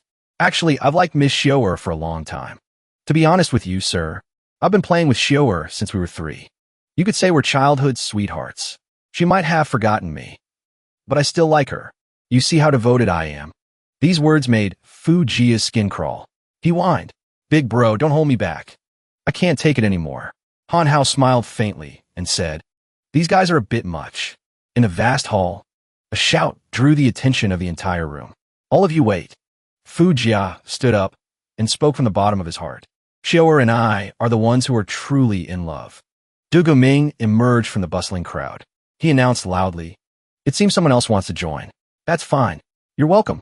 Seeing him appear, Fu Jia quickly walked towards him with steady steps. He declared, "Xiaoer and I are truly in love with each other. No one should even think of taking her from me." Duan Fei, standing nearby, laughed at this childish display. He announced, "Old Master Dugu, I have specially prepared a gift for you." Meanwhile, Fu Jia was still trying to prove his point. Duan Fei, seeing that he still wanted to speak, said mockingly, "Little friend, you should go home and play while you still can."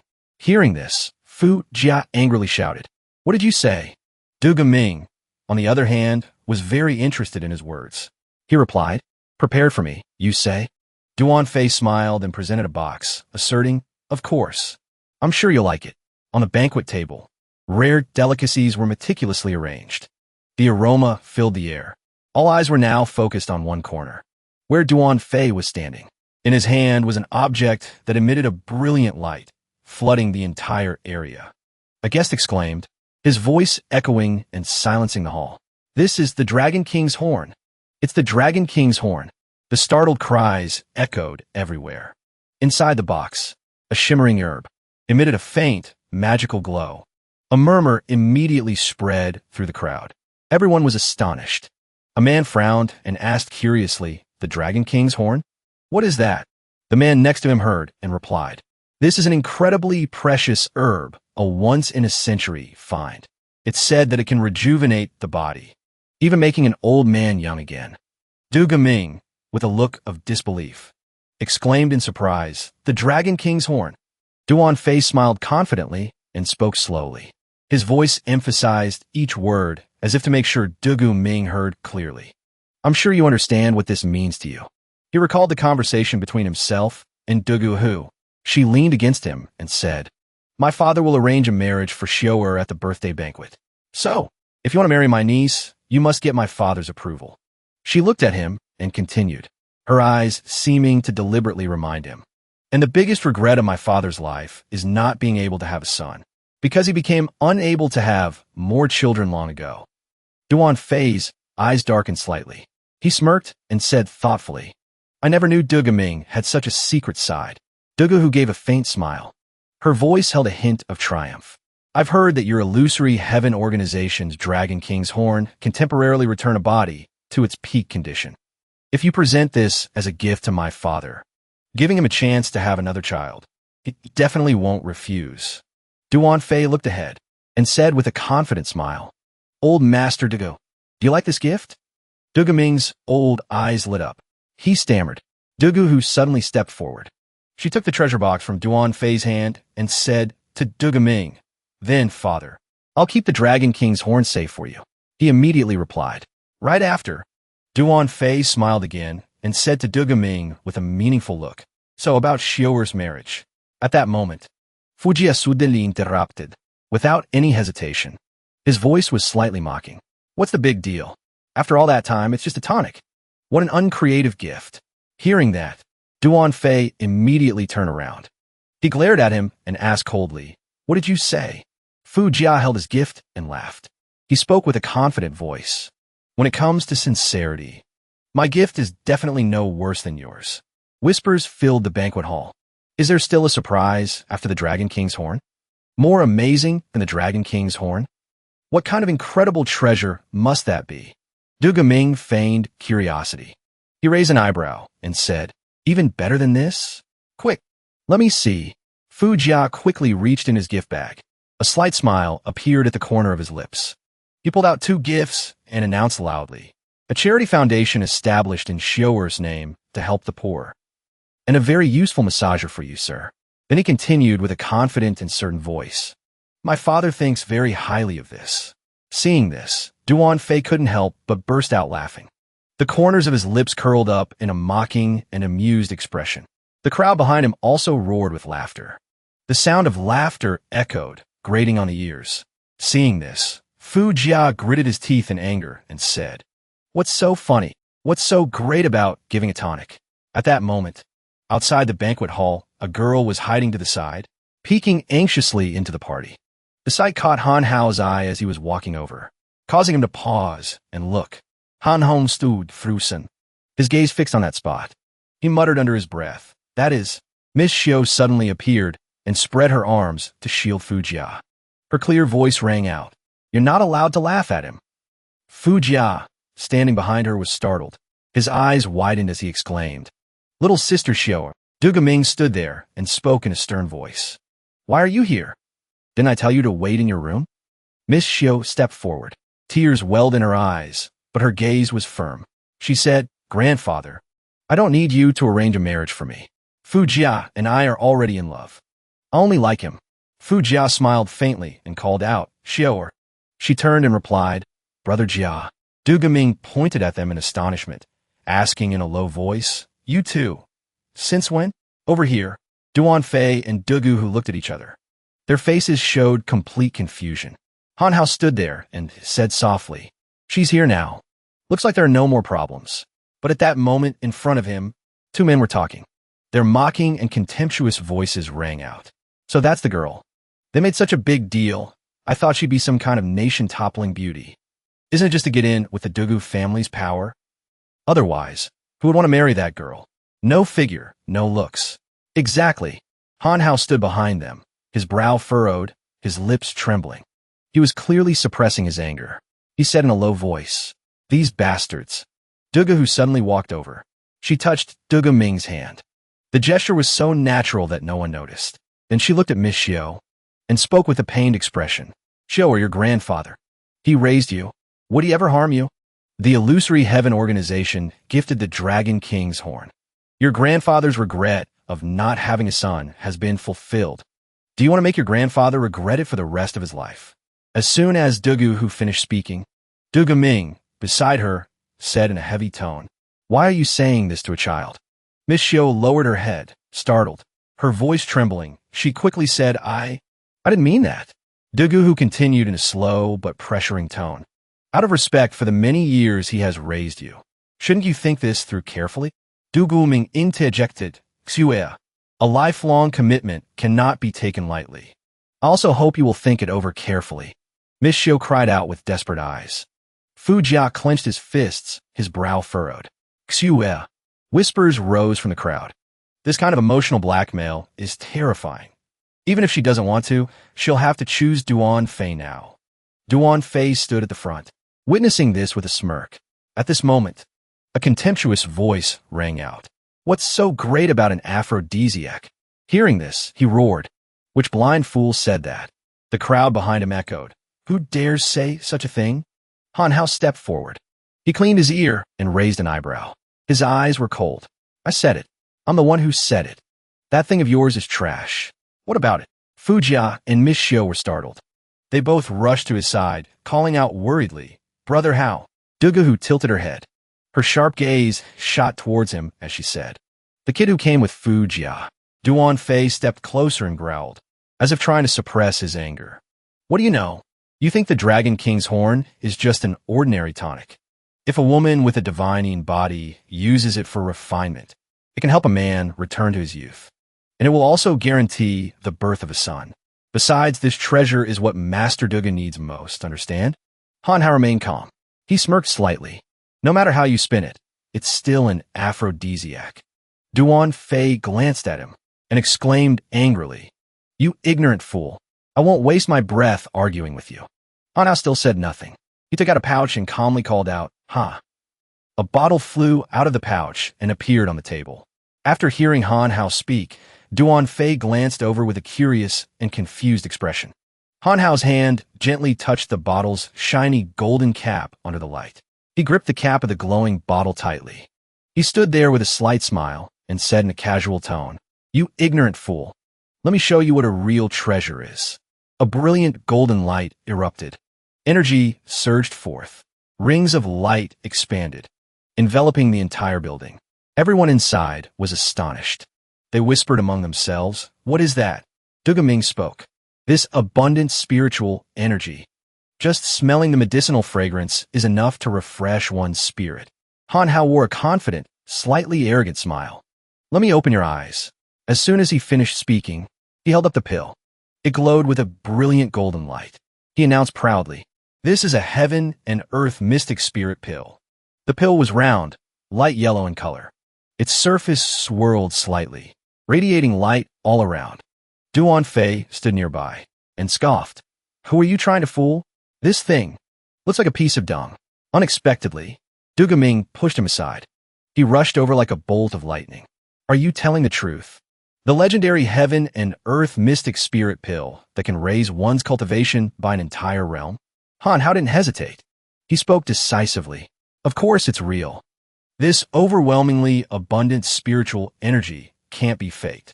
Hearing this, Duga Ming was extremely excited. He exclaimed, If I use this, I'll reach the spirit-severing realm. I'll gain another 300 years of life. At that point, forget having one child. I could have 10 more. Then, he spoke in a slow, but mocking tone. Don't get too excited. I'm just letting you have a look. After that, he took out a pouch, sucked the glowing pill inside, and said, Of course, I can give it to you, but I have one condition. He leaned his head forward, his eyes sharp. Duga Ming asked, What condition? Is it the assets of my Dugu family? Or do you need me to eliminate someone for you? He pointed to the pouch containing the pill, smiled, and said, As long as you agree to let Fu Jia and Dugu Xiu be together, and promise not to interfere in their affairs, this will be yours. At that moment, Fu Jia and Miss Xiu were standing behind him. Hearing him say that, he widened his eyes in surprise. Is that all? At this moment, Han Hao spoke with a confident, Challenging tone. You don't want it? Then, he thought to himself, as for the side effects, I won't mention them for now. I'll cross that bridge when I get to it. Now, Ming's eyes were fixed on the pouch with the pill, and he immediately replied, I agree. Of course I agree. In that very second, Miss Xiao's face lit up with joy. Brother Jia, this is wonderful. As for Fu Jia, he was choked with emotion. Brother Hao, you'd give up such a precious treasure for me. Immediately, he rushed towards him, his arms wide open. His shout echoed. Brother Hao, thank you. After a few seconds' pause, Fu Jia placed a hand lightly on Han Hao's shoulder. His voice was questioning. But that thing just now, I feel like I've seen it somewhere before. He immediately denied it. You must be mistaken, he replied. I see. At the same time, Duan Fei's face hardened. He muttered, what kind of competition is this? Giving away a supreme treasure like that. I went through so much trouble to get the Dragon King's horn. I absolutely will not let this mission fail. Over here, Fu Jia was talking. So, is happiness. Then suddenly, he shouted loudly, wait a minute. After that, he pointed at Fu Jia. His voice boomed like thunder. What kind of competition is this? I was clearly here first. The Eastern Alliance must have sent you here for that girl's tears of compassion. Fu Jia replied angrily. What do you mean, sent? What nonsense are you talking about? Xiaoer and I are truly in love. Han Hao, standing beside them, asked blankly. Tears of compassion? He continued to shout amidst the crowd. Dugu Xiao's tears can rapidly heal physical injuries, and her spiritual power is a heaven-sent gift. You, the young master of the Eastern Alliance, just had to fall in love with her, and you claim you didn't know? And that you have no ulterior motives? Only a ghost would believe that. Hearing those words, he thought to himself, what kind of talent is that? So powerful. It's like the ultimate healing skill. The system quickly added, innate talents are rare. This Dugu Xiao truly has a top-tier talent that is hard to come by. Now, Dugu Ming spoke in a confused tone. How do you know about Xiaoer's talent? At this moment, Dugu Ming's second daughter seemed to be plotting something. She gently placed a hand on her lips. Her gaze unreadable. On this side, Fu Jia pointed at Duan Fei and shouted, You're good. So you were after Xiaoer's talent all along. He said softly. Didn't he just say all that? At this moment, Dugu Ming spoke with a furious voice, scheming behind this old man's back like this. The illusory heaven organization truly has no sincerity at all. In the end, you're no righteous sect. A flash of contempt appeared in Duan Fei's eyes. So what if I'm not? I'd have to be blind to want to marry your ugly granddaughter. Hearing such words, he growled threateningly, Duan Fei, do you not want to leave this place in one piece? He stood tall in the middle of the room, issuing a challenge. Do you think I came here unprepared? Today, Dugu Xiao, I will definitely take her with me. The floor suddenly began to shake. Purple-black circles spread out around him. He was standing in the center of the circle. People whispered, What is that? This is... Han Hao exclaimed in surprise. It's a formation. Looks like he came prepared. Then, Dugu Ming asked urgently, What are you planning to do? At that moment, purple threads appeared, spreading out. They clung to the corners of the walls and ceiling. They quickly spread, and soon covered the entire room. The surroundings were filled with a ghostly purple-black color. Witnessing this scene, everyone in the room was in an uproar. Screams rang out. What is this demonic thing? People ran in chaos, looking for an exit. The door is locked tight. Immediately after, Duan Fei's voice rang out clearly. Now, none of you will be able to leave. The figures jostled each other. Screams echoed throughout the room. What do you mean? Hey, he's trapped us in here. Let us out. The atmosphere was suffocatingly tense. Suddenly, Dugu Ming spoke. You dare cause trouble on my, Dugu Ming's, territory? As soon as he finished speaking, he clenched his fist. A blazing red flame erupted fiercely. Streams of energy swirled around his body. He shouted, Don't even think about getting out of here alive. Suddenly, his eyes widened. His sharp gaze seemed to freeze. His breath caught in his throat. Then, Dugu Ming collapsed to the floor, clutching his stomach and coughing continuously. Fu Jia cried out in alarm. Are you okay? In that instant, Duan Fei's voice, cold and mocking, cut through the air. Why are you begging for mercy so soon? His eyes were wide open, his hand still clutching his stomach. His voice came out, trembling. It's poison. Impossible. I'm always on guard. How could I have been poisoned by you? Suddenly, a soft voice spoke up. I know father has always been cautious. Using poison would surely be discovered. Unbelievably, it was Dugu who, she slowly added. So I added the colorless and tasteless wolf spirit goo to your wine. It only takes effect when you circulate your full, true essence. Dugu Ming's eyes blazed with fury. He roared, You dare? You wretched creature. Are you trying to help an outsider kill me? She continued to speak, her voice cold and full of hidden meaning. Kill you? I wouldn't dare. I've been waiting for this day for a very long time. Dugu who spoke without stopping. I know you've always wanted a son. When I found out you couldn't have any more children, I thought all hope was lost. As she spoke, she put something in her mouth. Finally, I managed to obtain the Dragon King's horn with great difficulty. Now my wish can be fulfilled. I killed 3 husbands, just to offer the best of everything to you. In that situation, he told himself, I can't. I'm about to lose consciousness. I have to stay awake. At the same time, he shouted, You monstrous creature. You're disgusting. She whispered, Father, I want to help you maintain the pure bloodline of the Dugu family. Fu Jia, standing nearby, was horrified. Then he shouted, You're a pervert. Han Hao offered his assessment. This isn't some black widow. She's a perverted psycho. At this moment, Dugu, who was restraining Dugu Ming, she said to Duan Fei, I've helped you deal with the strongest enemy. This favor, you must remember. Meanwhile, he struggled. Let me go.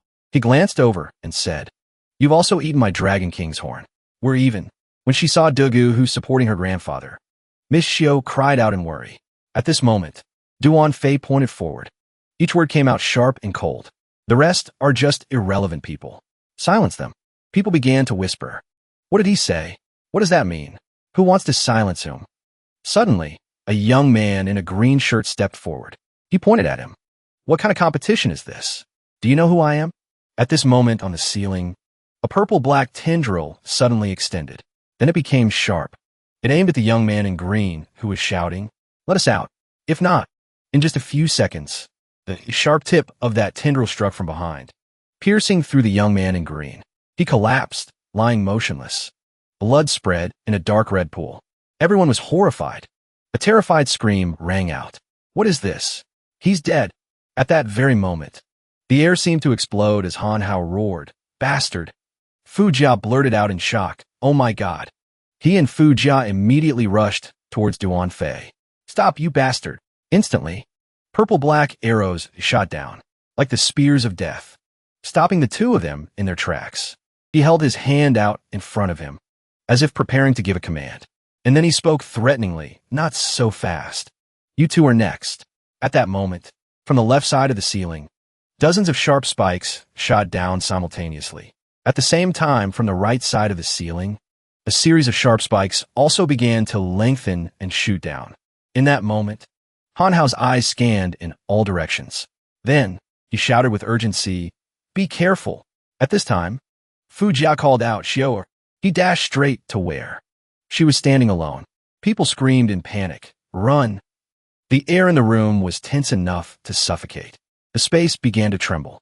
From above, countless purple-black spikes shot down with terrifying speed. A moment later, red blood splattered everywhere. Human bodies were pinned, pierced through. In that instant, Duan Fei stood there watching intently, his eyes blazing with cruelty. Suddenly, he looked to the side. It seemed he had noticed something. He saw that Han Hao was still alive after the attack. He had used a giant hand to block the thousands of sharp spikes. Nearby, Miss Xiao was safe in Fu Jia's protective embrace. He said gently, It's okay. I'm here. Faced with the scene, Duan Fei gave a smug smile. Although you two aren't weak, as long as you're in this formation, I'm invincible. He turned to Fu Jia and Miss Xiao. He said, Don't worry. I won't harm Miss Xiao. Then, he moved closer. I still have to bring her back to deliver to the master. Before he could finish his sentence, Fu Jia roared, In your dreams. Right after that, Han Hao used the giant hand to shatter the purple-black spikes surrounding him. Immediately after, he quickly rushed forward, launching an attack from behind Duan Fei. But unfortunately, he had already detected it. Anaoisoha. The space seemed to explode. as his powerful punch collided with his wall of arrows.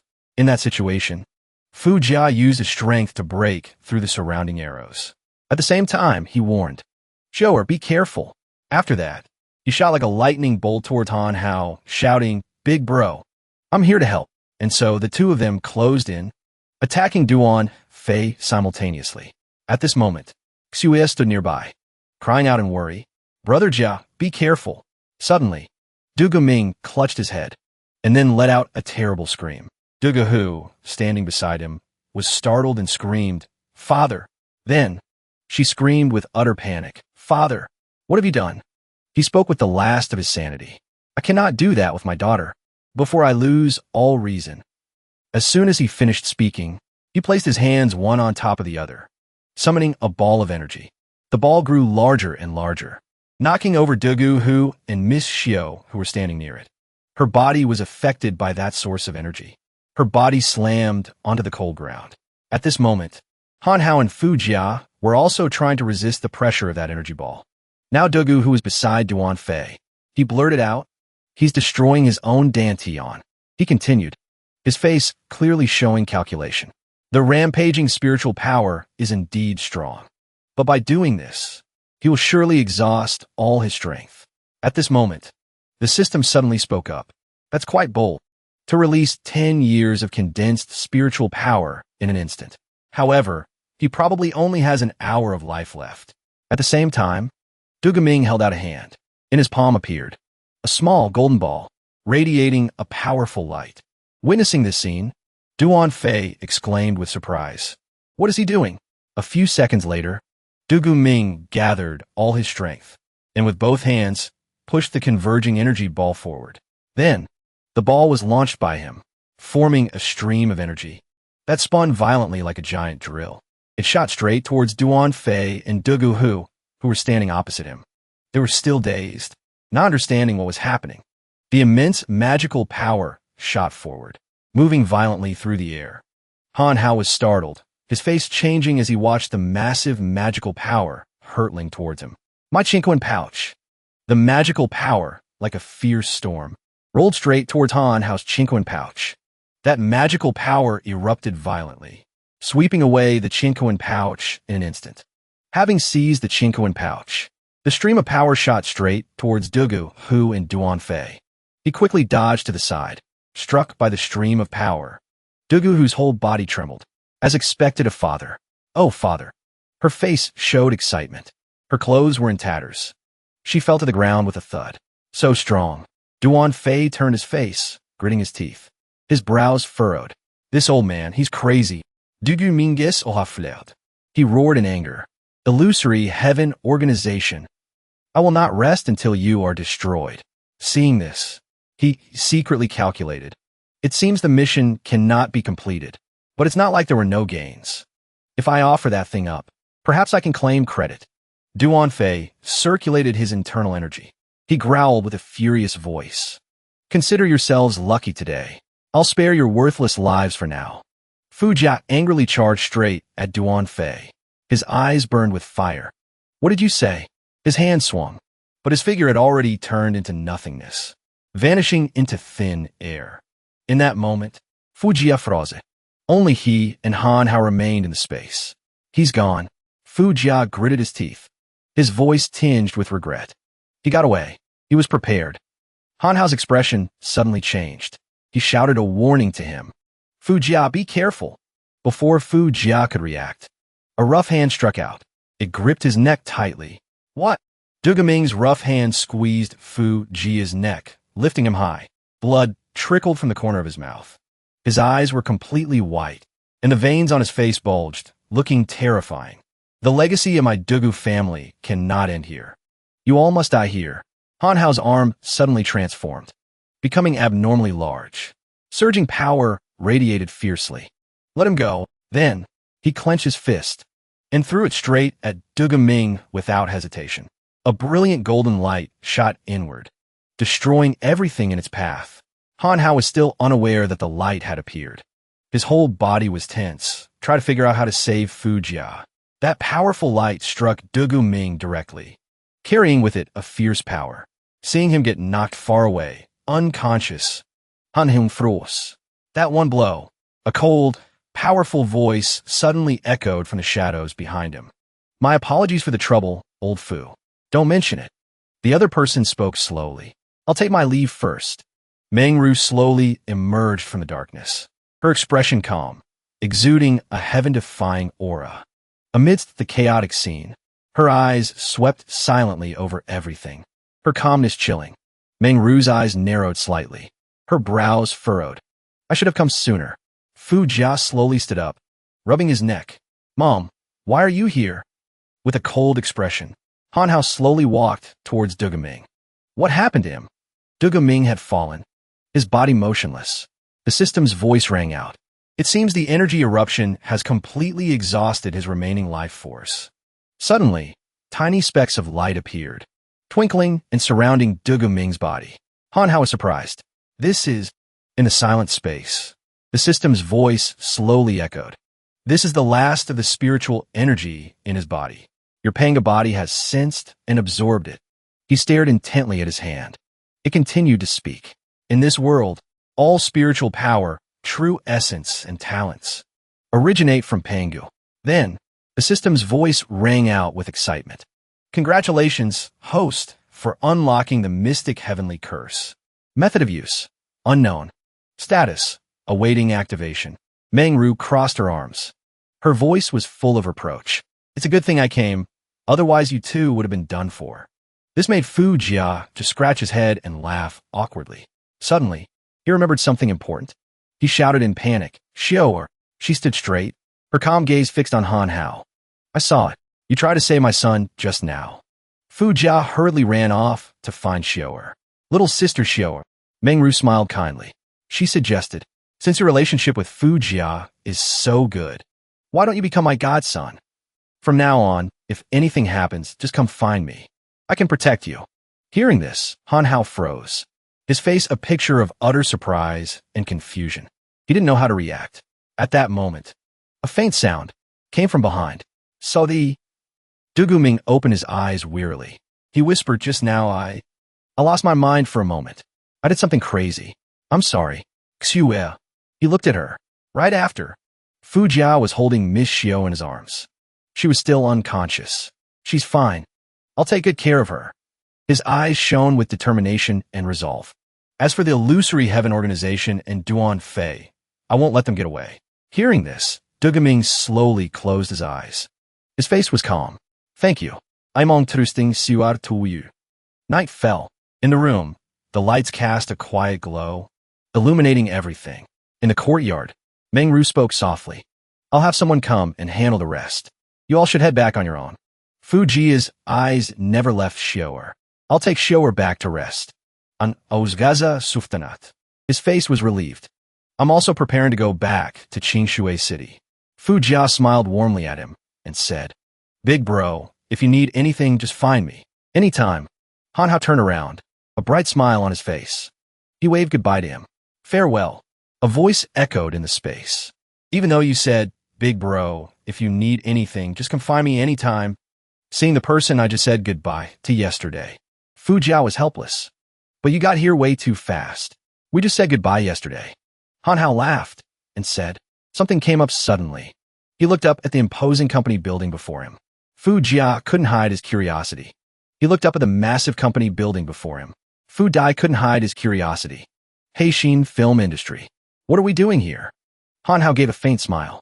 His eyes were deep and thoughtful. You know Lishui City better than I do. I need your help with a small matter. In Han Hao's mind, the image of the night before at Ouyang's, at the luxurious mansion, came back to him clearly. There, he had caught someone sneaking around. His actions were extremely suspicious. Han Hao slowly and cautiously approached him. He asked in a stern voice, What are you doing? The person jumped and whipped around. His eyes were wide. Han Hao was stunned to recognize him. It's you. He grabbed the reporter by the collar.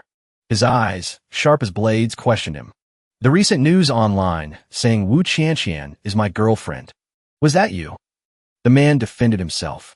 Didn't you go to Ouyang Yun Mountain Villa and claim it yourself? I just wrote what was true. Han Ho Suden Livialisit.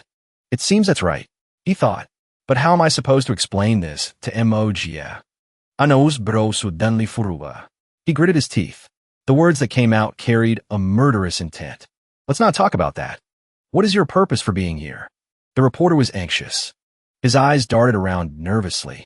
Let me go. Hanhao let go. The man carefully straightened his collar. Actually, I wanted to find a chance to interview Wu Qianqian, because I recently found something out. He tilted his head. His eyes were full of curiosity. What is it? The reporter's eyes were serious. Wu Qianqian signed a fraudulent contract with Haixin Film Industry. Wu Qianqian was also forced to sign a tyrannical 15-year clause. Recently, they've even pulled all of Wu Qianqian's resources and given them to someone else. Hanhao was surprised. His eyes were full of astonishment as he listened to the story. Something like this happened. After that, his memories suddenly flooded back. Suddenly, a voice broke the silence. Is it true that you signed a 15-year tyrannical contract with Haixin Film Industry? Qianqian asked, stunned. Her voice couldn't hide her shock. How did you find out? Unbelievable. Just as Hanhao had predicted. So it's true. Worry flickered in her eyes. Hing. Please don't get involved in this. Qianqian's eyes were filled with sadness. Her expression was tense. Besides, I heard that Haixin Film Industry is backed by a cultivator organization. I don't want to cause you trouble because of me. He smiled. His eyes shone with confidence. So what? I even fought with the young master of Dongming. I'm definitely getting involved in this. Scene change. Back to the present. Hanhao walked with a relaxed gait. Each step was casual, yet tinged with contemplation. Qianqian couldn't hide her surprise. Her eyes were wide as she looked to Hanhao. You guys really came. He smiled with confidence. His determined gaze radiated an unshakable strength. Of course. I promised I'd help you. Hanhao's eyes were filled with confusion. His voice was full of curiosity. Why did you sign with this company in the first place? The three of them walked slowly. Qianqian replied, Back then, my mother was sick. I really had no money. I was completely helpless, so I signed that contract. Hearing this, Fu Dai's face showed a mix of curiosity and confusion. I see your company isn't small, and there are a lot of people. Why would they do something like that? She spoke pensively. Her voice was soft, as if lost in thought. The company takes 90% of all income. I don't get a single day off all year. They take on any job, good or bad. Every schedule is packed to the brim. Only later did I realize I wasn't a special case. It's the same for everyone else. His eyes widened. His gaze was full of surprise. What? Really? How many other people are there? Are they all that foolish? Qianqian sighed softly. Her gaze was distant. Because as long as there's a glimmer of hope. Some people are willing to risk it all to become a big star, but very few succeed in the end. The deception is lost. It's not like I haven't been manipulated by others. He looked at her in silence. The words seemingly stuck in his throat, unable to come out. Suddenly, the gazes of all three fell on a woman who appeared before them. Isn't this senior sister Wu Qianqian? Lu Yun sneered, her voice dripping with sarcasm. I heard all your resources were cut off. Why are you still coming to the company? All your resources have been transferred to me. It's making me work myself to death. Surprise was evident on Qianqian's face. Her voice came out in a soft whisper. Junior sister Lu Yun. She frowned, her eyes blazing. Don't call me by that name. My stage name is now Lu Chanxian. Remember that. Lu Yun pointed a finger straight at Qianqian. Her voice was arrogant. From today onwards, the name Lu Chanxian will be more famous, more valuable than Wu Qianqian, worthy of a higher price. Hanhao shrugged and cut in, his eyes mocking. The name really suits the person. No lips. Perfectly shallow. A great choice. Fu Jia paused for a moment, then chimed in. Brother Hao, don't say that. There aren't many actresses with such character these days. He chuckled. You have a point. Lu Yun flew into a rage, her eyes twitching with anger. You two bodyguards. Is it your place to make snide remarks at me? Fu Jia shrugged, his expression calm. So what if we're bodyguards? You don't even have any. Lu Yun's eyes were as sharp as daggers. She gave a cold laugh. Don't regret this. Who says I don't have bodyguards? Not only do I have them, but each one is very expensive. One of them can take on 10 men. She gestured behind her, her sharp voice ringing out. Come out here for me. Immediately after, 3 muscular bodyguards stood at attention like statues. Throw them out for me. Han Hao grinned eagerly, his eyes lighting up. You want to fight? Fu Jia placed a hand on his shoulder. His voice was firm. Leave this to me. She sneered, her eyes cold and full of contempt. It's too late to beg now. He smiled. Not bad. The training wasn't a waste. You guys look pretty decent. As soon as the 3 bodyguards saw him, they immediately stood at attention. They shouted in unison, "Greetings, big bro." Luyan spun around, startled. Her eyes filled with confusion at the scene. What? Han Hao didn't understand what was happening. So, Fu Jia calmly explained, his voice even. I used some of my dad's money to open a bodyguard company before. It went bankrupt later. These guys were all my employees. He gave a faint smile, his tone casual. What are you still standing there for? Are you waiting for me to give a personal order? The 3 muscular bodyguards advanced in unison. In an instant, they had lifted Lu Yun high into the air. Yes, big bro. She was startled, her hands flailing. Her eyes were wide with shock. What are you doing? Put me down. I already paid you. After that, the 3 bodyguards in unison carried her away, leaving the onlookers stunned, not daring to interfere. Let me go. I want to cancel your services. A moment later, Qian led the 2 of them to an office and introduced it. This is our office. Zhao Xing's office. Han Hao grinned mischievously, his eyes shining with a cunning light. Let me get to know him. He forcefully pushed the door, causing it to fly open. With a loud bang, inside, a calm woman appeared, gently reapplying her lipstick. Her expression was nonchalant. He was startled, his mouth agape, his eyes wide with shock at the scene before him. Zhao Xing gently exhaled a puff of smoke. I thought you were already notified. Right after, he turned around. His arrogant voice rang out. What do you want with me? Han Hao gave an awkward laugh. I thought your boss was a man. I didn't expect. Qian placed a hand on her chest, her expression sincere. Sister Zhao, I just don't understand why. Before she could finish, he froze. Han Hao's eyes couldn't hide his shock. Zhao Xing replied calmly. What's there to talk about? Acting on your own. You've also missed several performances. From the corner of his lips, smoke silently drifted out, as thin as the morning mist. Canceling your jobs was letting you off easy. Han Hao's face showed a flicker of surprise, mixed with curiosity. Is he really a cross-dresser? This world is truly amazing. Zhao Xing turned to look at him with a contemptuous expression. A mocking voice rang out. Where did this irrelevant punk come from? He questioned him loudly. Let me ask you, do you know that she was recently targeted by Wang Bansheng? That's why she couldn't participate in the performance. Zhao Xing replied indifferently. What does that have to do with you? Even if her whole family died, she still has to obey my orders. After hearing that, Han Hao's expression suddenly darkened like a thunderstorm. Rage blazed in his eyes. What did you say? Zhao Xing arrogantly held up a contract. But considering your years of contribution, as long as you sign this, I'll let it slide.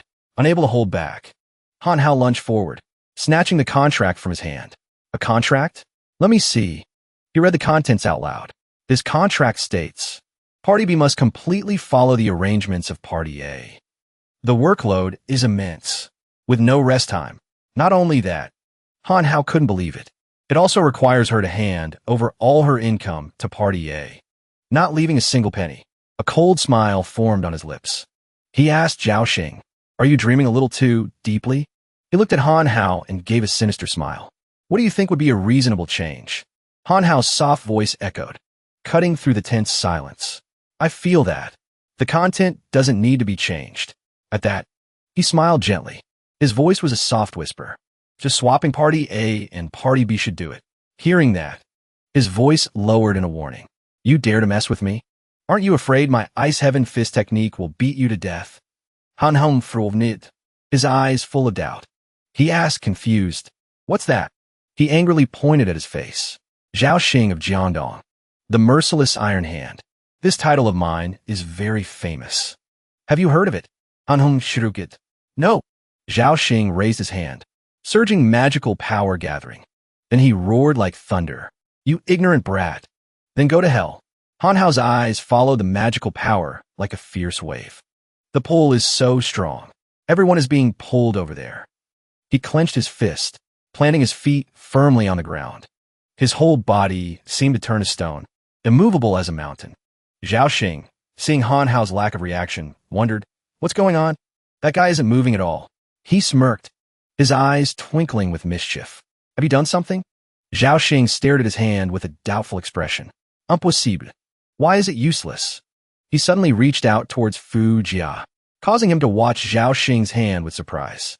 From his palm, faint streams of magical power gradually appeared, swirling powerfully, without him realizing it. Zhao Xing's hand was already on Fu Jia's chest.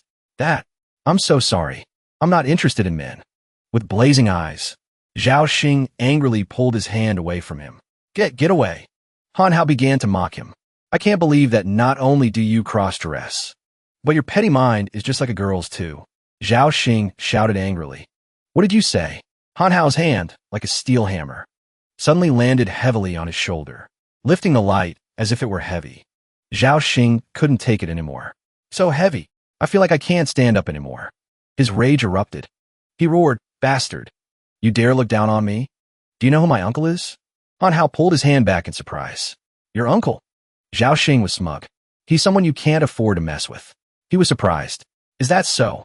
He lightly rubbed the shoulder that was still sore from the pressure of his hand. Do you know the Eastern Alliance? Han Hao replied. Of course I know the Eastern Alliance. His hand gestured emphatically at his chest, his eyes sparkling with pride. The leader of the Eastern Alliance is my biological uncle. Hearing this, Han Hao and Fu Jia were rendered speechless. Their eyes showed clear helplessness. He said, Now you know. The person backing me is not someone you can mess with. Fu Jia gritted his teeth. Han Hao placed a hand on his shoulder, signaling him to calm down. Then let me ask you, do you know that the leader of the Eastern Alliance has a son? Zhao Xing paused for a moment, then laughed and said, Of course. Fu Jia. He's my brother. Han Hao placed a hand on his chin. Your brother recently did something big. Even Ouyang Yun was defeated by him. Hearing that, he couldn't hide his smugness. So, you know how amazing my brother is? Are you scared now? Han Hao suddenly asked Zhao Xing. And the person who defeated Ouyang Yun alongside your brother, do you know who that is? He asked. Right after, he pointed decisively at his own chest. It's your grandpa. Meh, I know. Zhao Xing couldn't hide his contempt. Again, I don't care who you are. Han Hao pointed at Fu Jia with a meaningful look. This person next to me is your good brother, the young master of the Eastern Alliance, Fu Jia. He crossed his arms, a confident smile on his face. How come I don't know I have a good brother like you? Seeing Fu Jia, Zhao Xing was so stunned his mouth fell open. His eyes were filled with shock. What did you say? He stumbled backward, bumping into the edge of the table. Are you kidding? You're Fu Jia. How come I've never met you? Fu Jia gently asked him. Didn't you know I defeated Ouyang Yun? Have you never seen me before? Zhao Xing's whole body trembled. His eyes darted around, his mind spinning with chaotic thoughts. He really is Fu Jia. These two kids defeated Ouyang Yun. Fu Jia pointed his phone at Zhao Xing. His voice was soft. If you don't believe me. Fu Jia's hand slowly pressed the call icon on the phone screen. You can ask the leader of the Eastern Alliance. Zhao Xing stood frozen, dazed as if he had lost his soul, his eyes glued to the phone being held out to him. Seeing him stunned, Fu Jia quietly put his phone away. You're not calling? With a clenched fist, he shot like an arrow straight at Zhao Xing. Then let me do it. Before he could dodge, he took a powerful punch straight to the stomach. His whole body crumpled. Zhao Xing was in agony, his eyes rolling back until only the whites were visible. He spat out a large mouthful of blood. Fu Jia gave him a chance. Now, do you want to reconsider my big bro's proposal? The pain was excruciating. Zhao Xing clutched his stomach and raised a hand, bowing his head in surrender. I'll sign. Just don't hit me anymore. His hand swept across the items on the table, fumbling around. Where's the pen? Fu Jia immediately punched Zhao Xing again. Who told you to sign this version? Write a new one. The room was filled with a warm atmosphere. The faint yellow light from the lamp gently covered every little corner. Zhao Xing timidly handed the contract to Han Hao. Big bro, this is the contract I rewrote. Han Hao took it and read it. Not only does it return her job to Wu Qianqian, but it also directly hands over all rights to her. Not bad. A forced smile on his lips. He let out a small, hesitant laugh. As long as you're satisfied. At that moment, Qianqian suddenly spoke up. I can't sign this contract. Han Hao agreed. I think so too. You're not worthy of giving Wu Qianqian a job. Zhao Xing was surprised. He threw the contract at him. The company can stay, but you can get the hell out. Change it. He gave an awkward laugh. Qianqian was stunned. Her voice rang out in surprise as she called his name. Han Hao. And how glanced over here. I know what you mean. Han Hao's voice rang out loud and clear. You're the one who best understands the feeling of being oppressed by a company. That's why I hope you'll take over the company. There are many other talented people like you in this company. You'll definitely know what to do. His words made her freeze. Moreover, by becoming the owner of the company, you won't have to be at the mercy of others anymore. Qianqian paused, her eyes deep in thought. Finally, she gently called his name. Han Hin. Her voice was clear, gently echoing in the quiet space. I understand. Right after, the group gathered to discuss the contract again. That it's revised. Let me see. Sign it. Done. Han Hao handed the contract to Qianqian. From today on, this film company is yours. Fu Jia's eyes widened. Then he was surprised to see Zhao Xing still standing there, not leaving. He immediately reminded him. The company belongs to us now. What are you still doing here? Zhao Xing immediately fled. I'm leaving right now. In that very moment, Lu Yin pushed the door open and rushed out, unexpectedly bumping into his head. Is Wu Qianqian here? She saw him clutching his face in pain and asked with alarm, Are you okay? Tears streamed down his cheeks. Zhao Xing fled like the wind.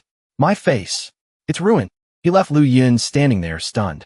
Fu Jia looked at her and reminded her, Don't call for him. The owner of this company is now Wu Qianqian. Hearing this, Lu Yun's face changed. Her voice trembled as she asked in utter shock, What do you mean? What are you planning to do? The sharp click of high heels suddenly echoed. A powerful step landed on the floor. Qianqian held up the contract in front of Lu Yun. Junior sister Lu Yun, this is your contract. With a decisive move, she tore it into pieces right before her eyes. Lu Yun stood there wide-eyed, unable to believe it as she watched the contract being torn to shreds. Wu Qianqian. She lost her balance and collapsed to the ground. You finally got your chance for revenge. You must be very pleased with yourself, right? Qianqian suddenly knelt down and placed a hand on Lu Yun's shoulder. You've misunderstood. I don't intend to fire you. I've seen your contract. She looked at her with deep sympathy. You signed such unreasonable terms. Are you that foolish? Lu Yun bit her lip, avoiding Qianqian's gaze. As long as I can become a big star, I'll do anything. Someone like you wouldn't understand. Qianqian smiled gently. Silly girl. Why wouldn't I understand? It's precisely because I don't want to see anyone else being oppressed by the company like I was that I took over. Her eyes shone as brightly as the stars, reflecting a gentle determination. I will sign a better contract with you, and I'll find a really good team to develop you. Lu Yun was moved and called her name. Senior sister Qianqian. Qianqian just smiled faintly, replying with a simple yet warm sentence. Just call me Qianqian. She suddenly turned her head. All right, Han Hong. Do you know a reporter named Bu Dui? Han Hong nodded. Qianqian smiled and made a suggestion. He's a well-known reporter in the industry. I want to ask for his help to make Lu Yun famous. Han Hao rubbed his head. No problem, but I don't have his contact information. At that moment, a brilliant idea suddenly popped into his head. Han Hao snapped his fingers. I've got it. Han Hao gently pushed open the glass door. The sound of the hinge creaked softly in the quiet space. He suddenly shouted from the window, the sound erupting like a wave, stirring the entire space. There's gossip here. Hot news. As soon as Bu Dui heard the news, he appeared instantly, not a second late. Gossip? Where? Han Hao froze for a moment, not expecting his trick to be so effective. He really came. I was just kidding. Everyone around burst into loud laughter, while Bu Dui remained clueless. Where's the gossip? What gossip? A moment later, it was time for Han Hao to say goodbye. I'm really leaving this time. I'll come visit Li Shui's city when I have the chance. Qianqian and everyone else waved goodbye to him. Goodbye. Have a safe trip, big bro. You have to come back. Before leaving, Han Hao gave a small wave to everyone, a smile still lingering on his lips. The plane slowly lifted off the ground, gradually taking off into the vast sky. The plane slowly glided by, then blended into the soft clouds like a white blanket in the sky. On the plane, Han Hao gently opened his eyes. The morning light streamed through the window, illuminating his face. He raised his hand and gently rubbed his eyes as if to chase away the sleepiness. When did I fall asleep? After that, Han Hao stood up, his eyes slowly scanning the entire cabin. How long was I asleep? Right before his eyes, the entire cabin was completely empty. Not a single passenger was present. Han Hao's face suddenly darkened, full of caution and vigilance. Have I seen a ghost? He could hardly believe his eyes. There's not a single person on this plane. Han Hao wondered, his eyes filled with doubt. What's going on? Where's everyone? He looked up, his eyes widening in shock as he discovered the unexpected sight before him. There's someone. Han Hao saw two people standing by the plane's emergency exit. Who are you? The emergency door hissed as it was pulled open. A strong wind rushed into the cabin. The two people exchanged a look and gave a cold smile. They raised a hand to wave at Han Hao. Right after, the scene before him left him stunned, unable to believe it. Wait, the two people threw themselves out of the plane. Their parachutes opened, and they descended towards the ground below. Amidst the howling wind, Han Hao stood his ground like a mountain, using the technique, immovable as a mountain. He clutched his head in panic. What's going on? The pilots ran away. Am I dreaming? Is this an attack? The whistling wind made Han Hao shiver. The system's voice rang out. Post a reminder. The plane is currently 30,000 feet above the ground. The plane is gradually losing its balance. The dual engines have failed.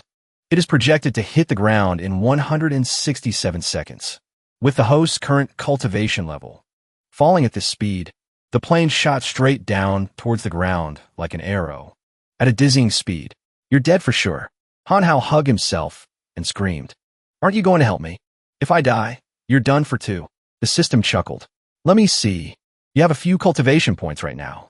Even if you use them all, it might not be enough to save your worthless life. He angrily pointed a finger and scolded it. You still want to take my cultivation points at a time like this? Are you even human? The system laughed and replied. I never was. Hearing those words, Han Hao was at a loss for words. He could only feel helpless. Seriously, the system's voice rang out again. Skill cost has been calculated. Do you want to activate and use it immediately? Han Hao seemed to realize. This is the hidden talent I got from the undefeated old man. The current situation was critical. He didn't have time to think. Who cares what it is? Activate it. I want to activate it. The system's voice echoed. I want to activate it. System sound echoes. Hidden talent. Perfect substitute. Tier 1. Activation successful. Skill description. Creates a perfect substitute for the host for a short duration.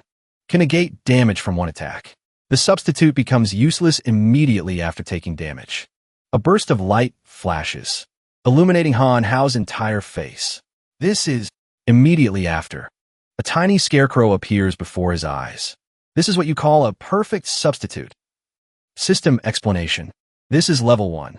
It will become stronger as the skill unlocks further. He looks skeptical. Can this thing really negate one instance of damage? Han Hao's scream rings out alongside the roaring engine of the plane, crashing toward the ground. Is this thing actually reliable? A group of people stands atop a high branch, watching intently as the plane plummets. A violent explosion erupts as it slams into the earth. Silence returns to the area. Light, steady footsteps echo on the barren ground. To deal with one little brat. Did we really need such a huge formation? Alan commands. Be serious. Young Master Duan has spoken. If alive, we need the person. If dead, we need the corpse. He's news. He's probably mashed in a paste by now. She speaks to him, unaware that Han Hao is hiding nearby. Don't be careless. Let's search the area. Young Master Duan. Duan Fei. It's the Huan Tian organization that wants me dead. Alan stops abruptly.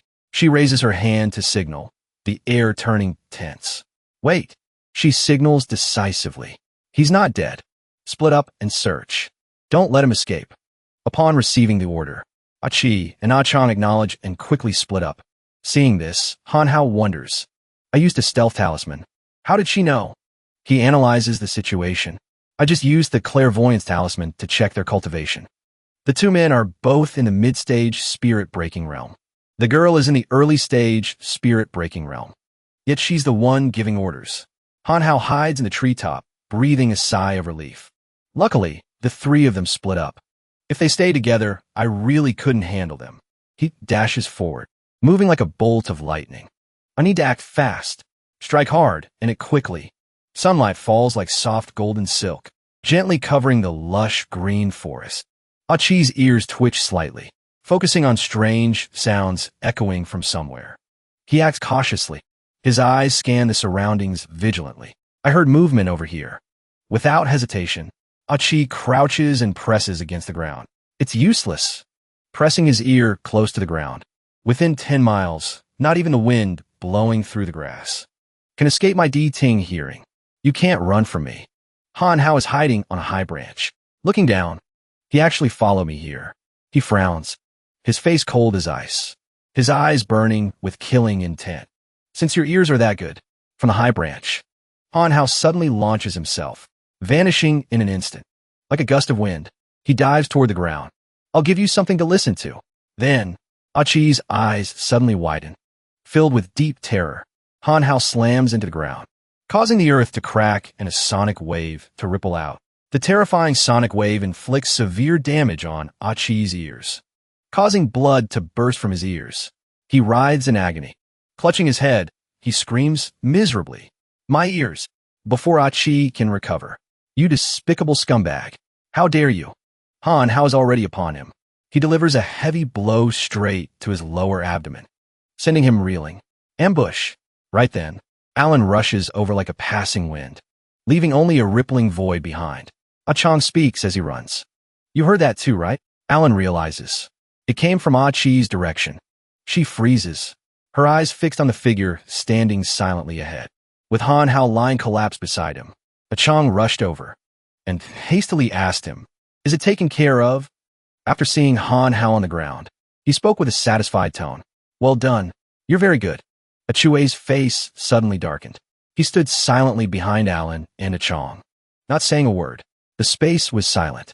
Darkness enveloped the entire garden. Not a single sound broke the stillness. Alan stood there, looking confusedly at the person lying on the ground. Chang stood slightly behind, his demeanor cold but cautious as he said to Alan, "Then we can report back to young Master Duan now." She replied, "Wait." Both curious and confused. He gently asked again, his voice hesitant. "What's wrong, Alan?" Ache, standing there, also looked over, his expression showing clear confusion. Alan approached, her hand reaching towards the person lying on the ground. She wanted to remove the hood to see who it was. Her hand reached up, touched Han Hao's hood, and pulled it down decisively. Achue stood there, his expression doubtful. He asked, "Is there a problem?" At this moment, Han Hao, who was lying motionless on the ground, suddenly his eyes snapped open. Alan replied, "It's nothing. I just wanted to confirm if he was still alive." Then she thought to herself, "Looks like I was overthinking it." Chang suddenly turned and said, "Achue, why is your voice so hoarse?" Achue asked back, "Are you asking me?" He pointed to his throat and recounted what had just happened in a rough voice. "That kid attacked my throat, but I killed him instead." Alan, standing with her back to them, cut in, "All right, let's not talk about this anymore. Let's get him out of here quickly." Chang walked toward Han Hao and ordered, "Brother, give me a hand." At that exact moment, Achue suddenly shot up, and with all his strength, threw a powerful punch at Chang, causing him to turn in alarm and ask, "Brother?" Achue's punch landed squarely, carrying a terrifying force that slammed Chang to the ground. The ground around them shook and exploded. Hearing the violent noise, Alan spun around in alarm and shouted, "Chang!" Then she continued to cry out in a shocked voice, "Achue, what are you doing?" Alan stood there, confused, looking at the scene before her and crying out, "That's not right. You're not Achue." But that corpse! Han Hao remained lying still on the ground, his body not moving at all. A large rock suddenly fell heavily to the ground. In the tense atmosphere, Achue took off his mask and sighed softly. "That was close. Too close. I almost got found out." But surprisingly, behind the mask of Achue, the person was none other than Han Hao. He was holding a piece of paper in his hand. He smirked and said as if to himself, "Good thing I used a replication talisman to replicate another corpse." Alan's questioning voice rang out, cold and curious. "What is that? I've never heard of it before." Han Hao put his hands in his pockets and replied, "You're very cautious." Unfortunately, I thought a little further ahead than you. Alan seemed to have realized. Her voice was thoughtful as she said, you planned all of this. Your goal was to deal with those two first. Then she continued with a triumphant, yet challenging tone. However, if you think that because my cultivation is lower than theirs, I'm weaker, you are gravely mistaken. Hearing that, he raised an eyebrow in surprise. Then he thought, what does she mean? Could it be that's not the case? The system's voice rang out. Normally, that will be the case. But this girl is a sword cultivator. This is the first time you've met a sword cultivator. Relying on the clairvoyance talisman, you probably couldn't see her true strength. He thought with annoyance. Why didn't you say so earlier? Alan drew her sword, looking as if she wanted to fight Han Hao. She exclaimed, to enter the Tao through the sword. Man and sword become one. Over here, Han Hao was preparing to retaliate. He whispered, I don't care what she is. Then he shouted, bring it on. Alan tightened her grip on the sword in her hand and immediately charged straight at Han Hao. She gripped the hilt of her sword tightly, then suddenly leaped high into the air. Her movements were decisive and powerful. One of Alan's sword strikes came at him, the sharp blade cutting through the wind, stabbing straight towards Han Hao. Her sword pierced through, leaving a bleeding gash on Han Hao's face. He gritted his teeth, muttering in surprise, my true essence manifestation can't block it. After delivering that sword strike, Alan immediately jumped back, her body tumbling gracefully in midair. The tip of her foot touched the ground, raising a cloud of dust. The ground trembled slightly in the silence. Not stopping there, Alan continued to charge forward with her sword in hand. The sword swung powerfully, its light flashing in an instant, cutting through the air straight towards Han Hao. As soon as the sword strike ended, she looked straight ahead, a powerful, oppressive aura radiating towards Han Hao. A sword strike was fiercely unleashed by her, the slash cutting through the wind and hurtling forward. He immediately leaned back to dodge. Then, Alan relentlessly unleashed a series of powerful sword strikes, aiming straight for him. The sword tips continuously flew towards him, leaving Han Hao stunned. His body reacted hastily, dodging each strike. A warning rang in his head. He thought in panic, this is bad. I can't block it. Han Hao looked at his opponent. His face is cold as ice. He spoke in a stern voice. Don't you feel it's unfair for you to fight an unarmed person like me with a sword? She pointed her sword at him and said, of course it's not fair. I'm here to take your life. Are you trying to lecture me on righteousness? He said angrily in a low voice. System, you bastard. Look at her. Don't you have some kind of dazzling weapon? Hearing this, the system replied, I do, but do you want to see the price first? After seeing the price, Han Hao's eyes widened. He said in shock, why are there so many zeros? I must be going blind. The system exclaimed, actually, you have a treasure like that yourself. You just don't know how to use it. He asked in confusion, a treasure? What treasure? The system continued, it's the thing you used before. After hearing that, he exclaimed with wide eyes, are you serious? Han Hao looked at Alan and growled, all right, I've been chased around by you all day. I'm done pretending. He raised his hand, his voice full of pride. It's time to show you my true power. Let me open your eyes to my divine weapon. After hearing his words, Alan's voice rang out with a contemptuous reply. You? At this time, the system continued talking about that weapon. That treasure is the item that previously aided your cultivation. It handed him a wooden twig, so small it could be used as a toothpick. The heaven-reaching wood. Han Hao felt like he had been tricked. Instead of a weapon. Isn't this really a toothpick? The system looked at him and said, like this, it's definitely not going to work. Circulate the chaos art and try transferring your true essence to the heaven-reaching wood. Alan, on the other side, watched impatiently. That is your treasure? Are you trying to pick your teeth? She impatiently raised her sword again. I don't have time to joke around with you. Alan's finger slid along the sharp edge of the sword until it drew blood. It turned out she did that to let the sword absorb her blood, linking it to her will. The bloodstained sword was launched into the air. Instantly, in the sky, Alan's sword multiplied into many copies of itself using the blood. It waited until a perfect circle of swords was formed. This sword matrix looked incredibly fierce. Witnessing this scene didn't surprise Han Hao too much, because he knew this technique. The bloodthirsty sword formation. Han Hao didn't hesitate any longer and now transferred his true essence to the heaven-reaching wood. At the same time, he didn't expect her to have that technique. She has this trick up her sleeve, too. After receiving his true essence, the heaven-reaching wood grew larger and larger. A barrage of those blood swords had also launched, raining down simultaneously. Wherever the rain of blood swords fell, Han Hao had to jump back to dodge. He looked resentfully at the newly elongated thing in his hand. Isn't this just a stick? What kind of damn weapon is this? He looked at the blood sword images, which were gradually dissolving after hitting the ground. Han Hao was puzzled. Wait a minute. Aren't these things formed from sword chi? Right above his head, another blood sword was about to dive straight at him. Han Hao immediately swung his heaven-reaching wood weapon up and knocked it away. But the sword didn't fly away. It vanished as if he had popped a bubble. Han Hao understood a little better. As I thought, these swords aren't solid. Another wave of blood swords rained down. The master of this technique sure has it easy. Han Hao held the heaven-reaching wood firmly, spinning it to dodge and block the attacks. When that wasn't enough, he leaped up, avoiding a series of fatal strikes. In the air, more and more swords were being generated. There was no telling when they would let up. Han Hao was getting tired of it. Just defending like this is not going to work. I have to think of a way. Alan, on the other side, controlled the formation while taunting him. I thought you had some skill. Turns out this is all you've got. The density of the swords she created this time seemed thicker. Thousand curtains sword dance. Han Hao still hadn't figured out a plan. Seeing the swarm above his head made him panic. But by focusing his mind and observing carefully, Han Hao finally found a way. Found it. The sword hilt. It has a real body. It has a real sheen and is hidden in the crowd.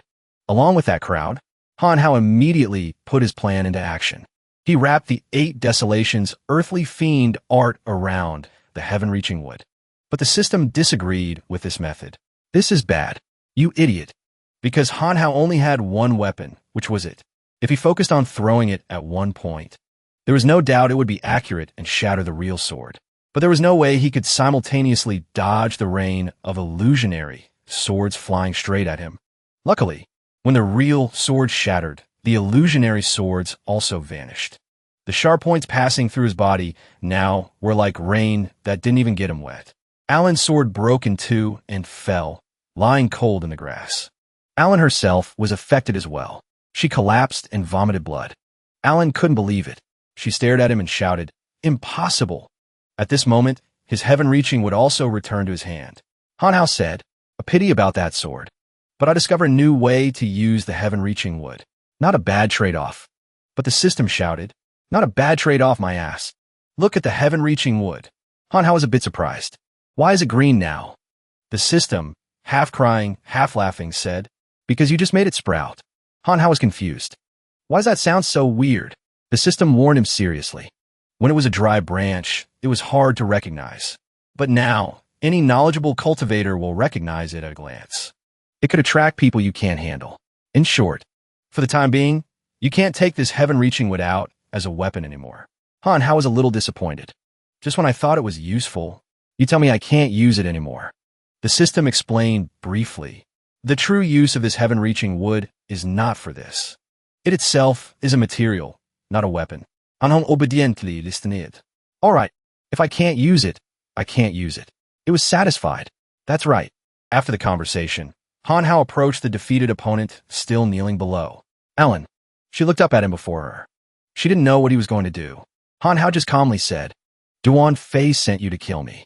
Your illusory heaven organization really doesn't know its place."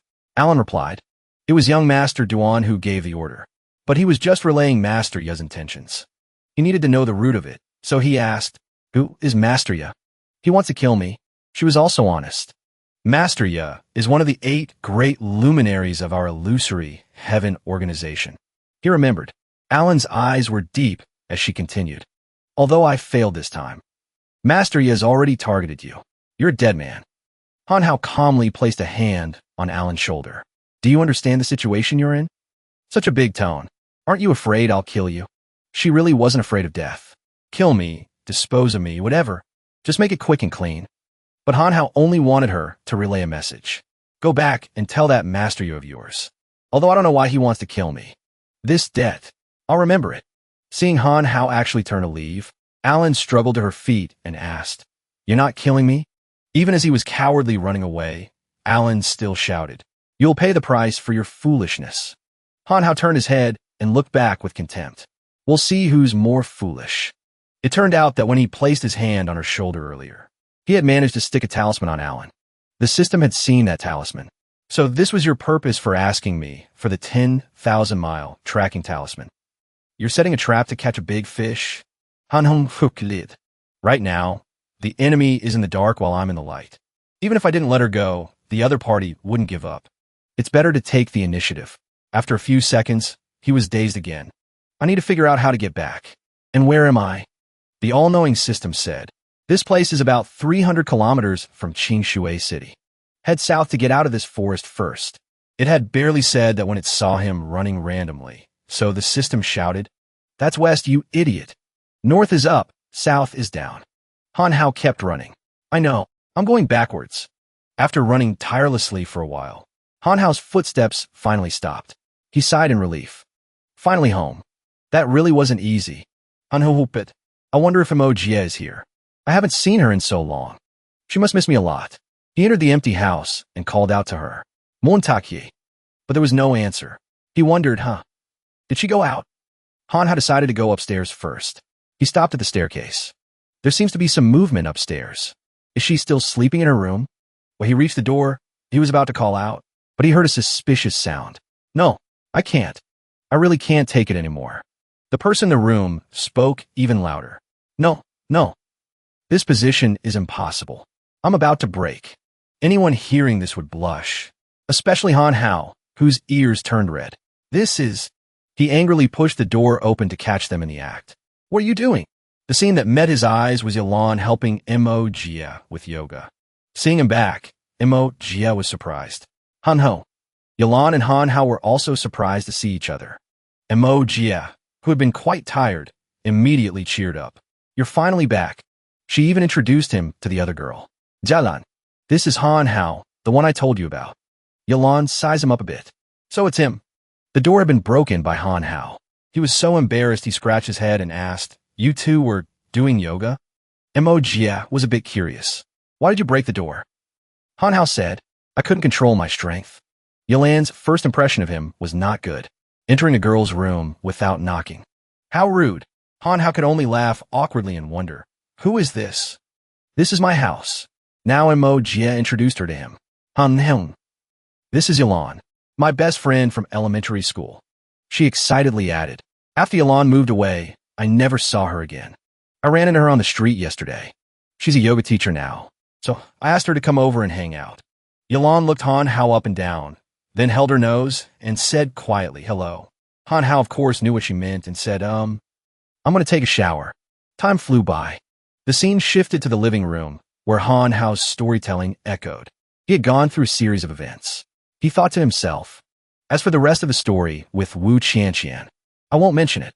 Then he continued cheerfully, "I've returned safely from Lishui City." Mo Jia listened very attentively. She was worried. Isn't that too dangerous? Then she reached out, wanted to take his hand because she had missed him so much. Han Hin. Her voice was a concerned whisper. "Don't rush into dangerous places anymore. Promise me, Mo Jia." Han Hao blushed because it had been a while since he held her hand. "I promise." Only now did he say, "I've decided. When I get back, I'll definitely confess my feelings to Mo Jia." Mo Jia's entire face lit up with happiness. She was eagerly awaiting what she had longed for. Han Hao was actually trying to practice it in his head again. Mo Jia. Actually, When he finally opened his mouth officially, Mo Jia. Actually, Before he could say anything, he was interrupted by Yalan, who was looking at her phone over there. Mo Jia, come look at this. A girl's curiosity is always immense. She ran over as well. Therefore, Yalan looked at her phone and told her, Qingshui City just opened a new horror experience. It looks interesting. On her phone screen was displayed. Qingshui City just opened a new horror experience. Mo Jia, very good at keeping conversation going, smiled gently. You still like scary things like this, huh? Yalan said, I'm leaving in a few days. Let's go have some fun. Mo Jia immediately turned to invite him as well. Han Hao. You should come with us too. Han Hao, who was disappointed about his missed opportunity, became excited again. Soon, they were all in the car, heading out to have fun. Yilan's storytelling voice rang out. These past few days in Qingshui City, there have been several cases of missing girls. It's attracted a lot of public attention. The police are still investigating diligently. Finally, the car arrived as it was getting dark. The headlights turned on, illuminating the path for them. Standing before the castle that was the location, they discussed it. This place is the horror experience? It looks really creepy. Mo Jia was a little scared. Maybe we should skip it. But Yalan said, "What's there to be afraid of? I'm here." She even teased, "And isn't your boyfriend very capable?" Mo Jia immediately blushed. "That he's not." Yalan pushed her forward by the back. "Don't hesitate. Let's go." Han had been bored since they got in the car. Why is this place still open in the middle of the night? "I'm so sleepy I could die." Just as he finished a long yawn, someone slipped their arm through his. It was Mo Jia. She blushed shyly. Let's go." Han Hao also blushed, being trusted and relied on by his crush. He smiled delightedly. This seems not bad at all. His sleepiness vanished instantly. Yalan, walking behind, witnessed everything, her thoughts unreadable. One could only see Yalan give a faint, cunning smile. They had all reached the closed gate. Han Ho wondered, "Why can't we get in?" At that moment, a voice came from a camera mounted on the gate. "Welcome to the ancient castle of Gula. We are currently in our trial opening. Female guests enter for free. Male guests are not allowed." They really didn't expect this. Han Hao was of course the most shocked. "What?" Yalan couldn't wait any longer. She grabbed her hand and pulled her along. "Then Mo Jia, you come in and play with me. Let him wait outside." When the girls ran in, the gate really did open automatically. Mo Jia was pulled along so quickly she could only look back at him, speechless. After the two girls were inside, the gate immediately slammed shut, leaving Han Hao behind. "Wait." Now Mo Jia had a chance to ask her, "Isn't it a bit rude to leave Han Hao waiting alone?" Jalan replied dismissively. "We'll be out soon." It was as if a bolt of lightning struck Han Hao. He couldn't understand. "What's going on? Why can't I go in? The wind is so cold and desolate. It's already late at night. Can I only wait here?" Luckily, he still had the system for company. Its face also looked cunning as it spoke up. "Remember that prop set in your new gift bag?" Without another word, it threw the prop out for him to hold. Han Hao was still wondering. The system did something even more shocking than the rules here. Sexy Fischnetzstücking. Just put them on and disguise yourself as a girl. Hearing that, Han Hao's face turned beet red with embarrassment. "You want me to cross-dress?" Han Hao looked at the outfit in his hands and then exclaimed, "You want me to wear this? No way. Never." The system looked at him, then it gave a cunning smile and said, "Aren't you curious to see your girlfriend's scared face?" Standing before Han Hao, it painted a beautiful scenario for him. "Don't you hope that when she gets scared, she'll jump into your arms?" Then, a series of beautiful scenes created by the system. Didn't you want to find a chance to confess? A lover's room. A romantic atmosphere. If you don't go in, then there's nothing more to say. That rare opportunity. Han Hao finally couldn't resist the temptation. "All right, you don't have to say any more." Now, he stared intently at the thing he was holding in his hand. He couldn't help but blush unconsciously. At the end of the day, at the prison, it was extremely quiet all around. It could be said that no one wanted to frequent these places. A figure slowly walked up to the security camera. It was still active and staring intently at the person. Not only that, its operating frequency was 24/7. As soon as it saw the target appear, the machine immediately activated its function. That figure then slowly walked in. The cloak on his body also immediately became visible. Following the system's words, Han Hao was now dressed no differently than a girl as he walked in. He asked himself, will this really work? At the same time, a voice rang out. Identification result, female. It seemed the machine on the wall was not just a camera, but also a scanner to prevent intruders. As soon as it recognized Han Hao as safe, the iron gate immediately opened. "Welcome to the ancient castle of Gula." He was surprised and let out a no. Looking at his body, Han Hao couldn't help but blush. "I really got in." As he spoke, Han Hao looked down at his chest with some embarrassment. "But speaking of this prop, why don't I see any changes?" As he spoke, he ran his hand down from top to bottom. The system said again, It just makes other people see you as a girl. However, it doesn't work on people who know you. What are you touching? Han ho luket disdain full. Usa las prop. Right after, he sat down on the ground, unable to stop muttering. I should have worn pants. I feel like a pervert. After that, Han Hao walked around freely inside. It seemed he had other plans as well. As soon as he saw his childhood sweetheart, Han Hao called out happily, Mo Jia. She couldn't help but look at him in surprise and ask, Han Hao, how did you get in? Hearing Mo Jia's question, he gave an awkward laugh. I snuck in. She was a little puzzled. Is it my imagination? Or do you look a little different than usual? Han Hao heard her and stammered, You're overthinking it. Then he curiously asked Mo Jia, So this is the horror experience? As he walked, Han Hao looked around. Why don't I see anything? Montaki explained. We just got in. We don't know where to go. Han Hao then walked ahead and said to the other two, Let's go check out what's ahead. After walking for a while, there was another room in front of them, seemingly a passage. There was a door. Do we go in here? Han Hao proactively stepped forward. He decisively opened the door to satisfy his curiosity. Immediately, a swarm of bats flew out in a frenzy. Han Hao used his hand to shield Mo Jia and said, Be careful. Looking at them, Han Hao was a little surprised. He wondered, bats? Are these props? As soon as Han Hao finished speaking, a figure quickly stepped out from inside and said loudly, Welcome. Kai Lin looked at the three of them and continued, 3 beautiful girls. Welcome to the ancient castle of Gula. Mo Jia was a bit surprised and wondered, 3 girls? Han Hao immediately cut in. Whatever. Let's go. After entering, he asked curiously, Hey boss, why isn't this horror experience scary at all? Kai Lin didn't say much, just replied, Don't be hasty. Experience it slowly. Please follow me. Han Hao was also a bit curious about this guy. He just stared at him intently. His gaze fell on the hunchback on his back. It looked a bit strange. The further they went in, the more Han Hao began to feel that there was something strange about this place. He and Mo Jia looked in the same direction without planning to. From behind that door, sounds kept coming, but it was unclear what they were. Not wanting to remain curious, Han Hao immediately asked, Excuse me, what's behind that door?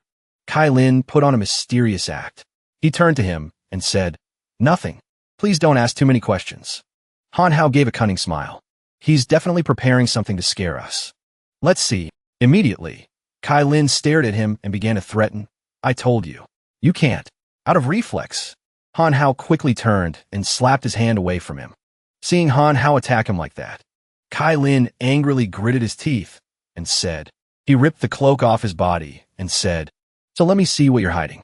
As soon as the cloak fell, all 3 of them were instantly stunned. Oh my god, this is... Han Hao finally figured it out and said, I thought something was strange, but I never expected. I can't believe something like this exists in this world. A vampire. It turned out the thing he had been hiding was a pair of bat wings. Kai Lin was annoyed. So troublesome. Can't you just listen obediently? He put on a helpless expression. You've discovered the secret of me, Viscount Kai Lin. I'll have to dispose of you. As soon as he finished speaking, Han Hao threw a punch that sent him flying. Kai Lin flew far away just like that. He couldn't even block it in the slightest. Kai Lin's face was swollen, but he was also a bit surprised. Why? You should feel. Very surprised, right? Han Hao said irritably. I've met too many strange monsters and demons lately. I don't even know how to be surprised anymore. In short, no matter what kind of creature you are, you deserve a beating. Pausing for a moment, he couldn't help but look down on him. I thought you were some big boss. Turns out you're just a small fry. Han Hao pointed behind him. This castle is very strange. We should get out of here soon, but I'm very curious about the commotion inside that door. Pausing, he tried to listen, then said again. It sounded a lot of girls' voices. Behind the door, strange sounds continued to ring out. Please, I want it too. I'm begging you. I want it too. Inside the room were scenes hot enough to burn your eyes. Girls with seductive faces continuously caressed the man. Viscount Laidisen. The girls, like slaves, kept crawling around him, whimpering and begging.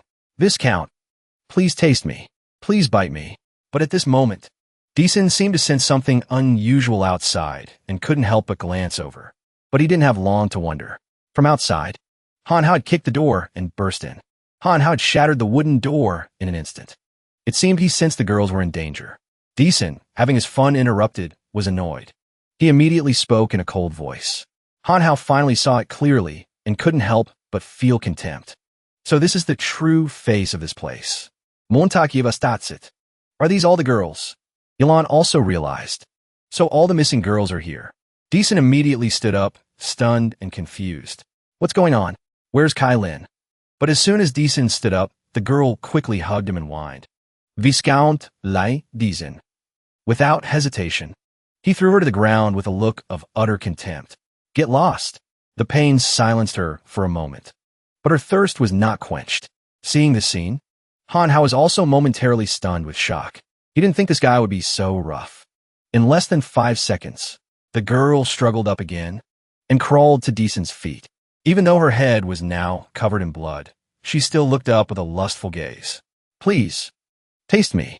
Han Hao couldn't contain his anger and immediately shouted. What did you do to them?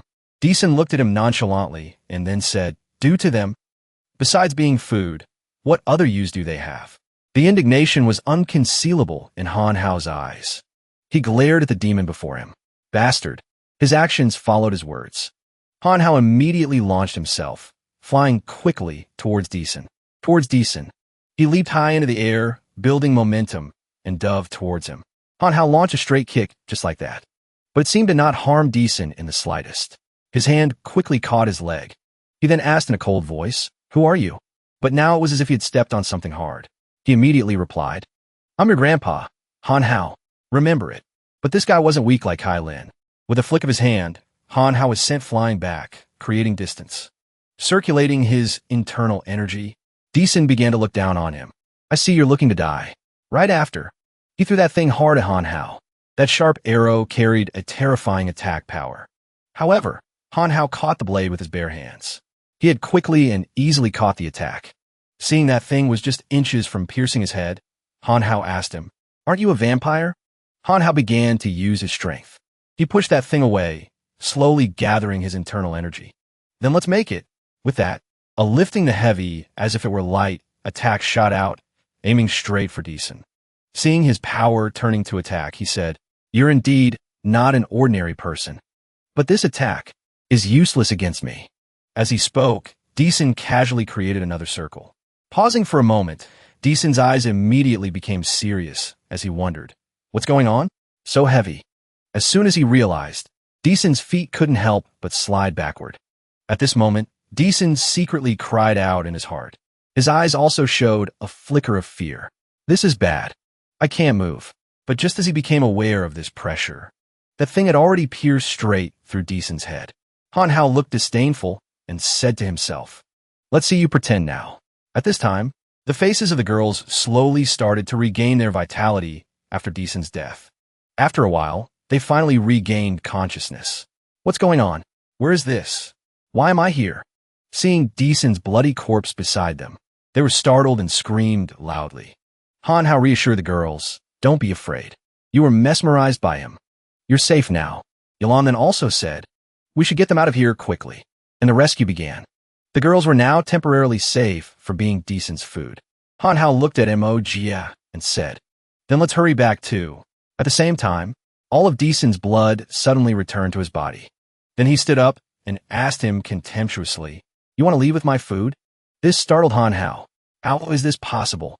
He was injured that badly and still isn't dead. Looking at him, he said contemptuously, We noble bloodsuckers. Even if our hearts are pierced, or our skulls are crushed. Vavunte lower races wouldn't understand. The system suddenly spoke up. Ask him what would happen if you cut off his wings. Han Hao quickly followed its advice. What if I cut off your wings? Decent was startled to hear that. He was dazed. How did you know? Han Hao was also stunned and asked the system. That's right.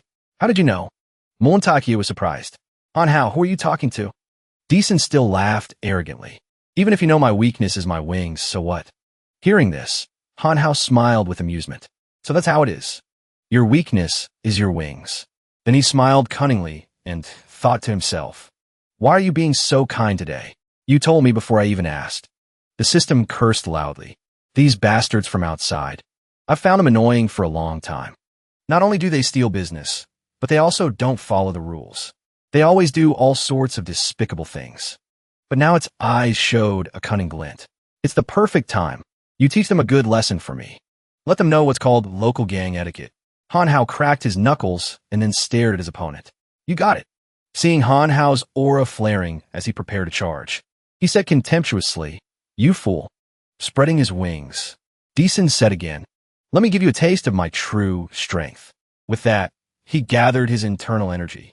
This is the ultimate move. Of me, Viscount Lay Decent, blood magic. Han Hao stood watching his opponent, a little contemptuous. Magic sounds very impressive. Over here, that magical energy swirled into a red vortex like a tornado. Then it transformed into a large cannon. He began to prepare to aim. Super blood cannon. Han Hao's face twisted. He wondered, what the hell does this have to do with magic? Decent laughed triumphantly. He then shouted again, "Time to die." He turned around and said to the two girls to warn them, "You two get back." With that arrow aimed at Han Hao again, and he immediately flew high into the air to dodge. Strangely, no matter where he moved, it could still lock onto its target, which surprised Han Hao. It's auto-tracking. Now, in his heart, he secretly cried out, "This is bad. I can't dodge it." And just like that, he was pierced through by that thing, and fresh blood shot out like a fountain. Seeing him in such danger, Mo Jia couldn't help but scream, "Han Hao!" Decent was delighted. He laughed triumphantly. "So this is all you've got?" But looking at him in front of her, Mo Jia was surprised. She said to herself, "What is this thing?" It turned out the thing that was shot was just a mannequin. Montague realized, it's not Han Hao. This is the perfect substitute. Decent stared intently ahead, gritting his teeth in anger. What kind of magic is this? Han Hao dusted himself off and said, "This isn't magic." Then he sat down and added, "This it's called lifting the heavy as if it were light." Not stopping there, Han Hao continued to circulate his internal energy and flew into the air. With the attack, mystical Eastern immortal art. Decent looked on, dazed like a deer in headlights. He said to himself, "Is it too late to learn now?" Han Hao spoke as he delivered a blow as powerful as a thunderclap. "Sorry, not for outsiders." Once again, Decent's face was punched so hard it became distorted, looking extremely pathetic. In the end, he successfully knocked him to the ground once more. Seeing him grab his black wings, he was terrified and then said in a low voice, "Wait." But of course, how could Han Hao spare this despicable person? Ignoring his pleas, he decisively ripped the wings off. Decent screamed in agony. As soon as the wings were destroyed, his entire body began to gradually disintegrate. Decent screamed unwillingly, and now he had vanished. The wings in Han Hao's hands also dissolved into nothingness. Now he could finally breathe a small sigh of relief. Finally took care of it. Mo Jia, however, was still extremely worried and asked, "Are you okay?" Han Hao scratched his head and stammered with a laugh, "I'm fine." Just as he approached Mo Jia, a loud noise from behind suddenly startled Han Hao. He turned to look at the red coffin in the distance, and then wondered, what was that sound? Over there. Why the mechanism? Very quickly from inside, a pale white hand forcefully pushed the coffin lid open. Inside, another vampire clumsily sat up. He also had black wings on his back, having just been revived. He looked around, observing everything with a dazed expression. Not only that, he was surrounded by red drops of blood. His name was Tangula. He was also the master of this castle. Han Hao was startled. A dried corpse came back to life. The system then continued his thought. It said that the vampire race can be revived by moonlight. Gula then looked at him and asked coldly, "You killed Lay Decent. You look like an ordinary person." Han Hao didn't show any fear and then asked him back, "Who are you?" He also coldly introduced himself briefly. "I'm a master of this castle, Count Tangula." Han Hao turned his head and instructed her, "Mo Jia. And you over there, be careful, everyone. Stay back." As soon as he finished speaking, he flew away, like a rocket, which startled Mo Jia. It turned out Gula hadn't said more than a few words, before he quickly charged at Han Hao and squeezed his neck tightly. Seeing this scene, Mo Jia was worried and couldn't help but scream, "Han Hao." Gula, with a cold gaze, said, "Don't worry. As a girl, I will raise you well." Blood was already flowing from Han Hao's head. Gula said again, "And your scent is very strange. You're not a girl." He glared defiantly. "Let me go." His hand gripped Gula's hand tightly. Hanhao slowly pried the fingers that were squeezing his neck.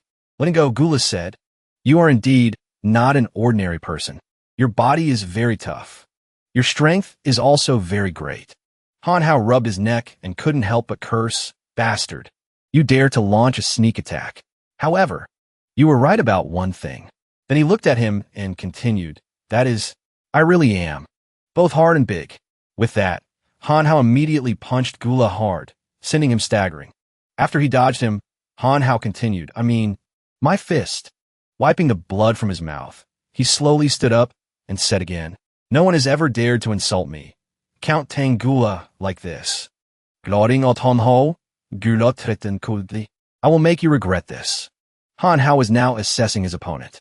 This Count. What's different about him compared to the last one? The system also chimed in. The rank of Count is higher than the last one. It told Hanhao. The patterns on the wings represent different strengths and ranks. Before, the Viscount's wings were silver. But this Count's are gold. He asked in surprise. "And then what?" The system pouted. "After that, that's all I know. The rest is up to you." Hanhao couldn't help but curse. "You liar." It said again, "I'm a cultivation system. Vampires and whatnot have nothing to do with me." Over here, Gula slowly sat up. He placed his hand on the ground, seemingly gathering his internal energy to counterattack Hanhao. The system added, "I'm not sure about this guy's strength either." And right after that, he strangely vanished before everyone's eyes. In a flash, Gula flew behind him and launched a sneak attack, causing Hanhao to grit his teeth in pain.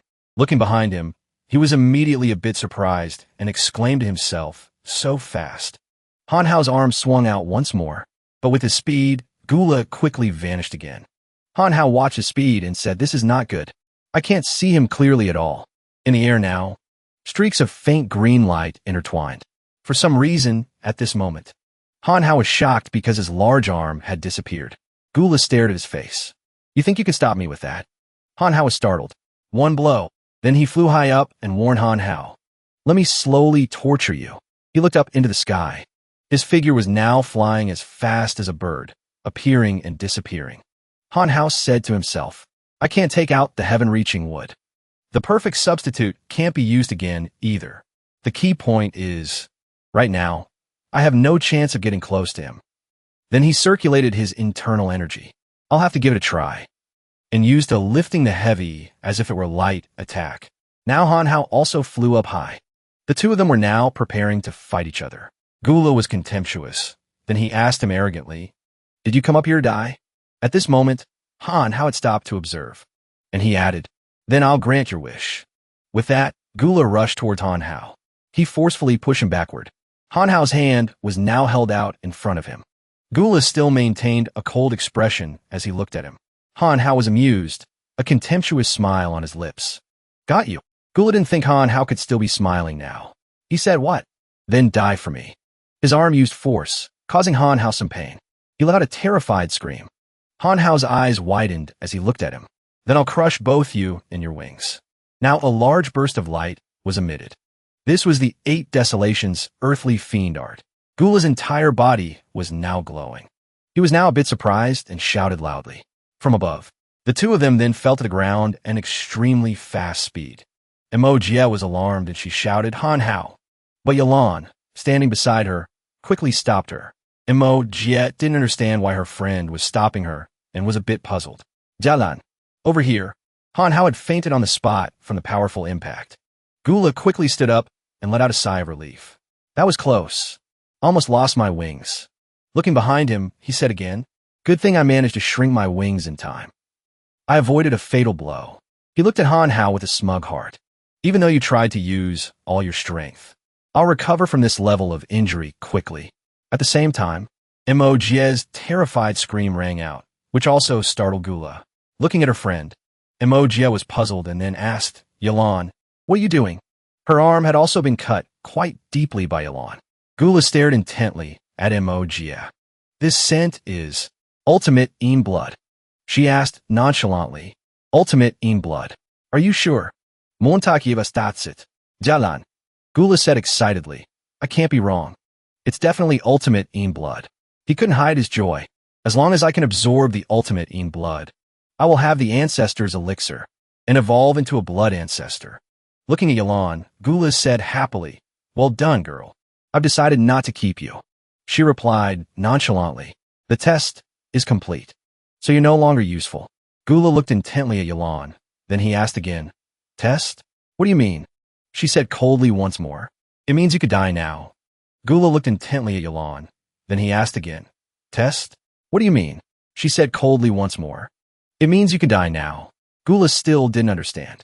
He asked contemptuously, "Ridiculous. You think you can?" In his heart, he was cautious. What's going on? This oppressive force is so strong. This woman has been hiding her true self all this time. And he couldn't help but ask curiously, "Who are you, really?" Before he could finish, Yalan had nonchalantly cut off his wing. Gula winced in pain. Looking at his wing, Gula was terrified. "What? You?" And his fate was exactly the same as Decent's. He was quickly evaporating. Soon, only Gula's echoing scream was left in the air. Damn it! And Mo Jia also couldn't believe her eyes. "Jalan, are you still the Yalan I know?" She said nothing. Now Yalan's gaze was fixed on Han Hao. His injuries were not light. Han Hao still hadn't woken up, and Mo Jia began to feel uneasy. She quickly asked again, "Yalan, what are you planning to do?" She still said nothing. She just slowly walked over to Han Hao with a knife. And Mo Jia still shouted, "Don't! Jalan!" Yalan's face was cold. She then raised a hand holding the knife with a face as cold as ice. Seeing the knife slowly plunging towards Han Hao's neck, and Mo Jia screamed in despair. Han Hao was still lying motionless on the ground. After a moment, a rough hand quickly and forcefully patted him awake. Han Hao's eyes were hesitant. The man was still shouting, "Hey, wake up!" As soon as he woke up, he immediately screamed in shock. He looked at the person in front of him with utter surprise. Then Han Hao started flailing his arms and legs. "Damn vampire! Take this!" Fei Wei was startled to see him like that. Hey, wait!" He then blushed, and his voice was a bit mesmerized. "Look clearly. I'm a person." Han Hao clutched his blood-soaked shoulder and then asked, "Where? Who are you?" He took out the wine flask he carried with him and then pointed at him. "I was about to ask you that. I went through so much trouble to investigate the address of the Blood Clan. In the end, I came and didn't see any Blood Clan. I only saw you lying on the ground." Fei Wei seemed to be tipsy. He explained, "At first, I thought you were a Blood Clan member. But then I thought the appearance of the Blood Clan is extremely outstanding. So it definitely couldn't be you." Han Hao, however, started to attack him. "Are you looking for a beating? Speak. What's your relationship with the vampires here?" Fei Wei cried out in pain and quickly shouted, "Gently. I'll talk." Then he quickly put away his wooden sword, unable to stop himself from grumbling. Young people these days are so hot-tempered. Then he also quickly introduced himself. "My name is Hu Fei Wei. I'm the strongest young disciple of the top-tier Taoist sect, the Shounen sect. I investigated the address of the Blood Clan and came here specifically to say hi." Pausing for a moment, he said again to Han Hao, "But I didn't expect that both the Viscount and the Count were eliminated by you. You're pretty strong, kid." He said to himself, "The Count is dead. Then where are Mo Jia and Yalan?" "What happened after I passed out?" The system then replied, "After you passed out, my perception of the outside world was also shut off." "I'm not sure either." Han Hao was a bit curious, and he asked further, "How do you know both the Viscount and the Count are dead?" Then Fei Wei fumbled in his coat pocket and said, "I found this on the ground." He took out 2 wings, 1 gold and 1 silver, and explained, "The bloodline of the Blood Clan. This is something that only appears after a Blood Clan member dies. It's also the reason I came here." Quickly putting them back in his pocket, he added, "But I really didn't expect you to be able to defeat a Count. Are you interested in cooperating with me?" Then Han Hao turned away in disgust. "Since you have no relationship with the vampires, I have no interest in talking to you further. Goodbye." Right after, Fei Wei called out after him, "Wait, are you looking for 2 girls?" Hearing this, his eyes also showed a hint of surprise. Han Hao asked, startled, "How do you know?" He looked proud and arrogant as he said, "I'm the strongest disciple of the Shounen sect, very good at divination. Is one of them a beautiful girl with fair skin, and the other a girl with tan skin and a seductive figure? Long legs." Han Hao looked surprised. "Is it that amazing? Then help me calculate where they are." Fei Wei said, "I can't." He was more curious. "Why?" Then how did you know? Layman Fei Wei scratched his head and recounted. Because right when I arrived, those two girls were leaving. But Han Hao still couldn't stop wondering. Why did they leave? What did they look like? Was there anyone else? He quickly tried to recall. There was no one else. The long-haired girl seemed to be slightly injured. The tan-skinned girl was fine, but she had a faint smell of blood on her. According to Fei Wei's speculation, at night, it was hard to see clearly. She might have been taking the other girl to a doctor. Now 1,000 questions flooded his mind. Why was Mo Jia injured? Why did the two of them leave? No, that's not right. If the Count wasn't defeated by me, then the one who killed the Count injured Mo Jia and took her away, was all. The system's voice then rang out. She's really good at hiding. She even managed to hide from me. To be able to deal with the Count so easily. Her strength is not to be underestimated. Han Hao now remembered that cunning face. He felt a sense of unease. Jalan, what is her purpose for taking Mo Jia away? Han Hao then asked Fei Wei. Tell me, which direction did they go? He waved his hand. It's too late. They're already far away. There's no way you can catch up now. Fei Wei added, I can help you find them. Even if they go to the ends of the earth, I can find them. Han Hao was impatient. All right then. He quickly cut him off. However, Five I pointed at Han Hao. Your strength is not bad. So I need your help. Let's make a fair trade. Hearing this, Han Hao silently calculated. Although I don't know Yalan's purpose, she probably won't harm Mo Jia's life. Otherwise, she would have acted already. Mo Jia is probably not in life-threatening danger right now. Instead of searching aimlessly, he immediately agreed silently. Han Hao then asked him, tell me, what do you need help with? Fei Wei told him, I want you to come with me to retrieve a supreme treasure of our sect, the Guantian ruler. After the two arrived at the location, Han Hao asked him in surprise, isn't this the neighboring Shihong city? What are we doing here?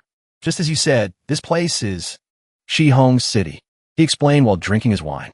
The richest man in Shihong City, Mu Qing, also known as the sky-stealing mouse. The Guantian ruler is in his hands. According to what he said, he demanded the blood core of a vampire in exchange for the Guantian ruler. That's why I investigated this place. Han Hao cut him off. Weren't you investigating to slay demons and exorcise evil? Fei Wei added, as long as we successfully retrieve it, I will find the best fortune teller in my sect to find the whereabouts of the person you're looking for. He immediately interjected. Didn't you say you were the best fortune teller? At this point, he was a bit skeptical. Do you ever tell the truth? Don't mind such small details. We're here. As soon as they arrived, Fei Wei quickly knocked on the door of the house. There was no answer from inside. After a while, a girl finally came to open the door. Who is it? Fei Wei quickly spoke up. Hello, I am. But upon seeing the person, he was left gaping in astonishment. Mu Qiao then asked him, but she also quickly became wary. Who are you looking for? He then quickly corrected his introduction. Hello, I am a cultivator from the Shanqing sect. I wish to see Mr. Mu Qing. Mu Qiao pointed at him. A cultivator?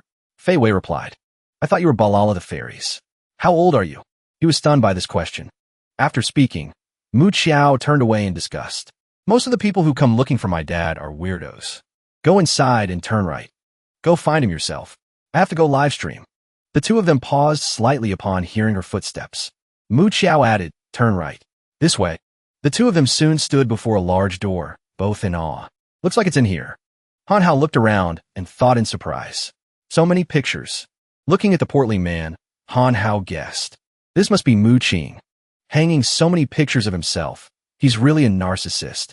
Right after that, the door to the room slammed shut. The two of them were startled by the sound. They quickly turned around.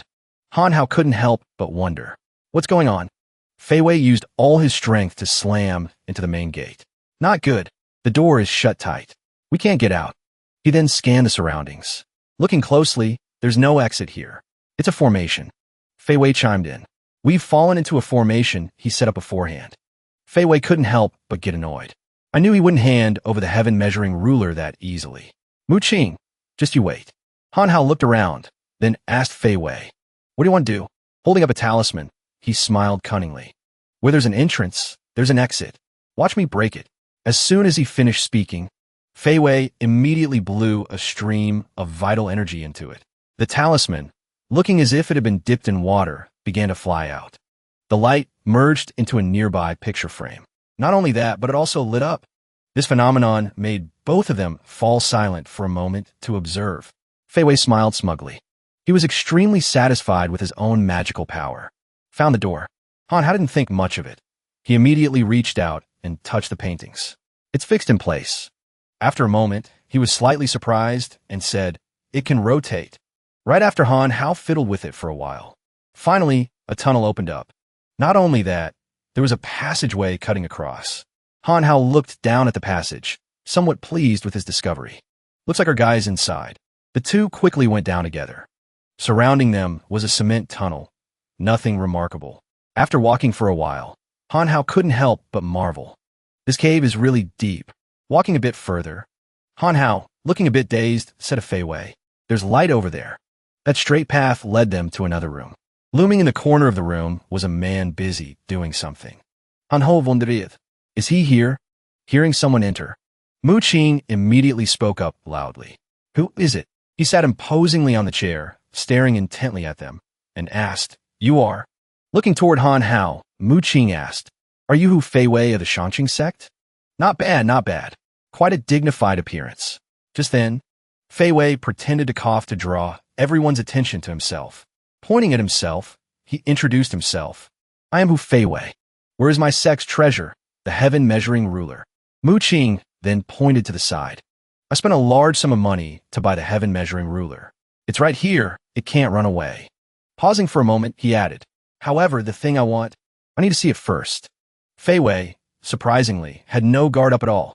Hearing this, he immediately replied. Han Hao stood beside him. Hearing that Fei Wei was about to take the thing out, he immediately stopped him. "Wait." Then, he dragged him to the side. The two whispered something to each other, making Mu Qing curious. Seeing them not answering, he urged, "What are you doing? Hurry up. You aren't planning to trick me, are you?" Fei Wei heard this, turned his head and said, "How could that be? Of course we brought it." Then he took out a small silver wing. "As we agreed before, blood of the vampire clan. Now bring the heaven-measuring ruler to me, all right?" Mu Qing picked the item up, looked at it intently for a while, then evaluated. A Viscount's blood core.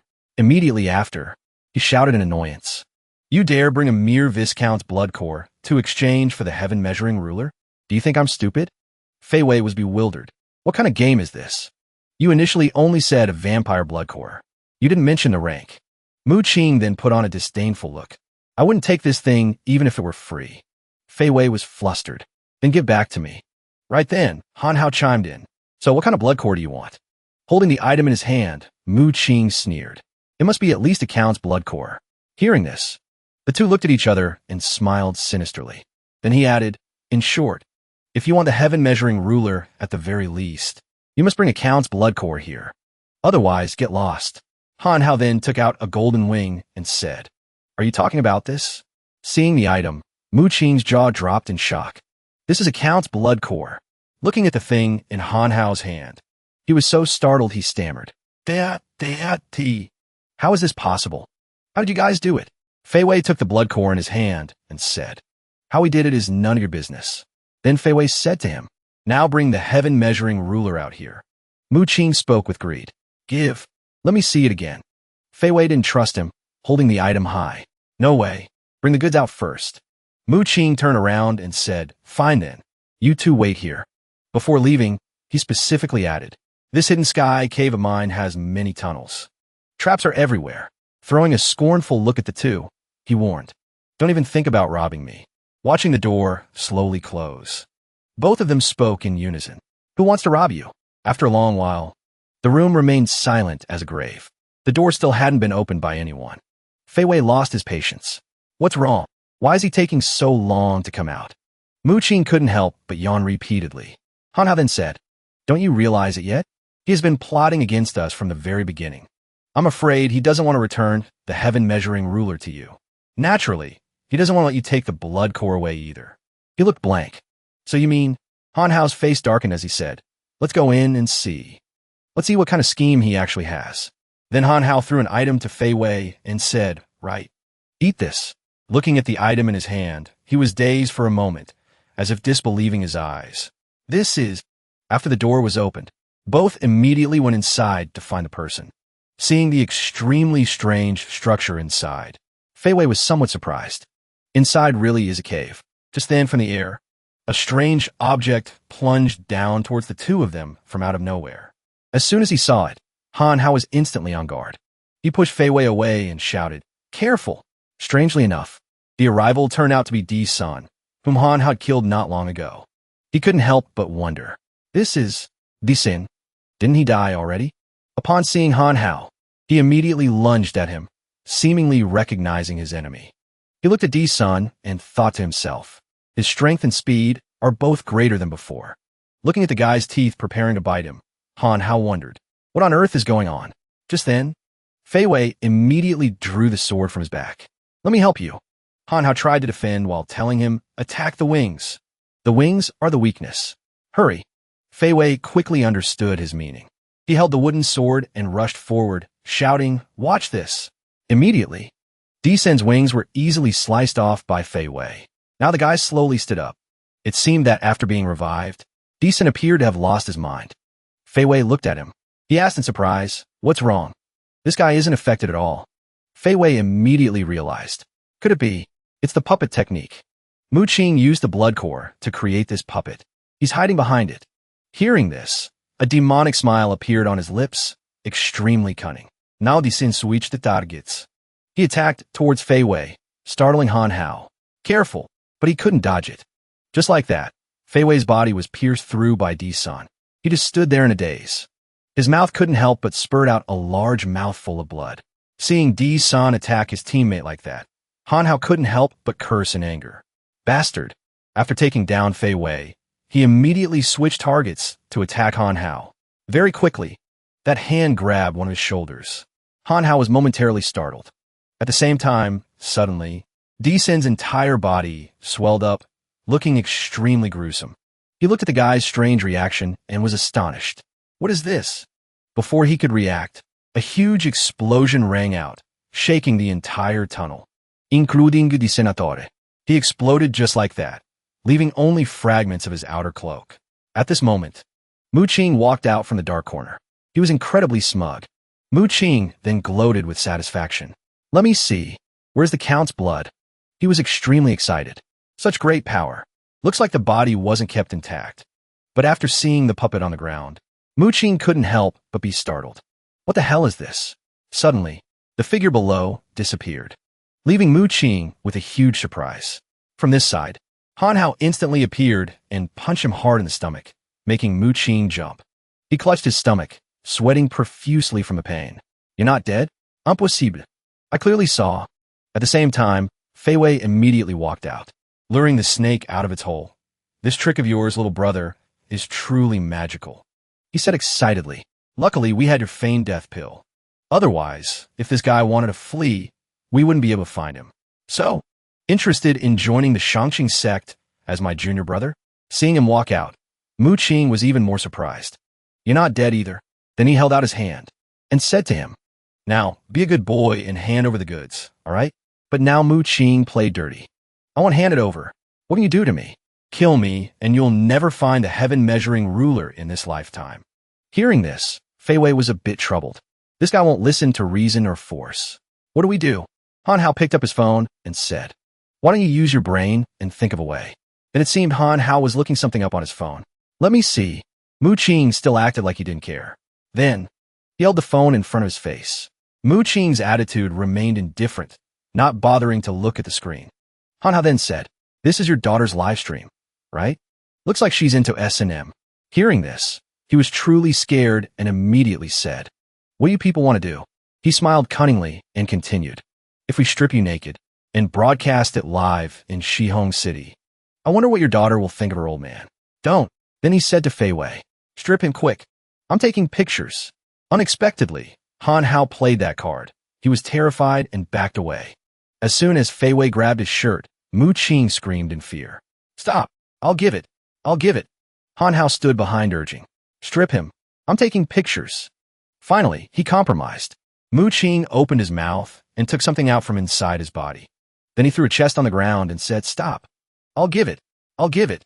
Fei Wei checked the items inside and cheered joyfully. "This is it. He said to him, "It's exactly this. Our sect's lost heaven measuring ruler. It's dawn.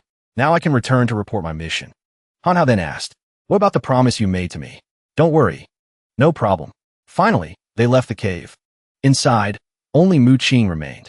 He suddenly knelt before his cave and cried, begging ceaselessly. Don't. I was wrong." He kept pleading. "Please give me another chance." Blood flowed from his 7 orifices. It kept pouring out. Immediately after, Mu Qing finally collapsed. It seemed something took his life for failing the mission. At the same time, a blood-covered spider slowly emerged from his body. Its body was entirely covered in Mu Qing's blood. Now, the spider stared intently towards the entrance of the tunnel. It scanned its eyes around for a while. It seemed the spider wanted to do something. Its 4 eyes darted around the room.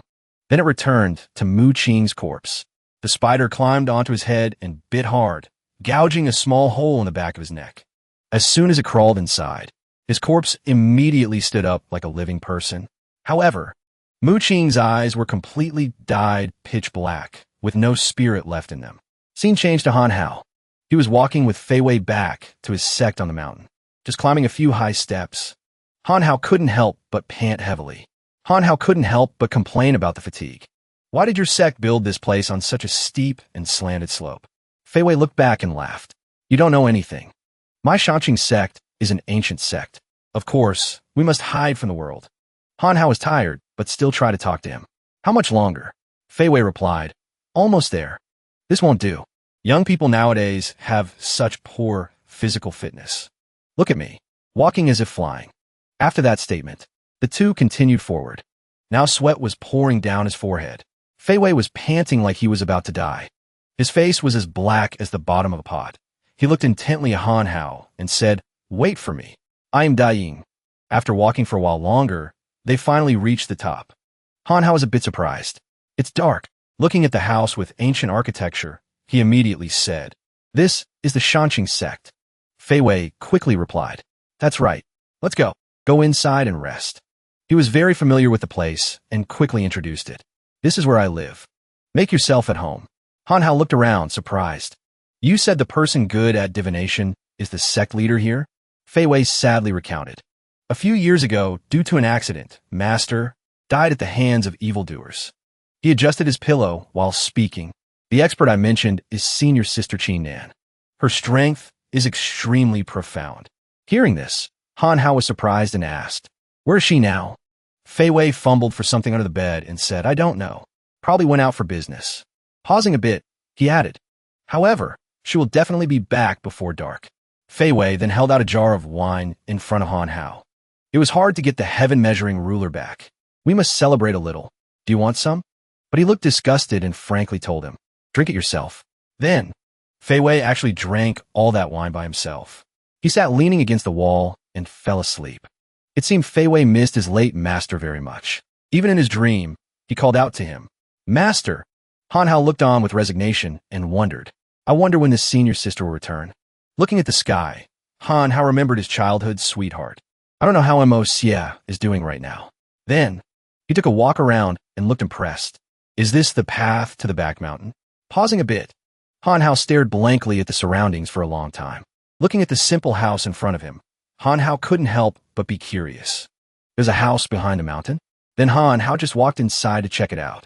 "I wonder what's in here." But inside, there was a girl soaking in a tub, bathing. Hanhao heard the sound of running water and went to check. "What's that sound?" Right at this moment, the girl quickly stood up. The curves of her body were clearly revealed. And all of this, Hanhao accidentally saw clearly. That hot figure stunned him. His eyes looked like they were about to pop out. Hanhao felt himself heating up uncontrollably. The girl looked coldly at him, then asked in an icy voice. Hanhao was startled, stammering quickly, I didn't mean to. Hu Fei Wei brought me here to find his senior sister to help me with divination." However, the girl seemed quite calm about his appearance. She calmly stepped out of the bathtub. That beautiful face exuded a cold demeanor. Grabbing a towel, the girl said, "I know." Very quickly, the girl had put on her clothes neatly and fixed her hair. Then, under Hanhao's mesmerized gaze, she quickly said, "Let's go. Take me to find him." Hanhao felt like his nose was about to bleed. He replied involuntarily, "Over here, Fei Wei was still in a drunken stupor. Senior sister. Use force. Harder. Han Hao arrived very quickly. He quickly woke the person up. Wake up. Fei Wei was called and woke up groggily. What are you doing? I was dreaming of senior sister holding a whip. Then Han Hao quickly introduced the young lady. Look who's here. Upon seeing Qin Nan, he immediately prostrated himself on the ground. Senior sister, I was wrong. Han Hao couldn't help but exclaim. You look really practiced at that. Then she asked coldly, do you know the sect rules forbid bringing outsiders to the sect? Fei Wei smiled bitterly. Senior sister, this time there really is a reason. Han Hao helped me retrieve the heaven-measuring ruler. Then he cowered. I already promised him. Senior sister, please be merciful. Help Han Hao with a divination. Han Hao immediately spoke up loudly. She's a very important friend of mine. She was taken away, and her whereabouts are currently unknown. Staring intently at her, he pleaded sincerely. Please, I must find her. However, in response to Han Hao's expectation, Qin Nan just sighed, looking helpless. Then she looked at him, her eyes still extremely cold, and replied bluntly. No. Han Hao heard the answer.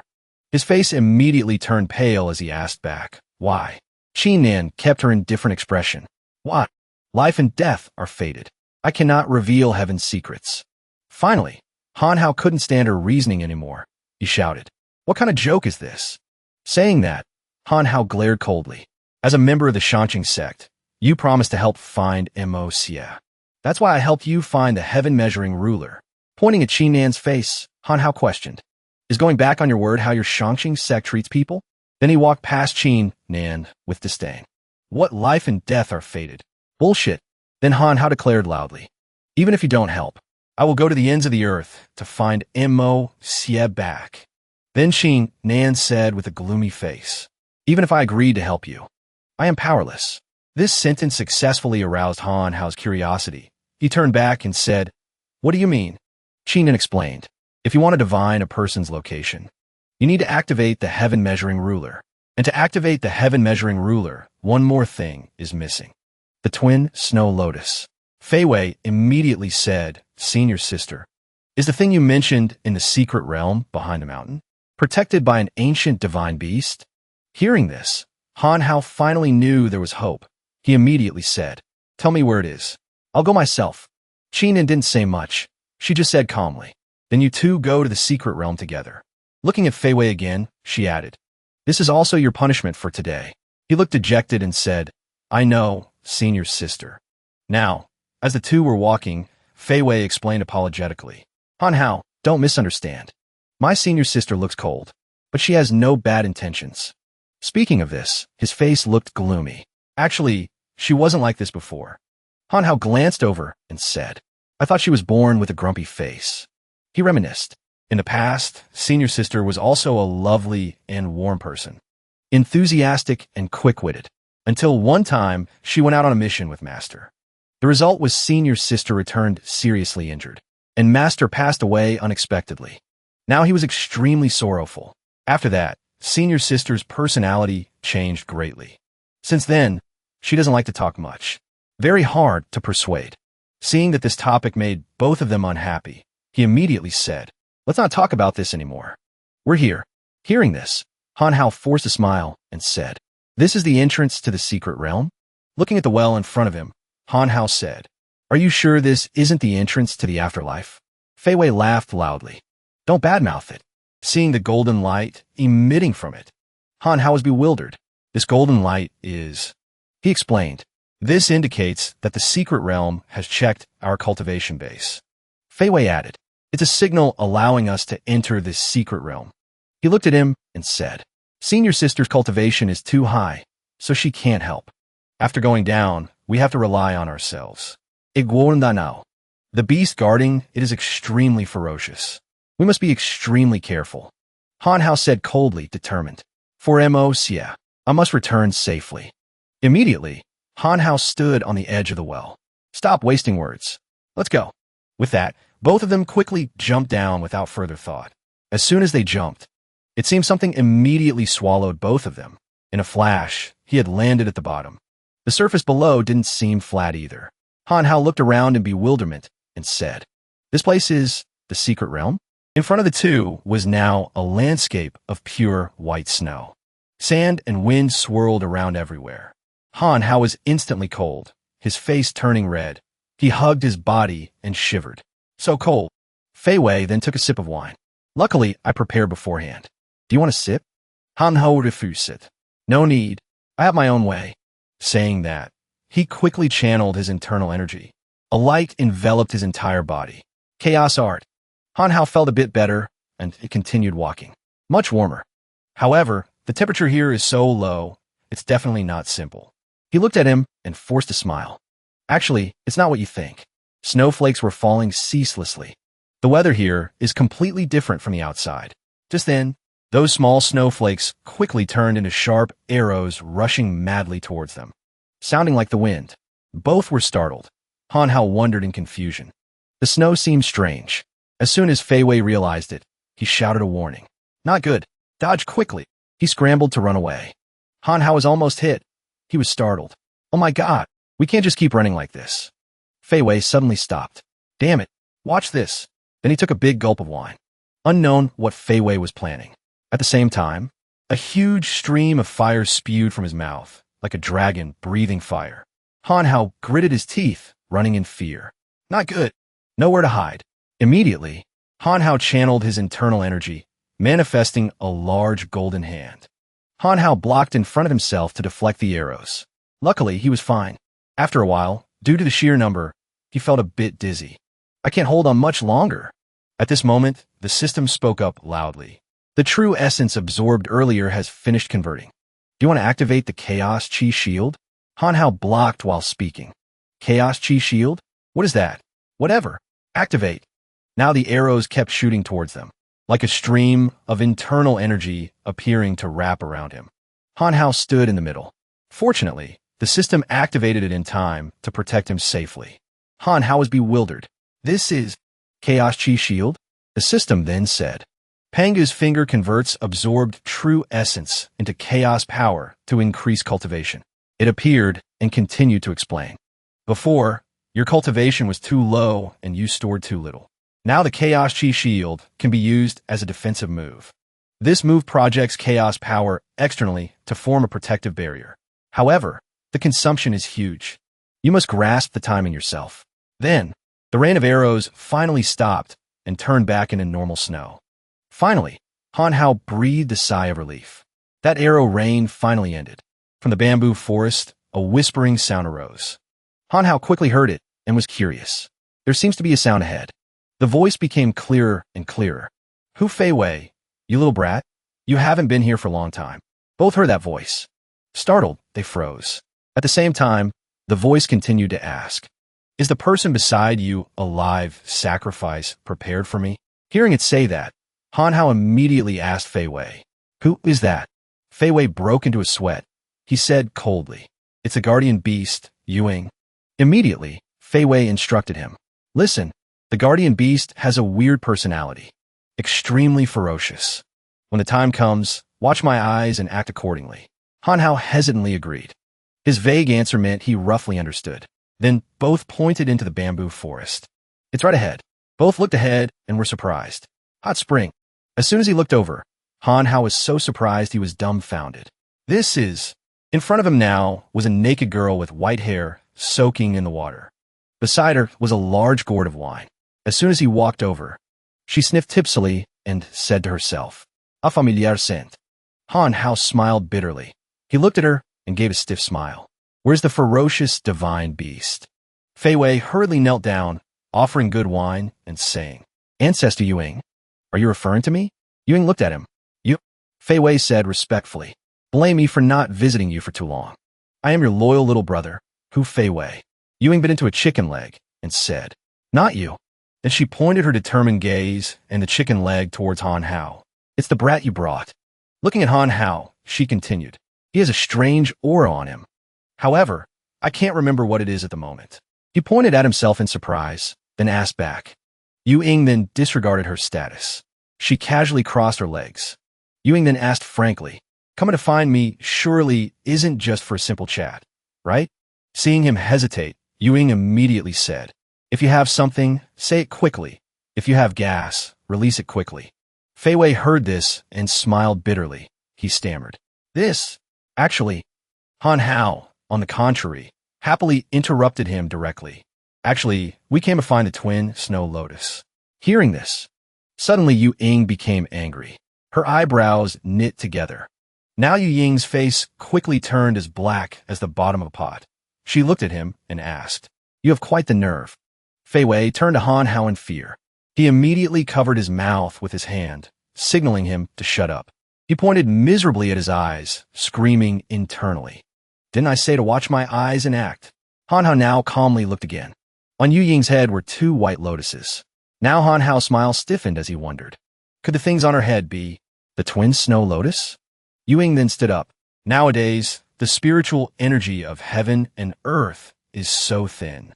I soak in the spiritual spring in this godforsaken place every day, soaked until my skin is peeling. It was hard to cultivate a single twin snow lotus. As she spoke, she channeled her internal energy. And you dare to covet it? After finishing her sentence, Yu Ying finally finished transforming. Looking at the smile on her lips, Fei Wei was startled and quickly shielded his face with his hands. Now, Yu Ying's eyes were full of killing intent. Not only that, but it also emitted a powerful magical force. Immediately, a white tiger appeared, serving as Yu Ying's mount. Now her eyes showed death. Yu Ying immediately directed her attack towards Han Hao. He couldn't help but turn pale, staring intently at Yu Ying. Why so suddenly? But she certainly didn't explain for Han how to understand. She immediately rushed over aggressively. He hurriedly channeled his internal energy, bringing an aura to create a circular shield in front of him. Damn it. But as soon as Yu Ying passed by, that protective shield immediately shattered into many pieces. Now he was momentarily terrified. The Chaos Chi shield was destroyed in the blink of an eye. Now, Yu Ying and the white tiger turned their heads again to look at Han Hao. The system quickly warned. This type of circular shield cannot defend against point attacks. He was annoyed. Damn it. Looking at Yu Ying, Han Hao finally realized. The circular Chaos Chi shield couldn't defend against her spear. Then he channeled his internal energy. Then used all the Chaos Chi energy to concentrate. Han Hao pushed a stream of power forward, forming the strongest point defense. Luckily, he struck just as the spear in Yu Ying's hand thrust forward. Yu Ying frowned, then she evaluated. This energy source, indeed not bad, immediately stopping the attack, but now she also realized. You are the successor of that person. But it seemed Han Hao was still puzzled. He didn't understand who that person she mentioned was. Yu Ying withdrew her killing intent. She didn't ride the tiger anymore, but quickly landed on the ground. Putting away her weapon, Yu Ying lowered her voice. Since that's the case, we can continue talking. Yu Ying said again. You need the twin snow lotus to activate the heaven measuring ruler. The heaven measuring ruler is for spying on heaven's secrets. Although I don't care what you intend to do, Han Hao didn't relax his guard but replied, That's right. Yu Ying calmly closed her eyes and said coldly, You can have it. Pausing a bit, she held out her hand and said, I want you to use chaos power in exchange. After knowing he was the disciple of an acquaintance, Yu Ying now spoke seriously. I have nurtured this twin snow lotus for a very long time. Speaking of this, her face showed a look of sorrow. Currently, the spiritual energy of heaven and earth is extremely thin. My spiritual power is also getting weaker day by day. I have a premonition that I will very soon undergo the next nirvana. Han Hao was surprised hearing this. He immediately asked back, Nirvana? Right at this moment, the system quickly spoke up. It pretended to cough a few times to get Han Hao's attention. It explained smugly. System Papa will explain the timeline clearly. Listen carefully. Yu Ying is an ancient divine beast. Although I don't know how old this one is, but at the earliest, it can be traced back to the Pangu era. The system rambled on for a while. After Pangu created the world, the sun and moon were Yu Ying and Zhu Zhao. Yu Ying and Zhu Zhao gradually faded with Pangu's decline. However, every time their power is lost, they turn into a spirit egg, Nirvana rebirth. However, even so, their power also weakens day by day. Han Hao finally understood. No wonder she knows chaos power. Han Hao then said to Yu Ying, The situation is urgent. Saving people is important. Han Hao pointed at his face. Chaos power. Take as much as you want. Yu Ying was satisfied seeing him so generous. Very good. The system then said, after the ancient war, lunar Yuing and solar Zhu Zhao disappeared without a trace. I didn't expect one to appear in the Shanxing sect's secret realm. Theoretically, if this ancient divine beast can work for you, then you can go anywhere in this world. Hearing this, Hanhao was a bit surprised and asked back. Theoretically? The system smiled smugly and said, Yuing at full power could turn you into dust with a single thought. But right now her power has declined. If she hadn't met you, it's very likely she would have slept forever. Hanhao slowly took off his shirt. Then he said to the system, so that's how it is. Fei Wei saw him taking off his shirt and couldn't help but shout, Stop! Why are you taking off your clothes in broad daylight? Hanhao turned to him, smiling innocently. Isn't transferring power in movies just like this? Just as he finished speaking, Yuing couldn't help but flick his forehead hard. Now a cunning look appeared on Yu Ying's face as she reassured him. Don't worry. I will try not to suck you dry. Fei Wei blushed hearing this. Suck dry? Those words feel a bit strange. The system also warned. If you're sucked dry and the other party doesn't absorb enough energy, you will die. Have you thought it through? Hanhao still spoke boldly. I have no problem. Do it. Over here. Yuing was also ready. She decisively plucked the 2 white lotuses from her head. Very good. Holding the 2 flowers in front of Hanhao for him to check. Yuing then said, Here is what you need. After speaking, she threw them to Fei Wei and said, Keep them safe. Reflexively, he quickly caught them. Fei Wei looked at them with joy for a while. This is the twin snow lotus. Immediately after, Yuing also immediately channeled her internal energy. Then let's begin. Hanhao could feel the aura in his body being slowly sucked out, and he was a bit surprised. After a short while, Hanhao's entire body was lifted up, and the amount of internal energy being sucked out increased. Now the image of Yuing before his eyes gradually disappeared, replaced by a body glowing with brilliant light. Very quickly, her whole body turned into a giant round egg. Feeling like his body was being torn apart, Hanhao screamed in pain. Over here. Fei Wei looked at him. He couldn't help but shout in worry. Are you okay? In a flash, Hanhao's face became gaunt. He tried to reply. Do I look okay to you? It feels like my whole body is about to be sucked dry. He cried internally. Bad news. I can't hold on much longer. Just as he thought this, he quickly took something out from his clothes. Saying nothing, Hanhao slowly tried to grip the bottle in his hand tightly, then slowly unscrewed the cap. He thought to himself, I can't die in this place. Now, for some reason, he remembered the image of Tuer. When she was carried in his arms, he couldn't help but worry, running after her asking, Tuer, are you okay? Fu Jia immediately looked at her and said lovingly, She just fainted, no big problem. For some reason, at that time, Tuer cried, her mouth constantly calling his name. Immediately, he took a jar and caught all her tears, not missing a drop. Fu Jia wondered and asked him, Brother Hao, what are you doing? Hanhao smiled cunningly. Didn't you say Tuer's tears can restore power to cultivators?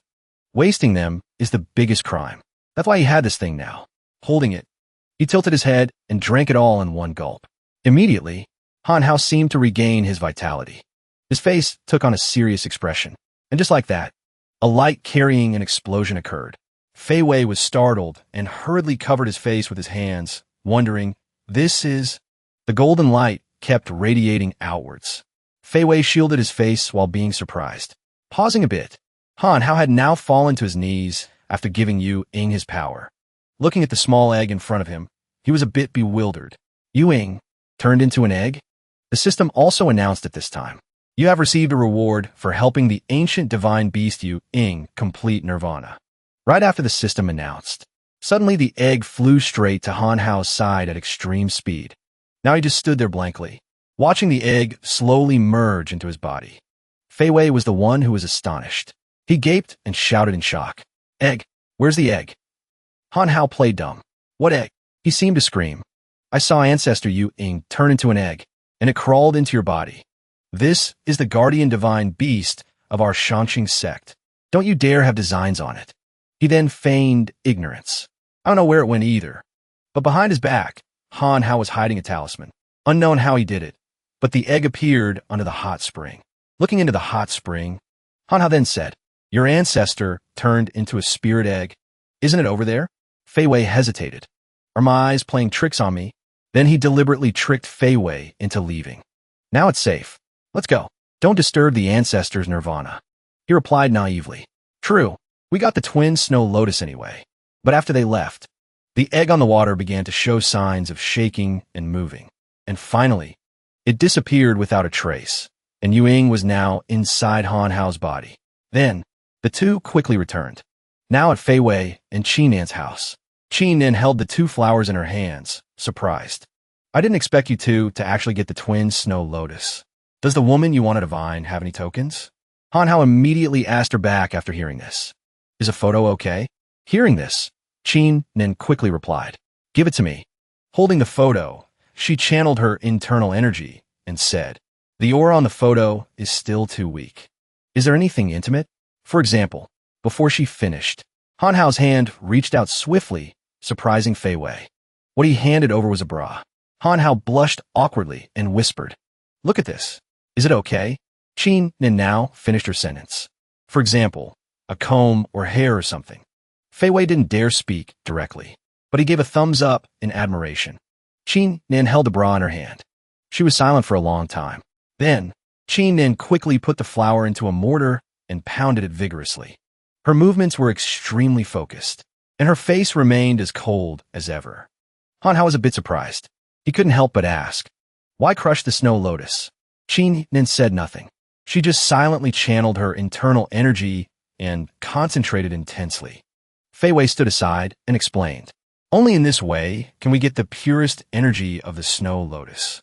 Looking at the thing hovering in the air, he added, Only then can we activate the heaven-measuring ruler. Qi Nan frowned.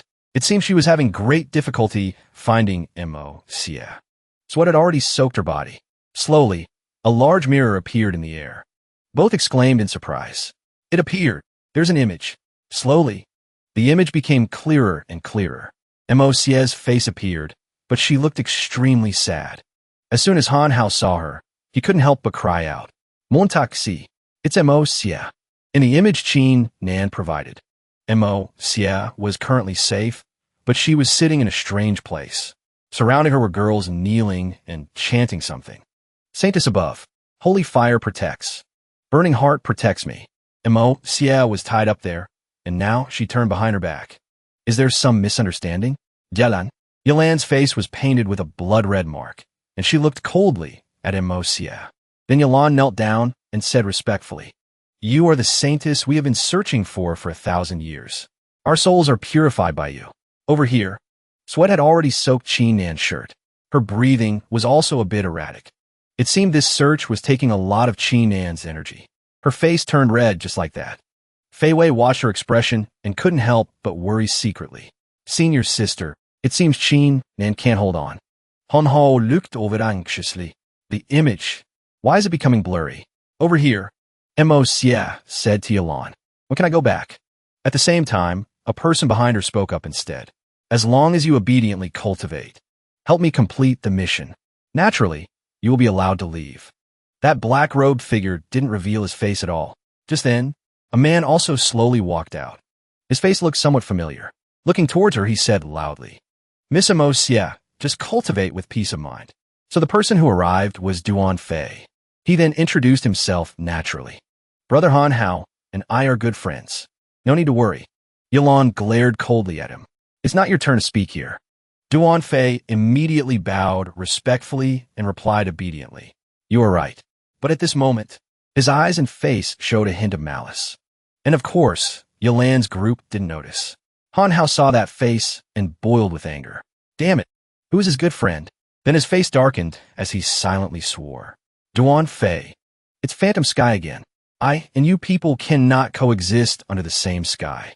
Just then, the heaven-measuring ruler in the air suddenly fluctuated and fell. The image disappeared along with it. But Qi Nan couldn't stand firm anymore either. She panted and said to Han Hao, Miss Mo Jia is temporarily not in life-threatening danger. Fei Wei saw his bad complexion and asked, Do you have any plan? Han Hao seemed unable to keep calm. He looked up at the sky and said loudly, I will make those people pay. Fei Wei saw him like that and said, Don't be impulsive. We should plan for the long term. Suddenly Qi Nan interrupted, startling Fei Wei. Wait. Then she politely chased him away. Our sect has fulfilled the promise to you. You and this place have no relation anymore. Han Hao understood the meaning in her words, so he said goodbye. Thank you. See you later. Fei Wei watched him leave so quickly and felt reluctant. Gone just like that. Running quickly down the mountain, he took out his phone. Hello, Fu Jia. It's me. On the other end, the young man was eating chicken while listening. Big brother, what do you need me for? Han Hao looked at the image and was dumbfounded. Why have you become so fat? Fu Jia was helpless. The pain of a married man. Han Hao quickly returned to the main topic. Let's not talk about this. I need all the documents on Phantom Sky. Fu Jia was also stunned. Phantom Sky? The documents I have here are limited. Fu Jia said while eating. If you want to understand better, you need to come to our Dongming personally. Han Hao hurriedly said while running. I'll come over after I finish my business. Fu Jia listened in confusion. What business? He hurriedly shouted worriedly from the other end. Hello, big brother. You aren't planning to storm in alone, are you? Finally, when it got dark, Han Hao arrived at the place. The location was a dilapidated old building. The system looked around and couldn't help but say, I know you're poor, but choosing such a dilapidated place to stay, isn't it too much? This place indeed had rooms no different from an abandoned old building. Han Hao opened the door and said annoyedly, Shut your mouth. The mission now is infiltration. Must be low profile. Then he looked around and said, Let me see. Looking toward the opposite side, Han Hao affirmed. It's right over there. The Starry Night Club. Over here. Those people were constantly walking back and forth, laughing and talking. Everyone was wearing luxurious party clothes. Han Hao moved the binoculars over. He couldn't help but marvel. So many people. The system immediately shouted, Where are you looking? Han Hao, being exposed, was a bit embarrassed and said, I'm investigating the enemy situation. Then, he quickly summoned the system, seemingly wanting to get information. Han Hao read through briefly. The tracking talisman pasted on Alan earlier shows. The target is in the club opposite. He started calculating. Is this the lair of the Phantom Sky organization?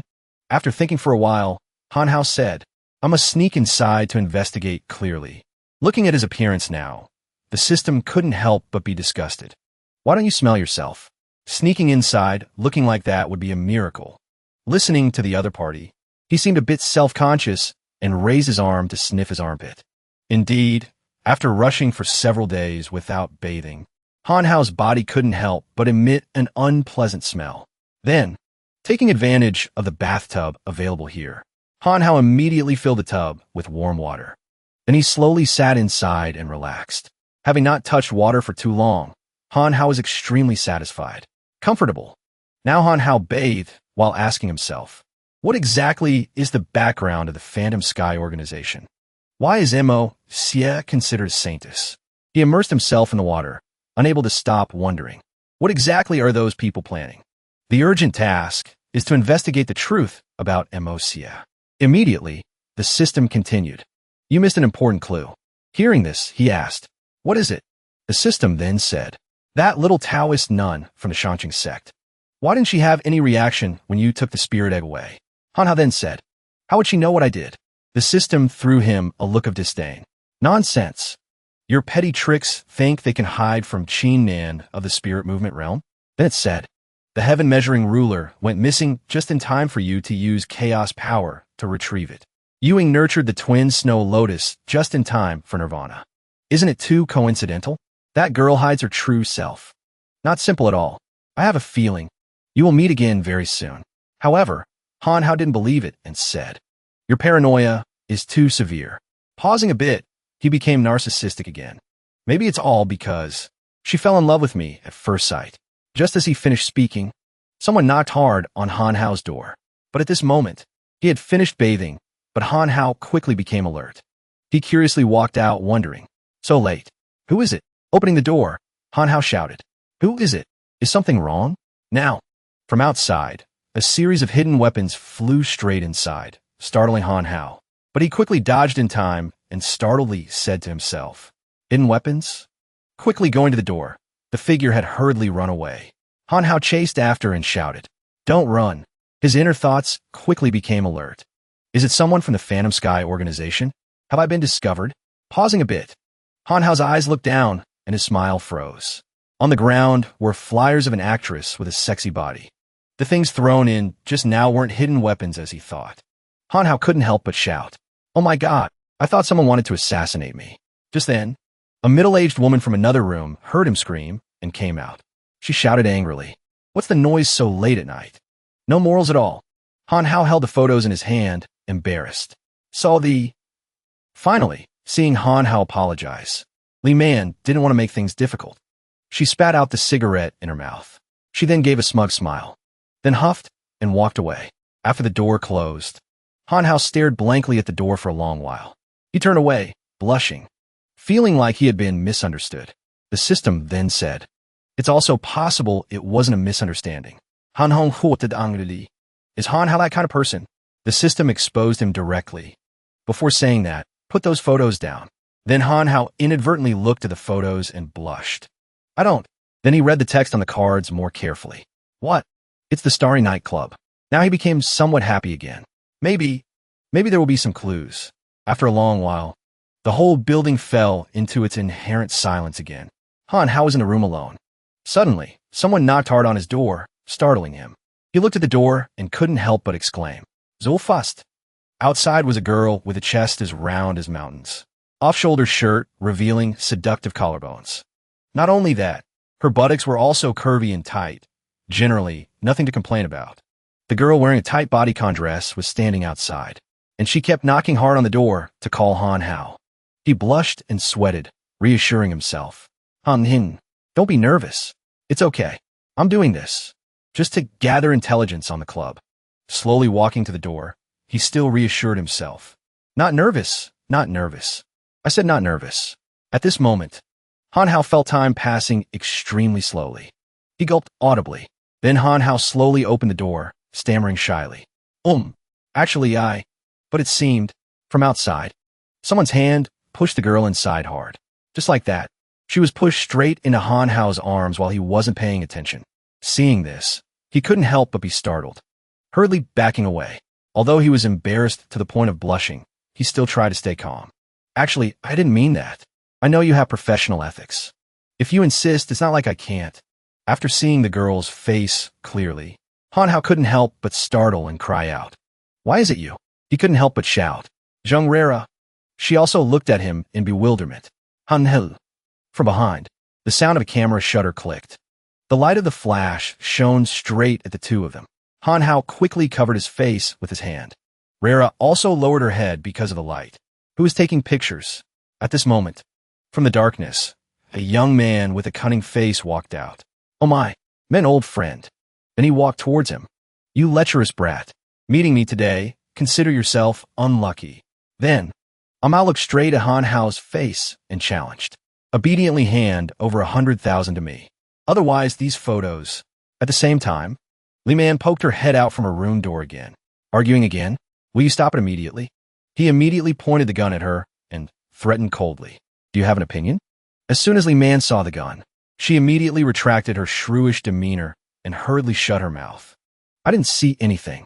And after speaking, she immediately ran into the room and slammed the door, ignoring the matter outside. Amao then said to him, "What are you staring at? Is there a flower on my face? Take out the money." Immediately, Hanhao raised his hands and smiled stiffly. "Big brother. Look, I live here. Do I look like someone with money?" He didn't let up and continued to press the gun against him. "If you don't have money, why did you call? Are you playing with me?" Hanhao tried to explain. "Big brother, I don't have cash. I have a little on my phone. I'll transfer it all to you." Amao immediately shouted coldly again. "Hands up! Hurry up!" He immediately grabbed Rera and said, "Move to the side." Immediately, Hanhao quickly kicked the door behind him. His face also began to change expression. Just like that, a magical, cunning smile immediately appeared. He looked extremely mysterious. Amao turned back and shouted, "What are you laughing at? Believe it or not, I'll shoot you dead right now." Hanhao now changed his expression. He stared intently at him. "Hey, flower face." Amao heard this and didn't understand what was happening. "What did you say?" After he just spoke, Hanhao's foot immediately launched a kick, not giving the opponent time to react. He immediately kicked Amao straight in the face. He couldn't block this attack and fell to the ground. Hanhao calmly said again, "Flower." His face was beaten until the bones showed and blood flowed. Now he gritted his teeth and shouted, "Dare to play me?" Finally, Mao couldn't help but fire. "You want a D?" Hanhao stood there calmly. He reached out and used the Chaos Chi shield, creating a protective circle. Mao looked at him, startled, and wondered, "Impossible. Could it be you are a cultivator?" Then, Mao continuously fired at Hanhao, shooting several rounds at once. "Die for me." However, facing that, Hanhao still calmly dodged all 4 shots at once. Mao had never seen such a terrifying scene before. He was stunned as if seeing a ghost. Immediately after, Hanhao once again flew swiftly past. He aimed for Mao's head, stomped down hard, smashing his face into the ground. Hanhao looked down at him with disdain. "What is the relationship between you people and the Starry Night Club?" Mao lay under his foot and began to beg. "Hero, spare my life. We are all Brother June's men." Hanhao raised his voice and asked, "Who is Brother June?" He honestly confessed, "Brother June is the manager of the Starry Night Club. I'm just a small errand boy." Hanhao then asked, "What scam? Such a big shop sends a small errand boy to play with an immortal?" He now hugged his leg. "It's true, Hero. I'm not lying to you. Brother June wants to earn all kinds of money. He said as long as we make a name, someone will definitely take the bait." Mao cried and recounted, "Brother June is also a cultivator. The power behind him is Mr. Ya. You can't touch him, Hero." Hanhao sneered and then continued, "Phantom Sky Organization. Mr. Ya, right?"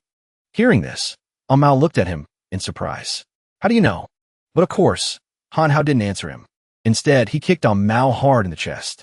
After this attack, he lay unconscious, foaming at the mouth on the ground, motionless. He looked at his shirt and couldn't help but be annoyed. "I just showered. Got dirty again." Rera looked at him. She didn't expect Hanhao to be so formidable, so she was a bit wary. Then, Hanhao turned to look at Rera, and this made her raise her guard, seeming to have done something against her conscience. She immediately begged, "Hanhao, I was wrong. Can you spare me? I was forced. They tricked me into a loan shark debt, then forced me to go out and help them scam people to pay the debt." He leaned close to Rera's ear. Then Hanhao smiled cunningly and whispered something to her. It seemed Rera was a bit reluctant. She bit her lip and thought for a long time. But finally, Rera had to accept his request. She blushed, silent for a while. Hanhao unexpectedly took off his clothes, changed into another set. Rera, standing outside the door, suddenly startled. Her eyes intently followed Hanhao's movements. Seeing him step out, Rera blushed deeply. She shyly asked softly, "Why did you?" In front of Rera, Hanhao had changed into a sleek black suit. He asked, "Didn't you agree to act with me?" Saying that, Hanhao leaned his face close to Rera. He reminded, "You must cooperate and act well."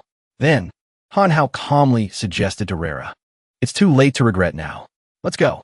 Go with me to the Starry Night Club." But Rera still hesitated. She probed, "Why go there? Are you?" Hanhao quickly interrupted, "Don't misunderstand." He held his head high. "Exuding a mystérieux aura. I have my own purpose. Just do as I say." Rera was used to obeying others. She nodded to show she understood. "I know." In a flash, the two arrived in front of a high-rise building. This was the place Hanhao wanted to go. At the door, Meng Xiang was sweetly greeting the guests entering. "Isn't this young Master Huang? Long time no see. Please come in." Suddenly, the smile on her face vanished, accompanied by a sharp glare. Meng Xiang saw Hanhao and quickly said, "Sorry, sir. Our place is membership only." Before she could finish her sentence, her probing gaze swept over Rera. "Isn't this the girl under Mao? Why did she come back alone?" Realizing something, she hurriedly ordered her subordinate, "Leave his place to me. You go somewhere else." The subordinate left. When there were only 3 people left, Meng Xiang leaned forward slightly, her voice teasing, "Isn't this Rera?" Then, her hand gestured meaningfully towards Hanhao. "This handsome young man is. Introduce us a bit." Rera certainly didn't dare speak nonsense. She used her eyes to ask Hanhao for help, then softly introduced, "This is young Master Han, a good friend I've known for many years." Hearing that, Meng Xiang's expression softened a bit. She smiled friendly. "So that's how it is. This little woman is Meng Xiang. It is truly an honor to know a young talent like young Master Han." Hanhao held his head high upon being praised. He arrogantly coughed. Seeing Hanhao not bothering to answer her, Meng Xiang thought annoyedly, "Isn't he just a rich kid with some money?" What's with the pretense? I've seen plenty. But she had to endure it. Meng Xiang turned to Rera again. Right? Didn't Mao go with you? Where is he? Hearing his name, he questioned loudly. That brat threatened me, acting all high and mighty, named Mao. In a flash, Han Hao's face darkened. Killing intent seemed to radiate around him. I already acted on behalf of heaven and dealt with him. Meng Xiang's face remained the same. But in her heart, she secretly noted, looks like he's not an ordinary person. Wait, and I'll show you. Thinking that, she flashed a welcoming smile like before. Absolutely revealing no flaws. That blind bastard truly deserved it. I must thank young Master Han for helping us clean house. Next, Meng Xiang led Rera and Han Hao inside. Her tone was ingratiating. It was all a misunderstanding. Young Master Han, don't be angry. Quick, quick, please come in. Then, she ordered through the walkie-talkie. VIP guest young Master Han has arrived. Arrange a VIP room. Receive him well. And inside, the space was gilded with gold, looking extremely luxurious. Beside the anxious Rera, Han Hao was calmly scanning around.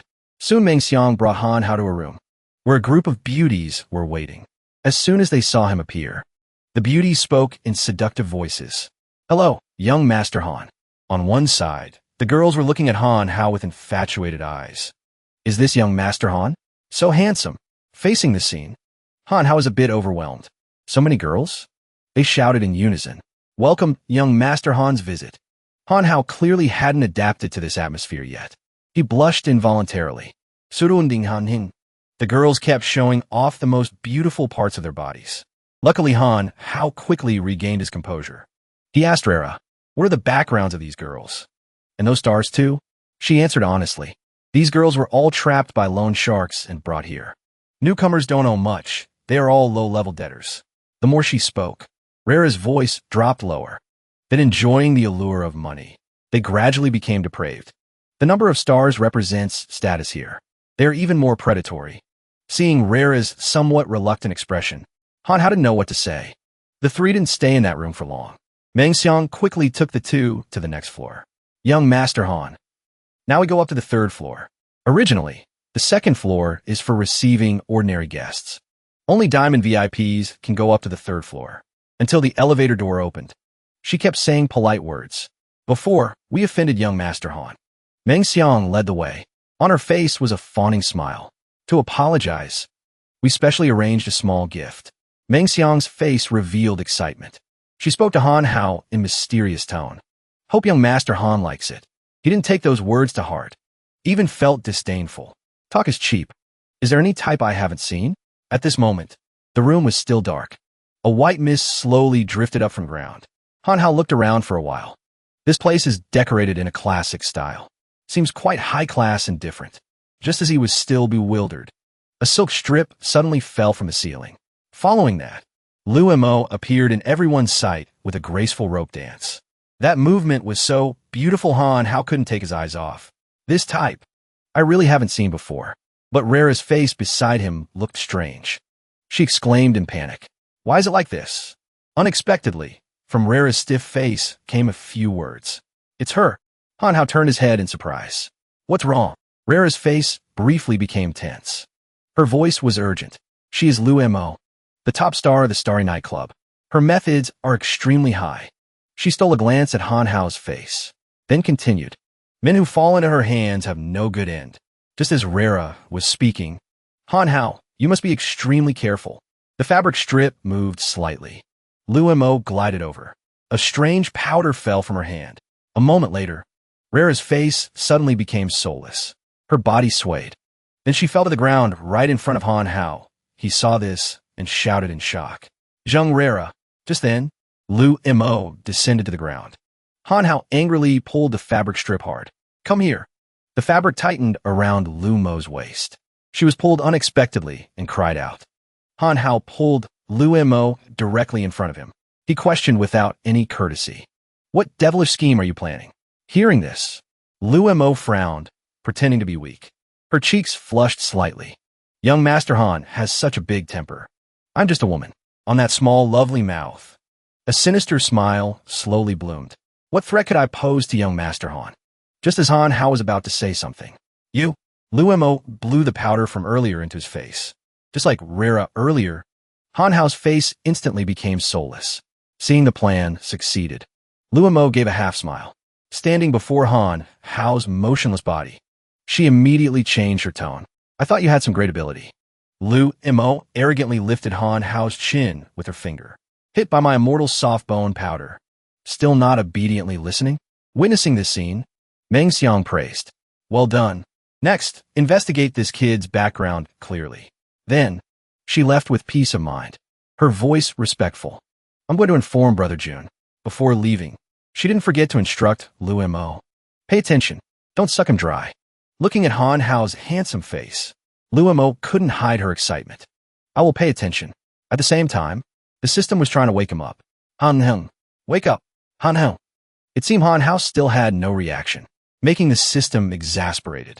This idiot got charmed. Now, Luo was working hard, wanting to drain Han Hao's vitality literally. But not long after, her body was knocked backward. Such pure, true essence. Put that aside for now. Luo had to carry out the task Meng Xiang assigned. I ask you, what exactly is your purpose coming to our starry night club? Han Hao unexpectedly spoke up automatically. I came to find clues about Mo Jia.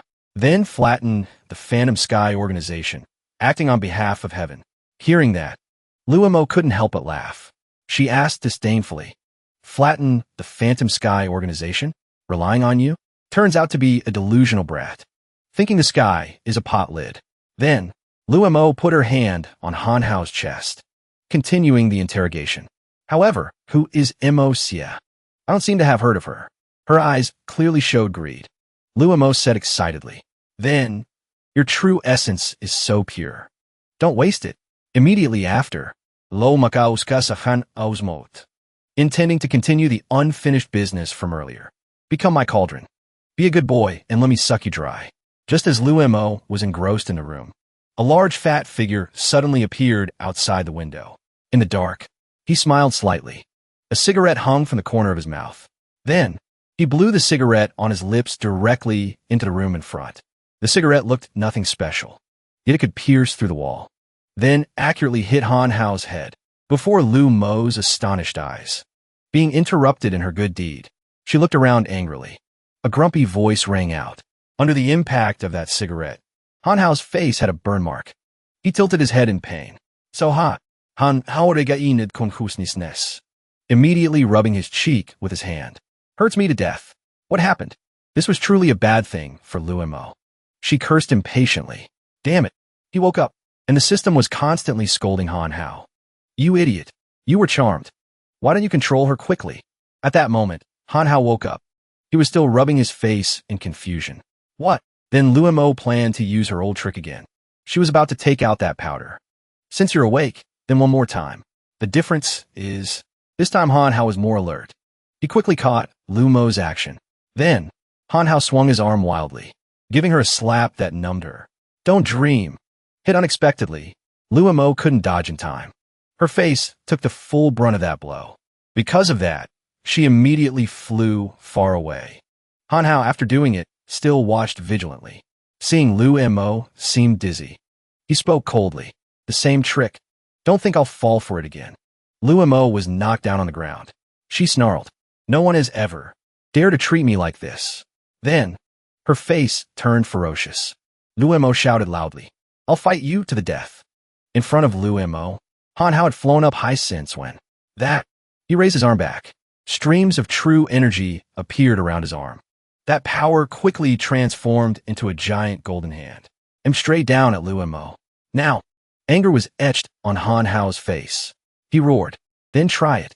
Facing the power about to strike her, Luo began to know fear. Han Hao didn't say another word. He controlled that giant hand to strike down at Luo. In the end, Han Hao still held back. That giant fist only landed in front of Luo.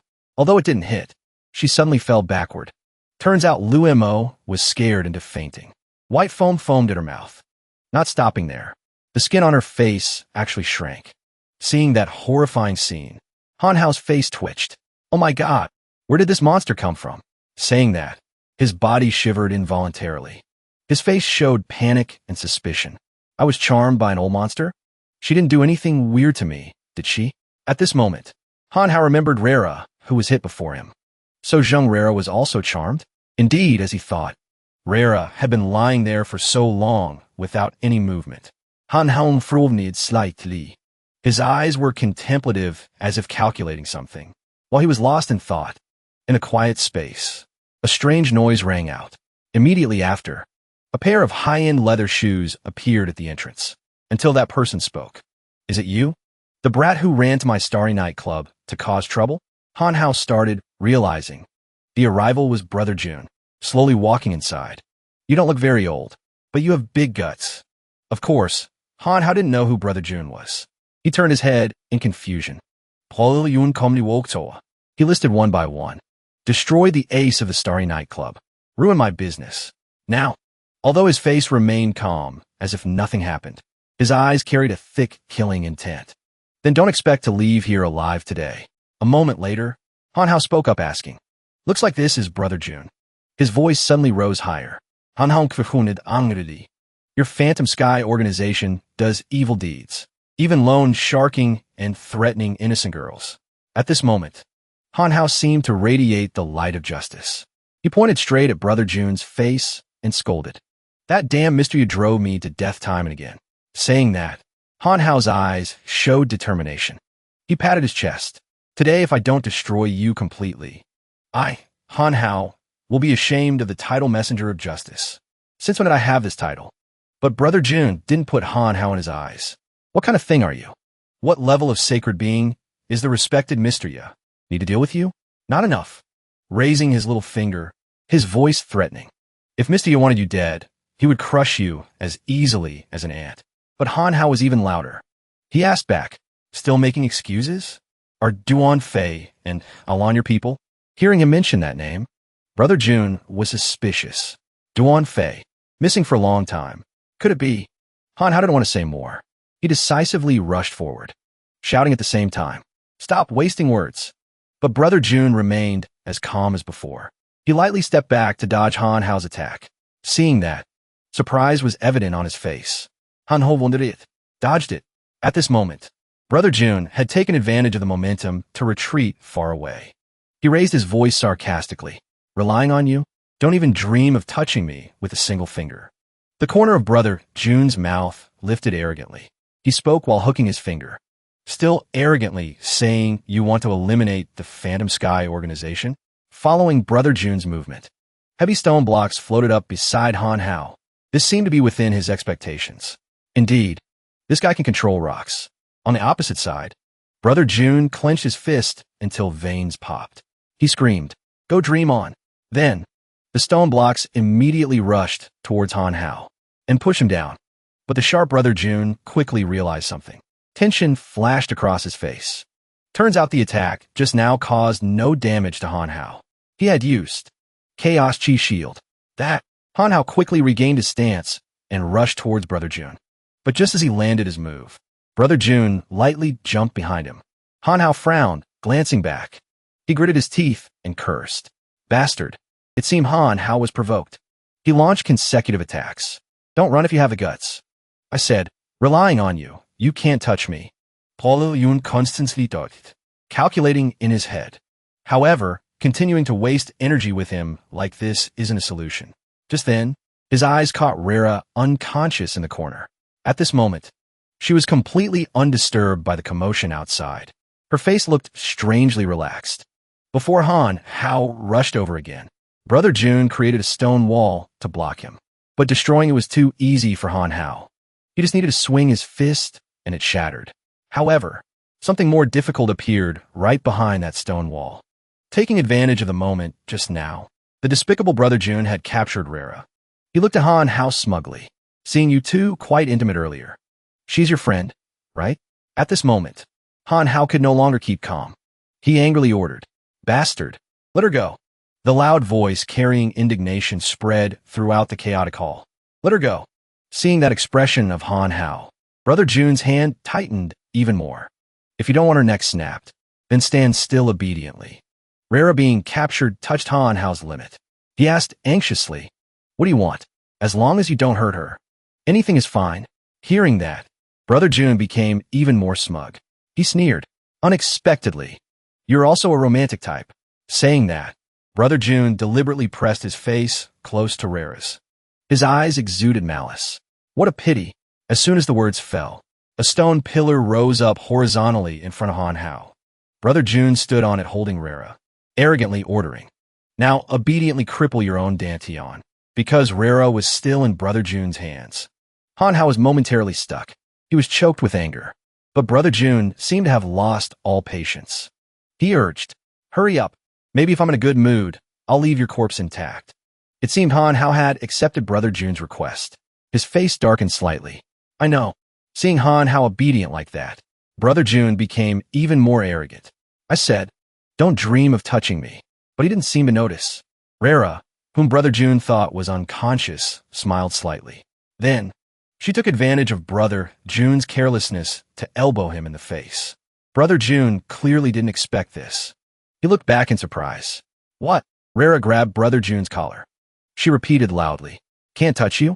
Suddenly, Rera's face reverted to Han Hao's original form. "Isn't that touching you right now?" This directly stunned Brother June. Disbelief appeared on his face. How is this possible? Brother June's eyes panicked, glancing at where Han Hao stood just now. Just now over there. He's gone. He stared wide-eyed in fear. His mouth kept repeating, "Impossible. How could he do that?" And Han Hao had quickly created a golden punch. Before giving Brother June a blow, Han Helm Groovlid. My methods aren't something trash like you can see through. Saying that, he landed a blow with terrifying power on Brother June. Think about it slowly. This time, he can't run anymore. Eyes rolled back in terror. Screams of panic echoed throughout the space, until the screaming stopped completely. Han Hao carefully used his foot to check, realizing Brother June was unconscious. Han Hao calmly scratched his nose. Everything was within expectations. Memories involuntarily returned to when Han Hao was walking with Fei Wei. The system had said then, "Congratulations, host, for triggering branch line S-class spirit egg hatching. Perfect substitute evolved to level 2. Han Hao asked the system curiously, "What is perfect substitute level 2? It raised a finger and explained, "Perfect substitute previously unlocked could be upgraded by accumulating chaos power or doing missions." Next, the system pointed to an image of a straw man. Perfect substitute level 1. Can change the main body into a straw man. Immune to 1 fatal damage. Then, excitedly holding up 2 fingers. Perfect substitute level 2 has stronger combat capability. The mechanism of the ability is also quite easy to understand. Basically, you can designate to create any clone form, passing fake as real, and can swap the main body and the substitute once. As the system continued, the clone loses effect after taking damage or after the host actively triggers the swap. Anho pondered. Seeing him silent, it asked, "What are you thinking about?" An idea suddenly popped into Han Hao's head. He cheered. "That's right. Can use it as bait, for example." Memory fast-forwarded to when Han Hao was pondering. In front was the unconscious Rera, and then a perfect plan appeared in Han Hao's mind. Right. Can take this opportunity to try perfect substitute level 2. Just then, Han Hao's eyes caught a hidden corner nearby. Then, he carried Rera and hid her there. Must hide the person first. After putting Rera inside, Han Hao was still thinking. Second, create any substitute. Saying that, he reached out towards Rera. Then creating a clone exactly like Zheng Rera shouldn't be a problem. Undahan Hao's hand. A golden light gradually appeared, then quickly turned into Rera's appearance. Even the expression wasn't off by a bit. Han Hao bent down to examine. He nodded. This substitute looks so real. Those ninja techniques can't compare at all. Here, Han Hao hoisted the fake Rera onto his shoulder and walked quickly. Next will be. So, the fake Rera was placed in that corner as bait. Put the substitute in a visible place. Done. The smile on Han Hao's face grew wider. He rubbed his hands happily. Great success. Flashback. Han Hao returned to reality. He kicked Brother June's body hard. Get up for me. Woken by Han Hao's action, Brother June now scrambled up. In front of him, Han Hao was rubbing his fist. Speak. Where is Mo Jia?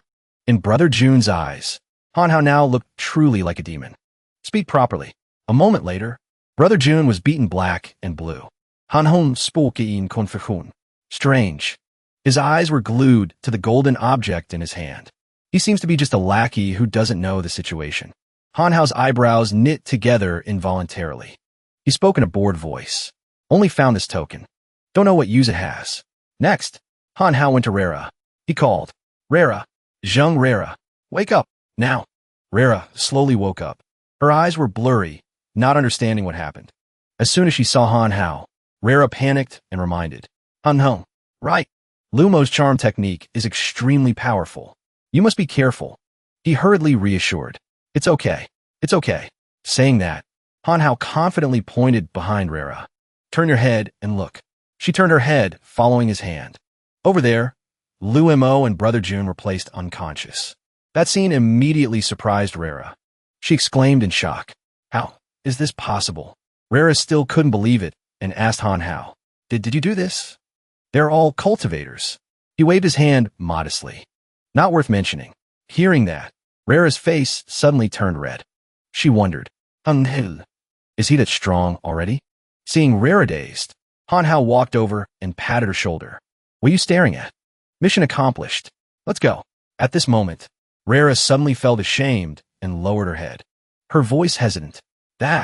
Remembering things in the past. Rera gathered all her courage to express. The things I did to you before. Sorry.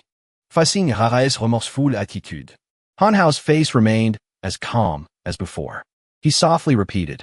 Things before. Then, Han Hao turned around, calmly speaking. What is that? I forgot. Walking away. Han Hao instructed Rora. Tell those girls who were threatened like you to leave here quickly. That deep voice immediately touched Rera's heart. She involuntarily felt herself moved. Until the golden door closed. Han Hao finally let out a sigh. Now, his face clearly showed smugness. He laughed until his face wrinkled. Once didn't care about my feelings. Now I'll make you regret endlessly. Next, Han Hao walked to the elevator. He remembered earlier. From entering to checking inside out, there was nothing unusual. When the elevator door opened automatically, Han Hao was even more certain. Only inside the elevator is there spiritual energy fluctuation. Han Hao stepped inside. He observed for a while, but quickly realized. There's nothing in here. At this moment, the buttons in front attracted Han Hao's gaze. This shape. Here. He took out the token found earlier. Isn't it the token I found? With a mentality of trying his luck, Han Hao placed the token into that small slot. Put on and see. Unexpectedly, it really worked. An X appeared on the screen, making Han Hao curious. The floor turned into X? The elevator moved. He looked up vigilantly. The elevator is moving by itself. The system seemed to have noticed the anomaly and reminded. Next is probably a boss fight. Acting this time is completely not your style. But Han Hao remained firm in his choice. Others have climbed onto my head already. Instead of hiding and waiting for death. As soon as the elevator door opened, he stepped out decisively. Better to take the initiative to attack. Attack unexpectedly. Before he finished speaking, Han Hao lost his balance and fell. Welcoming him was a lush green lawn. Countless question marks appeared in Han Hao's head. A while later, he regained his composure and sat up, hand rubbing his painful neck. Han Hao looked up. He realized now. That elevator was a teleportation gate. Facing the strange scene in front of him, Han Hao looked around curiously. This is Luan Hao. Saying that, he boldly stepped onto a nearby staircase. Let's go this way and see. With a curious mood, Han Hao walked quickly upwards. Unexpectedly, someone was waiting there, tapping his finger lightly on the table. Now, Yahang was examining Han Hao with his eyes. A while later, he spoke. Seat. Han Hao quickly guessed his identity. You are Mr. Ya, but inside he was surprised. How do you know I would come? Seeing him not sitting down, Yahang's face became gloomy. His voice cold. Don't dare. Thinking Han Hao was worried, Yahang continued. A little brat at the spirit-breaking realm. I don't need to use any tricks. Responding to his provocation, Han Hao sat down strongly on the chair. What's not to dare? Just then, a subordinate of Yahang brought a tea tray. Sir, your tea. Alan placed the teacup on the table. Her questioning eyes turned to Han Hao. It's you? How did you find this place? It's you. At this moment, Jang got me exposed. I deliberately released Alan. Left a tracking restriction on her. That's how you found this place, right? Good trick. Alan et Galim in shock. What? She immediately knelt on one knee. Alon didn't know. Sir, please punish me, Yahung said coldly. It's not your turn to speak here. Now Han Hao spoke up. You sense it early on, and deliberately let me find you. A sinister smile appeared on Yaheng's face. He replied askance. Correct. That attitude of Yahung made Han Hao even more vigilant. He questioned loudly. You deliberately waited for me to come. What exactly is your purpose? But Yahung calmly picked up a cigar. Haven't met such an interesting ant like you in a long time. Watching the smoke drift out, Yaheng's eyes became dreamy. Life must always have some highlights to not be boring, right? In front of an arrogant person like Yahung. Han Hao momentarily didn't know what to say. At this moment, Yahung revealed his intentions. I don't know why you oppose me. I don't care either. Now I give you two choices. One is to be loyal to me, build a great cause with me. A series of actions ruining my good deeds before it can be written off. Enjoy glory and wealth hereafter. Pausing a bit, his sharp eyes followed the insect in front of him. Second, is to be like an ant. As soon as the words fell, the tiny insect instantly disintegrated in the air. After showing Han Hao his power, Yahung held out his hand to him. You, what do you think? But Han Hao still stared intently at Yahung, absolutely not uttering a word. Thinking for a while, he opened his mouth, simply uttering one word. Saying that, Han Hao tilted his face, spat disdainfully. Want me to join your despicable Phantom Sky organization? Now, he spoke more and more aggressively, even slamming his hand on the table. No way. Han Hao stood up abruptly. He frankly asked Yahung, where exactly are you hiding Mo Jia? However, he pretended to be puzzled and asked back, Montaxi. Such a strange name. Sounds like a girl. Speaking of this, Yahung looked straight at Han Hao's face. His voice carried teasing. You wasted such effort. Just for a girl? Next, he pulled Alan's hand beside him. Looks like I overestimated you. As soon as she was pulled onto Yaheng's lap, he said coldly, men should take supreme strength as their goal. Women are just tools to relieve boredom. Alan called softly, Master, and Yahung put his hand on her mask. Under his hand, the mask on Alan's face shattered. A beautiful face appeared accordingly. Han Hao completely didn't understand what Yahung wanted to do. He stepped back vigilantly. What do you want? Hand clenched tight, revealing veins. Yahung rigidly held Alan's head, speaking nonchalantly. Didn't you want a woman? Is this one beautiful enough? As soon as the words fell, Jang pushed Alan hard toward Sanao, speaking disdainfully. Now I give her to you. Alan saw herself being discarded and shed tears. She turned her head weakly. Master, I beg you. But Yahung didn't say another word, cruelly stating, you could treat her however you want. She will obey everything. At this point, Han Hao couldn't take it anymore. He roared, interrupting this ridiculous farce. Enough. Han Hao's expression surprised Yahung slightly. He wondered, don't like her? Seeing Han Hao dare to refuse his kindness, Yahung immediately drew his weapon. Since that's the case. Next, he slashed straight at Alan. A long trail of blood sprayed into the air, feeling the wetness on his face. Han Hao opened his eyes wide in horror. Now, Yahung said coldly. Then keeping her is useless. This scene caused the anger in Han Hao to explode. He screamed fiercely, treating human life like grass. Lost the inherent humanity of a person. Saying that, Anaurash towards Yang. Today, I, Han Hao, will act on behalf of heaven. Fasinghan aus fiersa momentum. Yahung didn't flinch. Relying on you? Overestimating yourself. Under the collision of two forces, the roof exploded. Immediately after, Yahung and Han Hao landed on the wide lawn below. Tension appeared on Han Hao's face. His body wrapped in a golden shield slowly descended. Seeing that, Yahung seemed a bit surprised too. Such pure spiritual power. A tiny spirit-breaking realm can project and condense it into a solid form. However, he still didn't put him in his eyes and remained arrogant. If you submit to me, why you still keep that life? Of course, Han Hao didn't need that charitable chance. He shouted, dream on. It seemed Yahung had guessed Han Hao would say that. He smirked slightly. His arrogant voice rang out, stubbornly unrepentant. Then die. As soon as the words fell, turning around, Yahung released a swarm of strange red beasts. Seeing the sky filled with red like that, Han Hao stared wide-eyed in surprise. Luckily, he reacted quickly, timely condensed a shield to block that terrifying magic power. Although effective, a small crack appeared on the shield. The system immediately reminded, "Careful! Spirit movement realm experts can manifest the attributes of spiritual energy they cultivate into entities to attack." Indeed, in just a moment, Hanhao's shield was attacked to the point of breaking. Without the protection of a shield, that magic power attacked straight at Hanhao. Beams of magic power like sharp blades cut straight into his body. But what Hanhao cared about wasn't the pain on his body, but a worse problem. At this moment, Hanhao was surrounded by magic power in the middle. He exclaimed in panic. Surrounded. At the same time, Hanhao noticed his body. What's happening? Feeling the body, seemingly, getting heavier and heavier. Following that, his vision also blurred, eyesight becoming increasingly hazy. It's the effect produced by that guy's spiritual power. Before Hanhao could think, the magic power above stirred. Not good. The second wave of attacks is coming. Now, the moon in the sky had turned blood red. Hanhao's a bit more awake now.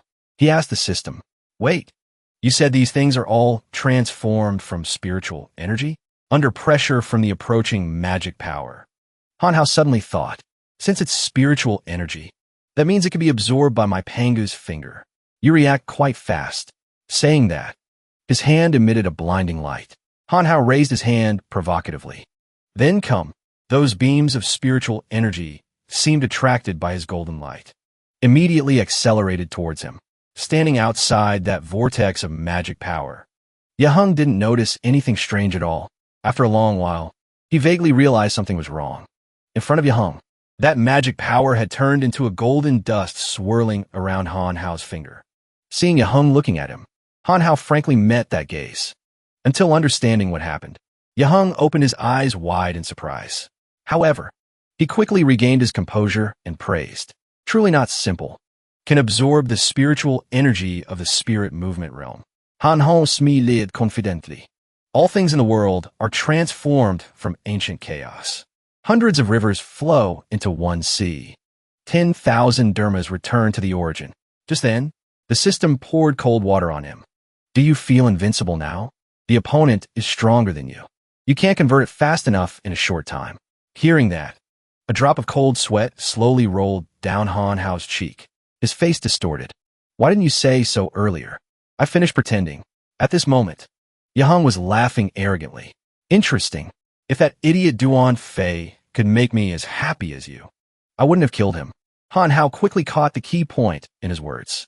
He asked back in surprise. Duan Fei is dead? Jang couldn't even catch the granddaughter of the undefeated old man. Even let her fall into the hands of Dongming. If he hadn't retrieved that thing, I wouldn't have left his corpse intact. Hearing that, Hanhao silently repeated. That thing outwardly continued to probe. You really killed Duan Fei? But Yaheng remained as calm as ever. His sentence emitted sharpness. Just the life and death of a hunting dog. Those words directly poked Hanhao into a rage. He angrily exploded his true energy. Stop pretending. I clearly saw Duan Fei alive and kicking. Immediately after, Anaora strat towards Jang, questioning at the same time. Could it be he knows how to make zombies? In a moment of impulsiveness, the hook from Yaheng's weapon hooked onto Hanhao's neck. Next, he swept the weapon horizontally, causing Hanhao to fall face first to the ground. But not enough yet. Yaheng continued to gain momentum, intending to give Hanhao another strike. Luckily, he reacted in time. Hanhao condensed a vortex of power, earth-crushing art, but it was useless. He was grabbed across the waist by Yaheng's weapon. So, Hanhao was once again knocked far away. His eyes rolled back in pain. However, Hanhao also caused a slight injury on the back of Yaheng's hand. At this moment, the crescent moon in the sky had completely turned blood red. Hanhao struggled to stand up. He was still very confident. Didn't I injure you? Although one hand was holding his painful body, Hanhao still raised the other hand to provoke. Looks like you aren't as formidable as imagined. Yaheng licked the blood on his hand, raising his voice disdainfully. You think you can defeat me like this? Too naive. Just as he finished speaking, a black magic power radiated around Yaheng's body. Let me show you what a cultivator with top-tier talent is. In an instant, his body disappeared behind the gray mist. How terrifying is the true strength? Yaheng summoned his space. Nightmare domain. Next, a black mist slowly spread to Hanhao and quickly swept past him. Hanhao opened his eyes wide in tension. His body stiffened involuntarily. He wondered in his heart, this fog is... Not long after, that black mist wrapped around Han Hao's body. Can't see anything. A bit dizzy. Thinking so, he called out loudly, "Hey, did you hide?" Not noticing Yahung had appeared behind him. The movement beside him immediately caught Han Hao's attention. He jerked his elbow back hard, this side, but missed. Instead, he was hit by a painful blow to the back. Next was a punch to the face that Han Hao didn't even have time to defend against. Seeing him collapse, Jang, in my nightmare domain, your actions are completely in the palm of my hand. And Han Hao was still trying to crawl up. In his ears was Yaheng's voice getting closer. If I get the granddaughter of the undefeated old man, I will become the ruler of the cultivation world. Right when he reached him, Yaheng decisively raised the weapon in his hand high. Originally, so, blame yourself for ruining my good deed. Just as he slashed down, Han Hao managed to dodge to avoid the blow. At this moment, his eyes had rolled back. Consciousness also fell into a vague state. Can't hold on anymore. Luckily, prepare beforehand. A shadow of memory suddenly rushed in. Han Hao remembered when he was jogging on the mountain road. Right. Do you have any teleportation props? The system listed. Flash Gold Beetle can teleport instantly within 5 meters. Your points are barely enough to exchange for this. At that time, Han Hao didn't hesitate to exchange for it. Give me one. The system was skeptical. You aren't planning to storm the enemy camp alone, are you? But Han Hao already had a plan. Alone my ass. I'm not stupid. When the time comes and I can't beat them, then teleport them all back to Dongming, surround and beat him. Back to reality. The moon in the sky went from crescent to full, but the moonlight was obscured by shadows. Feeling that moment had arrived, Jang slowly uttered, "Finally, the time has come." Han Hao looked up suspiciously. He still didn't understand what Yaheng intended to do. Now, his hand secretly reached into the inner layer of his suit. Taking out the flash gold beetle, in front of Han Hao, Jang spoke smugly. "I will let you live a few minutes longer. Witness me breaking through to the late stage of spirit movement realm." Words reaching his ears immediately surprised Han Hao. He struggled to speak. Every breakthrough in the spirit movement realm is like ascending to heaven. Does this guy say breakthrough and just breakthrough? To answer Han Hao's question, a purple aura appeared on Yaheng's hand. Although Duan Fei couldn't capture Gutu back, inside that purple aura suddenly appeared a small box. Yaheng's eyes narrowed with smugness, but unexpectedly obtained this thing. As soon as the box lid was opened, a golden aura radiated out. A precious pill of legendary level. Han Hao ignored the pain and tried to see the pill clearly. His voice broken. "This is..." Yaheng took out the pill. Solemnly introduced. Heaven and Earth Mystic Spirit Pill. Seeing it, Han Hao opened his eyes wide in shock. "Why is this thing in your hands?" Flashback to the previous time. At that time, Duan Fei and Ant who were standing in front of a large sphere. At the same time, a panicked voice rang out. "Dad!" Taking advantage of the chaos, Duan Fei quickly spotted the purple bag. Next, he tilted his head, using the ability to separate his arm into 2 distinct parts. In just a blink of an eye, Duan Fei successfully swapped 2 identical bags. Done. He curled up and fell to the side, letting Ant who be caught by the sphere. At that time, Han Hao realized something was wrong. He shouted, "My universe bag!" A while later, Duan Fei brought the swap bag back to report. "Mr. Ya, I didn't capture Dugatu back. However," he respectfully offered, "I obtained the legendary Heaven and Earth Mystic Spirit Pill." Jang pressed. "Very good." Although the pill was found, he had no intention of being lenient. "However, I don't need useless subordinates." Duan Fei thought he had escaped punishment. Until hearing that sentence, he was stunned. What? In an instant, his body was lifted high, then quickly fell down with soulless eyes. And Yaheng didn't even bother to look once, leaving Duan Fei's body for the magic power to devour. A moment later, that stream of magic power took on Duan Fei's appearance. Back to the present. Yaheng couldn't help but want to swallow the pill, swallow it on the night of the lunar eclipse, and break through the bottleneck of the middle stage of spirit movement realm. Just finished speaking. He pushed the pill into his mouth with smugness. This happened to be exactly what Han Hao wanted. He laughed inwardly. Pity you were ignorant, only knowing the miraculous effect of the Heaven and Earth Mystic Spirit Pill, but completely unaware of its terrifying side effect. and Yahung still hadn't detected anything. He was looking forward to breaking through to a new stage. Yahung happily looked at the lights on his body, his face distorted from laughing. Opposite Yang, Hanhao closed his eyes, trying to withstand the strong light in front. Next, Hanhao pulled out a small stick. A smile appeared on his face. At this moment, Yahung had completed the breakthrough. He spoke up, finally broke through to the late stage of spirit movement realm. Now you can die. But Hanhao's expression was as if victory was certain. He asked him back, looks like you really don't know the side effect of the heaven and earth mystic spirit pill. At this point, Yahung still hadn't noticed anything unusual. He wondered, side effect. The smile on Hanhao's face grew deeper. Yang. Look at your current appearance. He still confidently didn't bother to look at himself, but asked loudly, what about me? Now, Yahung realized in shock that his hair had grown long since when. This is... Yahung checked his body once. His voice urgent. How is this possible? What happened to me? At this time, Hanhao frankly revealed the truth to him. What happened? Of course, it's because of the side effect. Gender transformation. Yahung now realized the implication behind its name. Heaven and earth mystic spirit. Yin yang limitless. So that's how it is. Taking advantage of him being dazed, Hanhao gripped the stick tightly and rushed forward. It is now. He stabbed the stick straight through Yahung. Attacked unexpectedly, he couldn't counterattack in time. As if not enough for Yahung, Hanhao also conveniently twisted the wooden stick a few more times. A stream of blood flowed down the corner of Yahung's mouth. He only uttered, then quickly fell to the ground. Hanhao hurriedly stepped back to avoid him falling on him. Not only destroyed Yahung, the stick in Hanhao's hand also had movement. This is... Sky Reaching would receive nourishment from spirit movement realm fresh blood. Glowing. Just then, the system urged, hurry up, but now.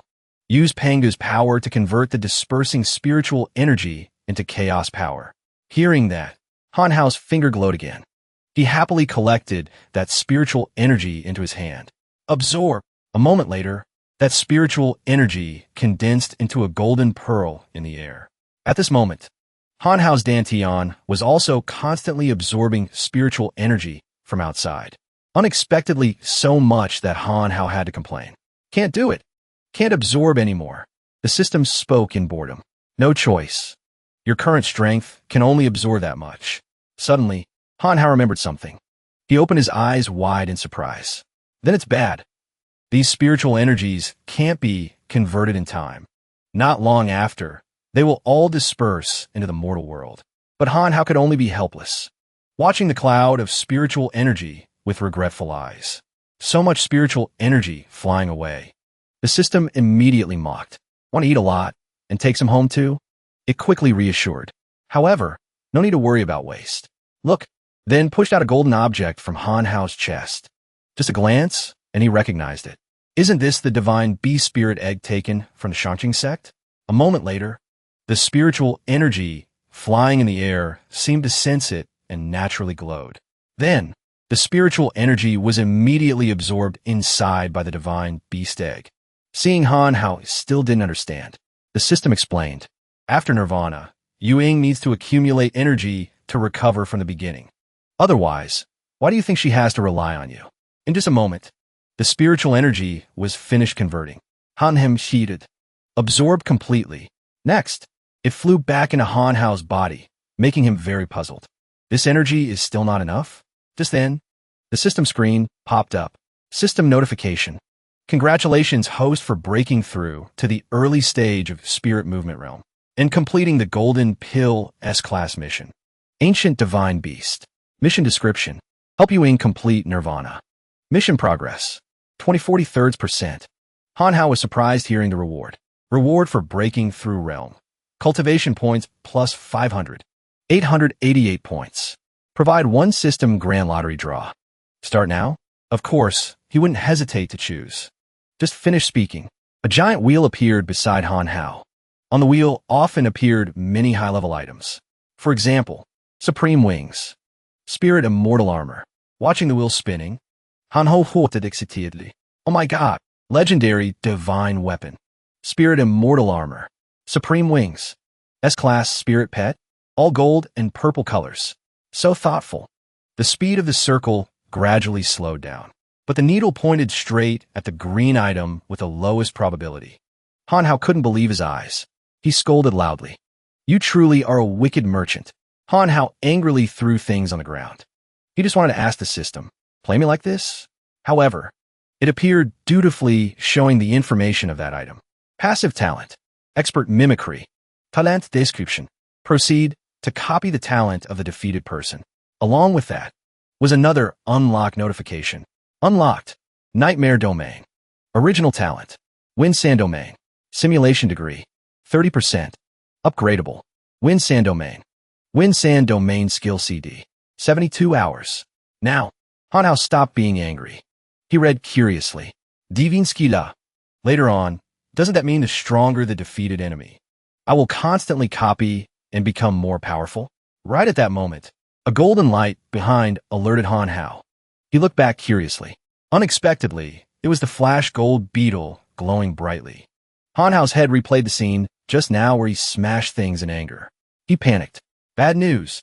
Just now I wasn't careful. Used the flash gold beetle to smash too. But realizing it now was too late. A ring of light appeared under Han Hao's feet. Play me ah. Next, his figure quickly disappeared without a trace in the air. Scene shifts to Dongming headquarters. A peaceful and warm new day began again. People gathered in the square early. They were shouting, "Greetings, Elder Bai. Greetings, Vice Elder," while they were busy discussing. Master Qianyi. Today, Dongming suddenly has strange spiritual fluctuations. The puppy next to him was busy pooping. On the high platform, from left to right were Master Qianyi, Internal Affairs Department, Vice Elder, Scripture Pavilion, Elder Baimu. The Vice Elder was whispering to Qianyi. Investigated thoroughly, but no results. Really very strange. Hearing that, Qianyi frowned and bent down, picking up the puppy's product. Wait for this poor monk to probe and see. He mysteriously licked that brown lump, then gave a conclusion professionally. The soil in Dongming smells pungent. Also a bit salty. Strange. The disciples below tried to say, "That's just," but stopped each other. "Don't talk too much." Surprisingly, Qianyi could actually divine it. Indeed, not unexpected. Currently, the cultivation world's spiritual energy fluctuates greatly. Something big might happen. I suspect Dongming is being targeted by demons or evil sects. Secretly placed a bewitching formation. Hearing that, the puppy looked at the group, playing tricks in confusion. Only the Vice Elder believed it completely, urgently asking for a solution. Then what should we do? Hope Master gives guidance. Baimu's face was also a bit tense. He turned his face away, thoughtfully. After thinking for a while, Qianyi offered a solution. This old monk is willing to sacrifice his lifespan. Set up a formation to eliminate demons. Dongming will be peaceful. However, the Vice Elder asked urgently, "Does Master have something difficult to say?" "Just say it, don't be shy." Qianyi then said, "It's just that the materials needed to set up this formation are very precious. Master, rest assured." But the Vice Elder immediately patted his chest, making a promise. "I hold the finances. Regarding this aspect, surely won't mistreat Master." At this point, Baimu couldn't take it anymore. He shouted, "Enough! You two!" One singing, one echoing. "Aren't you just trying to swindle money from our Dongming?" The Vice Elder still argued. "Elder Bai, why say such things?" Baimu pointed straight at Qianyi's face and scolded. "What kind of dog master is this bald guy?" You two colluded together. Amidst the tense atmosphere, a bolt of lightning struck down at their spot. Disciples immediately panicked. "Oh my God, what is that? Who is undergoing tribulation?" Seeing the anomaly appear, the Vice Elder stammered, speechless. "This is..." However, Qianyi quickly seized the opportunity. "Elder Bai, look there. The demon has appeared. What else do you have to say?" Baimu was surprised by this appearance. He momentarily couldn't refute a single sentence. While the Vice Elder and Qian, you're giving thumbs up, praising each other. "Old brother, good trick. Did very well." Now, both stared blankly at each other, voice full of surprise. "I thought you did it?" "I didn't." From within the dissipating white smoke, Han Hao stood up. He rubbed his sore butt. Qianyi asked the Vice Elder beside him, "This is..." Next, he raised his magic staff high, voice ringing out majestically. "Demon, where are you from? Daring to cause trouble in Dongming. I am Master Qianyi. Why don't you surrender quickly?" In front of them, Han Hao finally regained his composure. He looked around. This is Dongming? I transferred here? Qianyi turned around in confusion. He whispered a question. What did he say? The vice elder squinted at the person in front. He questioned sternly. Are you human or ghost? What is your purpose coming to Dongming? Hearing that, Han Hao turned back with a disheveled face. He answered, I am Fu Jia's big brother. Where's Fu Jia? I want to see him. The vice elder immediately interrupted. Audacious. Dare to impersonate the big brother of Dongming's young master. Qianyi eagerly took out a wooden sword. Let me make him reveal his true form.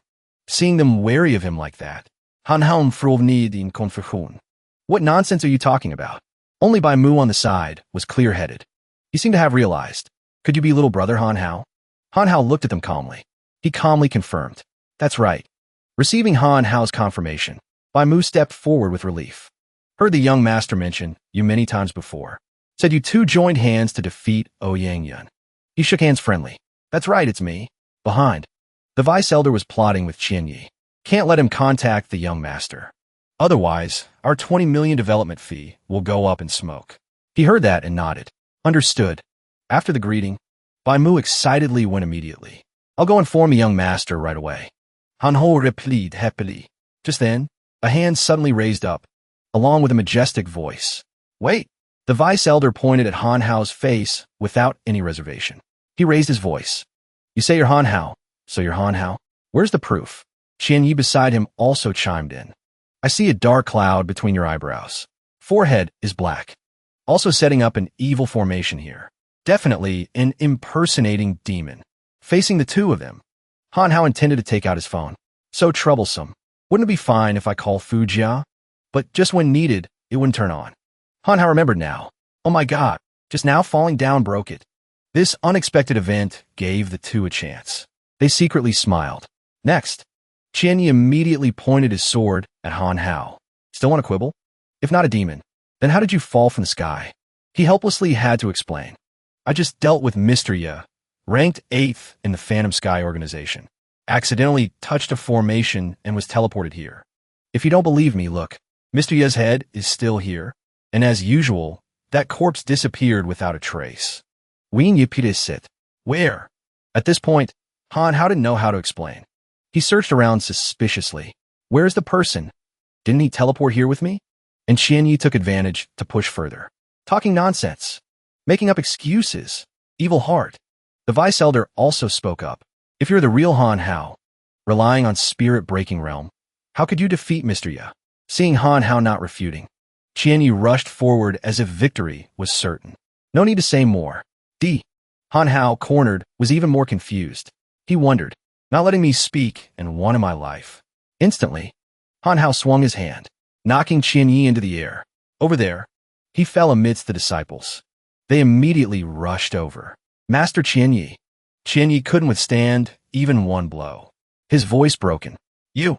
Not spirit-breaking realm. Even Han Hao hadn't adapted to this yet. He looked at his hand curiously. Didn't control the force well. Is this the power of the spirit movement realm? Bai Mu saw this and hurriedly stepped forward. Little brother, calm down. Whatever it is, let's talk slowly. I am Dongming's Scripture Pavilion Elder, Bai Mu. But the vice elder ignorantly tried to rush forward. Bastard, dare to attack and injure people in Dongming. But Han Hao only paid attention to Bai Mu. His eyes suddenly lit up. The person I want to find is you. Bai Mu's eyes showed suspicion. He asked, find me? What for?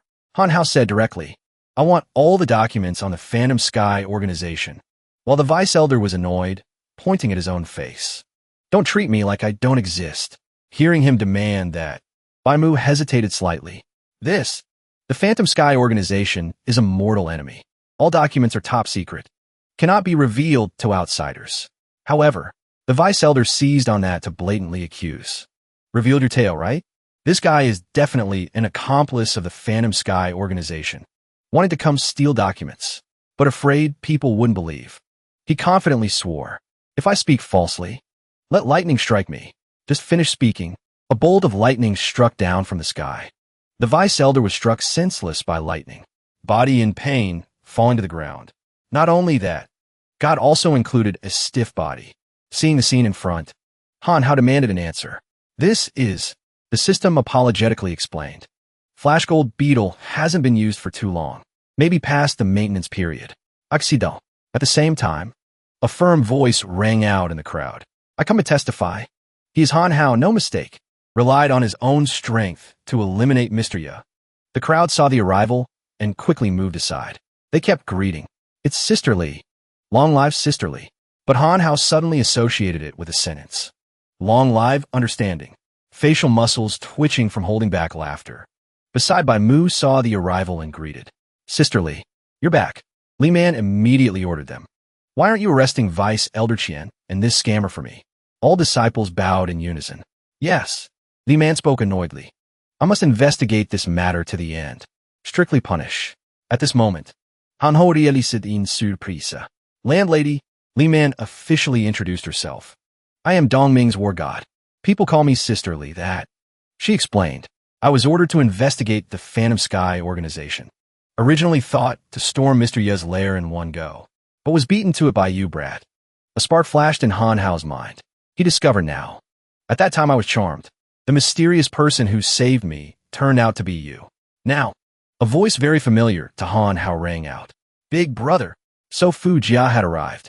Why did you come here? He is walking with Tianyu. Seeing the person he needed to meet appeared, Han Hao called his name loudly. Fu Jia. Fu Jia introduced. Big brother. This is Dongming's boss. Alliance leader Tianyu. Han Hao bouvet politely. Hello. Bai Mu beside greeted. Greeting Alliance leader. Unexpectedly, Li Man praised as soon as she saw him. Haven't seen you for a short time. Already broke through to spirit movement realm. Next, Bai Mu bowed to Tianyu. Alliance leader. Luckily today we had young Master Han's help. It's just, Tianyu interrupted. No need to say more. I heard it. However, he hesitated a bit mentioning what Han Hao wanted. Documents on Phantom Sky. Then, Tianyu took a breath and rambled on. Han Hao is not only my son's sworn brother, but also a hero eliminating evil. Currently, demons are rampant. Not long after, a great calamity will descend. Rightfully, righteous people of the world should unite. Together resist the great enemy. But the documents on the Phantom Sky organization are Dongming's top secret. If little brother Han Hao agrees to join Dongming, everyone standing there just wanted to scream. You talk the most. Seeing him finish speaking, Han Hao dared to speak up. Heard of Master Fu and Dongming's great name for a long time. However, you have misunderstood a bit. His face became determined. Han Hao frankly expressed, I have no interest in saving the world. I just want to save my friend, Mo Jia. She is in danger. Tianyu didn't want to force him either. He spoke majestically. Since that's the case, I won't force it either. But Dongming also has rules. Not a Dongming disciple. Wanting to enter the scripture pavilion must pass a trial first. Saying that, Tianyu turned to Bai Mu. Elder Bai. He understood and immediately stepped back. I'll go arrange it immediately. A moment later, Han Hao stood alone on the high platform, surrounded by the crowd discussing. What's happening? Heard it's a trial to enter the scripture pavilion. At this moment, Bai Mu stated clearly. The trial rules are very simple. Dongming Martial Arts Arena will utilize a formation to raise the young master's cultivation realm. You must win within the time of 1 incense stick to have a chance to enter the scripture pavilion. Finished speaking, he raised his hand to signal. Trial begins. Han Hao walked forward confidently. Young master, isn't that Fu Jia? Relying on our relationship. Sure win. In front of him, Fu Jia had entered a fighting stance. He called Han Hao. Come on, big brother. Fu Jia's demeanor was different from before. It confidently fasta now. During this time, my strength has improved significantly. You have to be careful. Li Man sat next to Tianyu. She probed. This old man finally agreed to pass on the Azura/Tajia, thinking for a while.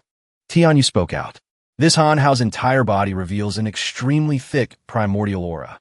Afraid his identity far exceeds our imagination. Currently, the Great Calamity is approaching. Eliminating Phantom Sky. Resolving the Great Calamity is our Dongming's duty. Saying that, his eyes looked appreciatively towards the arena. I know, a junior, has the courage to storm the enemy's lair alone. I, as the Dongming leader, should do my best to help. I have set up the Soul Net Heavenly Water in the martial arts arena. Hope it can help brother Han Hao. Li Man praised. consider you kind-hearted. Tianyu tried to coax his wife, explaining at the same time. Anyway, with so many disciples here, can't just abandon the rules directly. On the other hand, on the arena, Hanhao is whispering to Mo Jia, "Hey, let's just go through the motions. I still have to go save Mo Jia." But Mo Jia didn't seem to want that. He firmly raised his blade high. "Big brother, watch carefully. This is the supreme secret manual. Fu family heirloom. Yellow Springs blade technique. Azura slash." Then jumped up. Mo Jia shouted, "Watch my blade. Fearless in 100 battles." Seeing his attitude, Hanhao was slightly panicked. He started, "Hey, fighting for real." Responding was a decisive blade strike from Mo Jia. Hanhao avkvadli retreated. So fast. At the same time, Hanhao also realized something unusual. His inner heart stirred slightly. Why is this spiritual power? Next, something like liquid quickly wrapped around Hanhao's body. Covered me. Now, Mo Jia in front of him spoke up. "Father specially instructed me. Told me to treat big brother well." Hanhao still didn't understand anything. Then his body was lifted by that spiritual power. He used his hand to test the barrier layer. Then thought to himself, this amount of spiritual power formed a protective layer outside my skin? Mo Jia lifted his sword. Seemed to have seen something. Although I don't know why Big Brother's realm increased so sharply, but the external body strength is still far from this level. As soon as the words fell, Mo Jia swung his blade powerfully. He roared, "Second blade. See who wins first." Hanhao couldn't dodge in time. His body took the full brunt of that blade from Mo Jia. Hanhao still had the strength to cry out. Only when the spiritual power from that blade entered his body did it make him startle. Unexpectedly, Mo Jia actually used the ancestral Yellow Springs blade technique to trigger the soul net heavenly water formation here. Help Big Brother cleanse the marrow and break the meridians. A moment later, in the center of the field remained only Mo Jia in a blinding light. He smiled slightly. From within that light, Hanhao appeared. He touched his body in surprise. Feels like the body has been revived. Seemingly not enough. Hanhao also tapped on his body. The body feels very solid. Tapping like tapping on gold. Now, the system spoke up to explain. What a great gift. Dongming utilized spiritual energy accumulated for decades to help you cleanse marrow and break meridians. Now you have copper skin and iron bones. Ordinary weapons and firearms can no longer harm you. Realizing Mo Jia's good intentions, Hanhao gratefully stepped forward. He whispered, "Good brother, thanks." But on Mo Jia's face appeared a look of pain. Breathing suddenly became rapid. Then he fell backward, voice full of panic. Internal energy is too strong. Then, Mo Jia knelt on one knee on the ground, putting his hand on his chest, admitting defeat. So strong. I lost. Hanhao didn't expect the script to turn out like this. He just wanted to criticize. Acting skills so fake? But a round of applause interrupted everything. Tianyu excitedly stepped forward. Excellent. He praised profusely as if honey was smeared on his mouth. Heroes emerge from the youth since ancient times. Young Master Han is naturally gifted. Strength is powerful. My son lost gloriously. Bai Mu walking beside also had to announce. Young Master Han has won the trial. So according to the agreement, I will hand over all documents on the Phantom Sky organization in the Scripture Pavilion to you. Hearing that, Hanhao eagerly turned his head. He urged, the Scripture Pavilion surely hides all kinds of secret manuals.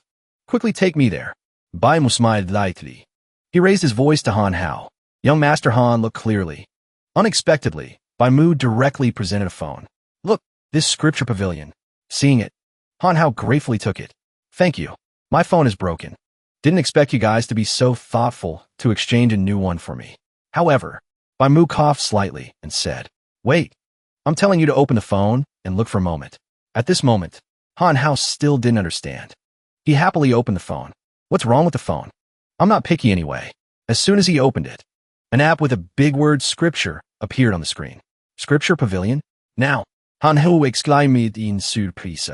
After all day, now I know the Scripture Pavilion is an app. Li Man was playfully biting a lollipop. She explained, now is the era of electronic information. We naturally have to improve too. That, Tianyu instructed on him. Click on it. The first page has documents on the Phantom Sky organization. Just open to look. Han Hao's face couldn't hide the tension. This is Phantom Sky organization member documents. He quickly scrolled to an empty frame. Only documents on one person are missing. No image either. Leader, unknown. Then came other members of the organization. Second, White Ghost Mother is a person with long white hair and sharp horns. Third, Blood Demon Heavenly Phoenix is a girl with bright red hair. She is always carried on the shoulder by a subordinate. Fourth, Puppet Modi, with the appearance of a puppet, and a pair of heterochromatic pupils. Fifth, Flame Leopard Yin Yen, with quite prominent colored hair and a muscular body. Sixth, Golden Armored Pangolin is a skinny guy with a face always parallel to the sky. Seventh, Poison Ku A is a guy with pale purple skin, head always wrapped in a white bandage. Finally, it was Yahang who was just destroyed by Han Hao. Mr. Ya, ranked 8th, has been destroyed by me, but the people above seem quite strong. Han Hao told himself, I must examine the remaining people carefully. Just then, a strange notification suddenly appeared on the screen. Incoming message. Han Hao clicked on it. Unexpectedly, on the other screen was Fei Wei with a bloody head. Han Hao, is it you? Finally contacted you. Seeing him in such a disheveled state, Han Hao hurriedly asked, Who Fei Wei? Are you? It seemed the situation over there was very critical. Fei Wei only had time to shout. Something big happened at Shanxing Sect. Requesting backup. Han Hao wanted to ask more. Why are you so heavily injured? What happened? But the call screen turned off completely. Only 3 cold words remained on the screen. Ended. Han Hao worriedly tried calling into the screen. Hello. Signal cut off. And the system spoke up at this time. I told you, your fate with that child isn't over yet. Noticing fan aus uneza. Tian, you suggested. Encountered some trouble? If you need Dongming's help, just say the word. Hearing him say that, Han Hao immediately recounted. The Shanxing Sect has a relationship with me. Currently, the sect is being raided. There are strange points. I'll go over there to check the situation. If it's not good, I will ask the alliance leader for backup. Tian, you didn't force him either. He replied softly. Since that's the case, I won't force it. Turns out he already had a countermeasure. Let my son go with you. Fu Jia started upon hearing the mention. However, Han Hao still wanted to refuse. The situation over there is unknown. Could be dangerous. But Fu Jia immediately rushed out and hugged his leg. He pleaded, Big brother, please take me with you. Han Hao couldn't shake him off, nor could he agree. He tried to advise, not staying home with your girlfriend, why follow me? Fu Jia looked at Han Hao with pitiful eyes. He spoke aggrievedly. Big brother, there's something you don't know. I really can't take it anymore. Scene shifts to Fu Jia's nightly life. Tu could always detect whenever he planned to run away. Little Fu, Tu skillfully displayed her seductive body. She licked her finger expectantly. Let's go. Time to sleep. But Fu Jia, squeezed dry, couldn't take it anymore. His face was haggard to a terrifying degree. How could Han Hao understand that suffering? He growled. Why do I want to hit you more after hearing that? Although saying so, Han Hao finally agreed. Fine. Then you come with me. Fu Jia happily clasped his hands. Okay, big brother. In a flash, a picturesque mountain scenery appeared before the two. While walking, Fu Jia took the opportunity to ask, What happened to sister-in-law? Why do you need documents on the Phantom Sky organization? Han Hao didn't want to hide this matter. He recounted, Mo Jia is missing. The senior sister of the Shanxing sect used the sect treasure, heaven-measuring ruler, to help me peek at heaven's secrets. Learn that this matter is related to Duan Fei. Hearing that, Fu Jia was even more puzzled. Then isn't finding Duan Fei enough? Even Han Hao couldn't see the hidden meaning in it. Strange is, Mr. Yu said he personally killed Duan Fei. How did this Duan Fei come back to life? What exactly is the purpose?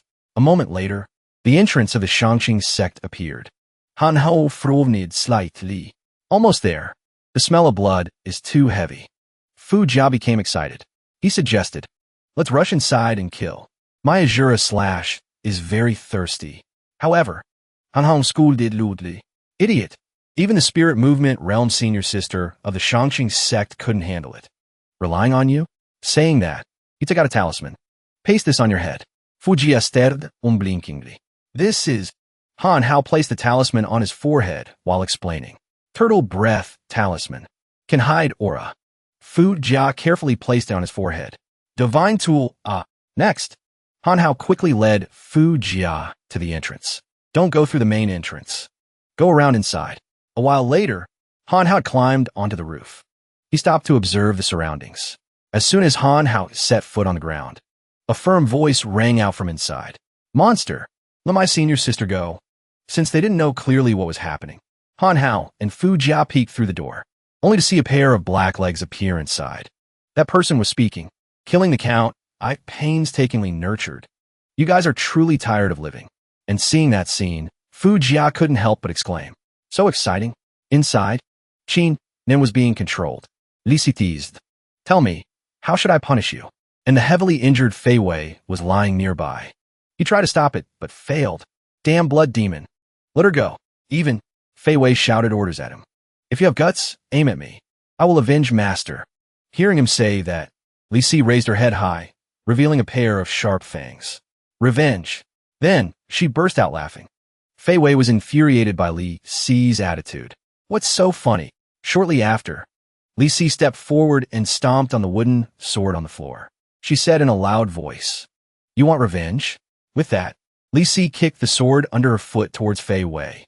The wooden sword slid right in front of him, but Fei Wei no longer had the strength to pick it up. On the other side, Fu Dai was watching the events unfold with an amused look. Not a bad figure. Big bro, don't fight me for her later. Let me teach her a lesson. Han Hao snapped irritably. Shut your mouth. Fei Wei, having been given the sword by Li Si, was still in shock. He cautiously asked her, What do you mean by this? Li Si didn't bother to answer. She suddenly brought up another matter. Oh right. Do you still want to know how your master died? Then I'll tell you. As she spoke, Li Si's deathly gaze shifted to Kvin Nun. He was personally killed by your senior sister. This news instantly stunned Fei Wei. He was too shocked to speak, but Li Si flicked her finger. Her tone was provocative. Don't you want revenge? Come on, pick up the sword. From those plump lips came words of utter cruelty. Kill her. His indignation turned into strength for Fei Wei. He reached for the sword. You bastard. Then, supporting his wounded body, he forced himself to stand. You demon, don't you dare spout nonsense. Seeing that Fei Wei didn't believe her, Li Si pinched Kvin Nun's mouth. She forced her to speak. It seems he doesn't believe it. Why don't you tell him the truth yourself? She then whispered enticingly in Qin Nan's ear. Tell the truth, and I'll spare your junior brother's life. Witnessing this, Fei Wei shouted to remind Qin Nan, senior sister, don't fall into her trap. However, Qin Nan had already made her decision. She opened her mouth and uttered, Master. Qin Nan took a deep breath. Her words came out heavy. That's right. I was the one who killed Master. Fei Wei still refused to believe it. He looked at Li Si with hatred. Impossible. Master clearly died a tragic death at the hands of a demon like you. Hearing this, she calmly walked up to Fei Wei. You still don't get it, do you? He shouted warily. You demon. Facing the frantic Fei Wei, Li Si pointed a finger straight at his chest. At the same time, she said, Have you ever thought why your senior sister always has to stay in a medicine valley? Every word she spoke was stirring up suspicion in Fei Wei's heart. Why does she go into seclusion to cultivate on the night of the full moon? Let me tell you. Taking advantage of his stunned state, Li Si slowly took hold of Fei Wei's sword-wielding hand. That's because you're good senior sister. Then, she guided his hand, pointing the sword towards Qin Nan. At the same time, she revealed, It's just like me, inside our bodies. She said, Lysias breticulet Fei Veis er. Her words were full of seduction. There is a demon. At this point, Fei Wei couldn't hide the horror on his face. As for Qin Nan, she no longer had the face to look at him. She remained silent, as if in tacit admission. But Li Si wasn't done yet. She continued to ask, Why aren't you saying anything? Then, Li Si turned towards Qin Nan. Her voice was filled with excitement. Quickly tell him, how did you torture your master from life to death? Reminded of the memory by Li Si, a tear fell from the corner of Qin Nan's eye. She stubbornly refused to open her mouth. 2 streams of tears rolled down her cheeks. However, Li Si still had plenty of ways to mentally torture the two of them. She continued, I've thought it over. As long as you tell the truth, and fulfill your junior brother's wish to avenge your master, I won't pursue the matter any further. With that, she pushed Fei Wei forward. Don't you want revenge? Go on. In this moment, Fei Wei didn't know what to do. His feet moved forward slowly. His hand trembled as he pointed the sword at Qin Nan. Fei Wei urged her. Senior sister, tell me. At this moment, he still held a sliver of hope for Qin Nan. This isn't true. At this point, Qin Nan knew that avoidance was no longer an option. She let out a breath. Then she admitted it frankly. She's not wrong. All these sins are my doing. I was the one who tortured Master to death. Not only that, Qin Nan also coldly ordered Fei Wei, do it, then get as far away as possible. Fei Wei was stunned by her answer. Why? Master raised us like his own children. But Qin Nan, in her utter despair, kept urging him on. Didn't you swear a blood oath to avenge Master? Hurry up and do it. Just then, Han Hao and Fu Jia, outside the door, realized something was wrong. Big brother. The situation is a bit strange. With that, Fu Jia turned to flee. I suddenly remembered I have something to do at home. I'm leaving first. But Han Hao grabbed him. Get back here. He calmly repeated his earlier words. You just said you'd handle it. Why are you running away now? At that moment, the sound of a sword piercing flesh came from the room. The sound immediately tensed up Han Hao and Fu Jia. The two looked inside. It turned out, Fei Wei's sword had pierced Qin Nan. Ignoring the bleeding wound, she gave a relieved smile. It didn't stop there. Fei Wei coldly pulled out the sword, inflicting another layer of pain on Qin Nan. Her eyes briefly became lifeless. The bleeding grew heavier. In the background, Li Si was very satisfied, her goal achieved. At this moment, Qin Nan had almost lost consciousness, but she still managed to utter, keep your promise. Let my junior brother go. Li Si replied cheerfully, of course. Li Si, always keep my word. But Fei Wei had gone mad, muttering, it's all fake. Next, Li Si swiped her sharp nail across her fingertip. Although I agreed not to kill your junior brother. A stream of yellow liquid flowed out. Li Si's voice was sinister. Whether he can be released. With that, she quickly stuck the other finger into Qin Nan's mouth. Now, Li Si's true intention was revealed. You'll have to ask the one inside your body if she agrees. Hit by Li Si's trick, Qin Nan bowed her head in pain. Her voice became broken. You, while she was still lucid, Qin Nan urged Fei Wei. Fool, get out of here. But he just kept repeating, it's all fake. Li Si's face showed clear mockery. The great Shangqing sect is hiding a woman of ultimate darkness. But that's not enough. She continued to circle around Qin Nan, relentlessly attacking her mentally. Don't suppress the evil power in your heart anymore. Release it. Embrace it. Seeing the dark energy radiating around Qin Nan's body, Li Si laughed triumphantly. Let us welcome the advent of eternal darkness together. As soon as she finished, Qin Nan couldn't bear it anymore and roared. Her eyes also turned a strange black. At this moment, the true energy on her body had completely vanished, replaced by a thick, swirling, evil energy. Now, Han Hao finally shouted in alarm.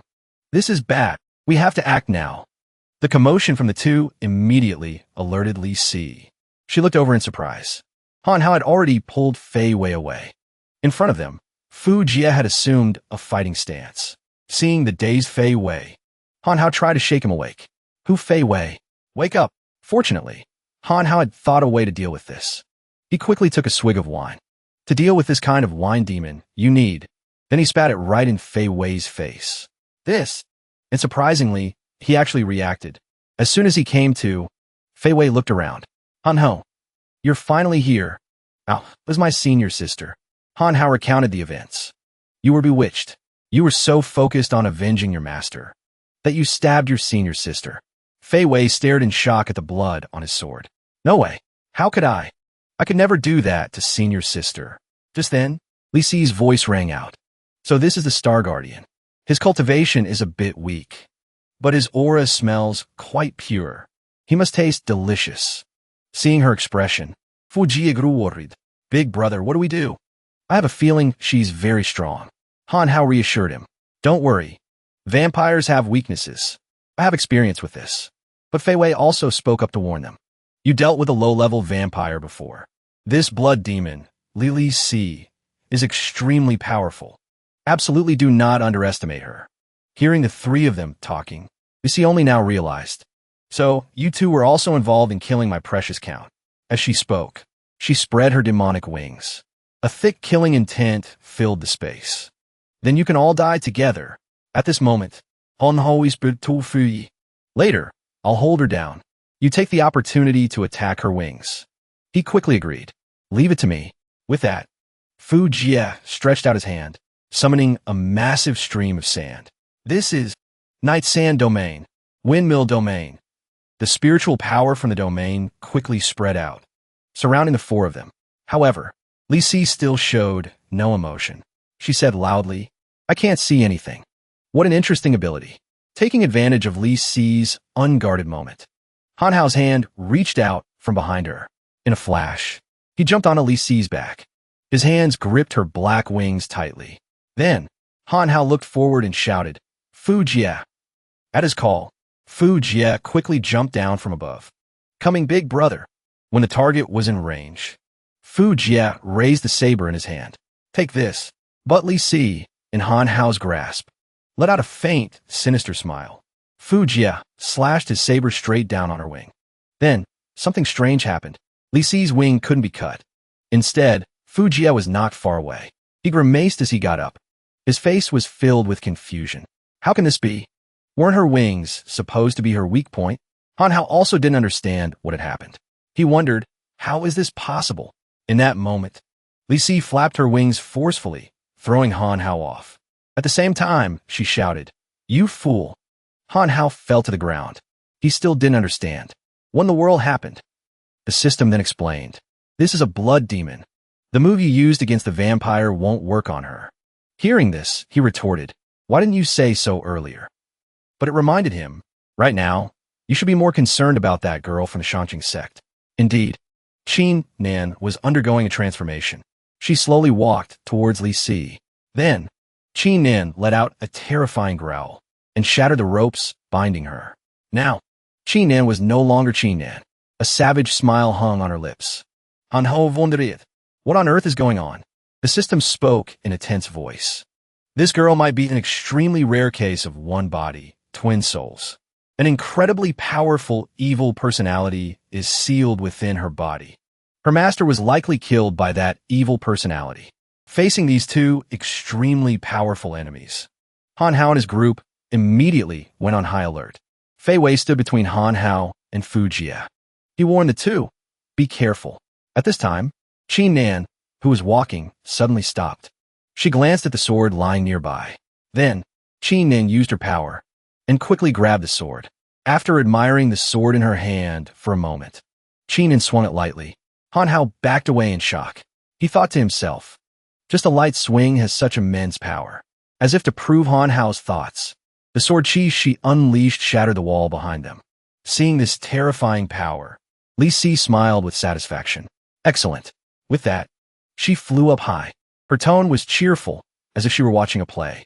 Looks like you'll all die even without me lifting a finger. On Han Hao's side, he asked Fei Wei, how can we get her back to normal? He shook his head.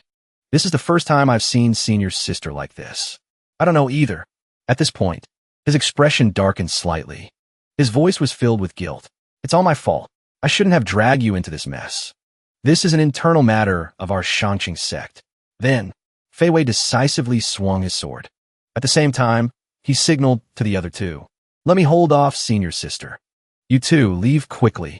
Han Hao called out to Fei Wei. But Fei Wei's mind was made up. He immediately recited the incantation. Qian, 3 lines connected. Kuan, 6 lines broken. Jun, a bowl upturned. Jin, a bowl covered. A circle of spiritual energy appeared under Fei Wei's feet. However, Fei Wei's strength had not yet fully recovered. He struggled to finish reciting. Li, empty in the middle. Can, full in the middle. Dui, open at the top. Sun, broken at the bottom. By the time he finished, Fei Wei's eyes had turned red. Chinko twin gates, Jun gate open. When the sword in his hand began to glow with a golden light, Fei Wei's eyes had turned completely red.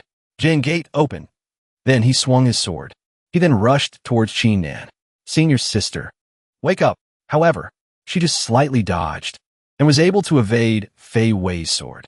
Just as Qin Nan gripped his neck tightly, Fei Wei still tried to urge the other two. What are you standing there for? Run. Fu Dai turned to Han Hao in confusion. Big bro, what do we do? He replied resolutely, "How could I just abandon them?" In this critical situation, Fei Wei had recited that incantation. "Li Gate, open for me." But Qin Nan seemed completely unharmed. She casually threw Fei Wei to the ground. Seeing how insanely strong Qin Nan had become, Fei Wei frowned slightly. In that case, he took out a yellow talisman from his pocket. Fei Wei focused his true qi, Kon Gota. Then, he used the blood from his lip to draw on the blank talisman. "This is the strongest spiritual talisman I can create." After finishing, Fei Wei rushed towards Qin Nan and stuck the talisman on her. This will definitely work. Under the effect of the talisman, the rampaging Qin Nan did indeed pause. At this moment, Fei Wei was nearly exhausted. He squinted and exclaimed, "Great! It's working!" But his joy was short-lived. The talisman on Qin Nan's shoulder cracked. She struck Fei Wei with a palm strike. Seeing him flattened against the wall, Han Ho hoted in alarm, hu Fei Wei. At this point, the system finally spoke. This kid's talent is not bad. He was able to open 6 of the 8 gates of Qianquan. If he forcibly opens the 7th gate next, he will die from the backlash. Han Hao never expected things to get this bad. He asked nervously, "Is there really no way to deal with her?" The system casually brought out a special set of armor. "Don't you have 5,888 cultivation points? I have a set of soul-locking armor here. I can give you a discount. Want it?" Han Hao was puzzled. "What does this thing do?" The system replied calmly, "This artifact doesn't have any major effects. It can only help you trap Qin Nan for 10 seconds. Hearing this, Han Hao thought the system was joking with him again. "At a time like this, you're still messing with me?" The system sneered. "Idiot, your chaos force is the purest and strongest power in the world. One life, twin destinies corresponds to yin and yang. After you trap her, you just need to circulate the chaos art. Absorb her dark power and neutralize it." Without a moment's hesitation, he agreed and immediately summoned a swirling golden magical force. "That's the plan. Go." Soul-locking armor. The brilliant golden magical force suddenly erupted in front of Qin Nan. The dazzling light made her squint. In the blink of an eye, the golden magical force suddenly transformed, becoming radiant chains that tightened around Qin Nan's body. Han Hao focused his internal energy. Power spread throughout his body. "Now's the time. Chaos art." The magical force he summoned enveloped Qin Nan, causing her to scream in pain. As the powerful, purifying, magical force struck, Qin Nan's entire body felt like it was being burned. The purifying light gradually faded. Her eyes regained their original clarity. The fierce killing intent from before had completely vanished. Li Si stood on high, observing the entire scene below. Interesting. Her intentions were sinister. She launched 2 darts straight at Han Hao. "But how could I let you get your way?" The 2 sharp darts flew straight into his body, piercing through his clothes. Han Hao grimaced in extreme pain. He winced, gritting his teeth. "Damn it, just a little more," Fu Jia called out. "Big brother." Then, Li Si landed forcefully, standing smugly in front of him. Playtime is over. She tightened her grip on the hilt of her blade, slowly drawing it from her hand. "It's time to obediently accept your death." Fu Jia glared, shielding Han Hin. "Your opponent is me." His eyes widened in surprise. "Fu Jia," he shouted confidently. "Witness the power of the Yellow Springs saber technique, Azura slash. Asade no istarte danao." Not good. The dark true energy is about to reappear. Qin Nan struggled violently, every muscle tensing in an effort to break free. The immortal locking armor is about to reach its limit. He tried to move his hands, but couldn't. Han Hao was helpless. "My hands are useless. I can't move them. Looks like I have no choice." He raised his head, his sharp gaze burning with fierce determination. "I can't worry about that now." Then, without hesitation, Han Hao rushed forward and placed a kiss on Qin Nan's lips. The surge of dark true energy was completely shattered, vanishing in an instant. Regaining consciousness, Qin Nan's eyes flew open. Stunned by what was happening, she gathered all her strength and delivered a slap straight across Han Hao's face. "Bastard!" The force of the blow sent Han Hao flying backward, tumbling across the ground. Qin Nan was shocked to discover the dark power within her body had completely disappeared. He sighed, feeling helpless. I can't believe I risked my life to save someone just to get slapped. She was surprised. So just now you were... Hanhao tried to explain. Don't misunderstand. I was only trying to save you. There's no need to talk about repaying me. And forget about repaying me with your body or anything like that. His eyes widened in surprise as he felt his hands move normally again. The dark power healed my hands. Qin Nin gently covered her mouth, a hint of embarrassment on her face as she replied, "Thank you." She suddenly glanced aside, her gaze wary as if sensing something unusual. From a distance, a weak, trembling hand rose. Big brother.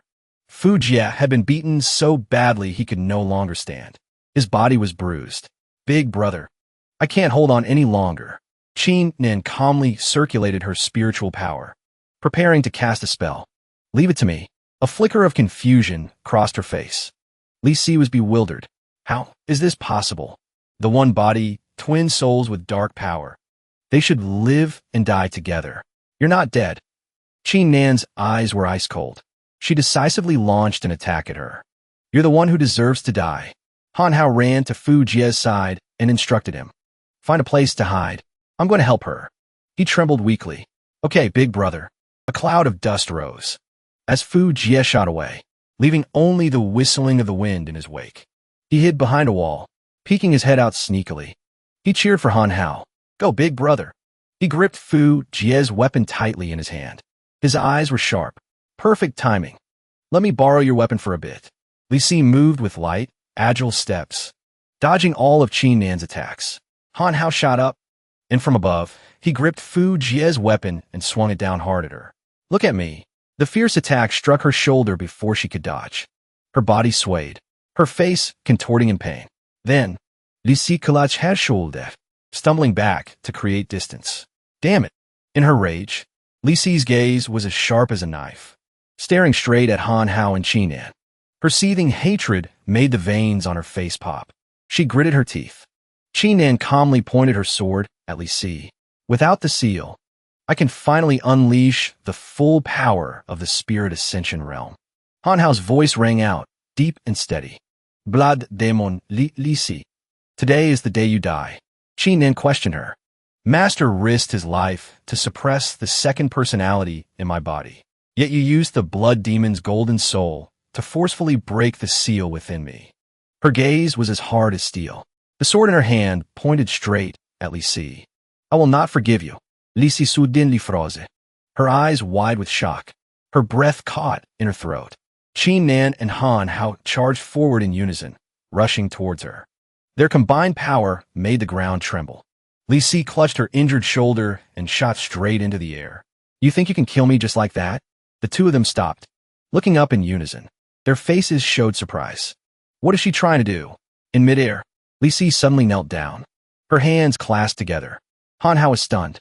She's doing a demon worship? Her hands stretched out in a sincere plea. Great Lord of Darkness, please grant me your power. The dark sky roared in anger. Dazzling bolts of lightning appeared, tearing through the air. A massive bolt of lightning struck Li Si directly. The blinding light swallowed her figure in an instant. Li Si tilted her head back to the sky, laughing like a madwoman. Her laughter was filled with ecstasy and evil. Hanhao frovnid, his voice filled with confusion. Why is she drawing lightning to herself? She closed her eyes, savoring the newly granted power. The killing intent around Li Si began to explode violently. Thank you for healing me, and for granting me power. A horrifying cracking sound was heard. Li Si's body contorted. One arm grew a layer of blood-red armor. I am your loyal servant. Her other arm was also quickly covered in a layer of crimson iron armor. Lord of Darkness, this humble servant offers my entire soul and body to your greatness. Li Si's eyes glowed red, the blood vessels clearly visible. Killing intent poured out fiercely. You are the one true master. Just as her killing intent reached its peak, a saber pierced straight through Li Si's body. Blood splattered in midair. She was utterly shocked. Her face twisted in extreme agony as the blade pierced her body. What? When everything was over, Hanhao smirked slightly. A faint smile appeared. Don't worry, it's taken care of. Fei Wei grimaced slightly, rubbing his injured area. Thank you both for your help. He suddenly glanced at Fu Jia and asked curiously, I don't believe I've gotten your name. Anhao Smi Lid Lightly. Introducing him clearly to Fei Wei. This is the young master of the Dongming Alliance, Fu Jia. Hearing this, his eyes widened. His face showed clear astonishment. So you're the handsome and dashing young master Fu Jia, the famously romantic and generous, and notoriously vengeful legend of the Dongming Alliance? I've admired you for a long time. Fu Jia smiled y. Scratching his head. You're too kind. I didn't realize Fu Jia, was so famous in the martial world. Han Hao cleared his throat lightly. The soft cough was meant to draw attention. Now that the nonsense is over, it's time to talk business. He frowned slightly, his arms crossed in front of his chest. His gaze darkened. Aren't you two going to explain things to me? Fei Wei suddenly froze. A look of confusion and awkwardness was clear on his face. He shrugged, ignoring the question. His eyes darted elsewhere. Explain what? He stood in front of Fei Wei, questioning him bluntly. Still playing dumb with me? Anhao reiterated, his voice serious. First, we met at the vampire's castle. Then, coincidentally, I needed your Shanqing sex Guantianqi to help me investigate a clue. Just then, your secret realm had an ancient divine beast about to undergo nirvana. Finally, the blood demon, Lili Si, came looking for you, and you immediately sent a distress signal for me to come here. Don't tell me all of this was a coincidence. Helpless, Fei Wei looked at Qin Nan with pleading eyes. But she just remained silent and helpless. He smiled friendly and tried to justify to Han Hao. You're overthinking it. It was all a coincidence. A heavy sigh escaped her. Qin Nan was completely helpless in this situation. The corner of her lips curved up slightly. Qin Nan had to admit, young Master Han is exceptionally intelligent. It seems nothing can be hidden from you. Hearing her say that, Han Hao's eyes lit up, revealing an unconcealable interest. Finally willing to talk, Qin Nan spoke softly. Follow me. Qin Nan's gentle gaze swept over Han Hao. She said calmly, I will definitely explain everything to you. High above, the sky was a deep blue, with white clouds drifting gently like silk ribbons.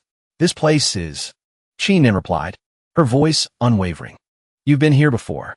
In front of Han Hao, an ancient well appeared, its moss-covered stone rim bearing the marks of time.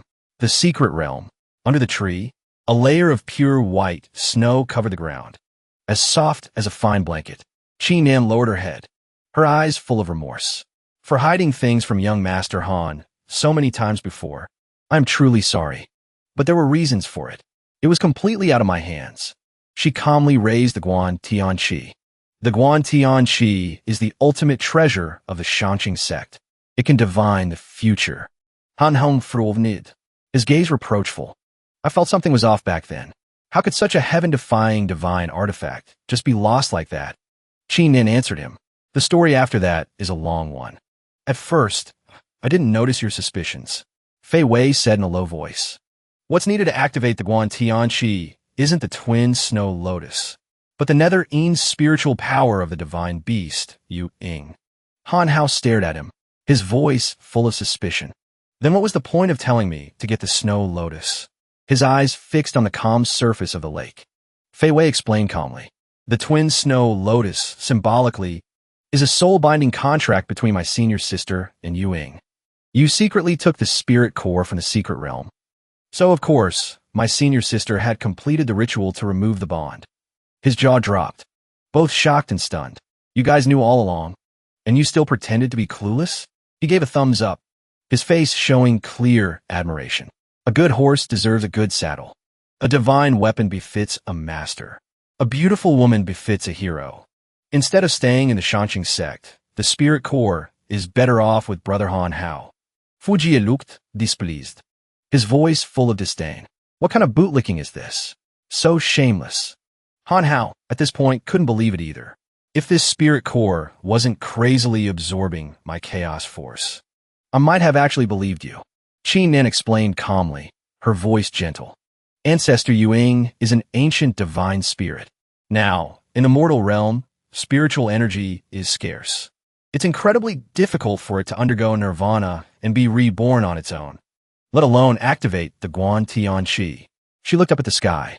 A few years ago, I was observing the stars at night, and I saw a demon star fall in the north. This is an extremely bad omen. Han Hong Frolvnid. His voice laced with suspicion. A bad omen? The system's voice suddenly rang out. Could it be that this girl's talent is so extraordinary that she could sense the stirring of an evil god, a Baklak? He squinted. A bad omen. Then he thought carefully. An evil god. Sounds like something I shouldn't mess with. The voice from the system rang out. Kvesti Ning Han Hin. Don't you want to save Mo Jia? He was anxious. His eyes showed clear restlessness. What do you mean? What does Mo Jia's disappearance have to do with that damn evil god? The system told him. There's a close relationship between the illusory heaven organization and the evil god. You must investigate this clearly next. Qin Nin closed her eyes, her body merging with the vast universe. After I observed the demon star, Ancestor Yuing decided to use the spiritual power accumulated over many years to activate the Guan Tianqi and make a prediction. Suddenly, her voice became deeper and slower. There is only one way to succeed. Han Hao was stunned, so helpless he couldn't react. You're really something, aren't you? Fei Wei scratched his head. Anyway, finding the Guan Tianqi, taming the spirit core, and eliminating the blood demon were all to test the truth of the prophecy. Exploding with anger, Fu Jia shouted, So you two have been acting this whole time. This is outrageous. Qin Nin calmly walked over, her gaze fixed on a quiet lake's surface. To show our sincerity, our Shanqing sect will give you two a gift. Fu Jia scolded, I'm the proud young master of the Dongming Alliance. What good thing have I not seen? He gritted his teeth, pointing at her and shouting, Let me tell you, if we don't clear things up today, this isn't over. Qin Nin focused her spiritual power. The lake's surface immediately formed two giant whirlpools. The lake suddenly drained, the two giant whirlpools sucking up all the water. The lake bed was empty. Two giant gems appeared. One was a deep black, the other a brilliant white. Fu Jia's eyes widened, unable to hide his astonishment. Qin Nin said calmly, Our Shanqing sect has two heaven-tier treasures.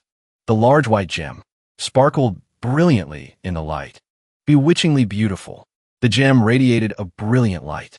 This is the thunderclap star meteorite containing the might of heavenly lightning. It is the ultimate power of the righteous path. I see that young Master Fu uses the incredibly domineering Azura / You cultivate the Yellow Springs saber technique, a path of life and death. Qin Nin said sonorously, If we gift the thunderclap star meteorite to young Master Fu to refine with the Azura / Fu Jia's expression immediately changed. He cut her off with a radiant smile. Senior Sister Qin, you shouldn't. We're all family here. You're being too formal. He shot forward, heading straight for the sparkling gem before him. But the Shanqing sect's feelings are so warm. I can't possibly refuse. I'll have to accept it. Fu Jia held the gem in his hand, his face unable to hide his joy. Hey, this is a heaven-tier treasure, the thunderclap star meteorite. To just give it away like that, they're so generous. Han Hao had to admit defeat, helpless against Fu Jia's quick change of heart. Qin Nin gestured towards the remaining gem. The other treasure is for young Master Han. His gaze was full of surprise. For me, the jet black gem emitted a dark aura, but contained no spiritual power. Han Hong Frolvnid. A mix of disappointment and confusion on his face. What is this? A piece of scrap iron? The difference in treatment is just too great. The system suddenly appeared. It angrily roared in his face. You ignorant country bumpkin. This is black gold mystic iron. Han Hao was confused. What is black gold mystic iron? It explained patiently. Black gold mystic iron is the core material of the Pangu axe. The axe blade forged from it is incredibly hard, with the power to shatter mountains and rivers. And the Tam Tien Mach you have now is perfect for creating the handle of the Pangu axe. Han Hao seemed to understand everything. So, the Tam Tien Mach you mentioned isn't a weapon, but has another use. The system continued to explain. After the Pangu axe was damaged, I never expected to find the only piece of black gold mystic iron in the world here. This time, your chances of eliminating the Demon King have increased. Han Hao asked, How much have they increased? The system replied, Perhaps by 0.6%. This made Han Hao feel completely helpless. He didn't know what to say. Then, Han Hao turned to ask Qi Nan, the world-ending demon star, what is the only way to defeat it? She replied in a calm tone. The prophecy only shows that a person with special spiritual energy, who tames and successfully hatches Yuing, will have a chance to defeat the demon star. Recalling past events, Fu Jia interjected. Some time ago, I heard my dad say that a great calamity will soon occur. If Big Brother is the savior, then what exactly is the demon star in the prophecy? He pondered, his tone calm. The demon star probably refers to the ancient evil god, Abaklak. Fu Jia's eyes widened, his surprise unconcealable. Abaklak, could it be that you already have a clue? Han Hao frowned slightly and said nonchalantly, Abaklak is a supreme evil god that existed during the Pangu era. It can't be explained in just a sentence or two. He stared at the black gem in his hand, his determined calculations clear. Now, excluding Mr. Ye, there are 7 left. With this divine weapon to help me, watch me wipe out this illusory heaven organization. Qi Nan spoke hesitantly. However, the Thunderclap Star meteorite and the black gold mystic iron cannot be forged in an ordinary furnace.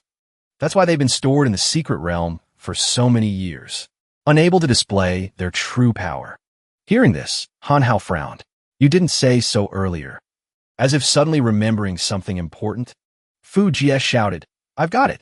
She shouted out. In the illusory heavens list of villains, Yin Bao is skilled with fire. It's said he possesses the might of the purgatory lava. Looking at the picture, Fu Jia nodded. He affirmed with certainty. That's him. Han Hung nodded. All right then. In the photo was a large man, his hair tied in 2 pigtails, his whole body radiating fierce fire, spiritual energy. We'll start with him. Amidst the clear sky, a voice spoke up. Senior Sister Qi Nan and Hu Fei Wei need to go into seclusion to cultivate for a while. Han Hao and Fu Jia talked as they walked. He glanced down at his phone. After they recover and come out of seclusion, their power will surely have improved a lot.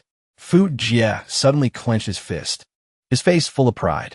This time, after we punish this Yin Bao and forge an unparalleled divine weapon, that old man of mine won't be able to call me useless anymore. Han Hao asked in surprise, what's that? The two of them stopped in front of a colorful amusement park. He asked doubtfully, is the information from your Dongming alliance reliable? Fu Jia asserted, nonsense. Of course it's reliable. Han Hao looked up, his gaze fixed on the bright lights inside. The 5th-ranked villain of Illusory Heaven is hiding in here. Fu Jia waved his hand. We'll know once we go in and see. The outside is definitely a disguise. His eyes suddenly lit up. His voice rang out with excitement. Of course. Big brother, look. Under the bright lights, 2 beautiful girls in seductive bunny outfits stood there. Look at those waists, those long legs. The white-haired girl suddenly glanced over, her gaze accidentally meeting theirs. The 2 beautiful girls immediately flashed seductive smiles. Their voices, sweet as honey, welcomed Han Hao and Fu Jia. Welcome, faced with such charm. Fu Jia was completely mesmerized. He couldn't take his eyes off them. Not bad. Han Hao immediately snapped him back to reality with a punch. We're not here to look at girls. Be serious. A moment later, both of them looked around, scanning every corner. In that place, people were bustling about, playing games. A lively atmosphere filled the space. The crowd was engrossed in their games, the flashing screen lights mingling with laughter and cheers. Fu Jia couldn't hide his excitement. Big brother, this isn't a purgatory. This is clearly a paradise. He suddenly stopped, taking a light breath to calm himself. Then he let out a small cough, as if to start his speech. Immediately after, Han Hao shouted out, Who's the manager here? Tell your boss, Yanin, to come out and see me. His sudden shout silenced the crowd. All eyes turned to Han Hao. The surrounding people immediately formed a circle, surrounding him from all sides. What? What's wrong? Looking for trouble? Fuji suddenly struck a pose, his voice ringing with chivalry. If you're a man, come out and face your death obediently. The crowd couldn't hold back, laughing loudly at his comical act. What is this guy doing? So embarrassing. Fu Jia was so embarrassed his face turned red. He flew into a rage and shouted back at the crowd. What are you laughing at? Suddenly, a shout rang out, shattering the atmosphere and cutting Fu Jia off mid-sentence. You don't know your own limits. Shui Feng had one hand in his pocket, the other pointing straight. Just the two of you want to challenge our boss. Han Hao and Fu Jia couldn't help but be surprised. They both gasped when they saw him appear. Shui Feng held up 3 fingers. If you want to overthrow us, you must choose 3 games. Only after winning all of them will you be qualified to challenge our boss. Fu Jia was angry. Play games. Who wants to play games with you? Han Hao reached out his hand, stopping him from saying more. Wait, these are all ordinary people here. Let's not act rashly. Besides, Yin Yin hasn't shown himself yet. We have to force him to appear. He stepped forward slowly. If we both win, you have to shut this place down immediately. Do you dare? Shui Feng sneered. Just you two? Bring it on. Fu Jia whispered to Han Hao in surprise. Big brother, are you sure about this? I've never heard that you know how to play games. But he replied calmly, I don't. What do we do? He was stunned. You don't know how to play, yet you're acting so arrogant. Han Hao said confidently, we are cultivators. Our reaction speed is faster than ordinary people. We just need to focus on our strengths. And choose carefully. Fu Jia gave a thumbs up in admiration. That sounds very reasonable. Shui Feng was getting impatient. Have you chosen yet? Stop dawdling.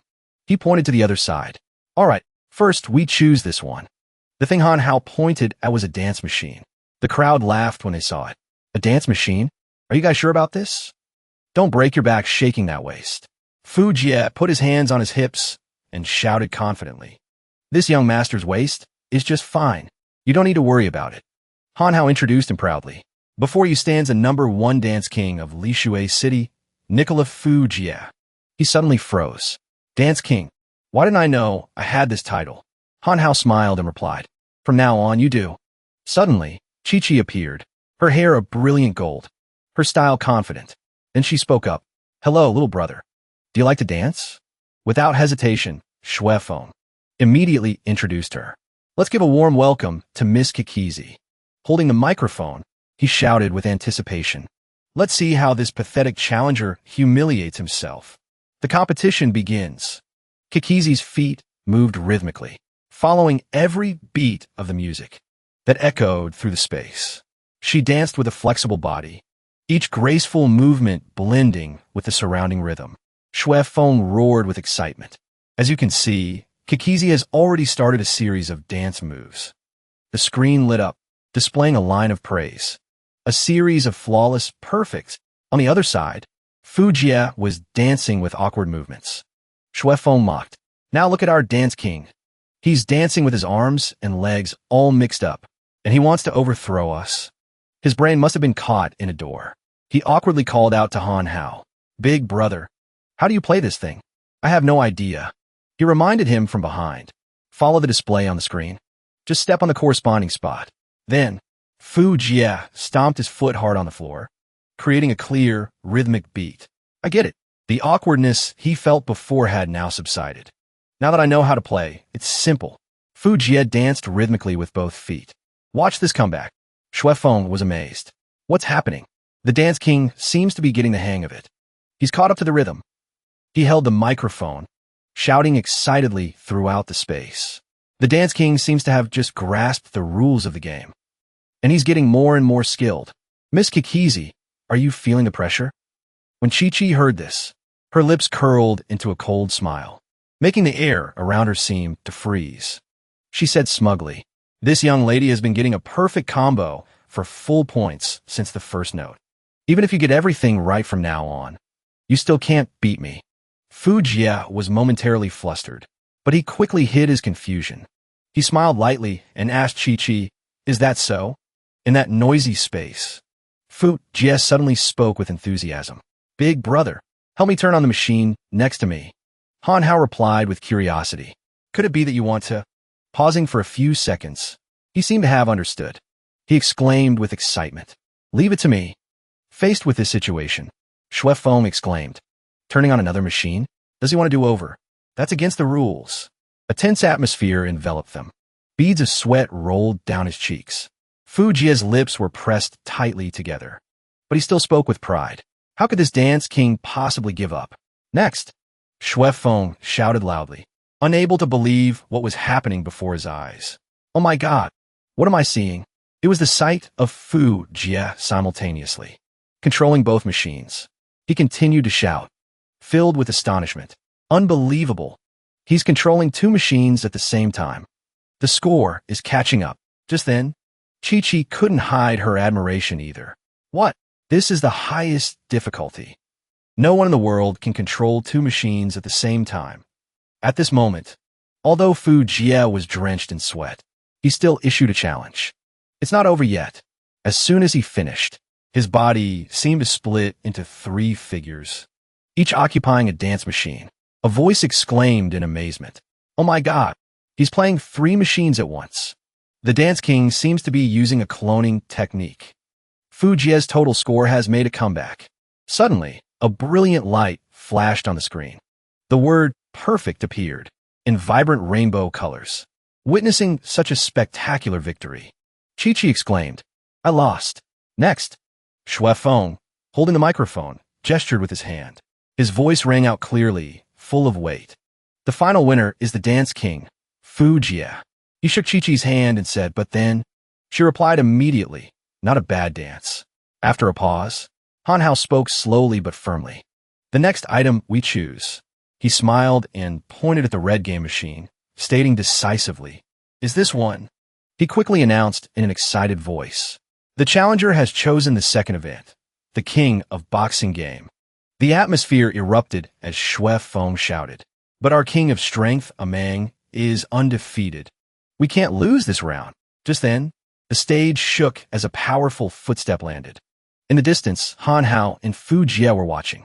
Instantly, Amang charged towards him and Mo Jia. His hand clenched into a fist. He roared. The air seemed to grow heavy. The two of them stood side by side, both looking forward, watching intently. A sound like thunder echoed as he threw a powerful punch that tore through the air and hit the punching bag on the game machine. The screen lit up brightly. The number 1566 appeared. Shui Feng's voice rang out with excitement. Our Mang has broken the record again. This time, the record has been raised to 1,566 kilograms. But he paid no attention to his opponent. Han Hao was currently warming up his hands. Mo Jia gave a slight smile and said, Big brother. Immediately, the space seemed to explode in that instant. He swung his arm forward forcefully. His fist clenched tight. His body leaned forward, and the punch was thrown with immense force, shattering the game machine. Then, the air fell silent. Shui Feng and the others nearly held their breath. In that moment, Amang collapsed. A heavy thud echoed as his knees hit the wooden floor hard. After a few seconds, Shui Feng grabbed his hand and raised it high. At the same time, he announced the winner. The challenger.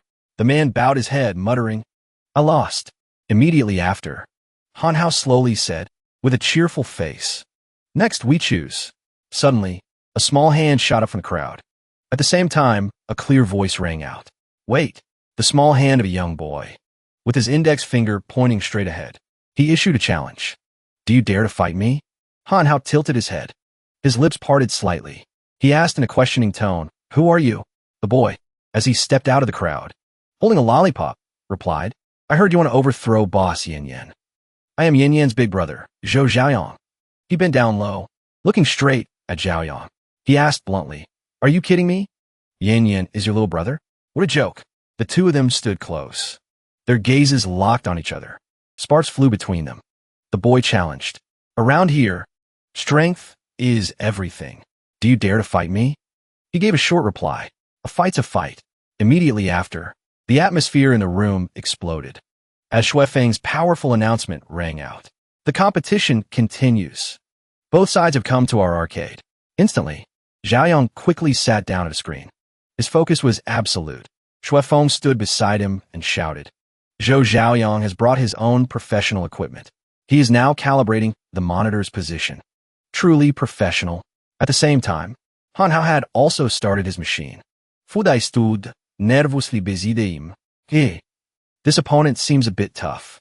You're not going to lose, are you? He replied firmly. Don't worry. I'm a 6-time horse thief. The screen showed the images of the two characters in the game. His voice announced, and now for the final match. A one-on-one solo.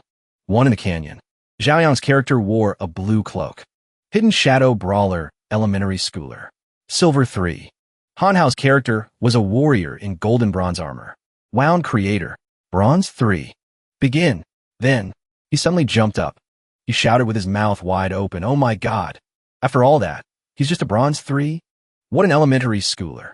Zhaoyang, still sucking on his lollipop, replied curtly, "Less talk, more fight. Let's go." The sound of the keyboard clattered incessantly. His fingers moved like lightning. He spoke with a confident voice. "Knock up. Big move. Watch me."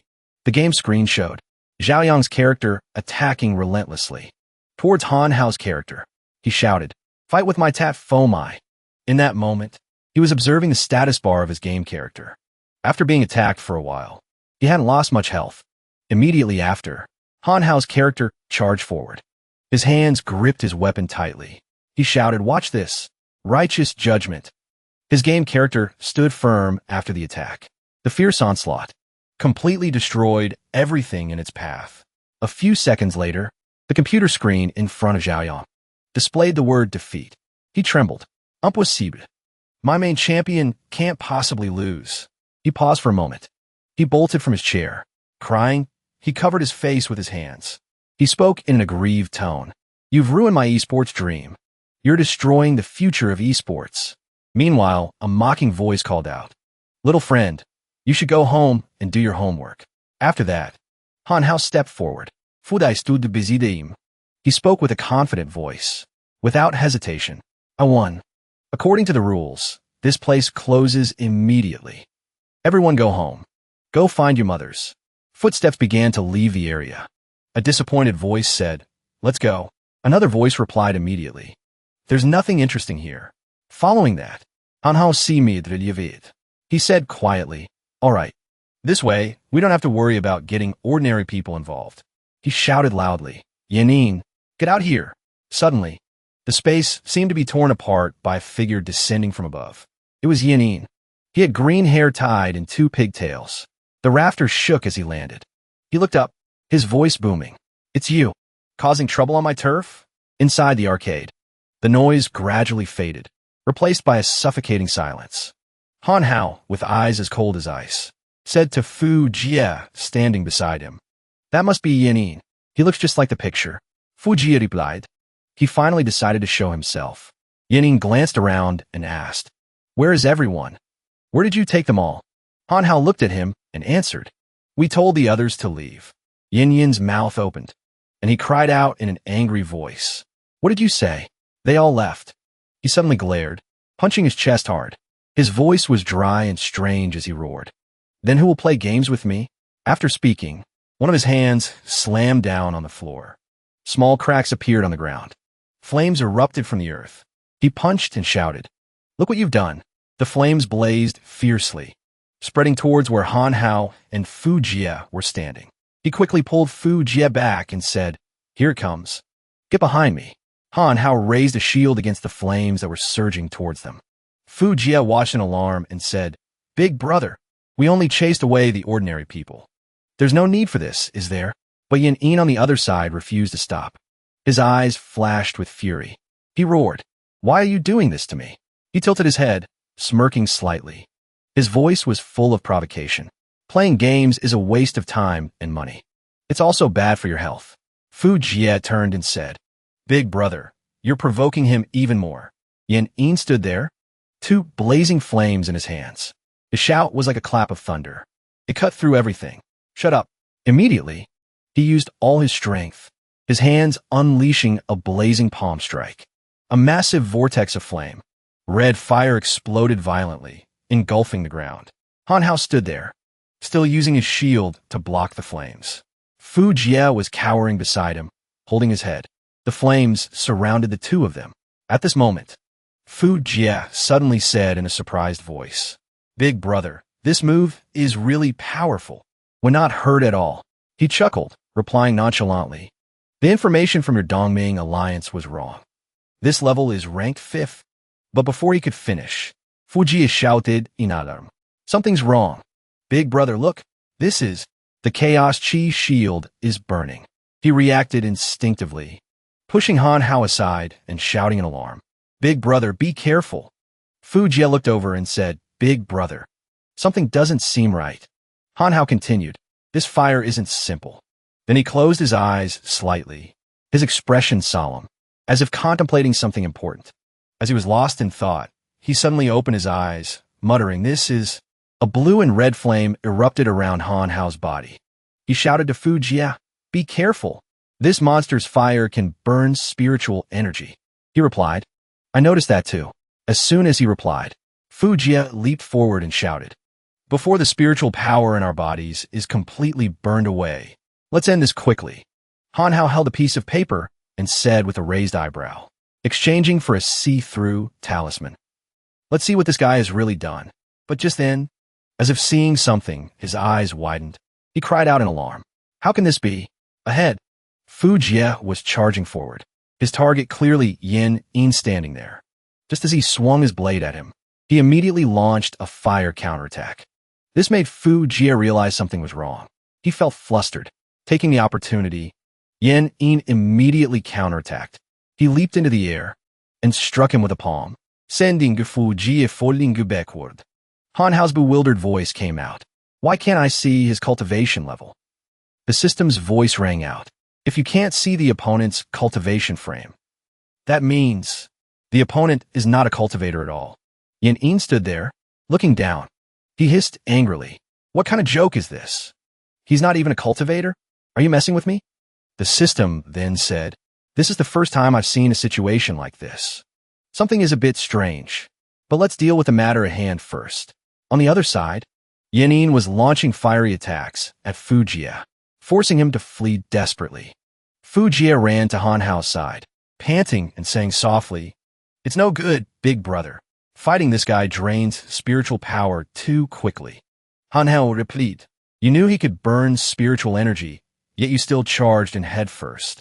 He turned back to look at Han Hao, his expression serious. He asked in a low voice, then what do we do?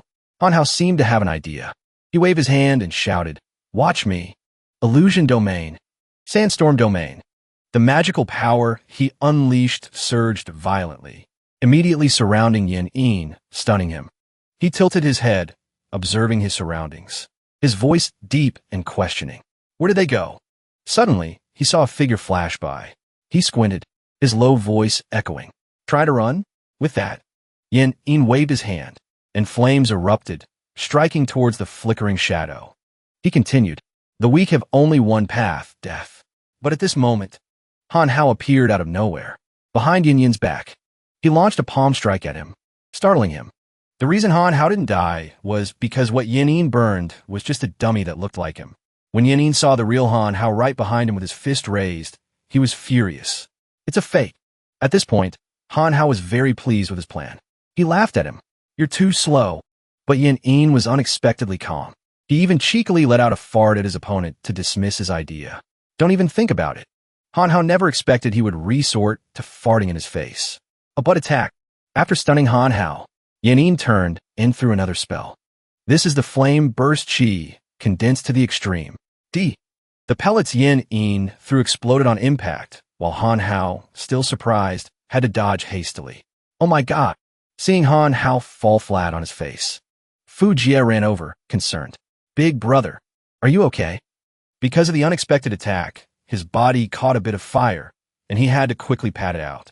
Hot, hot, hot! While rolling around like that, the fiery object cooled down, revealing its shape as a pellet. Fu Jia, with his sharp eyes, pointed it out so Han Hao wouldn't roll over it and get hurt. Big brother.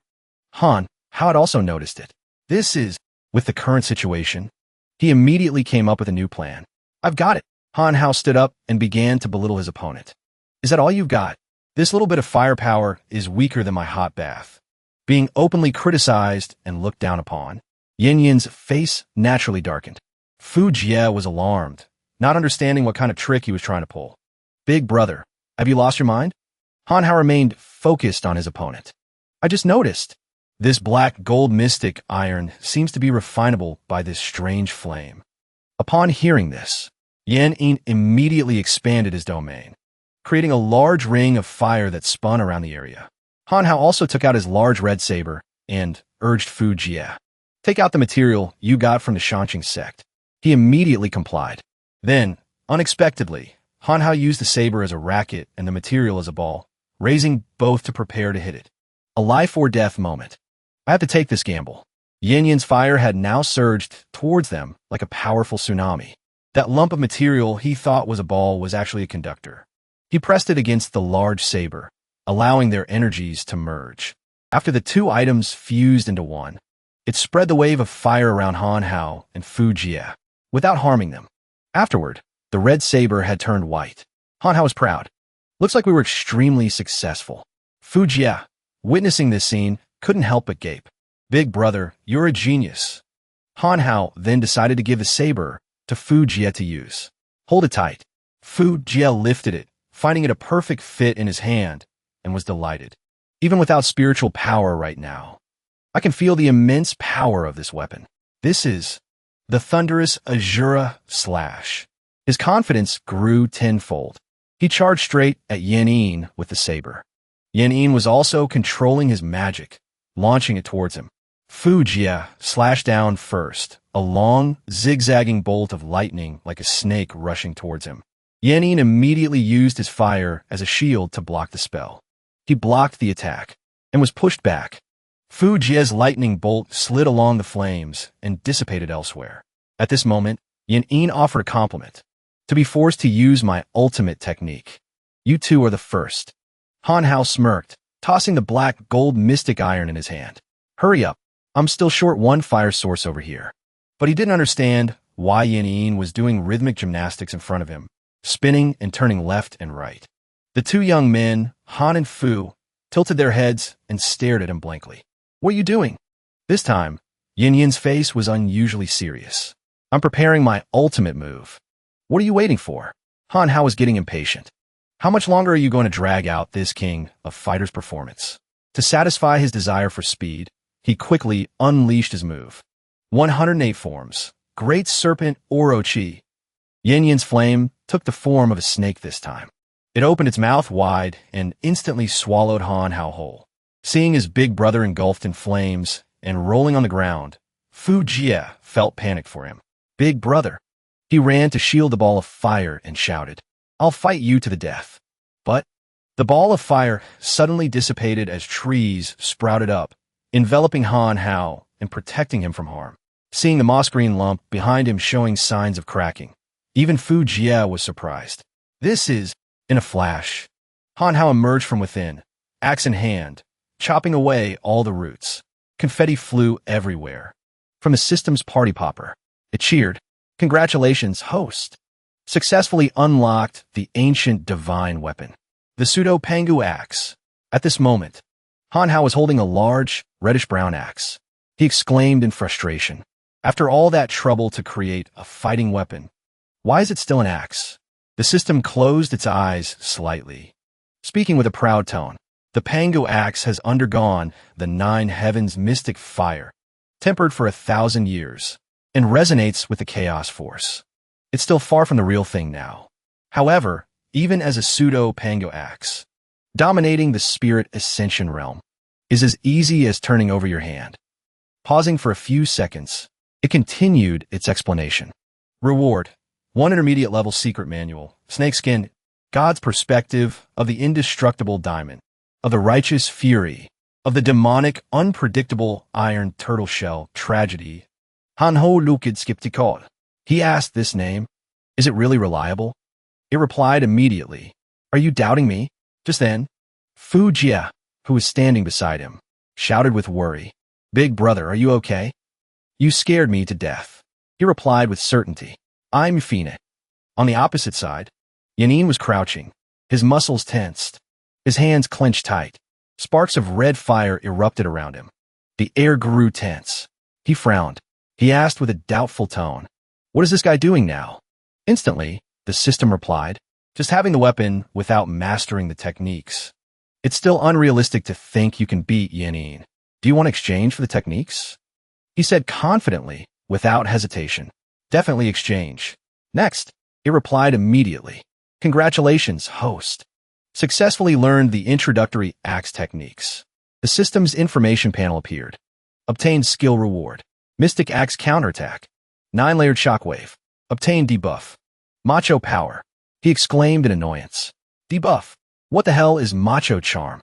The system continued. Well, it's a free gift, after all. Of course, there will be some special side effects. After activating the Pangu axe, it will enhance your charm in the eyes of the opposite sex. It will have an explosive effect on pure members of the opposite sex. Meanwhile, Yin had summoned a giant, blazing red vortex of fire. Hanhao's voice rang out powerfully. I can't worry about that now. Focus on eliminating Yin first. Streaks of brilliant red light swirled around his hands.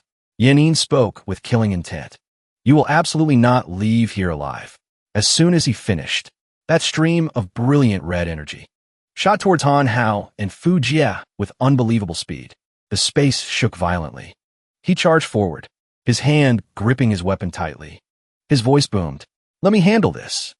Mo Jia stood right behind him, calling out, Big brother. Immediately after, he activated the technique. The pupils in his eyes swirled with a brilliant orange. He muttered, I can see clearly. It's like everything is slowed down. Before his eyes, the fierce, surging flames seemed to freeze. He focused intently, and then he exclaimed, Now's the time. Instantly, he swung the axe, delivering a powerful chop, sending the flames flying back behind him. He shouted, Take this back. The stream of fire shot forward like an arrow. He was completely unprepared. His entire body seemed to freeze from the unexpected blow. He only managed to let out a startled cry. What? However, he blocked the blow. A black arc was erected just in time, blocking the fierce power of the flames. At that time, Hanhao was in midair, his axe raised, ready to chop down on Yin's head. At this moment below, he was being protected by the black arc. He shouted, It's not over yet. The air was thick with tension. Hanhao gritted his teeth, pouring all his strength into the attack. The space below shook as he descended from above like a thunderbolt. The axe tore through the black arc, protecting Yin. All his strength was focused on this attack. His heartbeat synchronized with his resounding roar. The scene after the collision was devastating. Now, Hanhao faced the kneeling Yin. In astonishment, he roared, You broke my flame barrier. Just then, Mo Jia tightened his grip on his weapon and charged forward like a flash of lightning. His voice echoed, Well done, big brother. Everything happened too quickly, taking him from one surprise to another. He only had time to exclaim, What? Mo Jia descended from above with a giant saber. Below, Hanhao was swinging his axe with immense force. He was caught between the two attacks. A rainbow light flashed from the dazzling blade and axe. His entire body was frozen. He only had time to let out a terrified scream. A few seconds later, a giant fireball erupted, accompanied by an earth-shattering explosion. After the explosion, thick smoke and dust billowed up. Flames still flickered on the cracked ground. At this moment, Hanhao and Mo Jia were sitting on the ground, resting after the attack. She asked gently, Is it over? He smiled and replied, Yes. A while later, the two of them stood up, talking as they walked. Big brother, do you feel like Yin doesn't seem to have any spiritual power? And his way of cultivating this flame technique is also very strange. I felt it too. This Yin is very strong, but his mind seems very immature. Suddenly, Mo Jia noticed something happening right before his eyes. His eyes widened in surprise. Next, she shouted loudly, Big brother, look. Hanhao looked ahead. He exclaimed, There's movement. Underneath Yin's red coat, something was squirming. After a few seconds, a kid with green hair crawled out from the red coat, clutching a red gem. Instantly, the kid scrambled to his feet and ran as fast as he could, as if trying to escape. I can't believe it. Suddenly, a hand grabbed the back of the kid's pants. He shouted, Stop. It was Hanhao. He questioned, Who are you? Why did you suddenly crawl out? Where's Yin? The kid screamed, Let me go. Immediately after, the kid turned his face, snot running from his nose. He yelled, I am Yin. Hanhao was completely shocked. He exclaimed, What? What kind of joke is this? This bowl cut. The battle had just ended. The ground was still covered in dust and the smell of burning. The atmosphere suddenly fell silent. In the midst of it, a boy appeared out of nowhere, surprising Hanhao. But it turned out the boy was a shrunken Yin. After he was defeated by Hanhao and Mo Jia, he held him tightly, his voice thundering. Stand still. Explain clearly to me. What in the world is going on? He struggled to get free, gritting his teeth and replying, "Let me go." He looked at him, then said with a defiant tone, "I won't talk. What are you going to do about it?" A short, sharp thwack was heard, the distinctive sound of a surprise knock on the head. The knock was quite hard, leaving a bump on Yin Yin's head. He stood there, mouth open, wailing and saying, "You're bullying me. Wait until I recover my energy and see how I smash your dog head." Hearing this, Han Hao sighed. What a pain. But at this moment, Han Hao seemed to notice something unusual, which piqued his curiosity. It was a blazing red egg, with a fierce fire burning inside. The thing Yin Yin had been clutching tightly all this time. Han Hao snatched the egg from Yin Yin's hands, startling him. Then he held it up to look, asking with a curious tone, "What is this?" After speaking, he squinted at the egg and exclaimed, "Why does this gem keep emitting such strong energy? Could it be that Yin Yin's power comes from this?" Below, Yin Yin clung to his pant leg, his face a mess of tears and snot as he cried out, "Give it back to me. Give it back." When the egg appeared in front of Mo Jia, it emitted a strange energy, causing his eyes to change. Suddenly, Mo Jia rushed towards Han Hao, reaching out as if to take the egg. This startled Han Hao, who cried out, "What are you doing?" As soon as he finished, he turned and slapped Mo Jia. He shouted, "Calm down." Han Hao's slap left them both stunned and confused. He held his cheek and mumbled, "What just happened?" My body suddenly went out of control. It was like I heard a strange voice in my head, constantly calling my name. Han Hao stared at the egg in his hand. He frowned and said, "If I'm not mistaken, this gem is probably a meteor from outer space. Although it contains terrifying fire power, it will seriously affect a person's mind. This kind of evil thing can't be kept." Below, on one side, was Mo Jia. On the other was Yin Yin, both clinging to his legs. In an instant, he kicked out forcefully. The impact sent both of them tumbling to the ground. Han Hao bent down, gently placing the blazing red egg on the ground. His other hand gripped the axe blade tightly, as if preparing to strike hard. Over here, Mo Jia's eyes widened in shock, while Yin Yin reached out as if to stop him. He raised the axe and brought it down hard on the egg. Immediately, a brilliant red light erupted violently. As the red light flashed, Mo Jia grimaced, instinctively raising his hand to shield his eyes from the blinding light. Yin Yin did the same. The brilliant red light made him squint, looking ahead with difficulty. And at this moment, the intense light made Han Hao grit his teeth. He muttered, "Got it." He continued to gather all the magical power in his body, raising his hand to channel his energy. Then he shouted, "Chaos Art." The red light swirled around Han Hao's body. He gritted his teeth, bringing his hands together to absorb the energy from the broken egg. The light in his hands gradually faded. He looked down at his chest. The energy transformed into a ray of light and entered his body. The system's voice suddenly rang out. System announcement. Congratulations, host, for breaking through to the mid-stage of the Spirit Ascension realm. S-rank mission. Ancient Divine Beast. Mission description. Help you incomplete its nirvana. Mission progress.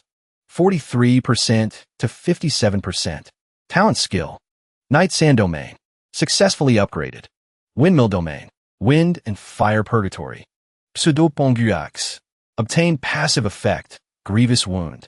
The Pango Axe, when dealing damage, will cause the enemy to enter a bleeding state for 30 seconds. Bleeding state description. Continuously reduces life force. Spiritual power consumption increased by 50%.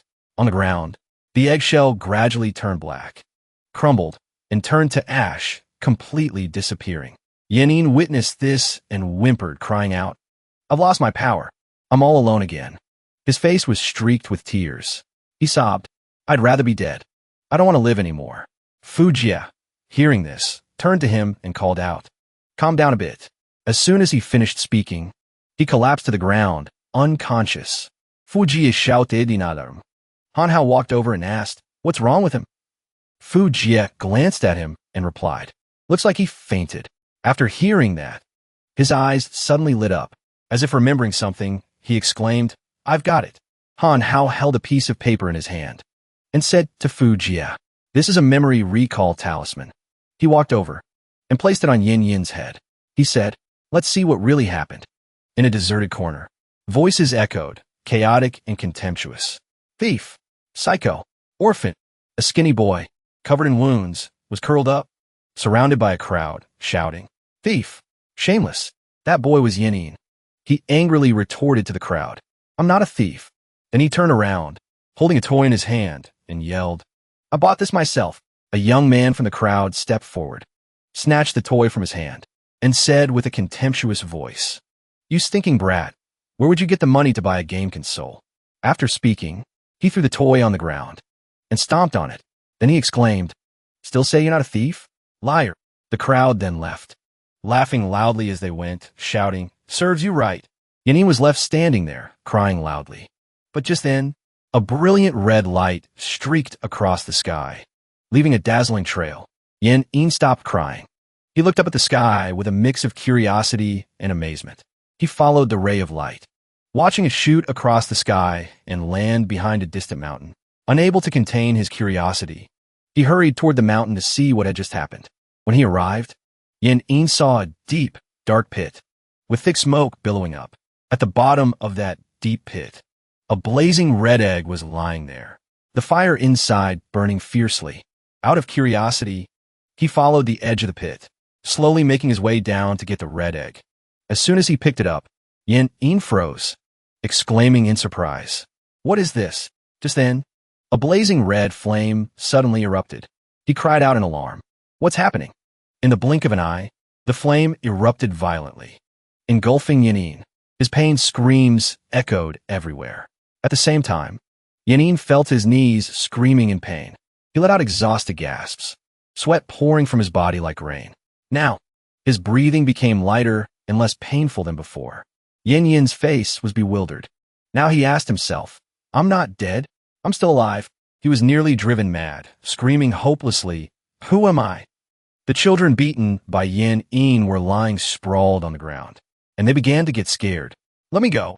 He cried and growled like a child in a giant's body. You dare bully me.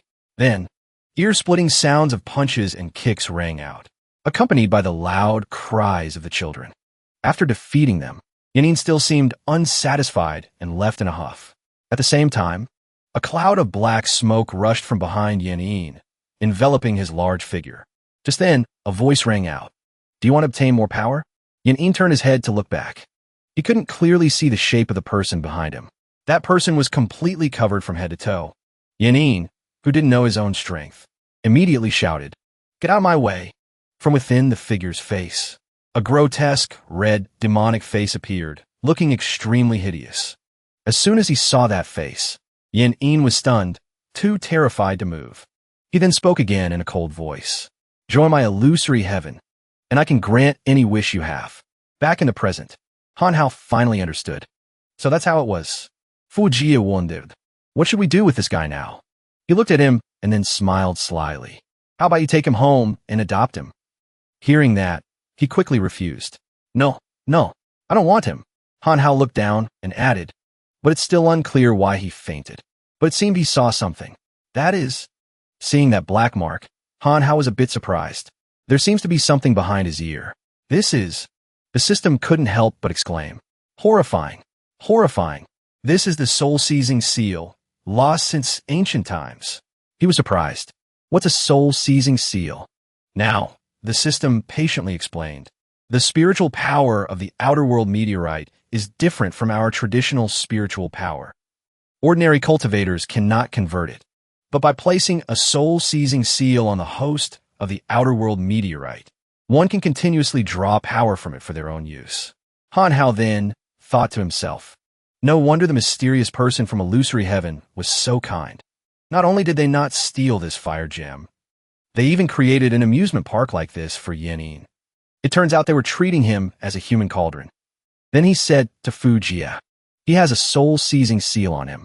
Once he loses the energy of the fire gem, his body will quickly fail. Hearing this, he was also startled. Elder Fu of our Dongming Alliance is skilled in medicine. Why don't we take him to see him? After all, he was just being used by illusory heaven. He himself is innocent. Hanhao then said to him, let's do that. We can't delay. Let's go. The scene shifts to another building. I firmly disagree with such a reckless action. Tianyu stood up and said loudly, "Our understanding of illusory heaven is insufficient. The connection between illusory heaven and the coming great calamity has not yet been clearly established. To go all out to destroy illusory heaven at this time will only render our future efforts futile." Bai Jiu tapped his fingers on the table and said lazily, "Your courage and spirit really haven't grown at all." He looked at his opponent and then said, "If you can't win, I will recommend someone more suitable." Pausing for a moment, he added, "The great calamity is approaching. Our alliance needs a new, young, and valiant leader who acts decisively to lead everyone through this calamity." Tianyu was so angry his face turned red. "El Dirfu, you are the one who nominated me to be the leader in the first place. If you feel I am no longer qualified to lead the alliance and wanting to step down later, I will absolutely not complain. It's just that now we are facing a great calamity with very little information.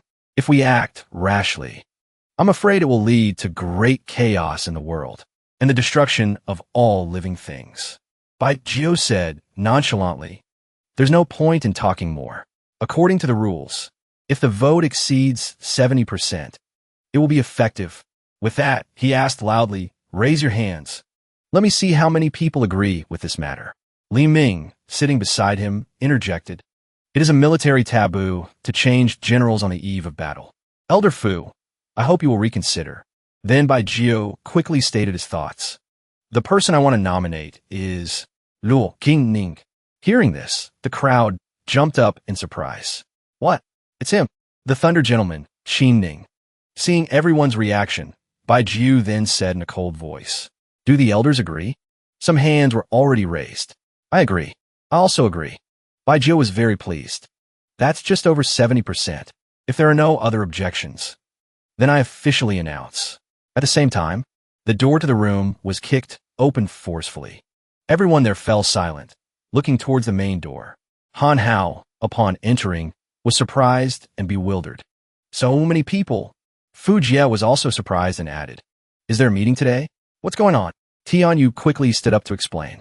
"My son doesn't understand the situation. I hope the elders will forgive him. Since everyone has agreed to let Qin Ning lead the alliance, then I am also convinced. It's just." And he said to Bai Jiu, "The matter of actively attacking illusory heaven. We still haven't investigated the true mastermind behind illusory heaven. And before we clarify what the great calamity is, we absolutely cannot act rashly." Hearing this, Fu Jie couldn't help but be startled and said loudly, "New leader? What do you mean?" Bai Jiu didn't care. "My mind is made up. There's no point in talking more. That so-called mysterious person behind them is just a smokescreen deliberately released by the illusory organization." Just then, Han Hao, standing beside them, suddenly burst into loud laughter. Bai Jiu glanced over at him. "What are you laughing at?" Han Hao replied nonchalantly, "I'm laughing at how highly you think of yourself." Pointing at Bai Jiu, he continued, "You're the Elder Fu that Fu Jie mentioned, right? You want the secrets of the illusory heaven organization. I've brought them to you." Bai Jiu looked at him curiously. He asked back, "Secrets? Of illusory heaven? Where?" Han Hao pointed at the sleeping Yan and said, "It's him." Yan, ranked 5th in the illusory heaven organization. Everyone looked over, all of them astonished. Some even disbelieved. What kind of joke is this? Everyone knows Yan is a burly man. Han Hao tilted Yan's head to the side and then said to him, "Look, what is this?" Bai Jiu went over to take a look. He couldn't help but be surprised. Could it be the soul-seizing seal? As expected of the great elder. Truly impressive. Pausing for a moment, Bai Jiu added, "But just based on this, how can you prove he is Yan? And what does he have to do with the secrets of the illusory heaven organization?" Seeing him so anxious, Han Hao then smiled faintly and said, "Listen to me." After a while, the entire room was silent after hearing Han Hao's explanation. Bai Jiu thought seriously. The power contained in the outer world meteorite cannot be directly used by cultivators. One must use the sinister method of a soul-seizing cauldron. I never thought there was so much going on behind the scenes. Then, he once again went to Yan's side to get a clear look at him. He raised his hand, creating a small flame. Bai Jiu said again, "The ability to burn skills. This child is indeed Yan." Han Hao then continued, "Do you believe me now? See if there's a way to remove this soul-seizing seal." Bai Jiu said to him, "If the rumors are true, then this child is just an innocent person being used by the illusory heaven organization. I will heal him." After a pause, Fu Jia immediately raised his hand, cutting them off. "Wait," he said to him, "Great Elder. Now that it's confirmed this is Yan Yin, doesn't my big brother and I defeating him count as a great merit?" Bai Jiu was a bit wary, but he still said, "Of course.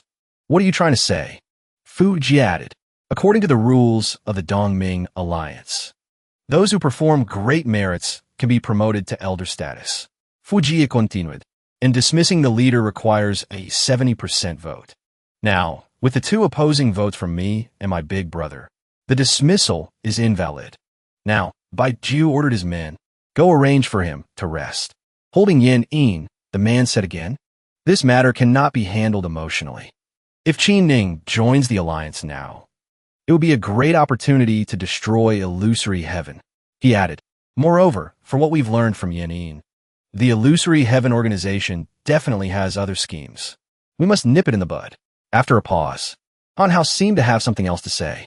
He said loudly, "Wait." He said seriously, "I, like you, want to eliminate illusory heaven. According to the information I have, if my guess is correct." Han Hao presented the information. In the ancient era, the great god Panga used all his strength to seal the evil god Abaklak in an outer dimension. The mysterious person behind illusory heaven is using evil arts to awaken the sleeping demon god. Abaklak has sent outer world gems containing his power down to the mortal world and has taught the art of the soul-seizing seal. And now he added, putting it all together, his main intention is to break the rift in space-time, to allow his true form to once again descend upon the mortal world. Therefore, we cannot act rashly. Bai Jiu also thought deeply about this issue. This makes sense. Bai Jiu couldn't help but still wonder. However, why have I never heard of this ancient evil god, Abaklak? Han Hao scratched his head awkwardly. "Well, this is what my master told me." Bai Jiu asked curiously, "Your master is?" At the same time, the room flashed with a red light, and an alarm blared loudly. Tian Yu's face paled, and he shouted a warning. "We're under attack. Be careful." Inside, everyone was already in a commotion. "Go outside and see." "Who is it? Where?" Everyone immediately ran outside. Someone quickly spotted it. In the sky, Chuan Shan was standing majestically up there. Another person exclaimed, "It's him, Jean Fan." Bai Jiu was on guard. He said, "Don't panic. Our alliance is protected by a great formation. He's come at the right time. Capture him alive." He looked down at everyone below. Chuan Shan raised his hand and gave a demonic smile. Just then, something very strange appeared in the sky after his smile. Those things flew over and attacked Han Hao with great force. Although he didn't know what they were, Han Hao quickly blocked them and warned everyone, "Be careful." Bai Jiu was surprised and then said, "How is this possible? It's impossible for external spiritual power to penetrate the great formation."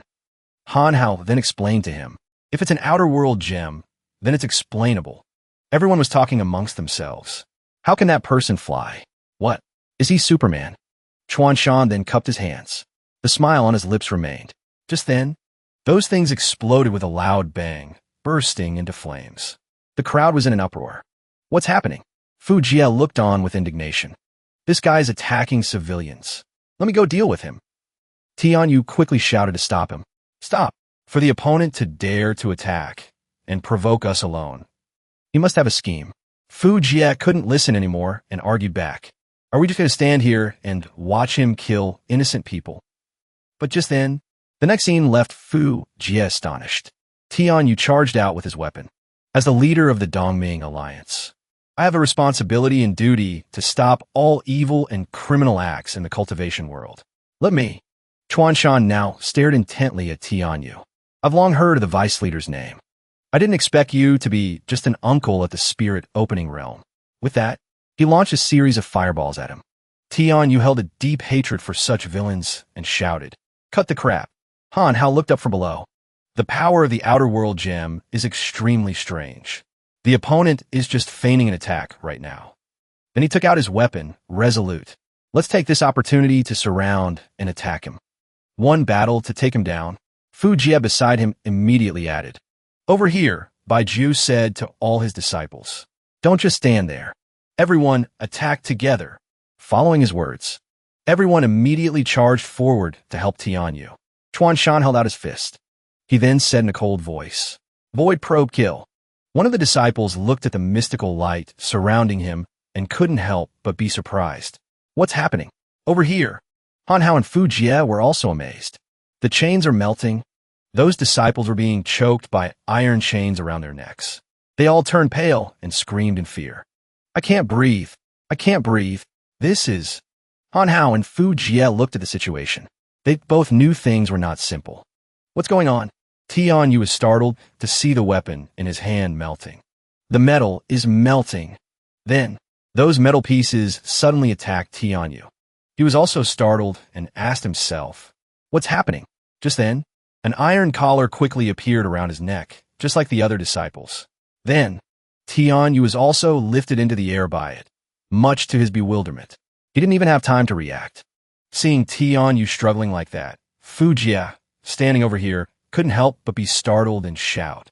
Han Hao then shouted, "I can't believe that besides being able to control metal, he can also change its shape." Chuan Shan stood high above, looking down smugly. "Interesting. Your weapons are indeed a bit special." Then he looked over at Han Hao and Fu Jia. "So you're the ones who defeated that trash Yanin?" Fu Jia immediately shouted back, "Your rank is even lower than his. Don't be so arrogant." Being called out like that, Chuan Shan couldn't help but get annoyed. Arrogant. He just happened to be a counter to cultivators. If we're talking about real strength, he's not on the same level as me. Up here, all the disciples seemed unable to bear it any longer. They clutched the iron collars on their necks and screamed. Not only them, Tianyu was also being squeezed tighter to the point of being unbearable. His face was now pale from lack of air. Han Hao watched this situation and grew tense as well. Not good. They're not going to last much longer. We have to end this quickly. Han Hao then started talking to Fu Jia. "Give me a hand." He quickly took out his weapon and shouted. It seemed Fu Jia was extremely eager. He quickly got into a stance and shouted, "Let's go, big brother." Han Hao took a running start and flew up. Now, the two of them coordinated perfectly to defeat the enemy before them. He just flew up into the air like that. Han Hao's eyes widened as he stared intently at him. Chuan Shan didn't think Han Hao would choose a direct attack. He was immediately startled and scared. "What?" But while he was dazed, Han Hao was already in front of him. Han Hao then swung his axe and shouted, "Try my axe." At the same time, the axe in Han Hao's hand suddenly trembled as if hit by a large internal force. Chuan Shan just flicked his finger, and Han Hao was mercilessly slapped hard across the face. Seeing him fall like that, Fu Jia was extremely worried and shouted, "Big brother." Han Hao stumbled to his feet. Looking at Chuan Shan, he couldn't help but growl in frustration. "Damn it." Chuan Shan then stared intently at Han Hao with contempt. "Just you two want to fight me?" Now, a stream of light suddenly shot down from the sky, hitting the ground. A loud explosion rang out. Chuan Shan was startled. He then looked over to the other side and shouted, "Who is it?" In the sky now, dark clouds had already gathered. That bolt of lightning didn't seem to attack Han Hao's people. But thanks to that lightning bolt, the iron chains around everyone's necks had now cracked, and everyone was released. Everyone had narrowly escaped danger. But of course this annoyed Chuan Shan. He growled and asked loudly, "Who is it?" And over here, Tianyu was also safe. He quickly landed on the ground, staring intently at the person opposite him. And it wasn't just him. Fu Jia and Han Hao were also bewildered. "Who is that?" Tianyu quickly spoke up.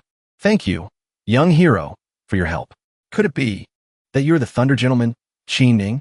The person didn't turn around, but replied coldly, "Vice Leader, you are too kind." He then quickly turned around and said, "It is I." Hearing this name, Chuan Shan was immediately surprised. The Thunder Gentleman, Qi Ning. Qi Ning then looked towards Tianyu. "I came to the Dongming Alliance this time to discuss an important matter." Then he said in a cold voice, "Let me deal with this noisy fellow first. Then we can sit down and talk slowly." With that, Qi Ning immediately disappeared. In front of him now was only a dazzling bolt of lightning.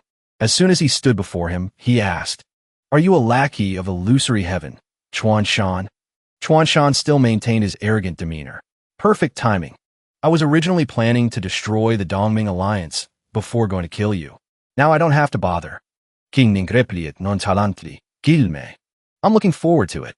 Where on earth did you get the courage to say such things? Chuanshan quickly distanced himself from him, and now he began to channel his internal energy. This arrogant brat. Behold my demonic crystal serpent. With that, a large snake immediately appeared and charged towards Qinning. He stood there calmly. Qinning's hand reached out, striking with a small bolt of lightning. Over here, the two pythons were frantically charging over to attack. Qinning seemed to have no fear of them. Then he looked cold. His hand just squeezed together like that. Qinning's expression didn't change much. But when the lightning bolt flew out, it exploded with immense force. Very quickly, both snakes were reduced to nothing. With just one move, Qinning had easily wiped them out. Because those two snakes were destroyed, Chuanshan was also affected to some extent. He spat out a mouthful of blood, his face pale. Impossible. Qinning didn't stop there. He held out his hand, staring intently at Chuanshan, and simultaneously unleashed two more streams of power. Now, the sky was filled with terrifying lightning, and Chuanshan seemed to have no ability to fight back. Bai Jiao, standing nearby, explained. Qinming's constitution is very special. Since childhood, he has undergone the tempering of 81 heavenly lightning strikes to forge his body. According to him, he directly endured the heavenly lightning with his physical body. His momentum is unstoppable. Han Hao was surprised and asked, could this be the legendary thunder strike of the Southern Tao? The one where pretenders get struck by lightning? Over here, Chuanshan could barely muster the magical power to fly into the air anymore. He landed on the ground, his body swaying unsteadily. But of course, he wouldn't give up so easily.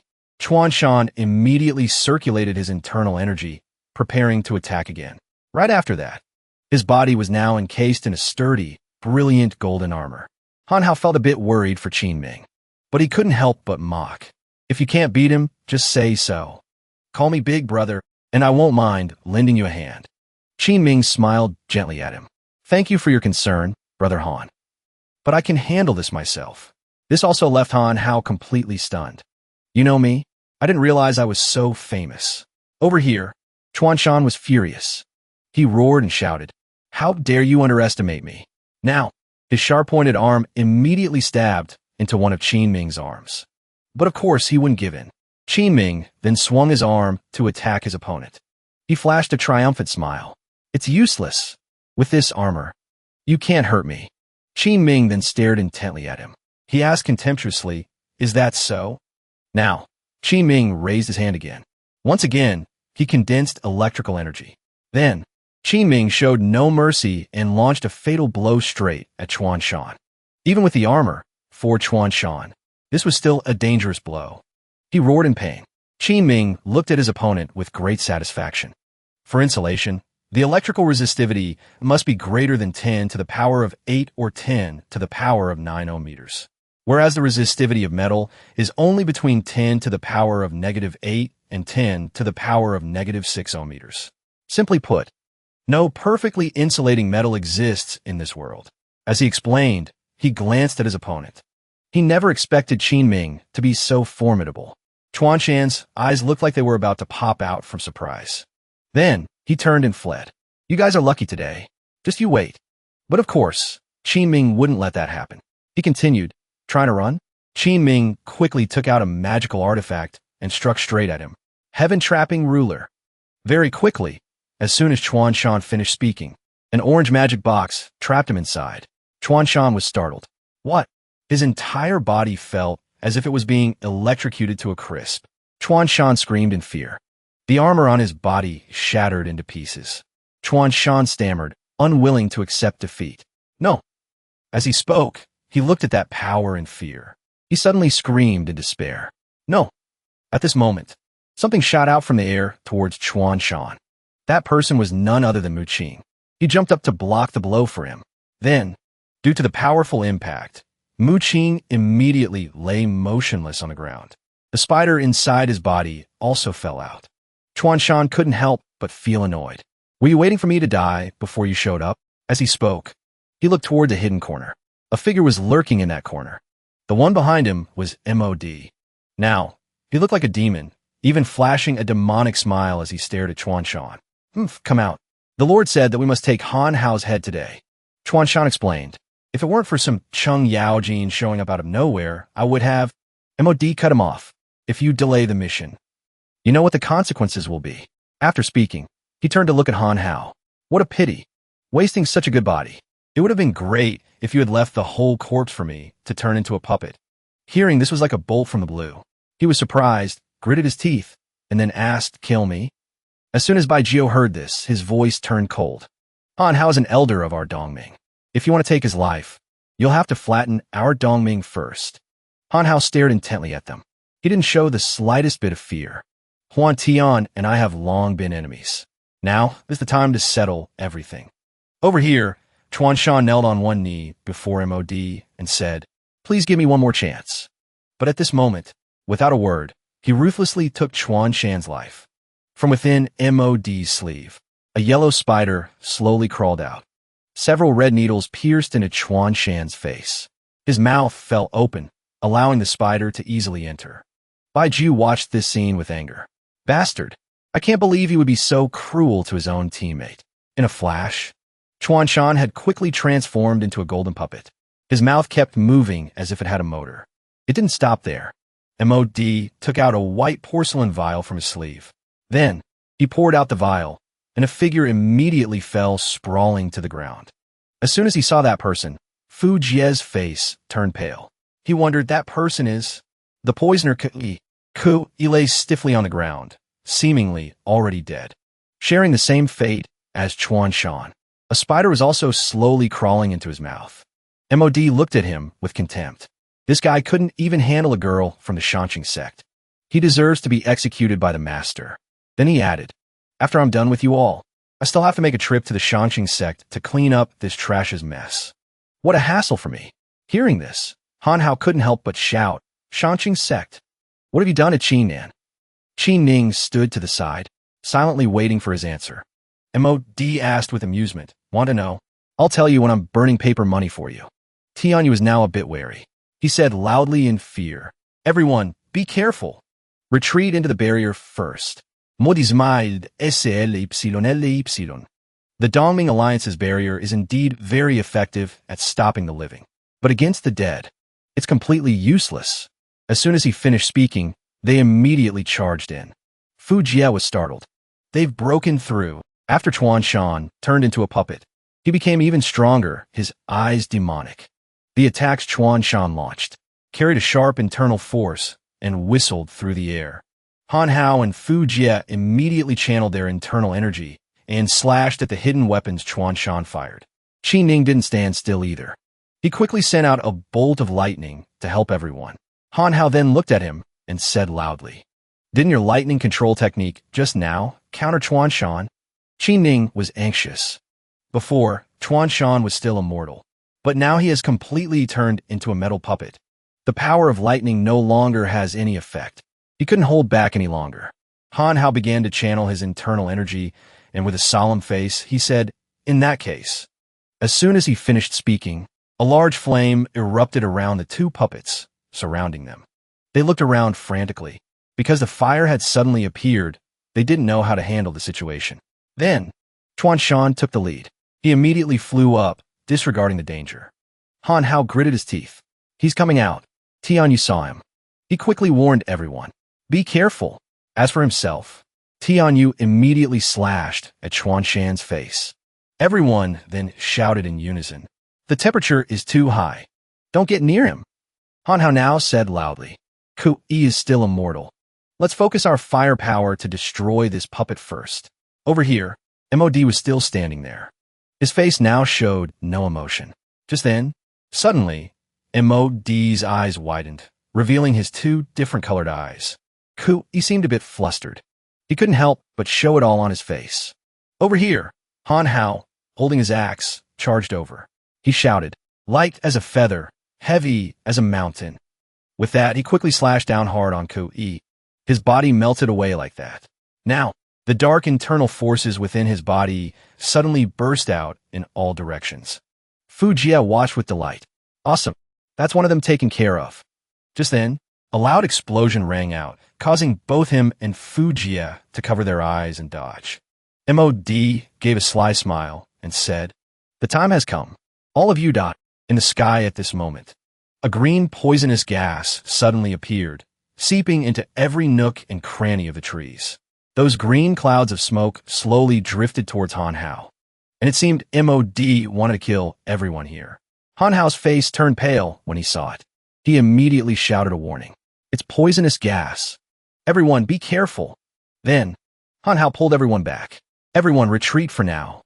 He looked towards the puppets. "That guy is completely unaffected. This won't be easy to deal with.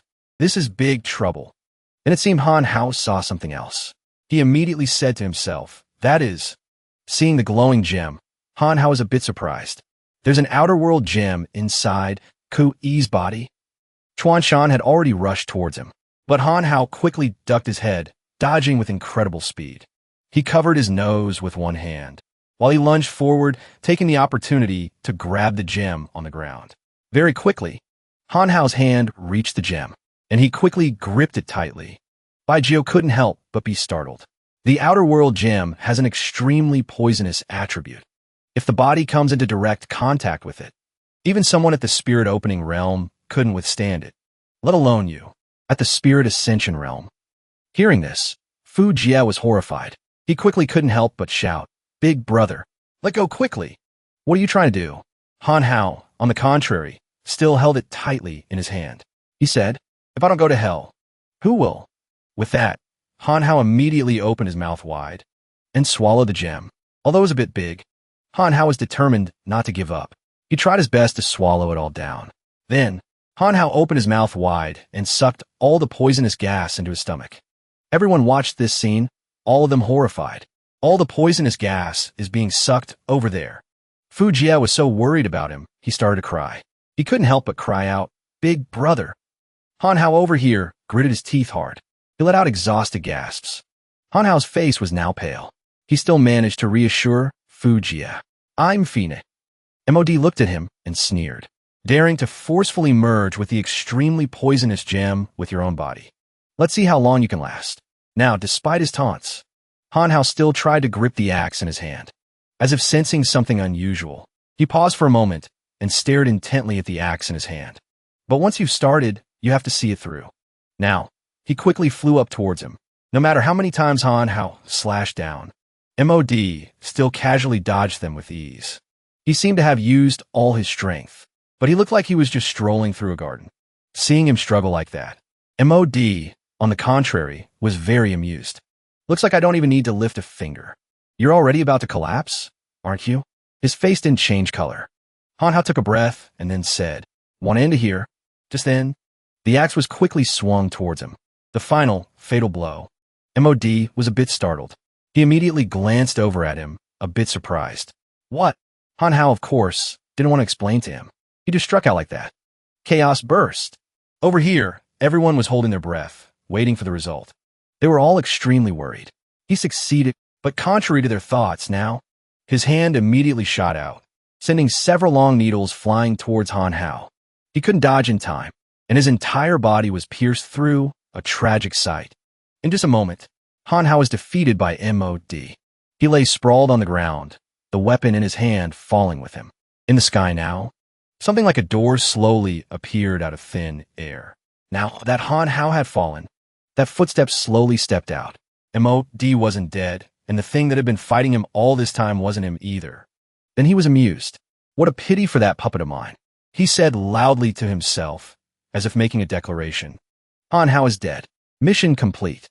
Mo Jia couldn't stand this expression. He gritted his teeth in frustration. "Bastard." Pausing for a moment, unable to contain his anger, he threw the weapon in his hand and shouted, "Go to hell." Seeing him counterattack, Mod stood there nonchalantly, his face full of contempt. "You want to attack me with such slow movements?" Then he casually tilted his head to the side to dodge. "Not a chance." Over here, Han Hao's voice suddenly rang out. He asked back, "Is that so?" With that, he quickly flew up, grabbing Mo Jia's saber. This action startled Mod.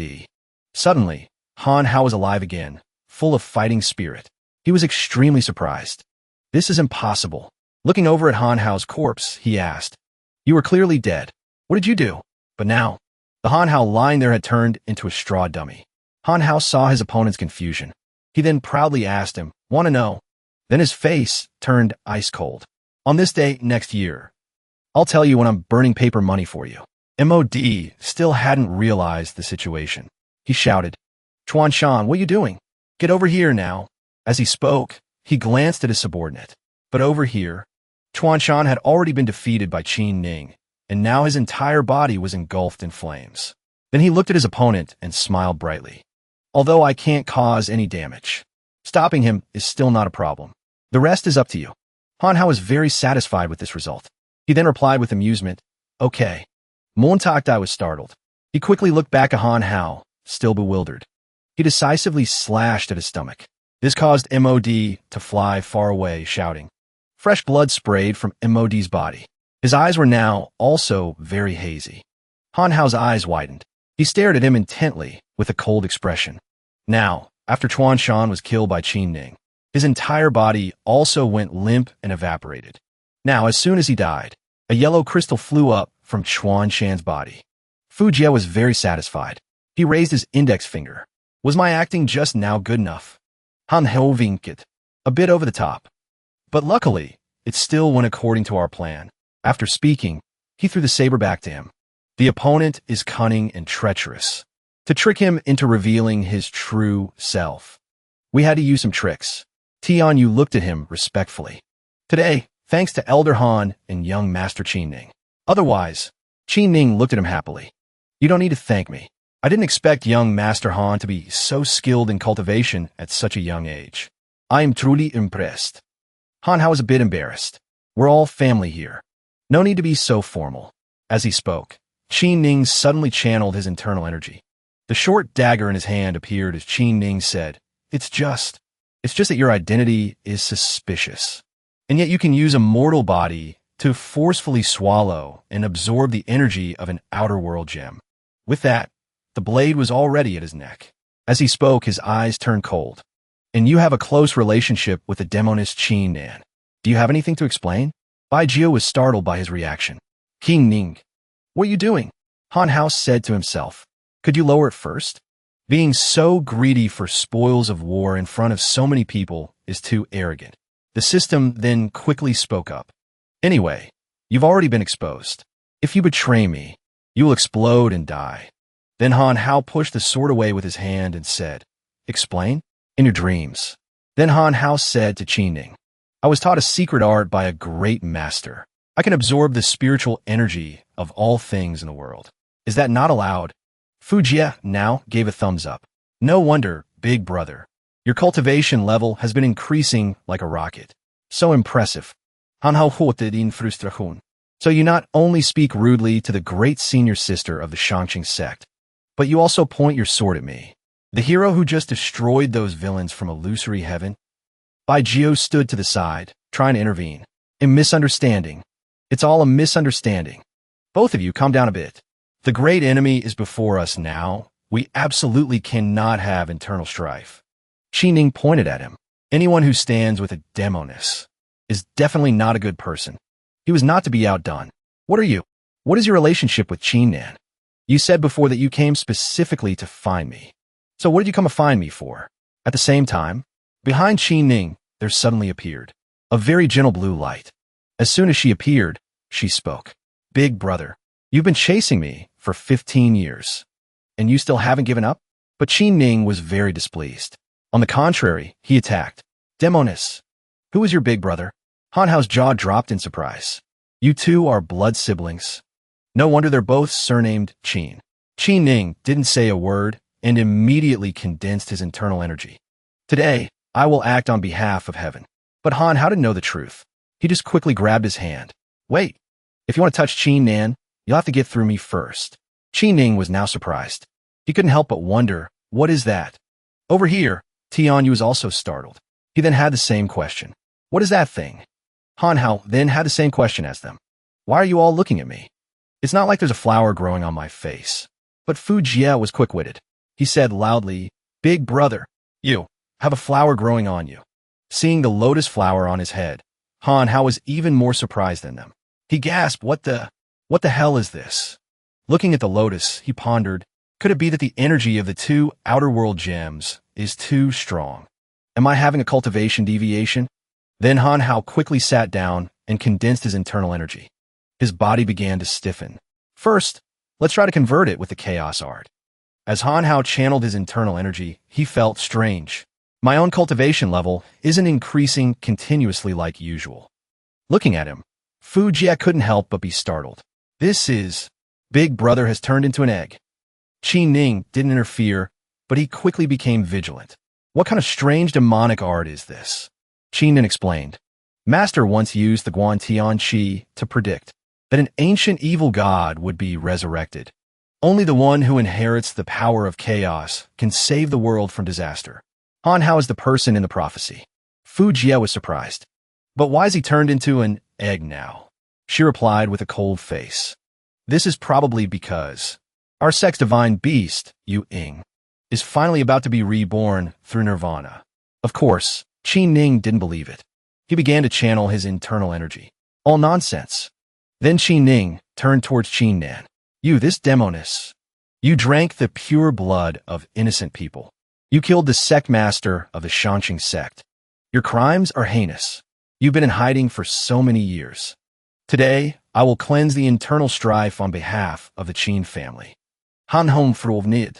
He remained silent inside the egg, showing no signs of movement. Han Hao's system then displayed a notification. S-rank mission. Han Hao's summoning of the divine beast has been completed, and he's obtaining a talent skill. Just then, the egg suddenly hatched. Qi Nan was startled and raised her hand to shield her face. Just then, in the sky, a dark energy rose, followed by the face of a purple divine beast. Qi Nan was bewildered. She asked herself when she saw it, this is Ancestor Yu Ying? At this time on the ground, a red figure full of killing intent stared intently at everyone. They were surprised. That is, looking at his body, everyone was so shocked their jaws dropped. Unhell. Now, his eyes became fierce. He growled, I told you. If you want to touch her, you'll have to step over my dead body first. Hearing this sentence, both Qi Ning and Qi Nan were bewildered. It seemed they didn't expect Han Hao to say that. At the same time, the system suddenly rang out again. Warning, warning, insufficient energy. Chaos state is about to be dispelled. As soon as this sentence ended, Han Hao immediately returned to his normal state. In fact, he seemed a bit disappointed and blamed himself. Damn it, can't even be handsome for more than 3 seconds. This damn system. The scene shifts to a cool, airy room. Han Hao had fainted right after that and was taken to recuperate. Now, he had been changed into proper clothes. However, Han Hao still showed no signs of waking up. Beside him were the noisy sounds of discussion. Aren't you guys here to visit Big Brother? Why are you so tense? Confronting each other like this? The crimes Qi Nan has committed are unforgivable. Mo Jia over here is trying to explain. That was the evil personality that was originally in her body. Big Brother has already dispelled it. As soon as he heard Han Hao's voice, he happily turned around. Big Brother, you're awake. Hurry up and persuade him. Although Han Hao's head still hurt, he also wondered. You clearly know Qi Nan is innocent, and the evil personality has already been dispelled. At this point, what's the use of killing her? Qi Ning then shouted back in rebuttal. Can a blood debt be resolved just like that? A life for a life. Han Hao stared intently at him. You think someone has to bear the blame for this to end. So you're going after Qi Nan? But in fact, you intend to die in Qi Nan's place to atone for her sins, right? At this time, Qi Nan looked up at him and said in a small voice, Big Brother. Qi Ning made a helpless face. You're not wrong. All my life, Qi Ning, have been upright and honorable. So even though it was caused by Qi Nan, I will absolutely not feign ignorance. But this crime was committed by the demoness, so take my life to end this matter. Just then, the pillow on the bed flew straight at his face, hitting Qi Ning. Han Hao couldn't hide his contempt. He said, I don't care if you want to die or do something for your principles or beliefs, but with your skills. If you don't care about your own life and death. Then a challenging glint appeared in Han Hao's eyes. He said, why don't you lend me your life? Qi Ning still didn't understand his meaning. He then pulled the pillow down and asked, What do you mean? Han Hao then got out of bed with interest. Come with me to the lair of the Illusory Heaven organization. If we win, consider it atoning for your sins with merit. If you die, it will be as you wish. Qi Ning didn't ask for a reason, but he immediately agreed. All right, I'll go with you. Qi Nan, standing beside them, didn't want to sit still either. I'm going too. Fu Jia, seeing everyone's determination, also joined in. Big brother, let me go with you. But Han Hao refused. No, you stay here. We still don't know if the Illusory Heaven organization will come to the Dongming Alliance again. And to deal with the Illusory Heaven organization, your weapon is indispensable. Then he said to the other two, then we'll split into two groups. You and the Dongming Alliance group will stay here to fend off the next attack from the Illusory Heaven organization. I'm Qi Ning. And Qi Nan will set out to eliminate the second in command of the Illusory Heaven organization, the mother of 100 ghosts. As soon as he set out, everyone was very surprised. Elder Han's vital energy has been damaged. Shouldn't you rest for a few more days? He then replied, Illusory Heaven has just lost 3 great generals. This time, if we attack them, they will definitely be caught off guard. Before leaving, Han Hao didn't forget to remind them. Everyone, be careful too. This is a heaven-returning spirit pill. It can detoxify and restore divine power. Everyone, take it. Tianyu was very grateful. He clasped his hands in front of him and said respectfully, Thank you, Elder Han. Just as everyone was about to say goodbye, Fu Jia quickly ran out. Big brother, wait a minute. Handing over a large bag, he quickly said to him, Take this with you. Looking at the bottles and jars inside, Han Hao was a bit surprised. He hesitated and guessed. Isn't this Xiaoer's talent, the pure tear? Where did you get so much of this? Fuji is my deseaka y. Girls, sometimes when they're upset, they just like to cry. Of course, faced with such a good thing, Han Hao couldn't refuse. Thanks. Then I'll take it. Then he turned to the other two and said, Let's go. This time, Han Hao naturally took the lead. Qi Ning didn't say anything, but it seemed he secretly admired him. After walking for a long time, they finally arrived. This was a very gloomy and demonic place. Looking at the picture on his phone screen, Han Hao then said, The Dongming Alliance's information shows. This is the place. Following Han Hao's words, everyone now looked up at it. And this was also the place where the mother of 100 ghosts was. As Han Hao walked over, he quickly pressed his ear to the door. There are people inside, just as he said. There were people inside, and they were very busy. This makeup style is, hurry up. The woman in charge kept shouting. The ritual is about to begin. If you delay the summoning of the Saintess, even 10 lives won't be enough to atone for your crime. Han Hao was secretly surprised. Saintess? And what is that liquid in their hands? Then he said to the two of them, The smell is very strange. Han Hao explained it. It's the mysterious cult we saw before through the Guan Tianqi. It seems the one behind it is the mother of 100 ghosts. If I'm not mistaken, the Saintess they just mentioned is Mo Jia.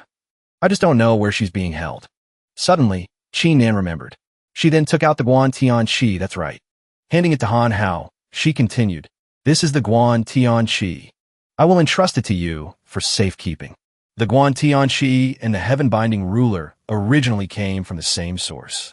If you merge them, they will become the ancient divine artifact, the immeasurable ruler. Qi Ning over here also said, This is the heaven-binding ruler. Take it. After he had taken the items, Qi Ning explained, We also don't know how to activate the immeasurable ruler. Since you are the savior in the prophecy, perhaps you can activate it. He sat down and seriously asked for their opinion. So what do we do next? Qi Ning continued, We'll create a diversion. You go find clues. When you find the whereabouts of the mother of 100 ghosts, activate the heaven-binding ruler. We will come and meet up with you. As soon as they finished speaking, both of them quickly charged forward. You be careful. Seeing them act so rashly, he was startled. Hey, it's dangerous. Inside, the newcomer had already screamed. Enemies, guards, capture them.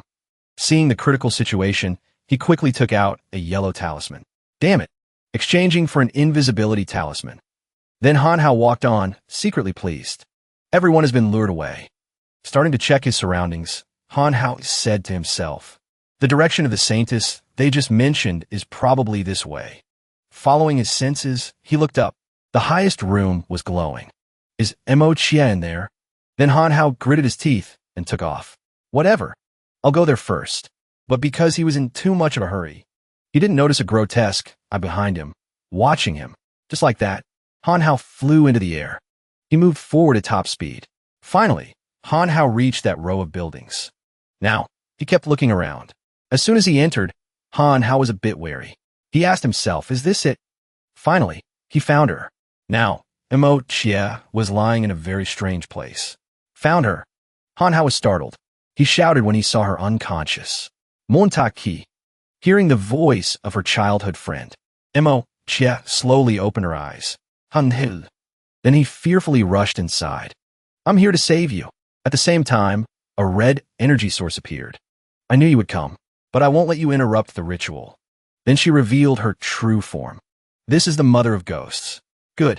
Killing you in front of the saintess. The saintess's mortal soul will be completely severed. Han Hao began to take the bag off his back. You finally appeared, mother of 100 ghosts. Quickly taking out his axe, Han Hao said, Today, I will completely eradicate you, illusory heaven, and this evil cult. She then sent her men to charge at him. Such big words. Blood ghouls kill him. Han Hao's face turned pale. He was immediately startled. This is... Seeing the two people unconsciously rushing towards him, Han Hao was startled. Wang Bansheng, Boss Wu. But of course, he wouldn't give up. Han Hao then shouted and slashed over. Don't you dare stand in my way. It didn't stop there. Another figure immediately rushed towards Han Hao. Looking at the person in front of him, Han Hao was a bit startled. He said to himself, this is Ouyang Yun. As soon as he rushed over, he said loudly, You defeated foe. You are no longer my match. 1 against 3. Han Hao was already drenched in sweat. He gritted his teeth and wiped the sweat from his face. Panting, Han Hao said, It's no use. These blood ghouls will reform every time. It's impossible to kill them, and each counterattack is stronger than the last. It didn't stop there. 2 more beasts flew over from the sky, startling him. What is it this time? This is a griffin? A hint of surprise appeared in Han Hao's eyes. He was slightly startled. Could it be? Finally, Han Hao's shock turned into a smug smile. So that's how it is. Then, he closed his eyes and stood still, no longer resisting. The mother of ghosts then looked at him with a challenging gaze. Given up resisting, going to obediently accept your death. Han Hao still didn't open his eyes. He said, If I'm not mistaken, I don't need to fight back at all. Because this is all an illusion you created. These enemies are, of course, also my imagination. Just as he predicted, all the beasts now passed right through him.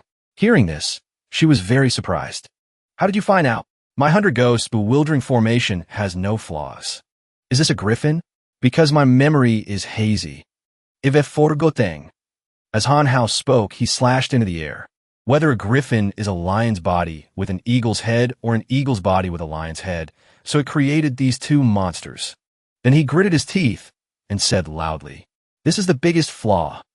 Now, Han Hao looked at the mother of ghosts, his voice cold. Next, it's your turn. The mother of ghosts still didn't believe Han Hao could harm her. She said coldly, Just you. You overestimate yourself. But at this time, Han Hao simultaneously threw the heaven-binding ruler at her. The mother of ghosts hadn't anticipated this at all. She was extremely surprised and said to herself, What? Raising the axe in his hand. Han Hao then gritted his teeth and shouted, Heaven-binding ruler, this is a gift for you. As Han Hao spoke, he delivered a fatal blow and shouted, Heaven and earth cleaver. The mother of ghosts was actually destroyed in an instant. Unwilling to accept defeat, she screamed as she was killed. Now, he rushed over to her, worried. Montaki. Lifting Mo Jia's face, Han Hao hesitated. Are you okay? Mo Jia opened her eyes weakly and whispered, Han Hao. Then she smiled brightly to reassure him, not wanting him to worry. I'm fine. Don't worry. At the same time, Qin Ning and Qin Nen also ran over. He asked worriedly, Han Hao, where is the mother of 100 ghosts? Holding Mo Jia in his arms, Han Hao was happy. You 2 are here. Don't worry. She's been taken care of by me. Before he could finish his sentence, Mo Jia stabbed a knife straight into Han Hao's heart. Qin Ning didn't expect this to happen. He was a bit surprised. Han Hao. So the mother of ghosts wasn't dead. She was just pretending to be Mo Jia. All that's left is to eliminate you two. Next is to drain the blood of the heavenly thunder and the blood of the dark twins. But now, when she looked down at the ground, she was a bit surprised to see the puppet. What is this? Manhwa swiftly appeared behind the Mother of Ghosts. The double illusion is indeed powerful. Luckily, I was prepared. Just like that, he ruthlessly slashed at her back, catching the Mother of Ghosts off guard. Being hit with such a fatal blow, the Mother of Ghosts was filled with hatred. You brat! You dare to trick me! Finally, her true face was revealed. She shouted, I'll kill all of you. Qi Ning then suggested, she doesn't seem easy to deal with. Let's attack together. Manhwa was a bit confused. Why can't I use my chaos form? The system explained. The chaos form consumes a lot of spiritual power. Your current spiritual power is insufficient. Over here, the Mother of Ghosts had already rushed over, her sharp claws stabbing straight at everyone. Qi Ning was very wary. He immediately shouted a warning. Careful! Just then, he sent a bolt of lightning towards the Mother of Ghosts' neck. She instantly appeared behind Qi Ning. You think you can stop me? I'll kill you first. Manhwa was naturally very worried about his teammate. He then shouted, Qi Ning, be careful. But at this time, Qi Ning had used her own body to block the blow for her brother. Now, Qi Ning also let go of his resentment towards his sister. He shouted in surprise, Qi Ning, over here. A strange light, like fireflies, slowly emanated from Manhwa's hand. He said loudly, Qi Ning. As he spoke, he channeled his internal energy and said in a cold voice, help me destroy her. He quickly continued and shouted, leave it to me. The Mother of Ghosts was contemptuous. What can just the two of you do? Then Manhwa slashed over with a single blow, startling her. What was that blow? Now, Manhwa didn't give up. He continued to charge forward while the Mother of Ghosts was somewhat dazed. Impossible.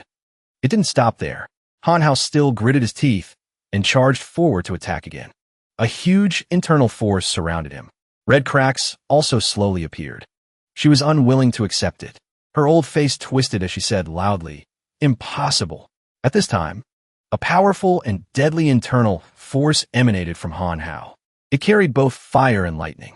She was terrified. Now, despair appeared in the Mother of Ghosts' eyes. She screamed. On it, Manhwa's powerful aura was constantly being released, illuminating the entire space. After having destroyed the Mother of Ghosts, now Manhwa and Qi Ning were standing silently, looking at Qi Ning. She lay motionless on the ground. The large wound on her chest was constantly bleeding. The system suddenly spoke up. Don't be so sad. This young lady's fate was destined to have a calamity, but her fate will not end here. Manhwa was startled. You mean Qi Ning could still be saved? At the same time, an internal force flew out from Manhwa's chest. That purple light enveloped Qi Ning lying below. He was a bit dazed. The system appeared. It winked and stared intently at him. See? Manhwa was extremely surprised. She turned into a child. Her wounds have also healed. The system then said, this young lady and the divine beast Yuing are symbiotic. Yuing can undergo nirvana. This young lady naturally has similar abilities. The scene shifts to another place. That purple I was standing there, staring wide-eyed. Kneeling at his feet was Duan Fei. Master, the illusory heaven plan has failed. He looked at that, and couldn't help but smile smugly. The real show is about to begin. With that, his face appeared. Half of it was a demonic red face. Qi Ning carried his younger sister on his back. All right, let's hurry and get out of here. We should be fine this time. He also carried his childhood sweetheart in his arms. I'm certain this is my soulmate, she said happily. Hin. She gave him a passionate kiss as he reassured her. It's okay now. It's all finally over.